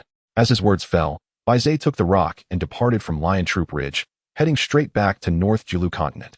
In an instant, the place was left devoid of presence, as if the overwhelming battle of demon soldiers had merely been a phantom. Suddenly, a figure descended from the heavens. It was the Peacock Princess. She landed before Yun Fan and inclined her head slightly, saying, "Thank you, Taoist Yun, for your assistance. I shall duly report this to my father upon his emergence." Yun Fan nodded gently. "There is no need for such formalities, Princess. This was simply the right course of action. Now that matters have concluded, we too must set forth." The Peacock Princess raised her eyes and spoke. "The malevolent energy here is too dense. It may prove challenging for mortals to traverse. Perhaps it would be wise for the Taoists to perform a rite of absolution, thus accumulating merit." Yun Fan responded, "Indeed, I share that sentiment. Lion Troop Ridge has consumed countless lives over the centuries, shrouded in negative energy, with vengeful spirits lingering. It is only fitting to offer them release." The Peacock Princess smiled lightly. "Then I thank you, Taoist. I shall certainly express my gratitude in person on another day. I take my leave now. Travel safely. There will be ample time in the future." Yun Fan and the others bowed in farewell.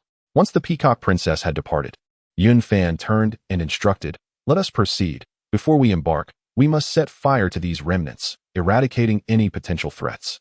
Seeing that the situation was settled, Sun Wukong leaped into the air with a somersault, hastening towards his master. Yun Fan and the others began to incinerate the dismembered remains along the path, along with hair and various foul substances. The flames grew more intense, and in this realm of bones, a veritable inferno. The human purgatory of Lion Troop Ridge finally dissipated in the blaze ignited by the 5 of them. In the firelight, it seemed as though countless vengeful souls were wailing and struggling. Gazing upon the scene before him, Yun Fan sighed softly and said, "Let us recite the scripture for delivering beings to grant them release." As the 5 individuals walked, they chanted the sacred and solemn Shangxing Wuliang Yaopin Duranjing, its verses echoing across the 800 miles of Shituai Ridge. Countless resentful souls gradually departed, embarking on the path of reincarnation, while the malevolent aura that pervaded the heavens and earth began to dissipate. The Duranjing indeed possessed remarkable efficacy, dispelling vengeful spirits and soothing restless souls with extraordinary power. Sun Wukong caught up with Tang Song, who, upon listening intently, inquired, "Wukong, is that the voice of Taoist Yun reciting the scripture?" Sun Wukong scratched his head and replied, "That bull-nosed monk has witnessed too many fiends tormenting the innocent, so he is chanting to guide them on their journey." Tang Sung joined his palms in prayer, murmuring, "Amit Ba? How benevolent, how benevolent. This humble monk should also chant for their blessings." With that, Tang Sung dismounted, seated himself cross-legged, and softly began to recite the Heart Sutra of Prajnaparamita. Little did he realize that his journey to obtain scriptures had indirectly led to the downfall of the Lion Turtle Kingdom, resulting in the tragic scene before him. After attaining Buddhahood, would he be able to confront this reality with equanimity? Yet in this moment, he wore a solemn expression, his face a portrait of compassion. Who could behold him without recognizing a deeply virtuous sage? The mountain of corpses forming the Shirtua cave was reduced to dust beneath the true fire of Baisujin.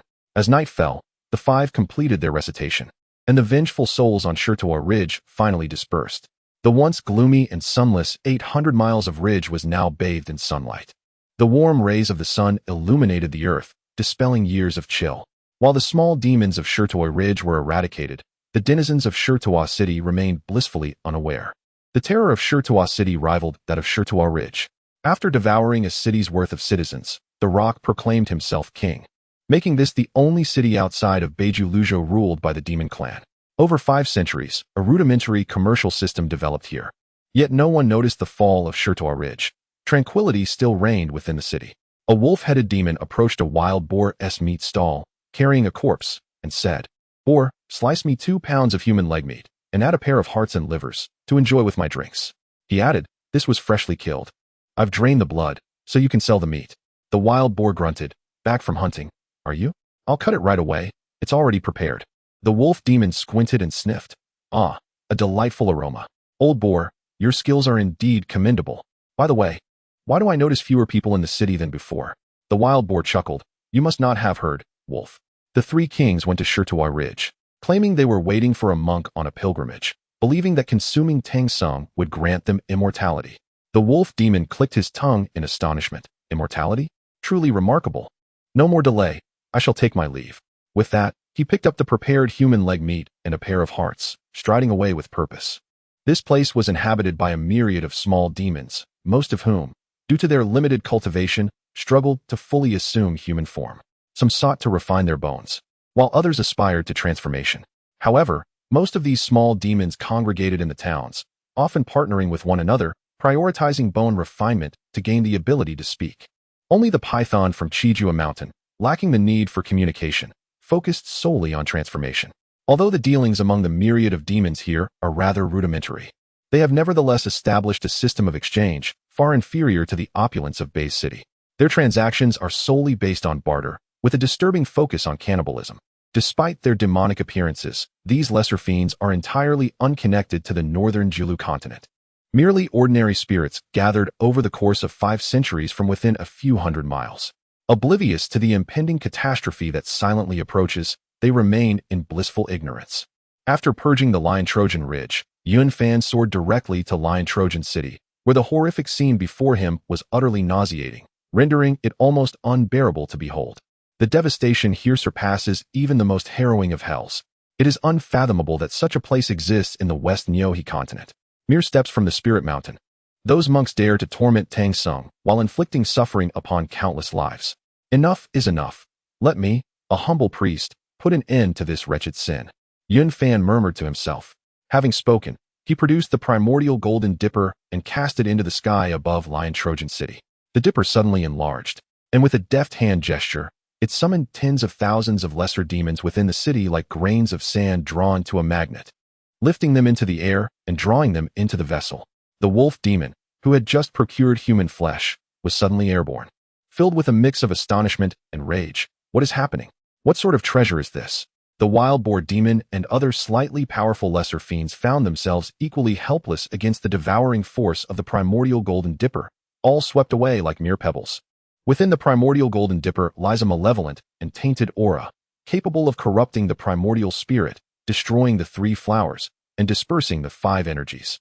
Once all the lesser demons were collected, Yunfan immediately began to refine them, slightly enhancing the might of the dipper.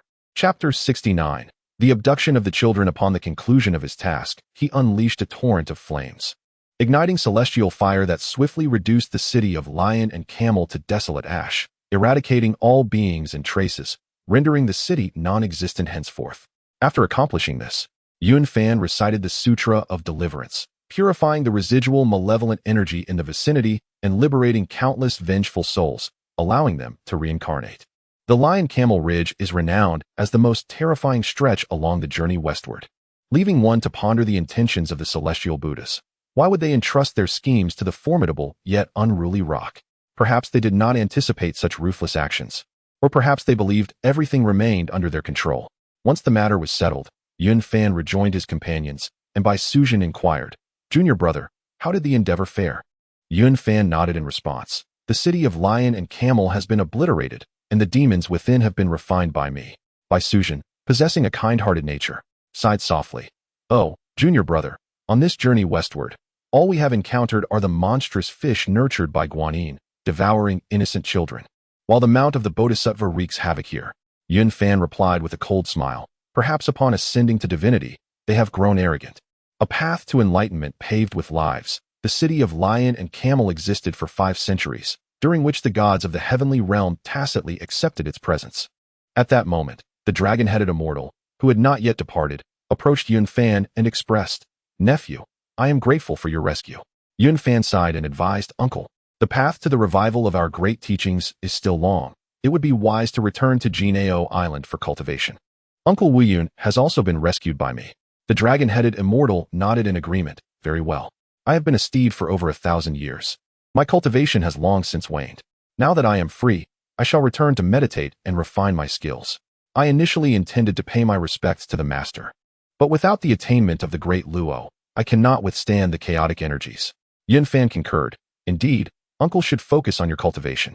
Once we complete our journey for the scriptures, we shall return to reclaim Jinao Island and strategize for the revival." The dragon-headed immortal stated earnestly, "Nephew, you have been appointed as the deputy leader by Master himself. The revival of our great teachings will certainly rest in your capable hands. I shall strive to cultivate diligently and await your commands." Yun Fan laughed heartily. "Uncle, you flatter me. Given the trust of our ancestral master, how could I not exert my utmost effort?" After bidding farewell, the dragon-headed immortal shouldered his dragon-lion blade and soared towards the East Sea. Once he departed, the group split into 2 paths, continuing westward until they finally arrived at the city of Lion and Camel. The once flourishing city, now reduced to a barren expanse, still bore faint outlines of its former glory. Tang Sung gazed at the scene before him, frowning as he murmured, "Umitba, could this have once been an imperial city? How could it have fallen to such ruin?" Sun Wukong surveyed the surroundings and remarked, "Master, the fire must have ignited recently. Perhaps it was the work of a powerful demon king." Tang Sung, horrified, exclaimed, "Ah, could it be that all the citizens of the city were burned alive? Who could be so heartless?" At this juncture, Yun Fan, having overheard their conversation, approached and declared, "Elder, the heartless individual you speak of is indeed me. This place was set ablaze by my own hand." Tang Sing gazed at him in terror. "You, why have you done this?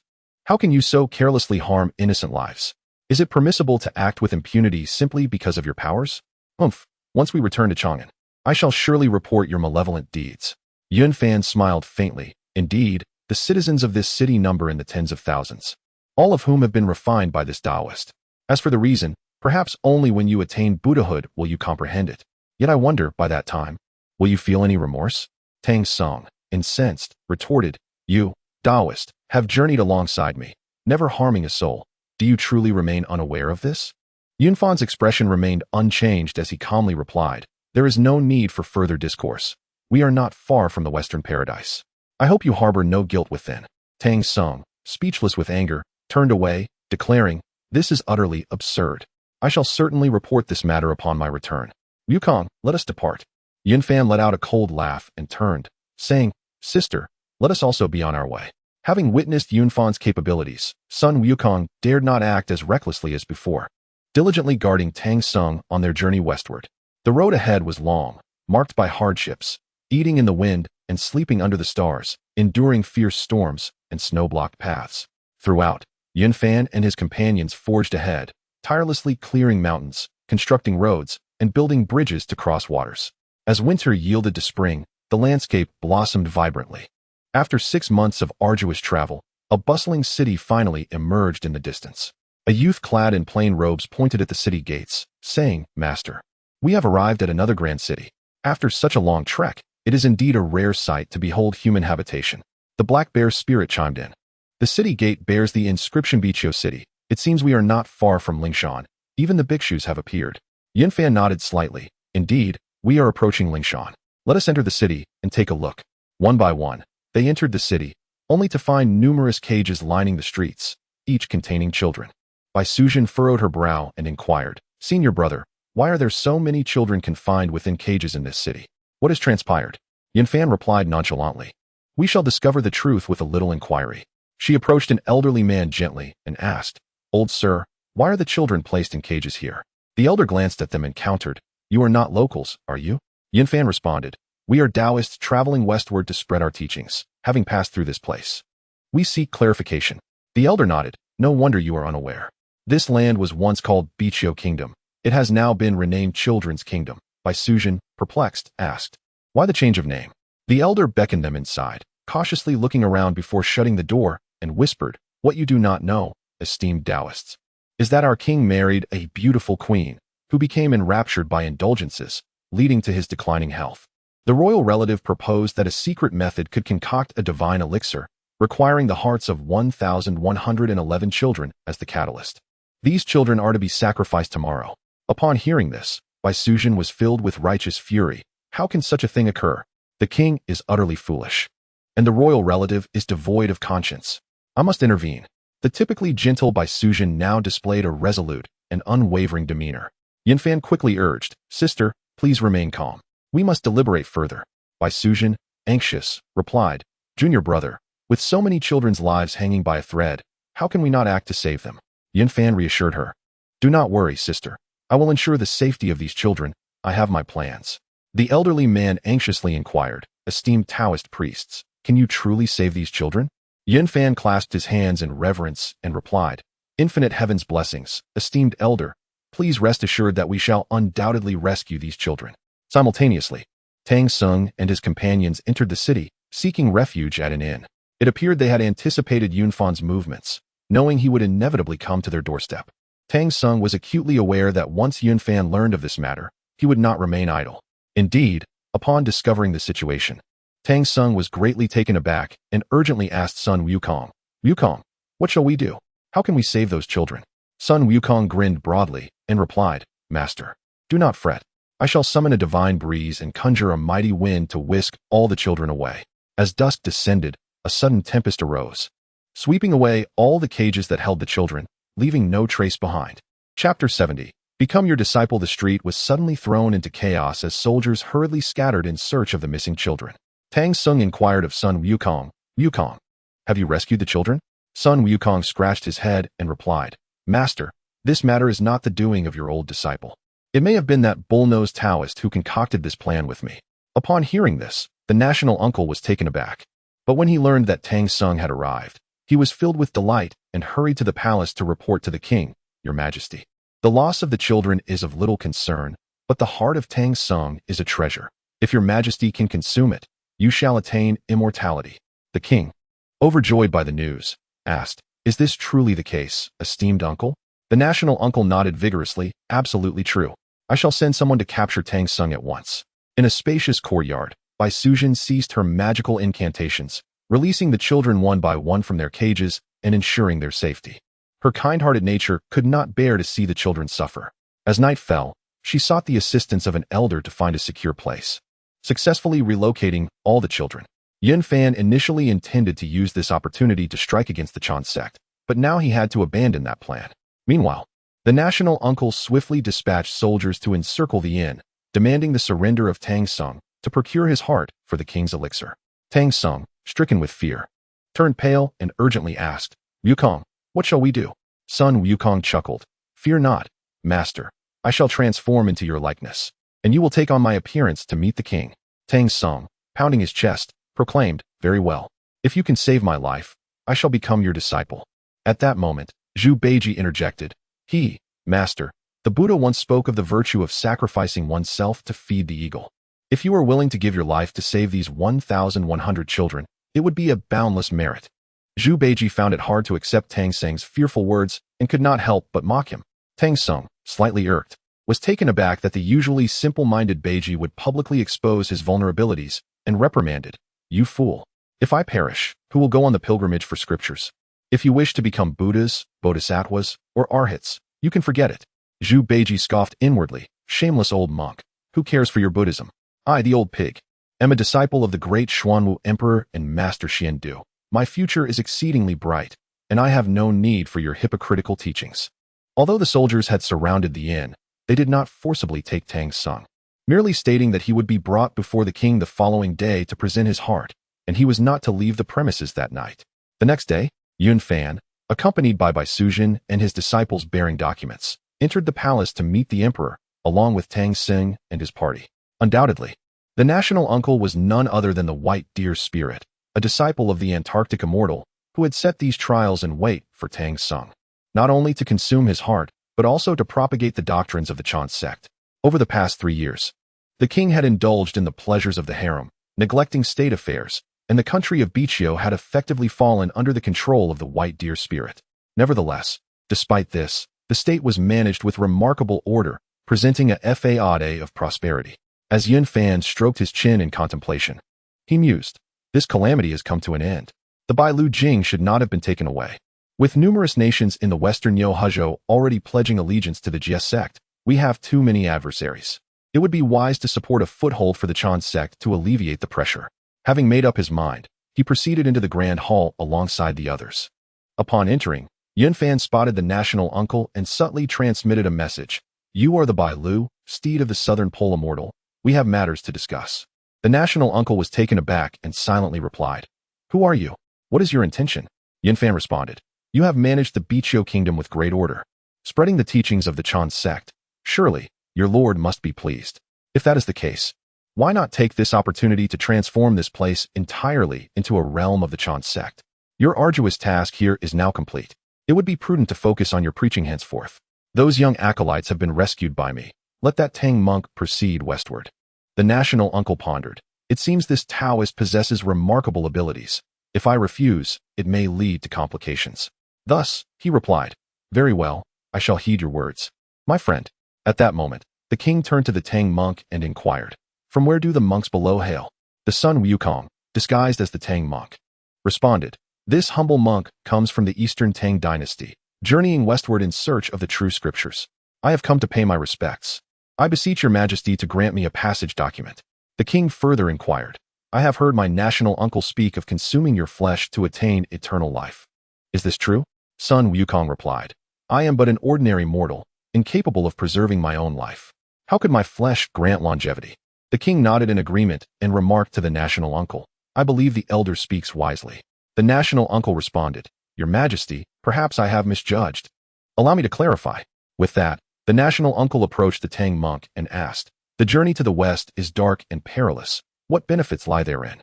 Sun Wukong, still in disguise as the Tang monk, replied, "The west is the realm of ultimate bliss. How could it be otherwise?"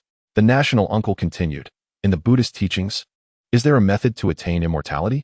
Can one achieve an undying form?" Sun Wukong joined his palms and replied, "If one can forsake all worldly attachments, empty the myriad forms, and maintain a mind free of distractions, one may enjoy boundless longevity." Yun Fan observed the monkey's performance with admiration, thinking, "It seems this monkey has genuinely submitted. It must be the work of Guanyin." At that moment, the Tang monk, embodying Sun Wukong, nodded in agreement with his own discourse, internally praising, "Wukong speaks splendidly. He has truly grasped the essence of Zen." The national uncle, upon hearing this, laughed heartily, gasping for breath, and pointed at the Tang monk, exclaiming, "Ha, ha ha, you monk, your words are utterly ridiculous." In the depths of silence, one must perceive the essence and illuminate the heart. How can you discern from whence this essence arises and where it ultimately ceases? Merely sitting in meditation is but a blind and futile endeavor. As the saying goes, sit, sit, sit, until your very being suffers. When the flames of urgency encroach, calamity follows. Unbeknownst to many, we cultivators possess resilient bones, and those who understand the Tao have awakened spiritual awareness. In this world, only the Tao can truly be regarded as noble. Upon hearing this, Yun Fan repeatedly exclaimed, "Wonderful, wonderful." Indeed, the Duke of the Nation possesses profound insight.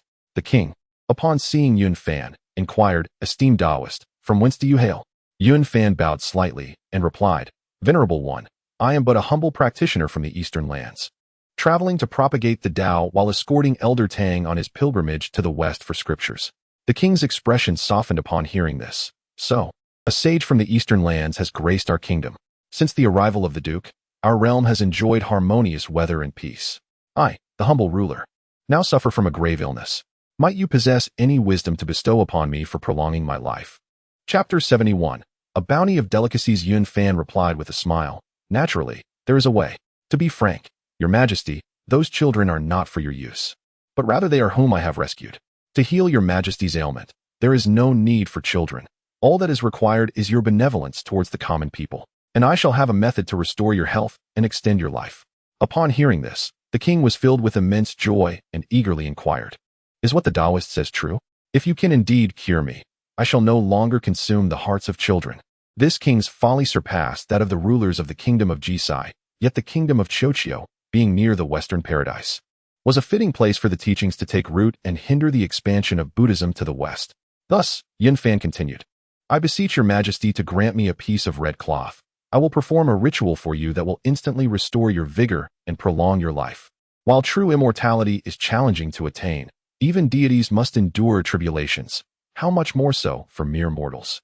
However, I can bestow upon you an additional 300 years of life. Upon hearing this, the king abruptly stood up. Is what you say truly the case? I have always harbored doubts about immortality, but to live an additional 300 years would indeed leave me satisfied. Quickly, fetch the red cloth. The king, swayed by the allure of immediate benefit, was thoroughly captivated by Yun Fan's words.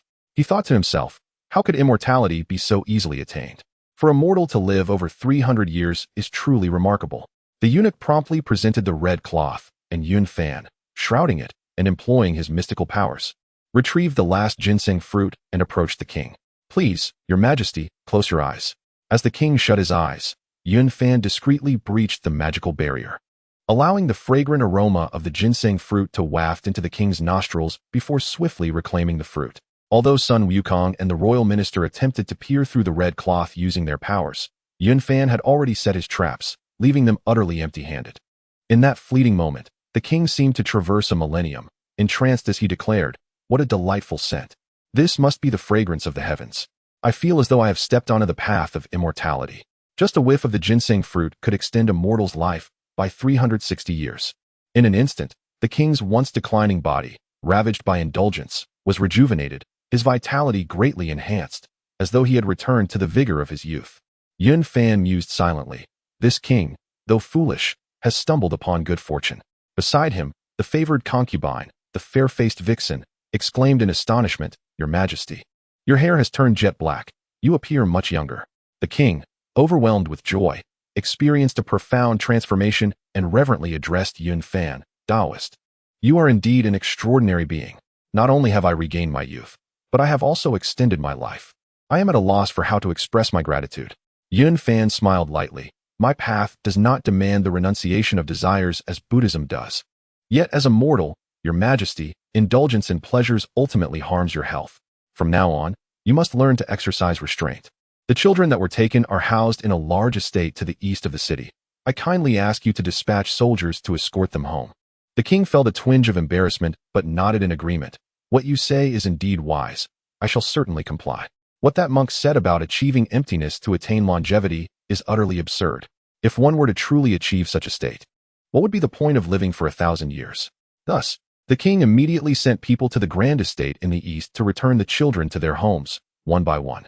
The king promptly declared, Since the Taoist priest imparts teachings, might you leave behind the scriptures for me to disseminate? Yun Fan had no intention of widely propagating the teachings of the in this place. Upon the king's inquiry, he replied, Indeed, the Huanghuang scripture shall serve as the foundation, supplemented by the classics of the three pure ones. The king nodded with delight. Excellent. Then I shall trouble you to leave the scriptures. Given that this land was primarily under the influence of the, Yun Fan decided to leave behind only a moderate collection of Taoist texts, deliberately omitting the scriptures of. With the presence of the white deer spirit, it was neither appropriate nor necessary to propagate the teachings of here, disguised as an elderly Taoist. The white-boned spirit stroked his beard with a smile, contemplating. This arrangement suits my desires perfectly. What this Taoist says is indeed reasonable. I shall remain in this land of the monk king, aiding thee in its flourishing. The master will surely be greatly pleased to learn of this. All was met with great joy. Throughout the journey, Yun Fan, while promoting the teachings of, also subtly propagated the classics of humanity, thereby weaving together various interests. As the monk king belonged to it was certain that if the Buddhist sect were to attack in the future, it would galvanize the three teachings to resist together. Presently, with still short-staffed, there was no need for them to bear the burden alone. Once matters were settled, the king no longer mentioned the desire to consume Tang Seng's heart and liver, losing interest in him, and instead prepared a banquet to entertain. This nation inherently revered beauty and was already averse to the stringent rules of the Buddhist sect. Upon hearing Yunfan's words, they felt even more aligned with their sentiments. The king warmly invited, "Please, Taoist, take a seat. I have prepared a modest wine to express my gratitude for your kindness." Yunfan smiled faintly. "There is no rush for feasting. Your Majesty should first arrange our travel documents." The king, of course, would not refuse and promptly affixed the imperial seal to the documents for Yunfan and Tang Seng. After receiving the documents, Yunfan inquired, "Your Majesty, have you heard of the Eastern Lion Camel Kingdom?" The king was taken aback momentarily before responding, "I have heard a little, but it has been centuries since anyone from the East has come. I learned of it only from historical records. Since you hail from the Lion Camel Kingdom, do you have news to share?" Yunfan nodded slightly and spoke, "Your Majesty, 500 years ago, the kingdom of Sage was overrun by a horde of demons, and the royal family and citizens suffered greatly. By that time, I had already eradicated all the demons. Would your Majesty consider incorporating the Lion Camel Kingdom into your domain? Now, it is free of demons. If we could establish a trade route to the Zhuzi Kingdom, it would be a boon for both parties." He then vividly recounted the tragic state of the Lion Camel Kingdom. Upon hearing this, the king felt a chilling dread run down his spine and bowed in gratitude. "Thank you, true sage, for your efforts in ridding us of evil. The proximity of the Lion Camel Kingdom to our own, coupled with such calamity, is indeed alarming." Learning that it was a land without a master filled the king with joy, and he immediately dispatched someone to take control. Following the conquest, the territory nearly doubled in size, bringing him immense satisfaction with his expansionist endeavors. Yunfan mused inwardly, "The vast realm of the monk king will undoubtedly allow it to spread its doctrines widely. In doing so, it will effectively block the Buddhist sect's eastward transmission. Jiangxia. Let us see if you can still relinquish your grasp once you taste the sweetness of increased fortune." After finalizing the travel documents, it was already midday, and the king hosted a banquet for all. The feast was abundant, featuring a wide array of delicacies, poultry, fish, meat, and a variety of exotic delicacies. The king frequently raised his cup in toasts, and although Yunfan and the others could sustain themselves without food, they gladly partook in the drink to show respect. Upon realizing that his life was no longer in jeopardy, the monk Tang Seng seized the opportunity to restore his true appearance while accompanying Sun Wukong to the restroom. Noticing that Tang Seng had not touched his chopsticks, the Grand Duke inquired, "Esteemed monk from the eastern lands, why do you refrain from partaking in the feast? Is the fare at my royal banquet unpalatable?" With hands clasped in reverence, Tang Seng replied, "Ba, I am but a humble monk, abstaining from meat and wine. I kindly request some vegetarian fare." The Grand Duke sighed softly, remarking, "You monks are perplexing in your pursuits. You eschew beauty, deny yourself exquisite cuisine, and refrain from fine wines. What joy can there be in that so-called paradise? If it is longevity you seek, observe the immortal Yun Jinren, who indulges in meat and revelry, surrounded by enchanting companions, yet remains ageless." The king nodded in agreement, stating, "What the Grand Duke says is indeed true.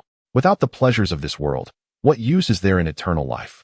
Tang Seng found himself momentarily at a loss for words, uncertain of how to respond. He was not devoid of desires. Throughout the journey westward, he referred to those of ordinary beauty as female benefactors, those of striking appearance as female bodhisattvas, and to the exceptionally beautiful, he even bestowed the title of My Lady. Chapter 72. Searching for the whereabouts of Tang Seng adhering to the original trajectory, had it not been for the disturbances caused by the scorpion spirit, Tang Seng might have already succumbed to mortal desires in the kingdom of daughters. The golden-nosed, white-haired rat demon was the only one he had referred to as My Lady throughout his journey. At this moment, faced with the inquiries of the national lord and the king, Tang Seng could only lower his head and chant the Buddha's name to conceal the turmoil within. Ba. At this juncture, Yunfan spoke up. "Your Majesty has prepared a sumptuous feast. However, as Tang Zhonglao observes a vegetarian diet, perhaps your Majesty could also prepare some vegetarian dishes to express your respect." With Yunfan's intervention, the king graciously acquiesced, providing Tang Seng and his companions with a selection of vegetarian dishes and bread. Meanwhile, Yunfan engaged in a convivial exchange with the king and others. Relishing an array of delicacies, including sea cucumbers and shark fins, creating a lively atmosphere. In stark contrast, Zhu Beiji, with cheeks stuffed to the brim, felt an inner resentment. Muttering under his breath, "This monk, what a pretentious act. Truly a hypocrite." Once the meal concluded, preparations for their westward journey resumed. Although the sun had not yet set, and the king made several attempts to persuade them to stay, Yun Fan politely declined. Tang Song, eager to pursue his quest for the scriptures, did not wish to delay. Thus the group continued on their journey. Tang Seng's emotions were tumultuous as he neared the western paradise, yet the many kingdoms of Xinyo Hezhou adhered to Taoism, prompting a deep sigh within him. These sentient beings are fated to remain estranged from the teachings of Buddhism. It is indeed lamentable. They are forever mired in worldly pleasures, unable to attain salvation, which is truly pitiable. After passing through the Bhikshu kingdom, the group faced another arduous segment of their journey, having long since grown accustomed to the hardships of traveling through wind and rain. Fortunately, the various demons and venomous creatures along the way had been cleared by Yun Fan and his companions, ensuring a safe passage. A year swiftly passed, marking the arrival of March, when the blossoms began to bloom. On this particular day, they found themselves in a dark pine forest. Concurrently, within a bottomless cavern, a man and a woman were engaged in hushed conversation. The woman, clad in white, possessed a graceful figure and breathtaking beauty. The man, however, bore a fierce countenance, revealing his status as a demon king. The woman spoke. "Huangshu, why are you here as well?" This individual was none other than the Huangshu Jing, previously spared by Yun Fan. He replied with a wry smile. "Bai Shu, do not mention it. I was initially tasked by the Bodhisattva to capture Tang Sun, but I encountered a person who effortlessly subdued me. I was so frightened that I dared not move. Now, the Bodhisattva has commanded me to assist you in bringing some calamities upon Tang Sun." The woman was indeed the Lady of the Earth, known as the Golden-Nosed, white-haired rat demon. Upon hearing this, she frowned. "Is there truly such a formidable expert? I have been waiting here for Tang Sing to pass by. He possesses the primordial yang body cultivated over 10 lifetimes. I wish to unite with him once, absorbing his primordial yang with my unbroken primordial yin, which would aid me in ascending to the realm of Tai Golden Immortal. Will Yun Fan thwart my plans?" Huang Shu sighed. "Your beauty has long captivated my heart. Tang Sung is truly fortunate." Bai Shu scoffed. "Do not harbor such delusions. In your current state, I have no interest in you. If you wish to capture Tang Sung, go ahead. I possess the 3 mystical winds, which can easily bring him to me for my enjoyment." Huang Shu hastily cautioned. "This will not do. We are merely tasked to create difficulties. If you were to disrupt his primordial yang, the Buddha may very well hold us accountable." The white rat let out a cold laugh, saying, "Enough with the pretense. Who doesn't know we all hail from the spirit mountain? Which Buddha does not covet wealth? Which Arhat is not tempted by desire? As long as we remain silent, even if the Buddha finds out, he can only acquiesce." The yellow rat shook his head and sighed. "Alas, a fine cabbage has been ravaged by swine. Once I capture him, will you allow me to?" The white rat covered his mouth and chuckled lightly. "There is no advantage in such an exchange. Let us speak of it when I attain the status of Tai Golden Immortal. As long as you comply, rewards will naturally follow." The yellow rat beamed with joy and replied, "All right then, for your cultivation, I, the yellow rat, shall seize the monk Tang for you. However, once you've had your turn, that monk will belong to me." The white rat snickered slyly and urged, "Hurry along, but be cautious." Upon hearing this, the yellow rat immediately leapt into the air, departing the bottomless pit to seek out Tang Seng's whereabouts. This time, he had learned to be clever. Aware that Yun Fan was ahead, he chose to take a detour and stealthily maneuvered to the rear. As dusk fell, a temple emerged ahead, its plaque inscribed with the characters for Jinhai Temple. The black bear, noticing this, inquired, "Master, there is a temple ahead. Should we not investigate?" Upon seeing Jinhai Temple, Yun Fan realized they had entered the territory of the white rat spirit. This particular spirit was the only demon whom Tang Sung regarded as a woman along their journey, and Yun Fan felt a twinge of curiosity about her beauty. He suggested, "It is getting late. Surely Tang Sung will seek lodging, and we should do the same." Just as they were about to knock on the door, a sudden chill swept through, accompanied by a thick, pervasive aura of malevolence. Yun Fan, sensing the heavy demonic energy, exclaimed, "Such a dense aura of malevolence. The wind is blowing from behind us. Look." Bai Sujin also perceived it and asked, "Junior brother, Tang Sing has been captured again, hasn't he? What shall we do?" Yun Fan nodded in response. "Indeed, he has been taken, but this wind feels familiar." "Familiar? What do you mean?" Bai Sujin queried, her brow furrowed in confusion. The black bear interjected, "Master, you may be unaware, but previously, When my master and I were at the Huanghuang cave in Huanghuang Ridge, we encountered a similar wind. It resembles the Samadhi divine wind. Could it be that the yellow rat has come here? Yunfan pondered deeply, secretly surmising, it is highly likely. Both the yellow and white rats escaped from Spirit Mountain. They must be acquainted. It seems that the yellow rat has indeed arrived. Meanwhile, Sun Wukong soared through the skies on his somersault cloud, searching high and low, while Zhu Beiji remained leisurely, thinking to himself, that monkey is busying himself for naught. Fine by me, I can take a breather. Brother Yun has not involved himself in this matter. He must have his own plans. Well, I, old pig, shall not concern myself with it. Sha Xing anxiously implored, second brother, master has been captured by a demon. Zhu Beiji replied nonchalantly, yes, I am aware.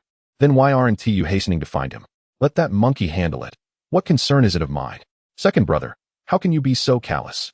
Junior brother, when you were cast down to the mortal realm, did master not entrust anything to you? Sha Xing lowered his head and replied, I was merely rescued by the Bodhisattva Guanyin, who enlightened me, and thereafter I followed master in his cultivation. Nothing else was mentioned. Zhu Beiji pondered to himself. It appears that this is an outer disciple who has not garnered much attention from the heavenly teacher, which is rather pitiable.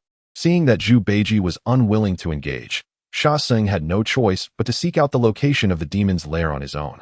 Yun Fan addressed by Su Zhan, saying, Sister, you and the others should rest here. I will go investigate the whereabouts of the demon's cave.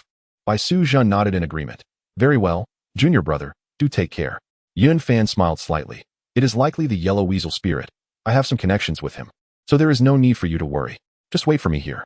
With that, he soared into the clouds, heading straight towards the Xiankong mountain and the abyssal cave. Sun Wukong, observing this, felt a twinge of curiosity. Does this Taoist know where the master is? He quietly followed behind.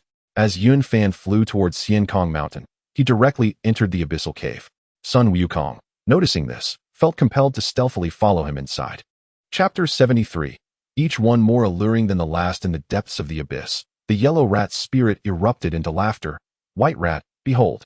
The moment I made my move, the monk Tang was captured. The white rat demon responded with a light chuckle. Well done. Did the venerable Tang elder feel frightened? Tang Song, still shaken, found his gaze drawn to the striking beauty of the white rat demon, and his heart fluttered. He then spoke. Fair maiden, I am but a monk journeying to the western paradise to seek scriptures. I implore you to allow me to continue my pilgrimage. The white rat demon covered her mouth in a gentle laugh. Oh, venerable elder, do not be in such haste. With this beautiful moment at hand, why not spend some time with me before you embark on your journey? I had hoped to bind our fates together, but the matter is urgent. If you share my chamber, I shall ensure your safe passage. How does that sound? Such a proposition cannot be entertained. Fair maiden, please reconsider. I am a monk, bound by vows, and cannot break my precepts. Tang Sung replied, covering his face with his sleeve, his countenance flushed with shame. Yet, despite his words, his mind was in turmoil.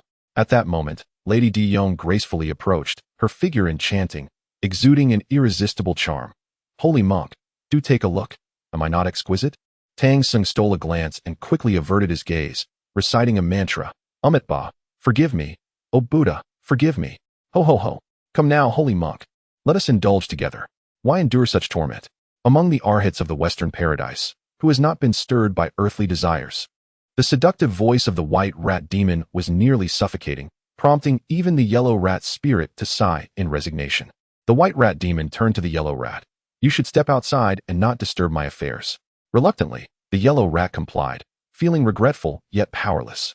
With only the white rat and Tang Sung remaining in the room, she sweetly beckoned. Holy monk, now that we are alone, let us proceed.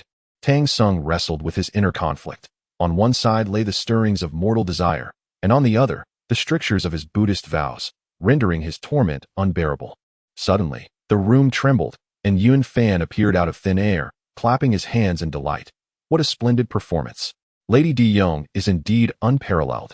The white rat was poised to undress Tang Sung when she heard his voice and quickly withdrew her hands, asking in alarm, Who are you? How did you come here? Tang Sung, seizing the opportunity, shouted, Yun Daozhong, save me.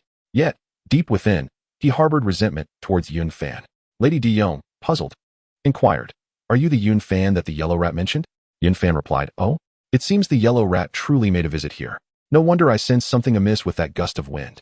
The white rat, filled with fury, drew her twin swords and demanded, What do you intend to do? Yun Fan chuckled lightly. Put away your swords. You are but at the pinnacle of the golden immortal rank, while I have already attained the great Luo golden immortal status. Resistance is futile. Fear gripped the white rat, and she relinquished her weapons, pleading, "Spare me, immortal. I meant no harm. I captured Tang Xing only to borrow his yang energy for my breakthrough." Yun Fan approached her, gently caressing her chin. "Indeed, you are a captivating creature. Among all the demons I have encountered on this journey, you are the most enchanting, even stirring my own heart." The white rat replied in a hushed voice, "Immortal, if you would assist me in breaking through to the Tai Golden Immortal, I would willingly serve you." Tang Xing, observing the exchange, felt a tangle of emotions. As a practitioner himself, he noted how Yun Fan received honor and respect, while he was subjected to numerous indignities. Chapter 123. The soft and delicate white rat demon. At that moment, a commotion erupted outside, followed by a startled cry, which was soon joined by the voice of the yellow rat. "Who are you? How dare you intrude? Monsters, did you abduct my master? Return him at once, or I, the great sage, will dismantle your lair." Without a doubt, it was Sun Wukong's furious roar. Upon hearing this, Tang Xing felt a surge of joy and hurriedly called out, "Wukong, I am here." Yun Fan glanced at Lady of the Earth Surge and spoke calmly, "Since the monkey has come knocking, let him ascend." Lady of the Earth Surge nodded in agreement, saying, "Very well, I shall follow the Celestial's arrangements. This little demon will comply." She then commanded her servants to open the door, allowing Tang Xing to exit. Tang Xing rushed outside, eager to find Sun Wukong. Meanwhile, the yellow weasel, infuriated by Sun Wukong's audacity, brandished a trident and charged forward to confront him. As Yun Fan prepared to step outside, Lady of the Earth Surge suddenly dashed over to close the door, then, weakening, fell into Yun Fan's embrace. "Celestial, do you find this little demon pleasing to the eye?" Her voice was enchanting, capable of melting hearts, as her white robe slipped, revealing skin as pure as jade.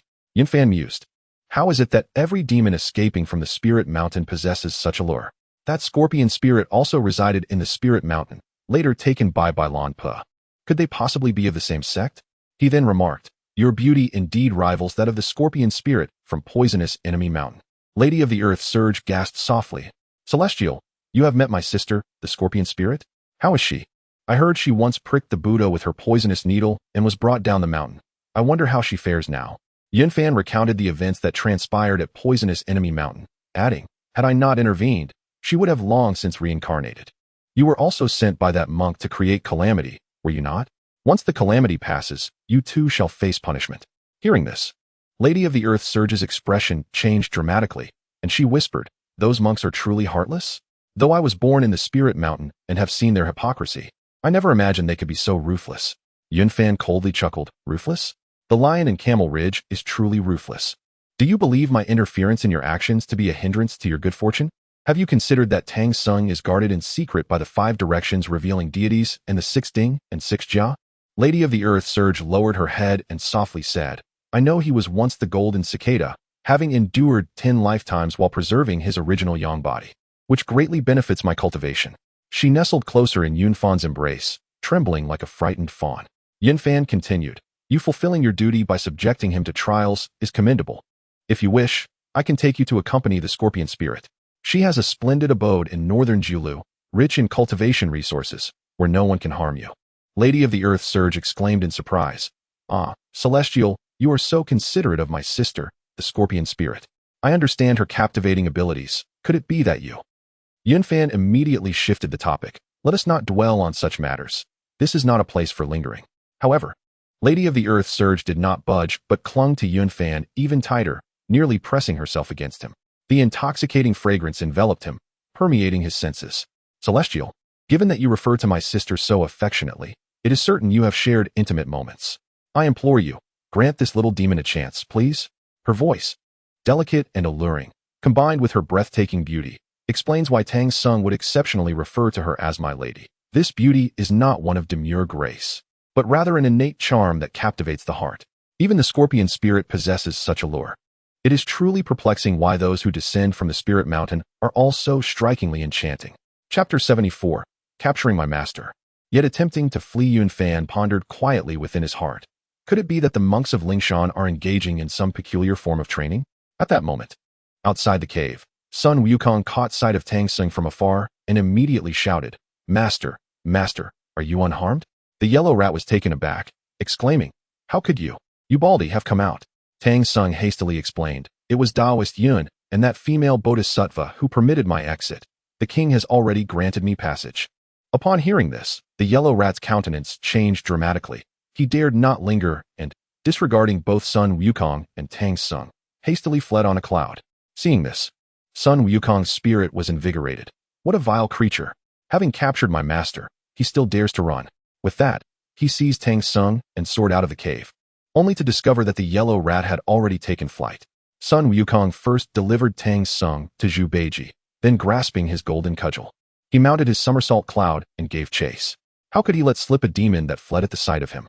Alas, he remained oblivious to the fact that the yellow rat truly feared Yun Fan, not him, and he had entirely dismissed Tang Seng's warnings. Afterward, Yun Fan addressed Lady Di Yong, saying, "You should go to Beiju Luzhou to find the scorpion spirit. She will arrange your accommodations, allowing you to cultivate in peace. Take these few golden pills with you. They are sufficient to assist you in attaining the realm of the Tai Golden Immortal." Lady Di Yong responded with a gentle demeanor.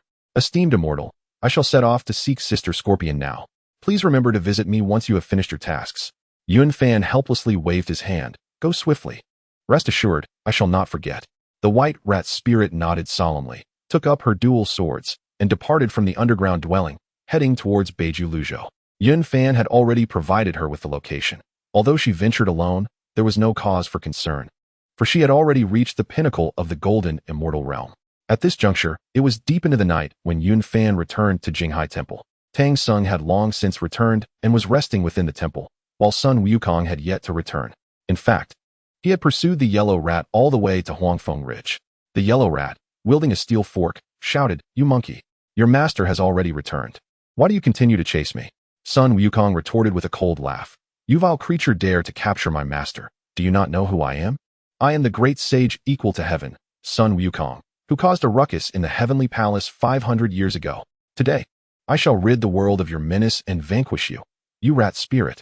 The yellow rat glanced around, confirming that no one was following, and coldly declared, "What a sharp-tongued, ugly monkey.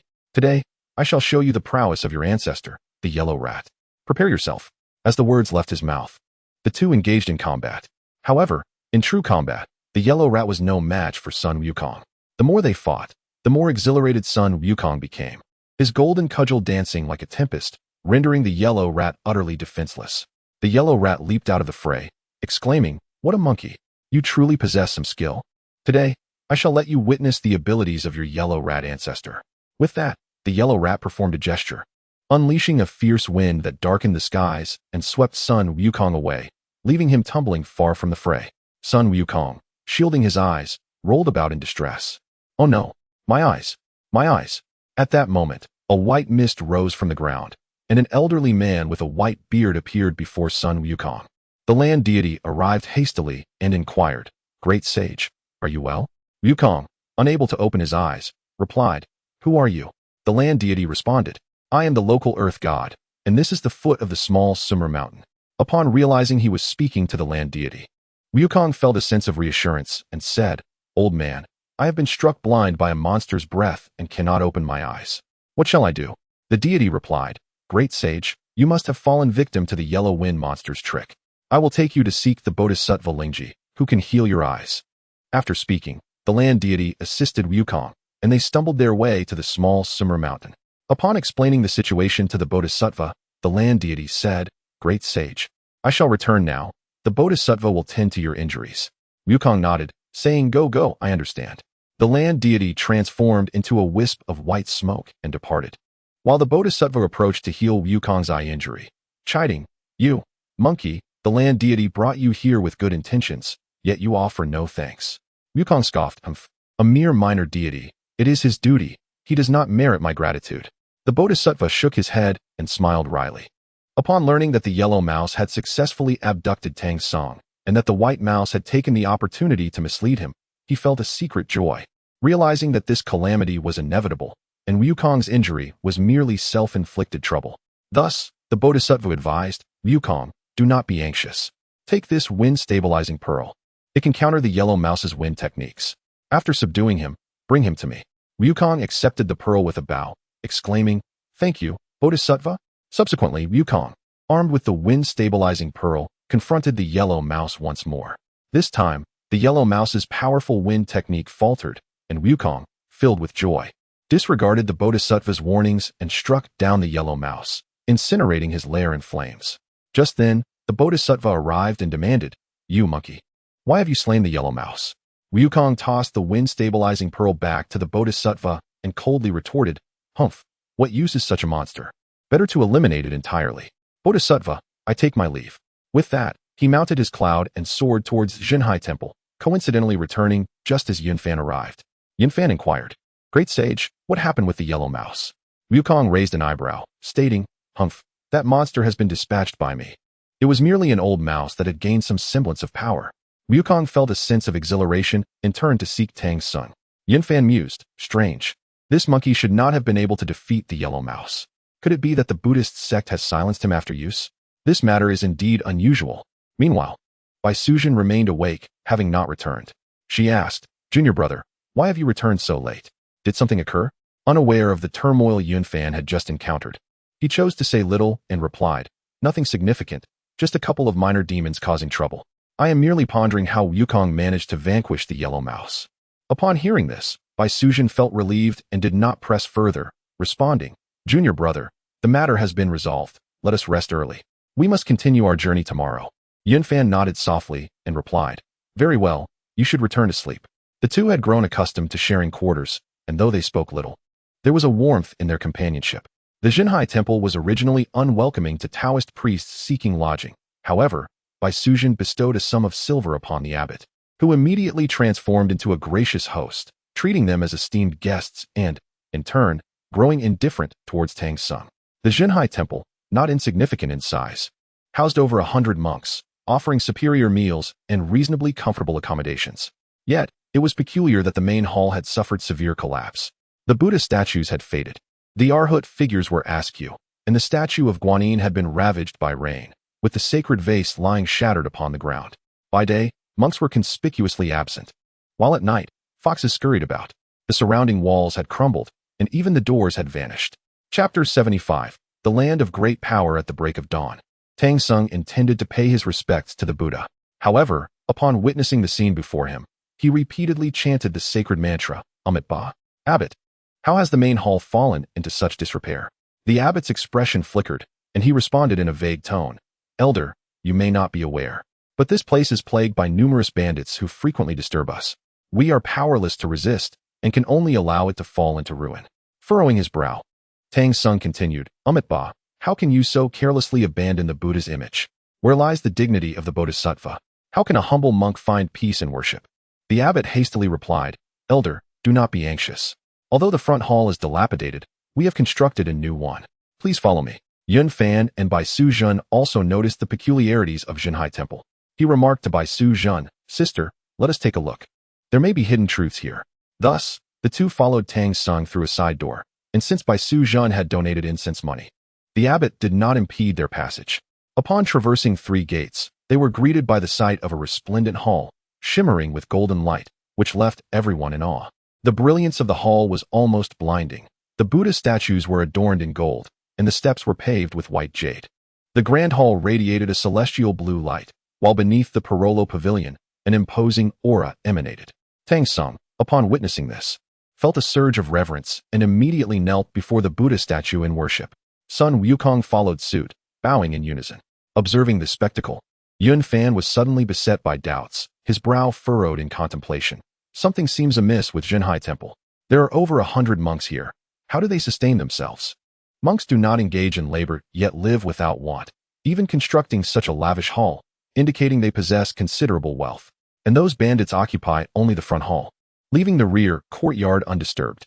Could it be that this wealth has been seized by the bandits? Or perhaps the monks assist the bandits in disposing of stolen goods? A sudden thought flashed through Yunfan's mind, prompting him to exclaim, "Beyond lies the kingdom of Miefa. I have heard that their king vowed to slay 10,000 monks. Might this be connected to what we have just witnessed?" After Tang Sung completed his worship, the two groups resumed their journey westward. Yunfan had already formulated a plan and resolved to venture into the kingdom of Miefa for further investigation. As they set off, the season was at the cusp of spring and summer. The group traveled for 2 full months, and ahead loomed a magnificent city. Throughout their journey, Guanyin had not appeared to offer warnings, perhaps having foreseen Yunfan's presence and choosing not to intrude. Bai Suzhen pointed joyfully toward the grand city, exclaiming, "Junior brother, behold that magnificent city. Its splendor undoubtedly signifies a land of great power." The group gazed upon the city, vibrant with joy and harmonious light. Its ornate towers and gilded structures captivating the eye. The streets bustled with leisurely passers-by, teeming with life and activity. Yet, above the city gate, 3 bold characters loomed, Mia Fagua. The strokes were strong and vigorous, yet they inexplicably evoked a sense of intrigue. Unable to contain her curiosity, Bai Suzhen inquired, "Junior brother, why is this place called Mia Fagua?" Yunfan smiled enigmatically and replied, "Sister, we shall soon find out when we proceed further." In truth, Yunfan had already formed a hypothesis in his mind. He was not in haste to reveal it. After all, Tang Sung had faced over 30 trials on their journey thus far, and even if another challenge awaited, it would not be a cause for alarm. As they drew ever closer to Lingshan, he realized that excessive interference on his part would only serve to unsettle the esteemed Buddhas. It would be more prudent to act in accordance with the prevailing circumstances, thereby providing some measure of reassurance to those exalted beings. Thus, Yunfan led the group to the city gates, entering the metropolis with purpose, heading straight for the official residence designated for foreign guests. There, they presented their travel documents and requested an audience with the king. Bai Suzhen inquired once more, "Might I ask, esteemed sir, why is your nation referred to as the country of annihilation? Is there a particular significance behind this name?" The official, wearing a congenial smile, replied, "You may not be aware, esteemed Taoists, that our land was not always known by this moniker. 2 years ago, the king vowed to eliminate 10,000 monks. To date, 9,996 have been dispatched, leaving only 4 to fulfill his grand aspiration." Bai Suzhen, astonished by the official's tone of elation, exclaimed, "How can this be? Has the sovereign been misled by slanderous whispers to enact such a deed?" The official waved his hand dismissively and clarified, "Not at all. What you may not know is that this realm once adhered to Buddhism, yet the nation languished in weakness. Since the eradication of Buddhism, the populace has found peace and prosperity.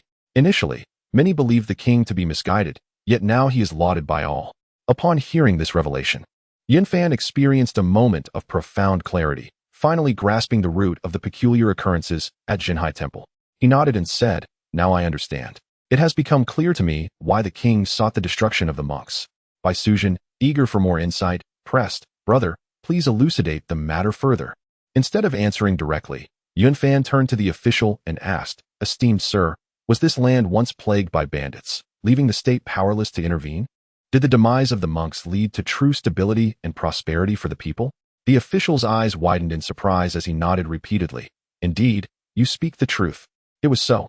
In the past, the abundance of monks weakened the nation, inviting rampant thievery, with no military might to counteract it.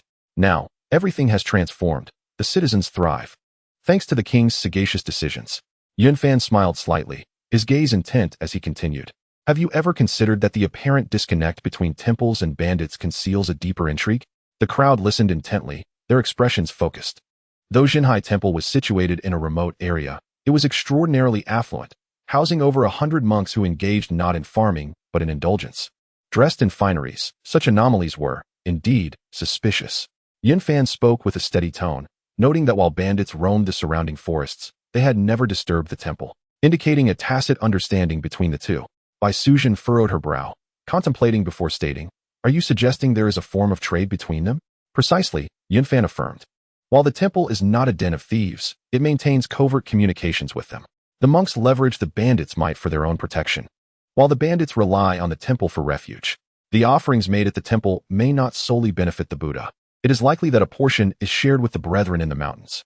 The black bear spirit, utterly astounded, could not help but exclaim, "This is too outrageous. Monks and thieves, collaborating." Yunfan gently shook his head. "It is not collaboration, but rather coexistence. In times of chaos, with the government powerless and the populace suffering, temples seize the opportunity to amass wealth while bandits exploit the situation to thrive, each fulfilling their needs, thus maintaining a fragile peace." The official nodded vigorously, his expression one of deep respect. "What you have articulated is akin to dispelling clouds to reveal the sun. It has truly enlightened me." Bai Suzhen gazed at Yunfan, her eyes brimming with admiration. "Indeed, my junior brother possesses a meticulous mind. capable of discerning the underlying intricacies with a single utterance. As her words faded, she softly inquired, "Why would the monk from Jinhai Temple willingly submit to the will of others instead of safeguarding himself?" Yunfan's lips curled into a faint smile as he replied nonchalantly, "What difficulty lies in this matter? The extermination of the French has rendered their existence untenable, prompting both bandits and monks to flee, mere fellow wanderers in misfortune. The robbers pillage along their path, yet return to find refuge within the temple's confines. Perhaps, when we passed through, it was merely their ill fortune that spared them from our encounter. In this world, love and hatred do not arise without cause. Should a ruler seek to eliminate monks, there must inevitably be a reason, reminiscent of the Celestial Dynasty's 3 martial emperors and their actions against Buddhism." Chapter 76. Wukong. Do you possess a method to extricate your master from peril? At that time, a yield of merely 200 or 300 caddies was deemed a divine blessing. Yet you all toiled not, spending your days in recitation and meditation. Were you capable of secluding yourselves without sustenance, it would be one matter. However, you still required food, thereby exacerbating the burdens upon the common folk, rendering their lives increasingly arduous. Thus, it aligns with the Buddha's teaching: life is suffering, and one can only hope for a better existence in the next life. Those struggling to survive turn to monastic life, perpetuating a vicious cycle that deepens the plight of the populace. Even more concerning, you cast the likeness of the Buddha from precious materials such as gold and bronze, directly depleting the national currency, which only adds to the woes of the people. Most infuriating is that temples occupy fertile lands yet evade taxation, compelling the sovereign to contemplate dire measures. Upon thorough examination, none could dispute the truth laid bare. Suddenly, a clamor arose outside the city, a cacophony of shouts and applause intertwining. "Look, for monks are approaching." Indeed, they were monks. Ha! The great wish of His Majesty is about to be fulfilled. Tang Song, bewildered and at a loss, could not comprehend why he was apprehended upon entering the city, nor why the populace harbored such disdain for monks. "Ba," he lamented, "I am a monk from the eastern Tang, here to journey to the west for scriptures.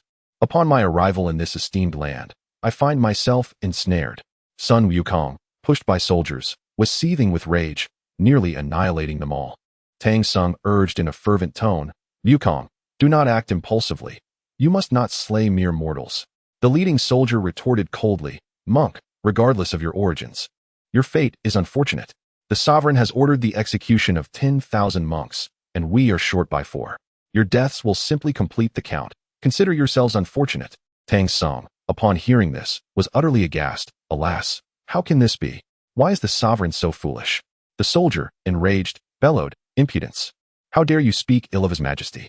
In these past 2 years, the sovereign has transformed a destitute nation into one of prosperity and stability. How can he be deemed foolish?" With a clank, the 4 were shackled and thrust into a cell, while a report of their capture was sent to the palace. Unaware of the warning from Guanyin, they had entered the city recklessly. In the dungeon, Tang Sung sighed deeply and softly inquired, "Wukong, do you have a way to rescue your master from this predicament?" Sun Wukong scratched his head and replied, "Master, the sovereign is indeed misguided. I do have a plan. I shall transform the entire populace into monks and see if he dares to execute them." Tang Sing's expression became complex, revealing uncertainty. After a moment, he spoke, "Ba, that may be well. The people here show such disrespect towards the Dharma. A slight punishment may not be unwarranted. The Buddha, in his compassion for all beings, seeks to alleviate suffering. Yet this nation dares to defy divine will and may face the torments of hell in the future. I shall certainly counsel the king to repent and turn towards goodness." Yunfan and others witnessed Tang Sing's group being captured yet refrained from intervening. They understood that their lives were not in jeopardy. Whether they faced an additional trial or not was of little consequence. The following morning, Yunfan resolved to personally visit the royal palace to procure the necessary documents for passage. Along the way, he pondered, that monkey is likely to stir trouble again tonight. Perhaps if he shaves the entire city bald, it would curb their arrogance. As anticipated, that night, the monkey transformed his golden staff into a razor-sharp blade, stealthily infiltrating the palace and shearing the heads of all, including the king, leaving no hair behind. The monkey believed it had executed its plan flawlessly, unaware that Yunfan had already deployed the water mirror technique, meticulously recording the entire process. The following day, as the king and queen arose to gaze into the mirror, they were horrified to discover their bald heads, causing them to be struck with shock. The entire city shared in this dread, with citizens wrapping their heads in cloths, fearful of being seen. At that moment, an official from the inn reported, "Your Majesty, 5 eminent individuals from the Eastern Tang dynasty are currently residing at the inn, seeking your permission to pass through." The king, in a state of disarray, quickly commanded, "Hasten to invite these esteemed individuals to the palace." Upon entering the Golden Hall, Yunfan and his companions bowed respectfully, stating, "Infinite blessings to the heavens. We, the humble Yunfan and others, pay our respects to your Majesty."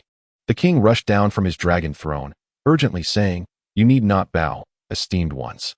I find myself perplexed and seek your guidance." Yunfan smiled gently. "Your Majesty's doubts have not escaped my notice." The king, filled with unease, implored, "Please, enlighten me. Is it not the case," Yunfan continued, "that your concern arises from the peculiar phenomenon of the entire city becoming bald overnight? It is not solely you and the queen who are affected. I fear that every citizen, be they official or commoner, is equally afflicted." Upon hearing this, the court erupted in astonishment, with the ministers casting fearful glances at Yunfan, exchanging looks of disbelief. The king, known for his autocratic nature, had previously ordered the execution of the monks without revealing the true reasons to his court. Although the ministers themselves had shaved their heads to become monks, they remained ignorant of the rationale and dared not speak, lest they provoke the king's wrath. At this moment, the king finally removed his hat, whispering, "My loyal ministers, you may also remove yours."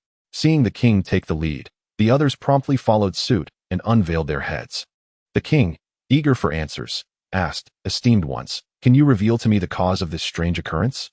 Have we angered some deity?" Yunfan did not respond directly, but instead inquired, "Your Majesty, I have observed that the common folk are unaware of your motives behind eliminating the monks. What is the reason for this?"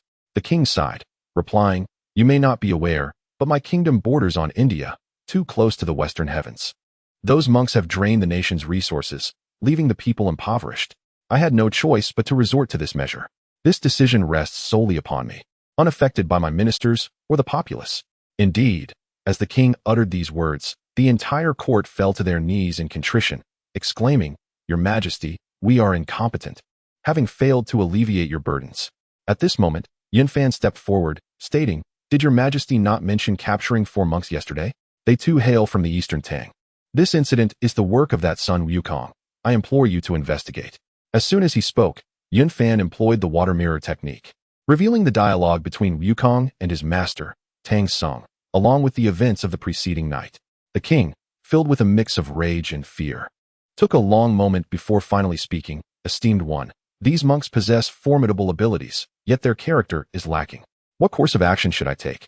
Yunfan bowed respectfully, advising, "Your Majesty, these 4 monks are not mere mortals to be slain. They possess great powers.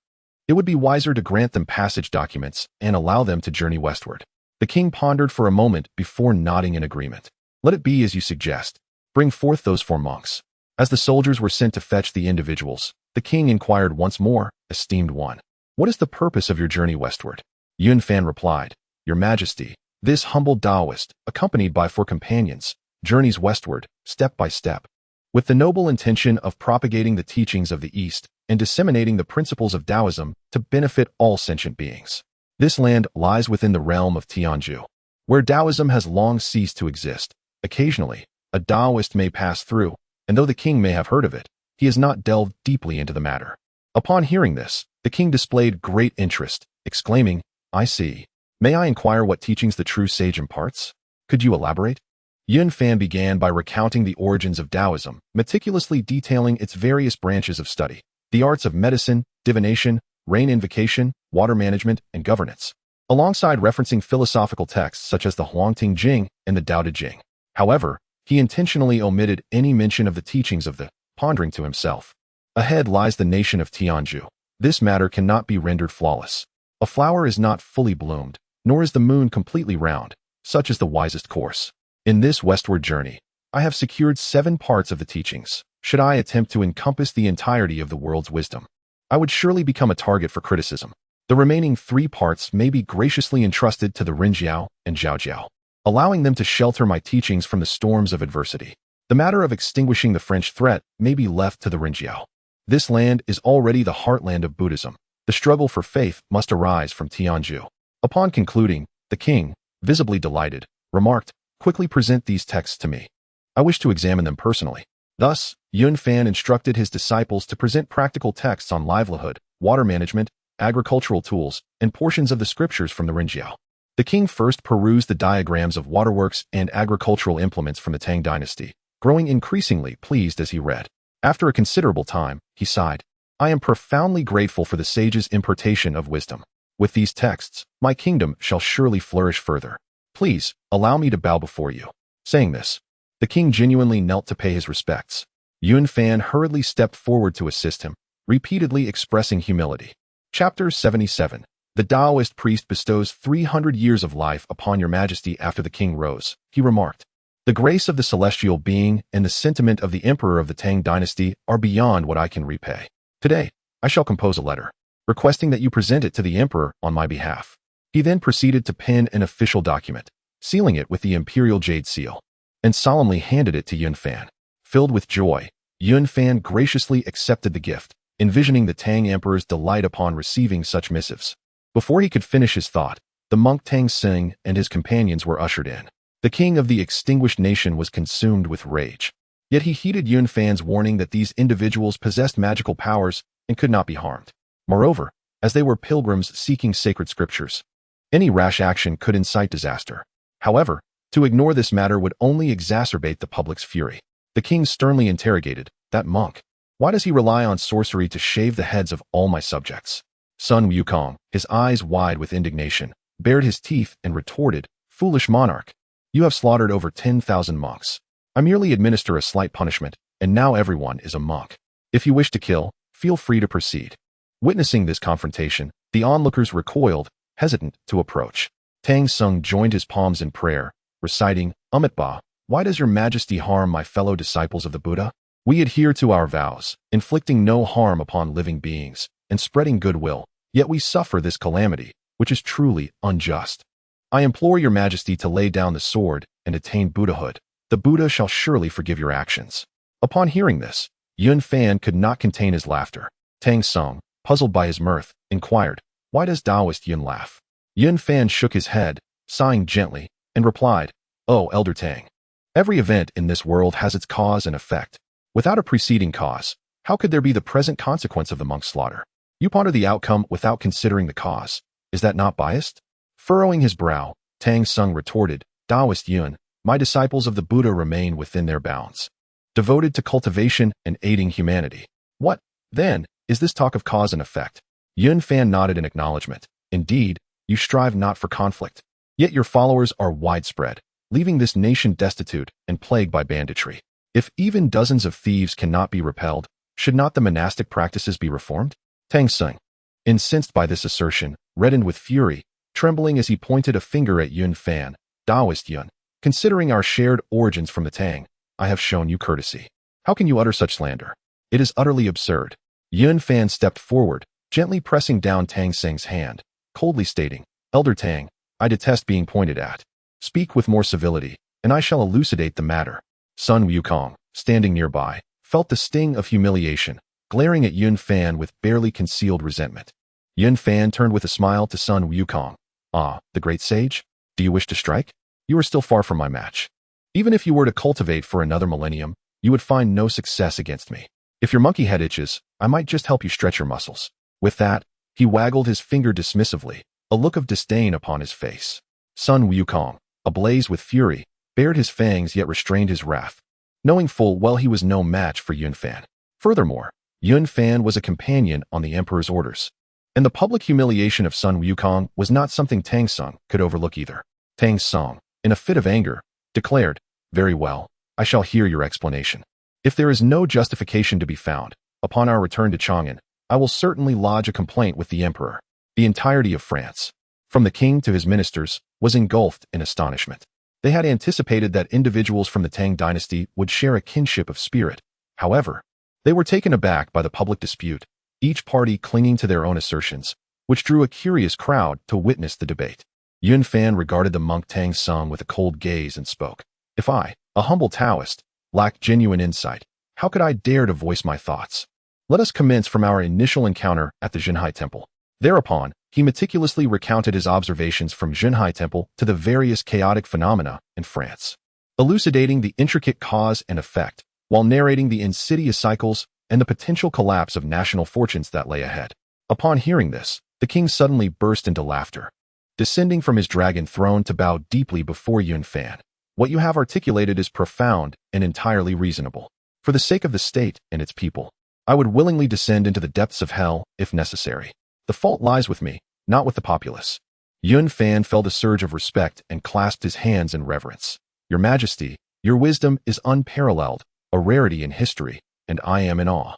Tang Seng's face flushed crimson, rendered speechless in his attempts to retort, ultimately resorting to indignation.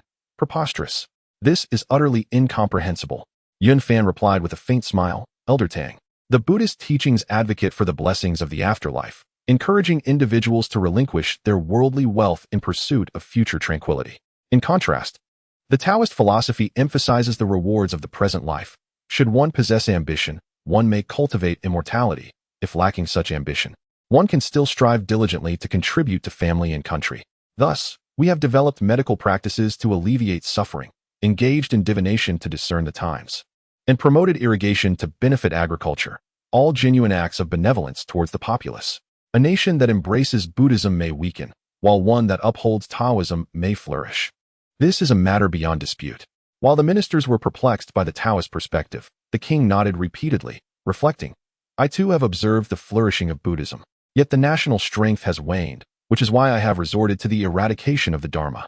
Tang Song, red-faced and unwilling, found himself unable to counter Yun Fan's well-reasoned points.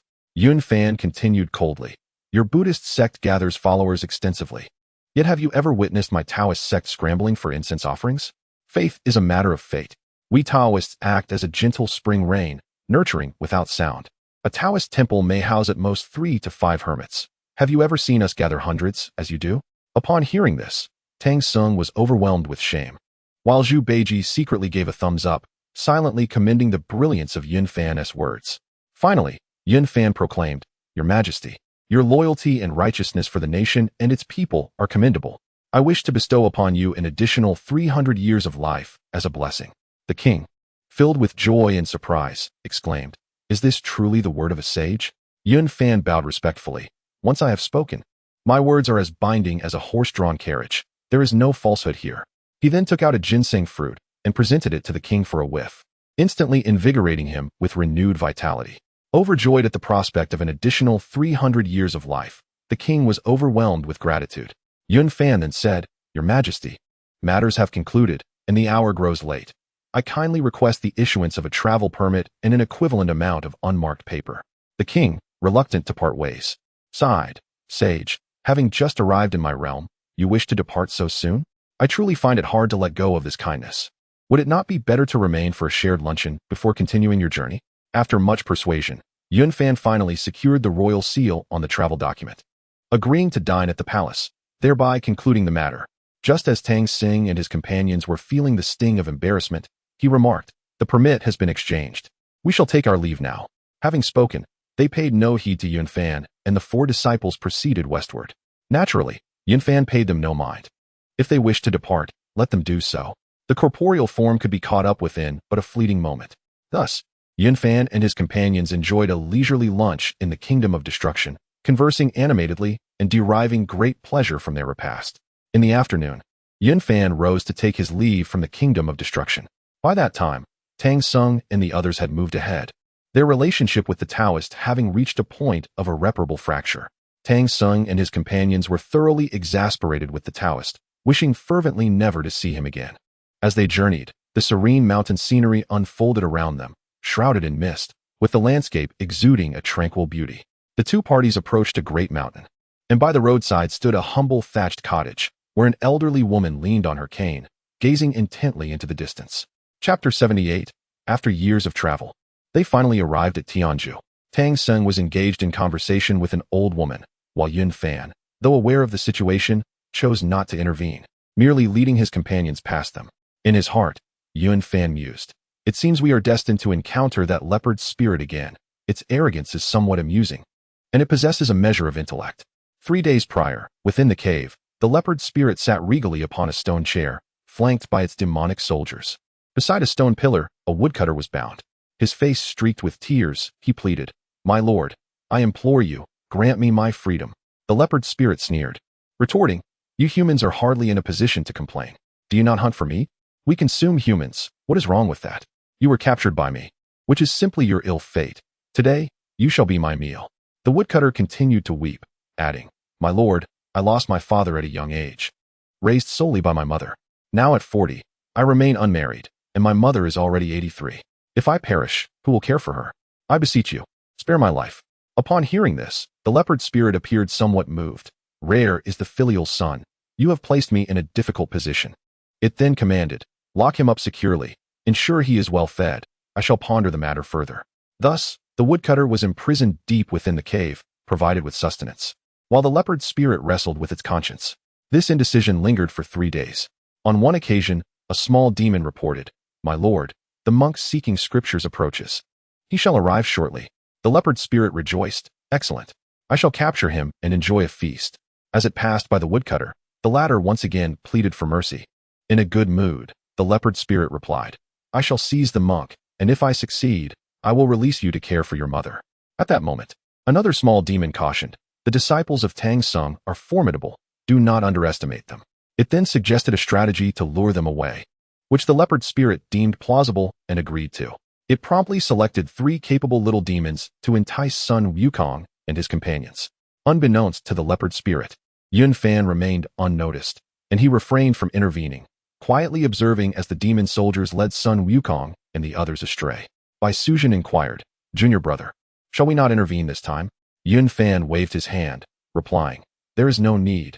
This is merely another trial, perfectly aligning with the 40 challenges. Let us not provoke Guanyin." Upon hearing this, Bai Suzhen found his reasoning sound and ceased further inquiries. The group stood by, watching intently. They beheld the leopard spirit, quite cunning, leading Sun Wukong and his companions in circles.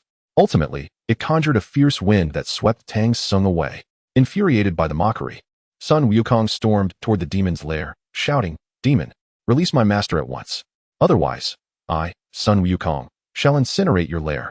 The leopard spirit, equally arrogant, emerged wielding a golden staff, retorting, "You insolent monkey, cease your bluster. Your master has already been devoured by me." Sun Wukong, with eyes ablaze, exclaimed, "Who dares to challenge me? Have you not heard of my renown?" The leopard spirit let out a cold laugh, declaring, "I am the great king of Nanshan. Having occupied this mountain for 5 or 6 centuries, how could I possibly fear a mere novice like you?" Sun Wukong, infuriated by this insolence, leaped and brandished his golden cudgel, bellowing, "Prepare to receive a blow from me, the great sage." After a fierce battle, despite the leopard spirit's bravado, he ultimately proved no match for Wukong. Sensing his impending doom, he attempted to flee, only to find Yun Fan and Bai Suzhen blocking his path. With a look of astonishment, the leopard spirit inquired, "Who are you?" Yun Fan, with a smile and a relaxed tone, replied, "You possess some interesting abilities. Why not become my steed?" Sun Wukong, having cornered the spirit, was furious at Yun Fan's sudden intervention, exclaiming, "What do you mean, you cow-nosed one? This demon is meant to be vanquished by me." Yun Fan cast a cold glance at him and responded, "And what of it?" Enraged, Wukong raised his golden cudgel once more, aiming it at the leopard spirit, shouting, "Demon, take this blow from me." Without turning, Yun Fan spoke softly to Bai Suzhen, "Sister, teach him some manners." Bai Suzhen nodded with a gentle smile and raised her hand, calling forth the binding dragon rope. Just as Wukong leaped to strike, he was ensnared by Bai Suzhen's magical artifact and fell abruptly from the air. With a flick of her wrist, she retracted the binding dragon rope. The leopard spirit, witnessing this, was utterly astonished, his eyes nearly popping out in fear. He hastily begged for mercy, saying, "Esteemed ones, I am the great king of Nanshan. I implore you to spare my life." Yun Fan regarded him and said, "You may possess some skill, and becoming my steed would not be a disgrace. Are you willing? My origins and cultivation are sufficient to be your master." Having practiced in the Zhongnan Mountains, the leopard spirit had long heard of the reputation of the. Seeing that these two effortlessly subdued the very Wukong he could not defeat, his courage waned significantly. He cautiously asked, "Might I inquire from whence you hail, esteemed immortal?" Yun Fan replied nonchalantly, "I am a 3rd-generation disciple of the, appointed as the deputy leader by the sect master." How does that sound? Upon hearing this, the leopard spirit understood the identity of his adversaries and promptly knelt in reverence. Bowing deeply, "If that is the case, I am willing to serve as your steed." Yun Fan nodded in satisfaction, saying, "Now that you have submitted, do not delay in transforming. With that, the leopard spirit rolled upon the ground, transforming into a magnificent leopard with a resplendent coat, majestic and prostrate. Meanwhile, the lesser demons in the cave scattered in panic. Yunfan turned to Sun Wukong and said, "Your master is imprisoned within the cave. Should you not hurry to rescue him?" Wukong, seething with indignation at Yunfan's smug demeanor, vowed silently, "Kauno's Taoist, I shall remember this humiliation today, and you will surely experience my wrath in the future." Ignoring Yunfan, he dashed into the cave and rescued Tang Sung and the woodcutter. Grateful, the woodcutter repeatedly expressed his thanks. Yunfan smiled and said, "You have strayed too far from home. Your mother misses you dearly. Allow me to escort you back." With a mere gesture, the woodcutter soared into the air and landed back in his original dwelling. Wukong, carrying Tang Sung, returned to the group, while Yunfan mounted the leopard and approached the others, including the black bear spirit. The scholar in white, upon noticing the leopard beneath Yunfan, inquired, "Master, is this leopard?" Yunfan burst into laughter, replying, "What do you think? Is my steed not majestic enough? It is indeed the demon king who previously captured Tang Sung." The black bear spirit nodded in admiration, remarking, "Master, this leopard is truly exceptional, and paired with your grandeur, it is a perfect match." After settling matters in Misty Hidden Mountain, the group continued their journey. Yunfan addressed by Sujin, saying, "Sister, ahead lies Tianju. Our pilgrimage is nearing completion. The remaining path shall be traversed by the four of us. You should first visit Blackwind Mountain to fetch your sister. Then return to Jineo Island to prepare." Bai Sujin nodded in agreement. "Very well. I shall first return to Blackwind Mountain to check on my sister, and afterward, head to Jineo Island. Please return promptly after concluding your pilgrimage." Yunfan assured her, "Rest easy, sister. Only one nation remains. After Tianju, we shall return to Jineo Island. It has been unattended for quite some time, so do make proper arrangements upon your return." Bai Sujin, finding his reasoning sound, bid farewell to the four and soared eastward on her cloud. The black bear spirit gazed at Bai Sujin's receding figure and sighed. "After so many years, we have finally reached Tianju." Yunfan's expression turned grave. "As we approach the end, the likelihood of unforeseen complications increases. We must not let our guard down. We must exercise utmost caution." The black bear's spirit respectfully replied, "Disciple understands. Please rest assured, master." As they traveled further, the heat intensified, the ground began to crack, and not a single blade of grass could be found.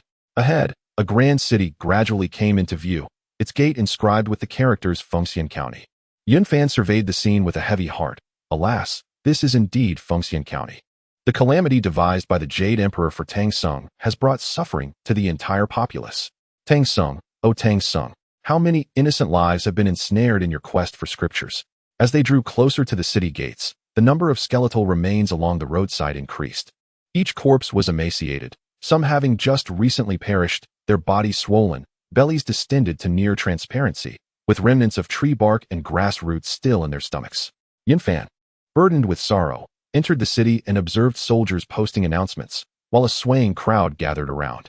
Each individual appeared gaunt and weary as he approached the notice for a closer look. The county magistrate of Fengshen County, Shangwan Jin, proclaims, "Due to years of severe drought, the populace suffers immensely. We are seeking skilled individuals to pray for rain and relieve the calamity. The county is vast, with a multitude of soldiers and civilians. Yet the natural disasters persist, leaving fields parched, rivers dried up, and wells run dry. The wealthy may survive, but the impoverished struggle to exist. Grain prices have soared. With a bushel costing 100 gold coins, the government is powerless. The official salary is merely 5 taels.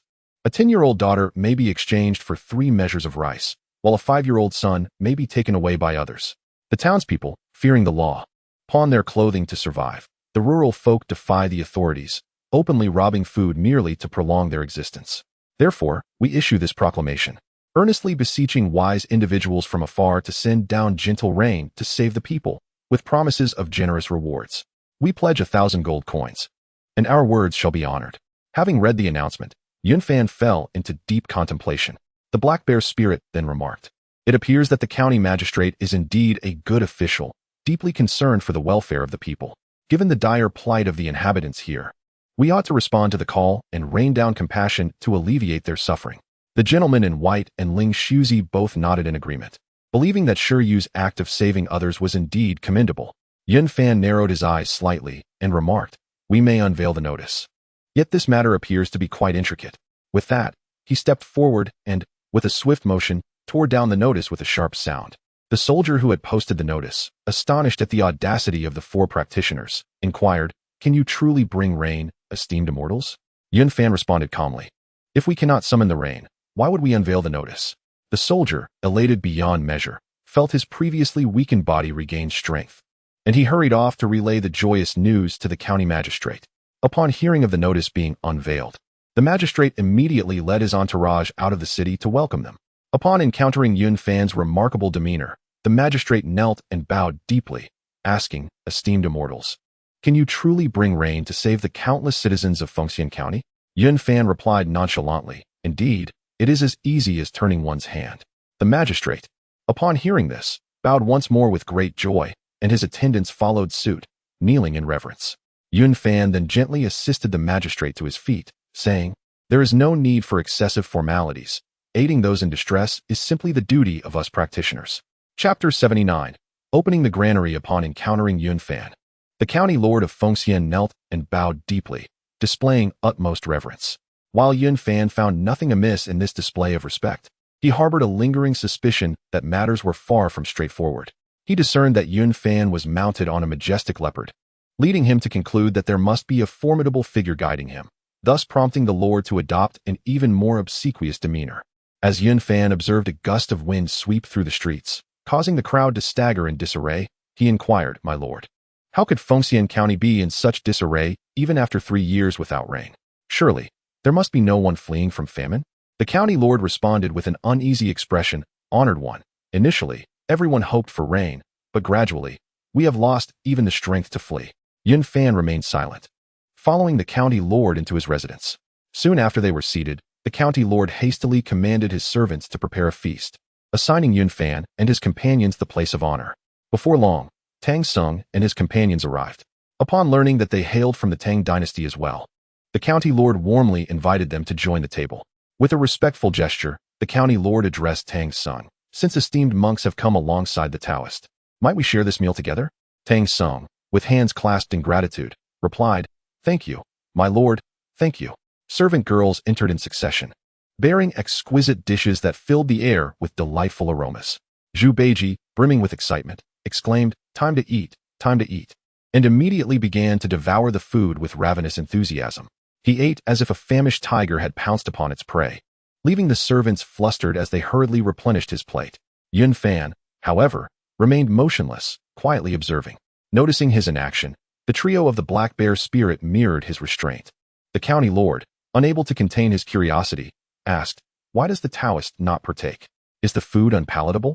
Yun Fan shook his head, his expression indifferent, though his gaze fixated on Zhu Beiji. Only then did the county lord notice Zhu Beiji's unrefined manner of eating, leaving him momentarily speechless. Tang Sung, sensing the awkwardness, murmured, "Ba, my disciple has quite the appetite, forgive him for the spectacle." Sun Wukong playfully tapped Zhu Beiji's head, chiding, "Fool, all you do is eat. This must be embarrassing for you."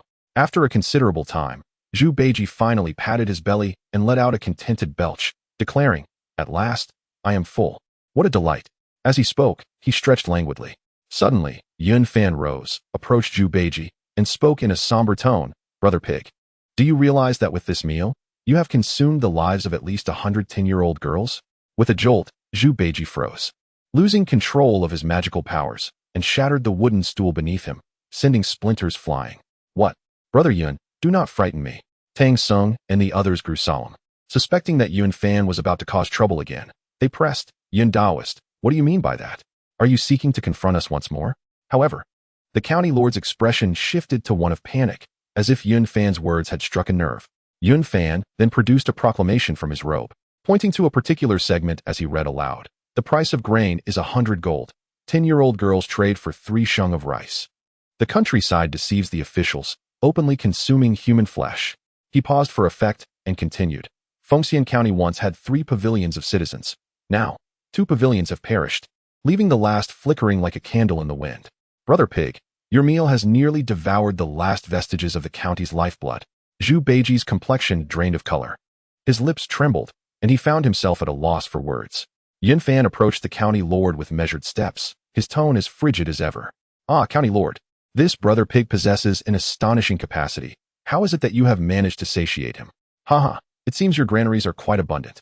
Upon hearing this, the county lord's legs grew weak, and trembling, he stammered, truly. It is merely some surplus grain from my household. Yunfan's fingers, sharp as blades, pointed directly at the county lord as he rebuked. What a hypocritical county lord you are. The 3 years of drought in Fengshen County is a decree of heaven.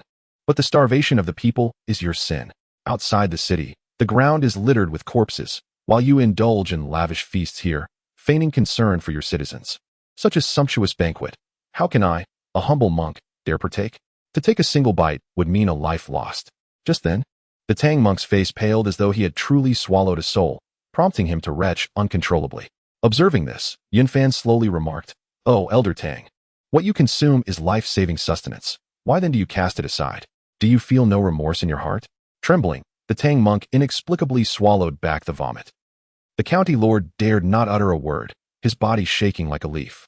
Yunfan continued, "You, county lord, not far to the west lies Yuhua Prefecture. Known for its immense wealth, why not venture there to procure grain for relief? You spend your days in empty rituals asking for rain, all the while watching your people perish from hunger. Are you not afraid? Afraid that Yuhua Prefecture will judge you for your lack of virtue? The drought persists solely in your Fengshen County. The suffering and deaths of the people rest upon your shoulders. Rain falls in every direction. Yet you alone have endured 3 years without it. Do you not recognize that the fault lies within yourself? Do you not feel any guilt?" The county lord, struck at his most vulnerable point, felt a surge of shame and indignation. Yet, confronted by Yunfan's formidable powers, he knelt again, unable to raise his head. Suddenly, Yunfan let out a chilling laugh. "Rain? With a mere wave of my hand, it can come. But what good would that do? Does Fengshen County even possess seeds? Even if one were to plant them, months would pass before a harvest, and by then, how many will remain? The immediate priority is to open the granaries and distribute food, not to engage in your futile rain-seeking rituals. Are you using the pretense of asking for rain to ensure that the last of the people here perish from starvation? Your granaries are overflowing. Why not provide relief so that the citizens may fill their bellies and flee to safety?" As his words echoed, a profound silence enveloped the hall, broken only by the heavy breathing of the county lord. 3 years of drought had left every household bereft of grain. Yet the county lord's residents managed to prepare such an abundance of vegetarian meals in a short span. Could even the gluttonous Zhu Beiji be sated? If one as voracious as he could find satisfaction, how vast must the grain reserves be? Sufficient to sustain hundreds, perhaps. Yunfan coldly declared, "You, county lord, deserve to perish.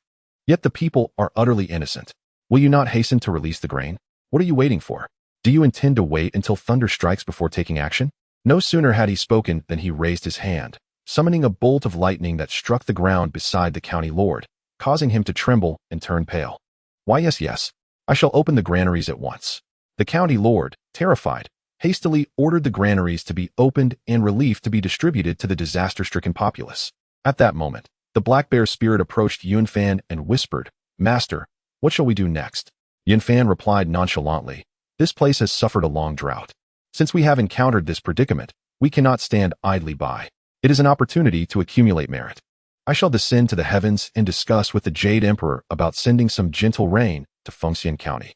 As soon as his voice faded, Yunfan stepped out of the magistrate's office, leaping into the sky and standing firmly in the air. Unlike the Monkey King, who humbly sought the Jade Emperor's favor, Yunfan drew forth the Xian Yuan water-controlling banner, channeling his mystical powers to begin its rhythmic motion. This banner, a supreme innate spiritual treasure, summoned the surrounding moisture from miles around as it was activated. In an instant, dark clouds surged, the sky darkening abruptly as if an army of thousands were galloping towards them. The Xian Yuan water-controlling banner unfurled in the air, expanding to a size of 100 feet, creating a resonant sound. The citizens of Fengshen County looked skyward, their expressions vacant. Having endured a prolonged drought, they no longer dared to hope for rain, devoid of even the strength to cheer. Once the clouds had gathered sufficiently, Yunfan uttered a gentle command, "Fall." Instantly, a torrential downpour cascaded down, reminiscent of the Milky Way pouring forth, fierce and unaccompanied by thunder or lightning. The parched earth drank in the rain, the cracks slowly disappearing. Water flowed anew in the canals, streams began to surge, and the river roared with might. Witnessing this spectacle, the populace fell to their knees, proclaiming Yunfan as a celestial being, bowing incessantly. Observing the revitalization below, Yunfan gently descended from the sky and addressed the black bear spirit.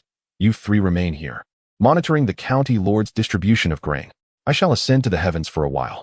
Having given his instructions, he mounted the white-spotted leopard and soared majestically into the sky. Chapter 80. The restrictions imposed by the Jade Emperor. In truth, the rain summoned by Yunfan had long been detected by the duty officer, who swiftly reported it to the heavenly court. Within the Lingxiao Palace, the Jade Emperor was listening to the officer's report. Although his authority had waned over time, he remained the legitimate ruler of the Xianmin and the sovereign of heaven and earth, exuding an air of formidable majesty. In the Grand Hall, the Jade Emperor sat upon his throne, towering hundreds of feet tall, flanked by the Star Lords and divine ministers, who stood in attendance, their stature dwarfed by his grandeur. The duty officer hurriedly entered the hall, kneeling to report, "Your Majesty, a sudden torrential rain has descended upon Fengshen County, the origin of which remains unknown. The mountains of Mi and Pai have not diminished." Upon hearing this, the Jade Emperor was filled with fury and coldly commanded, "Immediately ascertain who has the audacity to manipulate the winds and rains." The officer continued, "I have discovered a large black flag in the sky controlling the rain. Its power is astonishing, clearly not of celestial origin. Allow me to investigate further." At this moment, Yunfan had already ridden his leopard to the south heavenly gate. The Star Lords stationed there, primarily disciples of the, greeted him with respectful gestures as he arrived. Coincidentally, the 7 fairies were returning from the Yaoqi and were just approaching the south heavenly gate. Yunfan, upon noticing them, smiled and greeted, "7 fairies, it has been hundreds of years since we last met. I trust you are all well. Have you just returned from bathing? Ah, Taoist Yun, your cultivation has reached unfathomable depths. And that mount of yours, it exudes such majestic presence." Yunfan smiled slightly and clasped his fists in salute. 500 years have passed. I have, by fortune, stepped into the realm of Deluo. This mount is a recent acquisition from the mortal realm. I presume the 7 fairies are on their way to bathe in the 9 springs, where the sun sets. The fairy clad in green widened her eyes in surprise and exclaimed, "Oh, how would you know, Taoist? You couldn't possibly have secretly watched us bathe?" Upon her words, the other 6 fairies cast doubtful glances at him. In truth, he had indeed peeked at them hundreds of years ago, but at that time, they did not know him. Yunfan quickly waved his hands. "Fairy, you misunderstand. The 9 springs were originally occupied by 7 spider demons. Now that the monsters have retreated, it is only natural for you to go there. As for the centipede demon that drove you away, it has long been vanquished by me, and this is its remains." With that, he produced the 1,000-eyed centipede for all to see. The creature was over 10 feet long, its body covered in a multitude of eyes, causing the 7 fairies to tremble and shut their eyes, clearly frightened by the overwhelming sight. Seeing this, Yunfan promptly put the centipede away. The fairy in red softly expressed her gratitude. "Thank you, Taoist Yun, for eradicating the evil and reclaiming our bathing grounds." The others bowed in unison, and Yunfan smiled in return. "No need for such formalities, fairies. I have pressing matters to attend to, so I shall take my leave." The fairy in blue gently said, "Taoist, do take care. Until we meet again." Yunfan clasped his fists towards them, mounted his steed, and set off towards the Lingxiao Palace.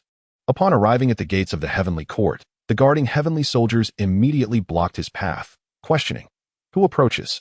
Why do you intrude upon the Lingxiao Palace?" Yunfan replied calmly, "Please announce my arrival. I am Yunfan, the vice master of the, seeking an audience with the Jade Emperor." The gatekeeper, not daring to delay, hurriedly entered the palace to report, "Your Majesty, there is a request for an audience from Yunfan, the vice master of the, waiting outside." Today marks the celestial assembly at the Lingxiao Palace, where the majority of the celestial beings hail from the. Upon hearing the arrival of the vice sect leader, many turned their gazes toward the entrance. The Jade Emperor furrowed his brow slightly and spoke, "Since it is the vice sect leader, please enter the palace." Yunfan left his steed outside and walked alone into the Lingxiao Palace. The leopard spirit stood before the hall, secretly astonished. "My master possesses quite a remarkable background. It seems this leopard has truly aligned with the right person."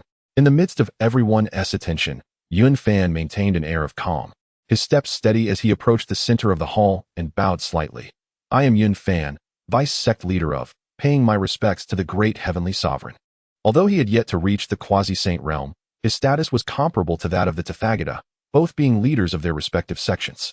This bow was a significant gesture of respect towards the Jade Emperor. The Emperor gazed at this young Taoist with a complex expression. Recognizing that a great Luo golden immortal could render the Western Buddha powerless, compelling him to regard Yunfan with a different perspective. "The vice sect leader may rise," the Jade Emperor said. What urgent matter brings you before me today? Yun Fan's expression remained serene as he replied in a composed tone, Your Majesty, I have come regarding the affairs of Fengshen County, seeking your benevolence to grant rain to alleviate the suffering of the common folk. The Jade Emperor had not anticipated that the tribulations he had devised for Tang Song could be so effortlessly resolved by Yun Fan. According to the celestial laws, summoning rain without authorization was a transgression, yet all present were disciples of, and he dared not act hastily in judgment for fear of unforeseen consequences. The rain for Fengshen County is the doing of the sect leader, is it not? The county lord has committed grave errors and deserves punishment. How can we easily summon rain? Yun Fan, still composed, slowly responded, Your Majesty, indeed, the county lord is guilty of severe transgressions and deserves to perish. You may issue a decree to the netherworld, reducing his lifespan, and upon his death, he may be cast into the 18 layers of hell. However, why must the innocent common folk suffer alongside him? Noticing Yun Fan's cold demeanor, the Jade Emperor felt a flicker of dissatisfaction but restrained his emotions, replying slowly, If there is no rain in Fengshen County, the people may migrate elsewhere if they sincerely repent. I have commanded that rice mountains and flour mountains be prepared in the Pixiang Hall, along with an iron chain. If the chickens peck away the rice, the dogs lick the flour, and the candle burns through the chain, then the sweet rain may fall. Yun Fan let out a cold laugh and said, That county lord is duplicitous and incompetent, eager to set up a fade of virtue while shamelessly deceiving the world. The common folk have been misled by him, failing to flee, resulting in widespread starvation. I believe there is no need for repentance. We should directly have the netherworld apprehend him and cast him into hell. The Golden Spirit Mother was also present in the hall, occupying a high position just below the Jade Emperor. Observing Yun Fan's reasonable arguments, she nodded in approval and then spoke, Great Heavenly Sovereign, I too have matters to present. The Jade Emperor, who held deep respect for the Golden Spirit Mother, promptly replied, Please, the esteemed one of Purple Chi, proceed. The Golden Spirit Mother continued, The circumstances surrounding Fengshen County are well known to all. The county lord's crimes are unforgivable. Why should the great Heavenly Sovereign demand his repentance? It would be more appropriate to directly order the netherworld to detain him, restoring celestial justice. The true source of the Jade Emperor's anger lay in the humiliation he had suffered from the county lord, who had cast offerings to the ground, allowing dogs to consume them. However, this was a personal grievance that could not be openly addressed, and so he had to rely on celestial regulations. The Golden Spirit Mother refrained from mentioning this matter out of consideration for the Jade Emperor's dignity. To bring it up would only portray him as small-minded. As the voice of the Holy Mother of Spirit resonated, 7/10 of the ministers in the hall, all disciples of the, rose in unison to express their agreement. Your words, esteemed one of Purple Chi, are most astute. We second your motion. The Jade Emperor, surveying the assembly of ministers, recognized the shadow of the looming behind them, and a quiet fury ignited within him. Yet, he could only acquiesce, stating, Very well, in accordance with the decree of the esteemed one of Purple Chi, I shall immediately command Yen Jun to apprehend the Marquis of Fengshen and confine him to the 18 levels of hell. At this juncture, Yun Fan interjected, I beseech you, Great Celestial Sovereign, I have yet another matter to request. The Jade Emperor felt a flicker of displeasure rising within him, but he restrained his emotions and replied, Pray, speak. Master. Yun Fan offered a subtle smile and continued, With the affairs of Fengshen concluded, the mountains of Mi and Mian serve no purpose. I propose to take them back with me to distribute among the disaster-stricken populace. This would be a manifestation of your benevolence towards the world, a deed of immeasurable merit. Upon hearing this, the Jade Emperor's dissatisfaction simmered beneath the surface, yet he found himself powerless to voice it, simply responding, Very well, the Master's request is granted. After these exchanges, Yun Fan turned and departed the grand hall, mounting the back of a leopard and making his way to the hall of fragrant offerings. As expected, a chicken was pecking at the ground, while a dog licked up flour before it. These provisions were of earthly origin, devoid of any particular significance, save for the restrictions imposed by the Jade Emperor. Chapter 81. Descending into the 18 levels of hell. Since the Jade Emperor had agreed to grant passage, he naturally removed the obstacles and lifted the restrictions. Otherwise, with Yun Fan's capabilities, it would have been difficult to shake the seal established by the two quasi-saint corpses. 2 towering mountains of rice and flour, sufficient to feed the entire populace of Fengshen County, were at his disposal. Grasping the mountain of rice in one hand and the mountain of flour in the other, Yun Fan exited the fragrant hall, heading straight for Fengshen County. The colossal size of the mountains necessitated the use of his divine ability, transforming him into a giant as he soared toward Fengshen County. The leopard spirit followed closely behind, filled with admiration, realizing the immense power of his master. No longer did he feel that being a mount was a humiliation. At this moment, within Fengshen County, under the watchful gaze of the black bear spirit, the county lord was issuing commands to open the granaries. He personally directed the opening of the storehouse doors, distributing bag after bag of pristine white rice to the townsfolk, who rejoiced and cheered. Yet, no one questioned why the county lord possessed such an abundance of food, while countless citizens languished in hunger. Suddenly, a giant descended from the sky, cradling the mountains of rice and flour, landing directly before the county lord's residence. Yun Fan proclaimed loudly, "The years of drought in Fengshen County are the result of the county lord's negligence, a divine punishment. Now that the calamity has passed, the future shall bring favorable weather. This food is a gift to Fengshen County to help you through the famine." The remaining citizens surged into the streets, and upon witnessing the towering piles of grain, they fell to their knees in reverence, exclaiming, "Thank you, immortal. Thank you, immortal. We shall never forget this great kindness." Yun Fan approached an elder at the forefront and inquired, "Who are you?" The elder, with snow-white hair, yet still robust, appeared unaffected by the famine. Replying to the immortal, "I am the clan leader of Fengshen County," he answered. Yun Fan nodded, recognizing the elder's esteemed reputation, and said, "You shall distribute this grain on my behalf. The county lord's time is nearly up. You shall temporarily oversee Fengshen County." The elder, astonished, replied, "Immortal, the county lord has committed no evil. He often seeks rain for the people and digs wells. I have seen no wrongdoing." Yun Fan's expression remained calm as he spoke slowly. Some may not intend to do harm, yet their hypocrisy and ignorance are far more egregious than intentional wrongdoing. Come with me. Thus, a throng of citizens followed Yun Fan into the county lord's residence. At that moment, the county lord was sorrowfully opening a granary, and Yun Fan sneered. "It seems the county lord is quite reluctant to part with the grain. Allow me to assist you." Before the county lord could respond, Yun Fan gently blew, and a fierce wind erupted, uprooting several houses and scattering vast amounts of grain and gold across the ground, the glittering coins dazzling the eyes. 2/3 of the populace of Fengshen County had perished from hunger, while the county lord's residence concealed such a wealth of provisions. In that instant, the citizens were filled with unbridled rage, surrounding the county lord, their gazes sharp as blades, wishing nothing more than to tear him apart. Upon seeing his wealth laid bare before the crowd, the county lord's complexion turned ashen, trembling uncontrollably as though he were a leaf in a storm. An elder stepped forward, raising his cane and pointing accusingly at the county lord's nose. "You, county lord, have betrayed the trust of the people. They believed you to be an honest and good official, only to discover your deep-seated hypocrisy. Your household is overflowing with riches, yet you turn a blind eye to the suffering of your citizens. Such deeds are utterly unforgivable." At this moment, Tang Sung and his disciples became mere spectators, quietly observing the unfolding events. They were not directly involved in the matter and thus refrained from intervening, had it not been for Yun Fan's interference. According to the original narrative, Tang Sung would have indulged in feasting and drinking in Fengshen County, lavishly entertained by the county lord for over half a month. Frustratingly, while Sun Wukong neglected celestial matters, he descended and demanded that the county lord erect a temple for worship. The populace was already in dire straits, famished and disoriented. Their foremost concern was procuring sustenance, not beseeching for rain. Nevertheless, Sun Wukong insisted that the entire populace engage in chanting and called for extensive construction. The county lord complied, and within a fortnight, the temple was completed. Tang Sung inquired about the rapid construction, to which the county lord replied that he had urged the craftsmen to work day and night, ultimately finishing on schedule. Sun Wukong then praised him, asserting that he was indeed capable and a commendable county lord. Yet, Tang Sung remained oblivious to the grim reality. The indulgence he enjoyed for half a month in Fengshen County came at the cost of countless lives buried beneath the soil in the process of temple construction. How could such a county lord be deemed virtuous? Working around the clock, did he think the craftsmen were deities? One could only imagine the number of tormented souls that perished as a result of this endeavor.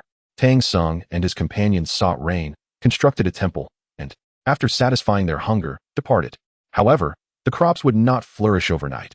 It seemed likely that, apart from the county lord's family, no one else in Fengshen County remained alive. At that moment, the populace encircled the county lord, and even the soldiers guarding the city glared in anger. Suddenly, the black and white impermanence emerged from the depths. and upon seeing Yun Fan, they bowed, stating, "We have come at the behest of Lord Yin to bring this county lord to justice." Yun Fan nodded in affirmation. "Please, proceed." The two specters cast chains, and the county lord's spirit was immediately ensnared, his body collapsing to the ground, already claimed by the underworld. The two specters once more bowed to Yun Fan, then took the county lord's spirit down to the nether realm. The sudden demise of the county lord left the crowd in shock. An elder trembled as he addressed Yun Fan. "Immortal, the county lord is truly dead." Yun Fan slowly nodded. Indeed, the county lord's sins were grievous, and he has been apprehended by black and white impermanence. "Now, allow me to show you his fate in hell." As soon as he spoke, Yun Fan invoked a spell to connect with the Yamahal, subsequently employing the water mirror technique, revealing an image upon the water's surface.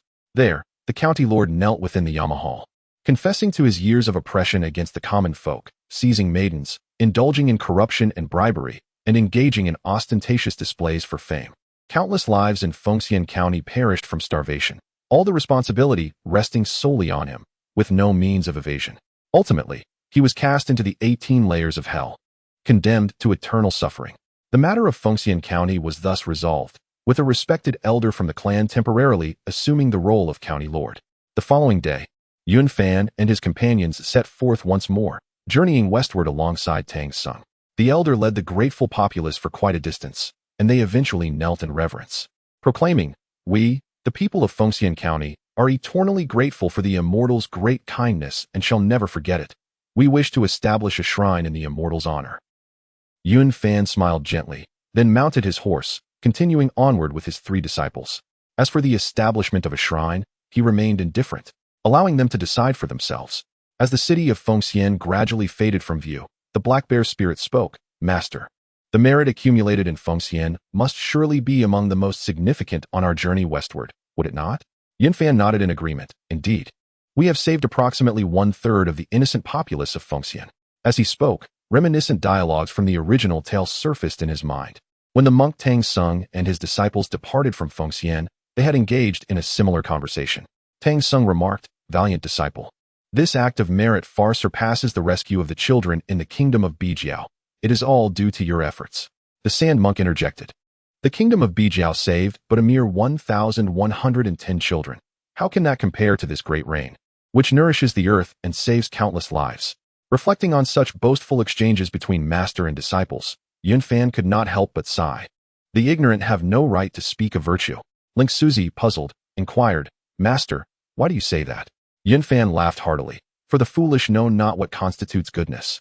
Much like that monk behind us.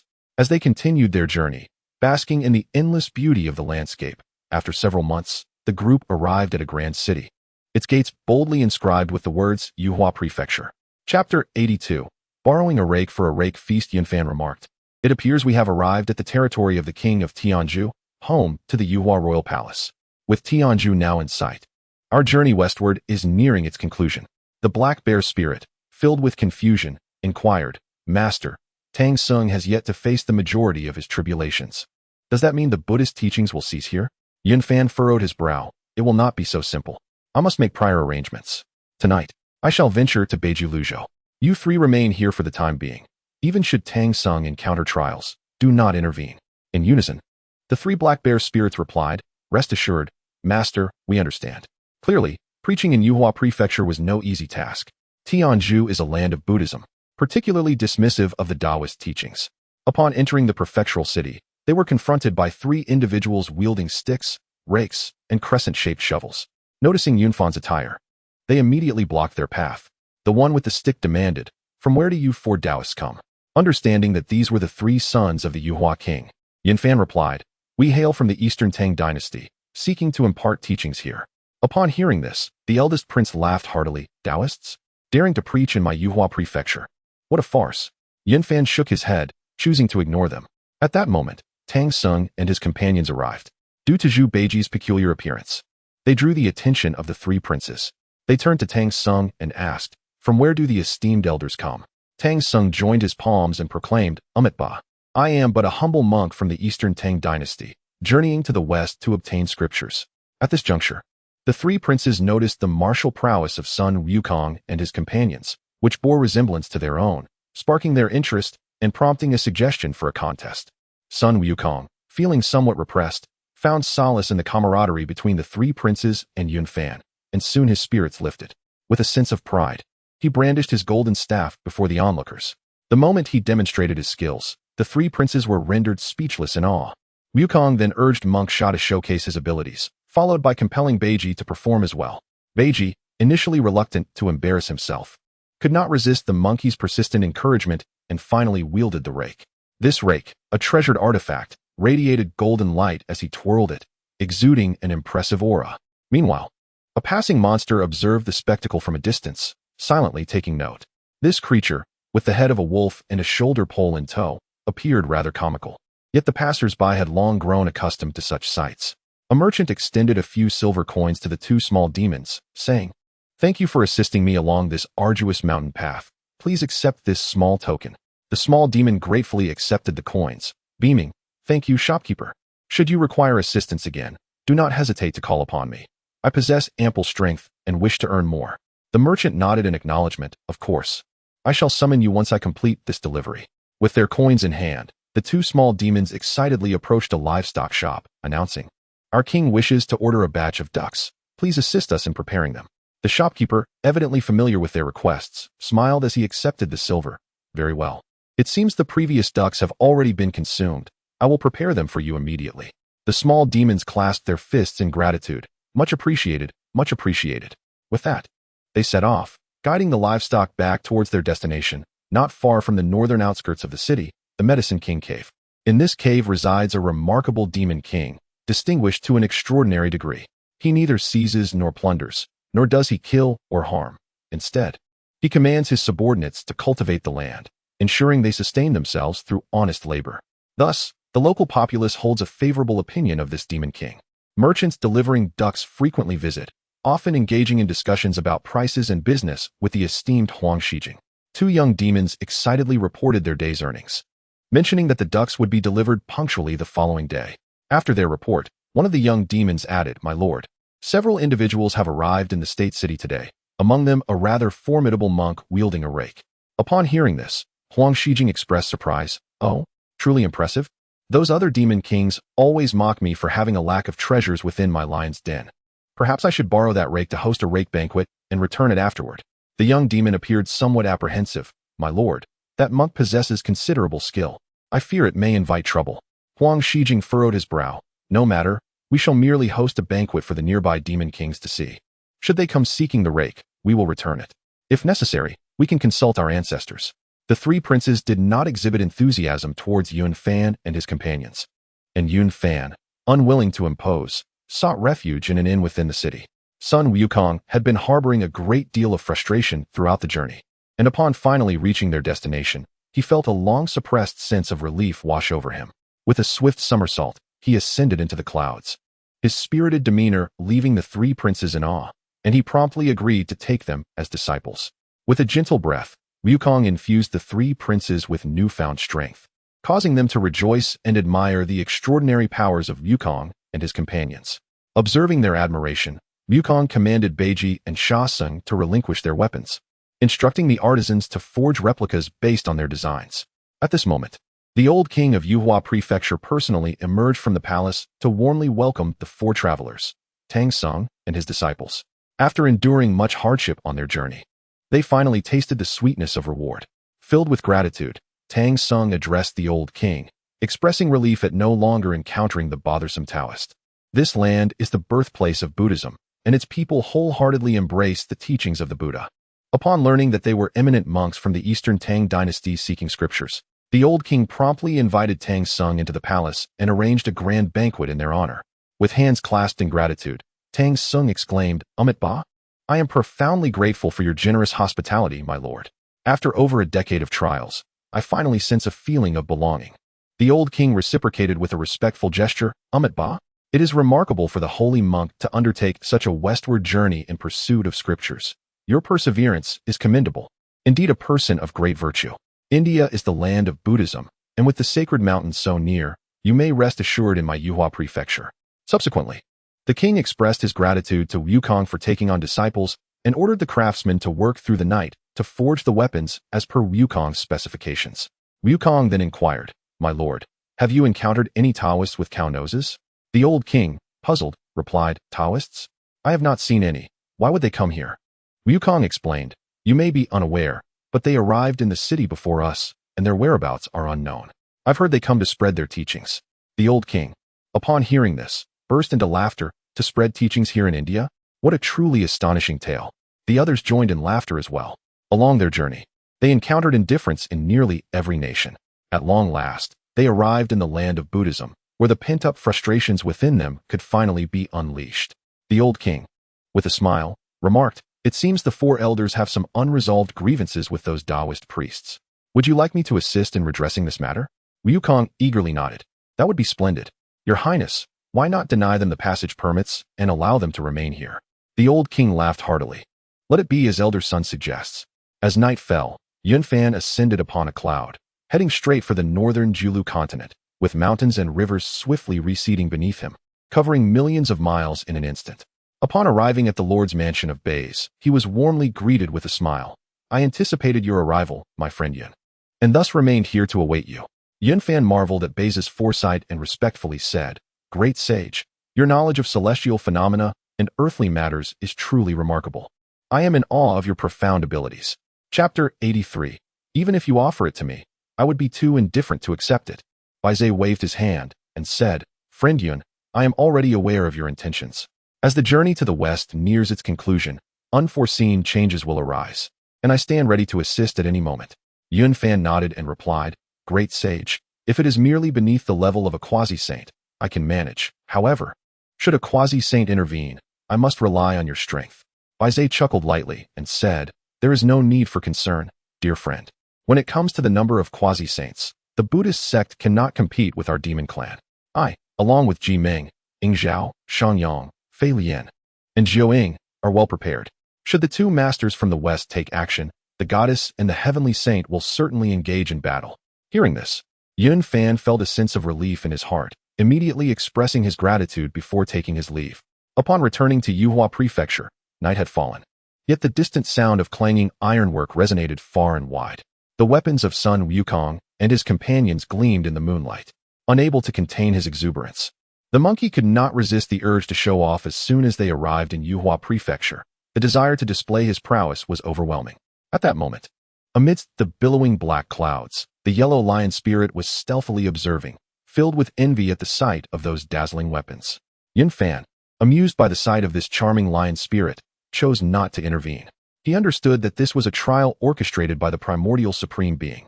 Should he interfere, the Primordial Supreme might create yet another obstacle. It was pitiable that the yellow lion spirit was merely a pawn in the hands of the Primordial Supreme, destined to face annihilation at the hands of Sun Wukong. Envious of the three divine weapons, the yellow lion spirit conjured a whirlwind, whisking away the weapons and hoisting them upon his shoulders, soaring through the clouds as he departed. Yun Fan followed closely behind the yellow lion spirit, eventually arriving at the cave to the north. Once inside, the yellow lion spirit caressed the three treasures incessantly, his face alight with delight.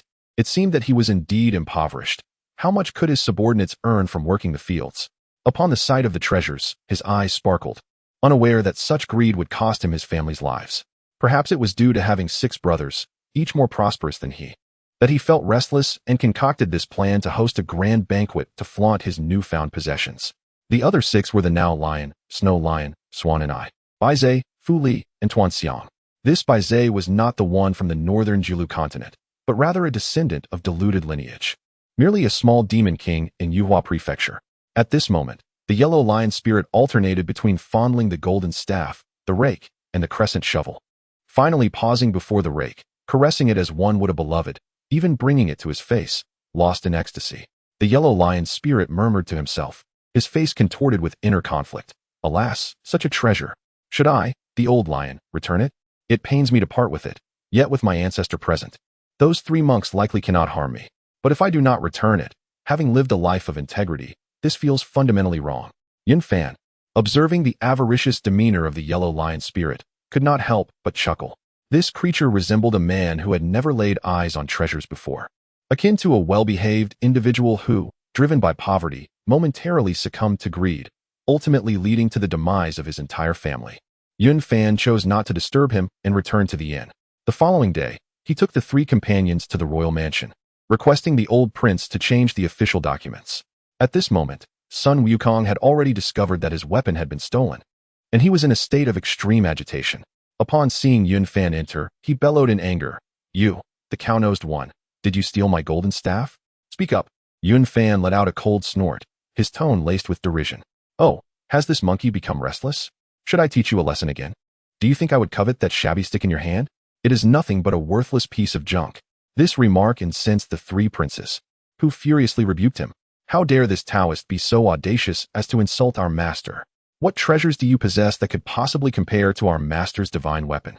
With a fierce glare, Sun Wukong brandished his golden staff, which he had long held in high esteem.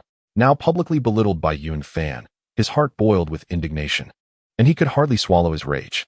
Observing his demeanor, Yun Fan grew even more pleased and continued to mock him. "Great sage, do not take offense. I could casually present a treasure that your rusty iron rod cannot rival. Even if you offered it to me, I would not bother to accept it." The monkey, refusing to yield, retorted with a haughty snort, "Anyone can boast. Show me what you have if you dare." Yun Fan, unreserved, revealed that these treasures were well known even to Guanyin, thus requiring no concealment. With a flick of his hand, he produced a flag, declaring, "You, monkey, are woefully ignorant. Today, I shall enlighten you. This is the Primordial 5 Directions flag, a supreme innate spiritual treasure, forged from the leaves of the chaotic blue lotus. Your iron rod is not even worthy to serve as a shoehorn. I suspect you have never even heard of the chaotic blue lotus. 1,000 of your golden staves combined would not measure up to a single hair of it. This here is the Six Souls banner, also a supreme innate spiritual treasure, capable of extinguishing your life as easily as crushing an ant. And this is the Primordial Golden Dipper. You have witnessed its power beyond the Lion Camel Ridge. To extinguish you would be a mere trifle. This is the Golden Mantis Scissors. You must be familiar with it. With a single strike, you would be severed in two. If you doubt me, feel free to test it right here. And this is the Dragon Binding Rope, the very artifact that my senior sister subdued on the hidden southern mountain. Any one of these items, let alone your broken rod, would surpass even Guanyin's pure jade bottle." As Yun Fan spoke, he showcased the treasures, skillfully switching them in his hands, though his movements were graceful. The mocking expression on his face made Sun Wukong's blood boil with fury. The three princes, however, remained skeptical of his grandiose claims, questioning, "How can we believe you? Are your treasures truly more formidable than our master's golden staff?" Yun Fan laughed heartily. "Want to verify it? That is simple. I shall use this least powerful dragon binding rope to demonstrate." The eldest prince coldly retorted, "How will you test it? I am eager to see its true might." With a sly grin, Yun Fan countered, "What do you think of your master's skills?" Upon hearing this, Sun Wukong's heart tightened with an ominous premonition. Yet in front of his disciples, he could hardly retreat. This was the essence of being set up. The eldest prince boasted proudly, "My master's abilities are unparalleled in heaven and rare on earth. None can rival him." Yun Fan raised his thumb, chuckling, "Impressive, truly impressive. Then let us test your master and see how I shall capture him." The three princes erupted into hearty laughter, their mirth so profound that they nearly doubled over. Gasping for breath as they exclaimed, "You boast quite boldly, you bull-nosed Taoist, daring to challenge our master." Yun Fan turned around, casting a smile at Sun Wukong, and remarked, "Great sage, since your disciple harbors doubts, why not allow this humble Taoist to demonstrate his abilities right here, for all to witness the truth?" Tang Sung, having already witnessed Yun Fan's prowess and fully aware that he surpassed Wukong, quickly interjected, "Taoist Yun, we hail from the eastern lands. Let us not jeopardize our camaraderie, for such actions may not bode well." At that moment, Zhu Beiji, grinning widely, chimed in cheerfully, "Master, what are you worried about? Monkey Brother possesses 72 transformations and can traverse clouds, covering vast distances with a single somersault. Escaping would be a trivial matter for him." Chapter 84. The indomitable Sun Wukong, what was initially a jest directed at Zhu Beiji, soon transformed into a serious contemplation for Sun Wukong, who mused to himself, "Indeed, I, the great sun, can traverse vast distances with a single somersault. How could this mere bull-headed figure possibly bind me with a rope?" Upon hearing Zhu Beiji's words, the venerable prince of Yuhua Prefecture was taken aback, his mouth agape as he exclaimed, "Goodness! Sun Changlao possesses such extraordinary abilities. Why not demonstrate them right here? Should this Taoist fail to restrain you, I shall forego the exchange of the past document." Sun Wukong, oblivious to the formidable power of the Lingbao, and even less aware of the might of the dragon binding rope, was elated by the prince's remarks and leaped with joy. declaring, "Splendid. If this bull-headed fellow's treasure proves ineffective, let him return to the east in disgrace." Yun Fan, maintaining an air of indifference, replied, "Let it be settled then. Sun Great Sage, soar into the skies, and I shall subsequently cast the dragon-binding rope to capture you. If I fail, not only will I relinquish the past document, but I shall also promptly return to the east." Upon hearing these words, Wukong responded, "Very well, bull-headed one. I trust you will uphold your word. Let everyone witness my prowess." Zhu Beiji, observing Wukong's earnestness and eagerness to showcase his skills, could not suppress a quiet chuckle, though he refrained from laughing audibly. As a disciple of the great master Xuandu, Zhu Beiji was well aware of the potency of such treasures and envied Yun Fan's wealth. He understood all too well that a mere monkey with the cultivation of a Tai Golden Immortal stood no chance against the dragon-binding rope wielded by a Deluo Golden Immortal. To witness Wukong's potential failure brought him amusement, and he felt compelled to stoke the flames of competition.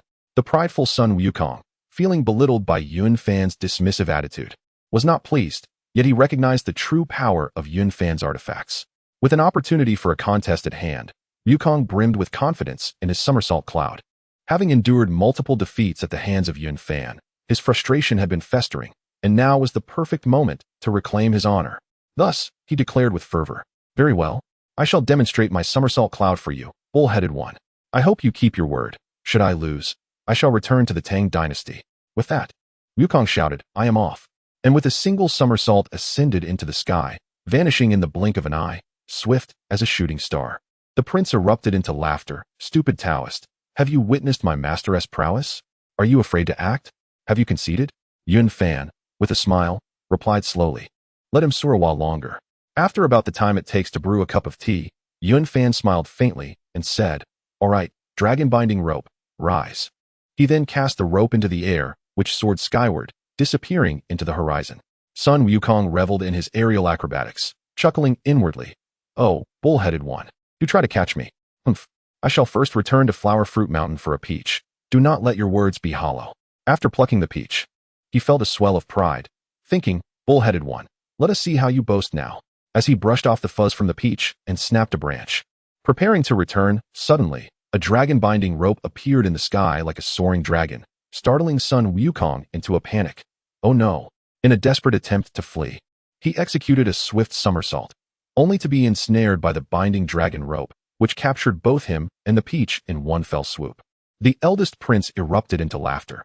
Has this Taoist successfully retrieved his master? Yun Fan nodded earnestly, declaring, "Indeed, I have captured him and shall return at once."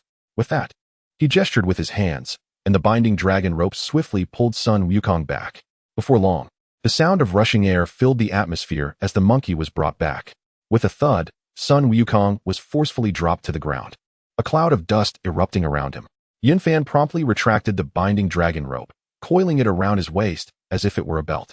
He approached, retrieving the peach from Sun Wukong's embrace, and cheerfully proclaimed, "Come, come, this is a peach from the hometown of the great sage Sun. Let everyone savor its freshness."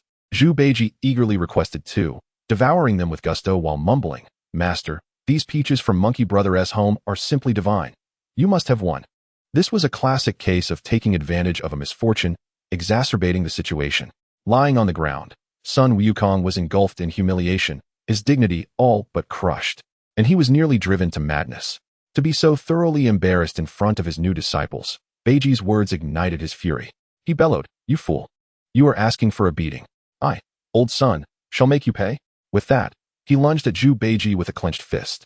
Though Beiji appeared simple-minded, his combat prowess was formidable. He merely circled around Tang Song, shouting for help. The three princes were left speechless, unsure of how to proceed.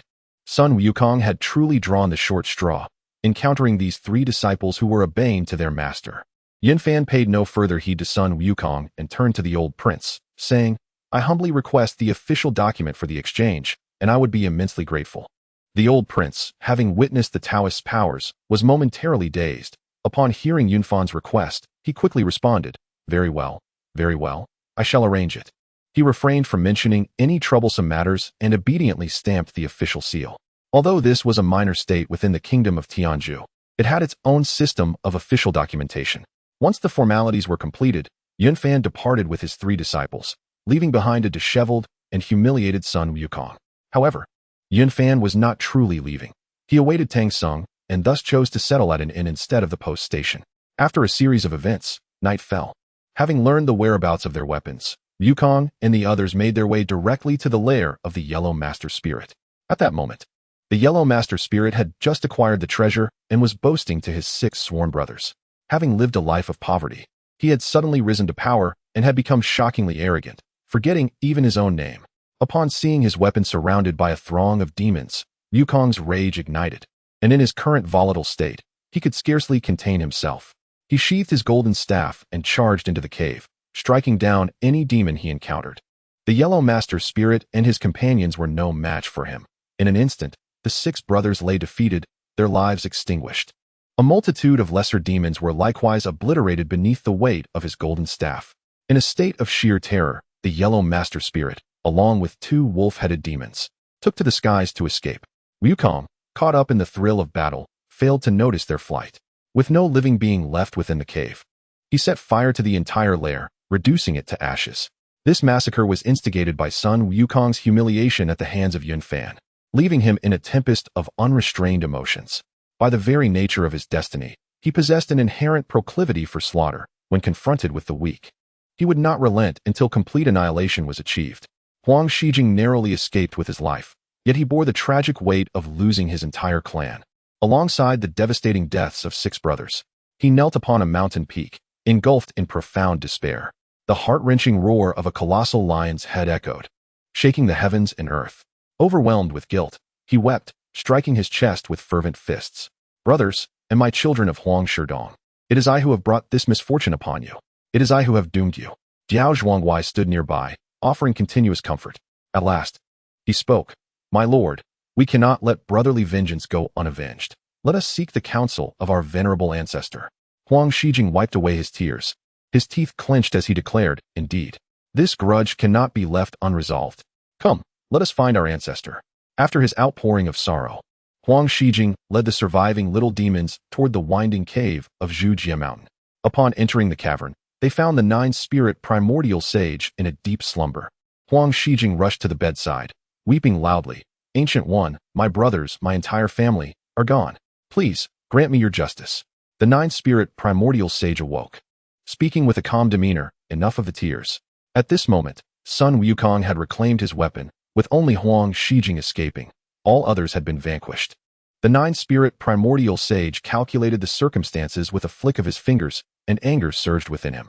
Although his descent to the mortal realm was initially intended as a test, he had not anticipated Sun Wukong's ferocity, leaving no survivors save for Huang Shijing.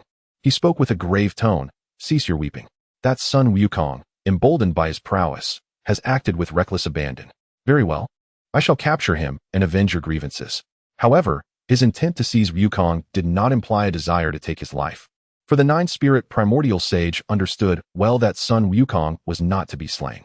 Chapter 85. The annihilation of his entire family having reclaimed his weapon.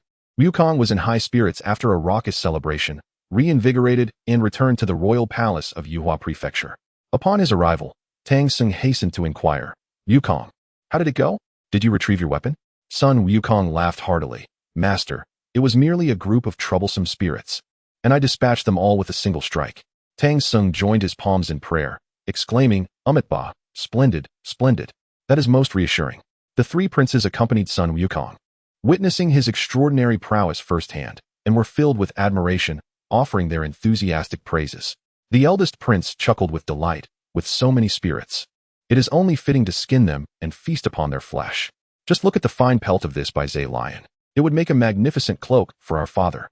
While they reveled in their triumph, a tempest suddenly arose from the horizon, dark clouds enveloping the sky and obscuring the sunlight. This time, the 9-spirits saint was not merely here to issue a warning. Previously, Sun Wukong had only slain a few minor demons, and the 6 brothers of the Yellow Lion remained. Now, with all the other demons perished, save for the Yellow Lion, the audacity to skin and consume them provoked the 9-spirits saint's wrath. Perched upon the eaves of the palace, the 9-spirits saint remained silent, his hands clasped behind his back. Beside him, the Yellow Lion bellowed in fury, "Monkey, come forth. You have slain my brothers and annihilated my clan. Today shall be your demise." Fresh from his victory, Sun Wukong, brimming with confidence, replied with a laugh, "Ah, a little fish that slipped through the net. Come, let us capture him. Tang Song, the three princes, and the old king all surged out of the palace, undeterred by fear. Upon seeing the yellow lion, Sun Wukong laughed even louder. You dare to seek your own demise. Today, I shall strike you down and use your pelt as a blanket. These words infuriated the nine-spirit saint, who coldly retorted, such an arrogant monkey. You have slain my kin. I shall not spare you today. Unfazed, Sun Wukong laughed back. With the little lion gone, the elder lion appears. Today, I shall send you all to the netherworld. Prepare to see my staff. Yun Fan and the black bear spirit stood aloft in the clouds, observing the unfolding drama without intention to intervene. Yuhua Prefecture had already faced 45 tribulations. There was no need for further meddling. This calamity was akin to a trivial annoyance. Yun Fan gestured towards Sun Wukong, advising his three disciples, remember, countless talented individuals exist across the realms. Do not emulate this monkey's arrogance. Were it not for a protecting master, he would likely be reduced to ashes. The black bear spirit and the others nodded in agreement, replying, Master's teachings are wise. We shall remember them. The nine-spirit saint, having spotted Yun Fan and overheard his words, recognized his lack of intent to interfere and dismissed him, coldly stating once more, arrogant little monkey. You are ignorant of the heavens above and the earth below. Before his words had fully dissipated, the nine-spirit saint's head suddenly enlarged, and he opened his mouth wide, swallowing Sun Wukong whole. With a single bite, he secured his prey, and Sun Wukong, stripped of all power, found himself trapped, unable to escape. He was utterly astonished, never having anticipated that this ancient demon could overpower him without a weapon. Subsequently, the nine-spirit saint opened his mouth again, consuming Zhu Beiji, Sha Sung, Tang Sung, the white dragon horse, along with the old king and the three princes, all in one gulp. Flying back to his lair with the 9 captives, Yun Fan remarked upon the nine-spirit saint's departure, You shall await at the inn. I will confront this ancient demon. He then pursued the nine-spirit saint into his dwelling. At this moment, Tang Sung and his companions were firmly bound, suspended from a stone pillar. The nine-spirit primordial saint remarked, Grandson, if you seek to vent your anger, feel free to act, but do not take a life. The yellow lion spirit, having witnessed the tragic demise of his family, was engulfed in a tempest of fury. Yet, under the command of his ancestor, he dared not disobey and reluctantly acquiesced. Shortly thereafter, the nine-spirit primordial saint continued, Since you have arrived, why not step forth for a discussion? Yun Fan chuckled heartily, revealing himself. Indeed, you are rightly revered by the 3 saints above and feared by the 9 underworlds. Nine-spirit primordial saint, I hold you in great esteem. The nine-spirit primordial saint had already discerned Yun Fan's identity and inquired, You flatter me, dear friend. May I ask what brings you here today? With a smile, Yun Fan replied, I hope for your understanding, as I am on a mission from the emperor to travel westward. The nine-spirit primordial saint nodded. This monkey has slaughtered my apprentices. Let my grandson exert his vengeance, and afterward, you may take him away. How does that sound? Yun Fan responded. The yellow lion spirit merely brandished his weapon for show. Yet this monkey has annihilated his entire family and slain 6 of your grandsons. A slight punishment is warranted, and I shall not hinder it. The nine-spirit primordial saint nodded slightly. Yellow lion, go ahead and express your wrath. I understand your grievances. But this monkey must not be killed. The yellow lion, fearing to defy the nine-spirit primordial saint's order, promptly replied, Yes, ancestor, I understand. The yellow lion spirit approached Sun Wukong and, pointing an accusing finger at him, shouted, You deranged monkey. Do you not know that I, the old lion, have resided in Yuhua Prefecture for centuries, never harming anyone? My brothers and I have relied solely on hard labor for our livelihood, and my reputation is known throughout Yuhua. I merely wish to showcase your splendid weapons, yet you slaughtered my entire family. As he spoke, his emotions surged, and he delivered a sharp slap to the monkey's face. Witnessing Yun Fan and the nine-spirit primordial saint observing from the sidelines while being slapped was a humiliation beyond measure for the monkey. Yun Fan, perceiving Sun Wukong's inner turmoil, said, Great sage, your indiscriminate slaughter has extinguished an entire lineage. Do not resist. Allow the yellow lion to vent his anger, and I shall ensure your departure. Otherwise, you will be captured again by the nine-spirit primordial saint, and your abilities are still insufficient to contend with him. Sun Wukong squinted his eyes, clenched his teeth, and his face flushed with rage. The yellow lion spirit began to unleash a flurry of slaps, and when fatigued, resorted to willow branches, striking with a resounding crack while tears streamed down his face. According to the original narrative, Sun Wukong had once been ensnared by the Green Bull, later retrieved by the Supreme Lao Jun, where he had slapped the Green Bull in return. Upon arriving at Yuhua Prefecture, he was chastised by the Nine-Spirit Primordial Saint, perhaps in defense of the Green Bull. Although this life did not witness Sun Wukong reprimanding the Green Bull, it did present the scene of the Yellow Lion striking Sun Wukong. Indeed, Sun Wukong had gone too far. He had stolen from others, yet chose to flaunt it. Regardless of the indignation, such cruelty to eradicate an entire family was unjustifiable. Tang Sung, along with his fellow disciples and the royal family of Yuhua Prefecture, watched in stunned silence, none daring to plead for mercy, likely fearing repercussions for themselves. Finally, when the Yellow Lion ceased his onslaught, the Nine-Spirit Primordial Saint spoke. "Grandson, that is enough. Allow Taoist Yin to lead them away." The home of the Yellow Lion spirit lay in ruins, his kin slaughtered, and the depth of his hatred was beyond words. Yet, upon hearing the pronouncement of the Nine-Spirit Yuan sage, he could only suppress his fury, though his gaze was laden with a desire to rend Sun Wukong to shreds. Sun Wukong had endured a beating, but the most profound injury was to his pride. That agony was more unbearable than death, and it was perhaps the greatest humiliation he had ever faced since his birth. Yun Fan clasped his fists and said, "Thank you, Brother Nine Spirit. I shall take my leave now." With that, he untied the ropes binding the others, and they departed in silence. A murderous glint flickered in Sun Wukong's eyes, fierce and menacing, unwilling to linger in this place of disgrace. He summoned his somersault cloud and soared away, not knowing how far he flew before finally landing upon a desolate mountain. Chapter 86. The fury within Sun Wukong gradually subsided. He gazed skyward and roared, "Ah! Ah! Why? What is the reason? Ah! Ah!"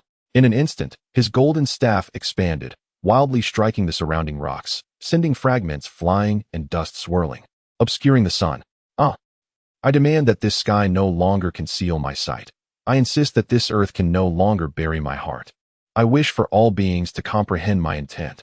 I decree that all celestial deities be rendered to nothingness." "Ah!" Guanyin sensed Sun Wukong's turmoil and sighed within her heart, then arrived on a cloud of lotus light.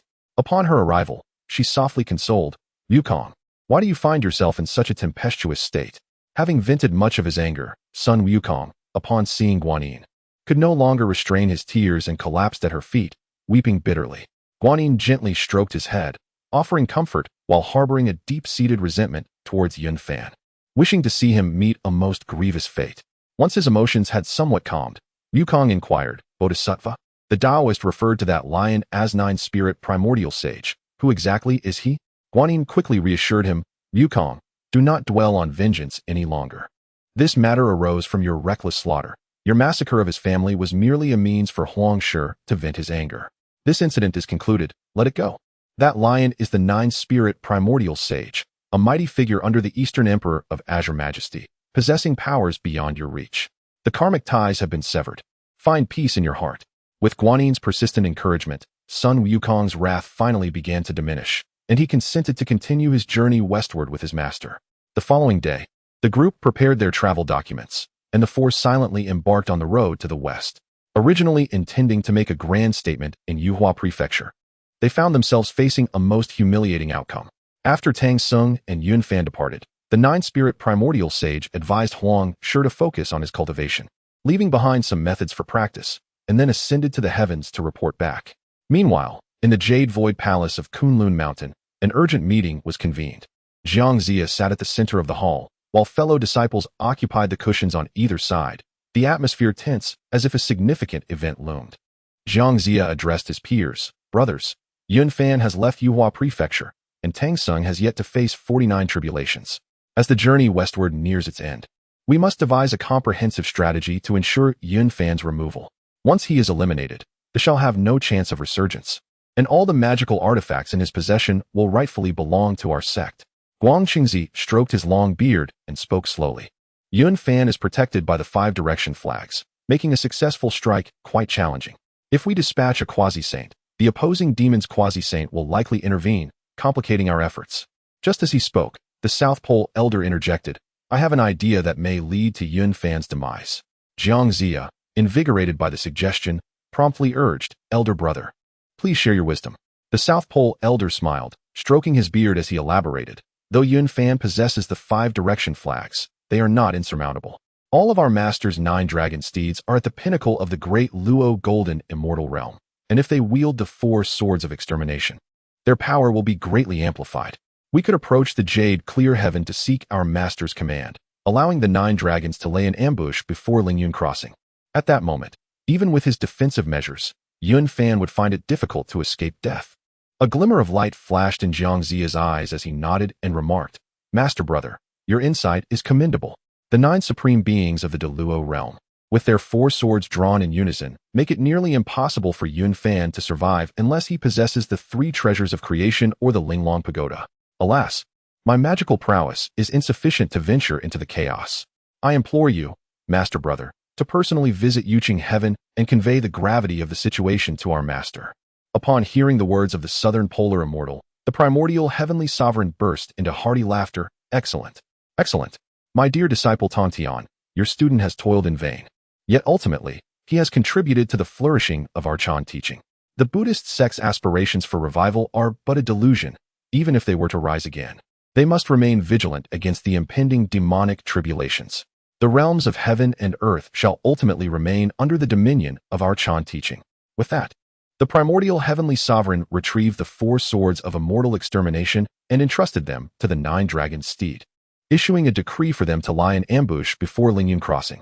Tianzhu, a grand and prosperous nation, was bustling with countless cities and throngs of people on the roads. No longer the desolate land where one might wander for days without encountering a soul. Although they had entered the domain of the Buddhist kingdom, the 4 travelers, led by Tang Song, found themselves in a state of disarray upon departing from Yuhua Prefecture. Sun Wukong, once brimming with pride after causing chaos in the heavenly palace, had believed no one could rival him save for the Buddha himself. However, his journey westward had thoroughly shattered this arrogance. Now, he remained taciturn, repeatedly mocking himself within. Haha, it turns out I, old Sun, am nothing but a joke. Anyone can subdue me. Even a casual loan of a magical artifact from those old Taoists in heaven renders me powerless. A steed of a great emperor could grasp me effortlessly, leaving me devoid of any means to resist. That 9-headed lion claims I cannot be slain, but why am I specifically unable to kill? What is he truly afraid of?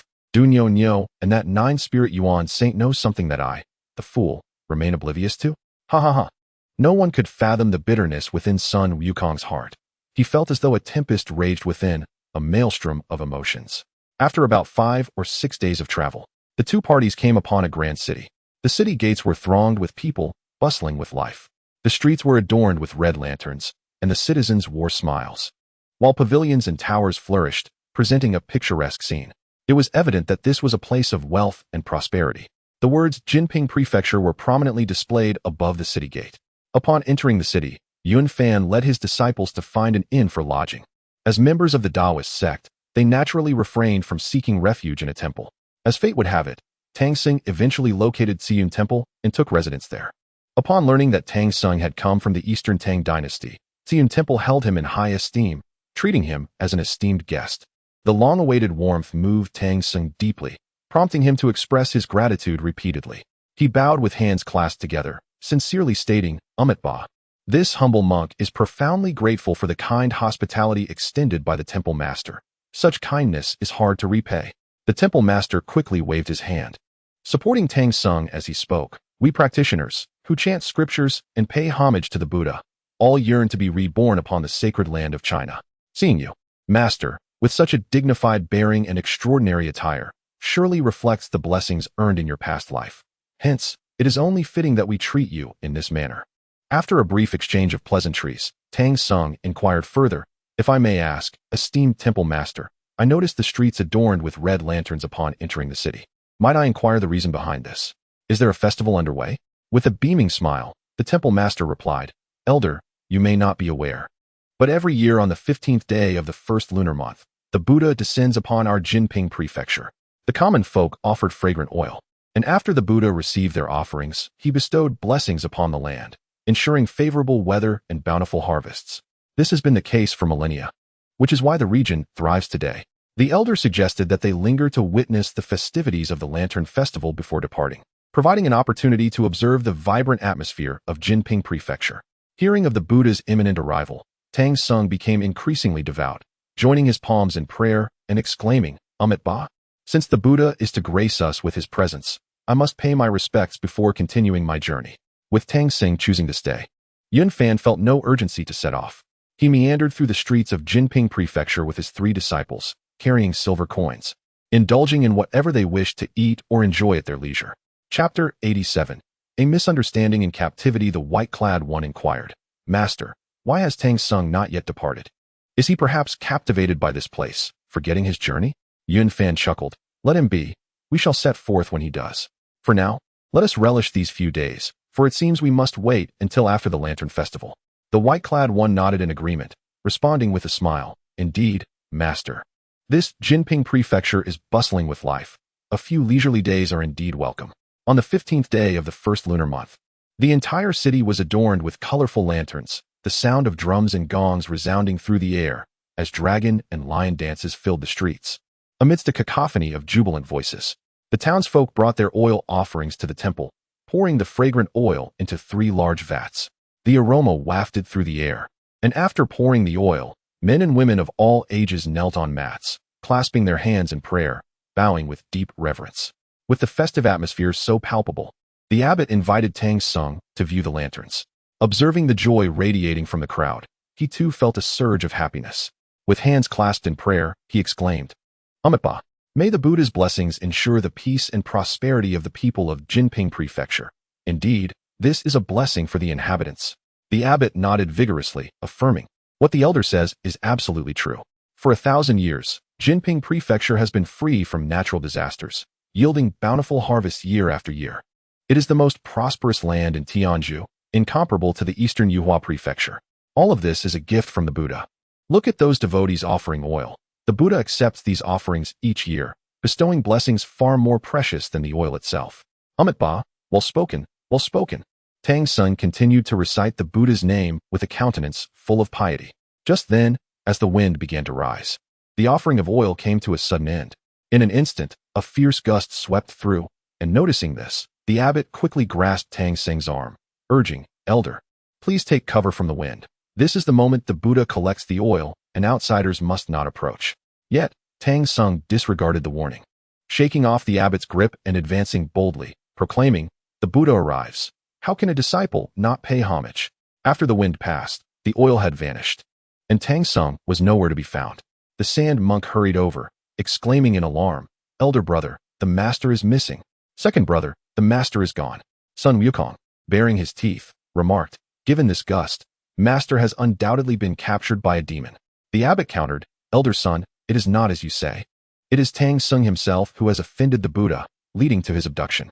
With a scoff, Sun Wukong replied, what do you mortals know? This is clearly the work of demons, who have deceived you for a millennium, a true absurdity. Meanwhile, at the site where the wind had risen, Yun Fan addressed his disciples. It appears that Tang Xing has been taken once more. Let us confront those 3 demons. The black bear spirit asked in confusion, Master, why did you not intervene just now? Have we not added to Tang Xing's troubles? Yun Fan smiled softly, it matters not. Presently, encompassing both the true and false monkey kings, there are 46 tribulations. Subtracting 2 leaves us with 44. At this juncture, the 81 tribulations have become unattainable. Their aim is 49 tribulations. The Buddhist sect is unaware of our trump card. If we remain passive, they shall not act recklessly. Our intervention now would only add another trial. Having undergone numerous experiences, Sun Wukong seemed to grasp the underlying wisdom, no longer eager to charge forth. He said, if that is the case, then the sage is indeed safeguarding the master. Let us await his arrival to rescue him. At this moment, within the mysterious cave of Qinglong Mountain, 3 rhinoceros spirits had captured Tang Xing. They carelessly tossed him aside, preoccupied with dividing the fragrant oil. As Sun Wukong had not yet arrived, they felt no urgency in dealing with Tang Xing. Once their matters were settled, the 3 rhinoceros spirits turned to Tang Xing and inquired, from whence do you come, monk? How dare you not yield before the Buddha and audaciously trespass upon our celestial path?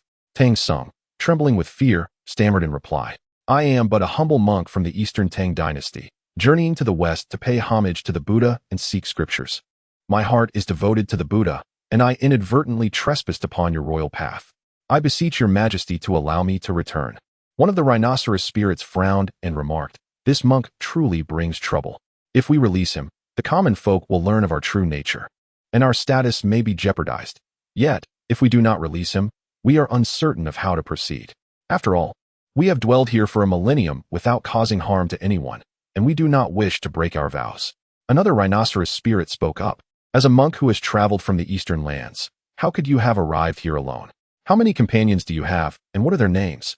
Upon hearing this, Tang Sung poured out his story like beans from a bamboo tube, recounting everything, even his childhood experiences, and elucidating the matters concerning Yunfan. Upon hearing this, Yichan's face displayed astonishment, and after a moment, he spoke. I have indeed heard of the commotion caused by Sun Wukong in the Heavenly Palace. As for those 4 Taoists, they must possess some abilities. Little monk, we shall not make things difficult for you. Servants, bring this monk some food. Once he has eaten his fill, we shall send him back. As long as you do not divulge our affairs, it is reasonable for us to borrow the wind and rain here, ensuring the bountiful harvest of grains and collecting some offerings for our incense. After all, we too must cultivate, and even little demons require sustenance. Do you not agree? Tang Sung nodded vigorously, exclaiming, Yes, yes, yes. I understand, I understand. Just then, a voice echoed from outside the cave. I am Yun Fanzi, accompanied by 3 disciples, here to pay my respects to the 3 lords. Upon hearing this, Tang Sung immediately said, Your Majesty, this person is indeed the Taoist I just mentioned. Yichan and Yishua were instantly thrown into a state of panic, urgently asking, Elder brother, what shall we do? Yichan waved his hand, maintaining his composure. Do not panic. By the tone of this Taoist, it seems there is no malice. Let us go out and meet him. The 3 then proceeded to the east, and indeed encountered 4 individuals. At the forefront was a young Taoist dressed in azure robes, slender in form. Yichan inquired, Is this Taoist the Yun Fanzi mentioned by Tang Sung? Yunfan smiled and replied, Indeed, that is I. I have heard that the 3 lords have captured Tang Sung, and I have come to escort him back. Seeing his kind demeanor, Yichan felt somewhat reassured and said, Well said, well said. We have mistakenly captured this monk, and we're just about to have a meal.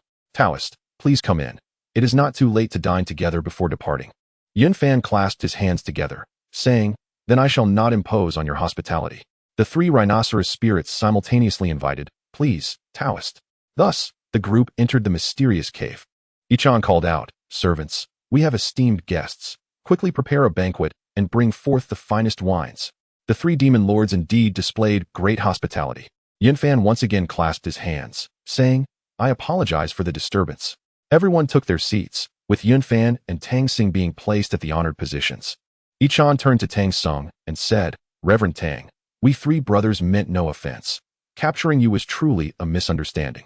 Today, we shall toast 3 cups in a gesture of apology. Upon witnessing the 3 spirits' remarkable understanding, Tang Sung promptly waved his hands, expressing his humility. Shortly thereafter, a sumptuous feast was presented, featuring a delightful array of both meat and vegetables, all infused with fragrant sesame oil that filled the air with an enticing aroma. Yunfan, with a smile, remarked, As I have lingered in Jinping Prefecture for several days, I have heard tales of how, for a millennium, the Buddha has received sesame oil, ensuring that this land enjoys favorable weather. It turns out that this is the noble endeavor of the 3 great kings, which is truly commendable. Bai Chun laughed heartily and said, Interestingly, 1,000 years ago, when we brothers first left the mountains, we happened upon this place. At that time, Jinping Prefecture was suffering from a prolonged drought. Possessing some rudimentary magical skills, we managed to borrow the power of wind and rain from the Dragon Palace of the West Sea. Thus, under the guise of the Buddha's name, we collected a modest amount of sesame oil as a reward, bringing favorable weather to Jinping Prefecture. Over the years, this has led to the prosperity we witness today. Yunfan nodded in agreement, adding, Indeed, indeed. In my journey westward, I have encountered many places, but none are as affluent as Jinping Prefecture. A testament to the efforts of the 3 great kings. I raise my cup in honor of you 3. Cheers. Tang Sung, with hands clasped together, spoke calmly. Well said. Well said. The sincere devotion of the 3 great kings towards the path is indeed admirable. However, the act of impersonating the Buddha is ultimately inappropriate. Chapter 88. The Bujin Zen Temple this time. Yunfan nodded in agreement and then remarked, Elder Tang speaks wisely. Impersonating the Buddha is a grave transgression that may very well invite dire consequences. The true Buddha resides high above, receiving offerings without meddling in worldly affairs. Your actions stand out like a solitary white crow amidst a flock of black crows, too conspicuous, and it is only a matter of time before misfortune befalls you. Upon hearing this, Tang Sing's expression darkened, and he replied with displeasure, Taoist Yun, your words clearly misinterpret the intentions of this humble monk. Why do you speak thus? Yun Fan flashed a smile, revealing a set of neatly aligned white teeth, and slowly responded, Elder Tang, have I spoken erroneously? Do you not recall the events of the state of Chechi? Had I not arrived in time, those 3 kings would have surely perished at the hands of your disciple. Tang Sung retorted angrily. How can you utter such nonsensical words, reversing right and wrong? Yun Fan let out a cold laugh, unconcerned as he said, truth and falsehood will eventually reveal themselves. While the 3 kings may be inconsequential elsewhere, they obstruct your journey to acquire the scriptures. Would those exalted Buddhas merely stand by and watch? The 3 rhinoceros demons were left bewildered, exchanging glances, and could not help but inquire, Taoist Yun, we do not comprehend. Why would we invite such grave peril?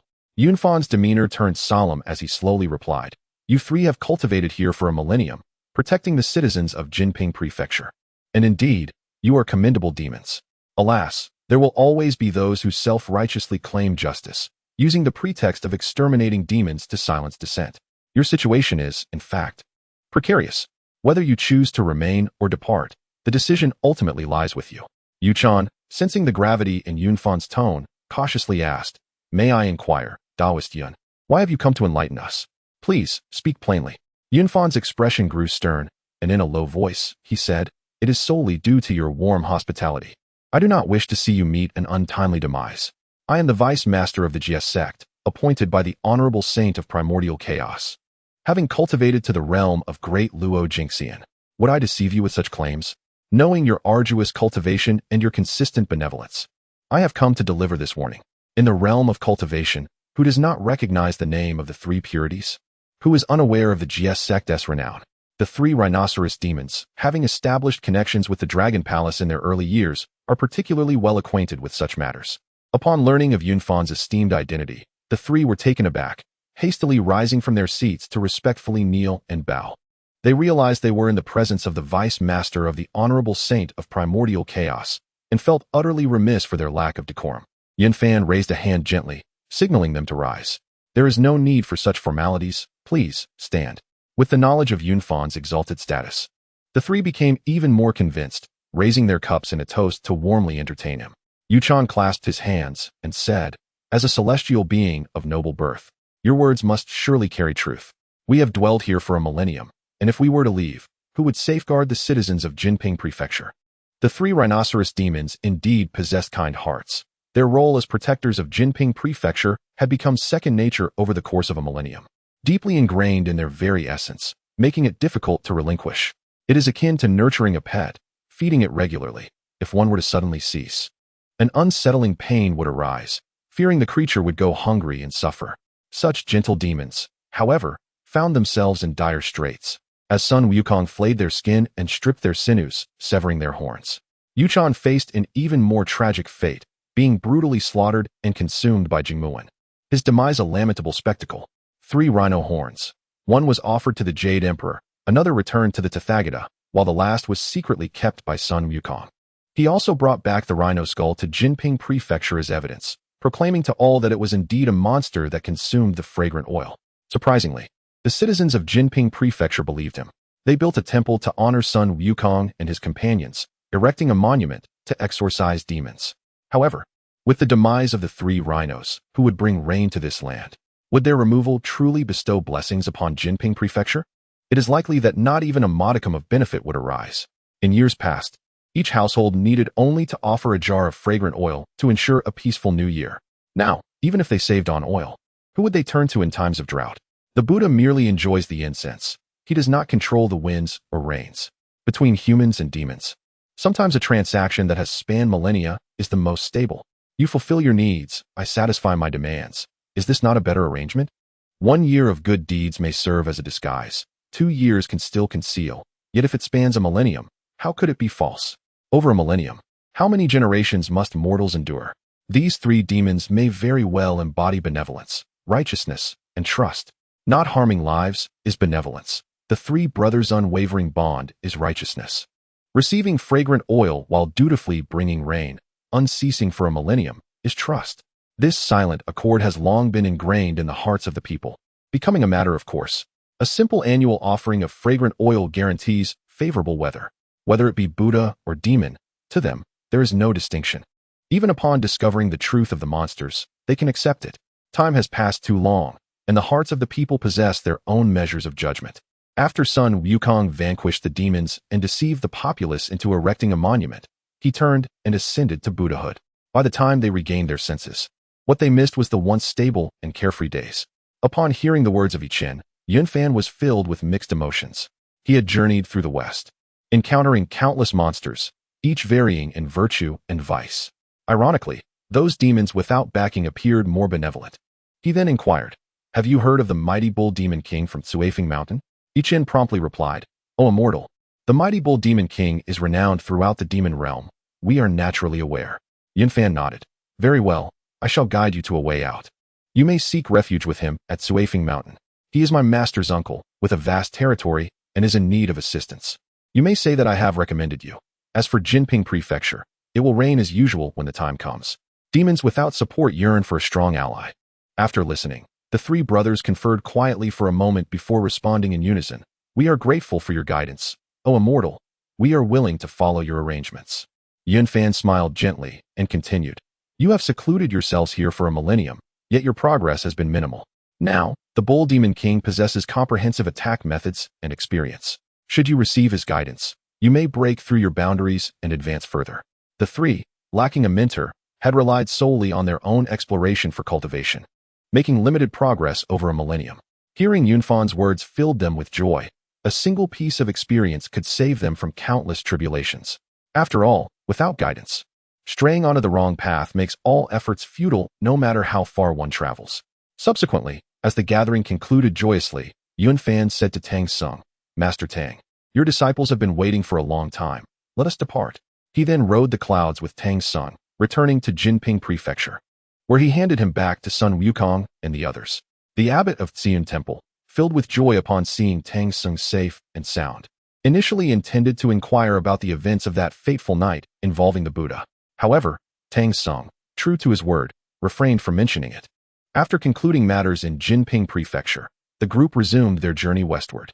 The three rhinoceros spirits proceeded to Xian Mountain, where, having learned of their introduction by Yunfan and aware of their past deeds, they held them in great esteem. Sharing a kinship as fellow bovines, they welcomed them as disciples without hesitation. Once they departed from Jinping Prefecture, the journey was tranquil and uneventful, with the sacred land of Tianzhu now within sight, marking the final destination of their expedition. After approximately half a month of travel, the grand capital of Tianzhu loomed in the distance. As they approached the city, a magnificent temple came into view, adorned with the plaque reading Bujin Zen Temple.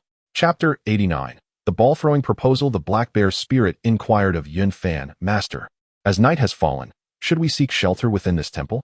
Yunfan chuckled softly. "Surely, Tang Sung must stay the night. We too should rest." The black bear spirit expressed some apprehension. "I fear this temple may be unwilling to host us, these Taoists." Yunfan dismissed his concern. "No matter. Let us proceed. If necessary, we shall offer gold. We have collected a considerable amount along our journey, which we shall not require henceforth." Kings from Zhuzi Kingdom, Bichio Kingdom, and Mia France bestowed gold as travel funds. Though they understood Yunfan to be an enlightened being who may not need money, they still provided some, just in case of unforeseen circumstances. Upon arriving at the temple gates, the black bear spirit stepped forward to knock, requesting lodging. Although named the Golden Cloth Zen Temple, there were no golden pavements to be seen. When the monk opened the door and beheld four Taoists, his expression soured, and he inquired, "What brings you four Taoists here?" The black bear spirit replied, "We, the master and disciples, are passing through, and as night has fallen, we wish to borrow this precious temple for a night's rest. We kindly request your consent." The monk immediately attempted to shut the door, stating, "This is a temple. We do not accommodate Taoists." The black bear spirit promptly produced a gold ingot, asking, "What of this?" The monk's demeanor softened slightly, revealing a glimmer of hesitation, yet he remained resolute. "It cannot be done. The abbot has decreed." The black bear spirit presented a second ingot. "What if I add another?" At this moment, the monk began to waver. In this world, who could resist the allure of wealth? Even the likes of Ananda and Kasyapa, disciples of the Buddha, were not immune to the temptations of gold, let alone an ordinary monk. He wrestled with his conscience, unable to decide. The black bear spirit then offered a third ingot. "Surely, 3 will suffice?" The 3 gold ingots swiftly shattered the monk's resolve. Trembling, he accepted them and murmured, "Please, Enter, esteemed ones. Yun Fan let out a soft snort and led his 3 disciples confidently into the temple. Shortly thereafter, Tang Sung and his disciples arrived at the mountain gate. Seeing Yun Fan and his companions enter the temple with ease, while the monk's demeanor was excessively cordial towards them, Tang Sung and his fellows were left in a state of confusion, as if enveloped in fog. The monk busily arranged accommodations for Yun Fan and his party, scarcely attending to Tang Sung's group. After a considerable time, he finally approached them. Naturally, Tang Sung could not produce any silver, causing the monk's expression to darken. Had Tang Sung arrived first, he might have been met with some warmth. However, since Yun Fan had already entered and tasted the sweetness of gold, the monk felt a twinge of displeasure at the prospect of serving him for free. Once the monk had settled Tang Sung, he hurried to report to the abbot. Upon hearing this, the abbot promptly visited Tang Sung to discuss scriptures and doctrines. Meanwhile, the monk rushed back to his meditation room, trembling hands repeatedly caressing the 3 ingots of gold, even biting one to ensure its authenticity. Subsequently, he concealed the gold in a hidden compartment within his room. Amitabha, this fortune is enough for this poor monk to renounce his vows, marry, and live a stable life. Those 4 Taoists are noble figures. I must serve them well. He murmured, hastily making his way to find Yun Fan. Observing Yun Fan leisurely wandering through the temple, he eagerly offered to guide him, suggesting that he held a position of some importance within the temple. Though the other monks found the sudden appearance of the 4 Taoists peculiar, none dared to inquire further. The group proceeded, arriving at the rear courtyard. Suddenly, the sound of a woman weeping echoed from within a room. Yun Fan inquired with a smile, "Elder, is it true that your esteemed temple harbors such hidden secrets? Could it be a case of a golden house concealing a beauty?" The monk hastily waved his hand. "The 4 esteemed Taoists have misunderstood. It is not as such. Allow this humble monk to explain." In truth, Yun Fan was already aware that this monk was the true princess of the kingdom of Tianzhu, while the impostor, the Jade Rabbit Spirit, was at that moment eagerly awaiting her union with Tang Sung, hoping to ascend to the realm of the Tai Golden Immortal. The monk meticulously recounted the events leading to this predicament. The woman had been blown to this place by the wind and had since been imprisoned in that small room, living like a captive, her mind clouded, and her basic needs attended to in a single filthy corner. Yun Fan sighed, "Alas, how pitiful. I, a humble Taoist, wish to extend my hand in rescue. Why not entrust her care to me? It could be deemed a fateful connection." The monk, troubled by the situation, felt a flicker of joy at Yun Fan's willingness to take charge, yet he feigned reluctance. Yun Fan exchanged a knowing glance with the Black Bear Spirit, who immediately understood and produced 2 gold ingots, offering them. "How about this?" The monk's eyes sparkled with delight, and he readily agreed, handing over the key before hastily departing. The stench of the room was unbearable, and he wished to linger no longer. Upon opening the door, Yun Fan was met with a scene of filth that was even worse than a pigsty. He employed his magical abilities, swiftly cleansing the space, and summoned a stream of pure water to wash the woman clean. Terrified, she cowered in the corner, too afraid to speak. Yun Fan spoke gently. "I understand you are not truly mad. You are merely feigning insanity out of fear of being defiled by the monk. Rest assured, I shall take you to find your parents. Bai, please lend her your garments." The woman, witnessing Yun Fan's extraordinary powers and hearing his sincere words, finally relaxed her guard, recounting her identity while expressing profound gratitude for his life-saving assistance. Bai handed over his robe, and the 4 soon exited the room. After bathing and changing, the woman appeared radiant, and donned in Bai's attire, she resembled a refined young scholar. It was truly astonishing that this princess of Tianzhu had managed to retain her sanity while feigning madness and enduring a life of squalor within the temple. Yun Fan remarked with a sense of wonder, "Princess, as a member of noble lineage, how did you come to such a plight? It is indeed a formidable ordeal. What compelled you to act thus? Have you encountered some dreadful misfortune?" Once she had composed herself and transformed, she tearfully responded, "The revered one is unaware that I have never stepped beyond the palace gates, yet I was swept here by a strange wind. Those monks, drawn by my beauty, harbored ill intentions and sought too. Thus, I could only feign madness to preserve my life." Yun Fan spoke coldly, "If that is the case, these individuals are indeed the epitome of hypocrisy. However, you need not harbor further fears, for Tianzhu lies ahead. Simply seek out your father, and you shall be able to recount this harrowing experience." The Black Bear Spirit and the others, upon hearing of the monk's despicable intentions, felt a surge of anger, their teeth gritting in fury. It was unimaginable what terror and torment the princess had endured to be driven to hide away in a room, living a life worse than that of a pig or a dog. Fortunately, there remained a flicker of conscience among the monks, preventing her from succumbing to starvation. They would deliver meals to her daily. Nevertheless, the princess had grown gaunt and weary, and had it not been for the timely arrival of Yunfan, she might have ultimately descended into madness. After using his celestial energy to restore her health, Yunfan spoke to her. Your condition has stabilized, and tomorrow, you shall embark on the journey with me. For tonight, rest here. My 3 disciples possess profound abilities and are men of integrity, so you may repose in your chamber without concern. They require no sleep, only meditation. The princess bowed respectfully, expressing her heartfelt gratitude for Yunfan's benevolence, and thus, the night passed peacefully. On the following morning, after enjoying breakfast provided by the monks, Yunfan offered 5 gold ingots, much to the delight of the monks, who regarded him as a celestial being, unaware that he indeed was a true immortal. After the meal, Yunfan took his leave, with the monk personally escorting him to the door. At that moment, the abbot was bidding farewell to the Tang monk.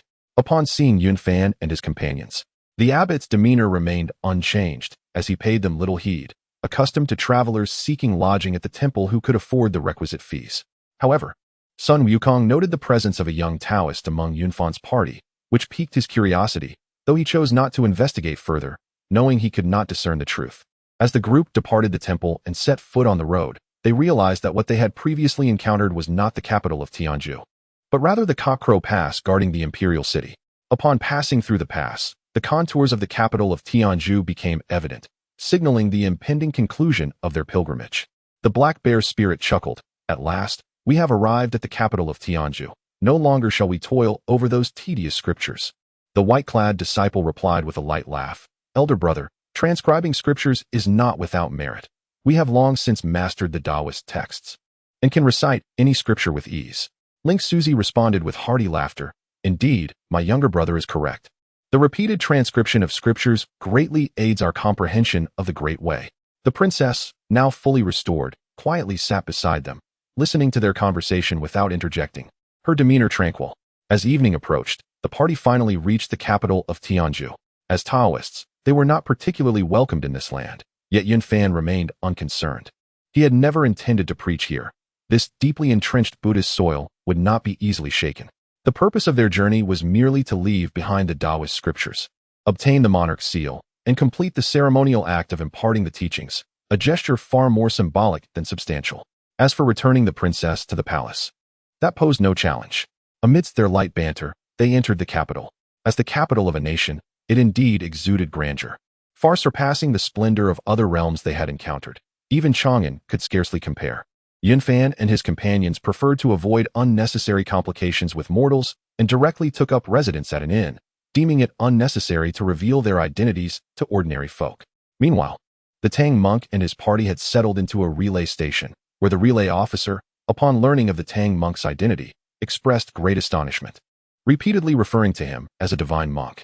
The princess, upon returning to the capital, was overwhelmed with emotion.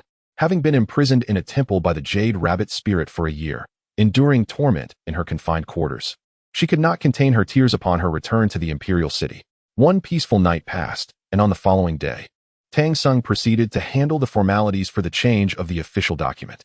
Upon learning of his arrival in the city, the Jade Rabbit spirit resolved to seek a suitor through the tossing of an embroidered ball. Veiled in delicate gauze and brimming with confidence in her magical prowess, she aimed at Tang Sung and cast the ball. As the embroidered sphere soared through the air, numerous men in the crowd vied for its possession, each one yearning to become the prince consort of the princess. The ball appeared destined to land perfectly in Tang Sung's grasp.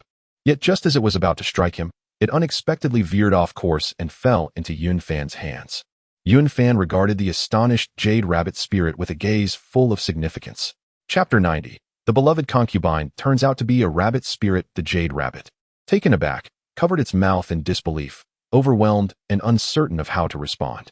The nearby guards promptly reported Yunfan to the palace, and coincidentally, he too was summoned to meet the sovereign, thus proceeding to the imperial palace alongside Tang Sung and others. Upon arrival, they encountered the king of the kingdom of Tianzhu, who had a penchant for flowers. With a hint of jest, the king inquired, "Might I ask why this Taoist has graced our land with his presence?"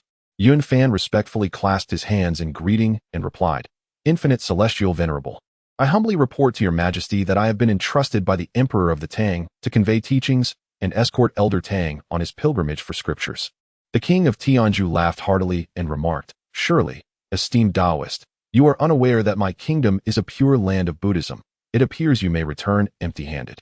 However, seeing your impressive demeanor, would you be willing to become my son-in-law should the princess toss her embroidered ball to you?" With a hearty laugh, Yunfan responded, "Alas, it is unlikely that the princess has set her affections upon me." The king, taken aback, summoned the princess for clarification. "My child, the Taoist claims that you desire another. Is this true?" The jade rabbit, feeling bashful, answered, "Father, I intended to choose Elder Tang, but I misspoke in haste." The king nodded slightly and remarked, "Ah, so it is. It seems the Taoist discernment is indeed remarkable." He then continued, "Taoist Yun, I do not wish to impose upon you. But as my land is devoted to Buddhism, I cannot accept your scriptures, nor can I affix the royal seal. I kindly ask you to return to the Tang." Upon hearing the king's words, Tang Sung and Sun Wukong's faces lit up with joy, as the grievances of their arduous journey seemed to vanish in an instant, replaced by long-lost smiles. A thought crossed their minds simultaneously. This Taoist has finally met his match. It's time for him to leave. Yun Fan, undisturbed by the king's declaration, maintained his cheerful demeanor and nodded repeatedly. His calm and composed attitude left Tang Sung and his disciple bewildered, uncertain of the source of his tranquility. Yun Fan smiled and said, "Your Majesty, if I have ever rendered you a service, would you be so kind as to retain the scriptures, compose a royal decree, and affix the seal?" The king, puzzled, responded, "Oh, Taoist, we have never met. How could you claim to have benefited me?" Yun Fan laughed heartily. "If I did not possess absolute confidence, how could I dare speak so boldly? I can rid you of the demons." The king furrowed his brow, surprised, and asked, "Demons? Where are they? I have never heard of any disturbances caused by demons." Yun Fan replied with poise, "The demon resides within the palace, disguised as your Majesty's beloved concubine." What? This proclamation struck like a thunderclap, rendering the ministers and officials in the court momentarily speechless before they erupted in reprimand. At that moment, Sun Wukong felt a surge of wariness toward Yun Fan and immediately activated his fiery eyes to investigate, discovering that indeed the concubine was transformed from a rabbit spirit. Reflexively rubbing his hands together, he began to formulate a strategy. Noticing Sun Wukong's familiar gesture, Yun Fan's lips curled into a slight smirk. Thinking to himself, "What will you do upon this discovery? This matter does not concern you. Impudent! How dare you slander my beloved concubine? Seize him and throw him out." The king, who cherished his concubine dearly, was unable to contain his fury upon hearing these words and immediately ordered Yun Fan's expulsion. Yun Fan let out a hearty laugh. Addressing the king, "Your Majesty, why not allow this humble monk to finish his words before rendering a judgment?" The king, his face contorted with rage, retorted coldly, "Very well. I shall listen to your claims. Should you fail to provide a satisfactory explanation, do not blame me for lacking compassion." At that moment, Sun Wukong attempted to interject, beginning with, "Your Majesty." But Yun Fan swiftly cast the dragon binding rope, ensnaring Sun Wukong tightly, muffling his words completely. Tang Sung, witnessing this, erupted with fury.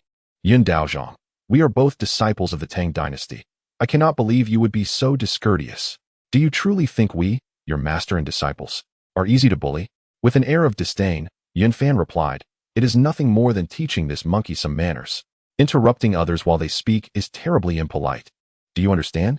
If a disciple lacks decorum, it reflects poorly on the master as well. Observe my own disciple. Every movement is in accordance with propriety." Having spoken, he retracted the dragon binding rope, coiling it back around his waist, dismissing Sun Wukong entirely. He then turned to the princess beside the king, speaking icily, "You two, will you confess on your own, or shall I employ this dragon binding rope to extract your words?" The princess, terrified, recoiled, hiding behind the king, and pleaded, "Father, this monk slanders me. Please, stand up for me." At that moment, the true princess, who had been sitting quietly among Yun Fan and the others, suddenly sprang forth, exclaiming, "Father, I am your daughter. She is a monster." It became evident that she bore an uncanny resemblance to the other princess, causing an uproar in the hall. The king, taken aback, rose abruptly, demanding, "Who are you? Why do you impersonate my daughter?" The princess, now in tears, choked out, "Father, I am truly your biological daughter. A year ago, I was swept away by a strange wind to the Bujin Zen temple, where I endured great suffering. Thankfully, Yun Daozhong rescued me. Otherwise, I would never see you again." The Yutu spirit's expression shifted dramatically as she shouted, "Father, she lies. That filthy monk transformed her." Seize her at once. Yunfan chuckled coldly. A mere golden immortal dares to play tricks before me. With a flick of his sleeve, the dragon binding rope shot forth. Terrified, the Yutu spirit lost her composure, abandoning her facade of helplessness, and attempted to flee on cloud. Yet, how could she escape the clutches of the dragon binding rope? In an instant, she was ensnared, revealing her true form as a snow-white rabbit. Yunfan grasped the Yutu, knowing it to be Chang'e's steed, and could not bring himself to slay it. He intended to return it personally. Recognizing that the princess could indeed ride clouds, the king finally realized the truth of his surroundings. Now exposed as a monster, he was drenched in cold sweat, trembling with fear. Yunfan, with a calm smile, reassured, "Your Majesty, do not panic. The demon has been apprehended. Let us hear the princess's tale." The king, regaining his composure, bowed repeatedly. "Thank you, esteemed immortal. I was blind and offended a great being. I truly deserve punishment." The true princess leaped into the king's embrace, weeping uncontrollably. The king, trembling as he stroked her back, wiped away her tears. "Indeed, you are my precious daughter. Quickly, tell me of the trials you have endured this past year." The princess, choked with emotion, found herself unable to speak. Yunfan interjected on her behalf, saying, "Your Majesty, the princess's experiences are truly harrowing. She is unwilling to recount them." The king, eager and insistent, urged, "Speak to your father. I shall seek justice for you." The princess wept, nearly bereft of strength, and it took her a considerable time to regain her composure. With clenched teeth, she resolved firmly, after enduring such suffering, she had to seek reparation. Had it not been for Yunfan's timely intervention, she knew in her heart that she might have already met a tragic end. With a trembling voice, she began, "Father, a year ago, I was swept away by a strange wind to the Bujin Zen temple. The monks there, upon seeing my beauty, harbored malicious intentions, wishing to engage in unspeakable acts. A group of monks conspired against me, and in desperation, I had no choice but to feign madness, smearing filth upon my face to pose as a lunatic. Only then did those monks dare not approach, yet they still confined me to a small room, where I was forced to endure all my needs, until the arrival of Master Yun to rescue me." The words of the princess caused the ministers in the hall to turn pale, many barely suppressing their urge to retch. Tang Sung's complexion turned ashen. Should this matter prove true, it would undoubtedly be a scandal of monumental proportions for the Buddhist faith. Chapter 89. The laurel will not fall. The two shall never meet. What standing does the Bujin Zen temple hold? It is the very place where the Buddha expounded his teachings. Yet, within its sacred walls, the monks dared to humiliate a princess of the realm, particularly the cherished daughter of the king. Such an affront could not be overlooked. Upon hearing the princess's account, the king, consumed by fury, slammed his hand upon the table and bellowed, "Nonsense! Outrageous! Immediately seal off the Bujin Zen temple. Arrest all those monks. Subject them to severe interrogation. Not a single one is to be released." His roar reverberated through the grand hall, causing the beams to tremble in response. Who could remain unperturbed? That was his most beloved daughter, now subjected to such indignity. Had it not been for Yunfan's intervention, the consequences would have been dire. For an entire year, she had endured the filth of her surroundings. To die in such a state and be hastily buried by the monks was a fate her father could not bear. Although the Bujin Zen temple held a unique status, such a grave transgression could not shield them from retribution. Soon, a general was dispatched with troops to apprehend the implicated monks. Tang Seng's lips quivered as he attempted to plead for mercy, yet no words escaped his mouth. Once the king had vented his wrath, he approached Yunfan, taking the princess's hand, and both knelt, expressing their gratitude. "Thank you for saving my daughter. I am blind to the truth, deserving of death." Yunfan helped them rise, his tone steady. "Your Majesty need not be so distressed. I shall personally deal with this wretched creature, you may rest assured." Despite the king's resentment towards the jade rabbit, he refrained from any rash actions, knowing her true nature. Moreover, given that the princess's suffering was instigated by the monks, and although the jade rabbit had committed wrongs, she had not taken lives, indicating a glimmer of benevolence. The king, possessing wisdom, acquiesced to Yunfan's arrangements. For a woman who had never encountered the outside world, being thrust into such foreign circumstances must have been terrifying. At that moment, she required compassion and warmth. Had those monks treated her kindly, even offering to restore her to a normal life, she might have accepted. How could she have descended to the depths of feigning madness and smearing filth upon her face? The only plausible explanation is that the monks, having lived in solitude for so long, succumbed to primal urges, reducing the princess to such a plight. The developments were unexpected. The king, who had initially held disdain for the Taoists, soon regarded Yun Fan and his companions as esteemed guests, hosting a banquet in their honor and acquiescing to all of Yun Fan's requests. The king's loathing for the monks was magnified by his daughter's ordeal, leading to a palpable aversion towards Tang Sung and his fellows. Witnessing the dramatic turn of events orchestrated by Yun Fan, Tang Sung regarded him with the eyes of a demon, truly embodying the saying that everyone can perform tricks, but each with their unique finesse. The rapid reversal of the narrative was nothing short of remarkable. Once the princess was restored to her original attire, she frequently raised her cup to toast Yun Fan and his companions, expressing her gratitude for rescuing her from peril and ensuring her safe return. The king, with a pained heart, lamented, "My dear daughter, you have suffered greatly and lost so much weight. You were destined for a life of luxury, yet suddenly endured such hardship. It is truly such an extreme disparity in living conditions would have shattered an ordinary person." But Yun Fan understood that this princess was no ordinary being. She hailed from the Moon Palace, perhaps explaining why she maintained her composure amidst such turmoil. The princess trembled as she spoke. "Had it not been for the timely intervention of Taoist Yun, I fear I would never have returned." The king, still consumed by fury, declared indignantly, "Those monks are guilty of heinous crimes, utterly unrestrained. I cannot let them escape unpunished." After several rounds of wine and an array of dishes, Yun Fan smiled and suggested, "Your Majesty, might I now impart my teachings and draft a national decree while also renewing the travel permits?" The king replied earnestly, Certainly, this is only proper. I shall ensure the scriptures are widely copied, and I will personally inscribe the decree." With that, the king took up his brush and wrote a heartfelt national decree, which he then handed over to Yun Fan. Satisfied, Yun Fan added, "Might your Majesty also renew the travel permits for everyone, including Elder Tang?" The king readily agreed and continued, "Taoist, are you preparing to depart? Beyond lies the Spirit Mountain, where there is no place for further teachings. Why not remain in my capital instead?" Yun Fan laughed heartily and replied, "Your Majesty need not insist. In Taoism, we value the principle of fate. Rescuing the princess was fate indeed, and while my teachings have concluded, the Emperor has entrusted us with escorting Elder Tang to Lingyun Crossing to fulfill our mission. Bound by imperial decree, I cannot afford to be negligent." Upon hearing this, Tang Sing hastily interjected, "Taoist Yun, please do stay. The Spirit Mountain is not far, and my 3 disciples possess formidable powers to ensure my safety. You may return to the Tang dynasty, and I shall inform my elder brother upon my return, bearing no grievance against you." The king urged him to stay once more, but Yun Fan politely declined. "To abandon our efforts now, just as success is within reach, would be to squander all that we have accomplished. There is no need for further persuasion." Once the travel permits were renewed, the king arranged for everyone to rest at the inn. After all the commotion, it was already late. Yun Fan addressed his 3 disciples. "You shall rest here tonight and set out tomorrow. Wait for me a moment. I must make a journey to the celestial realm." Before he could finish his sentence, he mounted a leopard and soared into the sky, intending to visit the legendary Chang'e, the moon goddess. In the Palace of Frost, Chang'e was not alone. The Moon Lord, numerous Chang'e maidens, and Wu Gang, who was eternally tasked with chopping down the unyielding laurel tree, were all present. Ever since the War of Witches and Demons, Wu Gang had tirelessly hewed the tree for countless millennia.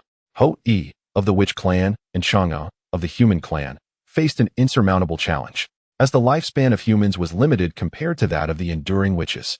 On their wedding day, Fu perished in the calamity of 10 sons, prompting Ho-E, as a true friend, to embark on a quest to shoot down the sons, ultimately leaving behind only one golden crow. This event ignited the final conflict between the witches and demons. The Palace of Frost was originally governed by the primordial deities Shi-He and Chang-Shi. In the wake of their son's tragic death, they were engulfed in grief and bestowed the elixir upon Chang'e, enabling her ascension to the Moon Palace. Ho-E pursued her, but filled with wrath, Shi-He and Chang-Shi proclaimed a solemn oath. As long as the laurel stood, they would never meet again.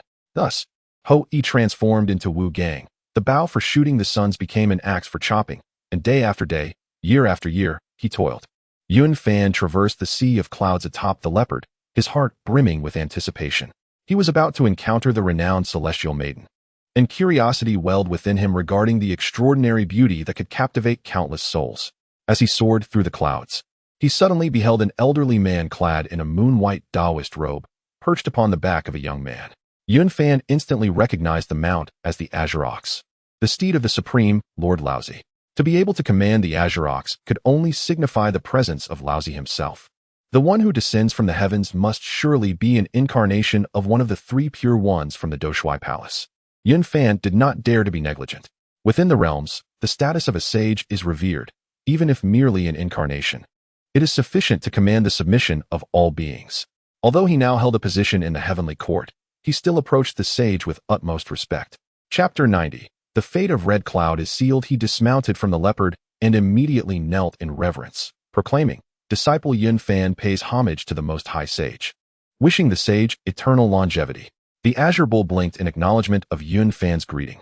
The Supreme Laoju nodded slightly and spoke. "Rise, Yun Fan. You have performed admirably." Yun Fan bowed once more, responding, "The disciple is deeply grateful to the sage." He then slowly stood up. The Supreme Laojun gazed at Yun Fan, his expression complex. This child was a disciple of the heavenly teacher, and although they shared the same sect, their fates were as opposed as fire and water. Unlike Yuanshi, who was resolute in his desire to annihilate the heavenly teacher, Laojun merely wished to impose a slight reprimand. Yet, Yuanshi was obedient to his every word, tightly linking the Chan teachings to him, and he could not help but revel in this reverence. Laojun spoke softly, "Yun Fan, you have contributed significantly by thwarting the eastern spread of Buddhism. You bear the primary merit. As your elder in the mystical door, I owe you a debt of karma." Yun Fan respectfully replied, "I dare not accept such an honor. It was my duty to safeguard the foundation of the mystical door. I cannot allow the sage to owe me a debt of karma." The Supreme Laojun waved his dust whisk, his tone resolute. "A debt is a debt. And so it stands. Yuanshi is no different. Since you have come today, I shall repay you this debt. Here is a 9-turn golden elixir, which will assist you in ascending directly to the pinnacle of the great Luo Golden Immortal, sparing you countless years of arduous cultivation." Yun Fan's eyes widened in astonishment. The 9-turn golden elixir was a coveted treasure in the primordial realm, now rendered unique, a creation that even the Supreme Laojun could no longer refine. To exchange it for a superior spiritual treasure would be considered a bargain, and for an exquisite one, it would hardly be unreasonable. His voice trembling, he said, "I humbly report to the Most High Sage that I possess only modest achievements. How could I presume to accept the sage's bestowed 9-turn golden elixir?" The Supreme Laojun replied calmly, "It matters not. The rise of Buddhism is now beyond hope, at the very least. We have preserved 2 to 3 parts of the mystical door's fortune. As the elder brother of the mystical door, I reward you for your efforts and resolve the karma between you and the human teachings. Accept it. After consuming it, with a bit of fortuity, you may easily step into the quasi-saint realm." Yun Fan trembled as he accepted the elixir, immediately kneeling to express his gratitude. The 9-turn golden elixir. Consuming it would elevate him to the peak of the great Luo. Otherwise, he would need to toil for millennia to reach such heights. The Supreme Laojun slowly continued. "The karma is concluded. Rise, and I shall take my leave." With that, he mounted the Azure Bull and departed. Yun Fan promptly called out, "The disciple respectfully sees off the Most High Sage. The resolution of karma can either be dissolved through treasures or repaid with one's life." The sage concluded their karma with the golden elixir. However, Yuanshi Tianzuan would choose to resolve it through death.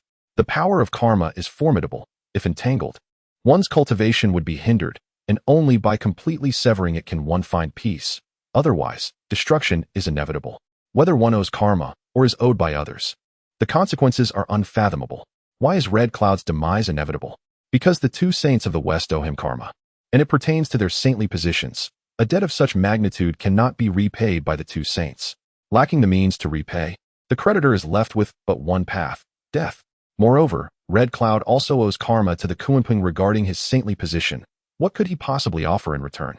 Thus, he too cannot escape death. Though it is the design of the heavenly Tao, once karma is formed, the fate of Red Cloud is sealed. Yun Fan never anticipated that this journey would yield such a fortuitous encounter. His heart filled with unrestrained joy as he rode the leopard straight towards the Moon Palace. The leopard spirit was utterly astonished, never anticipating that following its master to the heavens would allow it to encounter a sage. Moments ago, it had cowered on the ground, too frightened to lift its head. Having cultivated and attained enlightenment on Mount Zhongnan, it understood the profound dignity of a sage, and at this moment, it was filled with the utmost reverence for its master. The revelation of obtaining the legendary 9-turn golden elixir left it speechless. The path of immortality, beyond diligent practice, relies on the accumulation of merit. Yet, in these times, where can one find merit? After attaining sanctity through the heavenly path, The sages have devoted their days to devising ways to repay their debts to the celestial order, uncertain if they have managed to settle them. Furthermore, innate spiritual roots facilitate cultivation, and miraculous elixirs assist individuals in transcending their limits. However, the primordial earth has shattered, and within the three realms, where can one find such abundant spiritual roots and herbs? Who does not toil day and night in their cultivation, without fortuitous encounters? Even if Yun Fan were to diligently practice for 10,000 years, he might not achieve the status of a quasi-saint, and that is the most optimistic estimation. Now, having acquired the 9-turn golden elixir, upon consumption, he would be but a thin veil away from the realm of the quasi-saint. Although ascending from the pinnacle of the great Luo golden immortal to the quasi-saint realm is arduous, the crux lies in seizing the right opportunity. Countless individuals have reached the pinnacle of great Luo in the three realms, yet only a handful can step into the quasi-saint realm. With an approximate ratio of 1 in 100, or even 1 in 1,000, the 12 golden immortals of the teaching sect have cultivated for eons. Yet most remain at the great Luo level, underscoring the difficulty of attaining quasi-sainthood. However, Yun Fan no longer needs to accumulate spiritual power. He merely needs to await the maturation of opportunities to step into the quasi-saint realm with a single stride. He inwardly chuckled, thinking, quasi-sainthood may be exceedingly challenging for you all, but for me, huh? In high spirits, he cradled the jade rabbit in one arm and once again mounted the leopard, making his way towards the moon palace, intending to meet Chang'e, reminisce, and return her rabbit. Riding swiftly, he soon arrived at the Huanghuang palace on the moon. Chang'e had long consumed the elixir and attained immortality. When the Jade Emperor presided over the heavenly court, he sought celestial beings, thus appointing her as the Lady of the Moon, residing on the lunar star. Meanwhile, Wu Gang, clad in farmer-s attire and wielding an axe, tirelessly chopped the laurel trees day and night. The felled laurel trees slowly healed, though not fully restored. It demonstrated that Wu Gang's efforts were not in vain. Yet he remained fixated on his task, tirelessly repeating the cycle without pause. Yun Fan shook his head with a sigh as he passed by Wu Gang. The latter was oblivious to all around him, fixated solely on the tree, unresponsive even to the most severe threats. Upon seeing someone arriving on a mount, the fairies of the Huanghuang Palace hastily made way, for such a display was not typical of ordinary beings. The Huanghuang Palace was, in truth, a cluster of palatial structures rather than a solitary building. As Yun Fan arrived, Chang'e was instantly informed and promptly led the other fairies to greet him. Upon reaching the palace entrance, Chang'e inquired, "Might I ask who this esteemed visitor is and what brings you to the Huanghuang Palace?" Yun Fan carefully appraised the renowned Chang'e. She donned a simple white dress, her hair elegantly coiffed, her figure slender and ethereal, and her eyes held an indescribable sorrow. Her beauty was unparalleled, rivaling any fairy across the three realms, and her cultivation had reached the great Luo golden immortal level. Dismounting his steed, he clasped his hands in salutation. "I am Yun Fan, humble servant, and I pay my respects to the Lady of the Moon." Upon hearing this, Chang'e was taken aback, and promptly said, "It is indeed an honor to receive the esteemed vice master of the Jie Sect. Please, come inside for a detailed discussion." Although she had already caught a glimpse of the jade rabbit nestled in Yun Fan's arms, she understood that this was not the moment for idle chatter. With such a distinguished guest in attendance, how could one be discourteous? Upon entering the grand hall of the Huanghuang Palace, Yun Fan got straight to the point. "I have come solely to return the jade rabbit." With that, he gently placed the rabbit on the ground. The jade rabbit joyfully leaped a few times before bounding into Chang'e's embrace. After a brief exchange with the rabbit, Chang'e comprehended the circumstances and, bowing deeply, expressed her gratitude. "Thank you for returning the jade rabbit, esteemed master. I am immensely grateful and shall host a banquet today. I humbly request that you stay for a while." Having survived since the ancient times, Chang'e was no longer the naive girl she once was, although a hint of sadness lingered in her demeanor. Her words and actions displayed a wealth of experience and insight. Yun Fan softly remarked, "In that case, might I invite you to share the tale of the jade rabbit's origins?" Once seated comfortably, Chang'e personally poured a cup of moon osmanthus wine for Yun Fan and began to speak slowly. "What you may not know, esteemed master, is that this jade rabbit once cultivated in the Spirit Mountain and had an unfinished bond with the Tang monk in a past life. Coincidentally, the celestial maiden in white had once punished it during her descent to the mortal realm. Harboring resentment, the jade rabbit seized the opportunity to reincarnate, intending to forge a connection with the Tang monk, thus resolving its old grievances while also leveraging his 10 reincarnated yang energy to break through to the status of Tai Golden Immortal. Upon hearing Chang'e's words and combining them with his own knowledge, Yun Fan's understanding became clear. Chapter 91. The land of Buddhist transmission is completely sealed. The Jade Rabbit, originally a creature of the sacred mountain, now coincidentally appears, indicating that this affair was orchestrated by the divine realm. Yet, the trajectory remains unaltered, inadvertently detected by Yun Fan. Unbeknownst to him, within the confines of Mount Luojia, Guanyin is seething with rage. This calamity was meticulously devised by her, and within a mere year, it has been unraveled by Yun Fan, further inciting resentment from the monarch of Tianzhu and the Buddhist sect. Although the foundation of Buddhism in Tianzhu is profoundly entrenched, impervious to transient events, it nonetheless portends ill fortune. Guanyin gritted her teeth in frustration. Foolish being, greedy and foolish. My careful scheming has been utterly ruined by your insatiable greed for mere gold. She remains unaware that Yun Fan possesses prophetic abilities. The true culprit behind this debacle is the monk's own avarice, which Yun Fan has exploited to thwart the Buddhist plan, rendering Tianzhu's intricate designs futile. Taking a deep breath, Guanyin sighed. This young man is exceedingly troublesome, with a keen mind that truly vexes me. Though the journey to the west may soon conclude, I hope to gather the 49 tribulations. The teachings still have 3 challenges unresolved. Could it be that this Baizé possesses such celestial prowess, revealing all tribulations to that young rascal? As Yun Fan traversed his path, he effortlessly dismantled Guanyin's numerous schemes, causing her to grow increasingly paranoid. She surmised that Baizé, with his omniscient abilities, was covertly guiding Yun Fan. After discussing the matter of the Jade Rabbit with Chang'e, Yun Fan suddenly inquired with a smile, "Fairy, how did Brother Pig offend you?" Chang'e replied with a tranquil demeanor, "Alas, the master is unaware. The drunken Marshal Tianpeng barged into the Moon Palace, demanding my service. And when he reached for me, I evaded him. His outcry roused the celestial officials, leading to his banishment by the Jade Emperor." Nodding, Yun Fan remarked, "I see. That figure outside is your husband. Do you still think of him?" Chang'e sighed softly, her expression inscrutable. "What does it matter if I think of him or not? The past has long since faded with the wind. If a sage were to intervene, perhaps there would be hope, but alas, no one is willing to assist. After so many years, his spirit has likely been entirely consumed by Shihe's curse. Observe," she continued, "he chops the laurel tree daily, for that curse remains unbroken." Gazing at the tree, which was continually cut down yet rapidly healed, she explained, "Each time it suffers, Hui uses his own soul to mend it. In earlier years, his divine power was abundant, and wounds healed swiftly. Now, however, the process is increasingly sluggish, indicating that his soul energy is nearly depleted. This is the conclusion I have drawn from my constant observations. Should the laurel fall, so too shall Hui perish." Following her gaze, Yun Fan saw Wu Gang relentlessly swinging his axe against the trunk. With each strike, a scar marred the tree, and Hui, standing nearby, grew increasingly despondent. The purpose of this curse is to gradually extinguish him. Day after day, year after year of relentless chopping will inevitably drain even the mightiest shaman's spirit. Now, his soul energy is close to exhaustion, and the tree can no longer regenerate. They are interconnected by an invisible thread. Any damage to one spells disaster for the other. On their wedding night, calamity struck, and though they met, they no longer recognized one another.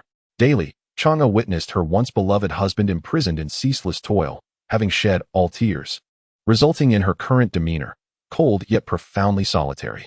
Upon hearing this, Yun Fan could only manage a wry smile, softly replying, "Fairy, such a curse is beyond our capabilities. I implore you to take care of yourself." Chang'e gently shook her head, her expression sorrowful. "Alas, time has passed. Perhaps death may serve as a liberation for him. For us, the great witches, death is merely a return to the embrace of the Father God."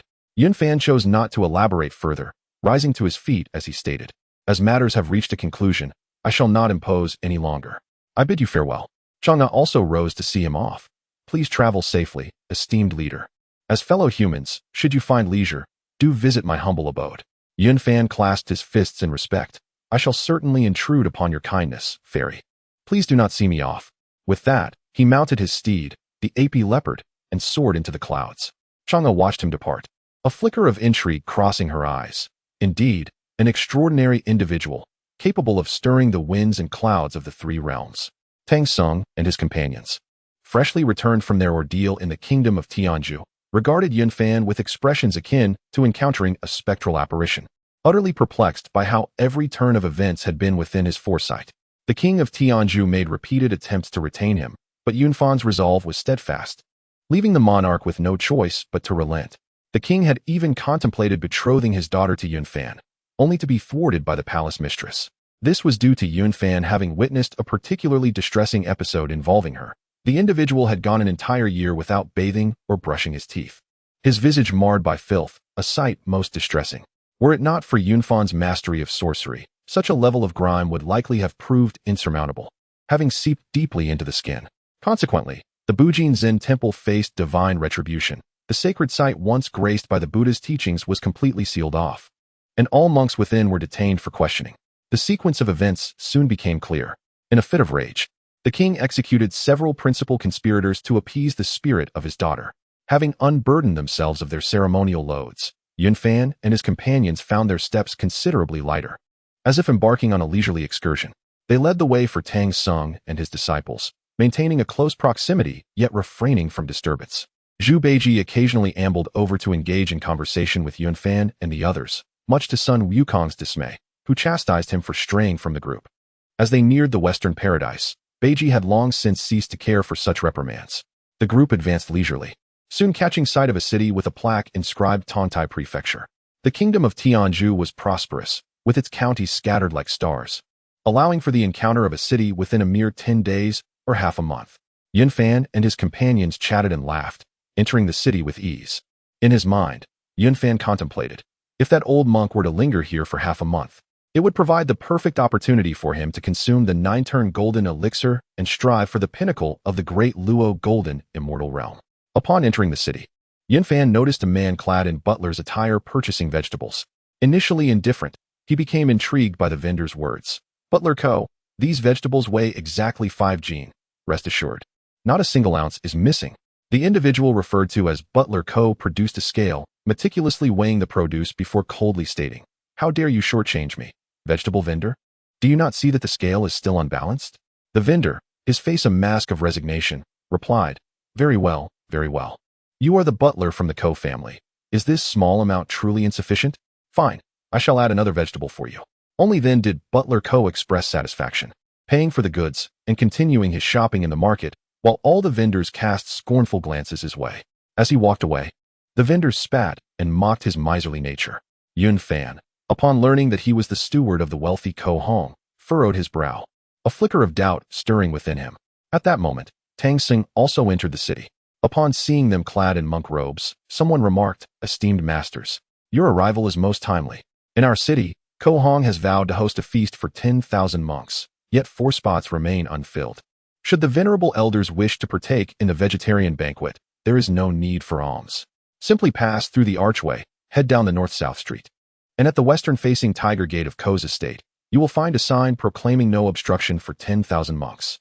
Hearing this, Tang Sung was overjoyed and hurriedly led his disciples towards the Ko residence. Chapter 92. If one truly wishes to extend their life, I possess a method. Upon hearing this, Yunfan could not help but reveal a faint smile. Ling Suzi, noticing this, inquired, "Master, what brings about your amusement?" Yunfan sighed amidst his smile. "You are about to witness the most hypocritical and adeptly disguised virtuous person in this world." Bai, puzzled, asked, "Master, what leads you to such a conclusion?" Gazing into the distance, Yunfan replied slowly, "The steward we encountered was already so miserly and calculating. Can it be that the wealthy Ko truly wishes to support 1,000 monks?" Bai, astonished, exclaimed, "Ah, master, your insight is indeed profound. I had not perceived this before. Where shall we find lodging next?" Yunfan smiled gently. "Come, let us pay a visit to this Kwa." As the four approached the core residence, they coincidentally encountered Tang Sung and his entourage being joyously welcomed into the estate amidst the clamor of drums and gongs. Their arrival had fulfilled the requirement of 1,000 attendees, and the servants were bustling about, exclaiming that the great benefactor Kwa's wish to host 1,000 monks had finally come to fruition. Just as Yunfan's group reached the entrance, they were met by Kwa's steward, who frowned and asked, "What business do you Taoists have here?" With a smile, Yunfan replied, "We are 4 travelers passing through, having heard of the illustrious virtue of Kwa. We wish to humbly request accommodation." The steward, with a look of disdain, retorted, "Move along, as Kwa's estate only accommodates monks. Now that we are at full capacity, no one else shall be received. Leave quickly." Yunfan softly called out, "Hey Yun." The black bear's spirit immediately understood and produced a gold ingot, saying, "Might we be permitted to stay for a short while? No more than a month?" An ingot of gold is no trivial sum. Upon seeing it, the steward's heart filled with joy. He would gladly accommodate them for a year, let alone a month. His demeanor shifted dramatically, welcoming the group within as if they were esteemed guests.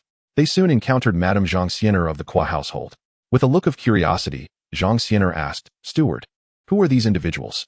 The steward had intended to handle the matter discreetly, but seeing the mistress present, he handed over the gold ingot and recounted the situation in full detail. Zhang Xiener, known for her sharp wit, smiled upon hearing this, eagerly approaching. No wonder the magpies were chirping incessantly this morning. We have distinguished guests. First, the monks fulfill my husband's wish. And now we have 4 Taoist masters visiting. What a double blessing. Steward, make the necessary arrangements, and ensure they are treated to fine tea and meals. Yunfan and his companions followed the steward to a courtyard to rest. Meanwhile, Zhang Xiener repeatedly bit the gold, verifying its authenticity. Her face beaming with delight and her spirits soaring. Huanghuang welcomed Tang Sung into the house, presenting a small booklet, saying, "Elder, I had vowed to host 1,000 monks. Recently, I realized I was short by 4. With your arrival, it is perfectly complete. I kindly ask that you stay for a month before departing." Deeply moved, Tang Sung clasped his hands together. "Amit Ba, how commendable. Such merit bestowed upon you by Qua shall surely attract the protection of the Buddha, granting you enduring fortune and longevity." Huanghuang then handed the booklet to Tang Sung. "Please, may the 4 esteemed elders sign here as a keepsake to commemorate this fulfillment." Tang Sung readily agreed, inscribing his Dharma name, followed by Wukong and the others. Qua was overjoyed and hastily instructed the servants to prepare a feast. The situation was rather amusing. Who has ever seen a person on a bus offering their seat and then requesting signatures for a record? The benevolent actions of the merchant Co. are not to be underestimated, rivaling even those of the esteemed Duke of Fengshen County, a family notoriously frugal. Yet they insist on ostentatiously cultivating goodwill. It is truly a perplexing blend of irony and absurdity. As expected, when the meal was served, the portions were woefully scant. The monk Tang and his companions managed to make do, while Zhu Beiji incessantly complained, "This is far too little. I am still famished." Tang, feeling equally dissatisfied, retorted, "You foolish creature, the journey to Lingshan is still long. Once we retrieve the scriptures and return to Chang'an, you may feast on the delicacies of the Tang dynasty to your heart's content." While Tang's meal was meager and modest, the hospitality afforded to Yunfan was altogether different. The sum provided was substantial, and Zhang Xiener personally oversaw the arrangements, resulting in an extravagant spread. Noticing his wife's flurry of activity, Ko could not help but inquire, "My dear, what keeps you so busy? Are we expecting esteemed guests?" Zhang Xiener replied with palpable excitement, "Oh, my lord, you are unaware. A distinguished guest has indeed arrived. Someone has offered a gold ingot for lodging. This is genuine wealth.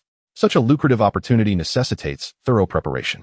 Upon seeing the gold, Ko's joy was uncontainable.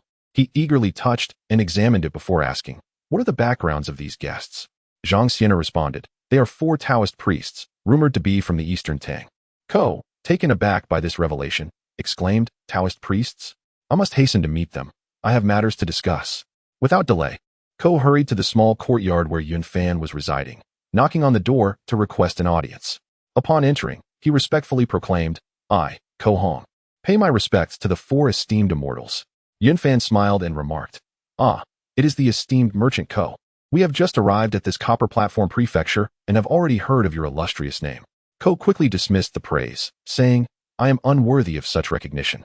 I come today without invitation, hoping to seek your guidance." Yunfan nodded, "Speak freely. I am at your service." After a moment's hesitation, Ko cautiously inquired, "Might I ask, how long do I have left to live?" Yunfan, calculating with his fingers, responded with a hint of sarcasm, "Are you truly eager to know?" Undeterred by Yunfan's tone, Ko earnestly pressed, "Please, speak plainly. I am keen to hear your insights." With a sigh, Yunfan disclosed, "Your fate is sealed at 64 years. Within half a month, you will either succumb to illness or fall victim to thieves." Upon hearing this, Ko displayed no skepticism. His face drained of color as he collapsed onto the ground. Weeping profusely, "What kind of fate is this? I have fed countless monks, yet I cannot escape this calamity." After a considerable time, Ko finally ceased his sobbing. Yunfan inquired, "Why does the merchant grieve so deeply?" Ko, his expression bleak, responded with a bitter smile, "Alas, since all is for naught. It is no harm to confide in you. 24 years ago, I had my fortune told. The seer predicted I would live no longer than 64 years. This year marks my 64th, and I believed that my merits accrued from feeding monks would allow me to evade disaster. Yet it seems that was not to be. Yunfan, intrigued, asked, "Your family is quite prosperous. May I inquire how you have amassed such wealth?" Ko, appearing somewhat embarrassed, replied, "I earn my living through lending and collecting debts." Yunfan pondered silently. No wonder he is so stingy and meticulous. The profession of lending and collecting debts is hardly one to be praised. The words thief and stingy sound alike. And it seems the surname Ko is indeed fitting.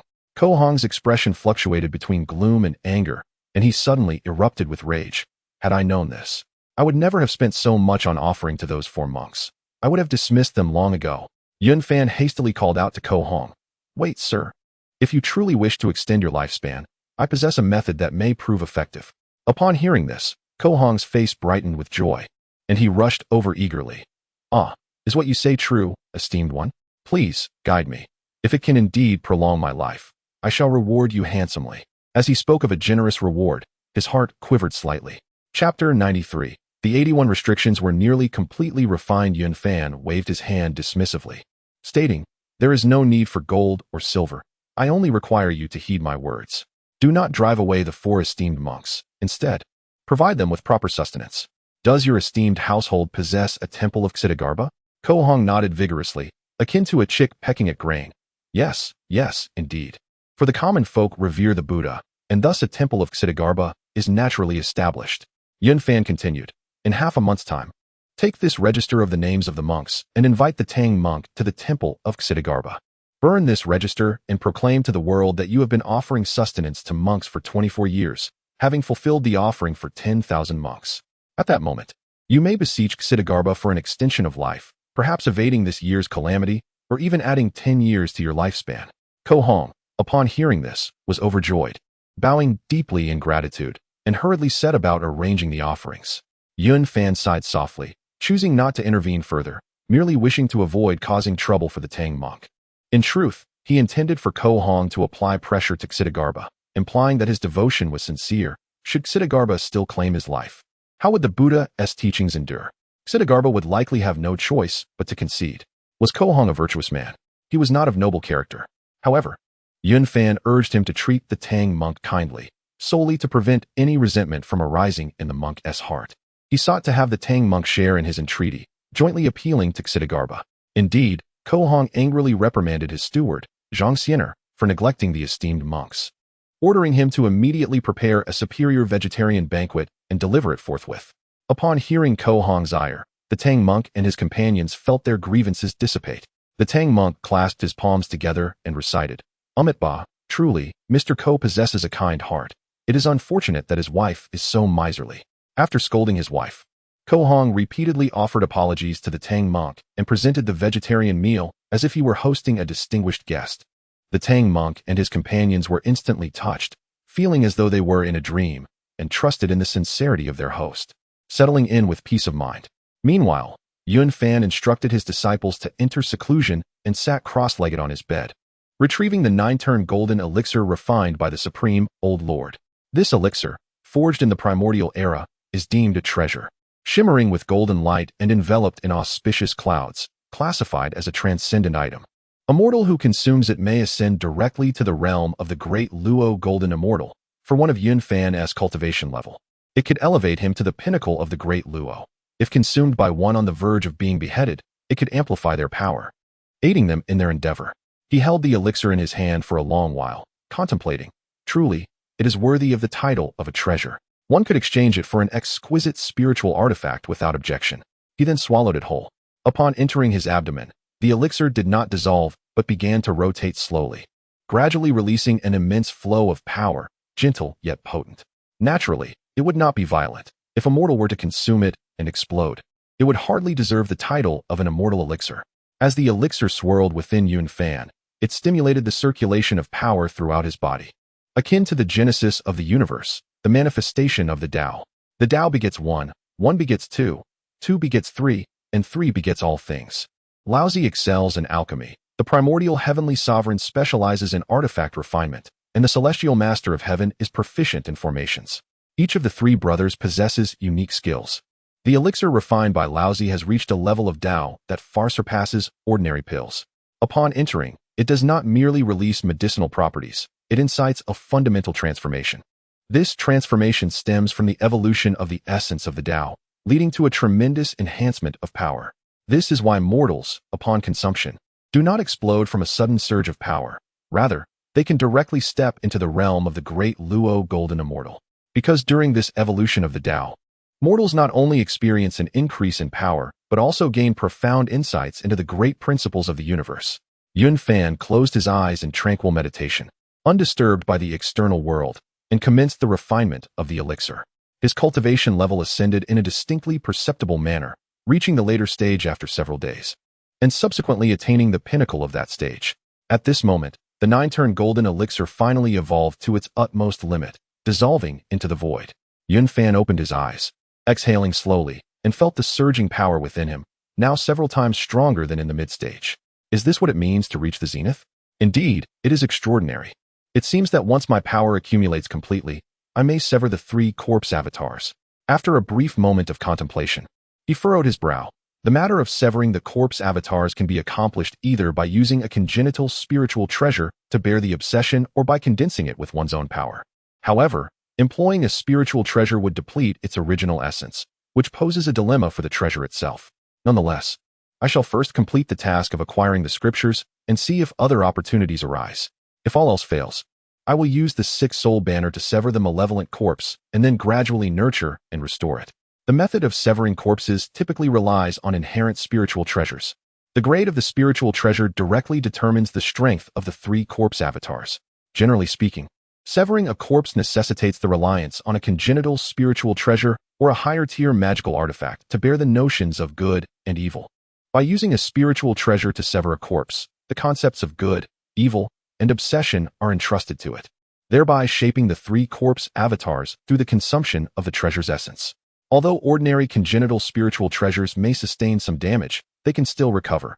However, if it is a supreme treasure, once its essence is harmed, recovery becomes exceedingly challenging, if not nearly impossible. Moreover, there exists the method of severing corpses through the merits of heaven and earth, which yields the most effective results. Yet, how scarce are the merits of heaven and earth? And how easily can they be obtained? With time to spare and a few days remaining until the half-month period, Yun Fan once again refined the Chaos Bell. The 81 prohibitions were nearly completely refined, and with his cultivation now reaching the pinnacle of the great Luo Golden Immortal, he could wield most of the Chaos Bell's formidable powers, though there remained a considerable gap compared to the saints. Currently, among the 3 realms, there are only 3 congenital supreme treasures. If one includes Laozi's postnatal merit treasure, it would barely amount to 4.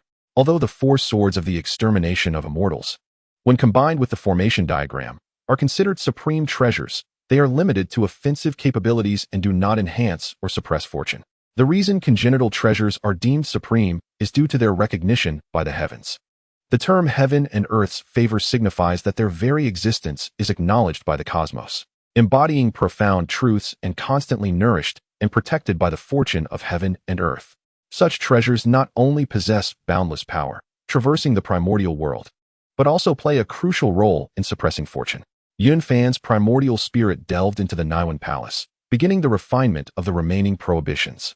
As he journeyed from east to west, as long as rest was unnecessary, he devoted all his focus to the task. Once thoroughly refined, this supreme treasure could be controlled at will, impervious to theft, akin to being intertwined with flesh and blood, with a seamless connection of intent, allowing for effortless utilization. Among the 3 supreme treasures, the Chaos Bell undoubtedly holds the foremost position. This treasure possesses both offensive and defensive capabilities, can stabilize time, suppress the primordial world, and its transformative powers are immeasurable, truly deserving the title of the supreme treasure. Yun Fan mused, once the task of acquiring the scriptures is complete, I shall use it to stabilize my sect's fortune. If the refinement is completed by then, who in the world could contend with me? Even if the saints do not intervene, who could possibly defeat me in severing the 3 corpses? In those days, Dongwang Tai, wielding the Chaos Bell, could stand against the 8 ancestral witches single-handedly, while Dijuan, lacking a supreme treasure, could only fend off 4. At that time, each ancestral witch was at the level of quasi-saint with dual bodies. He felt a surge of excitement within. Although his prophetic abilities had faded after acquiring the scriptures, and the dynamics of the three realms had long since shifted, the situation appeared to be more advantageous for him than ever. Chapter 94. Huanghuang's Decade of Abundance in the Present Realm. Who could rival Huanghuang in opulence? Although he possessed a few treasures that were not entirely his own, the depth of Yunfan's resources was unparalleled even by the entirety of Buddhism. He continued to refine the Chaos Bell, striving to fully assimilate the last remnants of its restrictions. The fortnight passed swiftly, and Huanghuang finally persuaded the monk Tang Sung to accompany him to the Ksitigarbha temple amidst the clamor of gongs and drums, with a grand procession in place. Such ostentation from the co-residents naturally captivated the townsfolk, who gathered in droves to witness the spectacle. The streets thronged with eager onlookers, bustling with excitement. Whispers circulated about the miserly Huanghuang, whose offerings to the monks had exceeded 10,000. Indeed, those who had once received his alms had never spoken favorably of him. He was merely seeking hollow renown. It was said that they were heading to the Ksitigarbha temple to fulfill a vow. Let us go and see for ourselves. Huanghuang, eager for the world to take notice, paraded through the streets, ringing bells and beating drums, proudly displaying the plaque proclaiming the completion of his vow to feed 10,000 monks, alongside incense and offerings, leaving no stone unturned in his display. Upon arriving at the Ksitigarbha temple, Yunfan, accompanied by his 3 disciples, observed quietly. A smirk played upon his lips as he thought, Ksitigarbha, how will you respond? If you truly extend Huanghuang's lifespan, you will incur karmic consequences. Yet if you do not, and he perishes tomorrow, how will the people continue to believe in your miracles after today's grand display of almsgiving? Once the offerings were arranged, Huanghuang began to vocally express his gratitude, intent on making his years of almsgiving known to all. This was a coercive appeal to the divine, though Huanghuang failed to grasp the deeper implications. He was filled with ire, believing that despite his years of generosity and countless expenditures, he had received little in return. Thus, he knelt and fervently prayed, Great Ksitigarbha Bodhisattva, your humble disciple Huanghuang is powerless, destined to live only until the age of 64. Today marks my 64th year. 24 years ago, I vowed to feed 10,000 monks, and today I have fulfilled that vow. I beseech you, Bodhisattva, to consider my sincere offerings and grant me an extension of life. As he spoke, he muttered softly, and then, before the statue of Ksitigarbha, he burned the roster of the monks he had fed along with the expenditure list. Tang Sung and his companions, being outsiders, were unaware of Huanghuang's reputation and joined the crowd in prayer, imploring Ksitigarbha to extend his life. Did Ksitigarbha possess the authority to grant Huanghuang additional years? Clearly, he did not hold such power but could petition the 10 Yama kings for assistance. Upon receiving Huanghuang's ledger in the underworld, Ksitigarbha found his emotions entangled, fraught with both conflict and indignation. Noticing his master's troubled demeanor, Di Ting inquired, Bodhisattva, why the distress? Ksitigarbha sighed, replying, Di Ting, this Huanghuang dares to press me for a declaration, placing me in a precarious position. Even if he has fed 10,000 monks, his destined path remains unchanged. I would not trouble the 10 Yama kings for such a matter. However, Huanghuang's raucous display complicates the situation significantly. Di Ting thoughtfully analyzed, Bodhisattva, Huanghuang is truly despicable. He invites monks to dine, yet no one leaves satisfied, merely recording their names. Now he brazenly threatens you. Should he perish now, it may dishearten the faithful of the Tongtai mansion. He was meant to meet his end at the hands of thieves tomorrow. Perhaps it would be wiser to grant him an extension of 10 years instead. Upon hearing this, the king of hell found himself in a predicament and remarked, if one were truly to extend life, the common folk would undoubtedly follow suit, jeopardizing our years of diligent effort in the underworld.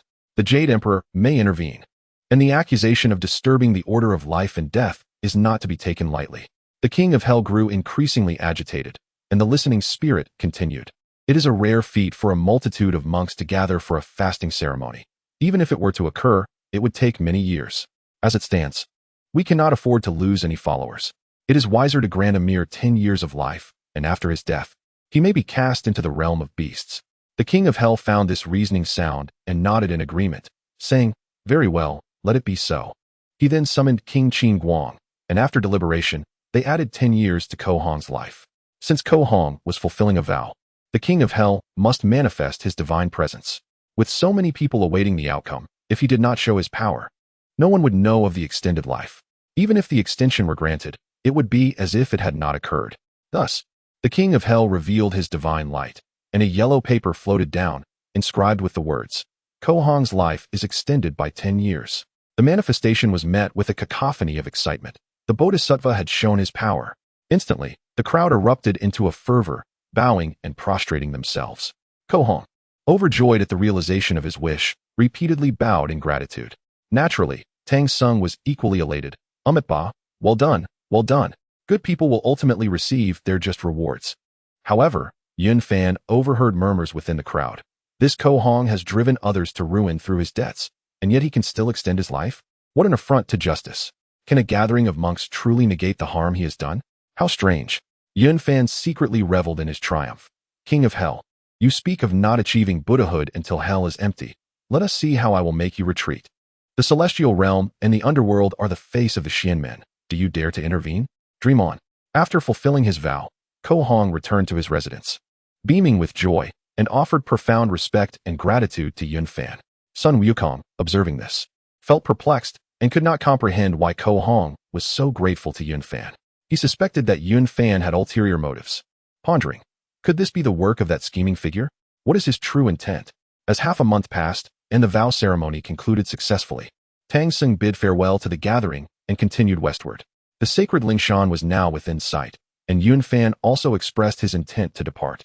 Tang Sung's countenance darkened as he addressed him. Taoist Yun, with Lingshan so near, I implore you to turn back. Yun Fan laughed heartily in response. Do not rush. Elder, it would not be late for me to return after crossing Lingyun Ferry. Having set out from Tongtai Mansion, Lingshan was but a few hundred miles away. The 14-year journey to the west was nearing its conclusion. The mood among Tang Sung and his companions was buoyant, leaving them little time to consider Yun Fan. Sun Wukong sighed in relief, thinking, at last, we are close to shaking off this scheming figure. Huanghuang, whose life had been extended, found his death postponed as well. The group spoke little more and resumed their pilgrimage, with Lingyun Ferry now faintly visible on the horizon. They traveled the main road, departing from Tongtai Mansion, and made their way toward Lingshan, estimating only 10 days' journey remained. As days passed, Lingshan came into clearer view, with Lingyun Ferry directly ahead. Yun Fan furrowed his brow slightly, cautioning, be vigilant, you three. I sense a feeling of unease, including the trial of the true and false Monkey King. We have faced only 46 challenges. It should have been the 49 tribulations, yet now an unusual tranquility prevails, indicating that something is amiss. The three disciples, upon hearing this, fell into deep contemplation, uncertain of where the demons might manifest. In contrast, Tang Sung and the others remained in high spirits. Tang Sung repeatedly expressed his astonishment, exclaiming that indeed, at the foot of Ling Mountain, the people are simple and live in peace, no longer haunted by the shadows of demons. Sun Wukong, unable to stifle his laughter, leapt into the air intermittently, proclaiming, Master, Ling Mountain is right before us. We shall surely reach Lingyun Crossing before noon tomorrow. Taking a deep breath, Tang Sung recited a Buddhist chant, Ba, well done, well done. After enduring countless hardships, they finally arrived at Ling Mountain. 14 years had passed, all for the sake of retrieving the Mahayana scriptures to benefit the people of the Tang dynasty. Just as the group was sharing laughter, a sudden tempest arose, and in an instant, Tang Sung was swept away, vanishing without a trace. The speed was unfathomable, and the circumstances were exceedingly strange. Master, this is terrible. Tang Sung has been abducted again, cried the black bear spirit. However, Yun Fan remained composed, responding in a calm voice, there is no need for alarm. This occurrence was anticipated by my master. The tribulations are still 3 short, and the Buddhist teachings will surely be completed. What remains uncertain is who has taken action this time. To strike near Ling Mountain, it is likely the work of the Way of the Manifest, seeking to create difficulties and bring shame upon Buddhism. His reasoning was sound and logical. The teachings of humanity could not possibly be involved, and Buddhism would never disgrace itself before Lingyun Crossing. Thus, the only plausible explanation was that the Way of the Manifest was behind this. Chapter 95. Let the monkey take a trip. We shall just observe. Sun Wukong roared in fury. Which demon dares to abduct my master? Sha Xing anxiously inquired. Eldest brother, what shall we do now? Sun Wukong, scratching his head, replied, I never anticipated that evil beings would plague the foot of Ling Mountain. It's truly despicable. We must find out which demon is responsible. Fool, hurry and ask that cow nose if he has any solutions. Zhu Beiji grumbled. It's bad enough that the monk has been taken. Why must it be me, pig, who has to inquire? Upon hearing this, Sun Wukong erupted in anger. You imbecile. Are you asking for a beating? We've come 99 steps. only to be thwarted by a demon at the last moment. Aren't you on good terms with that Kaunos? You go and ask him. Reluctantly, Beiji hoisted his rake and approached Yun Fan, saying, Brother Yun, the monkey insists I come to you. Who do you think is behind this? Yun Fan shook his head. Brother Zhu, there is no doubt that this is another trial imposed by the Buddhist sect. Since it has been set, it would be best to send that monkey to the west to seek a great sage to deal with it. Zhu Beiji grinned. All right then, let the monkey make the trip. We shall just enjoy the spectacle. After conversing with Yun Fan, Beiji returned to Sun Wukong and said, Monkey brother, Mr. Yun stated that the demons appearing at the foot of Ling Mountain are certainly related to the Buddhist sect. He has no ties to them and cannot intervene. It must be you, old Sun, to take action. Upon hearing this, Sun Wukong burst into laughter. Isn't that Kauno's Taoist quite capable? It seems even he has matters he cannot resolve. I shall first investigate and see which demon it is before dealing with it. No sooner had he spoken than Sun Wukong soared into the air on his cloud, scanning the surroundings. Suddenly, he detected a surge of demonic energy rising from a mountain ahead, and he sped towards it. Upon closer inspection, he found that the mountain had been flattened. With 8 stone pillars erected in a configuration resembling the 8 trigrams, and bound to the central pillar was none other than Tang Sun. Alarmed, Wukong shouted, Master! Master! Upon seeing Wukong arrive, Tang Sun urgently called out, Wukong, quickly rescue me. Wukong, emboldened, alighted on the mountaintop, where he beheld 9 Taoists seated in silence. Their expressions cold and haughty, utterly unresponsive. Wukong bellowed, You vile demons! Release my master, or I shall smash you to pieces. The 9 remained unmoved, as if they were lifeless.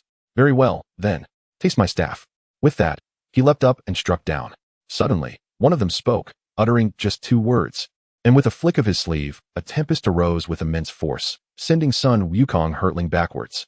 Meanwhile, within the great heroic hall of Ling Mountain, a meeting was underway, attended by Guanyin, Puxian, and Wenshu. The Buddha, wearing a troubled expression, remarked, This calamity inflicted by the Chan sect is clearly aimed at us.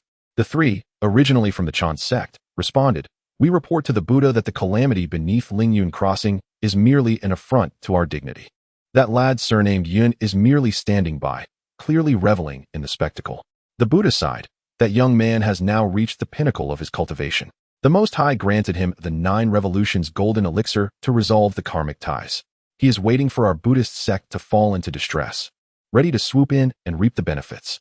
He is adorned with treasures that can not only undermine the prestige of our teachings, but also elevate the standing of the within the 3 realms. This individual is indeed formidable. Guanyin sighed, saying, This little fellow possesses such remarkable prowess that I, the monk, am weary from my attempts to counter him. Every strategic move I make is effortlessly unraveled by him, and he continuously brings me trouble along the way. At that moment, the Buddha gazed into the distance as the wind carried in Sun Wukong, stating, Wukong has arrived. It appears the 9 dragons intend for him to summon reinforcements, using the guise of difficulty to diminish the reputation of my Buddhism. It turns out that after the 9 dragons descended, Jiang Zia and the others believed Yun Fan was doomed. Thus, they devised a scheme. First, to capture Tang Sun and complete the tribulation. Then to summon the beings from Lingshan for rescue, thereby striking a blow to the authority of Buddhism. Ultimately, they planned to wield the sword of extermination against Yun Fan. In this manner, Buddhism would suffer, and the would be obliterated, a 2-fold victory, blown by the wind to Lingshan. Sun Wukong found himself atop the sacred mountain as the gust subsided. He immediately proclaimed, Buddha, my master and disciples are nearing Lingshan. However, we have been ambushed by 9 monsters who have abducted our master. Buddha, you cannot remain indifferent. If you do not intervene, I, old Sun, shall refuse to leave. Upon hearing this, the Buddha inquired, Who among you is willing to subdue these demons? Guanyin and the assembly of Buddhas fell into silence, with no one responding. This predicament indeed troubled them. 9 peak-level Deluo Jingxian demons have captured Tang Sun. To rescue him, they must dispatch individuals of equal caliber from the Buddhist realm. While other demons could be dealt with by a quasi-saint, these are the mounts of the primeval heavenly sovereign. To send a quasi-saint into the mortal realm would be tantamount to slapping the primeval's face. Given the primeval heavenly sovereign's narrow-minded disposition, he might obliterate anyone on the spot. He might even be waiting for these traitors to act, seeking to eliminate them in one fell swoop.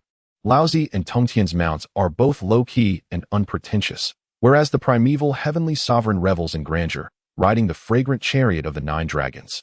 demanding 9 peak-level Deluo Jinxian dragons from the Dragon Clan to assert his status. Moreover, having acquired the 9 dragons' fragrant chariot at the dividing treasure cliff, it necessitates the 9 dragons to be harnessed for movement. The Dragon Clan, long since withdrawn from the primordial chaos, dared not offend the primeval and could only swallow their grievances, surrendering the 9 dragons. Given the primeval heavenly sovereign's tyrannical nature, if his disciple were outnumbered and defeated by Yunxiao, he would likely retaliate. How much more so if his mount were attacked? Furthermore, the adversaries are traitors, who would dare to act recklessly. Seeing that even Guanyin remained silent, Sun Wukong felt a chill in his heart and urgently asked, Buddha, who are these 9 individuals that even you regard with such trepidation? The Buddha smiled wryly. Wukong, you are nearing Lingshan, and we shall no longer conceal the truth. These 9 are the mounts of the primeval heavenly sovereign, possessing profound powers that are difficult to contend with. After a brief contemplation, Wukong inquired, the primeval heavenly sovereign? Is he the one mentioned by Qingfeng and Mingyue and Wuzhuang Temple, the one from Yuqing Heaven? Although Wukong was aware of the 3 Pure Ones' names, he did not fully comprehend their significance, nor was he familiar with their realms. Previously, in Wuzhuang Temple, he had boldly questioned, who is the primeval heavenly sovereign? Does Yuqing Heaven have any Tai Jinxian cultivation? Such audacious words had indeed resonated through heaven and earth. Hence, he dared to toss the statue of the primeval heavenly sovereign into the latrine in Chechi Kingdom. Such audacity is truly rare to find among the myriad beings of the 3 realms. The Tathagata nodded and remarked, indeed, it is the primordial heavenly master. Due to their unique status, they cannot intervene directly. Sun Wukong grinned and replied, Buddha, you are the most powerful being in the 3 realms. What do you have to fear from the primordial heavenly master?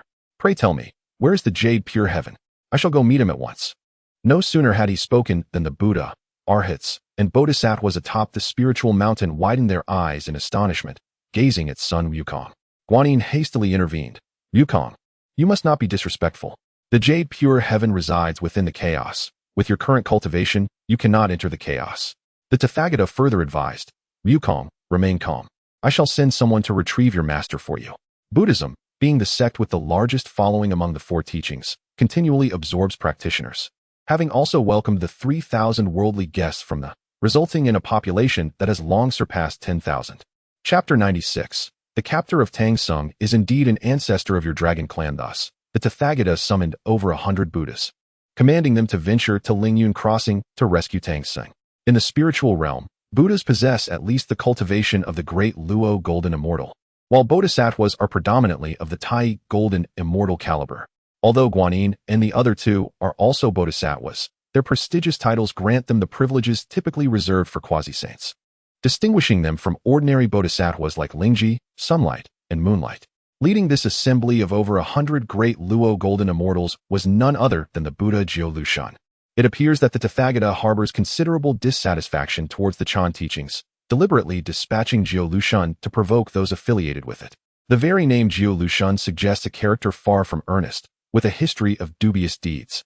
During the Fengshen era, he had sent his diminutive and unsightly disciple, Tu Xingsuan, to forcibly claim the beautiful Deng Chanyu, all while he boasted of righteousness, a feat that only the most audacious could accomplish. Upon learning of his task to lead 100 or so great Luo Golden Immortals against 9 demons, Jie Lushan readily acquiesced, confidently stating, Rest assured, Buddha, with the binding immortal rope in my possession, success is guaranteed. He then turned to Sun Wukong, declaring, Wukong, let us proceed to rescue your master. Once one of the 12 Golden Immortals, he now presented a comical appearance with his unruly curls. Sun Wukong, elated, replied, Buddha, please follow me. With 100 Buddhas in tow, he felt a profound sense of joy, wielding his golden rod as he marched ahead. Upon reaching the mountain's peak, he bellowed, Demons, come forth. Return my master at once. Among the 9 demons, one spoke, Brother, it is Jie Lushan who has arrived. Should we eliminate him? Our Lord may be pleased. The leader of the demons responded, Indeed, the other Buddhas are inconsequential. We shall seek an opportunity to dispose of Jie Lushan later. Remember, do not employ the 4 swords of slaying immortals, or that fellow from Yunfan may not take the bait. These 9 dragons are ancient creatures, having existed since the cataclysmic era of dragons and phoenixes. Regrettably, their mediocre talents have kept them at the great Luo level even to this day. The Dragon Clan's patriarch, recognizing their lack of potential, had entrusted them to the primordial heavenly venerable. Yet, The three realms of today are far removed from those ancient times. In the past, colossal armies could be summoned at will. Now, humanity has emerged as the protagonist, and such grand battles are no longer feasible. The nine dragons, seasoned and worldly, dismissed Sun Wukong, a great Luo golden immortal, with a mere flick of their hands, sending him tumbling back.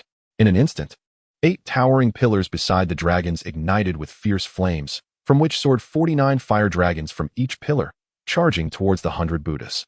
Jie Lushun shouted a warning, "Beware, that is the heavenly fire pillar. Everyone, be cautious." With 8 pillars, each unleashing 49 fire dragons. A total of 392 fire dragons surged forth to confront the 100 or so great Luo golden immortals.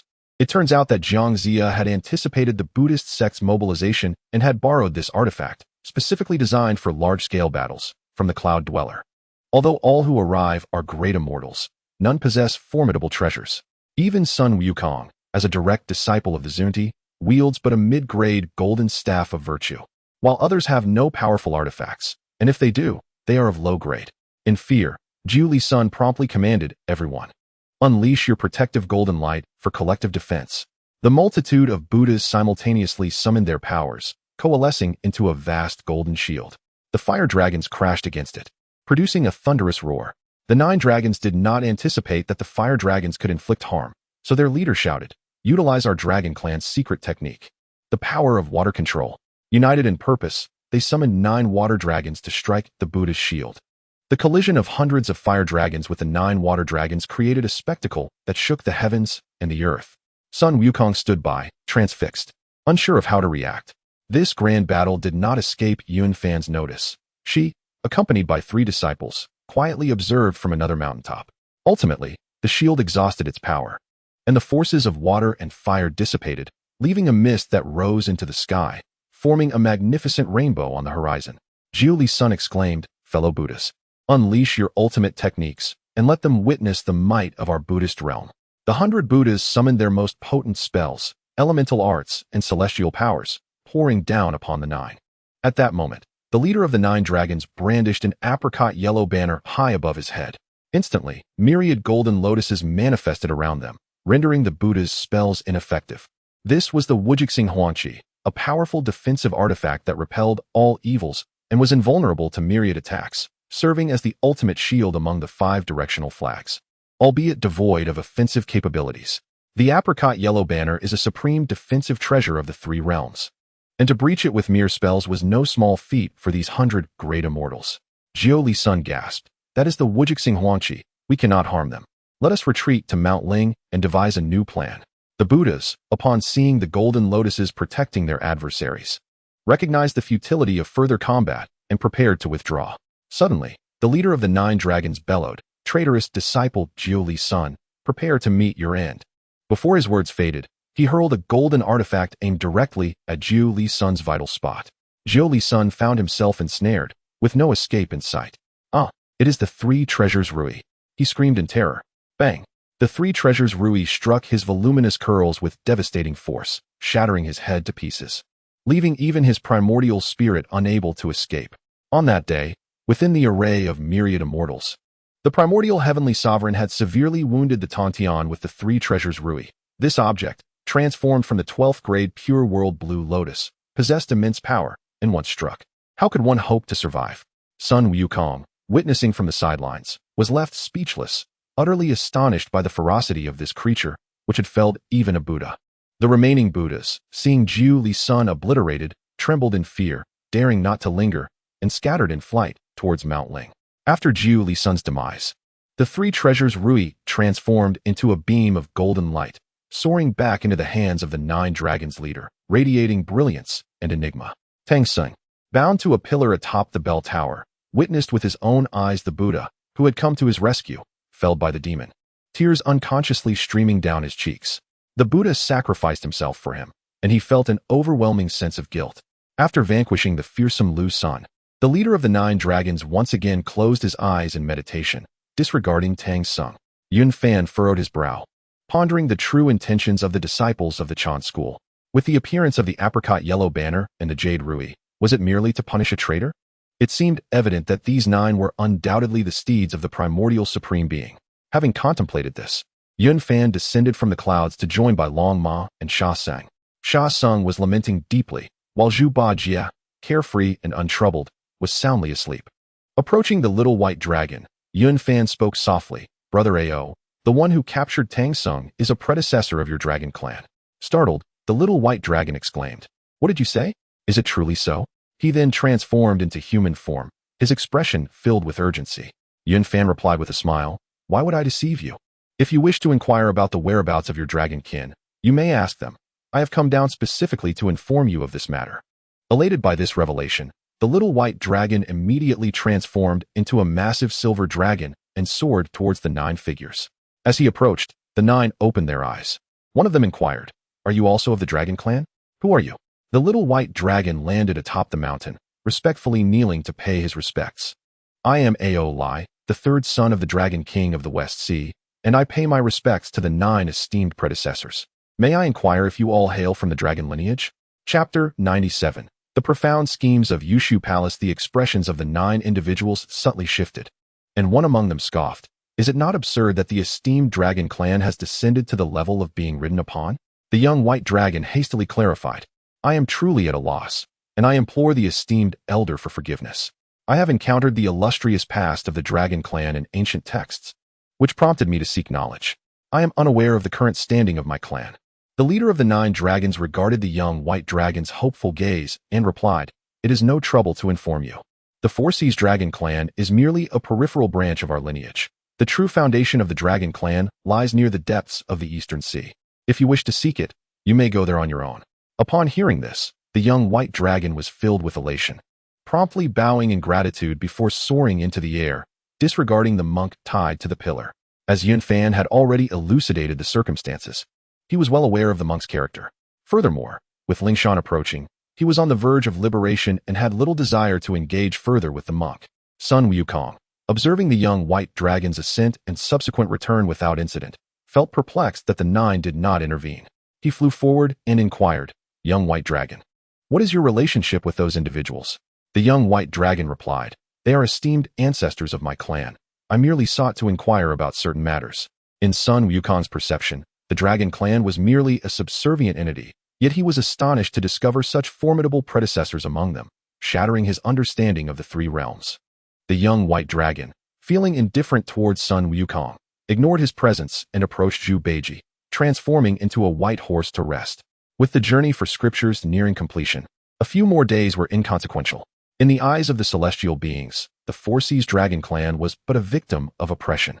Even Princess Wansheng looked down upon them, disregarding their 3rd prince's status, and departed with the 9-headed bug, leaving the Dragon Clan in indignation. Little did they anticipate that the 9 individuals atop the mountain, whom even the Buddhas of Lingshan could not contend with, were ancestors of the Dragon Clan. This revelation instilled a sense of pride in the young white dragon, resolutely deciding to venture to the depths of the Eastern Sea to seek the ancestral grounds of the Dragon Clan once the scripture acquisition was complete. Sun Wukong cast a glance at his master bound to the pillar, then at the fleeing Buddha, his heart filled with concern that the next strike of the 3 treasures Jade Rui might fall upon him. Reluctantly, Wukong returned to Lingshan. At that moment, the Buddhas of Lingshan, still seething with anger, were aware of the reason behind the 9's intent to slay Zhu Lusun. Guanyin sighed, saying, "Buddha, the 9 are protected by the apricot yellow flag and possess the 3 treasures Jade Rui. It is challenging for those without mastery of the spiritual treasures to prevail. We cannot intervene. We beseech you for guidance on how to proceed." Ultimately, Zhu Lusun met his demise. During the Fengshen era, Jane orchestrated the demise of Zhu Lusun under the pretense of sending the White Lotus boy to cause the death of the turtle spirit. Some claimed that Jane's harm to the turtle spirit was an accidental misstep, yet it was a deliberate act that he was unable to control due to Mosquito Taoist's interference. When the turtle spirit pursued Zhu Lusun, he was rescued by Jane, who remarked, "Since you have arrived here, you cannot escape the affairs of the mortal realm. It is not that I lack compassion, but rather that it is the will of heaven, and I too am unable to exercise control. The so-called affairs of the mortal realm merely pertain to the taking of human lives. Before the 2 leaders of the Western teachings take action, they often indulge in such self-justification. I wish to kill you, not out of a lack of compassion, but because it is your destined fate." After the turtle spirit revealed its true form, it addressed the guiding figure, by Lian Tongzi, saying, I shall accompany this esteemed Taoist to meet with those destined to cross our paths. You may take this item. The turtle spirit was derogatorily referred to as a beast, but this was a singular exception, stemming from its prior rebuke towards the guiding figure. You people from the West should remain in your own territories. What folly is it to come to my eastern land and spout nonsense? By Lin Tongzi, grasping the underlying intent of the master, seized the opportunity to eliminate the turtle spirit. The guiding figure sought to widely recruit disciples of the, and openly slaying the turtle spirit would ultimately be ill-advised. However, after the turtle spirit rejected the invitation thrice, the guiding figure resolved to ensure its demise. The ancient Buddha, Jiu Lu San, who once held great promise of attaining the status of a revered figure within Buddhism, met such a tragic end. The likes of Tathagata and others were engulfed in profound sorrow. The tribulations orchestrated by the teaching were indeed difficult to swallow. In fact, the three calamities had already converged. The capture of Tang Sung was one calamity, being bound to a pillar was another, and the helplessness of Wukong constituted a third. These three tribulations inflicted unbearable agony upon the Buddhist community.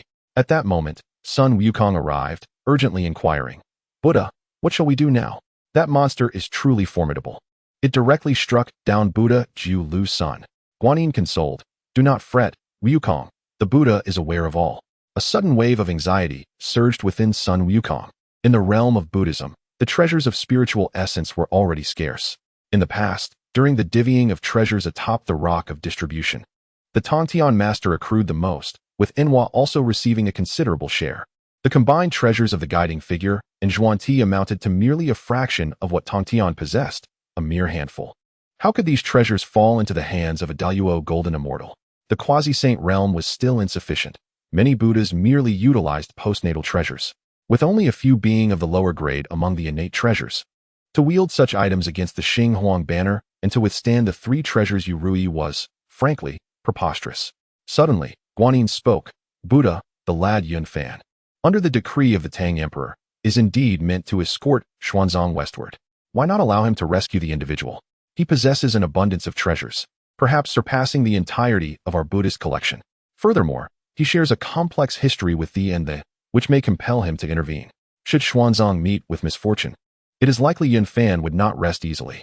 Tathagata nodded in agreement. "Wukong, seek out Yunfan and implore him to assist in rescuing your master. He is already bound by imperial command. If he hesitates to help, you may go to Chang'an and present your case to the Tang Emperor." Upon hearing this, Sun Wukong felt a tempest brewing within him, as if thunder were crashing.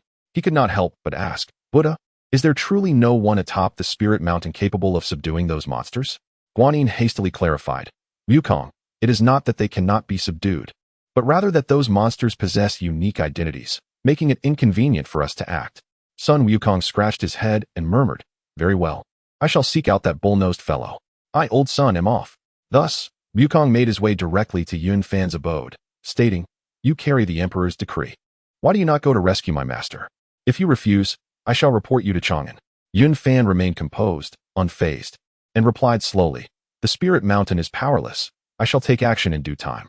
There is no need for the great sage to be anxious." Nearby, the black bear's spirit expressed concern. "Master, those 9 individuals are ruthless and merciless. You must exercise caution on your journey. I sense that their capture of Tang Sung harbors ulterior motives, far more intricate than it appears." The words of the black bear spirit suddenly awakened Yunfan. He recalled that recently, Taishang Laojun had mentioned, "This humble Taoist owes you a debt of karma, and shall certainly repay it. Yuanshi also owes you a debt of karma." Yunfan smacked his forehead, coming to a profound realization. He pondered inwardly. Yuanshi has always been resolute in nature. If he owes me a debt of karma, would it not be a breach of trust if he does not eliminate me? It appears his intention is to intercept the teachings and employ a cunning strategy, revealing his deep-seated machinations. Indeed, the words of the sages should not be taken lightly. The schemes of Yushu Palace are truly far-reaching. This tribulation at Lingyun Crossing likely targets me directly. Since the Buddhist sect cannot intervene, I must rely on myself to extricate us from this predicament. The pronouncements of the sages are not to be dismissed, and their actions are certainly not made without purpose. Chapter 98. The primordial beginning. Cloud Fan pondered deeply. Gradually clarifying his thoughts, Laozi had bestowed upon him the golden elixir, likely perceiving the intent of the primordial and intending to offer him guidance.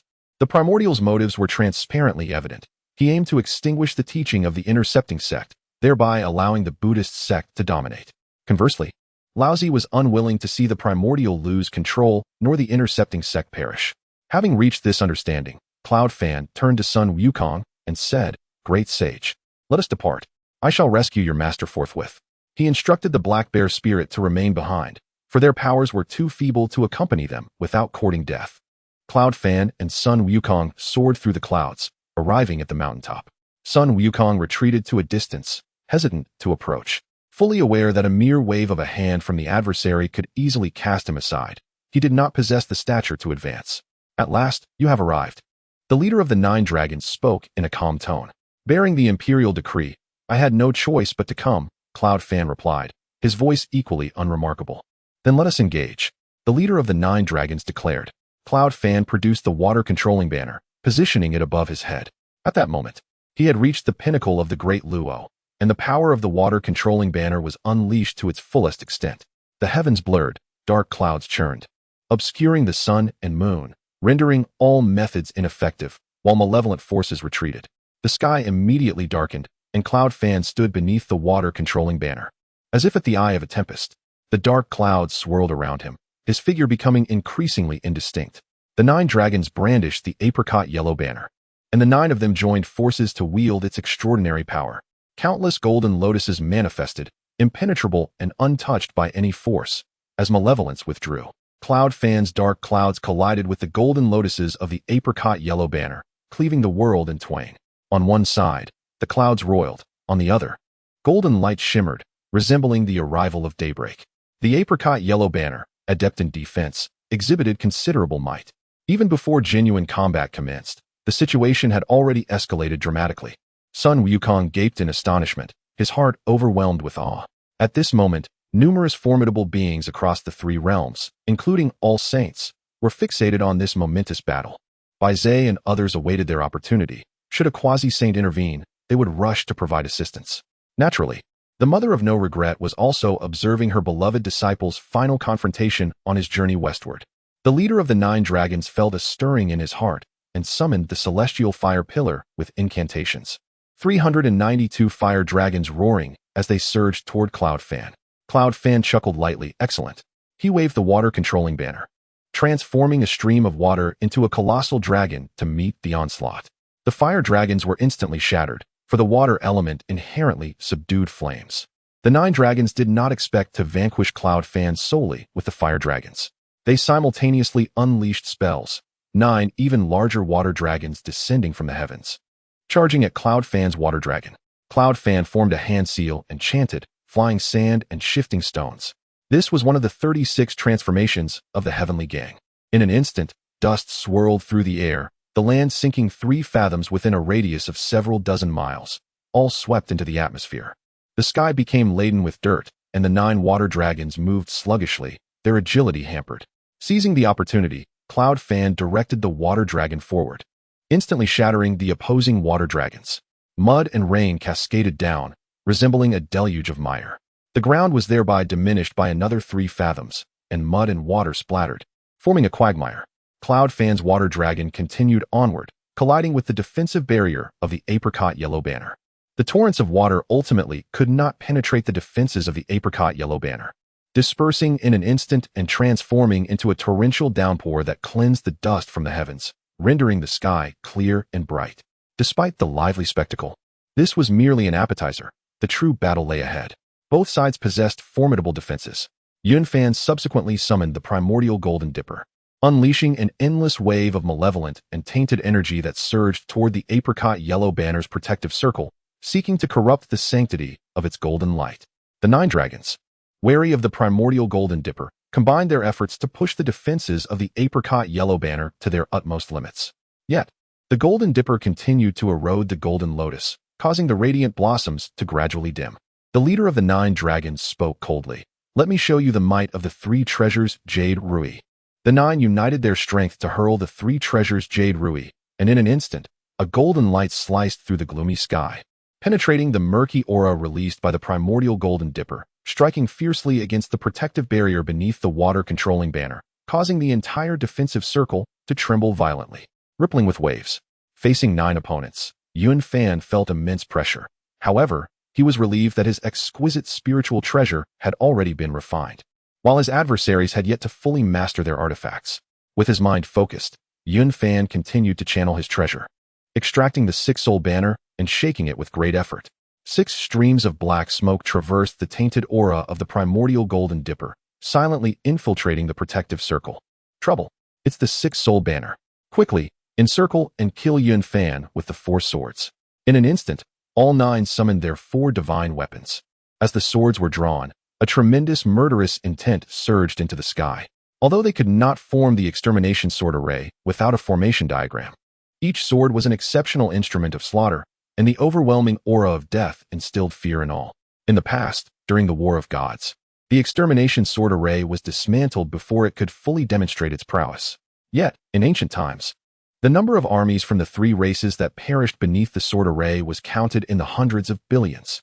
During the calamity of the ancient dragon and phoenix, the existence of great Luo golden immortals was rare, and several quasi-saint powers had already fallen. This illustrates the terrifying murderous aura wielded by the 4 swords.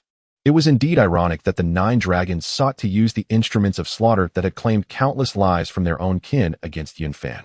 As soon as the 4 swords were drawn, before the murderous intent could even approach, Sun Wukong's hair stood on end, as if pierced by 1,000 blades, striking terror into his heart. He hastily leaped onto the cloud somersault, fleeing far before daring to stop. At that moment, Yun Fan finally comprehended the source of his unease. It was the extermination 4 swords. His heart raced, and he inwardly cursed, "Oh no, Yuan sure truly wants my life."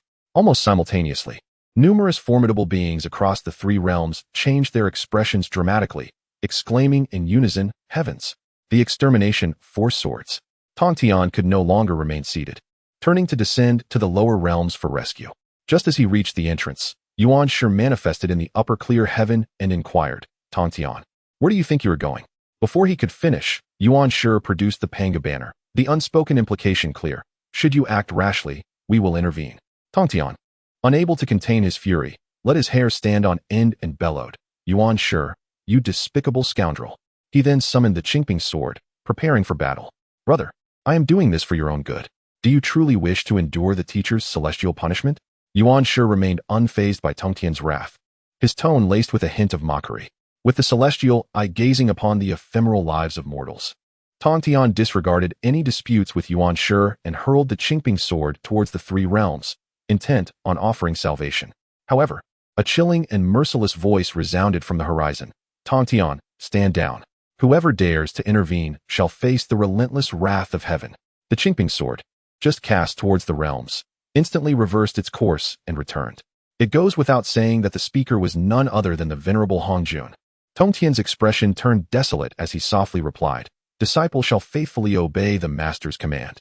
His heart felt as if it had turned to ash, and his fighting spirit had been utterly extinguished. Tong Tian, embodying the belief of impartiality in teaching, was the most compassionate among the saints. All of creation was birthed from Pangu, the progenitor of all beings. Chapter 99. Sun Wukong. Haste to rescue your master. The teachings advocated by Tong Tian emphasized the principle of equality among all beings, embracing a broad spectrum of enlightenment, akin to perpetuating the paternal love of Pangu and inspiring heaven and earth through benevolence. It is precisely because of this compassion that fate appears particularly tragic. Consider, what kind of individual can truly embody fairness devoid of selfish motives? Only when one regards all sentient beings as kin can such a belief flourish. This selfless conviction stands in stark contrast to the inherently selfish nature of Yuan Shi, who is, after all, a manifestation of the malicious thoughts harbored in Pangu's heart, embodying greed and personal desire. The hungrier one is, the more inclined they are to proclaim their righteousness. For instance, which virtuous maiden would erect a chastity arch at her door? Only the unclean would engage in such ostentation. Viewed through this lens, both Buddhism and the teachings of the Chanjiao appear superficial, resembling the fade of a courtesan displaying her virtue. When the world is enveloped in darkness, that solitary white crow becomes the target of scorn. On Mount Ling, as the 9 dragons retrieved the 4 swords of extermination, Guanyin burst into laughter, declaring, "This lad Yun Fan is doomed this time. Alas, his painstaking efforts will ultimately benefit the Chanjiao." The Tathagata, having presided over the Chanjiao for an extended period, exhibited a flicker of complexity and regret in his gaze. He was not devoid of emotion. Rather, the myriad events of the past had long since dissipated like the wind. The actions and words of the saints transpired in an instant, while below, the embattled Yunfan encountered a pivotal moment. The four divine swords, radiant and sharp, cleaved through the heavens, piercing the murk of the primordial golden dipper, directly assaulting the defenses of the water-controlling banner. With a resounding pop, the water-controlling banner faltered momentarily before being pierced. As the chilling intent of murder surged toward Yunfan's head, Yunfan's heart boiled with rage. I can no longer afford to hesitate. Yuanshi, if it were not for the Taoist chaos bell, I would meet my end today. Just as the four swords of extermination were about to strike down, a mysterious yellow bell suddenly materialized above Yunfan's head. Surrounding the bell were the sun, moon, and stars, along with the elements of earth, water, fire, and wind. Within the bell, the mountains and rivers, along with myriad life forms, appeared faintly. A kaleidoscope of light illuminated the heavens, and the awe-inspiring might of chaos reverberated through the three realms. Subsequently, the bell's chime resounded across the seas. The chaos bell, boundless in its profundity, is capable of halting time and suppressing space. It can rebound all forms of magical artifacts and supernatural attacks, merging offense and defense, establishing an invulnerable position. The bell's resonance echoed powerfully, shaking the universe and stirring the heavens. The cosmos quaked, revealing the unmatched power of the primordial treasures. All of this transpired with astonishing swiftness. The observing deities, who initially believed Yunfan's demise was imminent, suddenly witnessed him summon the chaos bell, and the scene dramatically reversed. The crowd was filled with exhilaration. Hastening towards Mount Ling, Yuanshi, who had previously worn a look of smugness, was now rendered speechless, exclaiming, "How is this possible? How could he possess the chaos bell?" Tong Tian was momentarily taken aback, but soon felt a wave of relief wash over him. With the chaos bell in his possession, Yunfan's life was secured, and the hope of rejuvenating his great teachings flickered to life.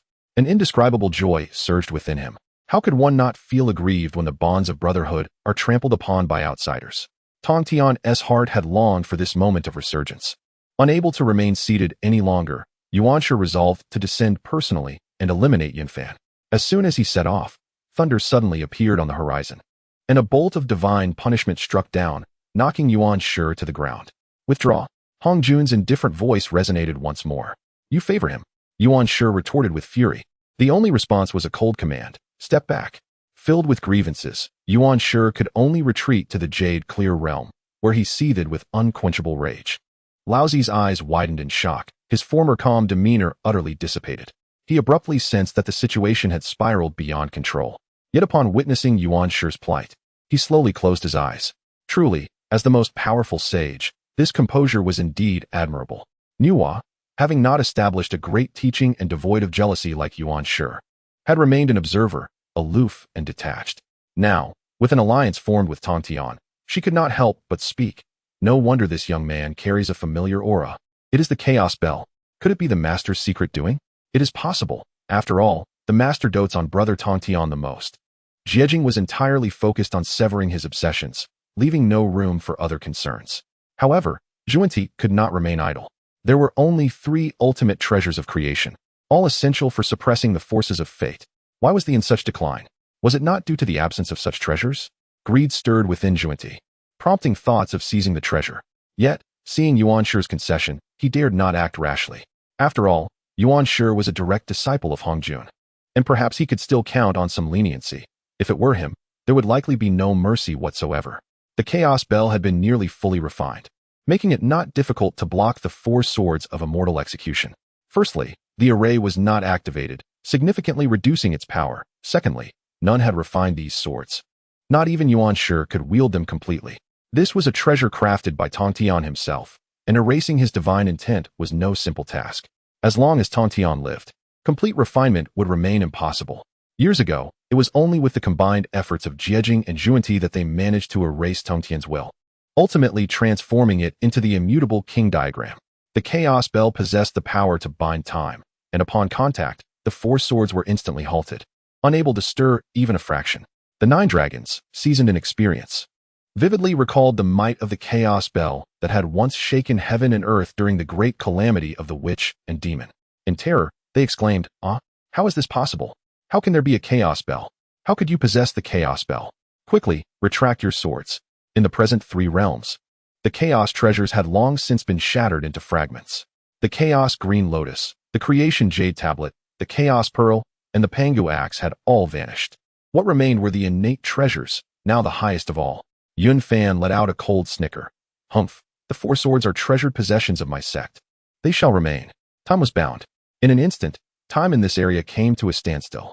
Yun Fan then advanced, collecting the 4 divine swords one by one, sealing them within the Chaos Bell. As the bell tolled, chaotic energy surged like a tidal wave toward the defensive barrier formed by the apricot yellow flag. The barrier merely offered a brief resistance before shattering with a thunderous crash. The leader of the 9 dragons was invaded by the 6 black energies released by the 6 soul banner, rendering him momentarily dazed. Soon after, the chaotic energy swept in, sending the 9 individuals flying away in an instant. Yun Fan, with the Chaos Bell atop his head, looked down with disdain upon the approaching gods and demons from all directions. He turned to the observing Sun Wukong and said, "Great sage, hasten to rescue your master." Yun Fan's words startled Sun Wukong, who was still in shock. The ferocity of this battle far exceeded his imagination. The tumultuous conflicts and magical artifacts from the chaos of the Heavenly Palace were trivial in comparison to this fierce contest. With a somersault, Sun Wukong leaped to the high platform and rescued Tang Sung. As the 2 factions clashed, the flames of war had yet to ignite, leaving Tang Sung unscathed. Albeit somewhat shaken, the Chaos Bell manifested, revealing celestial secrets, and beneath the Spirit Mountain, numerous figures began to gather. These were not mere mortals, but rather a multitude of innate powerful beings. Chapter 100. The will of Nuwa is unassailable. Bai Zhe led several quasi-saint beings of the demon clan in gazing at Yun Fan, their expressions a tapestry of complexity. Yet they remained silent. In their hearts, they mused. No wonder the aura felt familiar. It is the Chaos Bell left by His Majesty. The Tathagata, accompanied by Guanyin and others, arrived at this juncture, their astonishment at the sight of the Chaos Bell hovering above Yun Fan palpable and difficult to conceal. The Virgin of No Worries and the Cloudy Immortal had also made their presence known.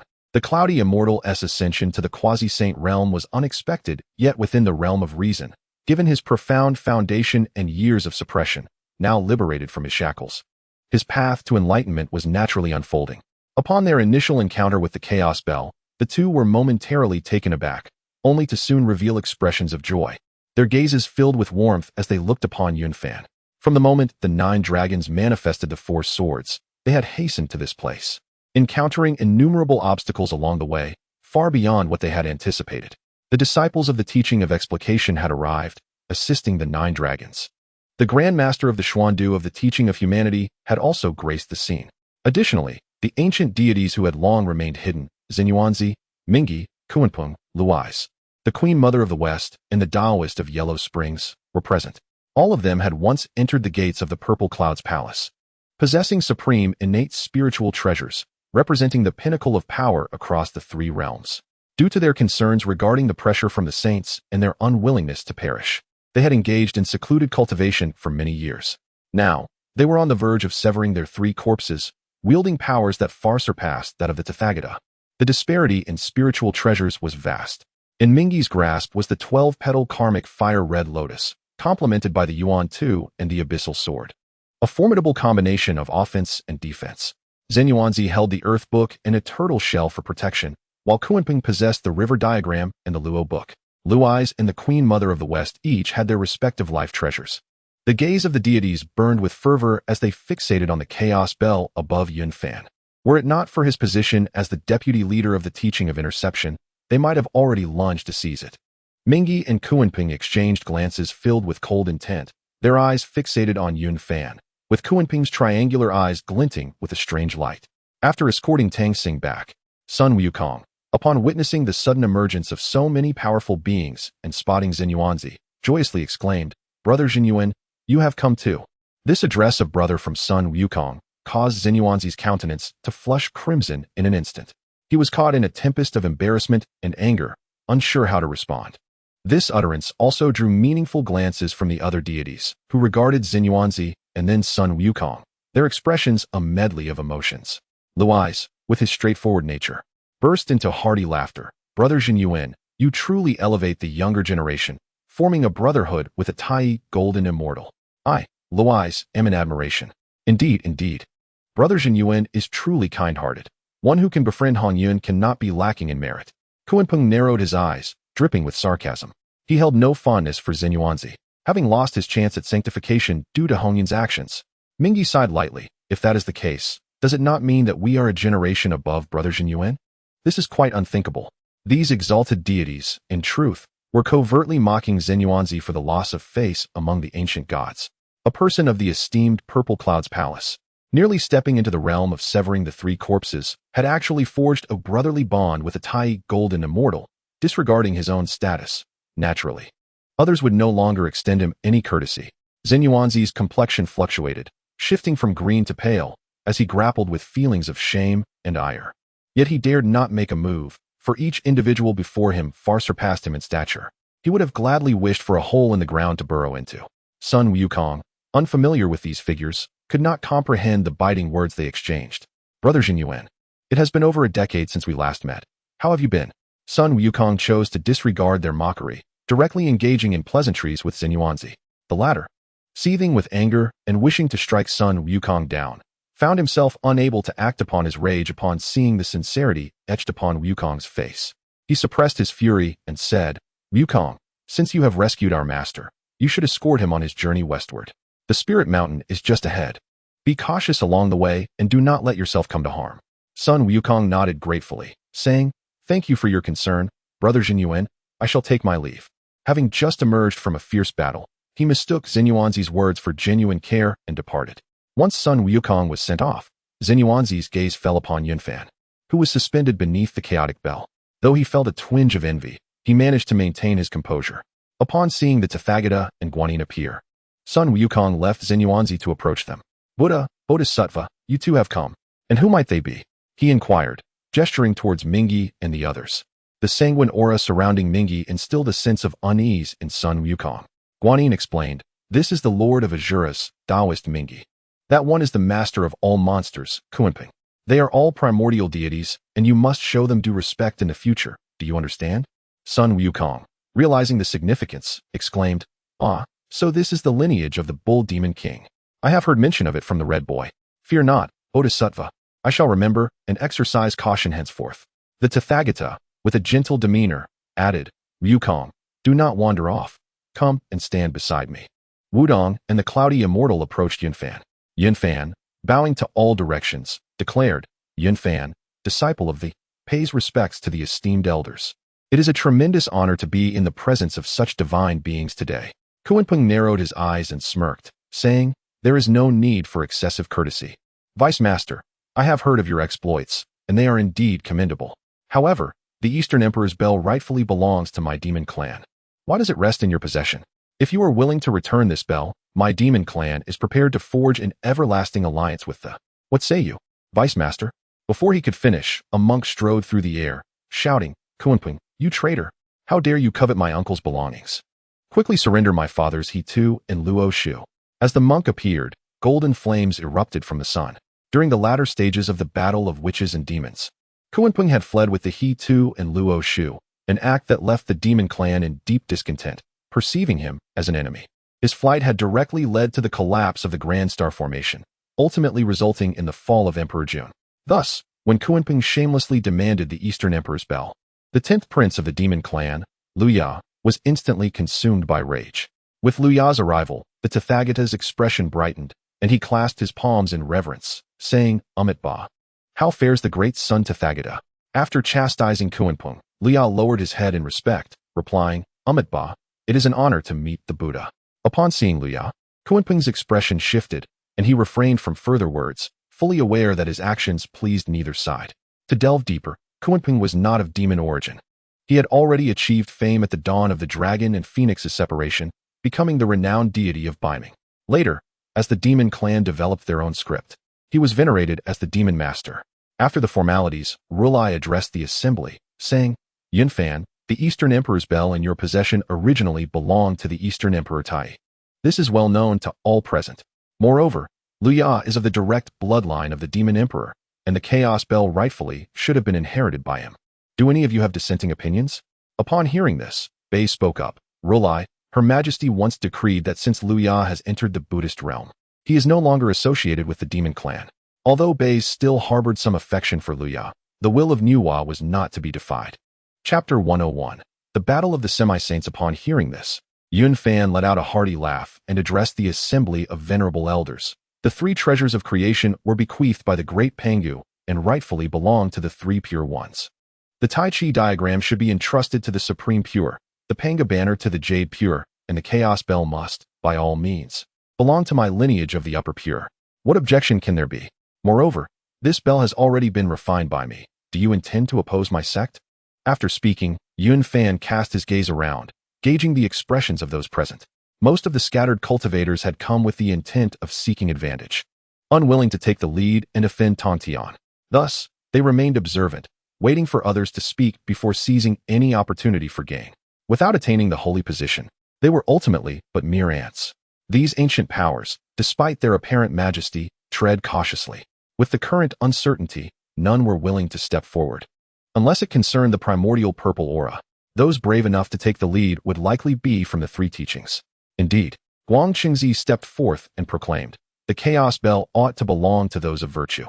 All disciples of the Chan sect are of outstanding character, rightful heirs of the mystical path, and therefore should command this treasure. What say you, Brother Xuandu? He turned to look at Grandmaster Xuandu. The human sect and the Chan sect have always maintained a cordial relationship, and Guang Qingzi was confident that Xuandu would support him. Thus, each sect would possess a treasure, leaving no grounds for others to object. Upon hearing these words, Xuandu was filled with fury. What are you Chan sect worth? With over a dozen direct disciples, nearly half have betrayed the sect, yet you dare speak of virtue? At that moment, a current of tension surged beneath the surface, and several saints began to communicate discreetly. Tontian entered the realm of the Nuwa Empress and said to her, Sister, I beseech your assistance for my disciple. I owe you a favor. Nuwa contemplated briefly. To allow the Chaos Bell to fall into his hands must be the intent of our master. I shall not defy his will. A good relationship may be forged. She then stated, Very well, I shall heed your wishes, and I will issue a decree to Bai Zhe and the others to wholeheartedly support Yun Fan. Tontian bowed in gratitude. In that case, I thank you, sister. Just as the crowd on Mount Ling was embroiled in spirited discourse, a figure suddenly descended from the heavens, a young girl. The great sages recognized her immediately. Kuanpeng inquired, What brings you, Fairy Kaiyun, on this day? Do you have guidance for us? The young fairy responded, By the decree of the primordial Nuwa saint. The Chaos Bell originally belonged to the demon clan. During the war of the shaman and the demon, the Chaos Bell went missing, as determined by the heavenly Tao. Now that this bell has reappeared, it rightfully belongs to the Jie Sect, as it is the destiny ordained. You need not quarrel any further. The Chaos Bell was essentially a spiritual treasure of the Demon Emperor, thus it should rightfully belong to the Demon Clan. As the saint of the Demon Clan, Nuwan naturally held the final authority. Given her explicit declaration that this object belongs to the Jie Sect, the others could no longer contest it. At this juncture, Bai Zhe and the others also stood forth to express their stance. Since the decree of the Empress has been issued, we are willing to advance and retreat alongside the Jie Sect. With 10 semi-saints from the Demon Clan and 2 additional from the Jie Sect, 12 semi-saints converged, far surpassing the total of the other 3 teachings combined. The remaining assembly was momentarily at a loss for words, exchanging glances of disbelief. Guang Qingzi summoned the 9 dragons back to the Jade Pure Heaven, retrieving the apricot yellow flag and the 3 treasures Rui from the ground. At this point, the Chan sect was represented by 3 semi-saints, Guang Qingzi, Yin Zhongzi, and the Celestial Elder of the Southern Pole. This conflict had escalated beyond the reach of the great Luo Golden Immortals. Only the semi-saints were permitted to engage. Guang Qingzi conveyed his thoughts to the Tathagata through divine communication. Tathagata, is it possible for us to unite and first vanquish thee and the demon race? Upon receiving the message, the Tathagata promptly conferred with Guanyin and others. The Chan teaching is inclined to ally with us. What do you 3 esteemed ones think? Currently, we possess 6 quasi-saints, and our treasures are extraordinary. If we add Xuandu to our ranks, our chances of victory will be significantly enhanced. After the matter is resolved, we can equally distribute the spoils among the 3 teachings. What say you? Guanyin and the others nodded in agreement, affirming, what the Buddha says is indeed wise. However, those ancient deities may prove reluctant to truly engage. When Shu scoffed, those beings have lived for countless years. Which one is not a master of strategy? They are merely here to observe the situation, and once the circumstances become clear, they will refrain from action. Randang approached. Supporting Wenshu's viewpoint, the number of quasi-saints in our Buddhist sect already surpasses that of the Chan teaching and the human teaching. Should we join forces, victory would be assured, with the benefits accruing solely to our Buddhist sect. The Tathagata nodded. Very well, I shall consent to Guangchengzi's proposal. For the sake of gain. The Buddhist order had long since cast aside their fears regarding the death of the Buddha Lushan. Guangchengzi's actions mirrored those of the primordial supreme being, prioritizing immediate gains while disregarding past lessons, and once again forging an alliance with the Buddhist sect. Upon learning of Guangchengzi's scheme, Xuandu was filled with fury. Were he to express himself in contemporary language, he might have scolded, "You fool, Guangchengzi, what gives you the right to ally with the Buddhist sect? Even if you succeed in seizing it, how long can you hold on to it?" Frustrated and unable to contain his anger, Xuandu chose to abstain from participation and opted to observe from the sidelines.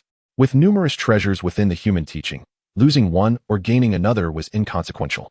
And with few disciples, he had little need to compete. Xuandu pondered. The strengths of both sides are relatively balanced. The Chao Bell falling into the hands of the is tolerable, but if it were to fall into the Buddhist sect, it would be unbearable. For now, I shall observe and devise a plan. Seeing Xuandu's lack of cooperation, Guangchengzi felt displeased. Nonetheless, he believed that the treasures of the Chan teaching were abundant enough to suppress the Buddhist sect.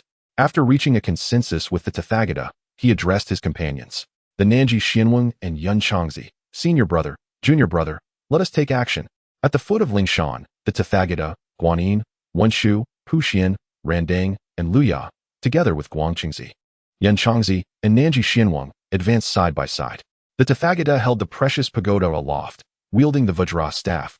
Guanyin grasped the purple gold bell and the jade purity bottle. Wenshu brandished the dragon-evading pillar. Puxian summoned the twin swords and the 3 Dharma golden lotuses. Randang unleashed 24 sea-stabilizing pearls, with a spiritual light illuminating his protective treasure. Luya's gaze was icy as he fixated on the Chao Bell in Yunfan's grasp, drawing forth his flying sword with a menacing aura. Nanji Xianweng brandished the apricot yellow flag. Guangchengzi activated the Fantian seal, and Yun Changzi presented the 3 treasured jade rui, each revealing their ultimate treasures. At this juncture, words were unnecessary. Only the clash of powers remained. Opposing them were 9 quasi-saints, brimming with spiritual treasures and holding the upper hand. Yet, on Yunfan's side, there were 12 quasi-saints, and with him wielding the ultimate treasure, the Chao Bell, although he had not yet slain a corpse. His combat prowess equated to that of a quasi-saint, barely counting as 13. The disparity in treasures was slight, rendering the overall strength evenly matched. The impending battle was imminent. To avert any collateral damage, Tang Sung had already been escorted to Lingshan by the golden summit immortal of Lingyun, stepping into Lingyun, which signified the definitive conclusion of the journey to the west. Guangchengzi coldly declared, "Yunfan, if you are willing to surrender the Chao Bell, we shall not pursue the matter of your reclaiming the Zhanxian sword. Would that be agreeable?" Yunfan laughed heartily towards the heavens, exclaiming that those who preach the teachings are truly unrepentant, a congregation of the foolish. "If you wish to seize my Chaos Bell, come and claim it with your own prowess." As his words echoed, Yunfan distributed several spiritual treasures. The water-controlling banner was entrusted to the cloudy immortal. The primordial golden dipper was placed in the hands of the Holy Mother Wudong. The dragon-binding rope was yielded to Bai Zhe, and the Six Souls banner was handed over to the great sage of the demon clan, Shangyang. Meanwhile, he devoted all his energy to activating the Chaos Bell. The ancient deities, wise in their experience, retreated, soaring into the sky to vacate the battlefield, their gaze fixed upon the impending battle of quasi-saints below. Just as Manjushri had articulated, they had lived for countless eons, well-versed in worldly affairs, each one as cautious as a seasoned fox, wary of being ensnared by the schemes of the saints. Although the disciples of the 4 teachings had made earnest attempts to rally them, none would dare to engage in troublesome endeavors that promised no reward. Lantern ignited the first strike. The pearl of the sea stabilized, manifesting the power of the 24 celestial stars, forming a grand formation to secure their position. Upon witnessing the brilliance of his uncle's treasure in Yunfan's grasp, Luya was consumed by rage, revealing his true form as the 3-legged golden crow, unleashing a resounding cry, and spewing forth the blazing flames of the sun, charging directly at Yunfan. Chapter 102. The Taiji diagram suppresses earth, water, fire, and wind. Although Yunfan has merely reached the pinnacle of the Great Luo, yet to sever his corpse, he has nearly completely refined the Chaos Bell. capable of unleashing its utmost power. How could he fear such flickering flames? Grasping the chaos bell, he infused it with his magical essence and struck fiercely, producing a resonant chime that tore open a rift in space, consuming the raging inferno entirely. With a sudden movement from Luya, the quasi-saints on both sides ceased their hesitation and engaged in combat, resulting in an all-out battle. Numerous exquisite spiritual treasures emerged, rendering the superior treasures wielded by Guanyin and others seemingly inferior. The willow branch waved incessantly, attempting to disrupt, but it merely served as a mere embellishment amidst the aftermath. The clash among over 20 quasi-saints starkly contrasted with Yun Fan's previous confrontation against the 9 dragons. In this moment, magical techniques proved ineffective. The might of the treasures far surpassed the spells themselves. Only those devoid of treasures would rely on spells to determine the victor. Among the countless practitioners in the world, those possessing formidable treasures predominantly belonged to the 4 teachings. Thus, this battle ultimately devolved into a contest of treasures. The Mother of No Constraints, a senior sister of Yinxiao, also wielded the supreme treasure, the primordial golden dipper. "Dare you, minions of the teaching of revelation, to assault my 9 again," she declared sternly. Naturally, Guang Qingzi and others were reluctant to take such risks, retorting disdainfully, "We clearly hold the advantage in treasures. Why would we seek death? Behold my Fantian seal. This treasure, forged by the primordial supreme being from a fragment of the unyielding mountain, is a top-grade spiritual treasure." The primordial supreme being held particular favor for Guang Qingzi, bestowing upon him numerous supreme treasures, including the identity of the former master of the Yellow Emperor, which ultimately led to the betrayal of the teaching of revelation by a few. The power disparity among the 12 golden immortals was immense. Some possessed numerous treasures, while others were pathetically sparse. The true man of the Yellow Dragon belonged to the latter, still adorned in attire akin to a novice disciple, a rather dismal sight. The Cloudy Sky Immortal glared at the Antarctic Immortal, gritting his teeth. "Antarctic Immortal, in the past, during the 10,000 Immortals formation, you relegated my fellow disciples to mounts. I shall exact vengeance for that grievance today." No sooner had he spoken, the primordial hammer was already in motion. The Cloudy Sky Immortal, wielding the water control banner, established a formidable water-based defense. As a creature of the waters, this banner was as vital to him as water itself, enabling him to control the treasure and charge directly at the Antarctic Immortal. The Antarctic Immortal coldly replied, "Cloudy Sky Immortal, such audacity. I did not expect you to return. Alas, you lack the qualifications to slay me." As his words fell, the apricot yellow banner rose, and the dragon coiling staff soared into the air. Engaging in fierce combat with the primordial hammer, Baize turned to the Tathagata, speaking with an indifferent tone, "Tathagata, let us compete as well." The Tathagata joined his palms in reverence. "Amitba, please proceed, great sage." Yun Fan confronted Luya, shielded by the chaos bell, managing to withstand the onslaught. The other great sages of the demon race faced off against Guanyin and her companions. Although Guanyin was powerful, she could not withstand the combined assault of 3 demon race members.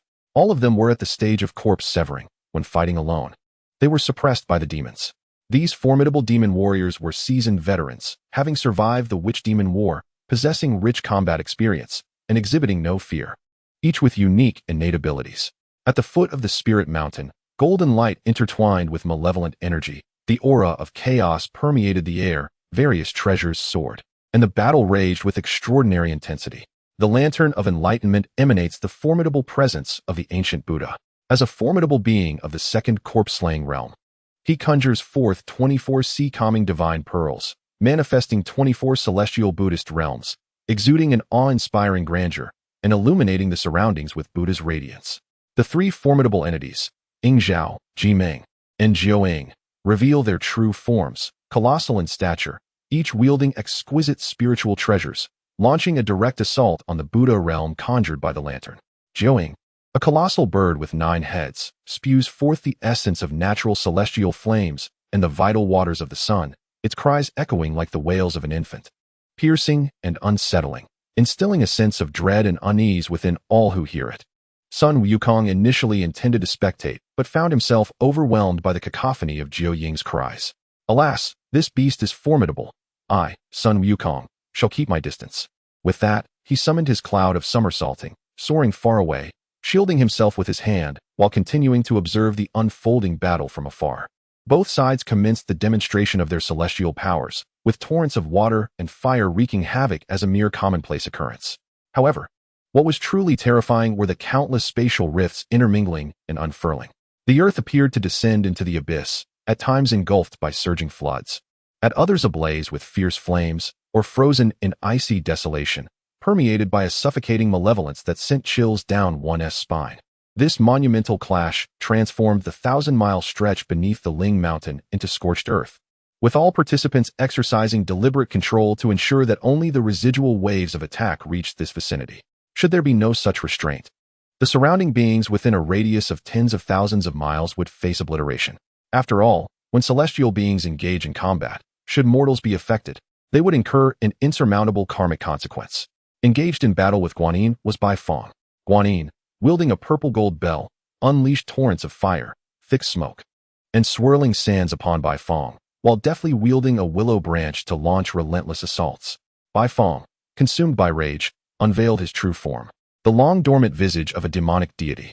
His true body resembled a celestial crane, adorned in azure with a white beak marked by crimson spots, standing on one leg, extending several thousand feet in length, surrounded by blazing flames that enveloped Guanyin. Such a confrontation at the quasi-saint level, employing numerous treasured artifacts, rendered the scene breathtakingly terrifying. The tumultuous spatial currents surged, the starry rivers trembled, and the heavens and earth dimmed. Luya transformed into a towering three-legged golden crow, engulfed in the true fire of the sun, soaring skyward like another blazing sun suspended in the firmament. Yun Fan, wary of underestimating the adversary, employed the art of manifesting heaven and earth, also morphing into a colossal figure, his head crowned with the chaos bell, its resonant chimes reverberating while chaotic energies swirled around him, mingling with spatial rifts and temporal bindings, effectively countering Lu Ya's onslaught. Only Yun Fan possessed the capability to withstand such an assault. Had it been any other demon lords, they would have long since found themselves at a loss. Unable to contend with Lu Ya's might, the Buddha, witnessing the devastation surrounding Ling Mountain, furrowed his brows. Resolute in his heart, securing the Chaos Bell is worth any sacrifice. He invoked the multi-treasure tower for protection, fully aware of the peril posed by the Sixth Soul Pendant and the strategies to counter it. The Sixth Soul Pendant excels in subterfuge, revealing its inadequacies in direct confrontation. At this moment, the Lingxiao Treasure Palace was thrown into disarray, with a multitude of celestial beings gathered before the Haotian mirror, intently observing the battle. The Holy Mother of Gold Spirit addressed the Jade Emperor. Great celestial sovereign, behold, Luya has transformed into the blazing sun, scorching all beneath. If we do not intervene, the earth shall turn to ash, and the celestial sovereign may find it difficult to evade accountability, potentially inciting the wrath of the Tao ancestor. The Jade Emperor's brow furrowed deeply. Initially allied with the Buddhist sect, he now found himself ensnared by its repercussions. Without hesitation, he issued a decisive command. The celestial lord of thunder, Huanghuang, heed my decree. Swiftly summon the rain gods of the rain department, the sea dragon kings, and the river dragons to summon rain. There must be no error. Huanghuang responded promptly. This minister, Huanghuang, acknowledges the decree. With purposeful strides, he departed to summon deities from all realms to bring forth rain, lest the earth be consumed by searing flames. Subsequently, the Jade Emperor issued another decree, to embark towards the sacred mountain. He brandished the plain-hued banner of the cloud realm and the mirror of the celestial heavens. Personally journeying to the sacred mountain, the fierce battle raged on, showing no signs of abating. Meanwhile, the land at the mountain's foot lay ravaged and scarred. Master Kunti observed the tumultuous clash from the realm of the 10,000 Buddhas, his heart aching with distress. In the already spiritually barren western lands, such a terrifying conflict erupted, the consequences of which were truly unfathomable. The Grand Master Xuandu gazed at the quaking earth, his brow furrowed in contemplation, uncertain of how to respond. Suddenly, a young disciple rushed forth, presenting an object, saying, "Senior brother, the master commands you to use the diagram of Taiji to quell the forces of earth, water, fire, and wind. Please accept this diagram." Xuandu took the diagram of Taiji and immediately hurled it into the sky. Behold, the diagram soared forth, radiating a myriad of brilliant hues, adorned with auspicious omens encircling it. While within, mystical symbols subtly emerged. The five-colored brilliance illuminated mountains and rivers, and the nine-colored auspicious aura intimidated the three realms. The diagram of Taiji transformed into a bridge of white jade and gold, as the previously chaotic elements of earth, water, fire, and wind gradually calmed beneath the golden light. In the distance, Sun Wukong, with his fiery eyes, blinked in astonishment, witnessing this extraordinary spectacle. Chapter 103. At last, I, old pig, have not labored in vain in this fierce battle. Should I, old son, draw too near, I fear I would be reduced to mere ashes. The bull-nosed one has indeed not deceived me. I, old son, vow to ascend to such heights in the future. I must. At this moment, the sound of chariots and horses approached from the direction of Heaven's court. The Jade Emperor and the Queen Mother arrived at the battlefield. As they neared, the Jade Emperor commanded the celestial soldiers to halt, wielding the Huanghuang mirror in his hand, while the Queen Mother unfurled the plain-colored cloud banner. Arriving at the edge of the battleground. Enough, Luya. The ground is on the verge of being scorched. Cease your solar true fire at once. Luya, engrossed in battle, found himself vexed, for his opponent was merely a great Luo golden immortal, yet he had been unable to secure victory after prolonged combat. The Jade Emperor's admonishment only intensified his fury. Once a prince, now publicly reprimanded by the Jade Emperor, how could he possibly accept it? Without uttering a word, he flapped his wings, sending forth a torrent of solar true fire towards the Jade Emperor. Yet, as the sovereign of the three realms, the Jade Emperor would not only disregard orders, but also retaliate. Enraged, the Jade Emperor bellowed, "Well done, Luya, you are truly deserving of death. If the earth is consumed by flames, it would be intolerable to the heavenly Tao." With that, he raised the Huanghuang mirror, reflecting the solar true fire back. As the Jade Emperor's words echoed, Luya instantly regained his composure. Should this continue, divine retribution would surely follow, with dire consequences. Reluctantly, he withdrew his true form and ceased his attacks. Then, Luya produced a purple-white gourd, and the Holy Mother of No Thought, with keen eyes, immediately cried out, "Beware, mortal! That is the flying blade of immortal slaying." Yun Fan, already aware of Luya's methods, had activated the defense of the Chaos Bell to its utmost limit. "Come forth, my treasure." A 7-inch figure emerged from within the gourd, distinctly featured, with eyes radiating white light, aimed directly at Yun Fan's Niwen Palace. "Turn around, my treasure." Subsequently, yellow sprouts and white snow floated from the gourd, a beam of light slicing through the air. Yun Fan activated the Chaos Bell, its resonating sound reverberating, as primordial energy surged forth to confront the white light. The power of the white light was significantly diminished. With another wave of his hand, he tore open a rift in space, utterly shattering the beam of light's force. Finally, Yun Fan sighed in relief. This supreme killing treasure could ultimately cause him no harm. At this moment, the Jade Emperor called out loudly, "Cease hostilities. If this continues, the earth shall be destroyed. Why not relinquish the Chaos Bell to me, to safeguard the fortune of Heaven's court? What say you all?" As soon as the Jade Emperor's words fell, everyone was taken aback, their gazes turning towards him. Guang Chengzi snorted derisively, mocking, "You, mere youth, are unworthy of possessing a treasure of such heavenly magnitude." The Chan teaching, ever proud, spoke without restraint, inciting the ire of the likes of Tathagata and others, who inwardly scolded him for his lack of propriety. How could one so boldly expose another's shortcomings? The Jade Emperor's expression shifted between shades of blue and red as he bellowed, "Guang Qingzi, your insolence knows no bounds." With that, he could no longer contain himself and struck out towards Guang Qingzi. The Huanghuang mirror, with its power to observe the three realms and determine fates, was directed at Guang Qingzi's destiny.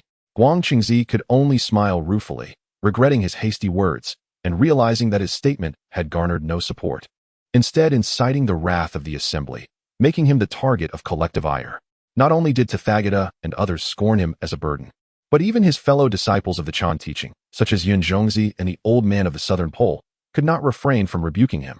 It goes without saying that the primordial supreme being of the Jade Pure Realm was already seething with rage. Witnessing the Jade Emperor also taking action, the Mother of No Constraints rejoiced and immediately unleashed the malevolent energy of the primordial golden dipper, along with her own treasured artifact, hurling them towards Guang Qingzi. Outnumbered, Guang Qingzi chose not to linger and promptly took to the clouds to escape. With Guang Qingzi retreating, the Mother of No Constraints freed her hands to join forces with the Cloudy Immortal to besiege the Southern Polar Immortal. The Southern Polar Immortal was suddenly under immense pressure, facing two quasi-saint powerhouses, compounded by two exquisite spiritual treasures, rendering him nearly defenseless. The corrosive force of the primordial golden dipper breached the defenses of the apricot yellow banner, and the Cloudy Immortal then cast the primordial hammer, forcing the Southern Polar Immortal to stagger back repeatedly. Just as the Cloudy Immortal prepared to deliver a fatal blow, the Mother of No Constraints hastily interjected, "Cloudy Junior Brother, Cease this. The Southern Polar Immortal is one of the 4 sovereigns, the Southern Polar Emperor of longevity. Should you slay him, we may invoke heavenly retribution. Upon hearing these words, the Cloudy Immortal regained his composure, understanding that this was not a matter to be pursued further. Seeing the tide of battle tilting in their favor, Yunfan promptly called out to the Mother of No Constraints, Master, why not take back the apricot yellow banner as a token of compensation for the 10,000 Immortals array? The Mother of No Constraints deemed this a viable suggestion and reached out to retrieve the apricot yellow banner floating above the Southern Polar Immortal's head. Meanwhile, the Cloudy Immortal, sensing the situation turning unfavorable, promptly stowed away his 3 treasures Jade Re and the Pillar of Divine Fire, leaping out of the fray while proclaiming loudly, "Enough! Our sect shall no longer contend for the chaotic bell." He then hurried to support the Southern Polar Immortal, assisting him away from the battlefield. At that moment, Guanyin manifested her true form, her countless arms straining to withstand the divine fire of Baifeng. Yunfan chuckled softly and remarked, "Compassionate navigator. While others possess merely 2 hands, your multitude resembles that of a centipede. Allow me to grant you a refreshing trim today." With that, he flung forth the golden dragon scissors, which soared into the air and crossed to snip at Guanyin. Engaged in a fierce struggle with Baifeng, Guanyin was already at her limit. Yunfan targeted her arms, ensuring no harm befell her body. As the golden dragons intertwined, countless arms on Guanyin's left side were severed in an instant. The golden dragon's scissors then spun back, cleaving off all her right side arms. Guanyin, in profound agony, could no longer continue the fight and was sent flying by Baifeng's wing, landing beside the Tathagata. Observing the scene before him, the Tathagata's expression darkened, and with a soft sigh, he uttered, "Umitba, let us cease this conflict. The Buddhist sect shall no longer partake in the contention for the chaotic bell." Guanyin retracted her divine form, her countenance pale, and her eyes ablaze with fury. She glared intensely at Yunfan, as this battle had severely depleted her millennia of cultivation, rendering her path to the slaying of 2 corpses even more elusive. Upon hearing the Tathagata's words, the assembled crowd gradually withdrew. With 2 saints stationed at the Buddhist sect, whose methods were the most troublesome, the demon race was reluctant to stir up further trouble. Gazing at the devastation at the foot of the Spirit Mountain, the Tathagata felt an indescribable bitterness. What a futile endeavor, leaving him in a state of disarray. Baizé clasped his hands together and said, "Buddha, I concede." The once serene pure land of ultimate bliss had vanished, the earth fractured, the veins of the earth disrupted, spiritual energy surging chaotically, and spatial rifts appearing incessantly. To restore its former glory would require no less than a century. The Tathagata bowed to the Grand Master of Xuandu and expressed his gratitude, saying, "Thank you, Tao brother, for your assistance." The Grand Master of Xuandu, maintaining a calm demeanor, replied coolly, "It is my duty to uphold the Taiji diagram and safeguard the 3 realms. There is no need for thanks, Buddha." At this moment, the elements of earth, water, fire, and wind had returned to their rightful places. The Tai Chi diagram, suspended in the sky, gently descended into the hands of Xuandu, causing the towering white jade golden bridge to vanish. Xuandu carefully stowed away the Tai Chi diagram and spoke in a measured tone, "The chaotic bell belongs to the... Do any of you dissent?" No one responded. Xuandu made no further delay. The human sect was left with him alone, and he understood his inability to contend, unlike Guangchengzi, who was blinded by ignorance. Thus, he turned and departed from Lingshan, making his way directly to Shouyang Mountain. At that moment, Zhu Beiji soared from the distance, brandishing his rake and calling out, "Master, Master." Upon witnessing this, Xuandu, who was on the verge of leaving, remarked, "There is no need for further words. The journey to the west is concluded. You may return to the mountains. I shall arrange for your rebirth, freeing you from this unsightly form." Before he could finish his words, he ascended on a cloud and left, ignoring Beiji. Upon hearing this, Zhu Beiji was filled with joy, secretly contemplating, "Ha, I, old pig, have not toiled in vain. In this next rebirth, my master may even reward me with a 9-transformation golden elixir, and my cultivation will surely soar." Chapter 104. The Tang monk enters the grand hall as the tumult of battle subsided. The 4 sects dispersed. The ancient deities exchanged glances, each reluctant to take the initiative.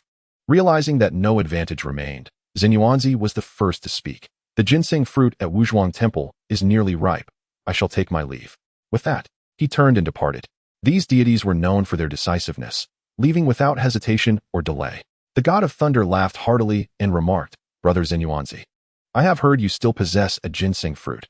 Might you spare one for me to taste? With that, he too strode away, leaving behind a few teasing words.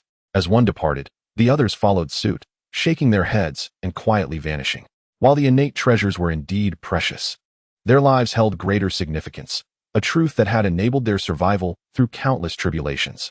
Luya, filled with indignation, glared at Bai Zhe and demanded, "How dare you lay hands on me? Do you not consider the honor of my father and uncle?" Bai Zhe and the others appeared remorseful but responded solemnly. "Since the prince has aligned himself with the Buddhist order, our ties with the demon clan are severed. We must obey the queen's decree."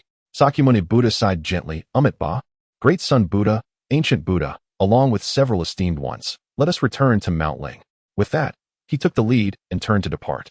Lu Ya's gaze darkened as he fixed his eyes on Yun Fan, harboring his silent resentment, although he refrained from publicly chastising the demon clan. It was indeed Zhao Gong who had fallen due to him. Sun Wukong narrowed his eyes, also regarding Luya. Humph. Luya scoffed coldly, flicking his sleeves as he turned to leave. Sakyamuni then commanded the other Buddhas to mend the shattered earth surrounding Mount Ling. Guanyin turned to the still-dazed Sun Wukong and urged, "Wukong, hasten to Mount Ling. And you, Marshal Tianpeng, come along as well." With that, she ascended on her lotus platform and soared into the sky. Sun Wukong was taken aback to learn that Zhu Beiji's master was such a formidable figure, and a disciple of the elder he had never met. His perception of Zhu Beiji shifted instantly, and he replied eagerly, "Yes, Bodhisattva, I shall depart at once." He then glanced at Zhu Beiji with a complex expression and said, "Beiji, we are bound for Mount Ling." He no longer referred to him as the fool. Zhu Beiji beamed and replied, "All right, let's go, monkey brother." He hoisted his rake and soared into the clouds alongside Sun Wukong toward Mount Ling.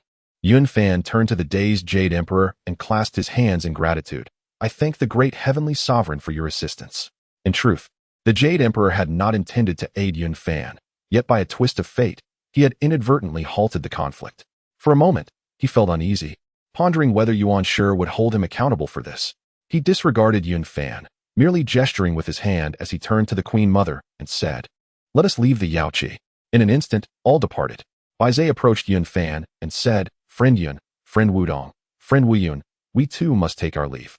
He then returned the magical treasures they had previously taken. Yun Fan, the Holy Mother of Wudong, and the immortal Wu Yun bowed in respect and expressed their gratitude to Bai Zhe and the other demon clan sages, saying, "We shall not forget your assistance." Bai Zhe and the others hastily returned the gesture. "There is no need for such formalities. We acted under the Queen's orders." After exchanging farewells, the 10 great sages of the demon clan rode the clouds and departed, leaving the realm in tranquility. The Holy Mother of No Phase and the Cloud Immortal both wore radiant smiles, nodding frequently. "Fan are splendid. I am truly gratified. The great teachings are poised to flourish." The Holy Mother gazed kindly at Yun Fan, her tone filled with satisfaction, yet she made no mention of the Chaos Bell. The Cloud Immortal shared in the joy, adding, "Now that the journey to the west has concluded, what are your plans as the Vice Sect Master? Should you require anything, do not hesitate to express it." After a moment of contemplation, Yun Fan replied, "Master, Uncle, I shall first travel to Chang'an to deliver the sacred edict, and then return to Jinao Island to oversee the affairs of the sect, reviving the Bo Palace and using the Chaos Bell to stabilize the sect's fortunes. Currently, there are no pressing matters, but the 4 swords of extermination have been refined by the Primordial beginning for some time. I must request both of you to take them back to the upper pure heaven for our ancestors' purification." The Holy Mother nodded in agreement. "Indeed, a visit to the upper pure heaven is warranted. Attend to your matters first. We shall promptly journey to the Jade Pure Heaven." Yun Fan entrusted the 4 swords to the Holy Mother, and the two ascended on clouds, soaring beyond the 33 heavens. Meanwhile, the primordial lord of Jade Pure Heaven harbored resentment towards Haoyan. He had always favored Guang Qingzi, and although Guang Qingzi had indeed offended him previously, he had not reflected on his own faults. Instead, he had lost the apricot yellow banner and 4 treasured swords, utterly disgracing himself, and he bellowed in fury, "Haoyan, what an impudent boy! You have thwarted my grand designs. I shall not let you escape unscathed." Guang Qingzi returned to the Yushu Palace in disarray, where none dared to voice their reproach, instead casting him furtive glances. Had it not been for the protective status of the Emperor of the South Pole, the South Pole Immortal might have suffered a grievous fate at the hands of the Cloud Immortal, and his resentment towards Guang Qingzi was palpable. Junior brother, though Haoyan is but a child, he is the heaven and earth sovereign personally sanctioned by the Tao ancestor. in the presence of numerous deities from the three realms. Your disrespect has left him no dignity. It would be strange if he did not retaliate, jeopardizing our sect's grand plans. Upon hearing the South Pole Immortal's admonishment, Guang Qingzi felt regretful, yet remained stubborn in his demeanor. Humph, while we fight valiantly in the front lines, he comes to reap the rewards. Should I not speak out? The South Pole Immortal sighed. Junior brother, Hao Yan is merely a participant. The members of the Chan sect were well aware of the master's favoritism towards Guang Qingzi, and upon witnessing his obstinate attitude, they chose silence, merely sighing in response. Feeling he could not linger any longer, Guang Qingzi departed the Yushu Palace to seek forgiveness from the Primordial Lord of Jade Pure Heaven. The Primordial Lord indeed did not reproach him, but instead offered kind words of comfort, shifting the blame for the failure entirely onto Hao Yan. Meanwhile, Yun Fan reunited with the Black Bear spirit and the other two disciples elsewhere, and upon seeing his master safe and sound, they were filled with joy. The Black Bear spirit reported, Master, the Tang monk and his companions have been taken by the Golden Summit Immortal of Lingyun Crossing. What should we do next? Yun Fan nodded in response. I am already aware. Let us return to the daughter nation. The peach blossoms are in full bloom now, and it is precisely the time for our 10-year appointment. The three rejoiced, their hearts entwined with the affections of the daughter nation, and they agreed to soar eastward on clouds. Their flight was neither hurried nor slow, as they savored the scenery along the way, retracing the steps they had once taken, filled with nostalgia and reflection. Meanwhile, upon Mount Ling, the 5 directions unveiling, the 6 Ding and 6 Jia, along with the daily duty officers, were presenting to the Buddha Sakyamuni the tribulations faced by the Tang monk. Remarkably, the count reached precisely 49 trials, aligning perfectly with the mystical number 7 times 7. At that moment, the Tang monk entered the grand hall. Avalokiteshvara Bodhisattva remarked, Buddha, the calamity involving the true and false Monkey King may be exploited by that scoundrel Yun Fan. The Buddha furrowed his brow slightly, saying, if we were to eliminate this trial, it would not achieve completeness, which may not be appropriate. After a brief contemplation, Avalokiteshvara proposed, Buddha, that Yun Fan is indeed arrogant, persistently disturbing the sacred quest for scriptures. He has already humiliated us in the Great Hall. Thus, that can be counted as one trial. Furthermore, in Fengshen County, he compelled the Tang monk to consume filth, which should also be considered a trial. If we proceed in this manner, we might eliminate the episode of the true and false Monkey King. Would this be feasible? The Buddha pondered for a moment before nodding in agreement. What the revered Avalokiteshvara suggests is indeed valid. The demonic tribulation is set to descend in 300 years. Should the trials fall short of 49, the fortunes of Buddhism may indeed wane. Though 2 holy beings preside over our teachings, utter destruction is not a consideration. However, should the journey to the west fail, the demonic tribulation could truly plunge our faith into decline. Thus, the Buddha and Avalokiteshvara reached a consensus to omit the original episode of the true and false Monkey King, opting instead for Yun Fan to encounter a few trials. Chapter 105. You are the first woman of my life with the plan set. Tang Sung and his 3 companions entered the Grand Hall and successfully acquired the 49 scriptures. Subsequently, they were escorted by the 5 directions revealer, riding on clouds back to Chang'an. However, their pace was far slower than Yun Fan's, lagging behind by several days. From the Daughter Kingdom to Huanghuang Mountain, it took the Sand Monk 3 days and nights to arrive, illustrating the sluggish progress of the 5 directions revealer.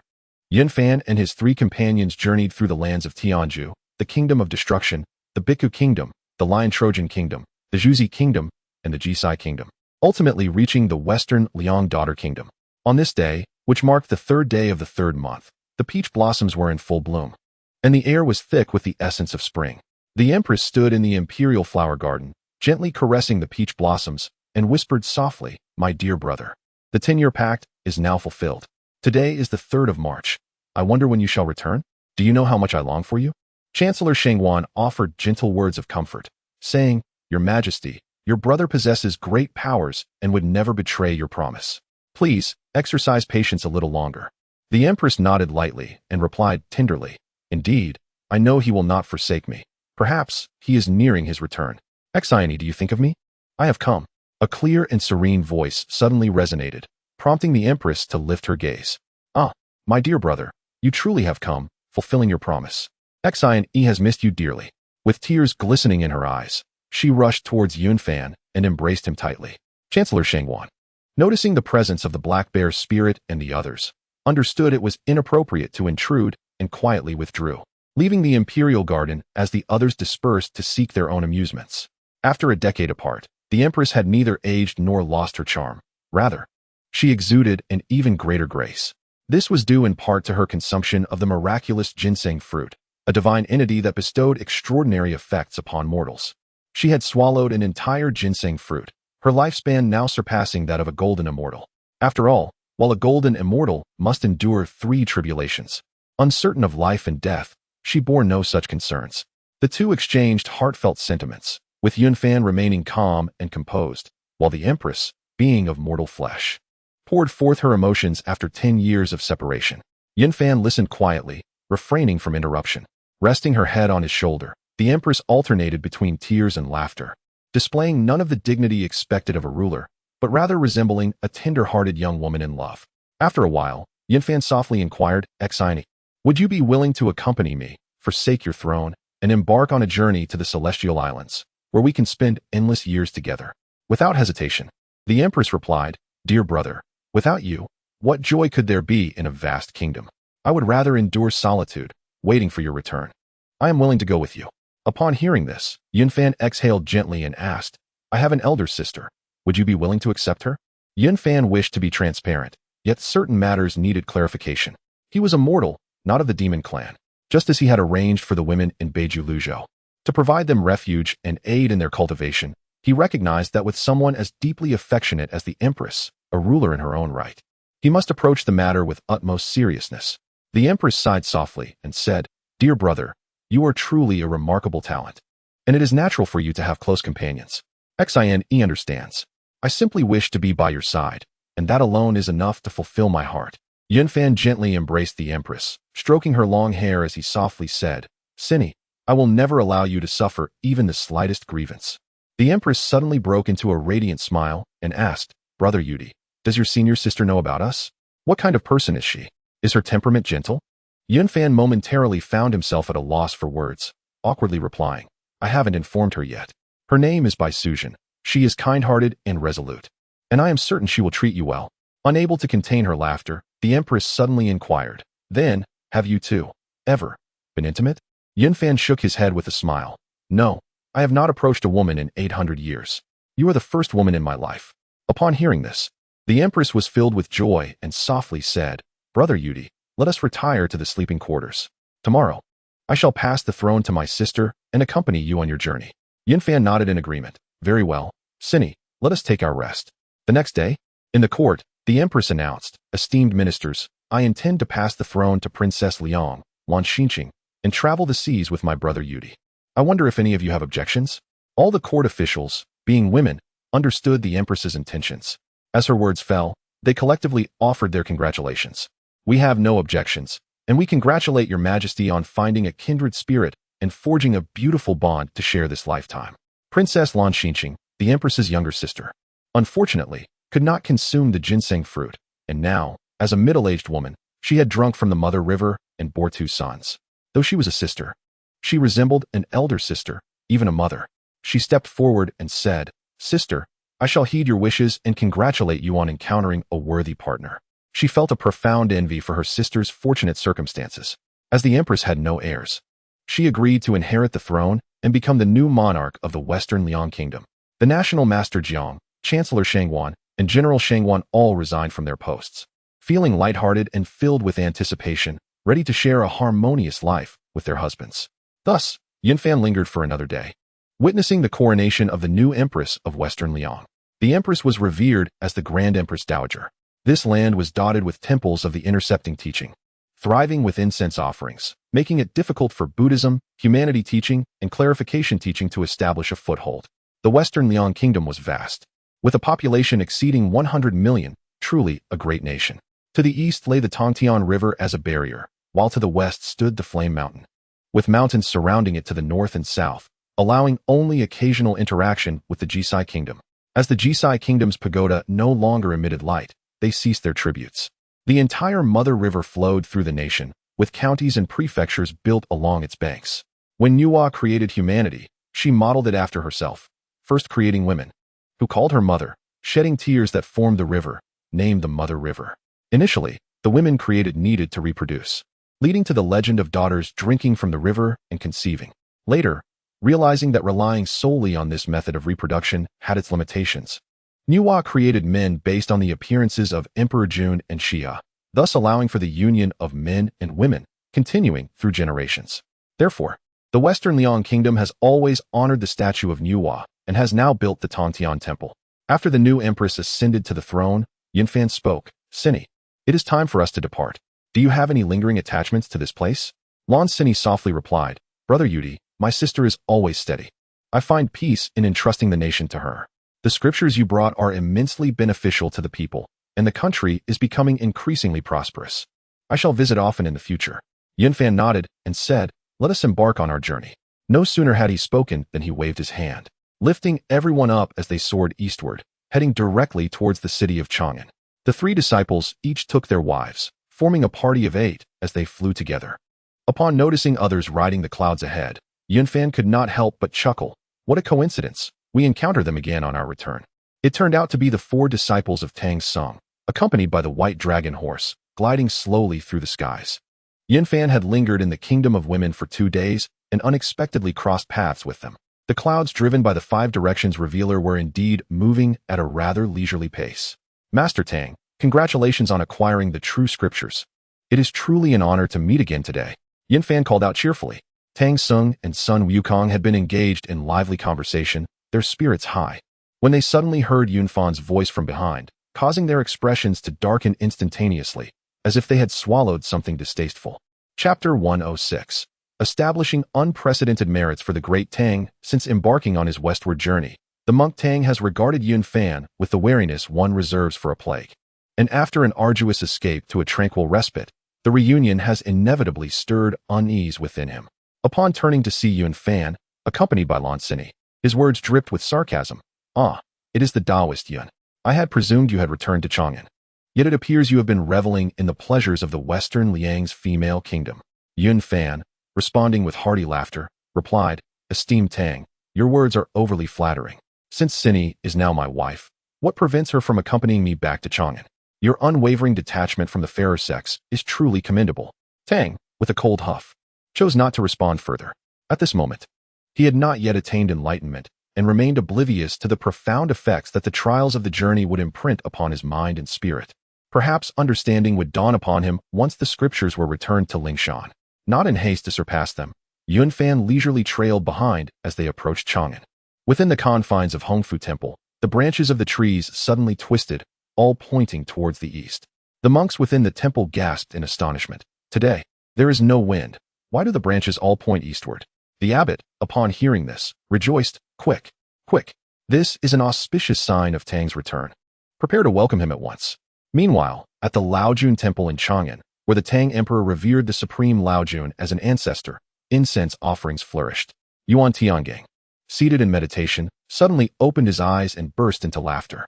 "The Taoist has returned. Summon the disciples of our order at once to greet him. We must not be outdone by those monks." The Tang Emperor had constructed a welcoming pavilion on the western edge of the city, often awaiting the return of the monk for scriptures as well as Yunfan for teachings. In his heart, the emperor believed that obtaining the scriptures would benefit the myriad souls of the great Tang, while spreading the teachings would showcase the majesty and culture of the Tang dynasty. Both were of equal importance, one focusing on internal cultivation and the other on external expression. Upon arriving in Chang'an, the numerous arhats escorting Tang spoke up, "Holy monk, we have reached Chang'an. It would be inappropriate for us to reveal ourselves. Please proceed to meet the emperor on your own."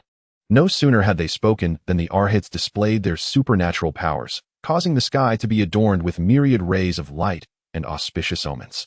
With a solemn visage, Tang clasped his hands in prayer. Lifted by auspicious clouds, he began to float gracefully towards the city. The emperor joyfully exclaimed, "It is the holy brother. He has returned with the scriptures. Quickly, let us welcome him." He promptly led his attendants forward. Observing Tang's grand entrance, Yunfan remarked coldly, "It indeed resembles a grand affair, yet we shall not allow ourselves to be overshadowed. Witness my prowess." Below, the common folk, monks, and dignitaries, upon seeing Tang descend from the heavens, all knelt in reverence, chanting Buddhist invocations. "Amitabha, the holy monk has returned. He has attained enlightenment." It was clear that the monk had met with the Buddha and retrieved the true scriptures. Several eminent monks cast provocative glances towards Yuan Tiangang and Li Chunfeng, revealing the intense rivalry between Buddhism and Taoism in Chang'an. The Great Tang stood as the most powerful nation in the earthly celestial realm, with vast territories and a population exceeding 1 billion, a sheer magnitude of fortune that left one astounded. This was precisely why the Buddhist sect placed such significance on the westward journey for scriptures. The collective fortune of 1 billion souls was indeed remarkable. In the earthly realm, there existed another Great Tang, yet its emperor had long since passed, existing only in the annals prior to the 23rd year of the Jingguan era. As for the Great Tang in the celestial realm, it was now the 27th year of Jingguan. The throngs gathered to welcome Tang, awed by his golden radiance and auspicious aura, found themselves irresistibly drawn to the veneration of the Buddhist path. However, Yun Fan has yet to make an appearance, causing concern among the members of the Taoist sect, including Yuan Tiangang.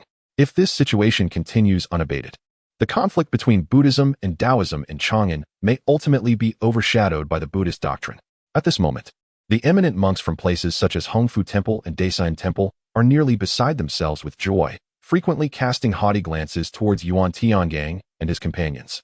Much to the displeasure of the Taoist practitioners, our Buddhist sect has manifested divine presence. The holy monk returns from his pilgrimage, and all beings in the Tang dynasty shall be illuminated by the light of the Buddha. Indeed, the holy monk has attained Buddhahood. Amitabha, well said. The monks gestured towards the distant auspicious clouds, intentionally or otherwise, discussing loudly in front of Yuan Tiangang and Li Chunfeng. Suddenly, behind the Tang monk, a purple aura surged forth from the western horizon like a dragon soaring through the skies, sweeping from west to east, enveloping the vast expanse of the heavens in its violet embrace. In the past, Laozi transformed into the Buddha, and the purple aura came from the east. Today, however, this purple mist rushes in from the west, a stark contrast to the past. In no time, the western sky was filled with purple clouds, resembling flames blazing at the edge of the heavens. This purple hue rolled forth like a raging tide, and in an instant, the entire city of Chang'an was shrouded in its luminous shadow. In Taoist culture, the purple aura symbolizes supreme auspiciousness, and its appearance heralds extraordinary fortune. It is said that when Laozi journeyed westward to transform the Hu, a purple mist extended for 30,000 miles without cease. Today, the people of Chang'an bear witness to the purple aura rushing from afar. In comparison, the myriad golden rays and auspicious colors surrounding the Tang monk seem merely decorative, nearly eclipsed by the overwhelming purple aura, rendering them dull in contrast. Haha, it is the purple aura. Surely, Taoist Yun has returned. Yuan Tiangang and his companions beamed with delight. Infinite heaven venerable, it must undoubtedly be Taoist Yun's return. Such a vast expanse of purple aura surely indicates remarkable achievements on this journey. Li Chunfeng stroked his beard thoughtfully. Quickly, let us go to welcome Taoist Yun. Yuan Tiangang commanded, casting a disdainful glance at the astonished monks. Initially, the Tang monk and Sun Wukong were somewhat perplexed, unable to comprehend why Yun Fan and his companions lingered at a distance, even thinking they were merely sightseeing along the way. However, upon arriving in Chang'an and witnessing the purple aura completely overshadowing the auspicious colors, they suddenly realized the truth. Sun Wukong was seething with anger. How despicable! You old bull-nosed one! How can you act so base, so shameless? Utterly shameless. Though the Tang monk was stubborn in his ways, he was not foolish. The scene before him immediately made him aware that he had once again been outmaneuvered by Yun Fan. Baoxiang country, Wujiguo, Cheichi country. Along the way, he had fallen into this trap multiple times. This time, even he could not be oblivious to the fact that he had been deceived once more. Despicable! Despicable! You, Yun Fan, how can you be so devoid of righteousness? The purple aura summoned by Yun Fan was forcibly conjured through his own powers, not a natural phenomenon, and could not be compared to Laozi's purple aura of yore. Yet, in the eyes of mortals, what distinction does it make? After all, the legend of the purple aura coming from the east has lingered for a millennium. Who has truly witnessed it?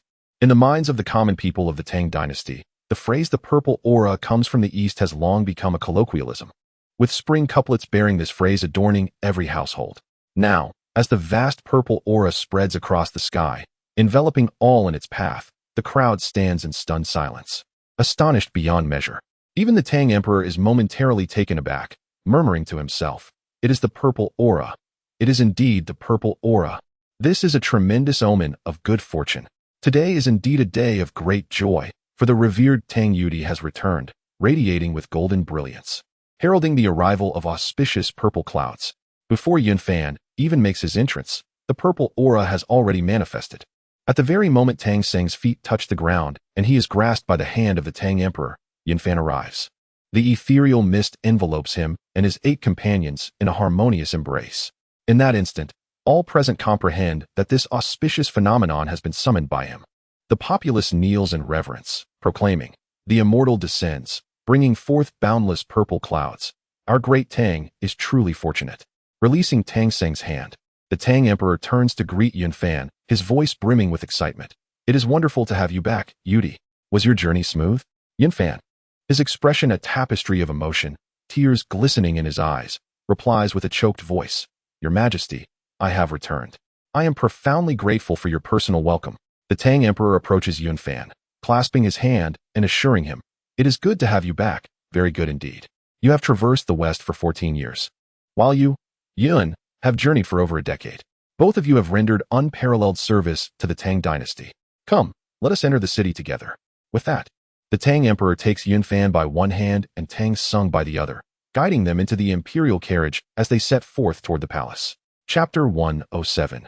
3 imperial edicts. At this moment, the sky was enveloped in swirling purple vapors. The Buddha irradiated golden light, and the immortals were adorned with purple mist, a well-known phenomenon to the world. The common folk lined the streets in enthusiastic welcome as the purple aura stretched for miles, signifying great auspice for the people of the Tang dynasty.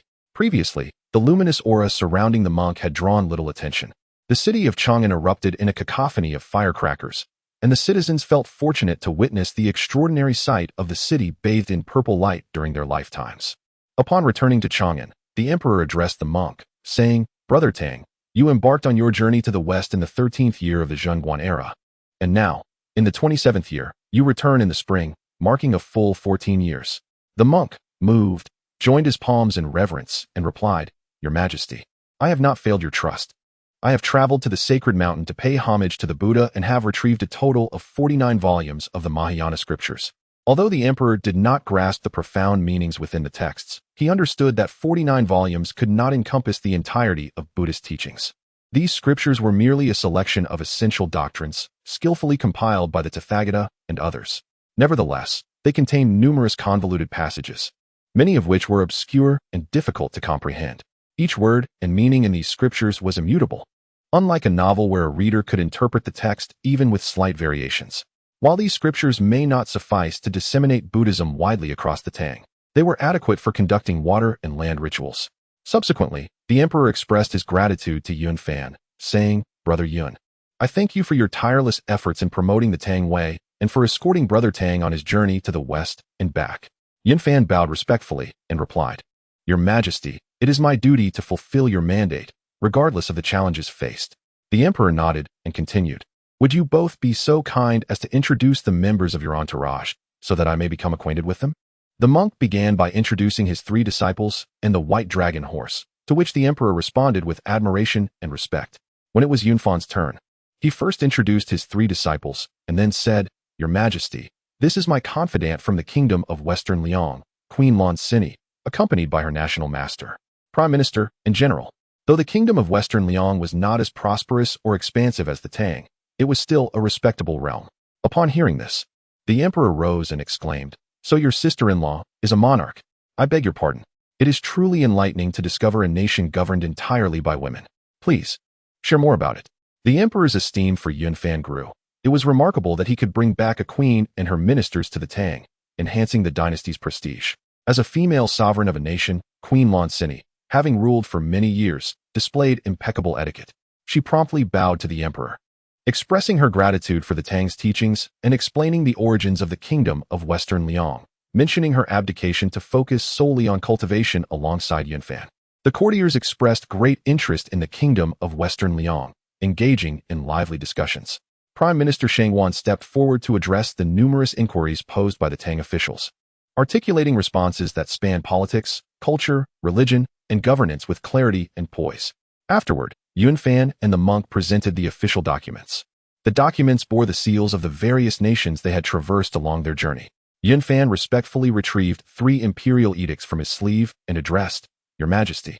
Due to the great virtue of our Tang dynasty in promoting righteousness, the three sovereigns express their profound gratitude and have entrusted me to personally deliver these letters to you. Is it truly so? The Tang Emperor exclaimed with delight. Quickly present them to me, that I may behold. The Emperor's joy was palpable. What monarch does not yearn for the allegiance of the world and the homage of myriad nations? Yunfan then proceeded to hand over the 3 letters from the rulers of the Zhuzi Kingdom, the Mia Kingdom, and the Tianzhu Kingdom one by one. The Tang Emperor received them and read with great care. The letters were filled with humble expressions and overflowing gratitude. The significance of these missives was immense. And upon concluding his perusal, the Emperor immediately commanded an attendant to fetch a jade box, declaring, "Store these carefully. They must not suffer the slightest mishap." Such documents were a testament to his sagacious governance and deserved to be preserved for posterity.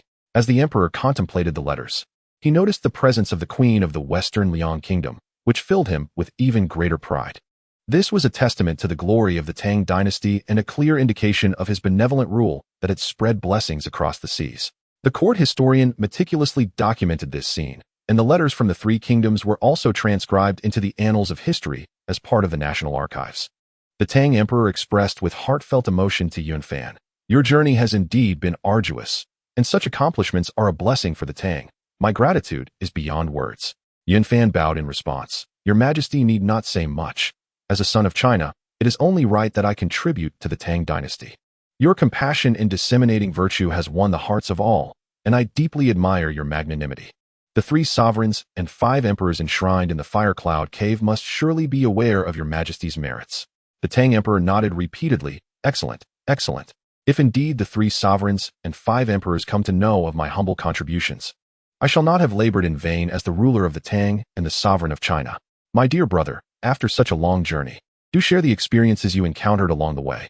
Yunfan felt a chill within. "Tang monk, what do you have to say?" He then turned to the Tang monk with a gentle tone. "Elder Tang, would you prefer to recount the tale, or shall I?" The officials in attendance were filled with curiosity regarding the journey to the west. It would be fitting to share the story today. However, it must be the truth. For a monk must not speak falsely, lest he face the torments of hell in the future. Although the Emperor did not fully grasp the implications of Yunfan's words, he nonetheless encouraged, "Both of you, speak freely, but be sure to be truthful." The hall was filled with guests, with officials arranged in order, both civil and military. Prominent figures like Yuan Tiangang and Li Chufeng, as well as esteemed monks from the Xian Temple and the Hongfu Temple, were also present. A banquet was laid out, with the Tang Emperor seated at the head, indulging in a relaxed feast within the grand hall, which could accommodate hundreds. Yunfan and the Tang monk were positioned at the forefront, followed by the elders of Buddhism and Taoism, with the officials seated thereafter. This return was indeed pivotal for the sect. Both Yuan Tiangang and Li Chufeng were astute individuals, renowned for their prophetic wisdom that had endured for millennia. Upon hearing the weight of Yunfan's words, they immediately understood that he possessed knowledge of certain secrets within the Buddhist realm. "I implore both of you to share the extraordinary tales from the West. We too are filled with curiosity. The ink, paper, and writing tools are prepared. Let us record this as our own journey to the West, to be passed down through the ages." The Tang monk's face flushed crimson, momentarily at a loss for words, unsure of how to respond. Throughout the journey, regardless of how Yunfan embellishes the details, the truth ultimately remains unchanged, and the reasoning is clear and unambiguous. He finds himself unable to transform the unreasonable into reason, and thus responds, "It is best for Elder Yun to recount the tale." Yunfan rises and proclaims, "Very well. I shall share the experiences of my Western pilgrimage. Should there be any omissions, I kindly ask Elder Tang to offer corrections." With that, Yunfan surveys the grand hall, walking slowly until he reaches Yuan Tiangang, where he gives a thumbs up. Yuan Tiangang and Li Chunfeng nod in acknowledgement, and then they unfurl a sheet of paper, preparing to take notes. Yunfan clears his throat and begins to narrate. Though his voice is soft, it resonates clearly as he walks and speaks, skillfully weaving tales that captivate the listeners. He simplifies the complex, presenting it before the audience without revealing the intricacies, leaving them to ponder. He recounts the tale of the Buddhist kingdom of Chi, and then speaks of the calamity brought upon by the demons in the Tongtian River, which was originally instigated by the golden fish under Guanin's care, only to be reclaimed by the Bodhisattva. Chapter 108. Yunfan's wedding. As the saying goes, without comparison, there can be no distinction. The state of Chi once suffered from a devastating drought, leaving the land strewn with the deceased. 3 Taoist priests from the Central Plains arrived to invoke rain, safeguarding the people for 2 decades. Despite their actions against the Buddha, the welfare they provided far outweighed any misfortune in the eyes of the populace. Although they were of a demonic nature, they paid homage to the 3 Pure Ones and were deserving of commendation, culminating in a joyful resolution for all. In stark contrast, the golden fish of Guanyin has been known to consume young boys and girls year after year. When compared to the 3 national masters, it naturally raises questions in the hearts of listeners. Why is there such a vast disparity between the demons of the Taoist school and those of the Buddhist lineage? Furthermore, the tale of the kingdom of Wujiji reveals the narrow-mindedness of Manjushri Bodhisattva, who, in an act of vengeance against the king, cast him into a well where he was imprisoned for many years. Upon hearing of such behavior, the Tang emperor felt a pang of empathy, for as a ruler, he understood the actions of the king of Wujiji. Were he in the same position, he might also resort to measures to prevent being deceived under the guise of enlightenment. While faith in Buddhism is commendable, to deceive a sovereign is undeniably foolish. The tragic state of Lion Camel Ridge is recounted, where the Buddha's uncle and the steed of the Bodhisattva wrought havoc, slaughtering countless innocents and transforming the city into a hellish realm. Fortunately, thanks to Yun Fan's decisive actions, the chaos was quelled. At this juncture, Tang Xing hastily interjected, "Your Majesty, this was due to the Bodhisattva's lax oversight, allowing the beasts to sever their own restraints." Thankfully, Taoist Yun has handled the situation appropriately. Amitabha, well done. Yun Fan did not intentionally withhold any details, as he did not overlook the incident in the Bhikshu kingdom with Tang Xing present. Although it was the disciples of the Taoist school who committed the deeds, it is not uncommon for unworthy individuals to exist in the world. In the kingdom of Zhuzi, the steed of Guanyin abducted the revered mother of the Golden Holy Palace. Fortunately, the intervention of Xiang Zhenren preserved her honor.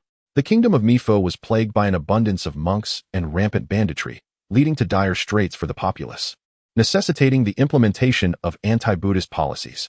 The Duke of Fengshen County feigned concern, while the mercenary Co pretended to be benevolent. And the monks of Jinshan Temple were greedy and lascivious. Yun Fan spoke candidly of these matters. Of course, many of these events were orchestrated, and thus left unspoken here, knowing that the Tang Emperor would grasp their implications. The records of the kingdom of Zhuzi, the kingdom of Mifo, and the scriptures from Tianzhu already documented these occurrences. Hearing Yun Fan recount them once more left the Tang Emperor in a state of profound astonishment. Every word spoken by Yun Fan was truthful, devoid of embellishment. Tang Xing felt an overwhelming sense of shame, unable to offer a defense. The only point he could contest was regarding the Bhikshu kingdom, yet Yun Fan had not concealed the truth, prompting Tang Xing to quietly concede. What Taoist Yun has said is entirely accurate. Yun Fan refrained from further elaboration. The cause and effect had been clearly articulated. As long as one is not foolish, they could discern the intricacies within. Perhaps once or twice could be deemed coincidence, but 5 or 6 times indicates a fundamental issue with the doctrine itself. Yuan Tiangang and Li Chunfeng listened with rapt attention, diligently recording every word, fully aware of the significance of these accounts. In bygone days, the Buddha imparted wisdom, stating, "I observe the 4 great continents, where beings embody varying degrees of good and evil. The Eastern Victory Divine Continent honors heaven and earth, with clarity of heart and mind. The Northern Julu Continent, despite its slaughters, is driven by survival instincts, characterized by indifference and a lack of chaos.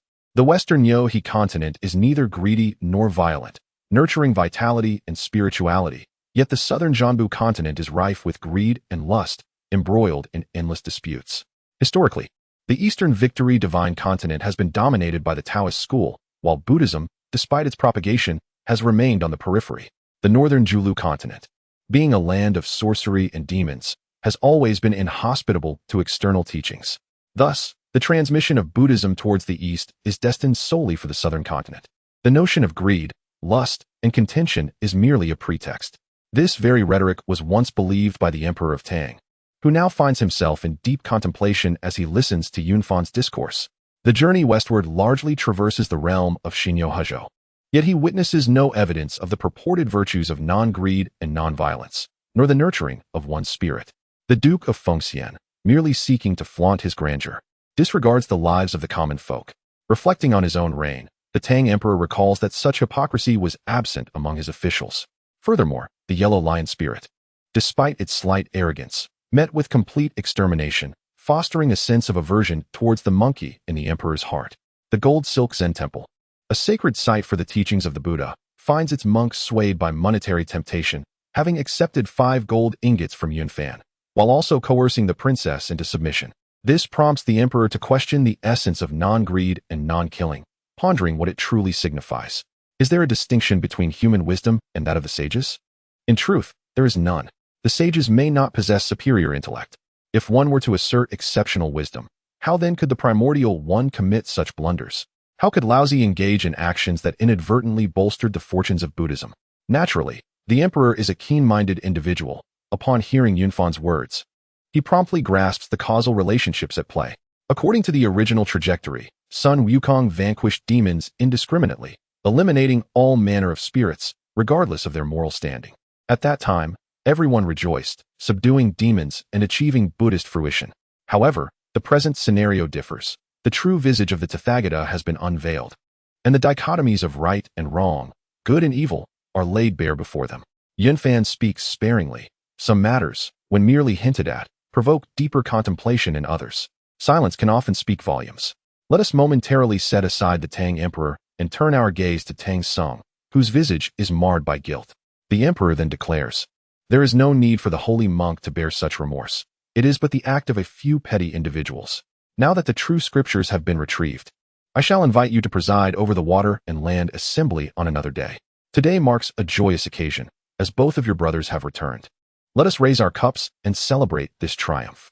Thus, this episode concerning Yunfan is brushed aside and no further mention is made. Everyone raises their cups in jubilant revelry. The teachings of Tang Sung must not be neglected, and the water and land assembly must indeed be conducted. After all, the Tang Emperor is the sovereign of a vast nation, governing millions, and his proclamations carry great weight, having been awaited for 14 long years. Even if discomfort lingers in his heart, he must still endeavor to fulfill this grand celebration. At this moment, the Tang Emperor smiles at Yunfan and states, "Brother, since you have brought the Empress back to the Tang, we, as a nation of propriety, must adhere to customs and arrange a wedding. How about I take charge of organizing this ceremony for you?" Yunfan rises and responds with a respectful gesture. "Thank you, your imperial brother, for your thoughtfulness. I have no objections." At this juncture, Empress Changsun descends from her seat and approaches the female emperor, taking her hand and remarking, "I never imagined there would exist a realm solely of women. It truly opens my eyes. Your Majesty possesses unparalleled beauty, surely a product of a land blessed by the heavens. Now that you are in the Tang, would it not be fitting for me to personally adorn you, adding a touch of solemnity to this wedding?" Although the female emperor has abdicated and no longer refers to herself as solitary, she remains a ruler, and such honor must be preserved. She replies, "I am grateful to the Tang Emperor and deeply appreciative of the Empress's kindness. My heart is filled with gratitude." The Tang Emperor laughs heartily. "Excellent." In Chang'an, Tang Yudi is permitted to expound on the teachings of the sutras, prompting Yun Yudi to prepare for his wedding with a tranquil heart. Yun Fan also feels that, having shared a night of intimacy, it is indeed challenging to gain the respect of others without an official acknowledgement of their bond. Furthermore, in the grand context of the Tang dynasty, which places great importance on propriety, and given his current status as Yudi, the wedding cannot be treated lightly. Consequently, Tang Sung begins to preach the profound Mahayana Buddhist doctrines at the Sin Temple, while the water and land assembly proceeds as scheduled. Yun Fan's wedding is orchestrated by the emperor himself, boasting an impressive grandeur, seemingly aimed at ensuring that the entire realm is made aware of the occasion. The emperor is intent on widely publicizing the identity of the empress, and the populace is eager to hear the news. Chapter 109. The enfeoffment. The grand nuptials of the imperial brother of the Tang dynasty and a sovereign lady are indeed a matter of profound honor. The ceremony's grandeur surpasses that of a princess's wedding, reflecting the deep respect the Tang dynasty holds for its female emperor. Following the wedding, the emperor, accompanied by Empress Changsun, personally visited Yunfan and began, "My dear brother, I have a request." Surprised, Yunfan replied, "Speak freely, your majesty." After a moment's hesitation, the emperor expressed his thoughts. "I have heard that you have granted longevity to the monarchs of France and the Bhikshu kingdom. Might you extend some years to me and the empress as well?" This was a delicate matter, as it is unseemly for a ruler to seek eternal life. Yunfan nodded slightly and responded, "As the son of heaven, I cannot presume to grant you longevity. Otherwise, the 3 sovereigns and 5 emperors might take offense. However, your kindness towards me is as great as a mountain. If it must be done, it can only occur after your majesty abdicates. Your achievements are remarkable. In the next life, You shall surely be protected by the three sovereigns and have a connection to the immortal path. The Tang Emperor nodded repeatedly. What you say is true. The three sovereigns and 5 emperors all entered the fire cloud cave for cultivation in their twilight years. I would not dare to seek immortality. But after my abdication, how many years might I gain? Each emperor has their ordained fate. If Yunfan could indeed grant him thousands of years, it would surely displease not only the 3 sovereigns and 5 emperors, but also the various sages. After all, the teachings must be passed on, and a ruler's prolonged stay in the mortal realm would inevitably affect the greater order. Thus, the blessings of the human emperor largely belong to the next life. If one's merits are great, one may receive the protection of the 3 sovereigns and attain the immortal path in the next life, much like Yun Zongzi, achieving true immortality in fortune and virtue, which is nearly predetermined. As for the Bhikshu kingdom and the annihilation of France, they are but minor states, their influence limited. Yet, if an emperor of the Tang were to live for several additional decades, it would indeed reverberate across the 3 realms. After considering the emperor's inquiry, Yunfan replied, "If your majesty wishes to entrust your next life to me, I can extend your life by 47,000 years and even assist you in stepping into the realm of celestial immortals. However, your lifespan is destined to end at 33 years of Jingguan. You presently have 6 years remaining, so I urge you to reflect upon it carefully." The emperor was initially elated by these words, but then furrowed his brow. He recalled that during his journey to the underworld in the 13th year of Jingguan, Judge Cui had already added 20 years to his lifespan. After a moment of contemplation, he inquired, "My dear brother, my bond with the Empress is profound. I cannot bear to part with her. Could you also extend her life by 47,000 years?" Yunfan shook his head. "This is beyond my capability. However, both you and the Empress can embark on the path of cultivation. Once you attain the status of a Tai Golden Immortal, you will be exempt from the 3 calamities. If you wish to share longevity, it can be a maximum of 23,500 years. There is no rush to decide. We can finalize this when the 33rd year of Jingguan arrives, and I shall return to see you then." Yunfan's words were met with the emperor's unwavering belief. A practitioner of cultivation who promises something but cannot deliver would inevitably face karmic repercussions. It is precisely for this reason that the soul of the Dragon King of the Jing River dared to entangle with the emperor. As the emperor is protected by the fortune of the human sovereign, ordinary immortals, demons, and spirits cannot approach him. However, should he fail to fulfill his promises, the Dragon King's soul could exploit that vulnerability. After a brief contemplation, the Tang Emperor slowly concluded, "I shall provide my answer in 6 years. My dear brother, I wish to inquire about the matter of the journey to the west. Is there indeed truth to it?" Yunfan nodded slightly, his tone resolute as he addressed the emperor. "Your Majesty, every word I utter is true. Should I speak even a fraction of falsehood, I would willingly turn to dust in the face of calamity." The Tang Emperor hastily waved his hand, responding, "There is no need for such a solemn oath, dear brother. Your account of the monk from the kingdom of Bhikkhu taking the heart of a child suffices to demonstrate the veracity of your claims. However, it is indeed difficult for me to believe that such a scene could exist in the land of Buddhism." As a disciple of the Tao, Yunfan could not disclose matters yet to unfold, nor could he indulge in baseless conjecture or interfere with the emperor's decisions. Thus, he replied, "Your Majesty, I report what I have seen and heard faithfully. How you choose to act is beyond my purview as an outsider." With the journey to the west concluded, I shall return to my mountain gate on the morrow. Although the emperor felt reluctant to part ways, he nodded and said, "I am grateful for your efforts, dear brother. Were it not for your guidance, I would still be ensnared by the superficialities of the Buddhist realm. Since you wish to depart, I shall not insist you stay. We shall meet again in 6 years."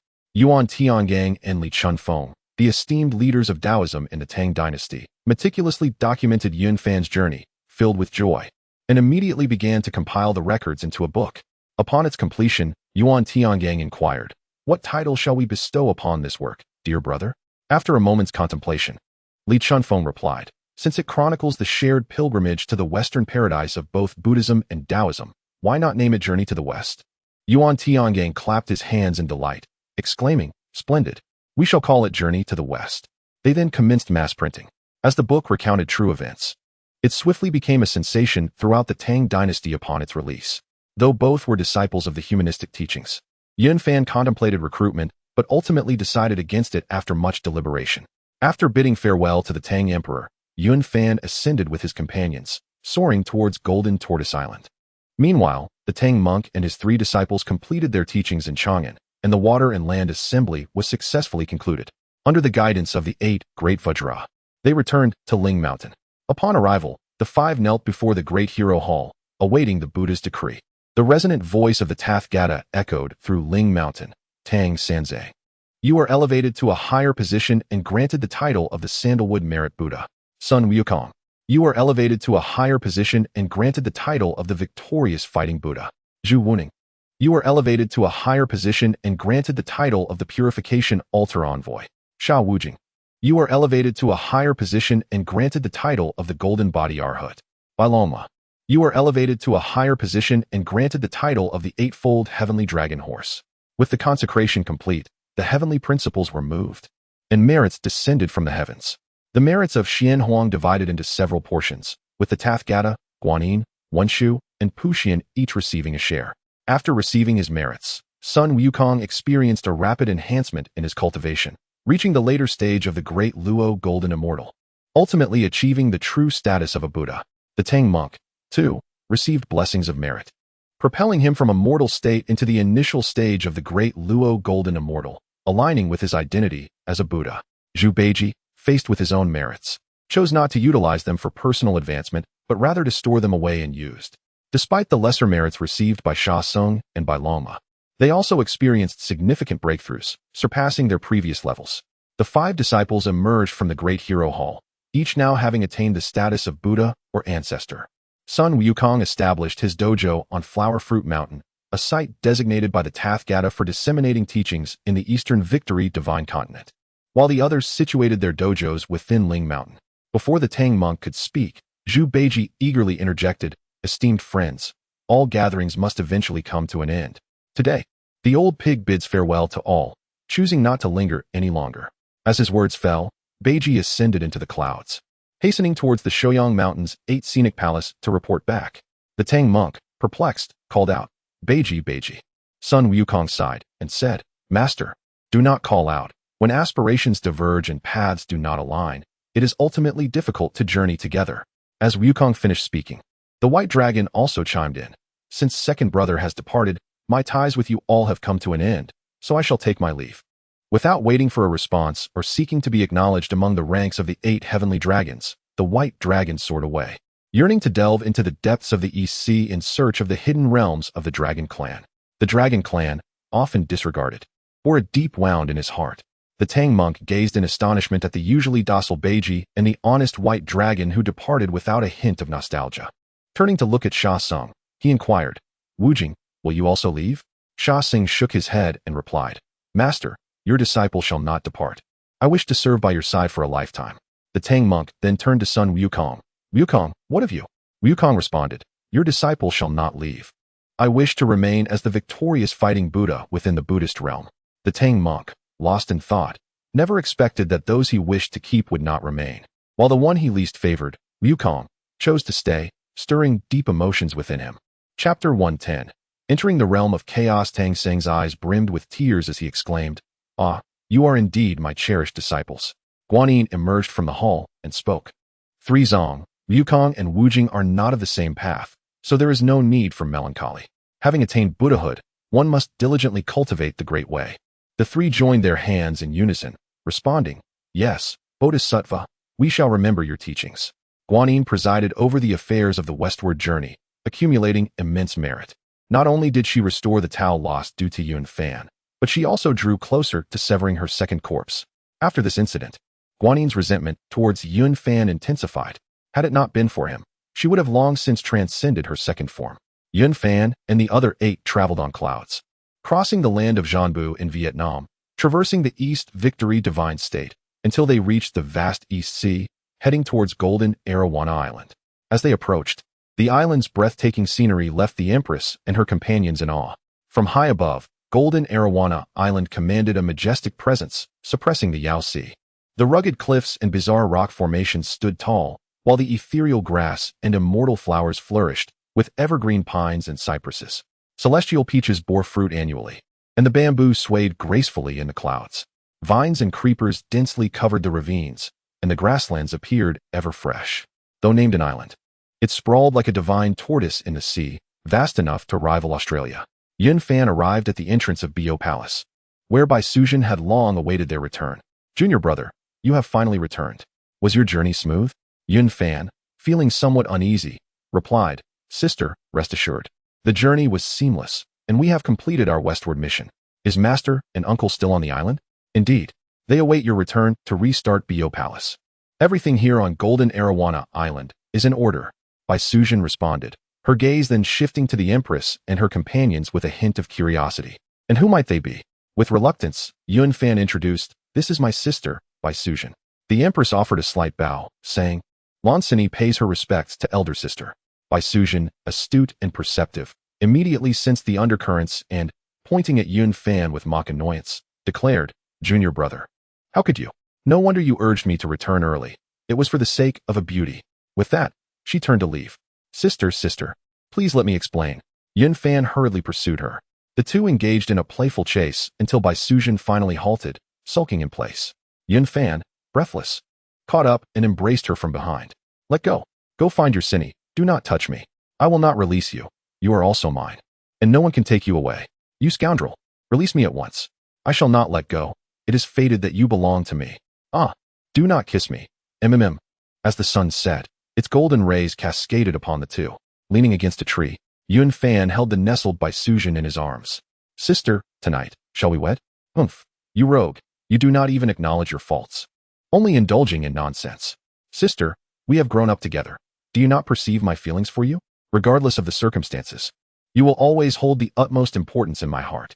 Bai Sujin sighed softly. Very well, I shall grant you this chance. After we inform Master, we shall discuss this matter further.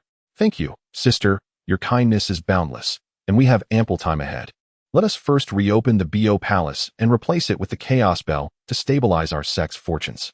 It turns out that it was the Chaos Bell that saved you back then, and you never mentioned such an important matter. Bai Sujin shot him a glance. Senior sister, I am grateful for your unwavering secrecy on my behalf.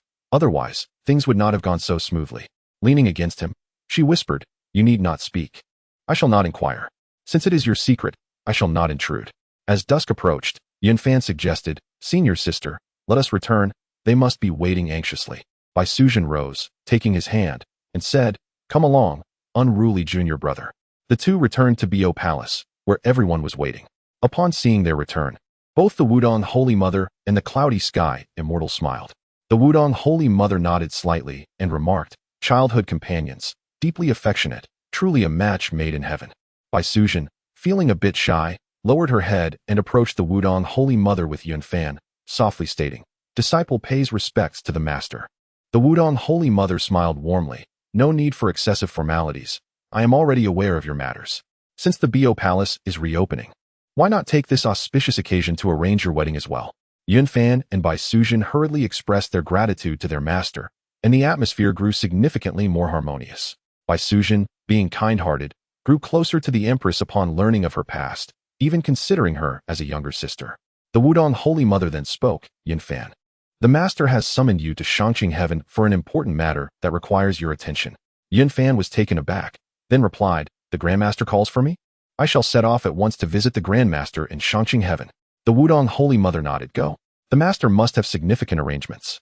Yun Fan turned to Bai Sujin and said, Senior sister, there are many caves on Golden Ao Island. Please help the disciples and Xin find suitable accommodations while I proceed to Shangqing Heaven. Bai Sujin smiled and replied, Do not worry. I will take care of these matters. Xin, come with me. I shall find you a lovely place to stay. The Empress, having retired to a mortal position and being well-versed in etiquette, quickly expressed her gratitude. Thank you, sister. Simultaneously, the disciple of the Cloudy Sky Immortal, Long Xiang, arranged accommodations for the Black Bear Spirit and the other three. Such a vast island, rich in caves and blessed lands, certainly offered ample choices, and as direct disciples, their selected places were undoubtedly the finest. After 10 years of arduous journeying, everyone finally found their abode, feeling a sense of relief as they each chose their preferred cave. Seeing this scene, Yun Fan felt reassured. The years of toil had indeed borne fruit. He then soared into the clouds, departing from Golden Ao Island, heading directly to Shangqing Heaven to pay homage to the Tongtian Patriarch. Yun Fan, having become well acquainted with the journey, traversed the 33 layers of heaven and entered the Chaos Realm. Now, the chaotic energies could scarcely harm him, and it was not long before he arrived at Shangqing Heaven. He stepped into Bo Palace, guided by a young attendant in black, and entered the Grand Hall. The Tontian patriarch sat upon a cloud bed, his expression joyful. Recently, there had been continuous good news. Although the heavenly secrets appeared somewhat obscure, the fortunes of the Jie Sect were quietly on the rise. As Yunfan entered the hall, he respectfully bowed. Disciple Yunfan pays homage to the sage patriarch, wishing the patriarch everlasting longevity. The Tontian patriarch rose from his cloud bed, personally assisting Yunfan to his feet, and said with great delight, "Good disciple, splendid. I once believed that the teachings of the were on the verge of collapse, irretrievable. Yet I did not foresee your remarkable intellect and the dawn of a revival for the sect." Yunfan understood that the heavenly teacher had exerted immense effort for this cause. Otherwise, how could the demon clan offer their assistance? Without the decree of the goddess Nuwa, it would have been impossible. Moreover, without the aid of the water-controlling flag along this journey, it would have been challenging to achieve great things. He humbly responded, "Without the protection of the ancestral master, I fear I would not have accomplished today's success. I dare not claim any credit." The heavenly teacher nodded repeatedly. There is no need for excessive modesty. If you were truly incapable, even with protection, you would find it difficult to achieve greatness. Look at Guangqingzi, favored by the Primordial One, yet he could not accomplish anything significant. Curious, Yunfan inquired, "Why has the ancestral master never asked about the origin of my chaos bell?" The heavenly teacher laughed heartily. "There is no need to inquire. Even if I asked, you might not know. Such treasures belong to a level of existence that only those beyond the heavenly Tao can arrange." Stunned into silence, Yunfan reflected, "Indeed. Regardless of how I obtained the chaos bell, it was no mere coincidence. The ancestral master is, after all, a sage. Although I claim to have my own opportunities, the origins of these opportunities are perhaps beyond even my own understanding." Once he had sorted through his thoughts, Yunfan spoke again, "Ancestral master. From where truly does this fortune of mine originate?" Chapter 111. Preventing the return of the Tathagata Tontian, upon hearing this, waved his hand and said, "There is no need for you to inquire further. I too am unaware of the specifics. However, it is undoubtedly related to our master. The principles of heaven are ever-changing, and our teachings ought to have perished. Fortunately, due to the grace of Huanghuang, we have been granted a glimmer of hope. Henceforth, you must utilize the chaos bell to suppress the fortunes of our teachings. The monumental task of revitalizing our great sect shall rest upon your shoulders. Do not let my expectations down." Yunfan immediately bowed and replied, "Rest assured, revered ancestor, I shall avenge the grievances from the battle of sealing the gods." Tontian smiled with satisfaction and said, "The purpose of summoning you here is entirely due to your successful journey to the west, which has safeguarded the fortunes of the Xianmen. The Xianmen is the foundation of our master's teachings, and he has graciously rewarded you, entrusting me to present you with this item, the Qian Kuan Ding." "Ah, the Qian Kuan Ding," Yunfan exclaimed, astonished. Although this ding is an extraordinary innate spiritual treasure, its value is not in the slightest inferior to that of innate supreme treasures. Tontian produced the Qian Kuan Ding, cradling it in his palm. This ding possesses an extraordinary origin, having once been lent by Huanghuang to Nuwa for mending the heavens and creating humanity, and has since been carried with him, never bestowed upon another. Its capabilities include returning to the source, refining treasures and weapons, and elevating their grades. It can also transform acquired attributes back into innate ones. According to the original celestial schedule, following the journey to the west, the fortunes of Buddhism would surge dramatically, while the Xianmen and the three teachings would either decline or perish. Although the human teaching persists, it struggles to fend off the encroachment of Buddhism. The figures of Jane and Zhuanti have risen by leveraging this momentum, defeating Laozi and Yuan Shi. Huanghuang, of course, perceives the heavenly secrets. The Xianmen is his legacy, and thus it is both reasonable and just to confer the ding upon Yunfan. After a moment's contemplation, Yunfan quickly comprehended the significance and proceeded to examine the Qian Kuan Ding closely. The bottom of the ding features the Taiji diagram, with intertwined yin and yang. Its 8 sides are inscribed with hexagrams and inscriptions, symbolizing the manifestations of heaven and earth in all directions. Its symmetrical double ears signify duality, and its 4 sturdy legs represent the 4 symbols, encompassing the seasons and the 5 elements. This ding, transformed from the chaotic blue lotus seed pod, possesses not only the ability to refine but also formidable defensive capabilities, making it extraordinarily powerful. Seeing this, Yunfan said, "Revered ancestor, I now possess numerous treasures. Yet you lack a protective artifact. The chaos bell has already been refined by me, and I am willing to return the water-controlling banner to you for your defense." Having spoken, Yunfan produced the water-controlling banner, erased his personal mark, and handed it to Tontian. Tontian nodded in acceptance and remarked, "This is excellent, indeed. I am currently in need of a protective treasure. The apricot yellow flag has already been bestowed upon Yuan Shi, who shall keep it safe." Haha. If Yuan Shi knew you had acquired the Chaos Bell, he would surely be infuriated. The Sword of Extermination and the formation diagram will be entrusted to you once I eliminate Yuan Shi's lingering consciousness. There may be conflicts ahead, but remember, do not engage in unwarranted slaughter, nor create unnecessary karmic entanglements. Yunfan's expression turned solemn as he spoke. Rest assured, revered ancestor, I understand the gravity of the matter. With this Qian Kuan Ding, an idea has emerged within me that may lead to the acquisition of tremendous merit for our great sect. However, it is merely in its infancy, and I am uncertain whether it can be realized. Tontian, upon hearing this, was momentarily taken aback, then inquired, "Oh, what thoughts do you have? Speak, and let me hear." Yunfan held the Qian Kuan Ding in his hands and slowly articulated, "Revered ancestor, this ding possesses the ability to reverse innate qualities. I am contemplating whether it is possible to refine the boundless chaotic energy from the 33 heavens into spiritual energy and subsequently introduce it into the 3 realms. The heavenly principles nurture all beings with spiritual energy, yet none return any favor. If this endeavor proves feasible, the heavenly principles shall surely bestow immeasurable merit." After listening to Tontian, his gaze sharpened as he deeply regarded Yunfan, drawing in a sharp breath, hiss. He certainly understood that if successful, the merit achieved would be immeasurable. Yet, he furrowed his brow. The 3 realms are vast beyond comprehension. Even if the Qiankuan cauldron were to transform into a colossal entity, the spiritual energy expended would merely be a drop in the ocean. Yunfan, upon hearing this, frowned slightly. What the master says is indeed true. This is merely a preliminary concept. I shall return to contemplate it further. If a viable method emerges, I will report back to the master. Tontian, upon hearing this, laughed heartily. "Excellent, excellent, excellent. I have not misjudged you. Go, I await your good news." He thought to himself that the approach taken by this traveler to acquire merit was indeed extraordinary, necessitating this cauldron for its execution. Yunfan silently resolved, "I shall meticulously analyze this method.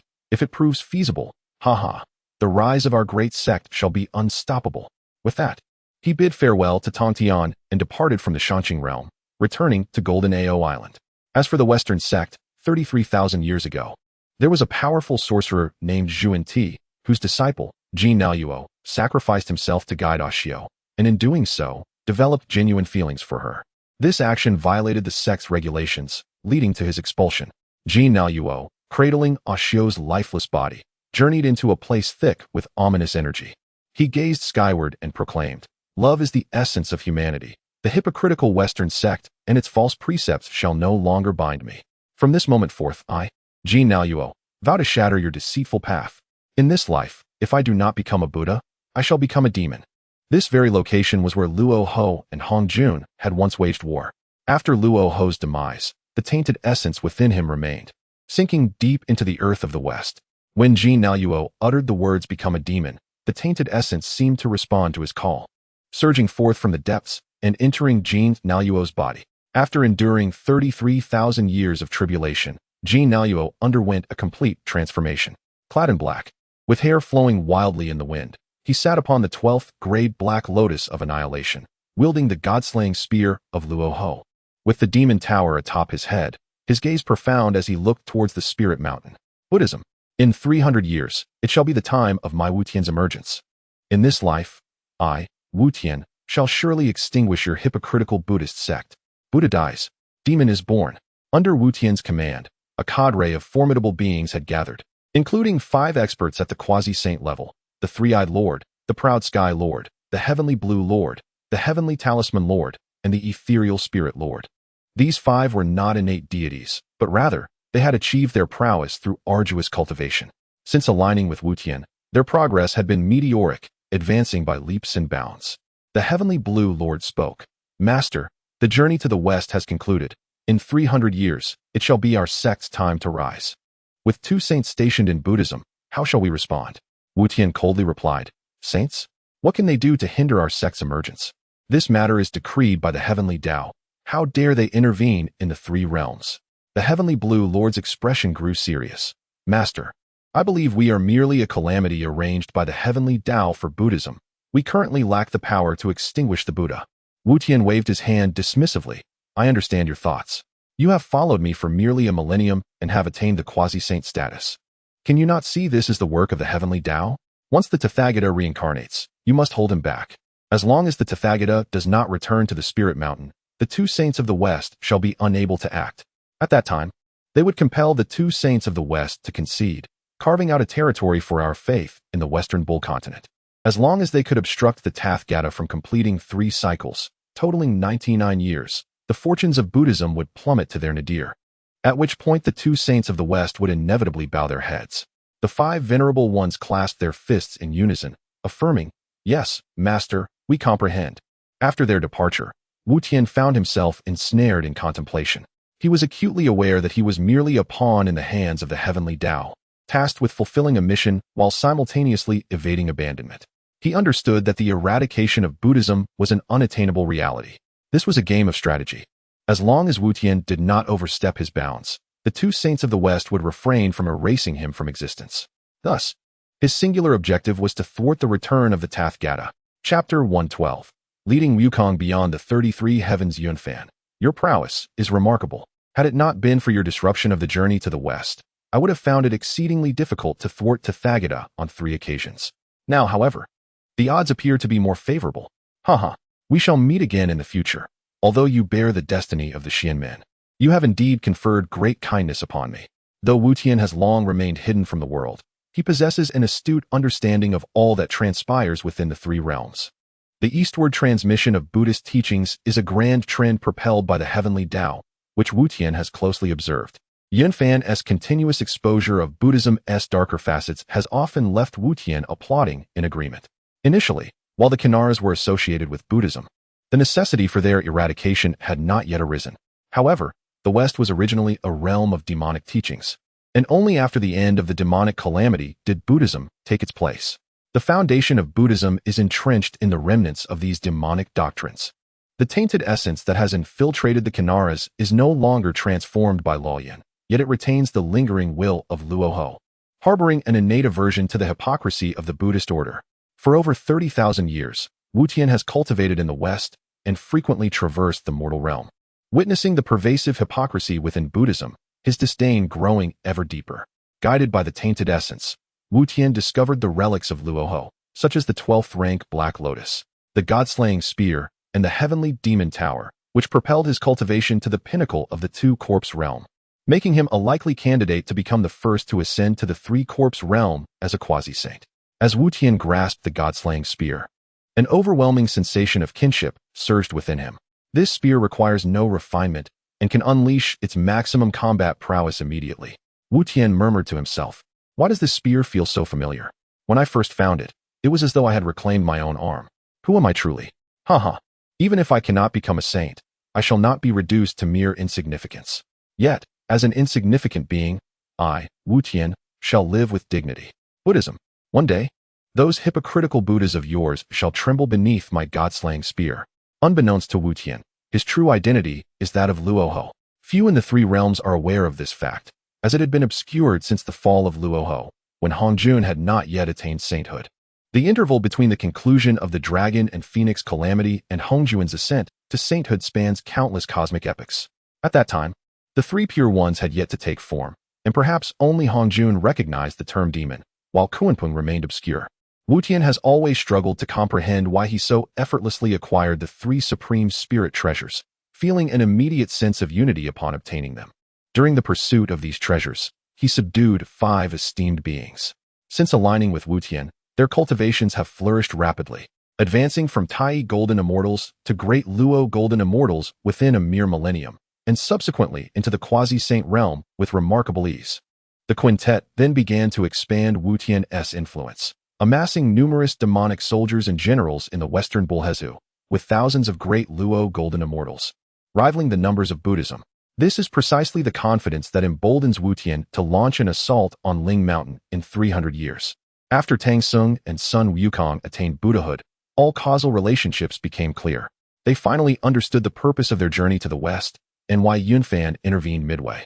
The original plan was to transmit the 81 volumes of the Mahayana scriptures, yet due to Yunfan's meddling, Only 49 were ultimately conveyed. As the flames of rage surged within Tang Song, his body trembled with fury upon uncovering the truth. He had believed that Yun Fan had been his steadfast protector, only to discover that it was all an elaborate deception. In contrast, a complex mix of desolation and bitter amusement filled Sun Wukong's eyes. He finally recognized that he was but a trivial figure, yet he had spent his days boasting about his past exploits in the Heavenly Palace. Only now did he comprehend that the way Yun Fan regarded him during their journey was akin to observing a naive fool. He also grasped why the myriad demons along the journey showed no fear of his illustrious name. He had often contemplated shattering the heavens with his golden-banded staff, but ultimately chose silence, having seen the harsh reality. Yun Fan, the humiliation you have bestowed upon me shall one day be avenged, he vowed, seething with indignation as he resolved to return to Flower Fruit Mountain to devote himself to rigorous training. Just as he was about to depart on a cloud, Guanyin intervened. Wukong, do not leave just yet. Recognizing her voice, Sun Wukong turned to inquire, Bodhisattva, what is your command? With a bittersweet expression, Guanyin asked, Wukong, is your heart filled with resentment towards the Buddha for having exploited you? Upon hearing this, Sun Wukong's anger flared anew, and he retorted, Bodhisattva, why? Why must I be reduced to a mere jest, a pawn at the mercy of others? Once, my ambitions soared high as the heavens, and now I find myself in such a pitiful state. How utterly absurd. Observing the tumult of emotions on Sun Wukong's face, Guanyin gently replied, Wukong, do not be overly sorrowful. It is not the Buddha's intent, but rather the inexorable will of the heavenly order. I called you back today to take you to meet your master. Master? Are you not referring to the Mahavira Hall? Sun Wukong questioned, perplexed by her words. Guanyin sighed softly, clarifying, I do not mean the Buddha of merit. I speak of your esteemed teacher. Sun Wukong, momentarily at a loss, exclaimed, Ah, how could the Bodhisattva mention Master Subhuti? I have never spoken of him to anyone. Moreover, when I was expelled, my master explicitly commanded me never to speak his name again. With a gentle smile, Guanyin responded, Wukong, I am well aware of your Master Subhuti. Come now, he wishes to see you, follow me. Confused yet eager, Sun Wukong nodded repeatedly, very well, very well. I have longed to visit my master. It has been years, and I miss him dearly. Bodhisattva, please lead the way. Guanyin patted his head affectionately, chuckling. Wukong, you are a Buddha now. Refrain from calling yourself old Sun so casually. Let us proceed. With that, Guanyin guided Wukong as they soared beyond the 33 heavens. As they traveled, Wukong's bewilderment deepened. Unable to contain his curiosity, he asked, Bodhisattva, is not Lingtai Fengsuan Mountain in a different direction? Guanyin gazed at him and replied slowly, Wukong, you must now understand that the true sovereigns of the three realms are the sages.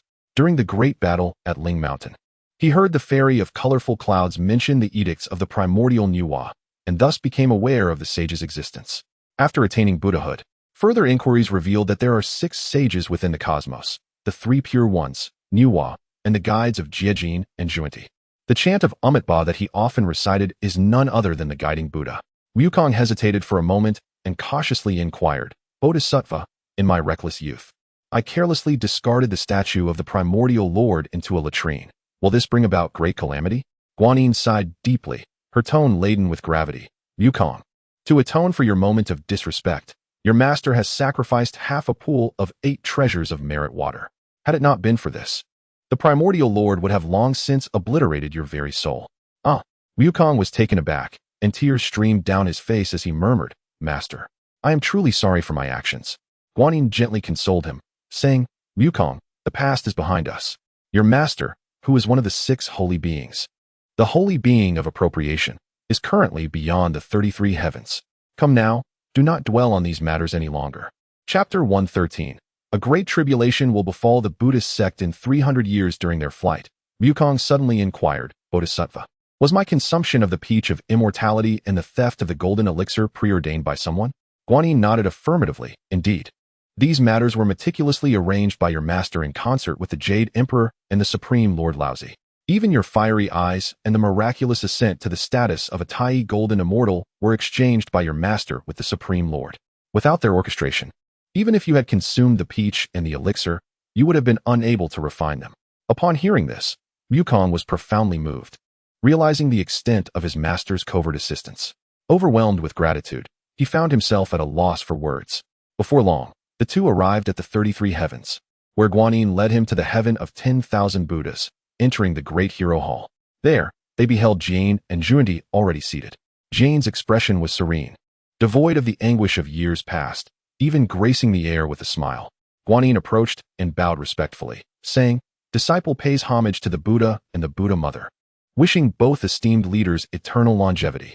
Observing Guanyin's reverence, Sun Wukong immediately lowered his head, exclaiming, "Disciple pays homage to the Buddha and the Buddha Mother, wishing both esteemed leaders boundless longevity." Juanti nodded slightly and spoke, "Guanyin Bodhisattva, Wukong, there is no need for excessive formalities. Rise." As the two stood, Guanyin turned to Wukong, saying, "Wukong, the Buddha Mother is your mentor, Zabodi." Upon hearing this revelation, Sun Wukong momentarily stood in astonishment, then knelt again in reverence. "Disciple pays homage to my master." Juanti stepped forward gently, assisting Wukong to rise, her tone warm. "Wukong, Zabodi is my emanation of benevolence. It was not my intention to conceal this, but rather an unavoidable circumstance. These past few centuries have indeed been a trial for you. Since time immemorial, the master's command is as steadfast as a mountain." Hearing Juanti's words brought joy to Wukong's heart, dispelling all past grievances, and he was moved to tears as he once again knelt in homage. Wukong, having no family, regarded Zabodi as his closest kin, even if there had been concealment. He harbored no resentment. Then, Zabodi spoke, "Wukong, now that your journey to the west is complete and you have attained Buddhahood, you may cultivate in my heaven of 10,000 Buddhas, striving to achieve the severance of your corporeal form within 300 years. Wukong, slightly puzzled, asked, "Master, why the urgency?" "I am well aware of the formidable challenges of ascension. Severing one's corporeal form is no trivial task." Zabodi replied earnestly, "Wukong, a great calamity will descend upon the Buddhist sect in 300 years. The one to shatter this crisis will be you. Therefore, it is imperative that you achieve this severance within the stipulated time. While this endeavor may be arduous for others, as a sage, I will provide you with methods to ascend to the status of a quasi-saint. You need only focus on your cultivation." Subsequently, Juanti elaborated on the origins of the demonic tribulation and systematically explained the various mysteries of the immortal realm to Wukong. After leaving the upper clear heavens, Yunfan did not immediately return to Golden Ao Island, but instead traversed through the chaos. The chaotic energies were profoundly corrosive, unbearable even for a great Luo golden immortal. Yet it was necessary to continuously channel his powers for protection. Yunfan retrieved the Qian Kuan Ding, not daring to delay, and immediately enlarged the cauldron, which began to absorb the chaotic energy as if devouring it whole. The cauldron towered high, steadily drawing in the vast chaotic essence. After a while, sensing he had absorbed enough, Yunfan stowed the Qian Kuan Ding and descended from the 33 heavens, returning to Golden Ao Island. The sage, detached from the mortal realm, resides within the sanctuaries governed by his disciples. A few days hence, within the ethereal confines of the Azure Pool Palace, Yunfan was formally appointed as the vice leader by the master of the heavenly path, taking his place at the central throne of the Grand Hall. Flanking him on either side were the revered Holy Mother of Wudong and the celestial being of clouds, each seated upon their respective mats, signifying their esteemed status. The remaining attendees stood respectfully on either side, including the venerable Qiu Shou Xian, who stood in reverence. Today marked the auspicious reopening of the Golden Tortoise Island's gates. Though the number of disciples was few, they all gathered within the hall. Among the attendees were 3 disciples of Wenzhong, 3 national masters from the Charioteer Kingdom, and the Bull Demon King, accompanied by his 3 disciples, the Rhinoceros Spirit and the Red Boy. Additionally, numerous wood spirits and various beastly beings from the island stood outside the hall. As the Azure Pool Palace reopened, Yunfan had aptly placed the Chaos Bell. This bell, of a deep yellow hue, was released from his grasp, expanding immensely and casting a colorful radiance that enveloped the entire island, even illuminating the heavens. Rising before his disciples, Yunfan proclaimed in a resonant voice, "By the decree of the Supreme Master of the Celestial Path, I, Yunfan, as the 3rd-generation disciple of the, shall assume stewardship of the Azure Pool Palace, serving as the vice leader of our sect." After a brief pause, he continued, "Since the cataclysmic events of the investiture of gods, our sect has faced monumental tribulations, with some ascending to the divine ranks, others falling to mortal demise, and even some being captured by the Buddhist order. The former grandeur of countless immortals paying homage has nearly dissipated. With the reopening of the Azure Pool Palace, let us, the disciples, immerse ourselves in diligent cultivation, taking it upon ourselves to rejuvenate our great sect and restore its former glory. Our sect welcomes all talented individuals, Those who harbor no malice, possess a pure heart, and bear no significant karmic burdens may join us in our practices. Though he initially intended to urge the disciples to cultivate fervently to avenge past grievances, he reconsidered, recognizing that such words might incite discord, and thus refrained from speaking further. He then stated, "For a long time, our sect has lacked a treasured artifact to stabilize our fortunes. By the mandate of the sage, I hereby designate the Chaos Bell as our sect's sacred treasure to safeguard our fortunes from decline." With this declaration, the heavens responded, and the previously scattered fortunes of the gradually coalesced, no longer leaking into the void. Fortune, intangible yet profound, exists within individuals and sects alike. A sect flourishing in fortune can evade countless calamities. In days past, they faced destruction due to the absence of a stabilizing treasure. Similarly, the Western sect, were it not for the joint stewardship of two sages, would likely not escape its own trials. Only four entities can stabilize fortunes across heaven and earth: the three treasures of creation and the exquisite Linglong Pagoda. Upon concluding his address, Yuan Fan struck the Chaos Bell, its resonant chime reverberating through the three realms, drawing the attention of all celestial beings with great powers. Though few had come to offer their congratulations, there were still several attendees present. Yuan Fan welcomed all who arrived, while remaining indifferent to those who did not. In the midst of his discourse, a figure suddenly approached the island and made his way directly into the Azure Pool Palace. It was none other than Zhu Beiji. "Brother Yuan, I, your humble pig, have arrived," he exclaimed. "I represent our master, the Grand Master Xuandu, to extend my congratulations on the reopening of the Azure Pool Palace. Here is a gift, a gourd of golden elixir." With that, Zhu Beiji produced the gourd and tossed it to Yuan Fan. Yuan Fan laughed heartily. "It is the great brother pig who has come. Please, take a seat." Aware that guests would surely visit today, he had prepared a feast, and Zhu Beiji promptly took his place at the table. He is governed by disciples from 3 generations at the exquisite Bio Palace. The venerable Master Xuandu, though not present in person, graciously dispatched a disciple to convey his congratulations, which was deemed appropriate. Subsequently, the Dragon King of the East Sea also sent emissaries bearing extraordinary treasures. As guests arrived, Yuan Fan instructed his attendants to usher them to their seats. Despite the varying levels of cultivation among the attendees, the principles of hospitality remained paramount. Among the demon clan, it was Baizhe who maintained the deepest ties with the. Thus he and the Bone Demon were seated at the foremost tables. Unlike the circular banquets of later times, this feast was characterized by individual tables for each guest, with attendees kneeling on the ground, a design reminiscent of the spring and autumn period in the Warring States. On the nearby Celestial Islands, esteemed cultivators gathered to extend their congratulations, each bearing gifts.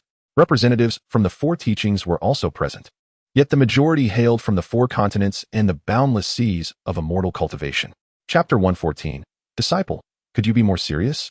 In the midst of the East Sea, there lie 3 celestial islands, Penglai, Fangzhong, and Yingzhou, with countless other smaller isles scattered throughout. As the crowd engaged in lively discussions, a resplendent peacock suddenly soared from the horizon, accompanied by a smaller peacock. Baizhe's face brightened with a smile as he remarked, "It appears Kong Xian has arrived, and he seems not to come seeking trouble." Yuan Fan then suggested, "Since our esteemed elder Kong Xian is here, we should go forth to welcome him." Thus, the assembly exited the grand hall. At that moment, Kong Xian had transformed into human form, radiating a faint 5-colored glow. With the peacock princess, whom Yuan Fan had met once, by his side, Yuan Fan clasped his hands in greeting and said, "It is an honor to receive the presence of the Holy Mother. I have long admired you." Although Kong Xian was revered by the Tathgata as the Holy Mother, he did not hold himself in such regard. He was, in essence, an ancient deity born from the essence of heaven and earth, transcending the distinctions of gender. The mythical phoenix, giving birth to the peacock and the rock, was merely a manifestation of the cosmic energies. Kong Xian, possessing a serene disposition, was not as proud as the rock. He spoke. Kong Xian pays his respects to the leader Yuan. "My visit today is not as a representative of the Buddhist sect. Firstly, I have come to congratulate you on the reopening of the Bio Palace. Secondly, I have heard that my younger sister has reported the matter of Shizhua Ridge. I feel deeply ashamed of the transgressions committed by my brother. Furthermore, could you kindly inform me of his current whereabouts?" Baizhe laughed heartily and replied, "Do not worry. Dear brother Kong Xian, your younger sibling is under my care and can be brought back at any time." Kong Xian nodded in gratitude, knowing well the heavy sins of the rock, yet ultimately, the resolution of such matters was a matter for the brothers to decide. Surely, The burden of responsibility would eventually rest upon the shoulders of the Tathgata. Kong Xian, endowed with divine five-colored light, capable of encompassing all things, was rightfully regarded as a distinguished guest. Subsequently, the eldest disciple of the old ancestor of the underworld river, Tian Bo Sun, also arrived bearing gifts. Having old ties with the Bull Demon King, he came especially to offer congratulations. Surprisingly, even Hao Ian dispatched 7 palace masters to Jinao Island to extend their felicitations, presenting auspicious gifts such as peaches of immortality. Hao Ian understood well how to seize the moment. Yun Fan's name had already permeated the 3 realms, and such peaches were easily attainable. All who were acquainted with Yun Fan and had past connections came to offer their congratulations. Since the sealing of the gods, the once quiet Jinao Island buzzed once more with life. After the ceremony for the reopening of the Bo Palace concluded, the Holy Mother Wudong stood and declared, "I am grateful to all fellow Taoists for joining in this grand occasion. Today, in addition to the reopening of the Bo Palace, there is another joyous matter to announce. My disciple Yun Fan and Bai Suzhen have shared a profound bond since childhood, and today we celebrate their union in marriage. I humbly request everyone to partake in a cup of celebratory wine. Haha, truly a double blessing. It seems our prepared gifts may not suffice." Bai Zhe laughed heartily as he presented the hibiscus fruit forward. A disciple respectfully accepted it. At the banquet, guests rose to offer their blessings once more. Each individual produced cherished treasures as gifts, for those present were all extraordinary beings, and their offerings were anything but ordinary. Yun Fan and Bai Suzhen, hand in hand, approached the Holy Mother Wudong, kneeling to express their gratitude for her guidance. In this splendid moment, the wedding commenced with grand pomp, witnessed by all the guests. The revelry continued until the late hours of the night, gradually subsiding. Yun Fan gently held onto Bai Suzhen's hand as they slowly entered the bridal chamber. With a face beaming with joy, he exclaimed, "Senior sister, today is indeed a momentous occasion. You are finally to become my bride." Having grown up together, there was little formality between them. Bai Suzhen playfully covered her mouth and softly chided, "Junior brother, could you not be so frivolous?" Yun Fan responded with a bright smile, "Senior sister, I am simply overwhelmed with happiness. We are getting married, after all. What a delightful event." "Humph, so superficial." Bai Suzhen shot him a glance, though her tone betrayed a hint of amusement. Yun Fan stepped closer and gently began to untie her garments. Although they often shared moments of rest together, the prospect of such intimacy made her a tad nervous. She slightly turned away and whispered, "Don't undress me first. You should go first. Then how about we take turns? You undress me, and I will undress you, all right?" Yun Fan proposed. "Well, fine," Bai Suzhen acquiesced after a brief moment of contemplation. Though she understood the implications of their actions, she still felt a flutter of apprehension. When Yun Fan's hand rested upon her shoulder, she could not help but shiver slightly. Such a wonderful senior sister, such a beautiful woman. How unfortunate that she was once promised to that feeble fellow Su Xian. Fortunately, that did not come to pass. And now she belonged to my junior brother, while Su Xian must content himself with being my sect's junior sister. Unbeknownst to Wang Xiaowan, she had personally escorted Bai Suzhen to the east, showering her with countless blessings. Whenever Yun Fan recalled that moment of entering the bridal chamber, he would involuntarily burst into laughter. As the rhythm of the evening intensified, the cuckoo sang mournfully outside, while the atmosphere within was filled with the vibrancy of spring. "Beloved, does it still hurt?" Yun Fan asked tenderly. "You speak nonsense. As cultivators, we are not so fragile. Are you looking for a beating?" Bai Suzhen retorted playfully. "All right, we must rise now. The sect is in need of revitalization. We cannot indulge in sleep," Yun Fan said, as he began to don his clothes. Bai Suzhen nodded, and then suddenly said softly, "By the way, junior brother, since you have already married the queen of the daughter kingdom, should we also consider accepting Guanyin?" At this, Yun Fan was immediately covered in goosebumps and quickly waved his hands. "Senior sister, let us not speak of such matters. Please do not mention it again." Bai Suzhen giggled. "Junior brother, what kind of expression is that? She is now a woman, unrelated to the cowherd you met in your past life. She is not like Sihong." Yun Fan shook his head repeatedly, reflecting to himself that despite her current feminine form, she was a man in her previous life, and he could not reconcile that reality. He stroked his chin thoughtfully. Could it be that those with very masculine temperaments have been men in successive lifetimes, while those with softer dispositions are merely oscillating between genders? "Junior brother, what are you pondering? Speak up, do not keep it from me." Bai Suzhen pressed eagerly. "Huh, it's nothing, senior sister. I was merely considering that if it weren't for me, you might truly end up marrying him to settle some karmic debt. So in a way, I have saved you," he jested. "Uft." Bai Suzhen could not help but burst into laughter. What nonsense are you spouting? Who says she is destined to be a man in her next life? Who says I would necessarily marry him? Sister, believe it or not, none of this has occurred. Consider it merely a jest on my part. However, as for Guanyin, I shall refrain from pursuing her, allowing her to seek another fated companion. Yunfan felt a lingering discomfort in his heart, and thus gracefully declined. Though Su Xian had transformed into an authentic woman in this life, a trace of masculine essence still intertwined within his soul. Bai Suzhen shifted the conversation, inquiring about Yunfan's future plans. Junior brother, what arrangements do you have for the days ahead? With unwavering conviction, Yunfan replied, for the next 300 years, my foremost task is to sever the 3 corpses, striving to attain the position of a true sage. Simultaneously, I aspire to orchestrate a grand act of merit. This journey to the west has bestowed upon me the Qinkuan Cauldron, a vital asset for my plans. Once accomplished, my path of cultivation will be free from concerns of merit. Upon hearing this, Bai Suzhen exclaimed in delight, is that truly so? How wonderful! Yet, as the embodiment of the heavenly Tao, the Tao ancestor is devoid of emotions and desires. How could he possibly bestow the Qinkuan Cauldron upon you? Yunfan pondered for a moment and softly replied, Sister, this is merely my conjecture. I believe that while the Tao ancestor embodies the will of the heavenly Tao, he is not entirely devoid of sentiment. I have a faint intuition that there may exist a form of struggle or even conflict between the Tao ancestor and the heavenly Tao, the outcome of which remains uncertain. The Xianmin represents the lineage of the Tao ancestor. Hence, he would grant the Qinkuan Cauldron. Chapter 115. The Tang Emperor embarks on the path of cultivation. Upon hearing his words, Bai Suzhen was greatly astonished and immediately covered his mouth with her hand. Junior brother, such talk must not be uttered carelessly. Yunfan gently moved her hand aside and replied with a faint smile, Sister, there is no need to be anxious. Under the heavenly path, all beings are but dust. It will not bring forth calamities due to a few speculations. As long as we do not transgress the fundamental tenets of the heavenly path, we shall remain unscathed. Nevertheless, she felt a lingering unease.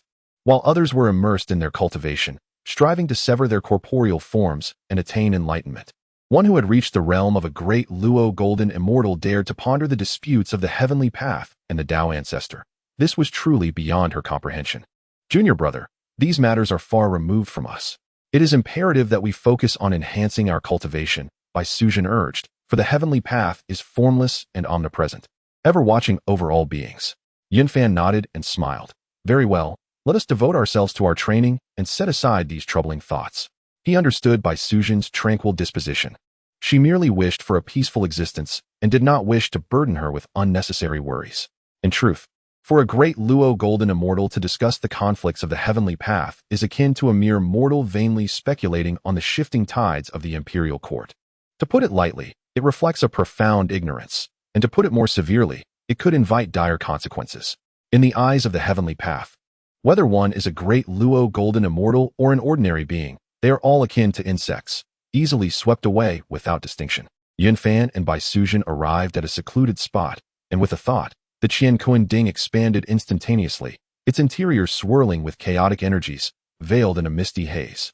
Bai Suzhen, intrigued, inquired, Junior brother, what is contained within this cauldron? Sister, this is the essence of chaos, the most primal spiritual energy beneath the great Tao. Yet it cannot be refined by ordinary mortals, Yunfan elucidated. Why can it not be refined? She asked, perplexed.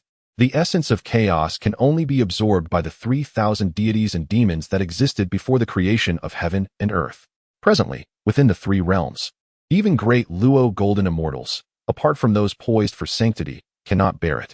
It harbors boundless water, fire, and wind. To forcibly absorb it would result in bodily explosion at best, or total annihilation of body and spirit at worst. Before the creation of heaven and earth, all was chaos. Undivided, Pangu wielded his axe to cleave the chaos, allowing the pure essence to ascend as heaven and the turbid essence to descend as earth. Thus, the 33 heavens and the 9 underworlds, along with 18 layers, were born. As chaos began to unfold, the pure essence ascended while the turbid essence descended, leaving only the essence of chaos to remain. The impurities within the chaotic essence are myriad. Ordinary cultivators lacking sufficient prowess cannot absorb it, and may even risk damaging their foundations. As he explained, Yunfan produced the Qinkuan Ding and commenced the refinement of the chaotic essence. As the flames within the cauldron surged, The chaotic essence was gradually purified, transforming into streams of pure spiritual energy that slowly overflowed. After a day's labor, the chaotic essence within the cauldron was entirely refined. The spiritual energy on Jie Island surged, doubling in potency compared to previous days. Junior brother, this spiritual energy is exceedingly rich. Your capabilities are truly extraordinary. The disciples on the island are fortunate, Bai Suzhen exclaimed, her face aglow with delight. However, Yunfan's expression remained grave, devoid of elation.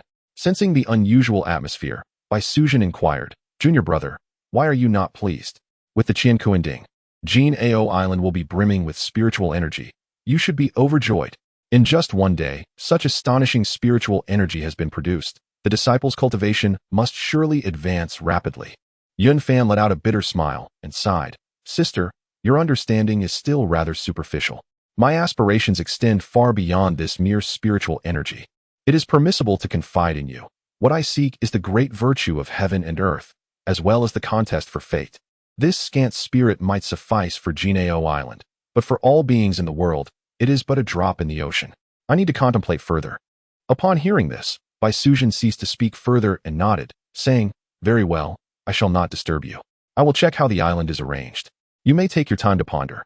Since the night of their nuptials, all disciples, including the Wudong Holy Mother and the Cloudy Skies Immortal, had returned to their respective sanctuaries. As elders, they refrained from interfering with Yunfan's decisions, only choosing to appear when the time for battle truly arrived. Otherwise, the presence of two quasi-saints on Jie Island would inadvertently suppress Yunfan's authority as the deputy leader. After all, with elders nearby, it was inevitable for Yunfan, as a junior, to feel constrained. Now, free from interference, he could freely command the disciples on the island. During this period, Yunfan devoted himself to deep contemplation. Meanwhile, the spiritual energy on Jie Island surged.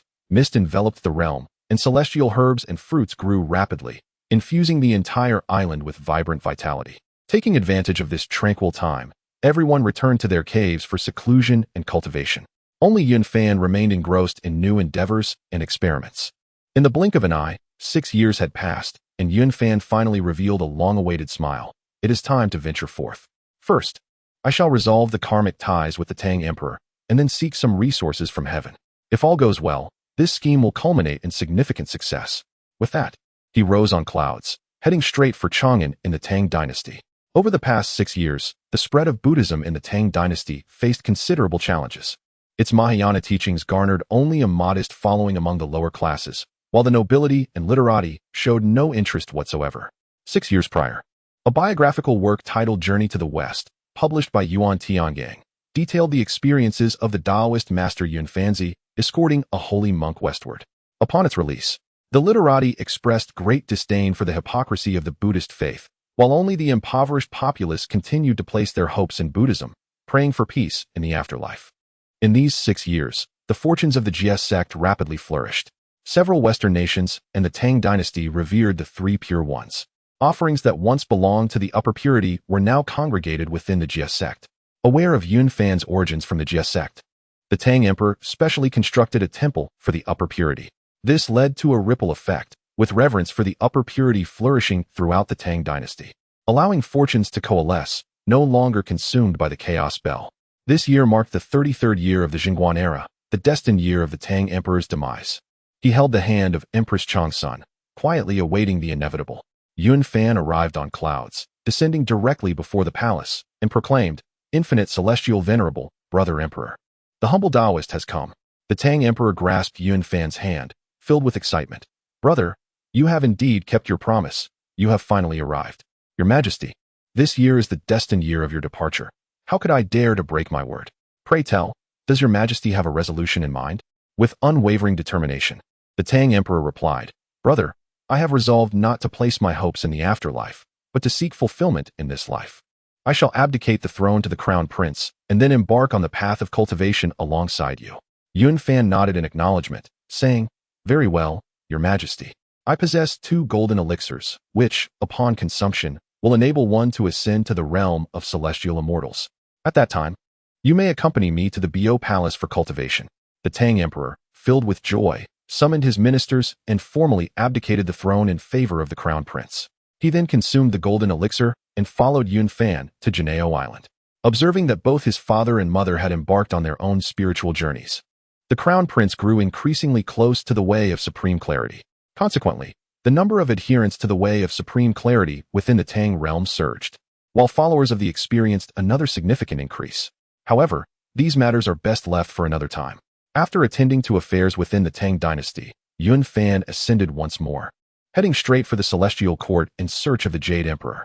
Upon arriving at the outer gates of the Celestial Court, he addressed the gatekeeper Celestial General. Please inform the Great Celestial Venerable that I have urgent matters to discuss. The Celestial Court governs the myriad stars and planets, harnessing the power of celestial bodies and drawing forth their essence.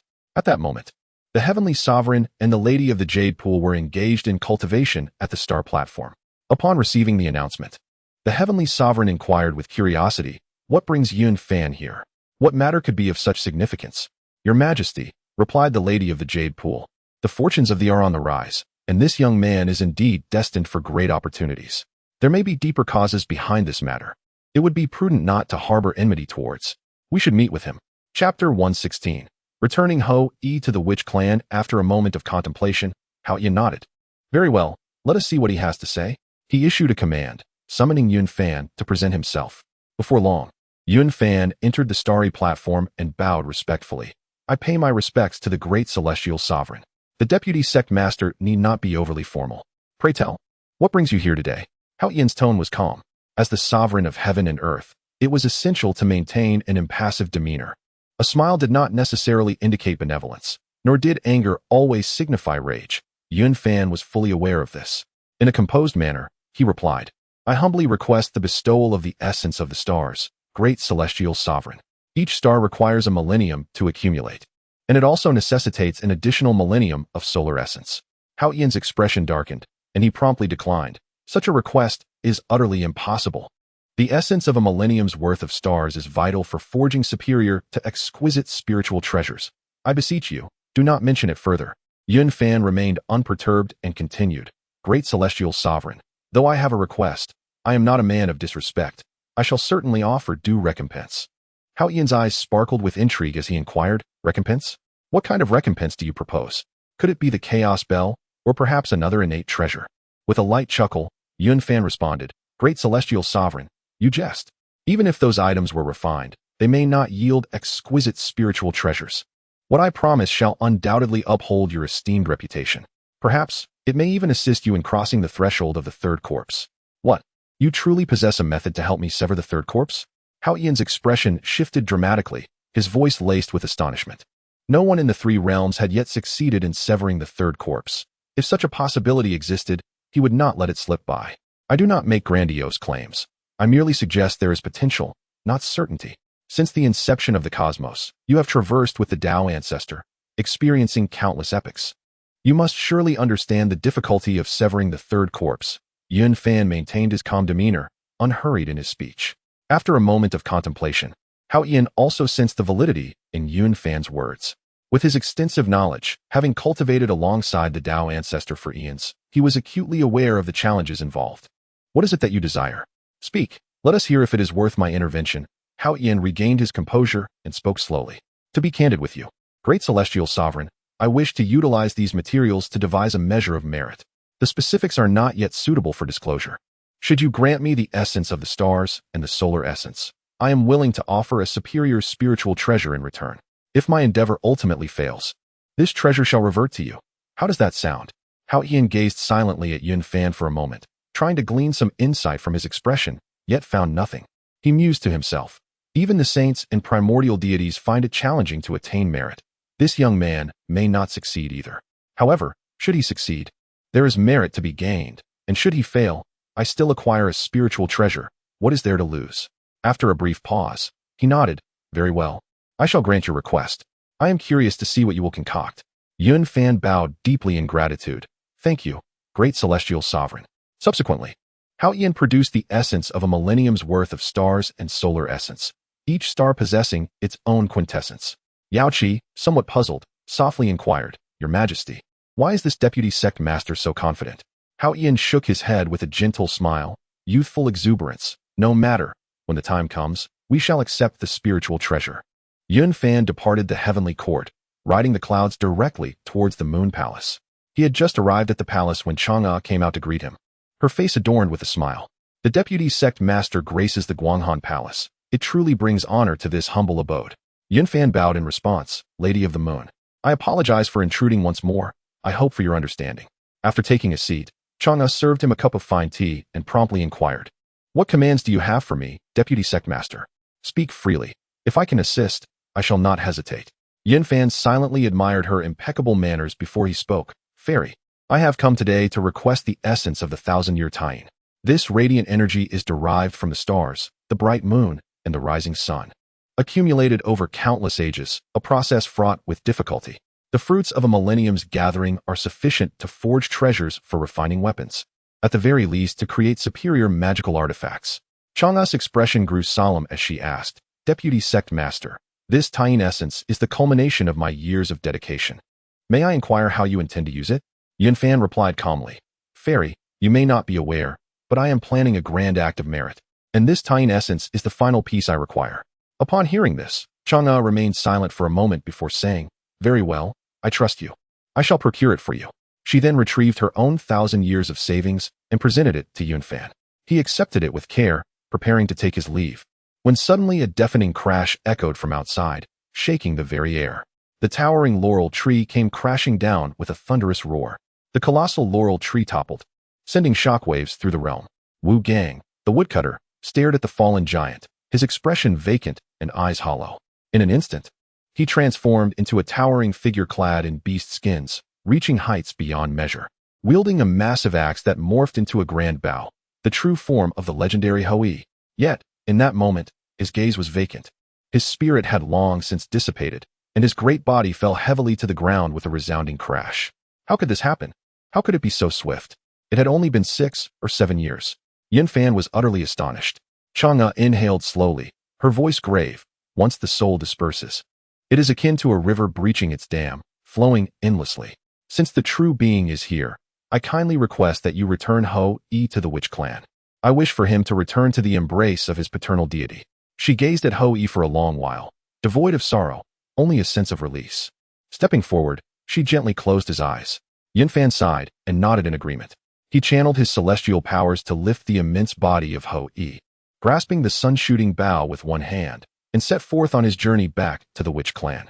Upon entering the territory of the witch clan with Ho-Yi's lifeless form, several great witches were instantly alerted and rushed to the scene. Xing Tian shouted urgently, Heavens! This is my brother Ho-E. How did he meet his end? Speak quickly. Yun Fan, well aware of the nature of the witch clan, succinctly recounted the tale of the laurel tree incident, stating, The Tying Lord entrusted me to return Ho-E, wishing for him to be reunited with his paternal deity. Xiang Lu nodded in agreement. Indeed, Ho-Yi's soul has indeed dissipated. Thank you for your efforts, Taoist Yun. With that, he accepted the body and the sun-shooting bow. The witch clan, not adept in the path of primordial spirits, wielded instruments that, while not spiritual treasures, were immensely powerful. For instance, Xing Tian's axe and Ho-Yi's bow possessed might rivaling that of the finest spiritual artifacts, yet they were driven not by primordial spirits, but through the strength of their bloodlines. Embracing Ho-Yi's remains, Xiang Lu and the great witches, including Xing Tian, Fengbo, and Yu Shi, made their way to the Pangu Hall. Due to the embodiment of the earthly sovereign in the cycle of reincarnation, the greatest merit since the inception of heaven and earth was established. Although one cannot attain sanctity without a primordial spirit, the merit amassed served to counterbalance the overwhelming karmic retribution incurred by the witch clan when they crashed into the unyielding mountain, thereby ensuring the survival of the entire clan to this day. The great witches held a distinctive funeral for Ho-E in the Pangu Hall. Yun Fan lingered briefly before rising to take his leave. Ho-E, hailing from the earthly sovereign tribe, was a renowned great witch among the clan. Yun Fan felt a deep resonance within. Had the earthly sovereign truly refined a primordial spirit, it is likely that the primordial violet chi would have been forever estranged from the crimson cloud. Besides the Pangu Hall, the witch clan's sacred temple also houses the veneration of the 12 ancestor witches. Although the monumental battles of yore with the demon clan have become mere memories, the minor skirmishes over territory have never ceased. Yet, these conflicts have yet to escalate to a degree that necessitates the intervention of a quasi-saint. Chapter 117. Everything proceeded smoothly. All refinements completed. Yun Fan contemplated his return to Jinao Island during his flight, reflecting, although the witch clan lacks the advantage of primordial spirits, Pangu has not been unkind to them. Each ancestral witch wields the power of laws, encountering no obstacles in their cultivation, which may be considered an alternative path to enlightenment. Alas, they ultimately cannot escape the machinations of the heavenly Tao and are gradually declining. With Ho Yi's demise, Chang'e becomes unrelated to the witch clan. She now remains a widow before her marriage. Perhaps in the future, she should take the initiative to engage with others, lest she be outpaced, which would be regrettable.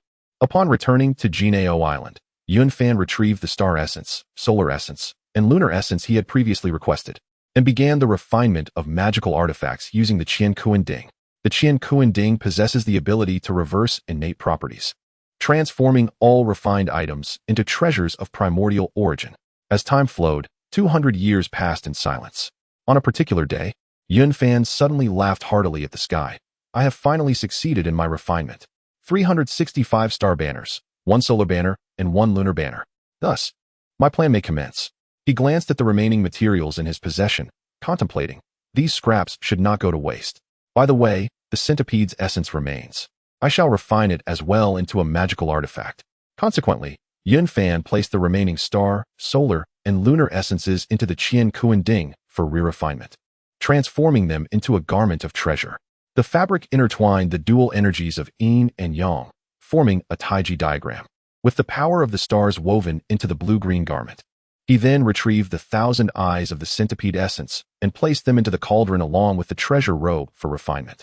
After several decades, the robe was finally complete. The entire garment shimmered in blue-green hues, with the taiji diagram emerging at the collar, the 1,000 eyes concealed upon it, still and unmoving. Ha! Let us see the might of this treasure. With that, Yun Fan unleashed a strike using the power of the great Luo Golden Immortal, aimed directly at the robe. To his astonishment, the robe exhibited an automatic defensive capability. The taiji diagram at the collar transformed into the dual energies of yin and yang, forming a protective shield that thwarted the attack. Yun Fan gradually intensified his power until reaching the later stages of the Great Luo, yet he could not breach the defenses. Only when he unleashed his peak strength did the dual energies begin to show signs of strain. Indeed, it is remarkable to automatically withstand attacks at the later stages of the Great Luo. Now, let us test its offensive capabilities. Yun Fan donned the treasure robe, and upon activation, the garment revealed the 1,000 eyes, radiating a golden light that pierced through the heavens, filling the room with brilliance. The power of this golden light surpasses that of the centipede's full strength. The treasure had reached the level of a superior primordial spiritual treasure. The Qian Kuan Ding truly is extraordinary. Its ability to defy fate is astounding. Such efficacy must not go to waste. I must transform all the protective treasures in my treasury into primordial treasures. Yun Fan then set to work, converting every protective postnatal spiritual treasure into primordial ones. Upon completing the refining, he emerged from the secret chamber and happened upon Bai Suzhen instructing the Empress in spellcraft.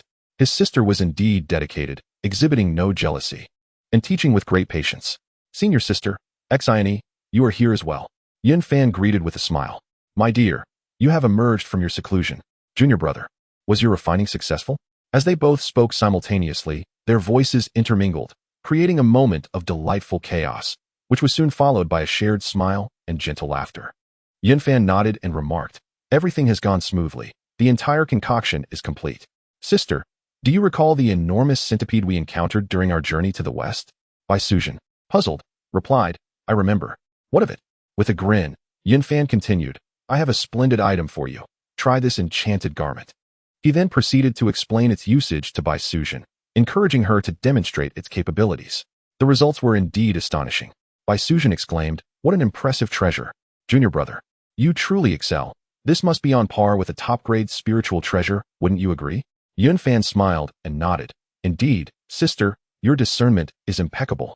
This garment has reached the realm of a top-grade spiritual treasure, adept in both offense and defense. You should name it. Your golden whip seems somewhat singular. This treasure shall belong to you. Xiane, do not fret. As your cultivation advances, your own opportunities will arise. The Empress, obediently nodding, replied, rest assured, my dear. Xiane understands. After a moment of contemplation, Bai Suzhen proposed, should it be named the Tai Chi 1,000 Eye Garment, or the Yin Yang Golden Light Garment? Gently stroking his chin, Yunfan chuckled. Let us call it the yin-yang golden light garment. It pairs perfectly with your male-female dragon whip. Bai Suzhen agreed with a smile. Very well, I shall name it as my junior brother suggests, the yin-yang golden light garment. Yunfan then stated, excellent, now continue your training. I must visit the upper clear heaven. With that, he departed from Golden Turtle Island, making his way to the upper clear heaven, traversing the 33 heavens with familiarity.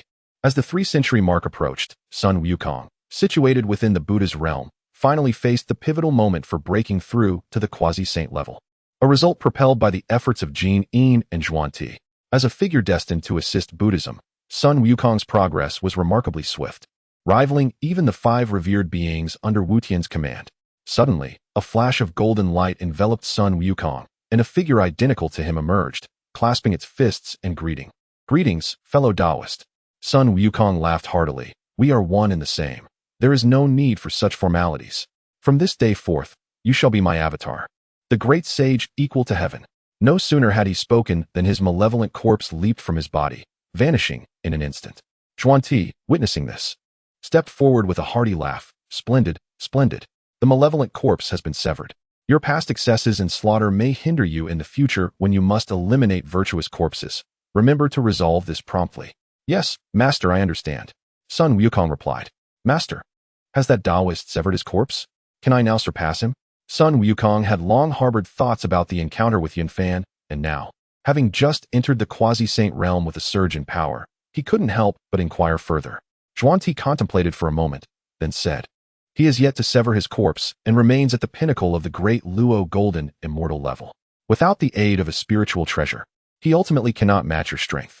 Upon hearing this, Sun Wukong finally breathed a sigh of relief and grinned. At last, that Taoist has been left behind. When we meet again, I shall reclaim my honor. However, Zhuan-Ti, with a serious expression, warned, Wukong, although Yunfan has his just deserts, do not let your guard down. The Chaos Bell is a primordial treasure of immense power. Approach it with utmost caution. Do not worry, Master.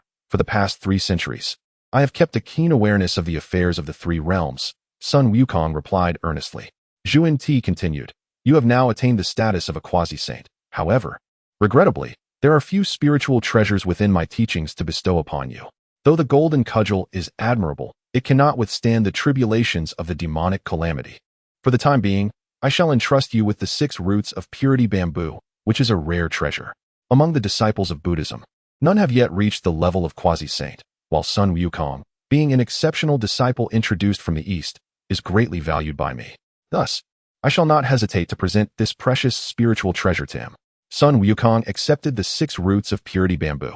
Noticing its form bore some resemblance to the golden cudgel, and felt a deep fondness for it. He promptly expressed his gratitude, saying, Thank you, Master, for your generous gift. I shall forever cherish it in my heart. Zhuan-Ti nodded and remarked, well, in a few decades, the demonic calamity will approach, and at that time, you shall be relied upon to turn the tide. For now, you are a revered figure in Buddhism. Solidify your realm here before descending to the mortal world when the great tribulation arrives. I shall heed your teachings. With that, Sun Wukong settled into meditation amidst the myriad Buddhas, diligently fortifying his cultivation. Meanwhile, Yunfan once again entered the upper clear heaven, guided by the black-clad youth, and arrived at the Azure Pool Palace. Disciple Yunfan pays respects to the holy ancestor. May your venerable life be boundless. Tong Tian extended his hand to assist him, saying, there is no need for excessive formalities. You have come today, presumably with a plan in mind? Yunfan, beaming with joy, nodded in response. I surmise that the ancestor will indeed arrange the great formation of the celestial bodies. Upon hearing this, Tong Tian erupted into hearty laughter, exuding confidence as he declared, the art of alchemy belongs to the Old One. The path of crafting tools is the domain of the Primordial One, while formations are indeed my forte. How could there be a formation in the world that I do not comprehend? Tong Tian's self-assurance stemmed from his profound understanding, having inherited the array techniques of Pangu, mastering numerous grand formations such as the extermination of immortals, 10,000 immortals, Yellow River, and 10 absolutes. Although the great formation of the celestial bodies was not of his creation, he had extensively researched it, thus possessing the qualifications to speak with such certainty. Chapter 118. The perfect energy cycle system, he continued. Do not speak of the celestial star array. Even the Wu clan's distant heaven divine killing formation is within my comprehension. Yunfan, filled with joy upon hearing this, quickly responded, "That is splendid. I was concerned that if the master were unfamiliar, I would need to seek guidance from Kunpun. Now, I have successfully forged 36 celestial banners, along with the solar and lunar banners. With the assistance of the Qian cauldron, they have all ascended to the status of high-grade spiritual treasures. I am confident that I can procure immense merit through this achievement." Yun Fan paused briefly before continuing, "Master, through my experiments, I discovered that after absorbing a cauldron of chaos qi, the Qian cauldron can transform it into sufficient spiritual power to double the spiritual energy of Jinao Island. Subsequently, after dedicating 6 years to research, I finally realized that by utilizing the celestial star array, the power of the Qian cauldron can be infinitely amplified. This would ensure an ample supply of spiritual energy covering the entire 3 realms. If successful, our Jie Sect shall be indomitable." Listening intently, Tong Tian stroked his beard, nodding repeatedly with a joyful expression. "Remarkable, truly remarkable. Your idea is excellent. Although its feasibility remains uncertain, it is certainly worth a trial. Hand over your Qian cauldron to me, and we shall venture into the chaos to test it." Knowing the enormity of arranging such a grand star array was beyond his capability, Yun Fan understood he must rely on the power of a sage. Thus, he and Tong Tian entered the chaos together. Yun Fan pointed to a location and said, "Master, let us establish the array near Jinao Island. This way, the spiritual energy can directly flow into the east, benefiting our Jie Sect the most." Tong Tian nodded in agreement. "You make a valid point. Had you been under my tutelage at the time of the Fengshen, what worries would we have for the prosperity of our Jie Sect? However, it is not too late now." After Tong Tian departed from the Shanqing realm, the other sages sensed the disturbance, filled with curiosity about his endeavors. In the Huanghuang heaven, Zhuanti and Jane were particularly perplexed. Zhuanti furrowed his brow. "What is Tong Tian up to with Yun Fan in the chaos?" Jane replied solemnly, "Let us observe and await the unfolding of events." "Master, has that bullnose made his appearance?" Sun Wukong asked curiously. Zhuanti then relayed the news of Tong Tian and Yun Fan's activities in the chaos to Sun Wukong. Upon hearing this, Sun Wukong recalled the tribulations he had previously endured at Yun Fan's hands, and his heart tightened. "Master, we must remain vigilant against that bullnose. He is full of cunning and must not be underestimated." Both Jane and Zhuanti nodded in agreement, and together, the 3 departed from Huanghuang heaven, intent on uncovering the truth. Laozi, Yuan Shi, and Inhua also sensed the unusual happenings and paid close attention to the matter. Though they did not personally manifest, they were vigilant of the changes occurring within the chaos. After Tong Tian and Yun Fan selected their location, Tong Tian took the celestial banners from Yun Fan and began to set up the formation. Whoosh, whoosh, whoosh. 365 celestial banners were cast in all directions, executed with skill and fluidity, deserving of the title of a master of formations.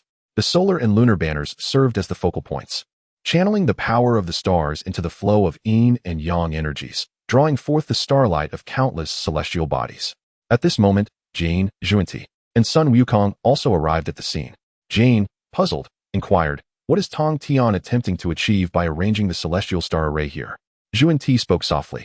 "Senior brother, let us refrain from hasty actions and observe the unfolding situation to discern their true intentions."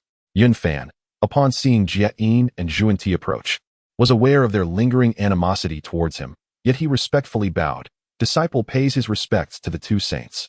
Though Jie Yin and Zhuanti harbored great discontent towards Yun Fan, the presence of Tong Tian restrained their ire, prompting only a cold snort in response.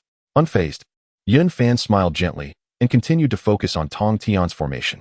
Sun Wukong, undeterred, leaped forward and declared, "Oxnose Taoist, I, Sun Wukong, have now ascended to the semi-saint realm. You must provide an account for the humiliation I endured in the past." Observing Sun Wukong's remarkable transition from Tai E to semi-saint, Yun Fan felt a surge of respect and with clasped hands, remarked, "Great sage, your ascent to semi-saint within 3 centuries from Tai E is unprecedented. As for an account, might we engage in a duel shortly?" Sun Wukong smirked, "That suits me perfectly. I await your promise." Meanwhile, Tong Tian continued his formation, discreetly monitoring Yun Fan's movements. He summoned the power of myriad stars, coalescing it into a formidable torrent capable of obliterating a semi-saint in an instant. Should Jie Yin and Zhuanti dare to act recklessly, he could use this formation to completely erase Sun Wukong. With a booming voice, Tong Tian commanded, "Great formation of the celestial stars, arise." In the midst of chaos, the vast expanse surged and roiled, the chaotic energies roiling like furious waves, while the celestial power blanketed the entire chaotic space. The vastness of chaos was boundless, and the distance often described in light years could scarcely convey its remoteness. Even 1,000 miles away was but a mere drop in the ocean. The first to sense the stirring of stellar power was Hao Tian. Followed closely by all the formidable beings in the three realms, their gazes drawn towards the depths of chaos, perplexed by Tong Tian's intentions. Hao Tian exchanged a glance with Yao Qi, both expressing confusion. Could it be that the saint has truly mastered the means to acquire great merit? Yao Qi replied softly, Your Majesty, perhaps we should merely observe the developments. Currently, the stellar power within the three realms has been nearly entirely siphoned, rendering us incapable of cultivation. Tong Tian then produced the Qianquan cauldron, activating it to its fullest extent, its form expanding to a colossal size of 10,000 miles. Though still diminutive within the chaos, it resembled a gigantic beast poised to devour the heavens, exuding an awe-inspiring presence. The Qianquan cauldron? Tong Tian possesses the Qianquan cauldron. The saints exhibited expressions of astonishment. Yuan Shi's gaze darkened, filled with indignation as he could not restrain his furious outcry. How can the master be so biased, favoring Tong Tian alone? Tong Tian harnessed the stellar power to activate the Qianquan cauldron, which spun rapidly in the chaos, emanating boundless pressure as it ravenously consumed the chaotic energies like a gaping abyss. The cauldron, vast enough to rival the entire celestial domain, signified tremendous power. As the stellar banner ceased to absorb stellar energy, the cauldron's might reached its zenith, continuously absorbing chaotic energy akin to primordial force, replenishing itself. Much like nuclear power, once activated, it required no further energy input. The great formation of the celestial stars transformed into a flawless energy circulation system, perpetually generating power akin to nuclear energy. After a singular act of devouring, the Qian Kuanding transformed the chaotic energy into an extraordinarily rich essence of heaven and earth, cascading forth and permeating the three realms. The purity and magnitude of this spiritual energy were sufficient to nurture dozens of mortals to the pinnacle of the great Luo, an astonishing feat that could overturn destiny itself. Yet, this was merely the beginning. The Qian Kuanding's suction persisted relentlessly, akin to a blue whale's immense inhalation and exhalation, an endless cycle of absorption and release. Within the chaos, chaotic energy was abundant, inherently a source of spiritual essence for cultivation. However, its excessive impurities rendered it unbearable for ordinary practitioners, leaving only those who had truly entered the realm of gods and demons capable of refining it.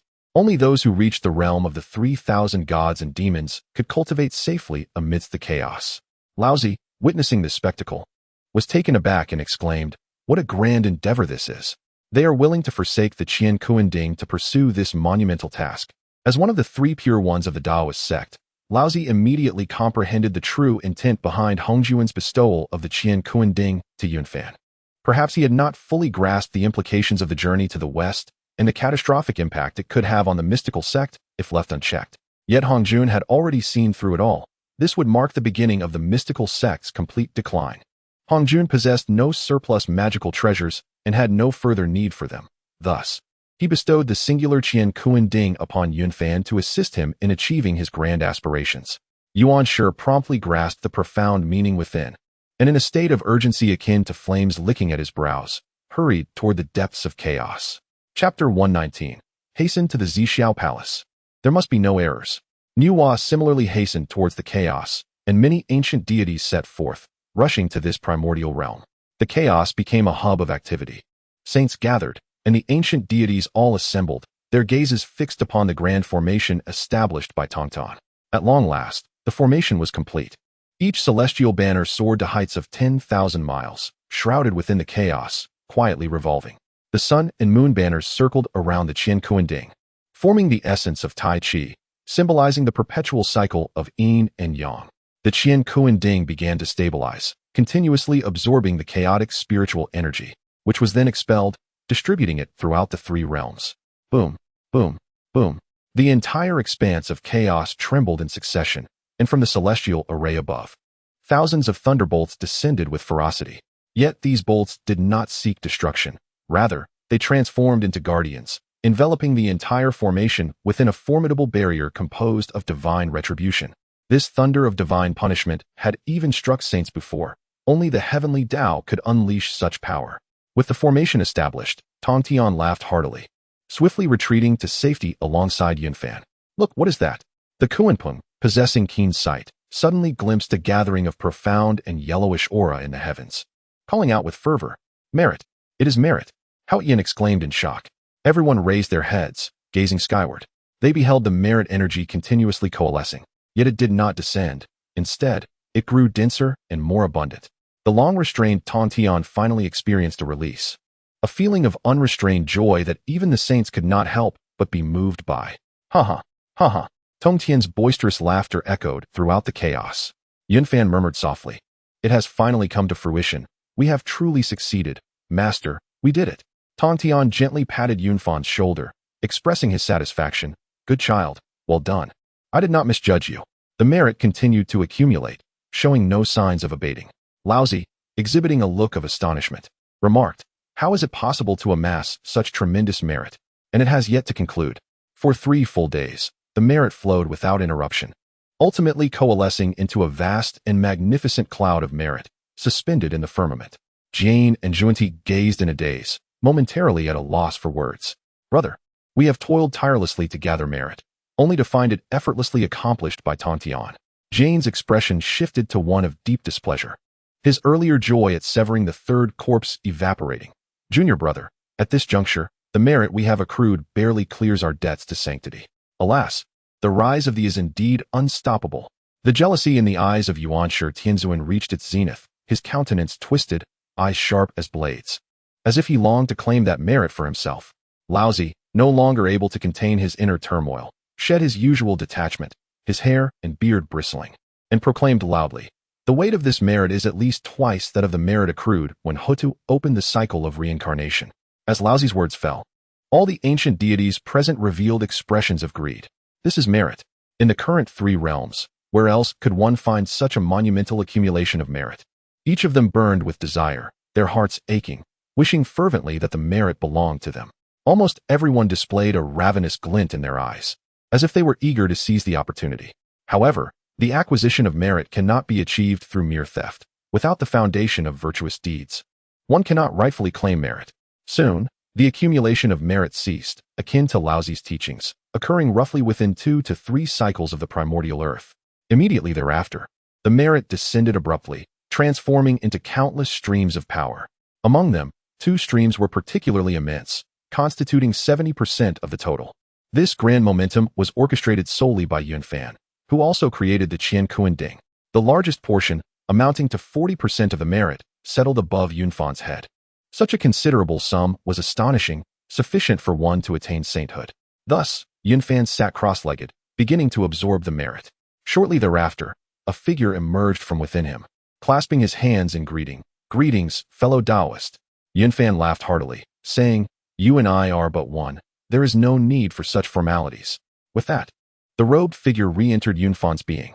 Subsequently, Yunfan continued to absorb the merit, and another figure sprang forth, similarly offering a respectful salute. "Greetings, fellow Taoist." This was a figure clad in black robes. Yunfan once again laughed joyously. "We are one, no need for excessive politeness." The surrounding celestial beings looked on in astonishment, utterly unable to articulate the extraordinary spectacle before them. In mere moments, Yunfan had severed the ties with both the benevolent and malevolent corpses. Kuanpeng could hardly suppress his frustration, thinking, does he intend to cut off his obsessions as well? Ultimately, Yunfan was unable to sever his obsessions, as he had yet to locate their source. Relying solely on merit proved insufficient. Nevertheless, the remaining merit was still vast. Yunfan then summoned all his magical treasures amidst the chaos to absorb the merit.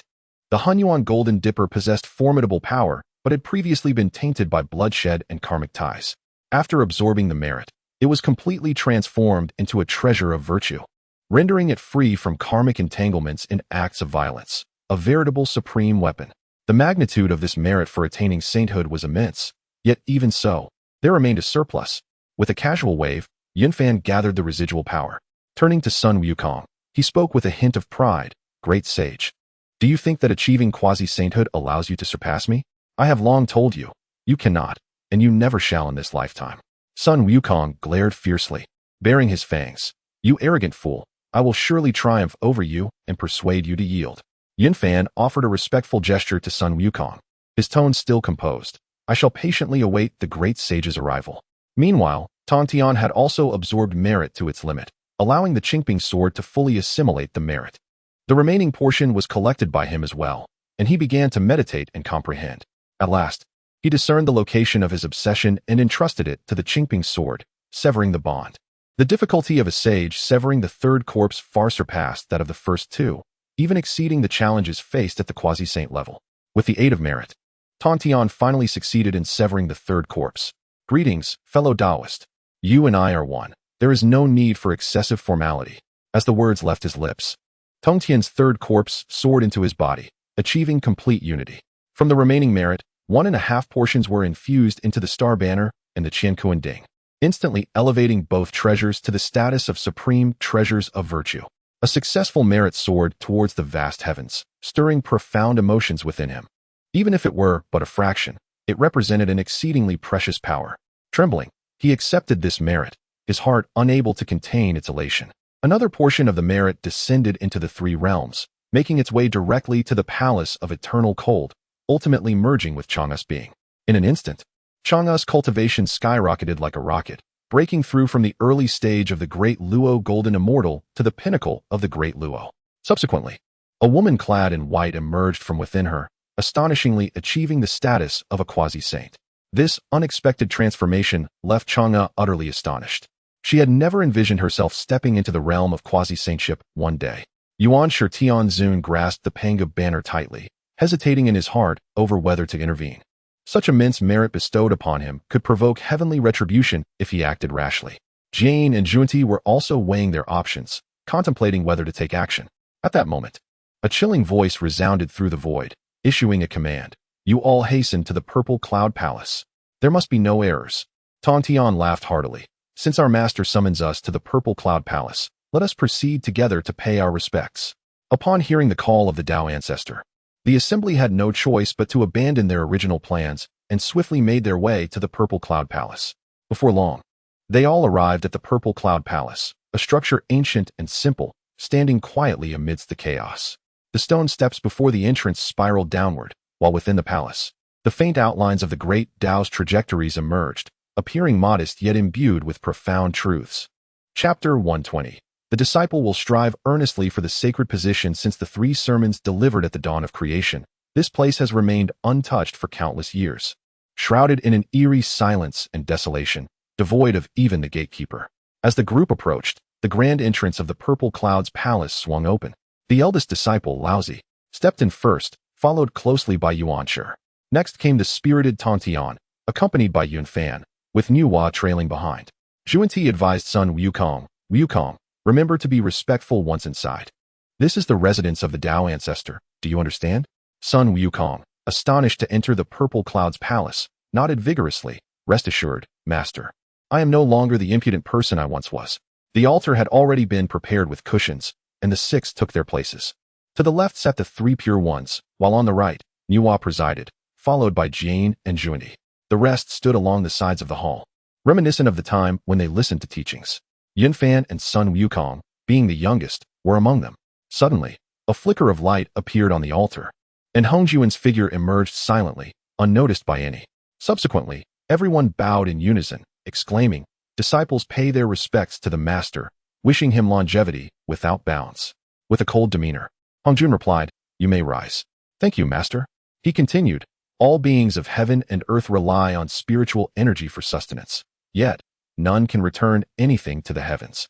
Since Pangu opened the heavens and the earth, the spiritual energy has been slowly depleted, unable to regenerate.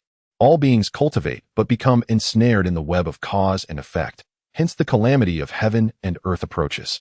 Once entangled in cause and effect, one may perish and lose their path, necessitating the return of their cultivated spiritual energy to the cosmos.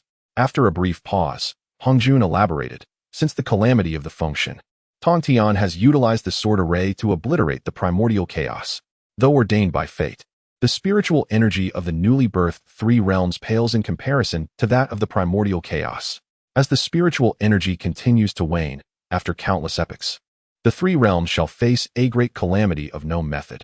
Aside from the esteemed saints, the rest of existence will find no chance of survival. The truth of Huanghuang's words left the assembly in shock, their gasps echoing through the hall. In ancient times, the three races birthed countless great Luo golden immortals. Yet now the three realms lack the capacity to produce even one. This is due to the depletion of spiritual energy. Tongtian and Yunfan have rendered great service to the three realms, capable of alleviating numerous future calamities. The three realms and all worlds dependent upon them shall no longer suffer from the scarcity of spiritual energy. The revival of the ancient prosperous era is indeed reasonable.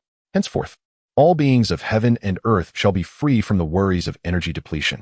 At this revelation, the assembly comprehended the immense merit attributed to Tongtian and Yunfan. Their merit was so vast that it could nearly elevate three individuals to sainthood. If wealth were to be compared, Jane and Zhuanti appeared akin to humble debtors, while Tongtian and Yunfan resembled affluent aristocrats. Though jealousy lingered in their hearts, they could not help but feel gratitude towards the two. Huanghuang continued.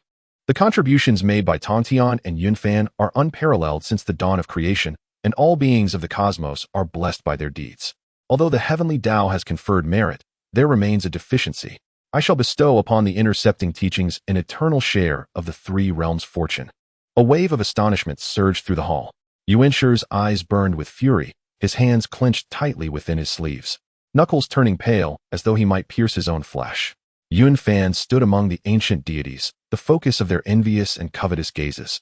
As though they yearned to take his place, Huanghuang spoke once more. The purpose of convening you all is to announce an important matter. As the spiritual energy of heaven and earth becomes abundant, the heavenly Tao, which governs the three realms, will grow stronger. With the three realms becoming increasingly stable, your saintly primordial spirits, entrusted to the heavenly Tao, shall likewise ascend in their cultivation. The beings of the three realms, following the enhancement of the heavenly Tao, will also experience a universal advancement. Should the influx of spiritual energy be sufficient to nurture a saint, then the seventh saint of the primordial wilderness shall emerge. This declaration reverberated like thunder, shaking the entire assembly. The most profoundly affected were undoubtedly the ancient deities, who had languished for countless years, living like mere ants, with a fervent desire for the saintly position ingrained in their very bones. Upon hearing this, their spirits trembled with excitement, nearly quaking with anticipation. The primordial heavenly master inquired, "May I ask, esteemed teacher, does attaining sainthood still require the primordial purple energy?" "Indeed." "Might I also inquire, is it the one left behind by the red cloud?" "Indeed." "Who may attain this saintly position?" "Those with great fortune, immense determination, profound wisdom, and formidable power shall be worthy." "Might I ask, where is the primordial purple energy now?" "In due time, it shall reveal itself." This turn of events once again stirred the ancient powers. With great fortune, immense determination, profound wisdom, and formidable power, who among those present did not possess extraordinary capabilities? In that moment, the crowd was swept up in a tide of fervor, all eagerly anticipating the swift emergence of the primordial purple energy. Then, Huanghuang declared, "This matter is settled. You may all withdraw." With these words, his figure gradually faded from the Tao platform of the purple cloud palace. The crowd's gazes burned with intensity, fixed upon Tongtian. Tongtian laughed heartily. "Do you wish to engage in conflict within the purple cloud palace? This is a matter of celestial merit, and even jealousy is futile." As his laughter echoed, he turned to Yunfan. "Let us depart." Yunfan mirrored his joy, astonished by the magnitude of their reward from this expedition. Though he had lost the Chinquan cauldron, it was still worth it. Regrettably, the cauldron had been lost shortly after its usage. Subsequently, Yunfan left the purple cloud palace with Tongtian, heading straight for the upper clear heavens. Others followed suit, each contemplating the forthcoming opportunities for enhancing their powers. Most among them had reached the pinnacle of the second corpse. If they advanced further, could they sever the third corpse? Filled with anticipation, they returned to their respective sanctuaries. Upon arriving at the upper clear heavens, Tongtian's smile remained undiminished. Since the battle of the investiture of the gods, this was perhaps his most exhilarating day. "Yunfan, you have performed admirably. My fortune and the revival of our sect are due to your strategic planning. Though you are my disciple, I must express my gratitude. Now that you have severed the second corpse, your combat prowess spans the chaos and the three realms, unmatched by any. When the primordial purple energy manifests, I hope you can add another saint to our sect." Tongtian's words were sincere, filled with expectation. Yunfan understood his character, deeply loyal, straightforward, innocent, and imbued with a childlike sincerity. "Esteemed master, There is no need for such gratitude. My entry into the sect and my cultivation are entirely voluntary. It is my duty to strive for the revival of our great sect. Rest assured, should the primordial purple energy appear, I will exert every effort to attain the saintly position. The teachings of the sect flourish magnificently, benefiting not only the master but also the disciples beneath him. The deeper the fortune, the fewer the calamities faced by the disciples, resulting in a smoother path of cultivation. At present, the has experienced a complete resurgence, endowed with boundless merits and the fortune of the three realms. One must not underestimate this fortune of the three realms, which extends far beyond the earthly celestial realm, encompassing countless affiliated worlds within the vast expanse of the 3,000 great thousand worlds, as well as the infinite middle thousand worlds and small thousand worlds. These realms have naturally evolved from the fragmentation of the Pangu great world. When Pangu opened the heavens, he possessed the might to transcend the great Tao. Regrettably, he perished and transformed into the Tao, achieving the primordial chaos. That was an infinitely vast world, which later shattered, giving rise to numerous celestial realms. Among them, the largest corner is the earthly celestial realm, while Earth, from which Yun Fan hails, is but a minuscule speck, akin to a mere grain of dust in one of the small thousand worlds. Chapter 121. Seizing the fortuitous ride in that realm, the spiritual energy was utterly depleted, far inferior to that of the celestial immortal realm. Hence, a civilization of technology emerged. Tong Tian spoke in a prolonged tone. Such a stroke of fortune. It is truly astonishing. I never anticipated such an extraordinary encounter. With this measure of fortune, our sect's future is secure. You still possess ample merit. Utilize it wisely. Alas, were it not for your lack of Huanghuang purple chi, this merit alone could have propelled you to that final step. Yun Fan replied with a calm smile. Master need not worry about matters of merit. Even with merit and Huanghuang purple chi, without the opportunity to attain enlightenment, it would all be for naught. Those ancient deities fixate on the Huanghuang purple chi, yet remain oblivious to the fact that, absent an opportunity for enlightenment, it is ultimately akin to fishing for the moon in the water. Upon hearing this, Tong Tian laughed heartily. Well said. Your insight brings me great comfort. Indeed, our path to enlightenment lies in establishing a sect. Niwa attained enlightenment through the creation of humanity, while the two from the West also proceed by establishing teachings. Though Hutu possesses the potential for enlightenment, she lacks the advantage of the primordial spirit, which is truly regrettable. While everyone has the potential for enlightenment, very few can actually discover it. At this moment, Yun Fan's reputation had already reverberated across the three realms. He continued, Master, the emergence of Huanghuang purple chi will require tens of thousands of years.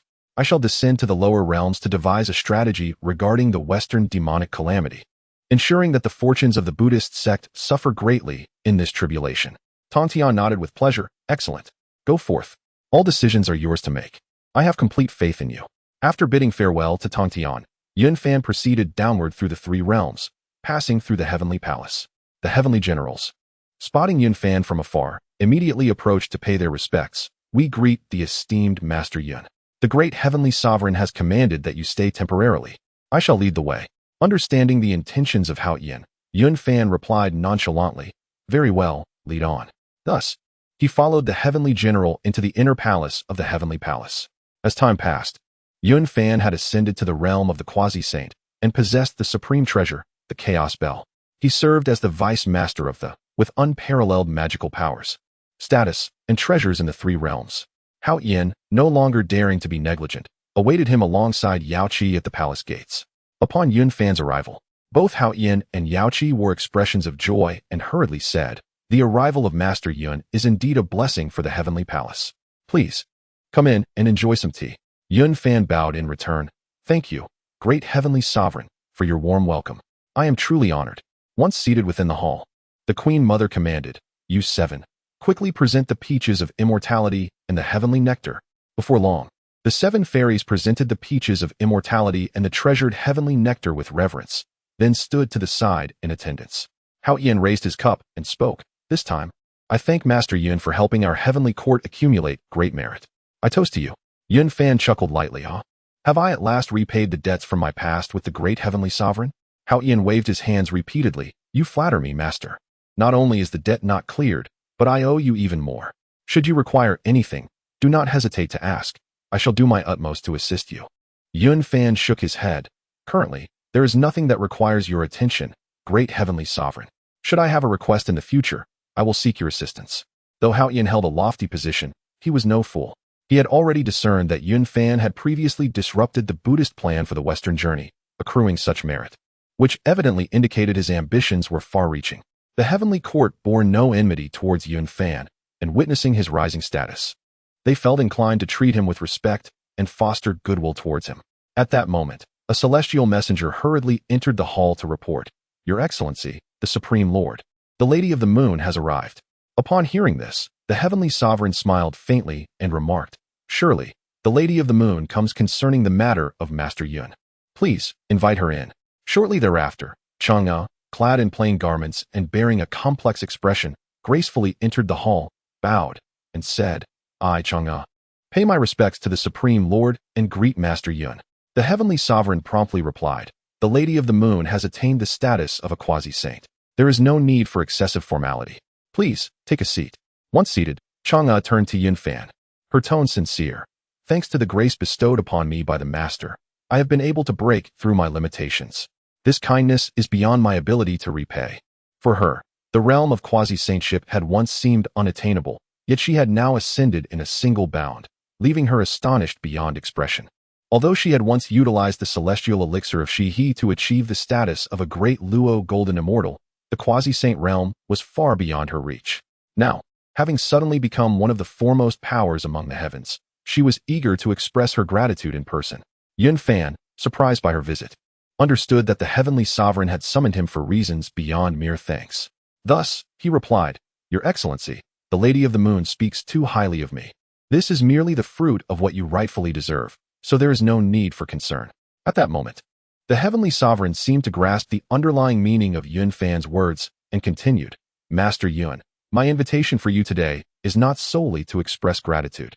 I also wish to discuss the matter of the rightful ownership of the sacred position." Yun Fan felt a stir within him. At last, we are arriving at the crux. He spoke, "Your Excellency, the primordial purple energy has yet to manifest in the world, and the heavenly Tao remains unmoved. Why must we rush this matter?" The heavenly sovereign sighed, a bitter expression crossing his face. "Surely, you are aware of my predicament. Among the three realms, who truly regards me? Even Guangqingzi dares to publicly insult me. Though I am the heavenly emperor, I am, in reality, merely a name without substance. This path to enlightenment is crucial for my survival." Yun Fan nodded in understanding, feeling a slight shift within himself, and replied, "Although this matter is not a secret, the opportunity belongs to all beings.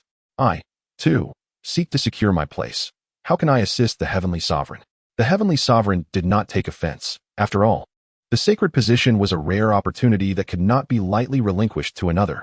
He continued, "I do not wish to suggest that you withdraw, but rather hope that before we compete for the sacred position, we might form an alliance. The is currently weak, while the Buddhist quasi-saints are numerous, and the two sects possess countless treasures. Without support, it would be difficult to establish a foothold." Yun Fan expressed his doubts. "Your Excellency, is it not too early to discuss such matters?" The heavenly sovereign laughed heartily. "Master Yun, you have always been full of surprises. I am willing to seize this favorable opportunity in advance." Yun Fan nodded in agreement, recognizing that the heavenly sovereign's initiative was not without merit. The strategies and strength Yun Fan had previously demonstrated had earned the heavenly sovereign's respect. There was no conflict between them, rather, a chance for collaboration. Hence the heavenly sovereign spoke candidly. Suddenly, Yun Fan inquired, "Your Excellency, why bring forth such a significant proposal in the presence of the Lady of the Moon? Is there a particular intention behind it?"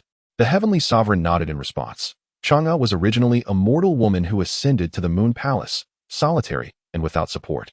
After I ascended to the position of Heavenly Emperor, I specially conferred upon her the title of Lady of the Moon. Without my support, how could she maintain her position in the Moonstar? Now that Ho-E has passed away, although they were husband and wife in name, they lacked the essence of such a bond. Should you, Master Yun, have any thoughts on this, I am willing to act as a matchmaker to unite you." The ethereal beauty of Chang'e lingers above the Yaoqi, prompting a contemplative inquiry from the heavenly sovereign. Yun Fan, taken aback, had not anticipated such a mention of marital ties. After thorough reflection, he recognized that Chang'e's steadfast position upon the lunar star must be anchored in some support, and the sole individual capable of extending a helping hand is none other than the heavenly sovereign himself. At this moment, the Yaoqi gently grasped Chang'e's hand and spoke, "Master Yun, Our intentions as a couple are not to impose. Chang'e, having endured a sorrowful fate, acknowledged that it was indeed thanks to the Master's assistance that she ascended to the realm of quasi-saint, becoming a pivotal figure within the three realms. She expressed her willingness to follow the Master, stating that their actions were merely in accordance with the natural flow, a modest contribution on their part. Upon hearing this, Yun Fan turned to Chang'e, who, though slightly flushed, maintained a composed demeanor as she articulated, "Master Yun and I share a profound connection, and there is no need for me to conceal the truth. You are the only one to whom I am willing to entrust my fate. This is not a betrayal of my marital duties. The circumstances surrounding Ho-E are well known to you, and the distinction between right and wrong is clear, requiring no further elaboration from me." Chang'e's words were neither subservient nor arrogant, exuding courtesy and clarity. Yun Fan discerned the underlying reasons. This situation was not born of her indifference, but rather the whims of fate. Now that Ho-E has departed, there are no lingering ties. Chapter 122. Eventually, one must marry again. Yun Fan took a deep breath and said, "Very well, I shall consent to this matter. Let our alliance stand until the latter part of the Purple Chi contest. I implore the Great Celestial Venerable to treat my disciples kindly and refrain from using the divine whip. Before the next great calamity arrives, I shall rescue my disciples and send them to the Chan sect and the Buddhist disciples to ascend, allowing the Celestial Venerable to command them." Hao Tian laughed heartily in response. "Haha, splendid. Rest assured, sect leader Yun, this alliance benefits both parties. When I allied with the Buddhist sect during the journey to the west, it was also out of necessity. I hope you can understand. The alliance between the two parties was forged solely for mutual benefit, setting aside other entanglements for the time being. There was no deep-seated animosity between the heavenly court and the Jie sect akin to that of the Buddhist and Chan sections. When the Jie sect rises, the other three sects will undoubtedly unite. This was something Yun Fan had anticipated long ago. Hao Tian's initiative to form an alliance was precisely in line with his intentions. Yun Fan nodded in acknowledgement. "I understand the Great Celestial Venerable's predicament. Today, we shall unite under the banner of alliance to fend off external foes." The two sides then deliberated the specifics of their alliance. Should one face an external attack, the other must lend full support without hesitation. This agreement bore a striking resemblance to the pacts made during the First and Second Wars. Hao Tian valued Yun Fan's potential, while Yun Fan esteemed Hao Tian's authority. Once the terms were settled, Yao Qi spoke up. "The auspicious day has arrived. I shall prepare the bridal attire for Chang'e and oversee the ceremony, followed by the arrangements for the bridal chamber." Neither Yun Fan nor Chang'e declined. Thus, the wedding quietly took place within the heavenly palace, unnoticed by anyone. Once the rites were completed, the couple was ushered into the bridal chamber. Yun Fan was filled with astonishment, not expecting to become Chang'e's husband so swiftly. He couldn't resist lifting the veil from her face and softly inquired, "Fair maiden, do you harbor any regrets about today's events?" Chang'e gently shook her head, a faint smile gracing her lips. "Do not call me fair maiden any longer. We are now wed, and you should call me your wife. Though I have had a prior union, I remain pure, and I believe we are well matched. In the future, it may not be so fitting. Among the three realms, you are the only one who has captured my eye." Yun Fan had accomplished two momentous feats that reverberated throughout the three realms, his potential unmistakable, almost as if it were emblazoned on his face. Chang'e perceived this clearly. As for Ho-E, it was not that she lacked affection. It was simply that countless ages had passed since the battle against the demons, and her feelings had long since faded like the wind. Now that Ho-E had perished, it brought her a sense of liberation. As a renowned beauty among the three realms, she would inevitably marry again, rather than fall into the hands of another and become a mere ornament. She preferred to accept Hao Tian's proposal without delay. Chang'e's words revealed her true thoughts. She was indeed a celebrated beauty. When Ho-E was alive, she had to consider the stance of the witch clan. Now that he was gone, she, as a human, had no further ties to them. Furthermore, the suffering and death of Ho-E were closely intertwined with her, and the witch clan would naturally not accept her again. Upon hearing this, Yun Fan gently nodded. "What you say is indeed true, my wife. I understand your sentiments. The past has long since dissipated, and your choice today is both reasonable and justifiable." Chang'e had lived for countless years, her temperament having been refined to an extraordinary calmness. She chuckled softly. "I wonder if my actions in aligning you with Hao Yin have affected your plans?" Yun Fan waved his hand dismissively. "It is hardly a matter of grand strategy. Allying with Hao Yin poses no issue. My sect, the Jie Jiao, is not on intimate terms with the other three teachings, nor do we share profound ties. In this contest for merit, it seems the human teaching will not show leniency towards us, and may even become adversarial. Chang'e, with a hint of confusion, inquired, "What of the demon clan? Hasn't your relationship with them always been amicable?" Yunfan laughed heartily. "Ah, my dear, you may not be aware, but the demon clan has committed their full support to my journey to the west. The goddess Enhua is certain to bestow her rewards. Although I am yet uncertain of what they may be, the Dao ancestor has already granted me the Qian Kuan Ding, and I trust Enhua's reward will be equally significant. We both have our needs to fulfill." Chang'e, deep in thought, delicately pressed her lips together. "From what you've said, it seems aligning with Haoyan might indeed be more prudent. A balance of power among allies is the best strategy. Having an excessively dominant partner could invite disaster. The demon clan boasts 10 quasi-saints and ancient powerhouses like Kuanping, alongside the support of the human emperor Fuxi and Enhua. Their battle prowess in the pursuit of the primordial purple energy cannot be underestimated. Currently, our Jie Jiao has only 3 quasi-saints. Allying with the demon clan might not be the wisest course of action. As the leader of a sect, Yunfan could not allow emotions to cloud his judgment. For this matter concerned not only his own fate, but also the future of the entire Jie Jiao.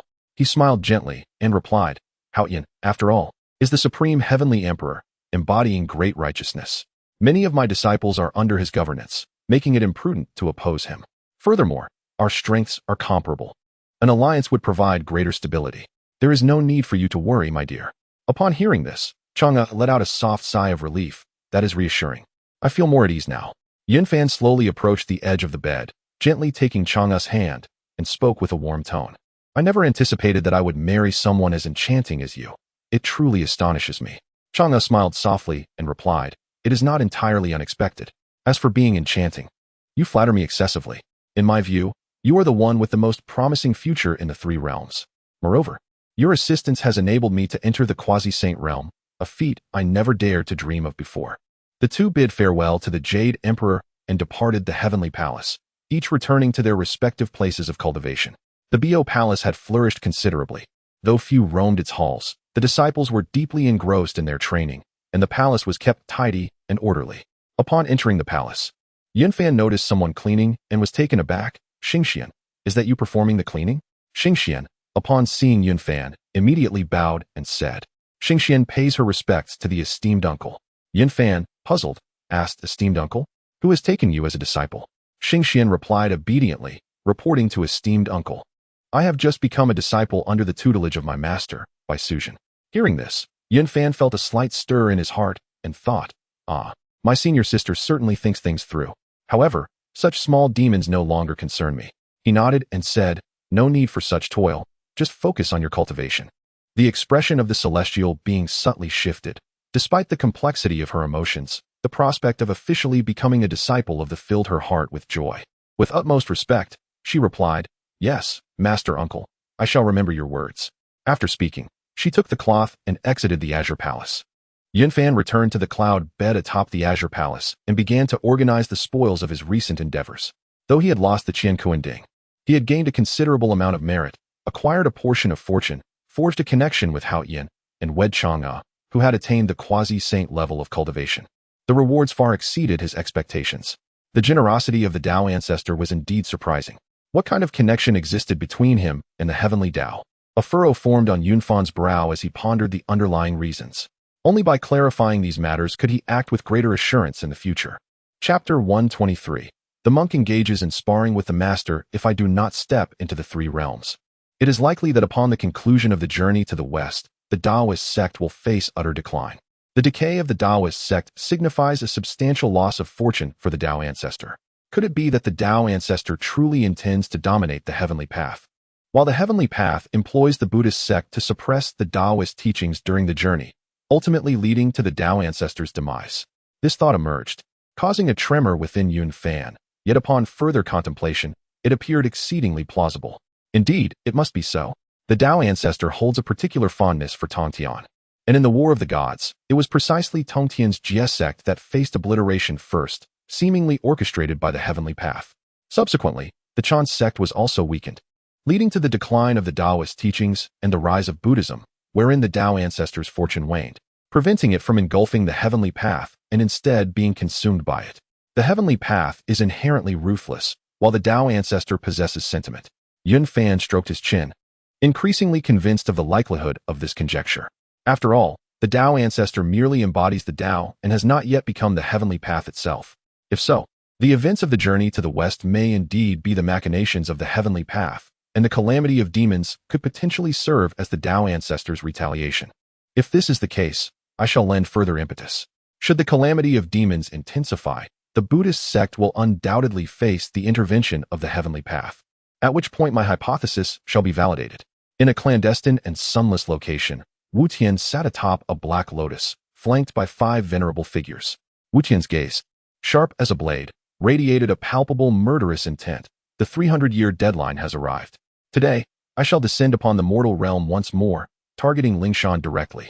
Those who dare to obstruct shall face my wrath without mercy. The 5 venerables bowed in unison, their voices resonant and firm. Understood, Master. All magical generals and demon troops are fully prepared, awaiting your command. Wu Tian nodded slightly, articulating each word with precision. Very well. The entire army shall heed orders and march towards Lingshan immediately. In an instant, amidst a desolate and uninhabited mountainous region of Xinyo, Wu Tian stood upon the Black Lotus, wielding the god-slaying spear, with the heavenly demon tower hovering above him, exuding an aura of invincibility. The 5 venerables followed closely, accompanied by thousands of Deluo immortals and an endless tide of demonic soldiers, surging towards Lingshan like a relentless wave. Wu Tian's movements reverberated throughout the 3 realms, drawing the attention of powerful beings from all factions. The calamity of demons had finally arrived. Yun Fan spoke softly, closely observing the unfolding situation. In the realm of 10,000 Buddhas, the sage, Zuni, fully aware that the calamity of demons is a design of the heavenly path, recognized its inevitability. He addressed Sun Wukong. Wukong, the tribulation has come. You must immediately proceed to Lingshan. Whether you can overcome this ordeal rests entirely upon you. Sun Wukong immediately vowed, Rest assured, Master, I shall not disgrace my mission and will ensure the safety of our sect. Those demons are but the souls under my golden staff. With that, Sun Wukong departed from the realm of 10,000 Buddhas and made his way directly to Lingshan. Now possessing quasi-saintly cultivation, he brimmed with enthusiasm, eager to engage the enemy at once. Upon Lingshan, the assembly bore solemn expressions, awaiting the impending battle. The Buddha spoke, Amitabha, revered ones, the calamity of demons has commenced. We shall confront Wu Tian here. Should we find ourselves unable to prevail, there is no need for any of you to fight to the death. Simply relinquish Lingshan and assist Wukong in locating the reincarnation of the poor monk. Wukong is the one destined to confront the tribulation. Only he can find the monk. Once the monk returns, the calamity shall resolve itself. Amitabha, we shall faithfully adhere to the will of the Buddha. All present joined their palms in agreement. Before long, dark clouds surged from the distance, rushing towards Ling Mountain. At the summit of this sacred mountain, the vast expanse was shrouded in mist, surrounded by countless seated Buddhas. In the blink of an eye, Wu Tian had appeared at the peak, speaking. Tathagata, have you been waiting for this deity? Is it still not too late? The Tathagata, calm in demeanor, replied softly, Amitabha, this humble monk has awaited the master for quite some time. Wu Tian let out a cold, mocking laugh. Very well, I do not appreciate idle chatter. Will you depart of your own accord, or shall I compel you to leave? The Tathagata nodded, surveying the surroundings and slowly suggested, Master, why not settle our differences through a duel? There is no need to involve our disciples in a violent clash. What say you? Haha, that suits me perfectly. Wu Tian laughed heartily, then turned to his subordinates, commanding, all of you, step back. The Tathagata similarly addressed the assembled Buddhas and venerables. You too, retreat. This humble monk will personally spar with the master. In an instant, the crowd dispersed, clearing a battlefield spanning 1,000 miles. The summit of Ling Mountain, already expansive, now became the arena for the fateful confrontation between Wu Tian and the Tathagata. Wu Tian's long, dark hair billowed in the wind, and in his grasp, the god-slaying spear radiated a crimson glow, exuding an aura so frigid it pierced the eyes. An overwhelming malevolence surged from the spear, instilling a sense of dread in the Tathagata. This spear, forged from the stem of the primal chaos blue lotus, had been tainted by the malevolent essence of the god of death, rendering it a most fearsome weapon capable of injuring even the saints. The Tathagata dared not be negligent, summoning the treasure pagoda to hover above him for protection, while wielding the empowering staff to confront Wu Tian. Wu Tian hurled the god-slaying spear, and as it flew forth, the elements of earth, water, fire, and wind roiled violently around it, forming a tumultuous wave that propelled the spear forward, tearing through space with fissures extending along its path. This strike was as swift as lightning, aimed directly at the Tathagata's head. The Tathagata swung the empowering staff to meet it. The staff shone brilliantly with golden light, exuding a sacred and solemn presence, as it collided with the god-slaying spear amidst a thunderous roar. The golden lotuses shattered, and the empowering staff was sent flying backward. Yet the spear's residual force remained unyielding, breaching the defenses of the treasure pagoda. The Tathagata strained to harness his powers in resistance, but still suffered injury from the spear's might. With a gasp, he coughed up blood, while Wu Tian coldly snorted, retracting the spear and refraining from further attack. Buddha, Buddha! Kuan Yin and others exclaimed in alarm, eager to intervene. The Tathagata raised a hand to halt them, slowly stating, Amit Ba, I did not foresee Wu Tian reaching such a realm. His ability to sever the three corpses is indeed extraordinary, and this humble monk finds it difficult to contend. Wu Tian sneered coldly. Tathagata, you may leave of your own volition. There is no need for me to take action. Do not harm the Buddha. I, Sun Wukong, have arrived. Before his words had fully escaped his lips, Sun Wukong leaped into the arena, wielding 6 pure bamboos, standing beside the Tathagata. He grinned and inquired, Buddha, are you unscathed? I shall seek justice for you and confront this Wu Tian. The Tathagata urgently interjected, Wukong, do not act rashly, you cannot match him. He has severed the 3 corpses. Ah! Sun Wukong gasped in shock, taken aback by Wu Tian's attained level, momentarily at a loss. The Tathagata continued, Wukong, take my treasures for now. You must seek out my reincarnation. Only you can locate him and escort him safely to Ling Mountain, where the calamity shall come to an end. Remember, after my reincarnation, Wu Tian shall not trouble you. You must temporarily depart from Ling Mountain and await my return. Having spoken, and before anyone could react, a flame erupted, enveloping the Buddha. The fire blazed ever more fiercely, ultimately dissolving into nothingness, leaving only the Tower of Many Treasures and the Vajra of Blessing suspended in midair. Buddha, Buddha! Sun Wukong cried out, his sorrow palpable. At that moment, Guanyin spoke.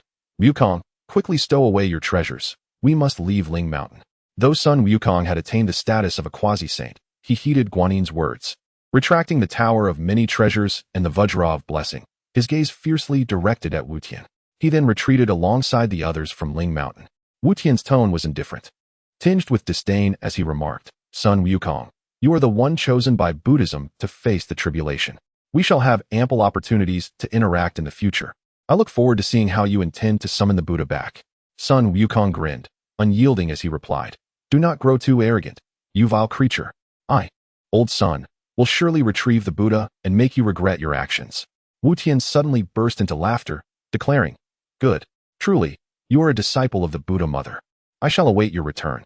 Under the protection of several quasi-saints, the multitude of Buddhas, Arhats, and Bodhisattvas on Ling Mountain hastily retreated from this once sacred ground. The fall of Ling Mountain astonished all saints and powerful beings, their hearts trembling with disbelief. Chapter 124.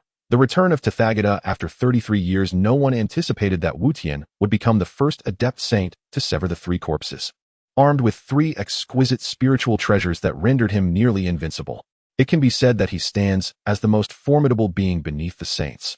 Possessing unmatched offensive and defensive capabilities, with boundless magical prowess, Yunfan sat contemplatively upon the cloud bed in the Azure Palace, pondering, such strength truly befits one on the verge of sainthood. Were it not for the protection of the Chaos Bell, I might not stand a chance against him. Alas, the ancient Lahu was no more than this. Yet now we dwell not in the age of antiquity, but in an era dominated by saints. No matter how powerful one may be, what difference does it make? Once the disciples of Ling Mountain withdrew, they found themselves at a loss for refuge. Sun Wukong turned to Guanyin and inquired, Bodhisattva, where shall we go next? Guanyin pondered briefly before responding, let us seek temporary sanctuary at my Luojia Mountain. In these 33 years, we must hasten to locate the reincarnation of the Buddha. What do you all think? Only Randall, Wenshu, and Puxian accompanied them, while Kongxian chose to cultivate in his own domain, remaining oblivious to the affairs of Buddhism. Likewise, Luya focused solely on his practice, unwilling to engage in disputes.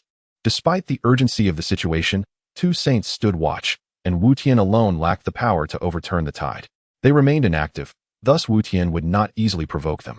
Buddhism could rely only on these 5 adept saints to roam and search. Upon hearing Guanyin's suggestion, all the Buddhas nodded in agreement, finding themselves with no other recourse.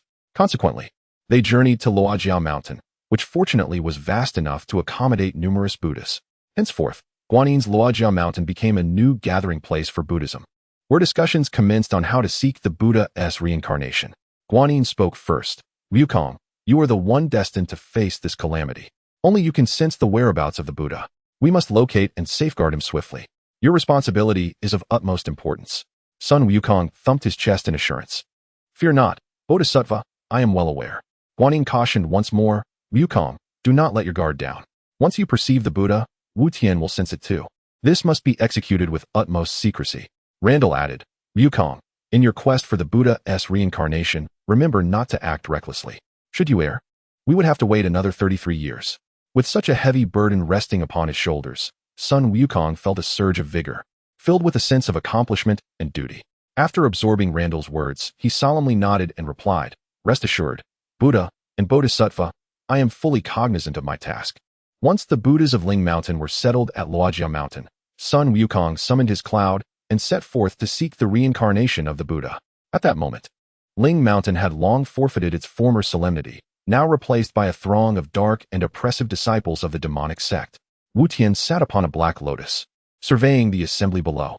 The 5 revered ones and numerous demonic generals stood in solemn silence, their expressions grave, as the entire hall was enveloped in an eerie stillness, as if even the fall of a pin could be heard. As Wu Tian had yet to speak, all awaited his command.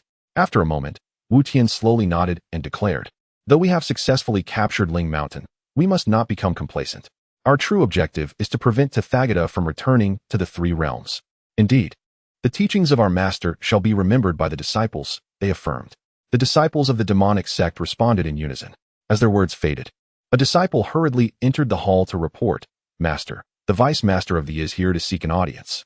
Upon hearing this, Wu Tian was momentarily taken aback and immediately began to calculate the circumstances with his fingers.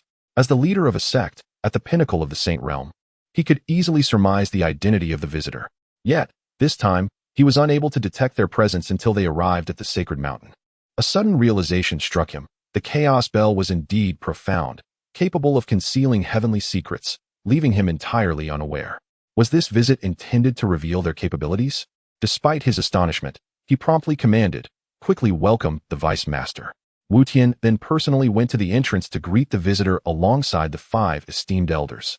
With a smiling face, he clasped his hands in respect and said, The vice master has arrived. I apologize for not greeting you from afar. Yunfan laughed heartily. Master's prowess is truly admirable. I am in awe. Now that the troubles of Buddhist teachings are absent from the sacred mountain, it is indeed much more tranquil. Wu Tian regarded Yunfan with utmost respect, still smiling broadly. The vice master's understanding of the Tao is profound. I am honored. Please, come inside for a more detailed discussion. The 2 entered the grand hall and took their respective seats. After settling down, Wu Tian inquired, The vice master has been cultivating on Golden Tortoise Island. What brings you to the sacred mountain today? Do you have any guidance for me? Yunfan laughed again. Master Wu Tian, you have shattered the Tathagata's teachings with a single strike, earning my admiration. In terms of cultivation, you are certainly the foremost figure beneath the saints.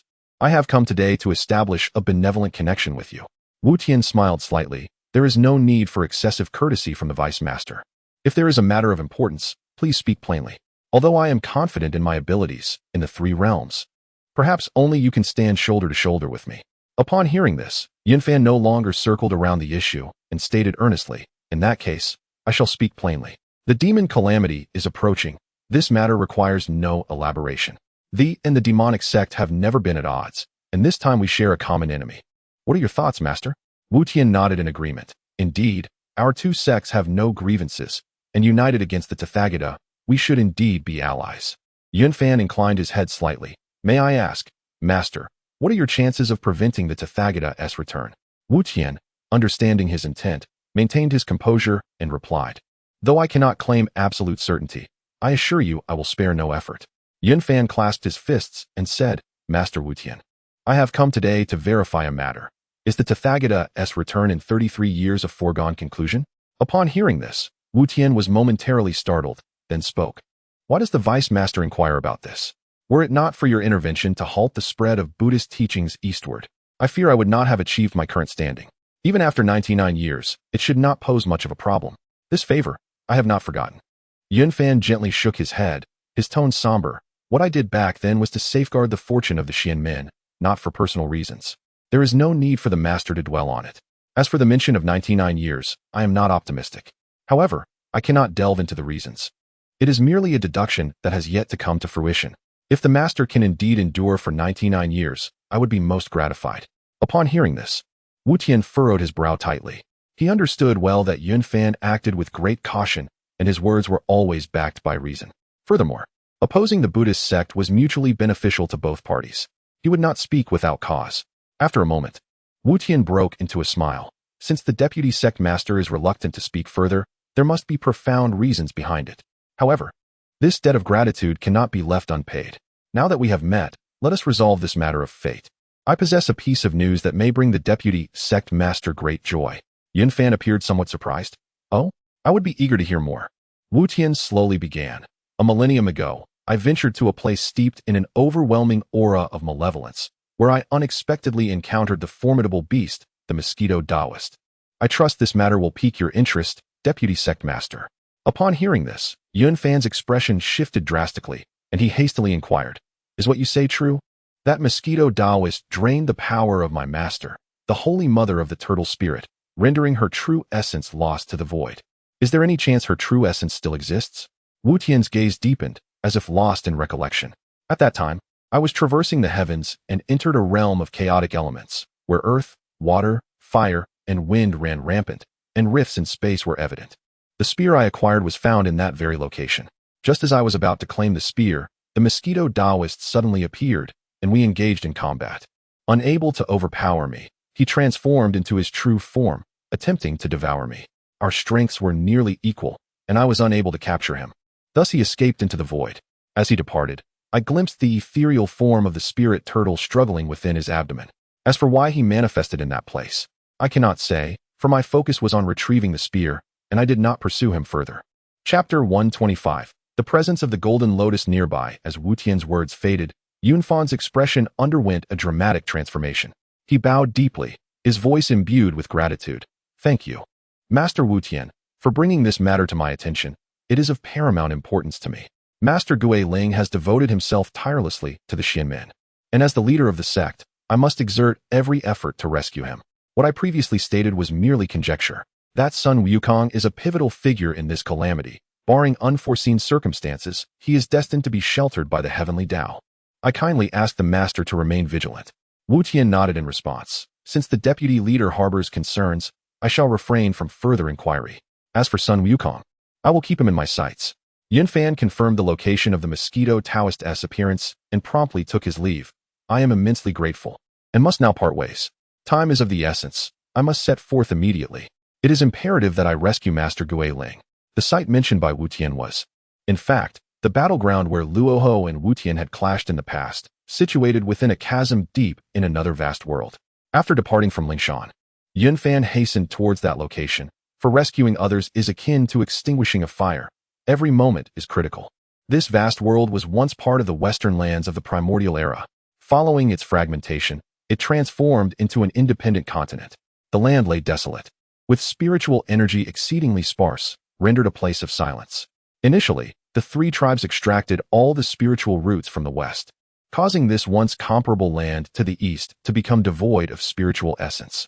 After the formation of the three realms, this barren land was severed and became a standalone world. Such desolation posed no challenge to Yun Fan. He soared into the sky, surveying the entire world, analyzing the terrain and the flow of qi. During his flight, he suddenly sensed the approach of powerful beings, more than one, and their auras were familiar.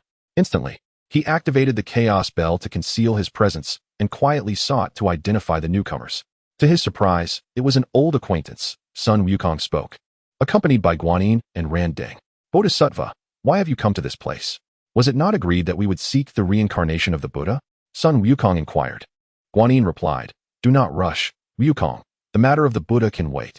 Your master has just sent word, sensing the aura of the third-grade golden lotus in this realm. We shall first locate the mosquito Taoist and reclaim the golden lotus before proceeding further." Upon hearing his master's arrangement, Wukong immediately adopted a serious demeanor. "Very well. I shall heed the Bodhisattva's guidance. But where exactly is the third-grade golden lotus? How shall we find it?" Guanyin produced a golden lotus. "Fear not. I possess a 9th-grade golden lotus here. By following its resonance, we shall surely discover the 3rd-grade one. The 12th-grade lotus is a treasure of our Buddhist sect, essential for stabilizing the fate of the realm. Listening to their exchange, Yunfan felt a surge of delight. How splendid! I was at a loss for how to proceed. But now the path is clear. He utilized the chaos bell to obscure the heavenly secrets and conceal his own aura.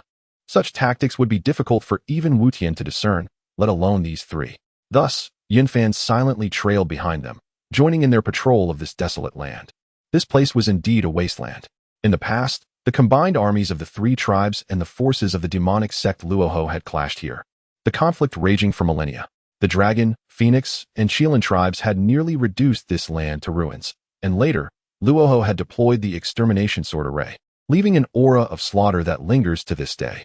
The battlefield is strewn with the deceased, numbering in the billions, a palpable aura of malice lingering, undiminished despite the passage of countless epochs. Only a great Luo golden immortal can endure here for long. For ordinary cultivators, it is a path leading to certain demise. Sun Wukong furrowed his brow and remarked, Bodhisattva, what manner of malevolence pervades this place? I feel an unsettling chill creeping down my spine. It was also the first time for Guanyin to arrive here. Since her emergence into the world, she had long distanced herself from the first calamity and was unfamiliar with the history of this locale. Wukong, I too am in the dark. This place is indeed extraordinary, and we must exercise utmost caution, Guanyin advised earnestly. As they journeyed, Sun Wukong chattered incessantly, while Guanyin occasionally responded, yet Randall remained silent, following quietly. Randall was an exceedingly astute character, somewhat audacious, which earned him little favor from the primordial heavenly venerable.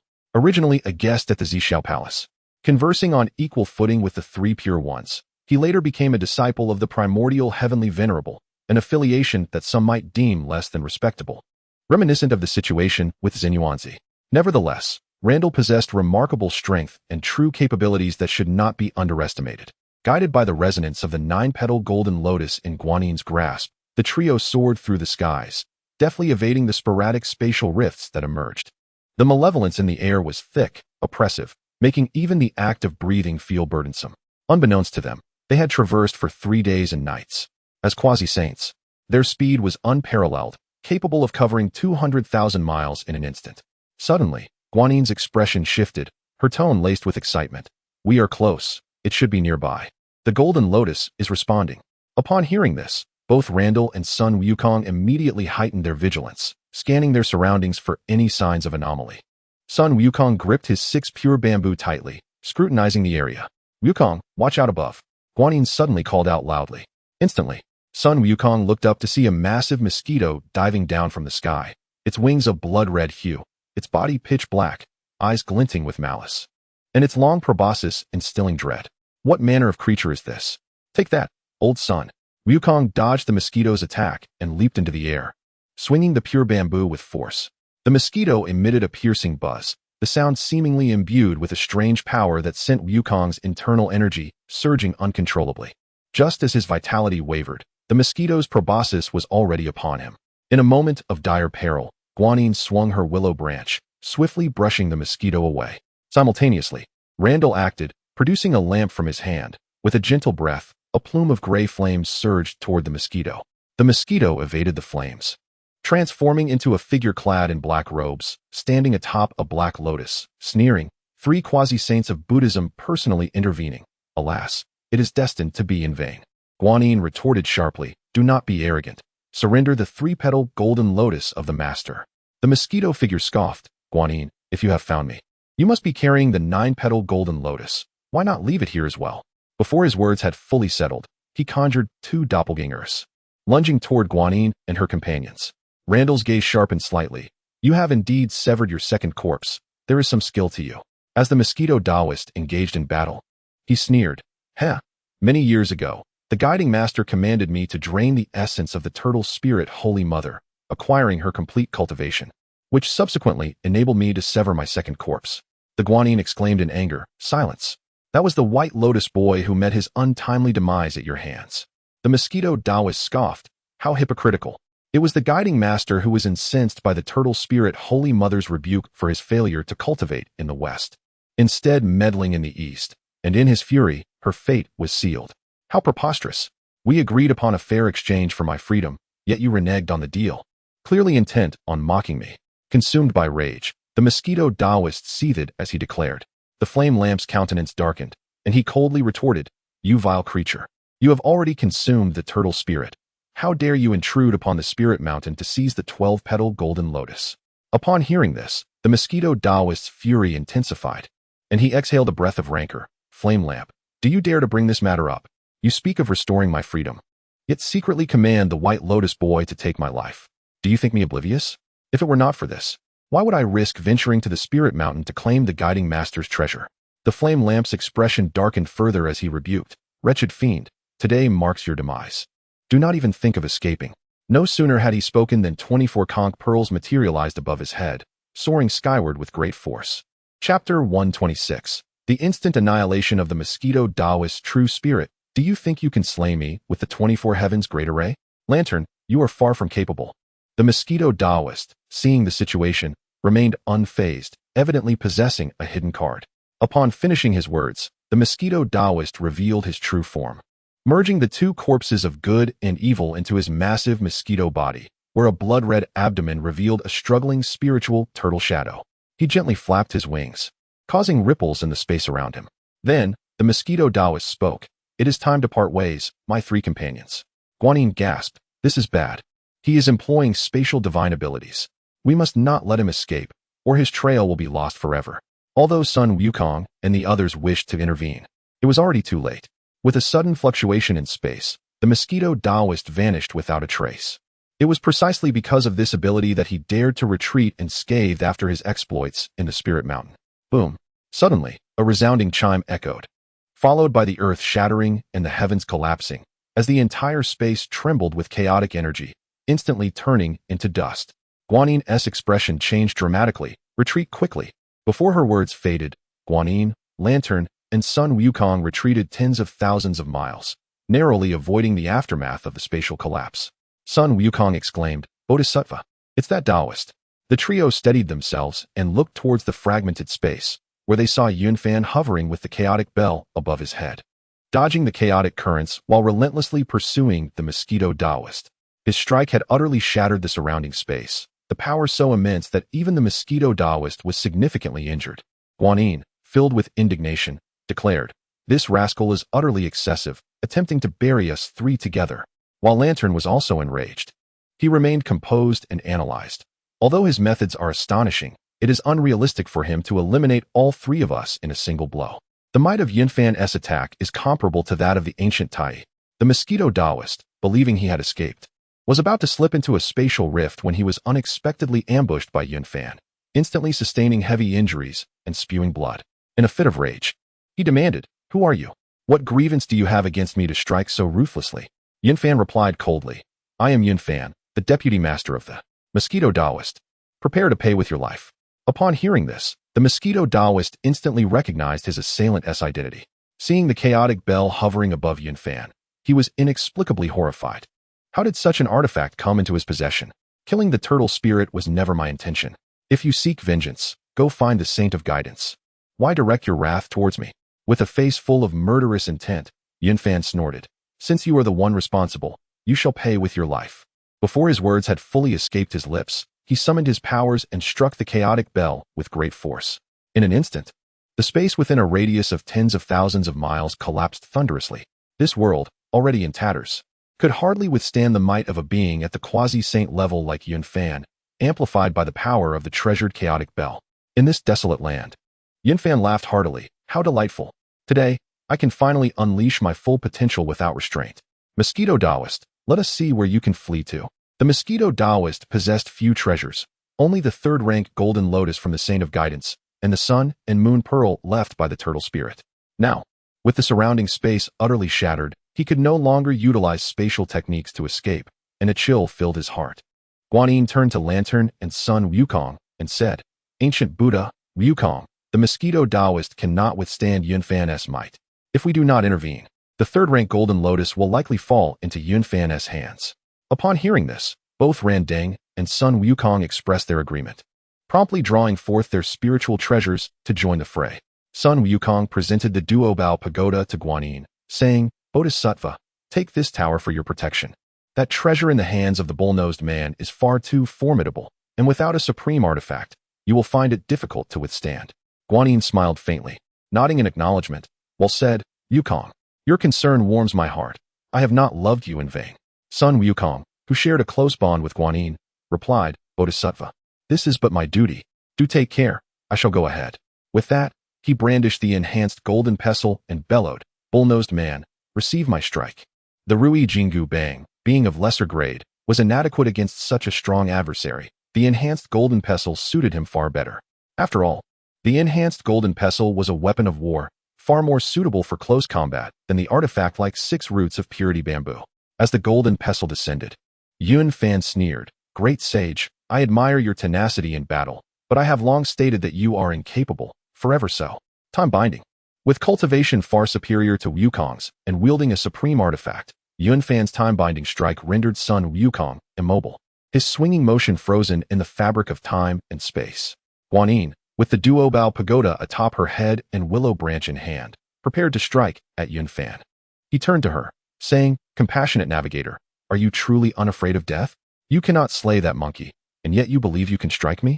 Guanyin's heart quivered, and her willow branch halted midair, ultimately remaining uncast. Yun Fan scoffed, cowardly as a mouse. The true form of the mosquito Taoist fully manifested in this realm, revealing the terrifying essence of a primordial beast. The black mosquito measured millions of feet in length, its body a glossy ebony, with only its abdomen and wings shining a blood-red hue, instilling fear in those who beheld it.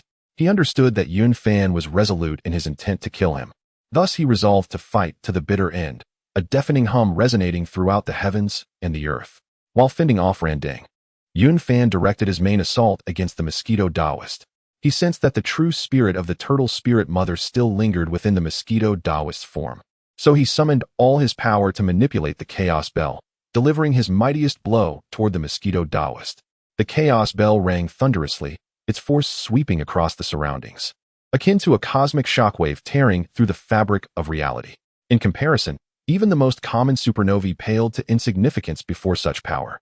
In that instant, the very space collapsed. As the shockwave spread, the heavens and earth shattered, returning to chaos.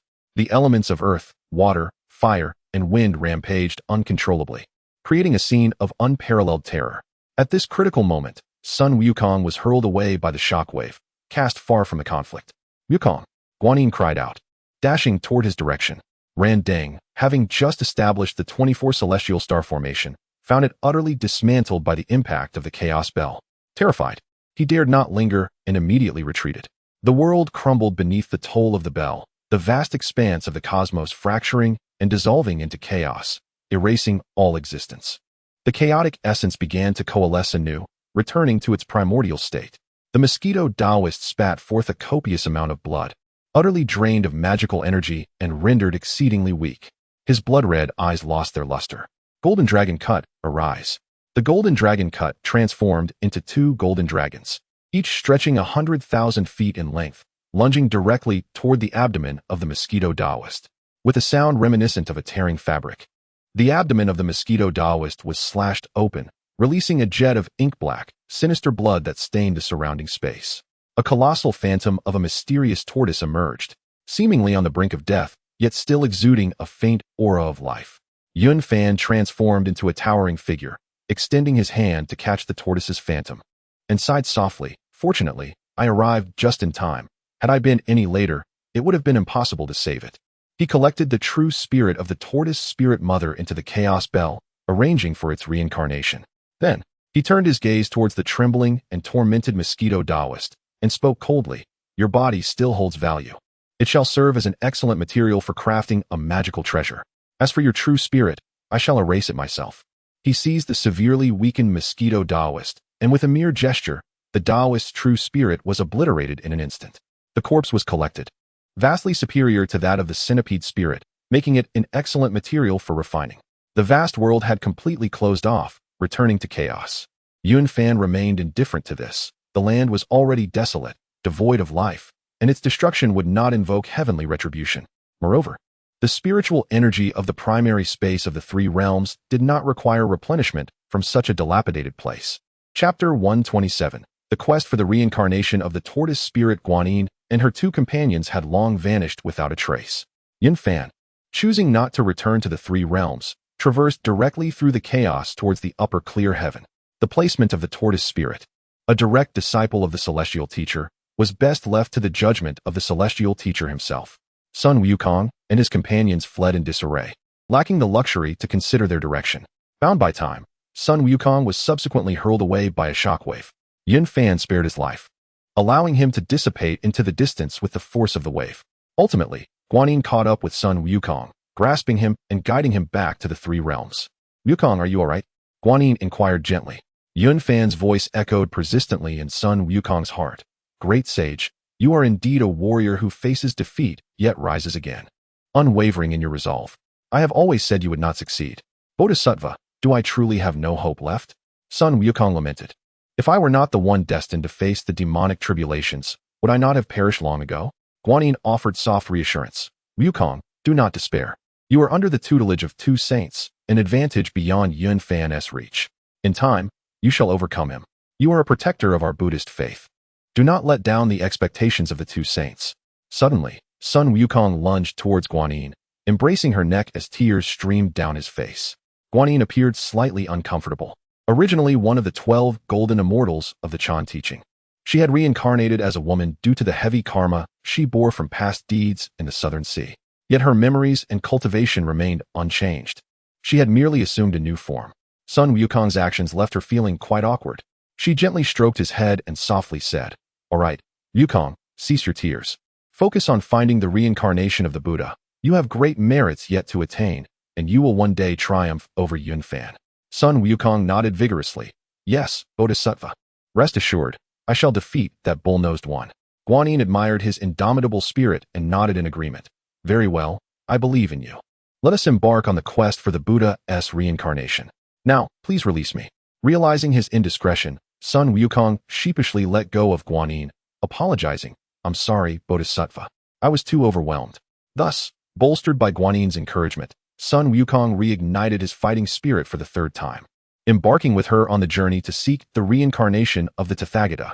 Meanwhile, Yin Fan collected the remnants of the Mosquito Taoist and, after acquiring the three-grade golden lotus and the sun and moon pearls, arrived at the upper clear heaven. Disciples pay their respects to the master. The celestial teacher supported Yin Fan, preventing him from performing the customary greeting. "Enough, such formalities are unnecessary. I am aware of your intentions. You have done well in fulfilling my wishes. Now, extract the true spirit of the tortoise." "Yes, master." Yin Fan respectfully retrieved the true spirit of the tortoise mother and placed it within the azure palace. The true spirit of the tortoise was exceedingly weak, nearly in a state of unconsciousness. The celestial teacher gazed at her and whispered, "Tortoise spirit, you must reincarnate swiftly to retain your memories and cultivation. Return soon. I shall await your return." Tears streamed down the true spirit's eyes. Though she could not speak, she comprehended the celestial teacher's words. The celestial teacher waved his hand, and a portal of light appeared, leading directly to the cycle of reincarnation. "Tortoise spirit, go forth." Before his words could fully dissipate, the true spirit of the tortoise was already sent into the cycle of reincarnation. As she vanished completely, Tontian sighed, saying, "This child, Gui Ling, resembles me in temperament the most. Yin Fan, had it not been for your intervention, her fate would have been dire indeed. It is a testament to my inadequacy as a master." Yin Fan promptly waved his hand respectfully, replying, "Master, had it not been for Wu Tian's guidance, I would not have located this place. This journey was solely facilitated by the three Buddhist sages, granting me the chance to arrive here, a matter of sheer coincidence." With a tone of gratification, the Tontian master remarked, "There is no need for humility. The revival of our sect relies heavily upon your singular efforts. In the battle of sealing the gods, my two senior brothers left me utterly disillusioned, and I had long since lost hope for our sect. Yet you have continually surprised me." Feeling a tinge of embarrassment, Yin Fan responded, "Your kindness, master, in bestowing upon me the position of deputy leader, compels me to exert my utmost effort, without the slightest hint of negligence. Moreover, I have retrieved the remains of the Mosquito Taoist. Would you be willing to attempt refining them into a magical artifact?" Tontian nodded in approval, saying, "Excellent." The Mosquito Taoist was originally a primordial ferocious beast, known as the blood-winged black mosquito, and his remains hold immense value. Although my skills in artifact refinement may not surpass those of Yuanshi, they are certainly adequate for a trial. Seizing the opportunity to commend, Yun Fan added, the golden jiao scissors you forged, master, possess formidable power and are a true weapon of mass destruction. I am confident that the remains of the mosquito Taoist can be transformed into something extraordinary. Tong Tian laughed heartily, acknowledging, indeed, Yuanshi excels in the art of artifact refinement, a fact I do not deny. Yun Fan then produced the third-grade golden lotus, stating, Master, the three from Buddhism have come specifically for this golden lotus, though their urgency remains a mystery. However, I believe it prudent to retain this item. For Jane and Zhuanti can only be anxious. Although the third-grade golden lotus is currently classified as a top-tier spiritual treasure, the ninth-grade golden lotus in Jane's possession is merely an excellent spiritual treasure, while the 12th-grade golden lotus represents the pinnacle of spiritual artifacts. Losing the third-grade one would considerably diminish its rank. After a moment of contemplation, Tong Tian concluded, it is wise to keep it. You do not yet require this item. There is no immediate need to descend to the lower realms. I shall first impart the extermination sword array to you. It is best that you comprehend it early. For when the primordial purple energy emerges, a great calamity will ensue, and the sooner you master it, the better. Yun Fan answered solemnly, understood, master. After all, the power of chaos leans toward defense rather than offense, while the extermination sword array is specifically designed for slaying, possessing tremendous might. Yet its overwhelming intent to kill makes it challenging to suppress the celestial fate. Thus, Yun Fan remained in the upper clear heaven, studying the extermination sword array under Tong Tian's guidance. In a brief span of years, he mastered the formation, and Tong Tian solemnly presented it, instructing, Yun Fan, I entrust this sword array to you. Be diligent in its refinement, and take care not to defy the heavenly principles nor indiscriminately slay the innocent. Yun Fan immediately responded, Rest assured, Master, I am fully aware. Tong Tian nodded slowly, saying, Go forth. The demonic tribulation has commenced for many years. That Sun Wukong has found the reincarnation of Tathagata. Yun Fan replied, I understand, Master. Though the reincarnation has been located, whether it can be delivered to the Spirit Mountain remains uncertain. I shall descend to the lower realms now. Tong Tian added another reminder. Do not forget to seek the reincarnation of Gui Ling. Yun Fan departed from the upper clear heaven, returning to the three realms. By this time, much had transpired within the realms. The five esteemed beings of Wutian and Sun Wukong had engaged in numerous bouts of wits and confrontations. The magical artifact in Sun Wukong's grasp has evidently surpassed that of the five esteemed ones, thereby rekindling his fighting spirit. Over the years, in his relentless quest for the reincarnation of the Tathagata, Sun Wukong has expended every effort, traversing vast distances. Throughout his journey, the Bodhisattva Guanyin has consistently offered unwavering support and guidance. At long last, having located the reincarnation of the Tathagata, Yun Fan's persuasive words have heightened the vigilance of Wutian, whose eyes are now fixed intently on Sun Wukong. Sun Wukong has also sensed that the five esteemed ones under Wutian's command have been trailing him closely, leading to numerous encounters between the two sides. On this day, armed with the enhanced divine pestle and standing shoulder to shoulder with Guanyin, Sun Wukong faces the onslaught of the five esteemed ones. Sun Wukong, 2 against 5, you stand no chance. Surrender the spirit child, or else. The three-eyed sage sneers, his gaze flickering with an ominous light. You shall not prevail, vile demons. Taste my staff. He wields the enhanced divine pestle like the famed golden-banded rod, executing his moves with fluid grace. Guanyin also summons the precious pagoda for protection, brandishing a willow branch as she engages one of the esteemed ones in combat. Over the years, Sun Wukong's combat prowess has notably increased as he swings the pestle. Radiant golden light erupts forth, and though he stands alone against 3 adversaries, he remains steadfast. Chapter 128. The 4 mischievous monkeys despite possessing superior artifacts. The situation remained precarious for him. Bodhisattva, how shall we respond? Sun Wukong inquired while engaged in battle. After a moment's contemplation, Guanyin replied, Wukong, Huanghuang Temple is nearby. Let us retreat there. Jinyuan Daxian will surely not turn a blind eye. Very well, let us seek out my elder brother at Huanghuang Temple. Sun Wukong assented with a nod. As they fought and retreated, the fierce clash continued until they finally reached Huanghuang Temple. The sounds of battle had already alerted Xinyuanzi, who lamented inwardly, had I known this would transpire, I would have refrained from entangling myself with them so deeply. Now, how am I to address this predicament? Realizing he could not remain a passive observer, Xinyuanzi stepped out of Huanghuang Temple, bearing the Book of Earth upon his head, and approached the battlefield. Sun Wukong called out loudly, "Brother Zhenyuan, come quickly to assist your brother and drive away these demons." Zhenyuanzi nearly erupted in anger. Sun Wukong's address clearly implicated him in this conflict. There was no option to assist or to refrain. At that moment, the 5 venerable beings ceased their assault, and the Tianqing venerable addressed Zhenyuanzi with caution, "We bear no enmity with the great immortal. Do you truly intend to intervene?" Zhenyuanzi felt profound regret. The monkey's past call to him as brother in the presence of ancient deities had already cost him dearly, and now, with another invocation, he was expected to risk his life for the Buddhist order. Nonetheless, he could not stand idly by, as they were indeed seeking trouble and were sworn brothers. Thus, he spoke, "Esteemed ones, I have no intention of opposing your sect. However, as they have come to Huanghuang Temple and are my brothers, I kindly ask you to show mercy and not make things difficult for them."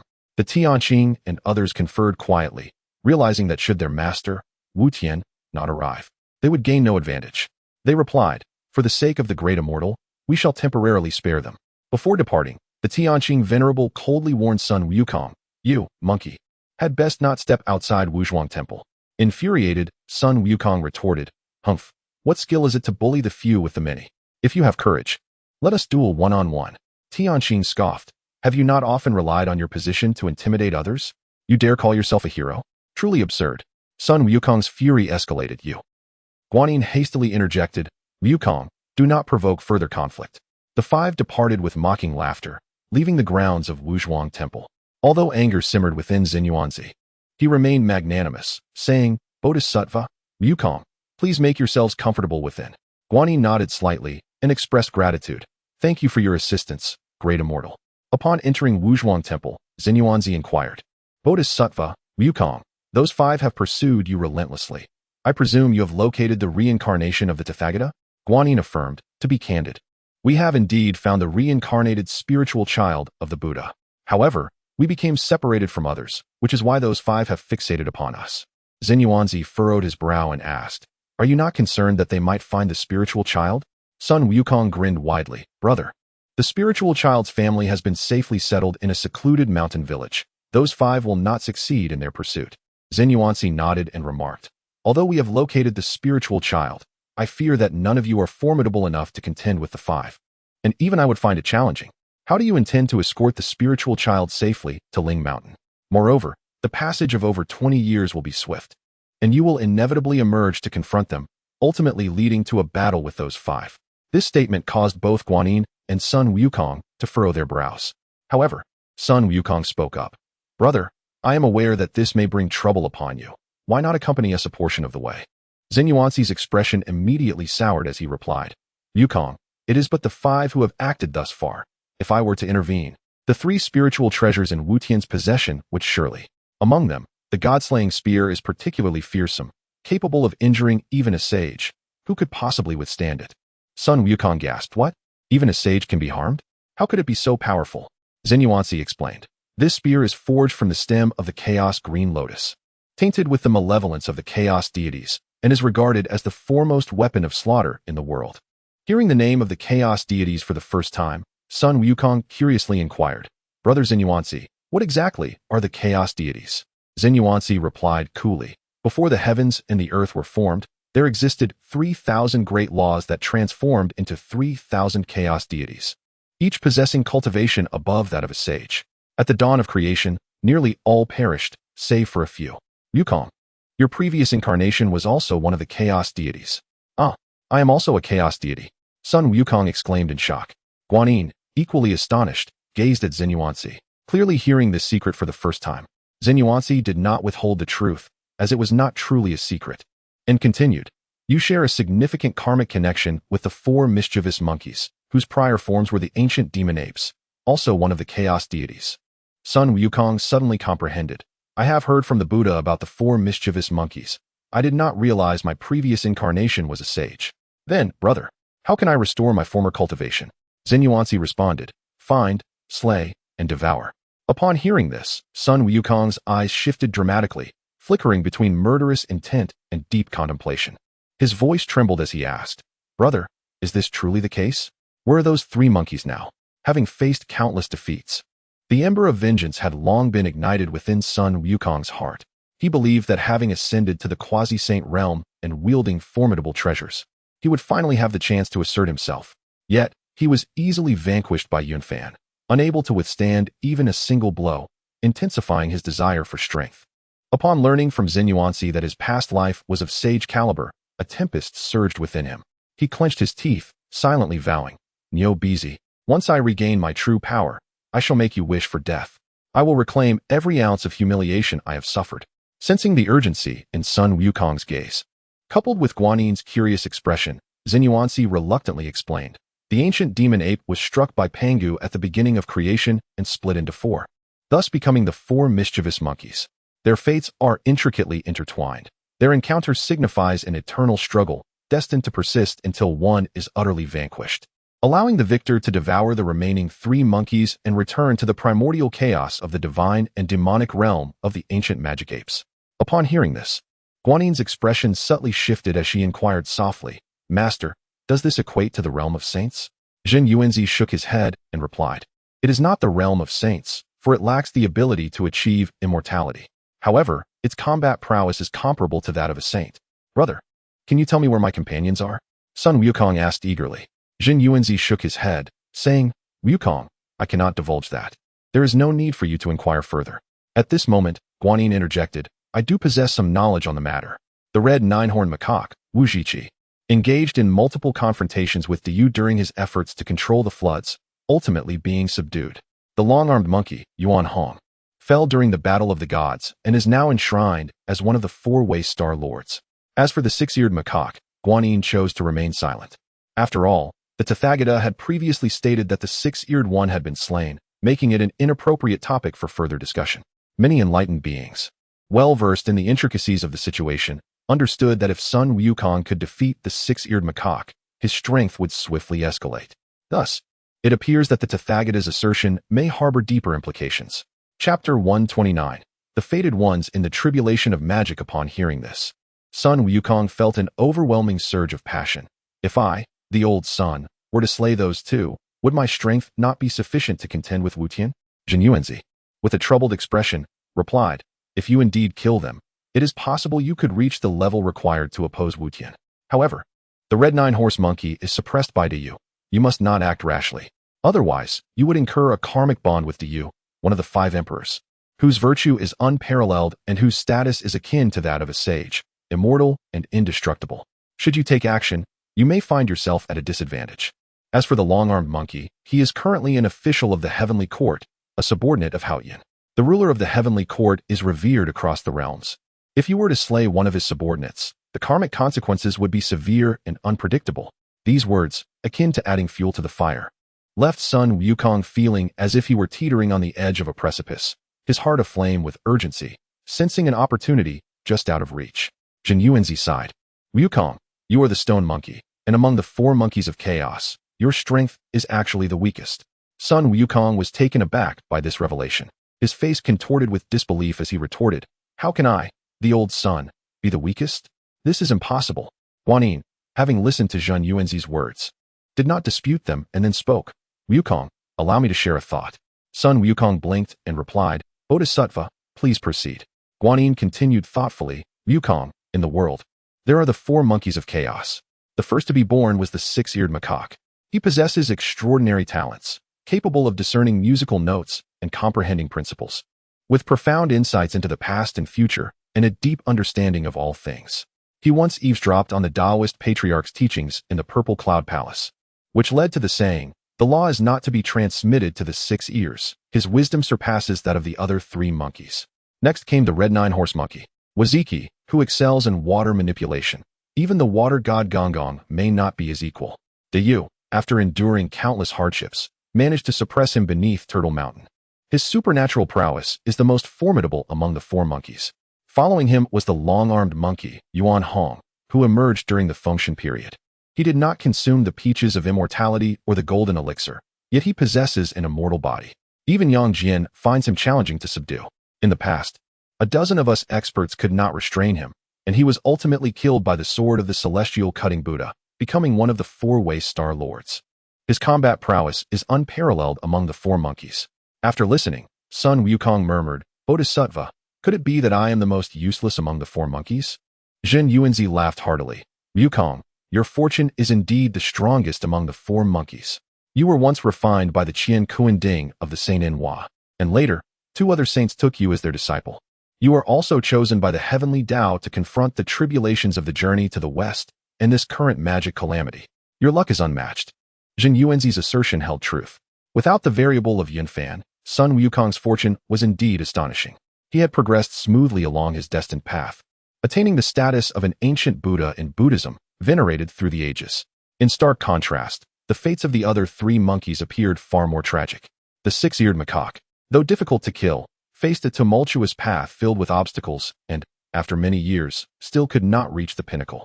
Wuziki and Huanghuang, despite their former renown, had fallen early. The havoc-wreaking Sun Wukong was, indeed, far luckier than they. In ancient times, Wu Zhiqi clashed with the legendary Emperor Yu, ultimately unleashing a catastrophic deluge. It was only through the efforts of celestial generals summoned by Yu that he was subdued, thus restoring order and earning the title of human sovereign. Huanghuang bravely resisted the 12 golden immortals, proving formidable even to the sages, until he was ultimately subdued by Nua's map of the mountains and rivers, culminating in his demise by the celestial slayer's flying dagger. None of them had the protection of a sage as a mentor. They all forged their illustrious reputations through sheer tenacity and prowess. In stark contrast, Sun Wukong grew up under the shelter of guardianship, seeking the aid of Guanyin at the slightest setback.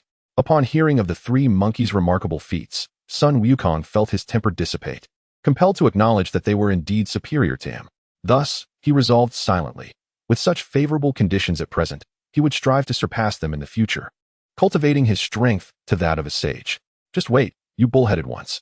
Sun Wukong's fortune is unparalleled, akin to a destiny befitting a protagonist. Without the presence of Yunfan, he likely would not have traversed such a tumultuous journey.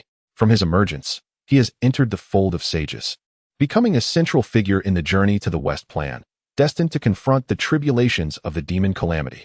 In a mere millennium, he experienced the journey to the West and the demon tribulation, attaining the status of a quasi-saint and becoming the most formidable quasi-saint in Buddhism, seizing opportunities that many practitioners would find unattainable in a lifetime. As a direct disciple of Kunti, future Buddhist resources will undoubtedly tilt in his favor. Such protagonist-like fortune is beyond the reach of others. Across the myriad realms, countless practitioners number in the billions, yet few are graced with such celestial opportunities. He requires little effort to reap the rewards, and even Yunfan might feel inadequate in comparison. Yunfan's current status is a result of his own scheming and strength, and while others may harbor resentment, they cannot deny his brilliance. He has established merits that led to his ascension as a sage, addressing the plight of spiritual energy depletion across the realms, a commendation that is indisputable. Even though Yunfan's arrival altered many original trajectories, Sun Wukong's fortunes still rank just below his. Upon reaching Huanghuang Temple, Sun Wukong uncovered these hidden truths and silently lamented. This visit to Huanghuang Temple was indeed worthwhile, enlightening me on many matters. When the time comes to seek my master's assistance, I shall ensure the eradication of those 3 monkeys one by one. As for the affairs of Emperor Yu and the Jade Emperor, Sun Wukong did not concern himself with them. For now, he felt he had finally discovered an opportunity for vengeance, his heart brimming with exhilaration. Yet, despite the promising chance, the present predicament was inescapable. Guanyin sighed softly, stating, "We are already being watched. If we attempt to leave, we shall be intercepted by Wu Tian. If we do not leave, we can only remain trapped here. Should we miss this opportunity for 33 years, we would have to wait another 33 years. Jin Yunzi spoke helplessly. It is not that this humble monk is unwilling to intervene, but even if I did, it would be futile. I am no match for Wu Tian. An unsolvable deadlock looms before them. If escape is not possible, 33 years will swiftly pass. The anxiety is shared not only by them, but also by Jiajin and Kunti, who are far away in the 10,000 Buddhas' heaven, growing increasingly restless. The Bodhisattva of guidance, with a bitter expression, spoke, "Junior brother, the 12-petal golden lotus is the treasure of our sect that suppresses fate. I had hoped to retrieve it to restore our fortunes, but alas, it has fallen into the hands of Tong Tian, and it seems we shall never reclaim it. Now, with Wukong ensnared in peril, what shall we do?" Zhuan Ti, ever perceptive, furrowed his brow in contemplation and after a moment said, "Perhaps Kong Xian can engage in battle with Wu Tian. We should enlist his aid to rescue Wukong." The Bodhisattva of guidance nodded in agreement. However, Kong Xian is proud by nature. Though he was once invited to join us, he never truly submitted. Now, even though he has been conferred the title of Mother Buddha, he may be reluctant to intervene. Zhuan pondered for a moment and replied, then let us summon him. Regardless of the circumstances, he must be compelled to act at least once. Should the 33 years pass without the return of Tathagata, our sect's fortunes will surely suffer greatly. At that moment, Kong Xian was in the Buddhist realm, chastising the rock with a relentless whip. You wretch, how could you be swayed by mere words from Tathagata? Becoming mired in countless karmic burdens and consuming the populace of an entire nation? What benefit do you gain from feasting upon ordinary people? Kong Xian's reprimand was not without cause. The rock indeed acted foolishly. Consuming the essence of cultivators, whose karmic weight is light, could be advantageous. However, devouring common folk not only yields no benefit, but also invites severe karmic repercussions, ultimately harming oneself. Chapter 130, Wukong. You truly found the reincarnation of the Buddha, since Kong Xian brought the rock back to his lair. He had taken to striking it with a whip whenever he found a moment. Proud as the rock was, it could only bow its head before Kong Xian. For its elder brother's might was overwhelming, and it willingly submitted. One day, the White Lotus boy arrived at Kong Xian's abode and respectfully said, I have come to see the Buddha Mother. The two venerable ones request your presence in the land of 10,000 Buddhas. Kong Xian pondered briefly. The summons from Jane and Zhuan must pertain to the matter of the demonic tribulation. Very well, I shall make the journey. He promptly agreed. Very well, I shall set forth at once. Following this, Kong Xian accompanied the White Lotus boy to the land of 10,000 Buddhas. Though reluctant in spirit, he was not foolish, nor was he as impudent as the rock. Upon meeting the two leaders, he bowed deeply. Disciple Kong Xian pays his respects to the two leaders. Zhuan smiled broadly. Buddha Mother, please rise. We have summoned you today for a particular task. Anticipating the nature of the request, Kong Xian inquired, is it concerning the demonic tribulation? Zhuan nodded, indeed. At this moment, Guanyin and Wukong are trapped in Huanghuang Temple, and we require your assistance to thwart Wutian. Kong Xian furrowed his brow and replied, currently, Wutian's powers exceed my own. It may prove difficult to contend with him. Zhuan, still smiling, reassured him, Buddha Mother is being modest. Your five-colored divine light can dispel all things. Even if you are slightly inferior, the gap is not insurmountable. You need only to entangle him. Jane, appearing troubled, added, Buddha Mother, for the sake of the Buddhist fortune, we implore you to take action this time. Kong Xian inquired solemnly, only this once? Zhuan, harboring annoyance yet maintaining her smile, affirmed, only this once. We ask Buddha Mother to lend us your strength. Kong Xian nodded in agreement. Very well. I shall proceed to Huanghuang Temple and witness Wutian's prowess. With that, he rose and departed the land of 10,000 Buddhas. Heading straight for Huanghuang Temple, Jane sighed. In the end, he is not our direct disciple. Wukong, however, should be nurtured with care. He may one day inherit the great teachings. Chosen twice by the heavenly way, he must possess great fortune. Zhuan concurred. What you say is entirely correct, brother. Wukong's destiny is extraordinary. Though his temperament is fierce, he is resilient and should be entrusted with greater responsibilities. Ultimately, handing the great teachings to outsiders is not a sustainable strategy. When the time is ripe, let Wukong take the reins. Maitreya is not suited for such weighty responsibilities. Wukong is far more fitting. The news of Guanyin and Sun Wukong's entrapment in Huanghuang Temple finally reached Randin, Puxian, and Wenshu. The three hastened to Huanghuang Temple. Randin urgently inquired, Wukong, have you truly discovered the reincarnation of the Buddha? Sun Wukong nodded vigorously. Indeed, the ancient Buddha has been securely placed by me. However, we were discovered by 5 of Wutian's esteemed subordinates, and now the 5 of us are trapped here. Why not break free and subdue those 5 demons first? Randin quickly advised against it. Wukong, do not act rashly. Although the 5 esteemed ones are merely in the realm of quasi-saint, Wutian may appear at any moment, and none of us can match him. Impatient by nature, Sun Wukong exclaimed, this cannot be done, nor can that. What are we to do? Must we truly hide here for 33 years? I say, let us venture forth. Even if Wutian is formidable, can he truly withstand us?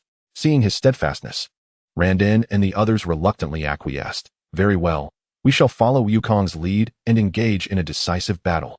Thus, the 5 aspiring saints stepped beyond the confines of Huanghuang Temple. No sooner had they emerged than Wutian and the 5 revered elders intercepted them. Seated atop the 12th grade Black Lotus, Wutian spoke with a calm demeanor.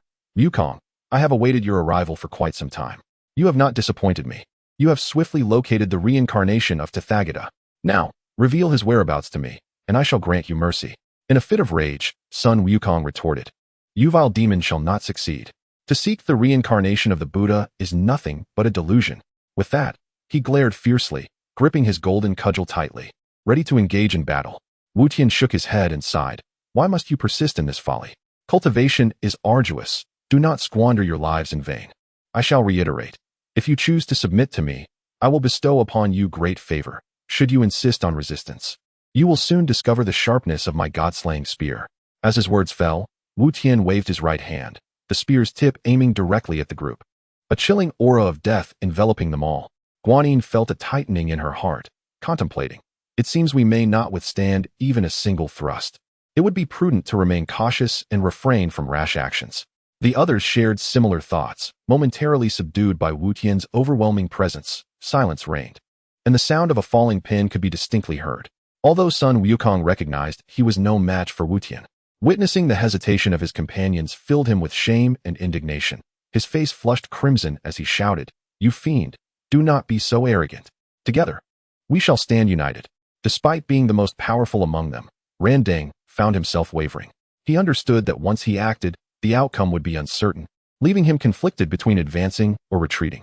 Noticing their trepidation, Wu Tian erupted into laughter. "Ah, so you are all but cowards."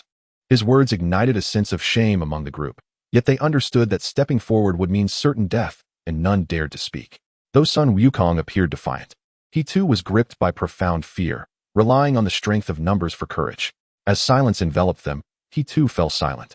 "So you are Wu Tian? I have come to confront you." Suddenly, a plain voice resonated from the heavens.